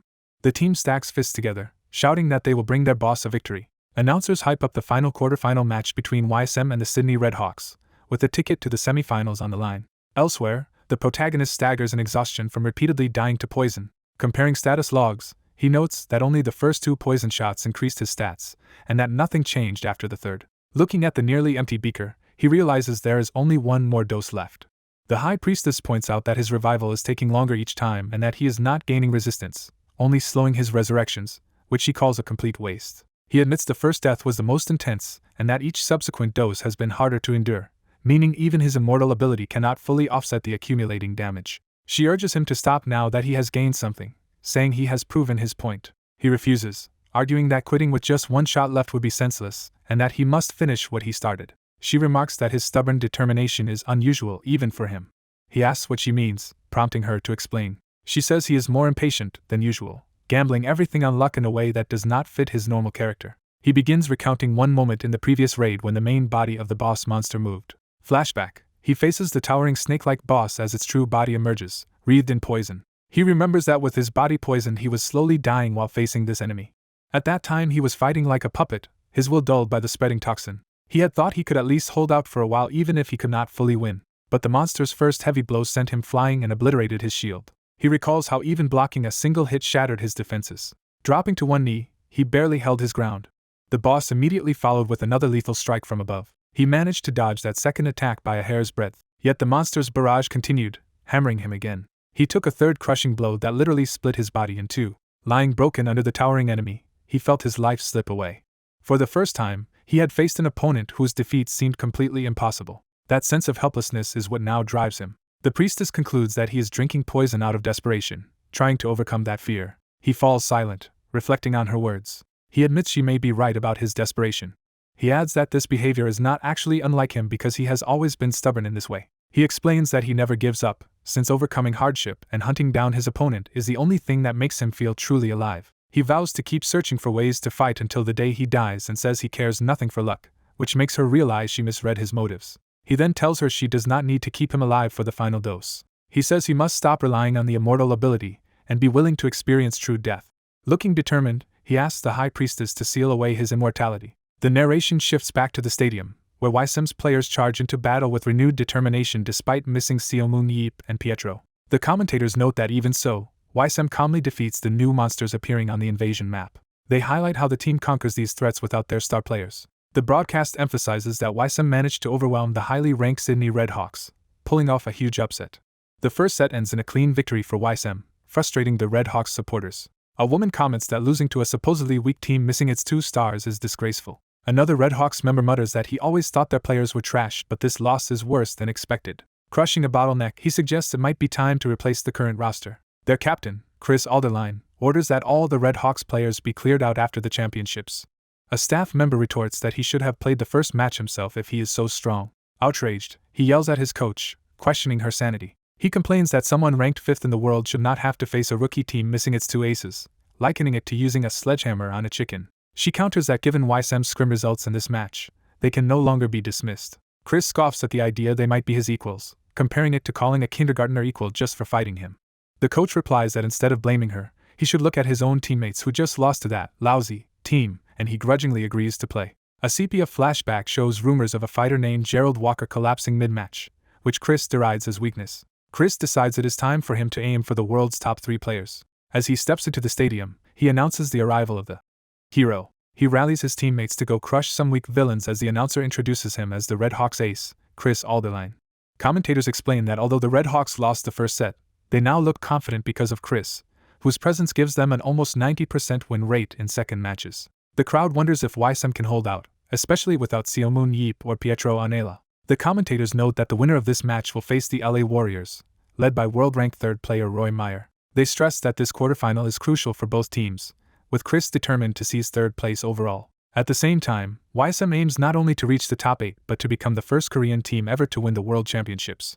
Chris mocks that Seomun Yeep and Pietro Anela skipped the match out of fear and vows to prove them right. He finishes the threat by saying he will utterly crush his current opponent, leaving the guy speechless. The young man internally wonders if Chris is trying to taunt them. Remembering others who taunt well, he concludes Chris is actually terrible at provoking people. Deciding to respond in kind, he politely says he looks forward to facing Chris in the match. He reflects that he already knew about Gerald Walker, ranked 4th. Thanks to this conversation, he first learns who is ranked 5th and angrily curses the boy. Elsewhere, a silver-haired girl hesitates, unsure whether they should go through with their plan. Her purple-haired ally calmly insists everything will be fine. He then authorizes the start of the ritual. Sitting within an enormous magic circle, he declares it is time for the final shot. Narration states that with the High Priest's seal, the caster suddenly clutches his throat, collapsing as something takes effect. Narration adds that the poison of the tribulation has entered him. A cup spills vivid green poison, showing how it was administered.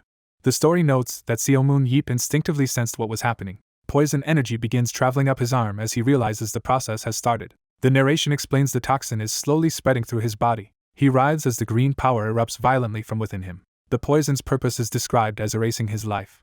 There will be no more second chances if it succeeds. He screams in agony as the poison ravages even his eye. The narration announces that this is his final desperate gamble. Watching, the girl judges that forcing this much power is indeed excessive. She analyzes that though he is superhuman, his human body cannot withstand a murderous ancient poison born in the Forsaken World. She questions if this horrible end is really the destiny of their land. Rejecting that fate, she fiercely says no. Even so, she resolves to trust Seomun Yeep and pins her hopes on him. A blinding green explosion signals his unleashed power. The scene shifts to the second match's invasion in Sydney as monsters attack the city. Chris dives down wreathed in blue energy to strike. He smashes a monster with a powerful spear attack. He continues slaughtering them, and narration says Chris is far in the lead alone. Dual axes in hand, he charges again with overwhelming force. Commentary explains he is greedily taking all the monsters his teammates set up. A teammate shouts that Chris is leaving his assigned area and orders him to hold position. Chris scorns concepts like position, saying that mindset is why others can never carry. He declares points are wasted on trash teammates, and should all go to a world-famous player like him. In battle, he casually continues hacking apart monsters. He yells at his teammate to shut up and bring him more mobs. Smirking, he proclaims he will carry the team himself. He unleashes a massive red blast that obliterates a huge creature. The sudden energy surge catches his attention. The blast erupts in blinding red light, engulfing him. Covered in red lines, he grimaces as he is thrown back. Yet he soon smiles, apparently unharmed. He bursts from the explosion in a shockwave, axes spinning. Laughing, he asks if they really thought such an attack could work on him. A status display reveals his skill ironclad skin, which uses aura to make his body as tough as armor. He insults the attacker as a low-level monster. He then channels a gigantic pillar of blue energy down onto another foe. Afterward, he lands on a rooftop, the blue trail of his strike still fading behind him. He boasts that if someone wants to kill him, they need a proper death ray. Mid-gloat, he notices something unexpected. Elsewhere, Sonia and Paul sprint toward his position. Watching them close in, he comments mockingly on their approach. In a flashback, he hears that Seomun Yeep and Pietro Anela will not play and arrogantly assumes they forfeit out of fear of him. His coach thinks about throwing the first match, but she is appalled he would even suggest losing on purpose. Chris declares the game has been ruined by trash, but he will be the hero who turns it around by massacring Weissim. She warns him not to underestimate Weissim because Sonia Akhmatova can pierce even his iron skin. Chris decides the solution is simply to take Sonia out first, after which no one can stop him. Back in Sydney, he finds Sonia and Paul and hurls himself toward them, calling them rats. The two immediately dash away to avoid him. They glance at each other in alarm as he closes the distance. Chris crashes down in front of Sonia with a devastating ground-shattering blow. Commentary announces that Chris Alderline has scored his first kill. Chris turns toward Sonia's eliminated form and calls her out as Weisim's next strongest after Seomun Yeep and Pietro. Charging at her before she is fully gone, he says that with her dead no one on Weissim can oppose him. His axe streaks forward in a purple blur. Sonia desperately blocks as the weapon bears down on her. Chris overpowers them both, flinging Sonia and Paul away with a single sweeping strike. Sonia is struck again, wide-eyed as blue light surrounds her. Their clash produces a huge explosion between them. Chris emerges, acknowledging she is not bad. He admits she has decent destructive power but clearly intends to belittle it.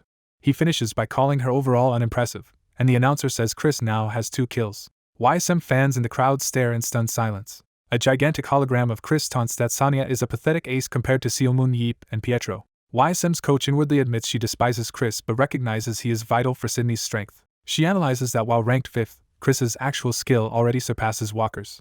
She observes that defeating Chris is impossible unless someone can break through his ironclad skin, which few can. Chris is suddenly blasted in the face by an explosion. The fiery blast engulfs his upper body. He emerges singed but still largely intact, confused. Commentary reveals that Shim Young-soo attempted an ambush with his explosive sphere, but it failed to even scratch Chris. Another commentator notes that with Sonya gone, Weissim is at a heavy disadvantage and must find a way to come back. Chris mocks the failed ambush, saying such sloppy ranged attacks cannot hurt him and they should have run instead. Down below, Superhuman Yeep reiterates that losing Sonya and Paul is unfortunate, but their team still has other options. Chris dismisses Yeep's words as empty bluffs and insists nothing they plan will work on him. He says there is one thing he wants to ask before they start fighting. Yeep casually asks Chris to repeat his name as if he has forgotten it. Enraged, Chris says he only remembers top-tier players and never bothered memorizing someone of 5th rank or lower, misnaming Yeep in contempt. Furious, he leaps at Yeep, calling him an insolent bastard. Yeep and Young-soo react with a simple startled exclamation. Another powerful purple explosion rocks the nearby building. The energy annihilates the area in a towering blast. Chris descends through the explosion, while Yeep and Young-soo narrowly escape. Chris howls that he will personally tear Jo Sung-do apart. Young-soo panics, wondering how they can deal with such speed and power, and begging Yeep for a plan. Yeep admits he has a plan but did not expect Chris to be this overwhelmingly strong. Chris sends a huge purple projectile hurtling toward them. The attack slams down, barely missing as Yeep and Young-soo are thrown aside. Chris chases specifically after Yeep, ignoring Young-soo, just as Yeep predicted. Yeep thinks to himself that this reckless baiting is not his usual style. He launches himself skyward with blue energy as Young-soo shouts asking what he is doing. In the past, Yeep had told them the code word run would signal the start of their operation. Now he yells that he will somehow handle Chris alone and orders Young-soo to retreat. Chris dives after him, preparing another brutal strike. Yeep activates his vision relay ability, heightening his sight as Chris attacks again. Using the enhanced vision, he narrowly dodges successive blows, leaving Chris swinging at empty air. Chris keeps charging, but Yeep continues slipping away from every strike. Yeep calls upon Vision Relay once more to evade another lethal attack. A massive beam hits beside him, sending him tumbling but still alive. He staggers back under the pressure of the purple energy assault. Chris roars as he slams yet another blow toward Yeep, who barely keeps his distance. Chris finally senses something is wrong, realizing Yeep is dodging every attack. He notes that his own vision feels strange while Yeep makes oddly sacrificial plays despite not being very fast, yet always escapes at the last moment. Chris concludes Yeep must be using some sort of superpower. He reasons that Yeep's strategy is to whittle down his weak teammates first and then face him later, but calls it pointless. He explains that even if that plan works, no remaining Weissim member can pierce his iron skin. As another strike looms over his head, Yeep looks terrified. Suddenly fiery projectiles rain down across the battlefield in a massive bombardment. A flashback begins where Yeep gathers the team and says he will explain their plan only once. He outlines that the entire match hinges on defeating Chris, whose offense and defense combine the strengths of Nathan and Walker, making him impossible to fight head-on. Yeep volunteers to face Chris himself, using Vision Relay and absolute invisibility purely to dodge. A teammate worries that without Sonya's piercing power they will have no way to hurt Chris. Yeep hesitates for a moment before beginning to address that concern. He then explains something further with determination. His teammates listen anxiously, speechless at first. One finally asks if Yeep is really serious about the risky plan. Yeep affirms it and states that run will be their signal to initiate the operation. Back in the present, Yeep kneels before a scorched but still standing Chris as the plan reaches its climax. Young-soo prepares his technique, counting out 3 consecutive explosive shots with his fingers. He smiles that he cannot just abandon his comrade and run. Chris, enraged and smoking, calls them damned pieces of garbage.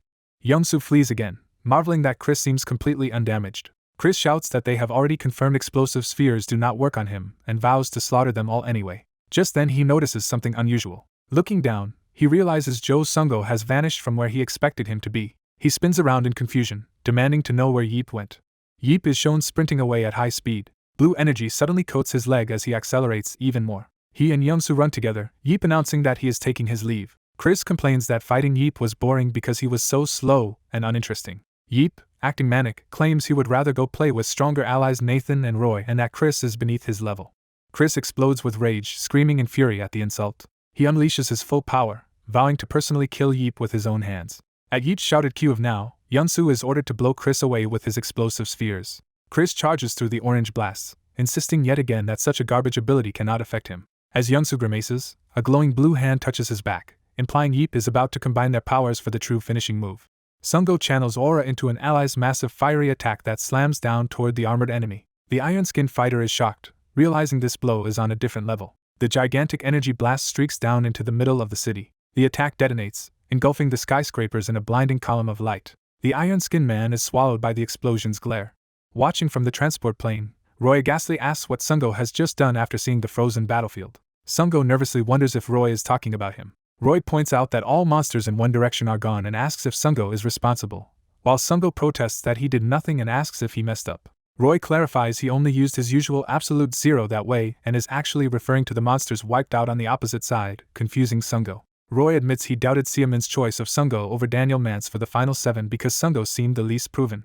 After experiencing Sungo's aura relay, Roy now understands the choice, having felt his absolute zero become far stronger under Sungo's support. Roy concludes that Joe Sungo is a near-perfect support who matches Daniel Mance in utility and survivability. In the city sim, the battered iron-skinned boss is sent hurtling through the air, his weapons flying away. As he falls, he thinks in pain about how long it has been since anyone last broke through his supposedly unbreakable skin. He reasons that because the blast's power went into shattering his iron skin, his actual body did not suffer fatal damage. His eyes glow red with murderous intent as he recovers midair. He recalls the moment Sungo's team combined their powers for the devastating strike. Determined to counter before that combo skill is off cooldown, he prepares his next move. Before he can act, a rain of energy arrows pierces his unprotected torso. He reacts in stunned silence as the unexpected follow-up attack lands. From a rooftop, the hooded archer notes with satisfaction that the hit connected even though none of them alone could pierce iron skin. Sungo's voice reminds the boss that they fight as a coordinated group rather than as isolated individuals. Sungo appears in gear, cheerfully declaring that they are a team. The boss's helmet is blasted away, exposing his enraged face. Humiliated, he rages that he actually lost to players he considers trash. Seething, he swears he will never accept this defeat. The system announces that Team Weissim wins the second match. The caster praises their teamwork and declares that Weissim has secured a spot in the semifinals. Seomoon smiles quietly, satisfied with how the plan worked out. Leaving the room, he tells Roy to go ahead and do what he thinks is necessary. Roy reluctantly agrees to follow through. Seomoon is surprised Roy accepted so easily and asks what changed. Roy explains that their semi-final opponent has the world's 5th-ranked player Chris Alderline, so he expected Roy to be angry about being benched against Red Hawk. Roy bluntly asks if the coach would have sidelined Daniel Mance the same way Sungo was, forcing Seomoon to reconsider his bias. Seomoon realizes Roy's refusal to play is grounded in trust that Weissim can win and in respect for Sungo's growth. Walking away, Seomoon tells Roy to call him once they make the grand finals, thinking to himself that Roy truly believes Weissim can even win the semis. In the arena, the caster interrupts with breaking news about the upcoming LA Warriors vs Weissim match. He announces that the LA Warriors have forfeited, sending Weissim straight to the grand finals. Reporters demand to know why Red Hawk's team forfeited despite their strong previous performance. Chris merely says they have an urgent special assignment that forced them to withdraw. Later that night, Chris drinks heavily on the street, chugging from a bottle. Staggering and drunk, he groans in frustration. He fumes that there must be some mistake, insisting he could not have truly lost to those weaklings. When bystanders stare, he aggressively confronts them for watching a man drink outside. Still boiling, he thinks the only way to vent his anger is to beat someone senseless. He suddenly spots Weisim's team bus parked outside a hotel and focuses on it. The bus logo confirms that it really is Weisim's lodging. As Weissim members disembark, Chris watches them from the shadows. He notes the hotel entrance they go through and memorizes their base of operations. Laughing to himself, Sungo mentions offhandedly that they have now learned where Chris is staying.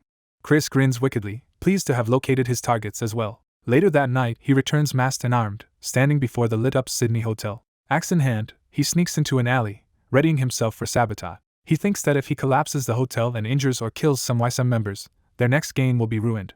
Fixating on Sungo, he vows to personally take him out during the attack. He stalks down the alley toward the hotel, intent on beginning his plan. Hearing a noise, he whirls, tense, expecting an enemy. He relaxes when he sees only a small cat at the far end of the alley. The orange cat meows innocently as it approaches. Muttering that it was just a cat, Chris resumes walking, unaware of the monstrous maw materializing behind him. The hidden creature's jaws snap and screech as it surfaces in the alley. Chris turns toward the hotel again, not yet realizing the threat fully. Ice shards suddenly spear past him as something launches an ambush from behind. He barely blocks as a huge pink fang mouth lashes at him, revealing a bizarre monster. Struggling to fend it off, he panics and demands to know what this thing is. He counters with a powerful axe swing and blast, forcing the creature back. Panting, he notes the monster's power and grotesque appearance. Staring at it, he realizes it is a type of monster he has never seen before. A venomous yellow beam shoots from the creature and grazes his eye, injuring him. Screaming, he reels as the monster continues attacking from a distance. He watches in horror as the maw's central tongue and teeth writhe, clearly not yet defeated. Despite using his ironclad skin defense, he is shocked that the creature's attacks are still wounding him. An info panel reminds us that ironclad skin consumes aura to harden the body like iron armor. Realizing this enemy can pierce his trump card, Chris decides he must escape the alley. Bleeding and panicked, he glances back, searching for a way out. Behind him looms a larger humanoid red horror that eerily meows, echoing the cat's voice. The gigantic red creature, its mouth and eyes like a warped feline, repeats meow sounds as it closes in. Chris sees that the ground maw is still active behind him, trapping him between two monsters. He realizes both front and rear are now covered by deadly attacks. The towering red humanoid lashes a tendril around him, restraining him completely. Overwhelmed by its strength, he wonders what kind of power this foe possesses. The monsters then unleash devastating point-blank blasts into his body. Crushed and near death, he collapses on the ground and hoarsely cries for help. A massive purple foot slams down near him as the creatures continue their brutal assault. Blood and ominous symbols spread across the alley floor, showing that the attack ends in his gruesome death. The scene cuts to a city engulfed in apocalyptic fire, buildings burning everywhere. Among the devastation, a woman lies injured as a hand reaches to comfort or shield her. Nearby, more allies including Sungo are shown fallen and bloodied. Another companion lies unconscious, hinting that the entire team has been defeated. A lone fiery figure stands amidst the flames over their bodies, radiating overwhelming power. A close-up of the fiery face shows inhuman eyes blazing with destructive intent. In the present, a queen-like woman suddenly collapses, alarming her bodyguards. Activating her glowing Eye of Fate, she exclaims that destiny itself has changed. A system panel explains that her Eye of Fate ability lets her see a target's fate. Disturbed by what she has seen, she wonders what this sudden change could mean. Her guards help her up as she stares out over the peaceful city skyline, troubled. Dark thunderclouds gather ominously above, signaling an approaching crisis. On a balcony under the stormy sky, Sungo speaks on the phone about why he skipped the match. He explains he is following Seomun's orders and that everyone was given special homework. A flashback begins to before they left for Sydney, when Seomun handed Sungo a mysterious USB and called it his homework. Sungo, confused, asked what it was supposed to be. Seomun bluntly replied that it literally says homework and tells him to treat it as such. Seomun explains in more detail that he and Pietro must handle another matter, and that Sungo's task will be revealed once he connects the USB to the battlefield module. Back in the sim, the USB now stands activated on the module, glowing. Its data loads into the training arena, generating a colossal many-headed serpent in the sky.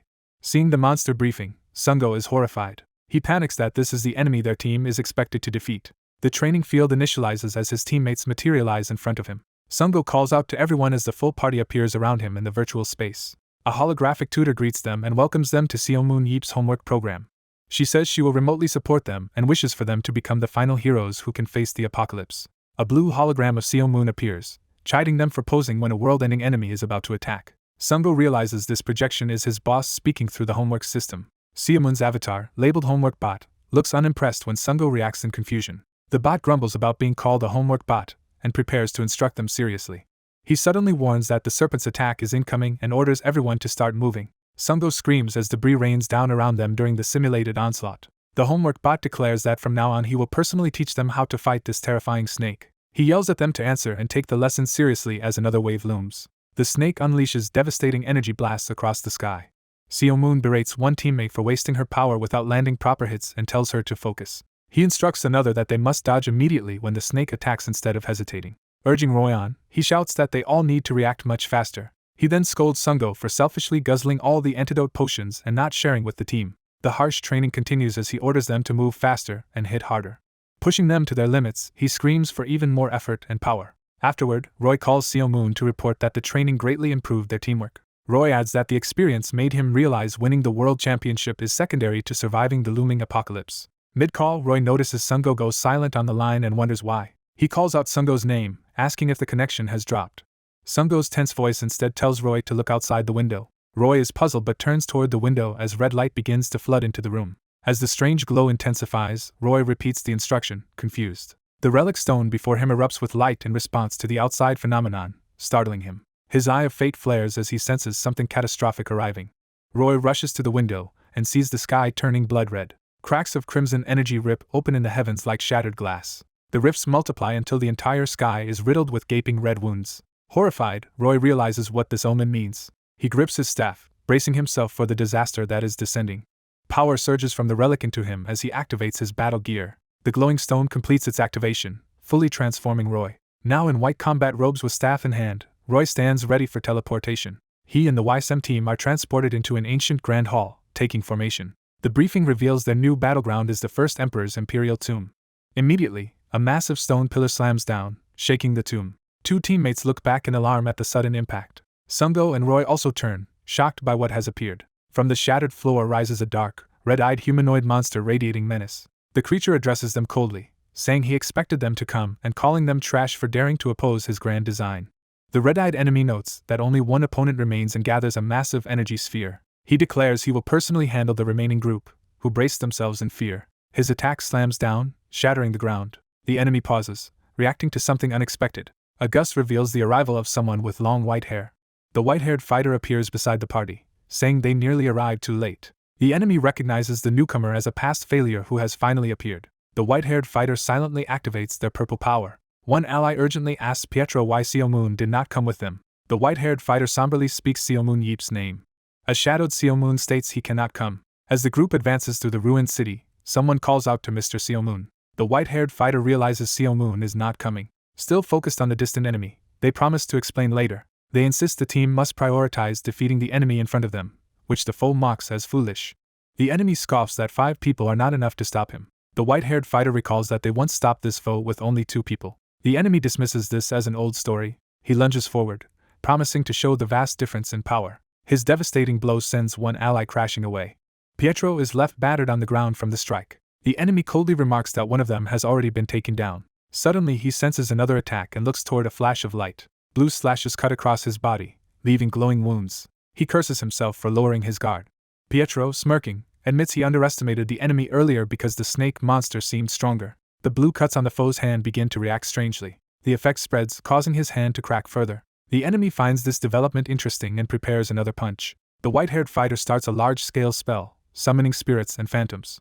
The red-haired mage readies a powerful absolute ice spell. Together they unleash a massive combined attack called Attack Zero. The blast collides with the enemy, exploding around him. He defiantly says they still have no chance. Another pair of allies launch a deadly attack labeled Death. The enemy turns to confront this new threat. He raises his hand to intercept the incoming energy. The Death attack tears through the battlefield, blasting him backward. The destructive wave races along the ground, obliterating everything in its path. It rises into a towering red tornado that engulfs the avenue. The enemy darts toward the healer pair, deciding he must kill the support caster. The healer and her companion realize too late that he is right behind them. Pietro intercepts, clashing with the enemy in a burst of blue and red light. Pietro grits his teeth, pushing back with his speed and blades. He creates multiple afterimages and slashes, driving the enemy skidding along the ground. Pietro splits into several clones that rush the enemy at once. The enemy powers through the assault, eyes blazing. He counters with a furious barrage of blows. Pietro weaves through the towering strikes, continuing his assault from all sides. Their combined attacks form a cross of blue energy against a swirling red vortex. The enemy leaps high and unleashes compressed energy downward. An enormous explosion erupts where the blast lands. Pietro rides the shockwave and keeps attacking. He gathers energy and prepares a decisive slash. His strike cuts into the enemy's torso, drawing blood. As he staggers, the white-haired caster closes in with more purple magic circles. She commands a spirit attack, sending countless spectral blasts raining down. The red-haired mage follows with absolute, freezing and battering the foe. The enemy's eye widens in shock as the ice closes around him. He is completely encased in an enormous block of ice. His frozen form hangs suspended, locked in the crystal prison. Cracks begin forming across the icy shell. Meanwhile, elsewhere, a red beam charges on the ground. The healer unleashes another death ray straight at the trapped enemy. Red energy forms a demonic face as it surges forward. The combined onslaught slams the frozen foe into the ground. Someone wonders aloud if they finally defeated him. One ally looks nervously at the settling dust. The enemy bursts back out, slamming his fist down in rage. He admits the humans are stronger than expected and decides to take them more seriously.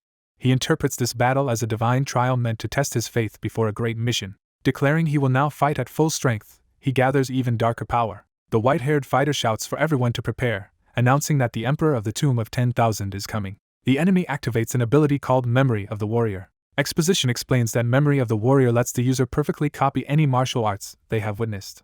A colossal vortex of light appears above the battlefield, alarming the team. Pietro and the shield-bearer stare up anxiously at the phenomenon. The red-haired mage and healer also watch, tense and sweating. The white-haired fighter's eyes flare as she realizes something. She concludes that the presence approaching is not actually the Emperor.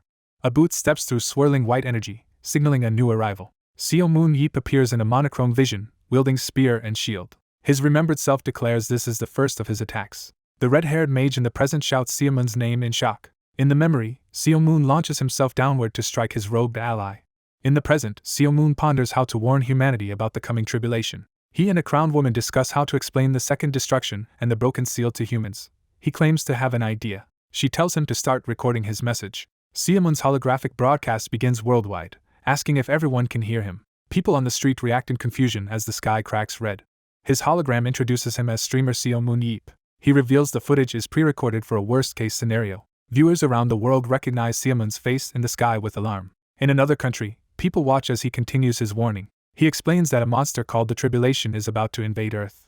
In Japan, he says there is no time to recount the long history behind this disaster. In China, he insists only one thing matters now. In Korea, he states this crisis is even worse than the past underworld wars. He explains he has been preparing secretly for this final battle instead of idly participating in the battlefield game. Online chatter erupts as people realize the world's gates have opened and Seo Moon's hologram is giving a serious message. Some users confirm the situation is real, while others complain they just left military service. A young woman calls out to her uncle, staring at the ominous sky and the broadcast. Seo Moon's recorded self exclaims dramatically, but he admits he could not prevent this catastrophe despite trying. Seo Moon bluntly says there is virtually no chance humanity will survive and that he cannot protect 8 billion people alone. He urges people that when the incident starts, they must protect one another. He vows that he will somehow defeat the tribulation itself. Back in the control room, he wonders if this plan is really okay, noting that chaos is unavoidable and Earth is essentially doomed. He says he only wanted quiet time to prepare and that secrecy prevented interference from others. He decides that winning as quickly as possible matters more than worrying about casualties. His inner resolve is that this approach will allow the maximum number of people to survive. In the memory battlefield, Seo Moon swings his spear, creating a massive shockwave. The monochrome Seo Moon senses a strange familiar feeling. The red-haired mage realizes he narrowly blocked an otherwise fatal attack. A skill card describes Ice Spirit Transformation, explaining it turns the user into an ice spirit that negates external impacts while it lasts. The Tribulation, using Seo Moon's copied martial arts form, comments on his opponent's stubbornness as Pietro attacks again. In Seo Moon's body, the Tribulation now clearly perceives Pietro's movements. While fighting Pietro's relentless assault, he observes that if this is humanity's strongest, they are still insufficient. He stomps down, preparing another overwhelming strike. A powerful energy dive bomb sends shockwaves across the arena, throwing Pietro around.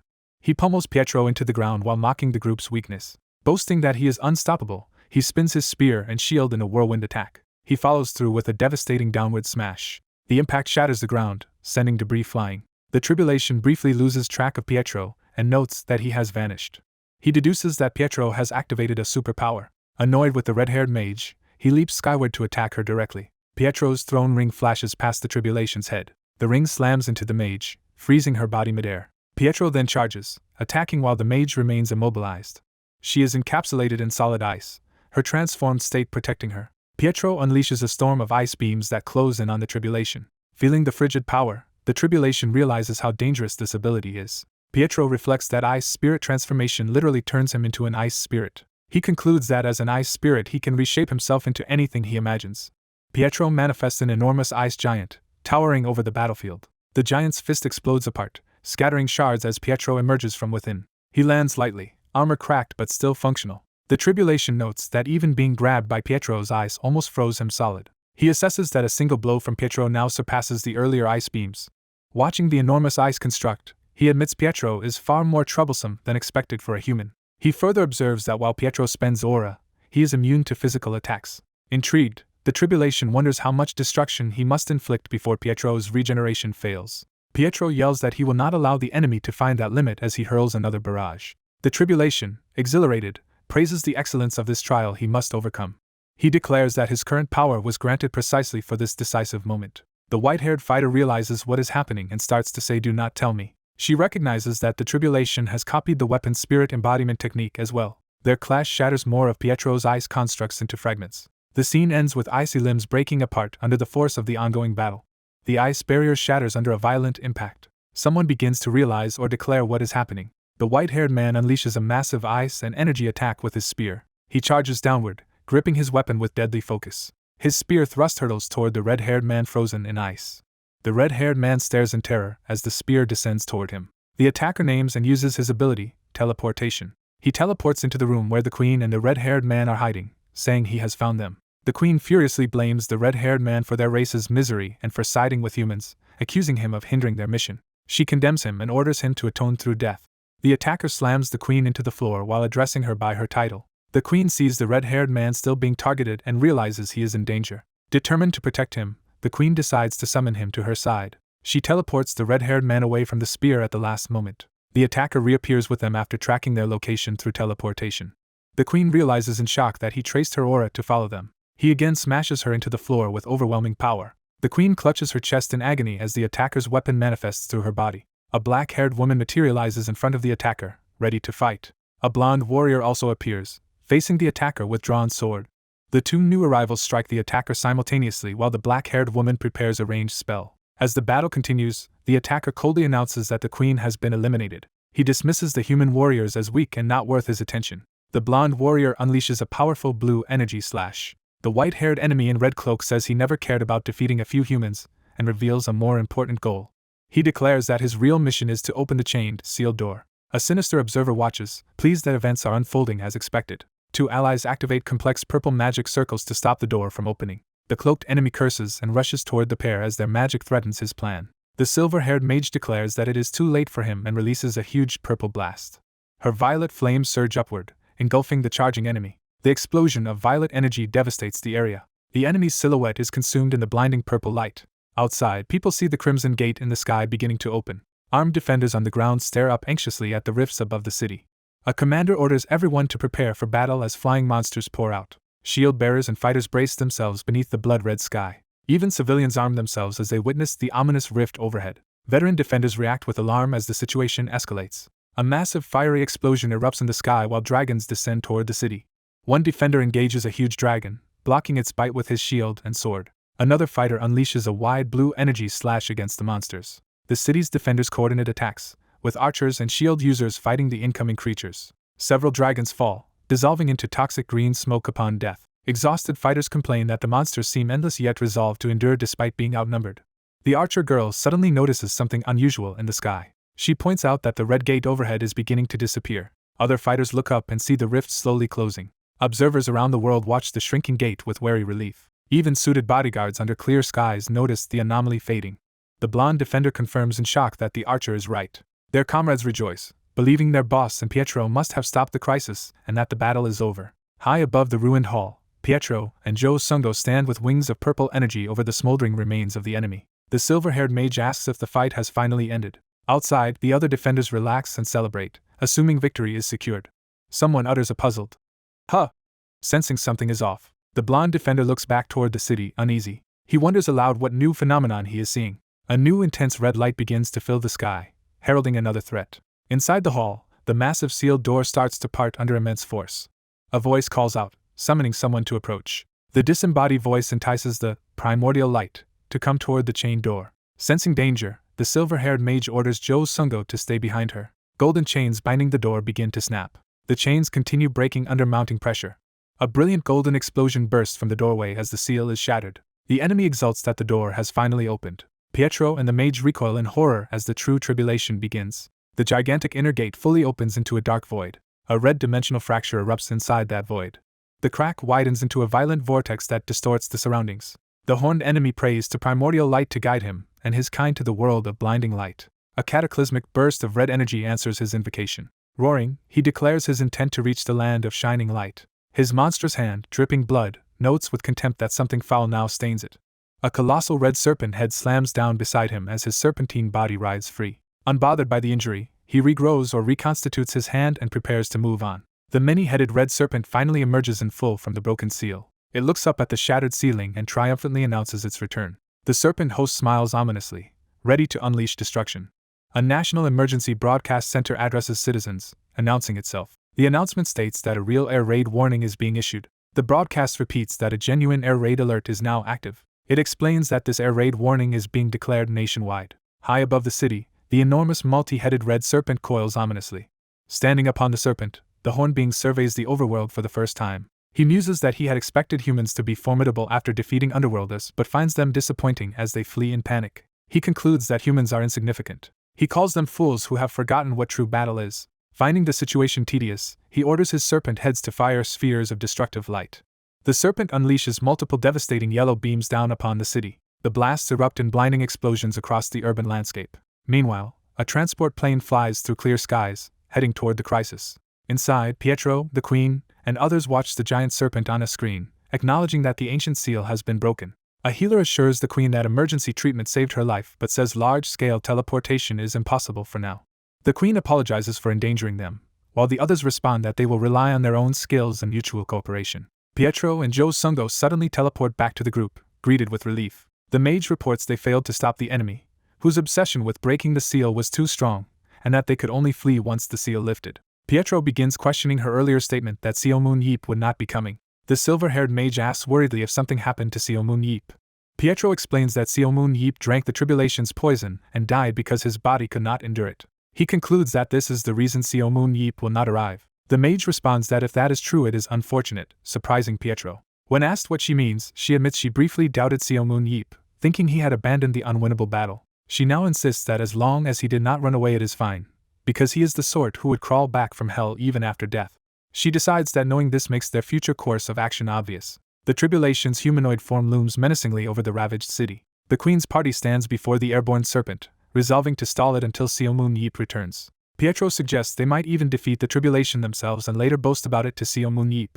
The mage sees his hand trembling and thinks he is bluffing but trying to stay strong.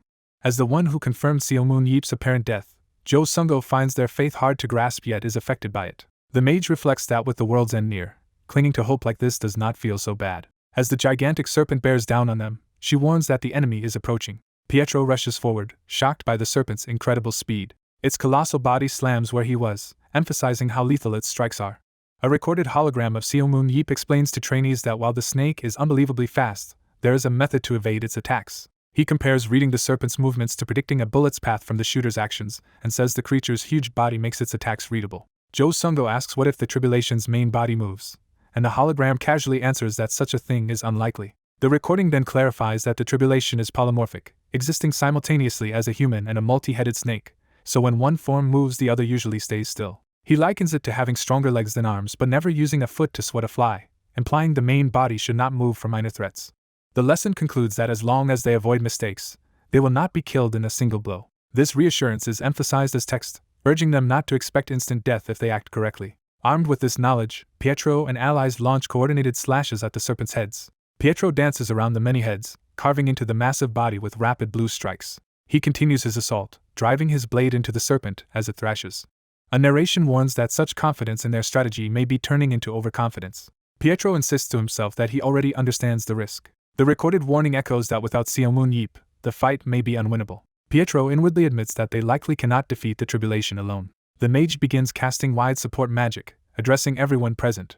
Red and blue energy spheres form as she prepares a joint attack. She acknowledges that they are risking their lives on baseless hope yet still choose to fight. Even so, she resolves that they cannot give up now. She urges everyone to trust that Seo Moon Yeep will appear and continue attacking the serpent. The instruction follows to use that belief to buy as much time as possible. Pietro renews his resolve and charges again, determined to fight on faith. The team swarms the serpent's head with relentless blue strikes, repeating their belief. All members unleash their strongest beams together, chanting that they believe in him. A final admonition rings out, telling them not to doubt Seo Moon Yeep. Their combined attacks clash furiously with the serpent's power. The narration stresses that they must not waver even for a single moment. Pietro throws himself into the assault with absolute focus. The thought continues that they must hold firm in the face of this gigantic monster. Their coordinated energy slams across the serpent's vast body. Pietro manages to slash the tribulation's humanoid form, exclaiming that he cut it. The humanoid tribulation turns, revealing it is barely scratched and still amused. In a pre-recorded message, Seo Moon Yeep says there is one final thing he wants them to remember. He warns that if the main body ever starts to move, they must flee immediately. His warning concludes that otherwise they will certainly die, just as the tribulation grievously wounds Pietro. The scene ends with Pietro's bloody body hurled through the air, falling before the triumphant tribulation. The narrator admits the previous assessment about the threat was correct. It recalls that the tribulation once reproduced in the game battlefield is now real. In the past battle, a red serpent armored being stood over fallen heroes as a black sun loomed overhead. The narrator reflects that the true enemy would only have acted after the giant snake avatar was defeated. Elite fighters unleash a coordinated assault on the serpent-armored monster. Yet there was an aspect of that calamity no simulation could reproduce. The true serpent entity smiles, revealing a malevolent presence beyond the avatar. Its power has been building over immeasurable ages. In the present, an officer leads civilians toward a shelter, warning them to follow carefully. Among the evacuees, a young woman anxiously checks her phone while walking.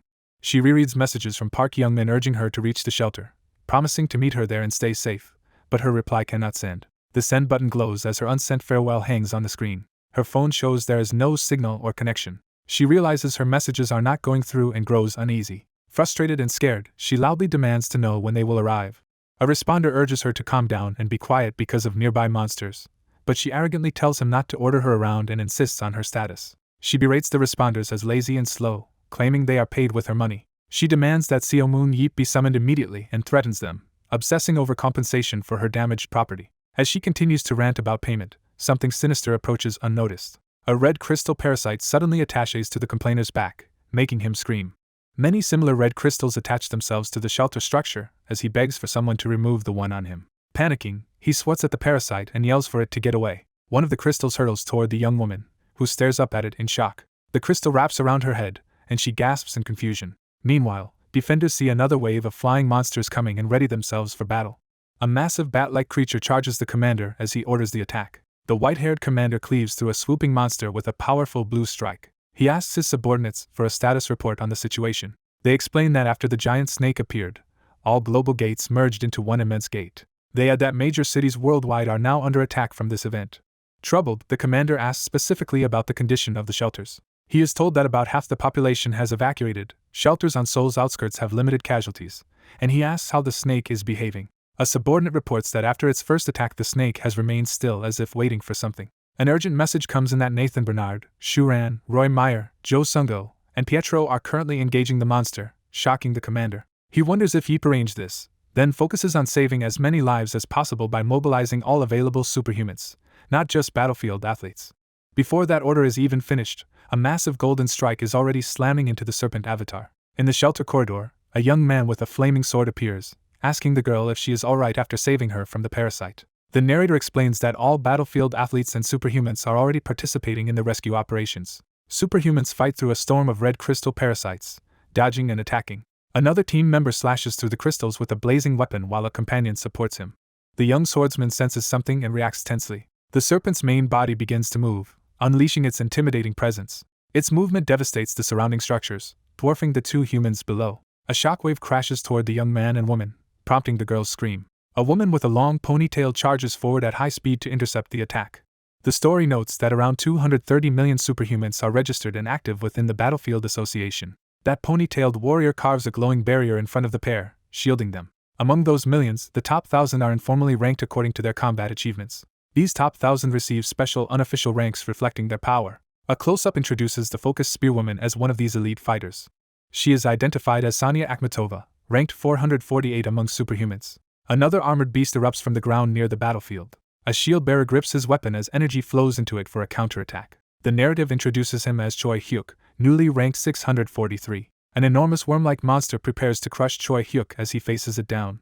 Alarmed, he raises his shield to defend himself from the incoming blow. The narrator recalls a lesson to Heian that offense is not just about raw strength. That lesson continues, stressing she must feel the flow, as Baek Heian dances through enemies with a whip-like weapon. Baek Heian is introduced as rank 38. One of the highest-ranked superhumans. The narration emphasizes that someone of her rank stands above roughly 229,999,000 other superhumans.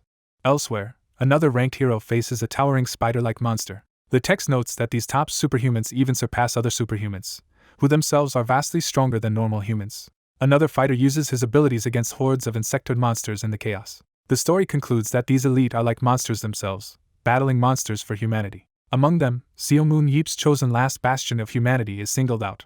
Jo Sungo, newly ranked 244, sits devastated before the serpent avatar after their failed assault. Pietro Anela, rank 33, lies injured and embedded in rubble nearby. Shuran, rank 7, is shown unconscious and bloodied on the shattered ground. Roy Meyer, rank 3, also lies defeated among the ruins. The serpent mockingly states that if this is all they can do, they never should have dared to oppose it.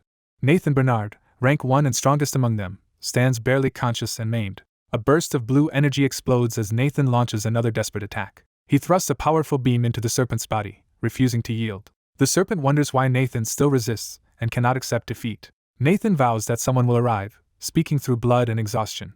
The serpent reacts with confusion, not understanding who Nathan expects. Nathan stomps down, gathering strength for one final charge. Empowered by belief, he swings at the serpent, shouting that they fight because they trust that savior will come. The serpent grows bored with them and prepares a massive counterattack. Its devastating strike engulfs Nathan and the battlefield in blinding force.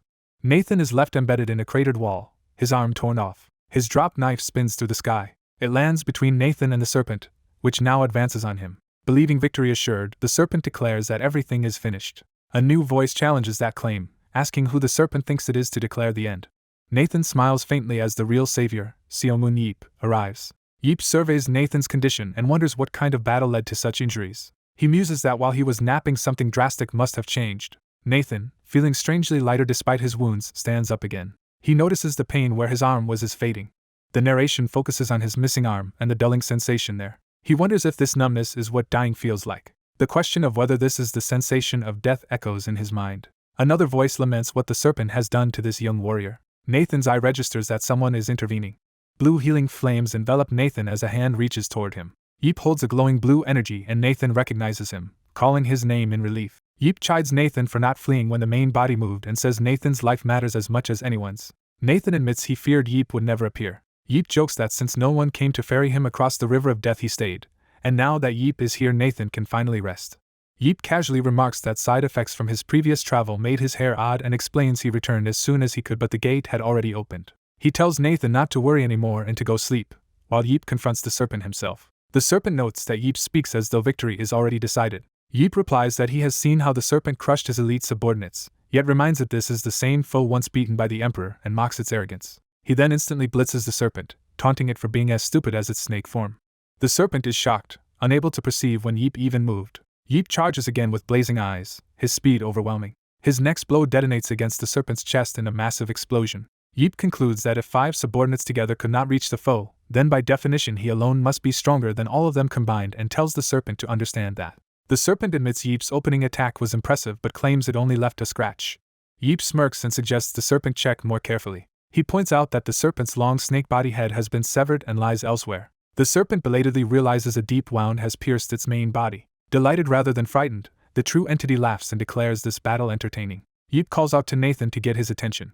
He tells Nathan not to think about resting just because he lost an arm, since the crucial part of the fight is only beginning.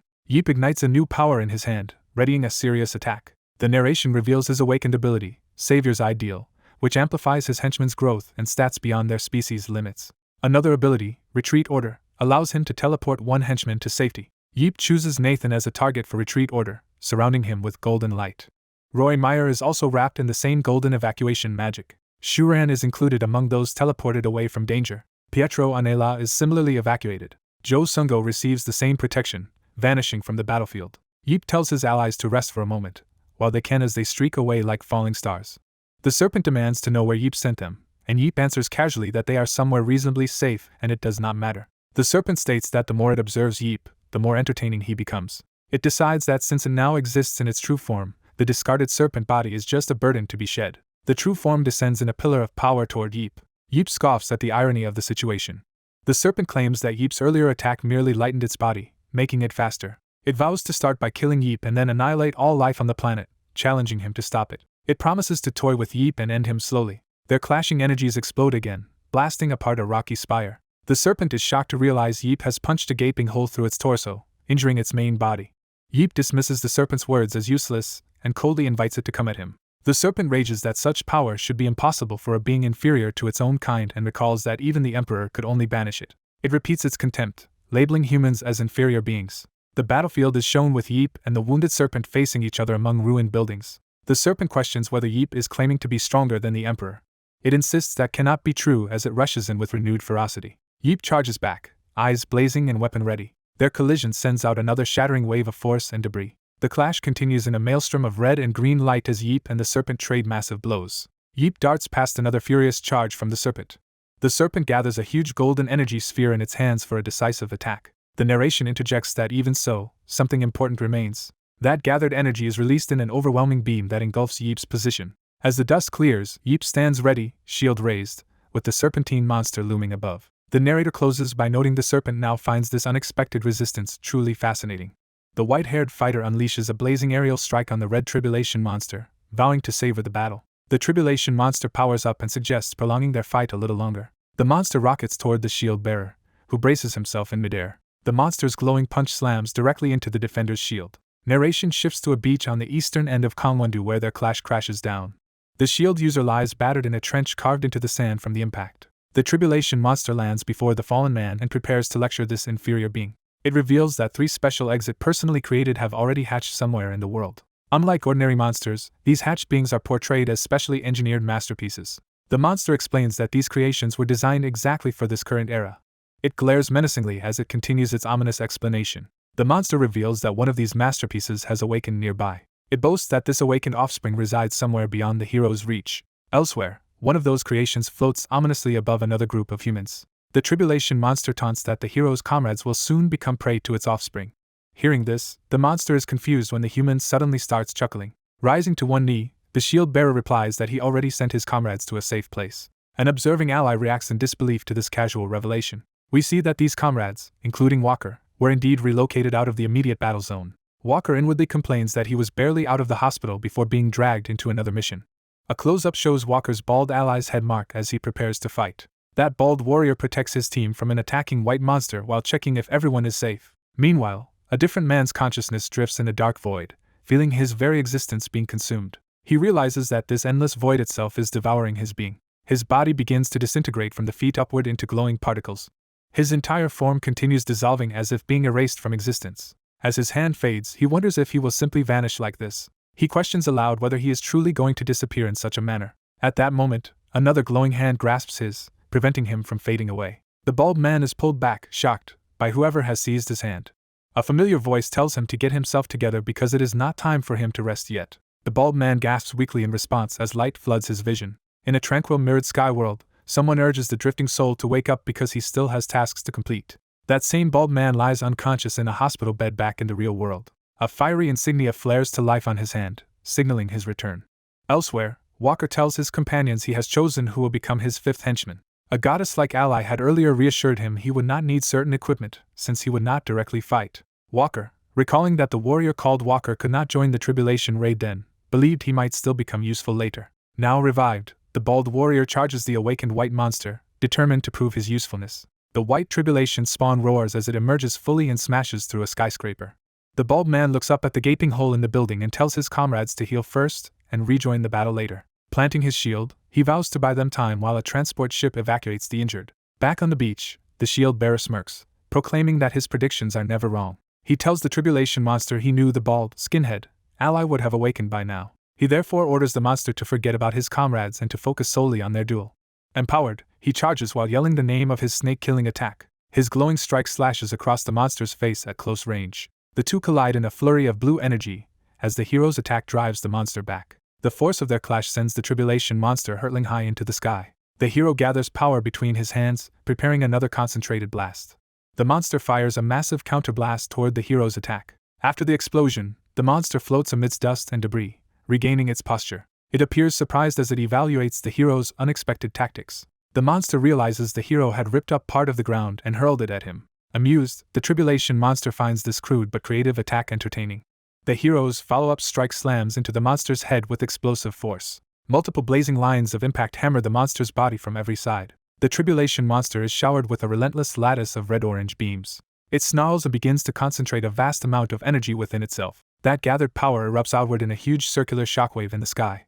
Before that wave can hit, the monster dives, kicking the hero viciously downward. As it attacks, the monster laughs, exclaiming that this human is clearly unlike any other opponent. Their clash lights up the sky as beams and shockwaves streak across the city. The monster skids backward, chest wounded where the hero's spear lodged into it. In midair, the hero commands his spear to return to him, calling it back from the monster's body.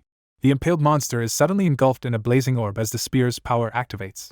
Within the flames it stares at its changing surroundings, confused by what is happening. A searing arc of energy carves through the battlefield, amplifying the explosion. The hero rockets toward the blazing orb, aiming to press his advantage. He drops from above with a devastating kick that crushes the monster to the ground.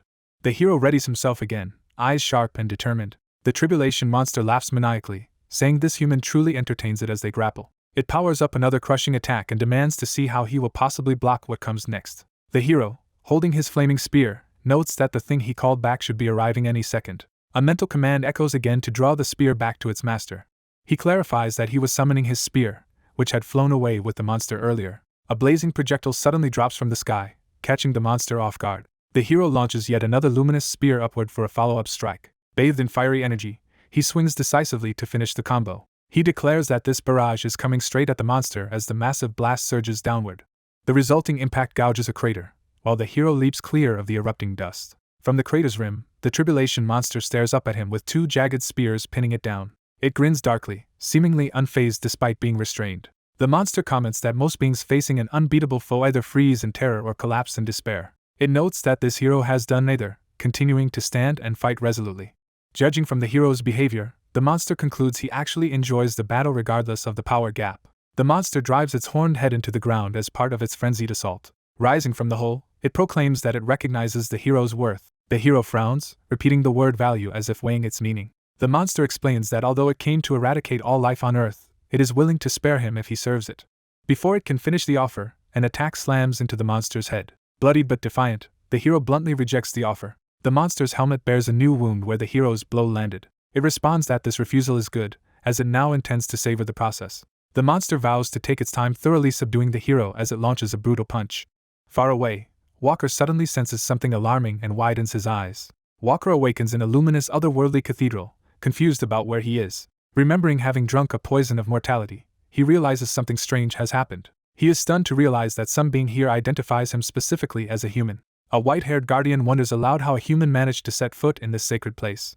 Appearing suddenly before him, the guardian demands to know how a human could possess his esoteric knowledge. The guardian excitedly calls the situation intriguing, while Walker recognizes him as the high priest from his ability. The high priest clarifies that Walker has not traveled here physically. Instead, the priest explains that he has intervened directly in Walker's soul. He marvels that a mere human has inherited his teachings instead of a future high priest.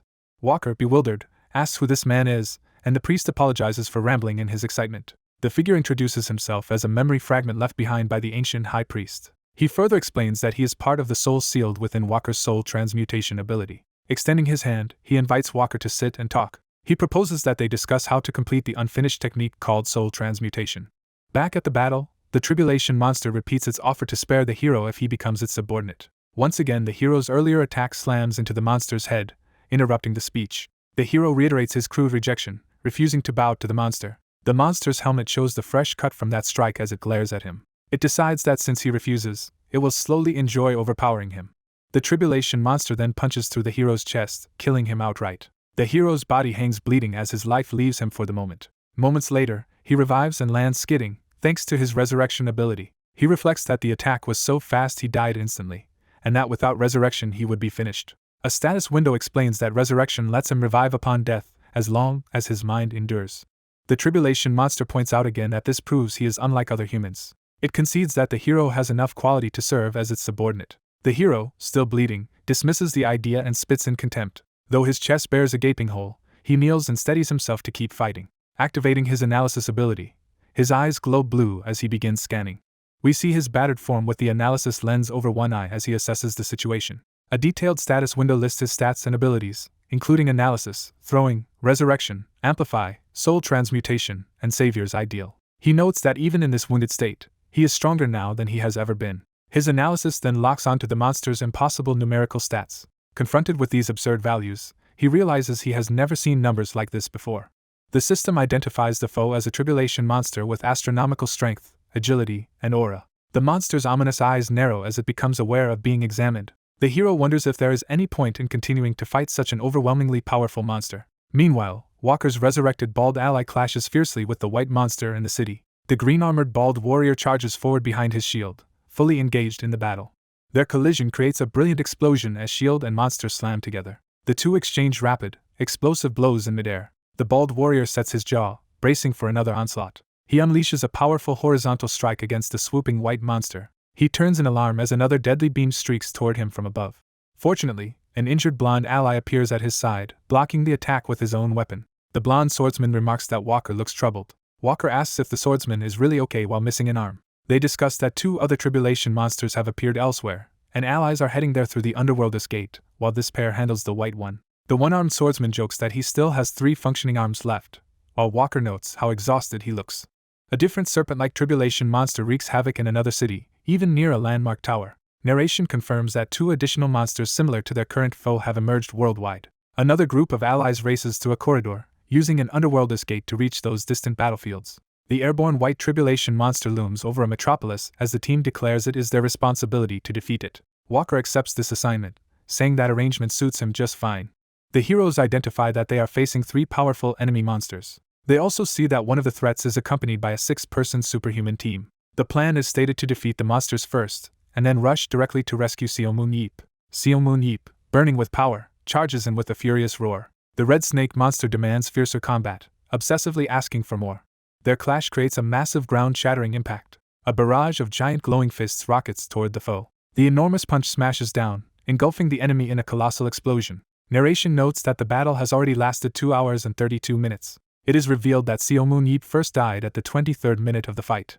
Since then, Seomun Yeep has been killed a total of 1,023 times.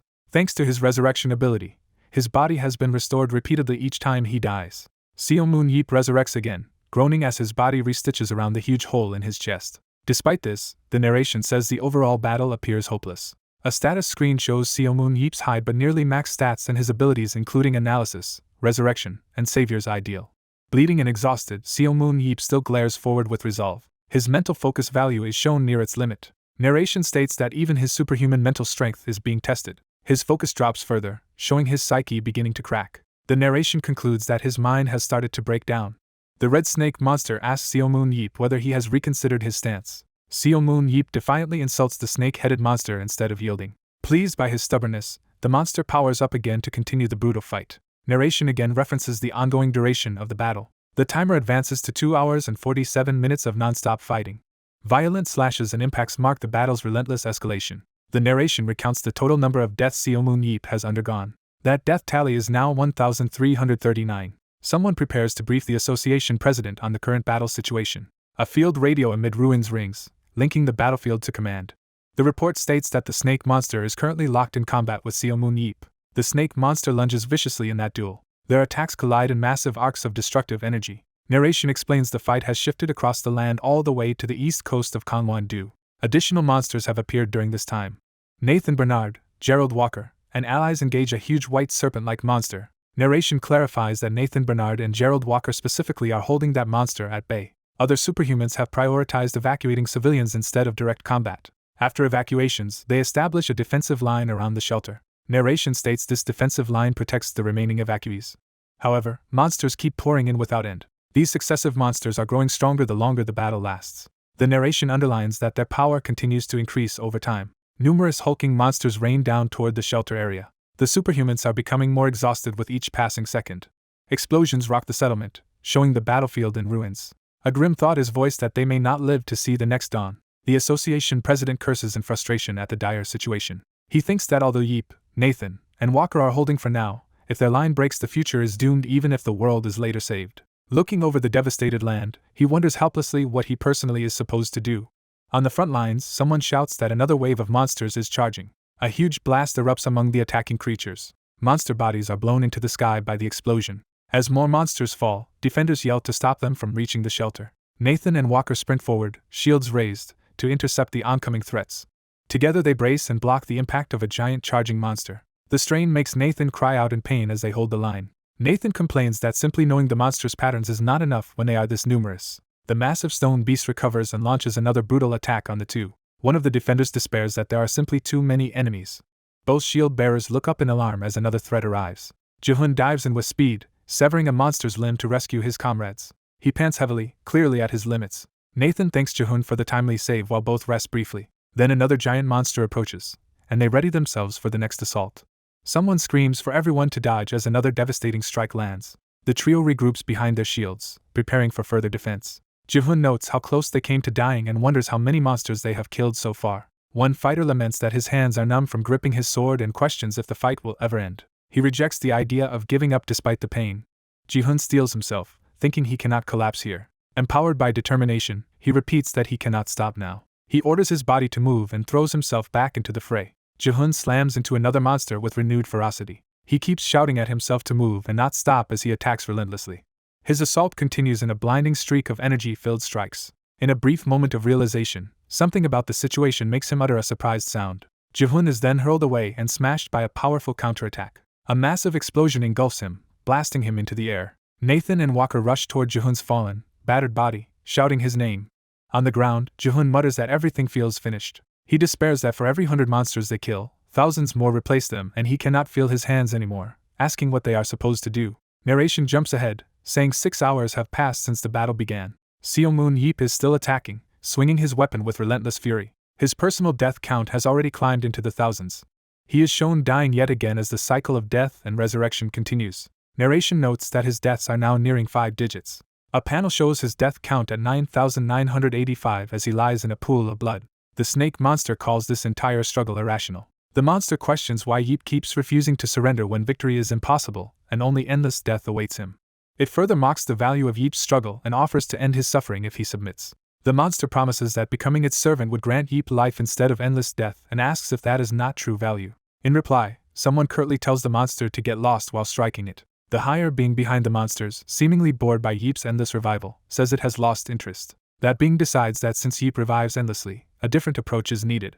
It hurls Yeep away in a huge energy blast. The red-armored foe physically slams Yeep downward to continue the punishment. It declares that it will simply obliterate him so completely that he cannot be restored. The monster vows to shatter Yeep into countless irreparable pieces as the slaughter continues.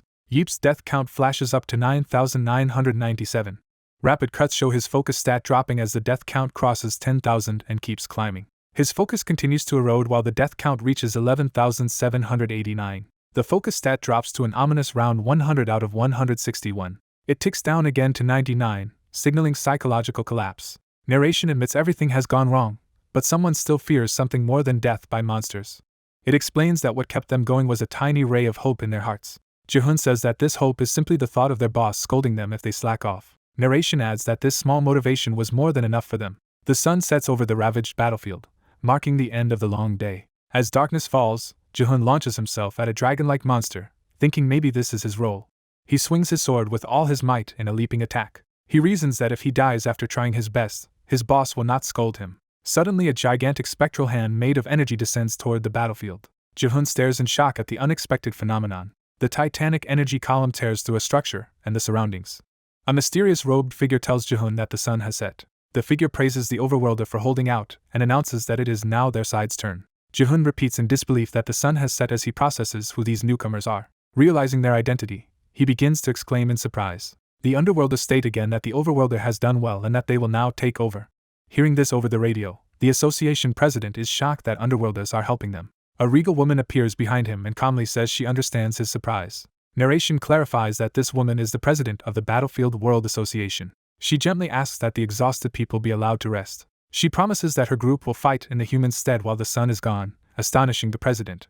In Seoul, beneath the blood-red sky, the scorpion-like monster continues raging over the ruined city. The scorpion monster charges another massive energy attack. It dives down with that attack, but a defender raises his shield and blocks the blow. The monster is stunned by the overwhelming speed of the counter-strike he is facing. Nathan and Walker combine their defenses to repel the assault. Walker and allies follow up with coordinated attacks while Nathan scoffs. Their counterblows carve explosive paths through the cityscape. Nathan curses and asks Walker when they can finally employ the special method he proposed. Walker, grinning, tells Nathan to hold on a bit longer because such preparations take time. In Dubai, another city suffers violent explosions as monsters rampage. A towering red demon battles there, unleashing destructive slashes. The demon roars furiously, bearing rows of fangs. A sudden blue beam severs one of its arms, shocking it. Ice then encases another of the demon's limbs. A red-haired underworlder mage appears above, taunting the brute to look his way.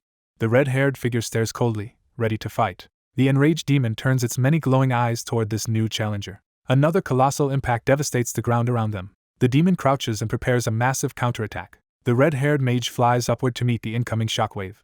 Empowered by blue energy, he rockets forward at blinding speed. His charge leaves a luminous trail as he closes on the demon. He spears upward in a straight beam of light toward the monster looming over the city. Their clash fills the sky with intersecting red and white energy arcs. The demon's eye glows fiercely as the fierce night battle continues.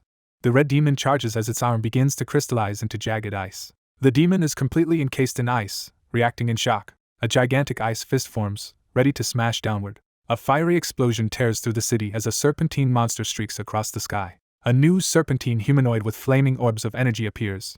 The aura monster hurls a massive flaming wave that devastates the cityscape. After the blast, the aura monster flies above burning ruins. The aura monster calls out for its parents while floating with multiple fireballs. A crying boy on the ground sees the aura monster hovering over the burning city. The aura monster focuses intently, its expression hardening. It rockets skyward on a pillar of blazing aura. A purple hand gesture intercepts the oncoming beam of aura. The aura monster notices this sudden interference. The white-haired priestess appears, shielding Jo Sungo and telling him to hide. The aura monster gathers an enormous golden energy sphere above itself. The priestess summons layered magic circles, preparing a powerful spell. Her purple magic collides with the monster's beam in a blinding explosion. Narration explains that 3 monsters were created from the hands of the tribulation. It states these 3 are the peak of warped evolution, each with a distinct special power. The red one embodies overwhelming power, while another specializes in speed. The third, the serpentine figure, specializes in aura. Even at birth, these monsters were already monstrously strong. Their key stats already exceeded 1,000, placing them on a different plane. Seo Moon Yeep's analysis quantified their abilities precisely. The red brute strength stat is revealed to be 1,011. The swift one's agility stat is shown as 1,231. The aura monster's aura stat is shown as 1,324. The priestess unleashes a terrifying purple spirit behind her as she attacks. The spirit urges the young high priestess to retreat, saying this foe is beyond her. It warns that her aura will run out before the monster falls. The aura monster dives to attack with a golden blade of energy. She politely rejects the advice, saying she will be fine. She asserts she has more than enough aura to block the monster's attacks. Her barrier meets the golden blast and detonates in a huge flash. The spirit is stunned by the magnitude of her power. It demands to know how she obtained such strength. The former high priest narrates that, via soul transmutation, he sought to become primordial light itself. He explains he created soul transmutation in pursuit of becoming primordial light, not a mere spirit. He admits that even the strongest mortal body is too fragile to bear an endlessly growing soul. He was unsure whether future generations would ever perfect his technique. The spirit remarks that the priestess seems to have forgotten something crucial. She begins to answer, saying that ever since primordial light existed, she has been something. A colossal spectral blade of purple energy manifests in the sky. She raises her hand, controlling a vortex that contains the giant sword. Proclaiming herself the greatest genius in history, she fully activates her power. A flashback recalls when Seo Moon Yeep first obtained soul transmutation. At that time the high priest examined the waveform of the aura he emitted. She is shown intensely calculating and observing during that analysis. Using that data, she independently extracted soul transmutation from him. She then implanted that power into Pietro Anela's body. Pietro's body is shown engulfed in radiant golden flames as the process completes. This breakthrough let her transcend normal aura limits and forge a unique ability. The narration clarifies that this power resembles soul transmutation but is fundamentally different. Her current aura stat as High Priest stands at over 2,000. It is concluded she has forged an unprecedented personal power. A system card reveals her ability Soul Bond, which borrows spirit's power to boost aura growth while binding body and soul. A huge number, 22,327, indicates accumulated uses of her spear or kills. The protagonist reflects that the more he thrusts his spear, the clearer its nature becomes. His flaming spear rushes forward in a blazing arc. He batters the power-type monster with a rapid series of explosive thrusts. The monster's body distorts from the impacts, yet keeps reforming. He realizes none of his current means are effective against the monster before him. Frustrated and bloodied, he clicks his tongue mid-charge. The scene cuts to a quiet mountain, emphasizing the scale of the earlier crater. The red monster counters with a powerful slash of its own. The hero is hurled from the sky, slamming into the ground with tremendous force. He rebounds along the crater wall, barely managing to slow his fall. The monster relentlessly pursues him down the slope. Despite all his efforts, the monster's devastating blows continue to shatter the terrain. Narration states that before this pure embodiment of violence, nothing seems to matter. The monster pounds him into the ground with a crushing impact. His death counter ticks up again, showing 22,328 total deaths. He wonders how he could possibly win against such an opponent. Images of Seo Moon Yeep and his past training flash through his mind. More memories replay of comrades fighting and protecting him. Scenes show him battling alongside allies and being pushed to his limits. He recalls moments when others shielded or saved him in combat. He remembers facing past monstrous threats and the resolve he felt then. Memories of Jo Sungo and other teammates surface as well. An image of his current self appears, realizing these are recollections, not reality. He asks himself if what he is experiencing right now is a flashback. The mental space shows him sitting alone in emptiness. Voices of his subordinates ask if their boss is really going to give up. He reacts with a confused murmur. Shadowy silhouettes of his comrades stand behind him, surrounding him. More silhouettes appear, forming a growing crowd around him. They shout that they know he can still fight. They urge him loudly not to give up and to stand back up. The gathered voices insist they believe he can defeat the monster. He recognizes this as the cliched moment when a hero powers up by thinking of his people. Their shouts turn desperate, warning that if he gives up, they will all die. They angrily demand he take responsibility and keep pushing, since he does not truly die. Annoyed, he yells back that he has heard enough and wants to know who called him a fool. He sighs, admitting the idea of a dramatic power-up from memories was wrong. He decides he does not actually need more power UPS. A mental image of Seo Moon Yeep appears and reminds him this is all in his head. Seo Moon explains that he only needed a bit of time to clear his thoughts. The armored mentor tells him not to give up because the solution is already within their grasp. Back in reality, golden restraints of energy wrap around the monster's body. The monster is startled as its aura begins reacting to something. The hero charges straight at it again with renewed determination. He smashes another blazing strike into the monster. The monster counters with a sweeping attack of its own. Its fist drips blood after the exchange, showing it is finally taking damage. We see that the monster has impaled the hero through the torso with its spear arm. Coughing blood, the hero hears the monster taunt that his improved form still changes nothing. The monster mocks him as an immortal toy that can never truly die. It laughs maniacally, relishing his apparent helplessness. Then it suddenly realizes the aura-type sibling has been defeated by the humans. A sepia flashback recalls that the monster's body regenerated instantly even under endless spear strikes and weapon spirit attacks. The hero thinks this limitless regeneration makes no logical sense. He now understands that the three monsters are drawing power from the tribulation itself. The High Priestess contacts Seo Moon Yeep, reporting that she has slain one of the three monsters. Seo Moon, bleeding and staring at the red monster, states that the three are siphoning life force from the Forsaken world. The monster dismisses this revelation, saying his resurrection ability alone cannot bridge their power gap. The hero begins to mutter that to truly win, he has to understand something else. The monster reacts with confusion to his cryptic words. Seo Moon explains that his new spear is alive and consumes whatever energy it can when hungry. Images show the spear previously devouring the ice-type monster. More scenes depicted absorbing other powerful creatures. He states that to fill something completely, you must first know how to empty it. Realization dawns on the monster as the spear starts draining its aura. The hero swings away on the spear's chain, positioning himself around the monster. The monster panics as it feels its own aura rapidly being stolen. A readout shows the hero's aura nearly equal to the monster's colossal 40,172 value. Grinning spitefully, he declares he has finally found a way to defeat it. A system card describes Devour, the spear of life's unique ability that absorbs all surrounding aura once vitality is spent. The hero again activates weapon spirit embodiment, empowering the devouring spear. He spins and attacks, unleashing a barrage of fiery strikes. A status window confirms his aura momentarily matches the monster's enormous reserve. The monster tries to forcibly pull its aura back into itself, but each time it does, the hero's strikes make its aura value tick downward. With blazing fists, the hero continues to pummel it. A powerful blow erupts in green and red energy as the monster reels. The monster angrily counters with another massive punch, sending him flying. It gathers a huge sun-like orb, claiming that even if its supply line is cut it still has overwhelming strength. That orb explodes outward in a colossal green and orange blast. The narration insists that this difference in power still creates a vast gap between them. The monster rushes in again as the battered hero crashes along the ground. The red monster steadies itself, now wary yet still confident. It grips its golden weapon tightly, readying another ability. It too activates weapon spirit embodiment, cloaking its weapon in aura.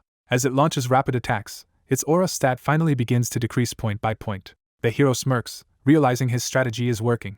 The enraged monster demands to know why he looks as if he has already won. It roars that with infinite strength and speed remaining, his confidence is absurd. He replies that from a human perspective, that assumption is understandable. He declares that once humans know something is possible, they can achieve anything. A flashback begins, showing the origin of the monster as a hatching egg. The narration reveals that at the very beginning, the monstrous serpent was nothing more than a tiny piece of flesh. In a world ruled by terrifying monsters, a single fragile creature was considered the weakest existence. Despite its frailty, that creature alone possessed self-awareness. To avoid being prey, it learned to eat others and realized it had to evolve further to devour beings larger than itself. It developed an extremely lethal poison to aid its hunting. Afterward, its body expanded dramatically. It reshaped itself into an ideal form for predation.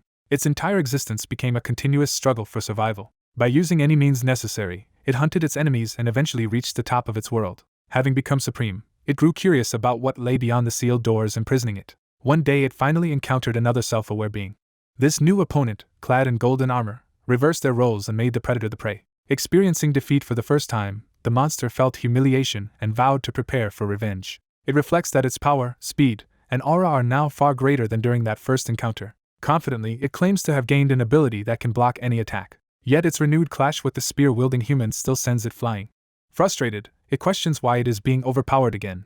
It rages that the human was nothing more than a toy for its amusement. Even so, it cannot understand why it is once more being driven into a corner. Looking up at the human leaping down with a blazing spear, it wonders why it is being hunted again. It observes the human launching countless slower strikes that still relentlessly pressure it.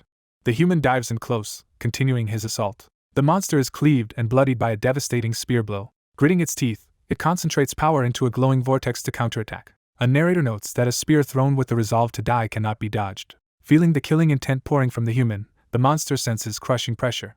The golden armored being realizes in disbelief that such pressure is coming from someone far weaker on paper, and that tribulation is anxious and humiliated. Seomoon Yeep's eyes flare with determination as he pushes his power further. He pants from exertion, having narrowly survived. It is revealed that at the start of the fight Seomoon Yeep instantly resurrected every time he died. After many deaths, however, his resurrections began taking longer. Even so, he stubbornly refused to stay dead no matter how often he was killed. Tribulation hesitates as Seomoon Yeep suddenly appears beside it once again. Because of Seomoon's persistence, Tribulation's judgment and composure start to waver. The monster's many eyes widen in alarm. Then new information reaches it, further disturbing it. While Tribulation is frozen in shock, Seomoon's allies encase it in powerful ice. A monitoring voice reports that the target has been completely immobilized. Various human fighters assemble around the immobilized monster. A white-haired woman says only one enemy remains and urges her team to defeat it and rejoin Seomoon Yeep. Narration explains that Tribulation now senses the human before him as a life-threatening, incomprehensible menace. Elsewhere, a sinister figure with a red grin asks if yet another comrade has died. Tribulation's vision is said to become utterly clouded. At that moment, what it sees before it looks like a monstrous nightmare. The image of the humans appears to Tribulation as an unprecedented horror. This monster is unlike anything it has ever encountered.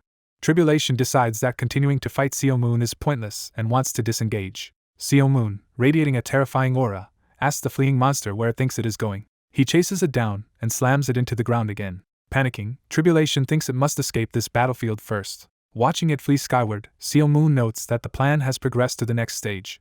Exhausted but resolute, he prepares for the final step of his strategy. A narrator states that all living beings have preferred trajectories and habits in how they act. Blinding streaks of energy crisscross, representing those predictable paths. Even the fast monsters attacking the humans follow such patterns during battle. Though these foes are incredibly quick, they move according to fixed rules. Their behavior is so simple it resembles that of newborn creatures. One blue monster rushes in exactly along its expected path. A long-haired human swordsman tracks their movements, using speed clones to anticipate them. Knowing their patterns, the humans believe they can endure the assault for now. The swordsman completes his preparation and announces that his technique is ready. He and his clones unleash a coordinated strike on one of the monsters. After the clash, the swordsman and shield-bearer stand ready, bathed in a green aura. The swordsman doubts the preparation changed much and questions whether their move is really ready. The shield-bearer explains the plan, saying the swordsman must dismiss his clone, drawing the monster to them while he blocks and the swordsman seizes the opening. When warned that his life will be at risk, the shield-bearer calmly accepts that danger. He orders the swordsman to dispel the clone despite his hesitation. As the clone vanishes, the blue monster turns its focus toward the two men. Observing, the shield-bearer notes the monster relies on extreme speed but has weak defenses. He tells the swordsman that he will hold the enemy in place while the swordsman finishes it. As the monster charges, the shield-bearer prepares to intercept it. The serpent-like creature dives at them in a blazing rush. Bracing behind his shield, the man challenges the monster to come at him. He roars the same challenge again, pouring everything into his defense. Mid-charge, he suddenly realizes something is wrong. Instead of crashing into his shield, the monster swerves aside at the last second. The two humans wonder if the creature has somehow figured out their strategy. They then see that Tribulation itself has arrived behind them, radiating red energy. Tribulation reveals a darker, more terrifying visage as it powers up. It instantly appears beside the wounded swordsman, attacking before they can react. The swordsman throws himself in front of the shield-bearer, taking the blow meant for him.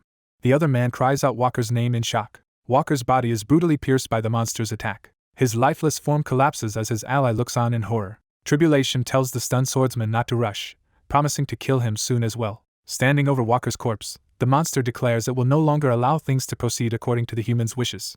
Seomoon simply answers that it does not matter. A sudden blue blast slams into Tribulation's head from afar. Seomoon steps forward from the dust, revealing he launched that surprise strike. He calmly tells the monster that it has already fallen behind. Sitting atop a giant boulder pinning down another enemy, Seomoon boasts about bringing the stone from Siraxin. He thanks Walker for buying time so he could arrive and calls the rock a souvenir for the enemy. Seomoon explains that since he cannot fly, he hurled the boulder and hitched a ride on it. He demonstrates how he rode the flying stone by launching himself with another powerful blast. Tribulation falls silent, clearly shaken by this insane tactic. It glares resentfully at Seomoon, struggling against the situation. Seomoon casually tells Walker to get up, saying he did not summon him just to have him lie there, while another ally insists Walker truly cannot move. Walker's limp hand suddenly twitches. His fist clenches as a strange energy surges through him. He groans awake, complaining about the unpleasant experience while his comrades shout his name in disbelief. Seo Moon reminds Walker that when he received a mysterious power-up item, his abilities were strengthened. Walker confirms his own power was amplified too, though he never expected to use it this way. A status window reveals his amplified Iron Will ability, which accumulates received pain and uses it to heal even fatal wounds. Seo Moon urges Walker to stand and act confident, insisting Tribulation must not realize how close he came to dying. He admits they still cannot win alone, and hints that he did not come here by himself. A golden dome forms around them as additional allies appear inside its protection. Seo Moon says all their human comrades have assembled and tells everyone to act as intimidating as they can. Tribulation's many eyes glow purple as it stares, its mind reeling. Narration states that Tribulation cannot make sense of what is happening. To him, the situation is as absurd as a mighty tiger being afraid of a tiny insect. An image shows that very metaphor, emphasizing his bewildered fear. Even fears he had forgotten after becoming an absolute being begin to resurface. He wonders in confusion what these bizarre human creatures truly are. The narration clarifies that this fear does not come from their strength alone. Instead, it arises from confronting something utterly unknown. Tribulation realizes that what terrifies him is this encounter with the unknown. Imagining a lineup of glowing-eyed humans, he desperately questions what humans actually are. Concluding that the situation cannot continue, Tribulation rushes toward the Crimson Gate. Massive beams rip across the sky as he unleashes his power. He decides he must gather as much aura as possible through the gate. In the forsaken world beyond, he concentrates that aura into a single overwhelming power meant to crush any being. Observers note that he has escaped through the gate, and say now is their chance to close it, which would trap him again. Seo Moon, however, refuses to close it yet, unsettling his allies. He argues that if they seal the gate now, Tribulation will eventually reopen it stronger than before. His ally counters that they must still attempt to seal it given the risk they took to get this far. She protests that only Seo Moon can endure direct battle with that monster. Seo Moon clarifies that he is not saying the gate should never be closed, provoking confusion. Another ally is baffled when he says it is time to update his personal legend. With a cocky grin, Seo Moon tells everyone to remember to add a line about what he is about to do to his biography. As he walks toward the gate, an ally cries out for him to stop. A pillar of blue light shoots through the crimson sky as he launches himself into the other world. The onlooker screams Seo Moon Yeep's name in horror. In the human world, a blinding orb appears in the sky as the dimensional passage fully activates. Seo Moon lands alone in the desolate red world, and Tribulation realizes this was his true plan but insists the human has made a fatal error. Taking on a towering luminous form made from the world's gathered aura, Tribulation declares this is his true body and vows to erase Seo Moon. He boasts that this realm will become a living hell, while Seo Moon dryly remarks that the monster talks too much. Seo Moon recalls how many people wished him to go to hell and remarks that they would enjoy seeing him here now. He hints there is more to the situation than Tribulation understands. Turning his back briefly, Seo Moon says the outcome of this hellish place has yet to be decided. Tribulation grins that they will soon learn whether this hell belongs to Seo Moon or to himself. Seo Moon, eyes blazing, proclaims that in this forsaken world he intends for both of them to die together. He hurls himself at Tribulation with his spear as their final clash begins. Tribulation answers with a furious counterattack clad in green aura. Seo Moon is struck hard, blood flying as the deadly exchange continues. A letter-like narration begins addressing Seo Moon Yeep. The message thanks him, saying his actions have restored peace to the land. Scenes show reconstruction work as people repair the devastated city. Humanity begins rebuilding what had been destroyed. The once secretive underworlders are now formally recognized. Images show underworlders and surface dwellers standing together after their joint battles. The narration concludes that this acknowledgement comes from the merits they earned by fighting side by side. The narrator reflects on the long, complicated history between the overworlders and underworlders. Overworlder officials and robed underworlders face each other tensely outside a domed structure. The narrator notes that relations between the two races cannot suddenly improve. Despite this, the speaker finds the current situation hopeful. An overworlder and an armored underworlder clasp hands in a gesture of alliance. The narrator says both sides are finally beginning to try to understand each other. They recall that the two races once related only through mutual attempts at killing. A human knight and a flaming-robed underworlder clash savagely with sword and magic. The narrator warns that proving mutual care will be a difficult path. Underworlders once could only dream of the sky, trapped beneath a solid ceiling. Clawed underworlder hands reach up toward a shaft of sunlight breaking through the ceiling. Now the underworlders have been granted the freedom to look at the open sky. The speaker concludes that reconciliation between races is therefore not impossible. Yet they worry that as time passes, this story will fade into legend. A grand statue of armored hero Seo Moon Yeep stands at his memorial ceremony before a crowd. The speaker expresses faith that overworlders and underworlders will eventually live in harmony. A silver-haired woman in a suit greets Pietro at the memorial, noting his presence. She tells him the ceremony is about to start, and they need to prepare. Pietro, showing his prosthetic arm, is told he should be used to the artificial limb by now. Pietro thanks her for the arm, and she explains he can use it normally if he keeps supplying aura to its mana stone.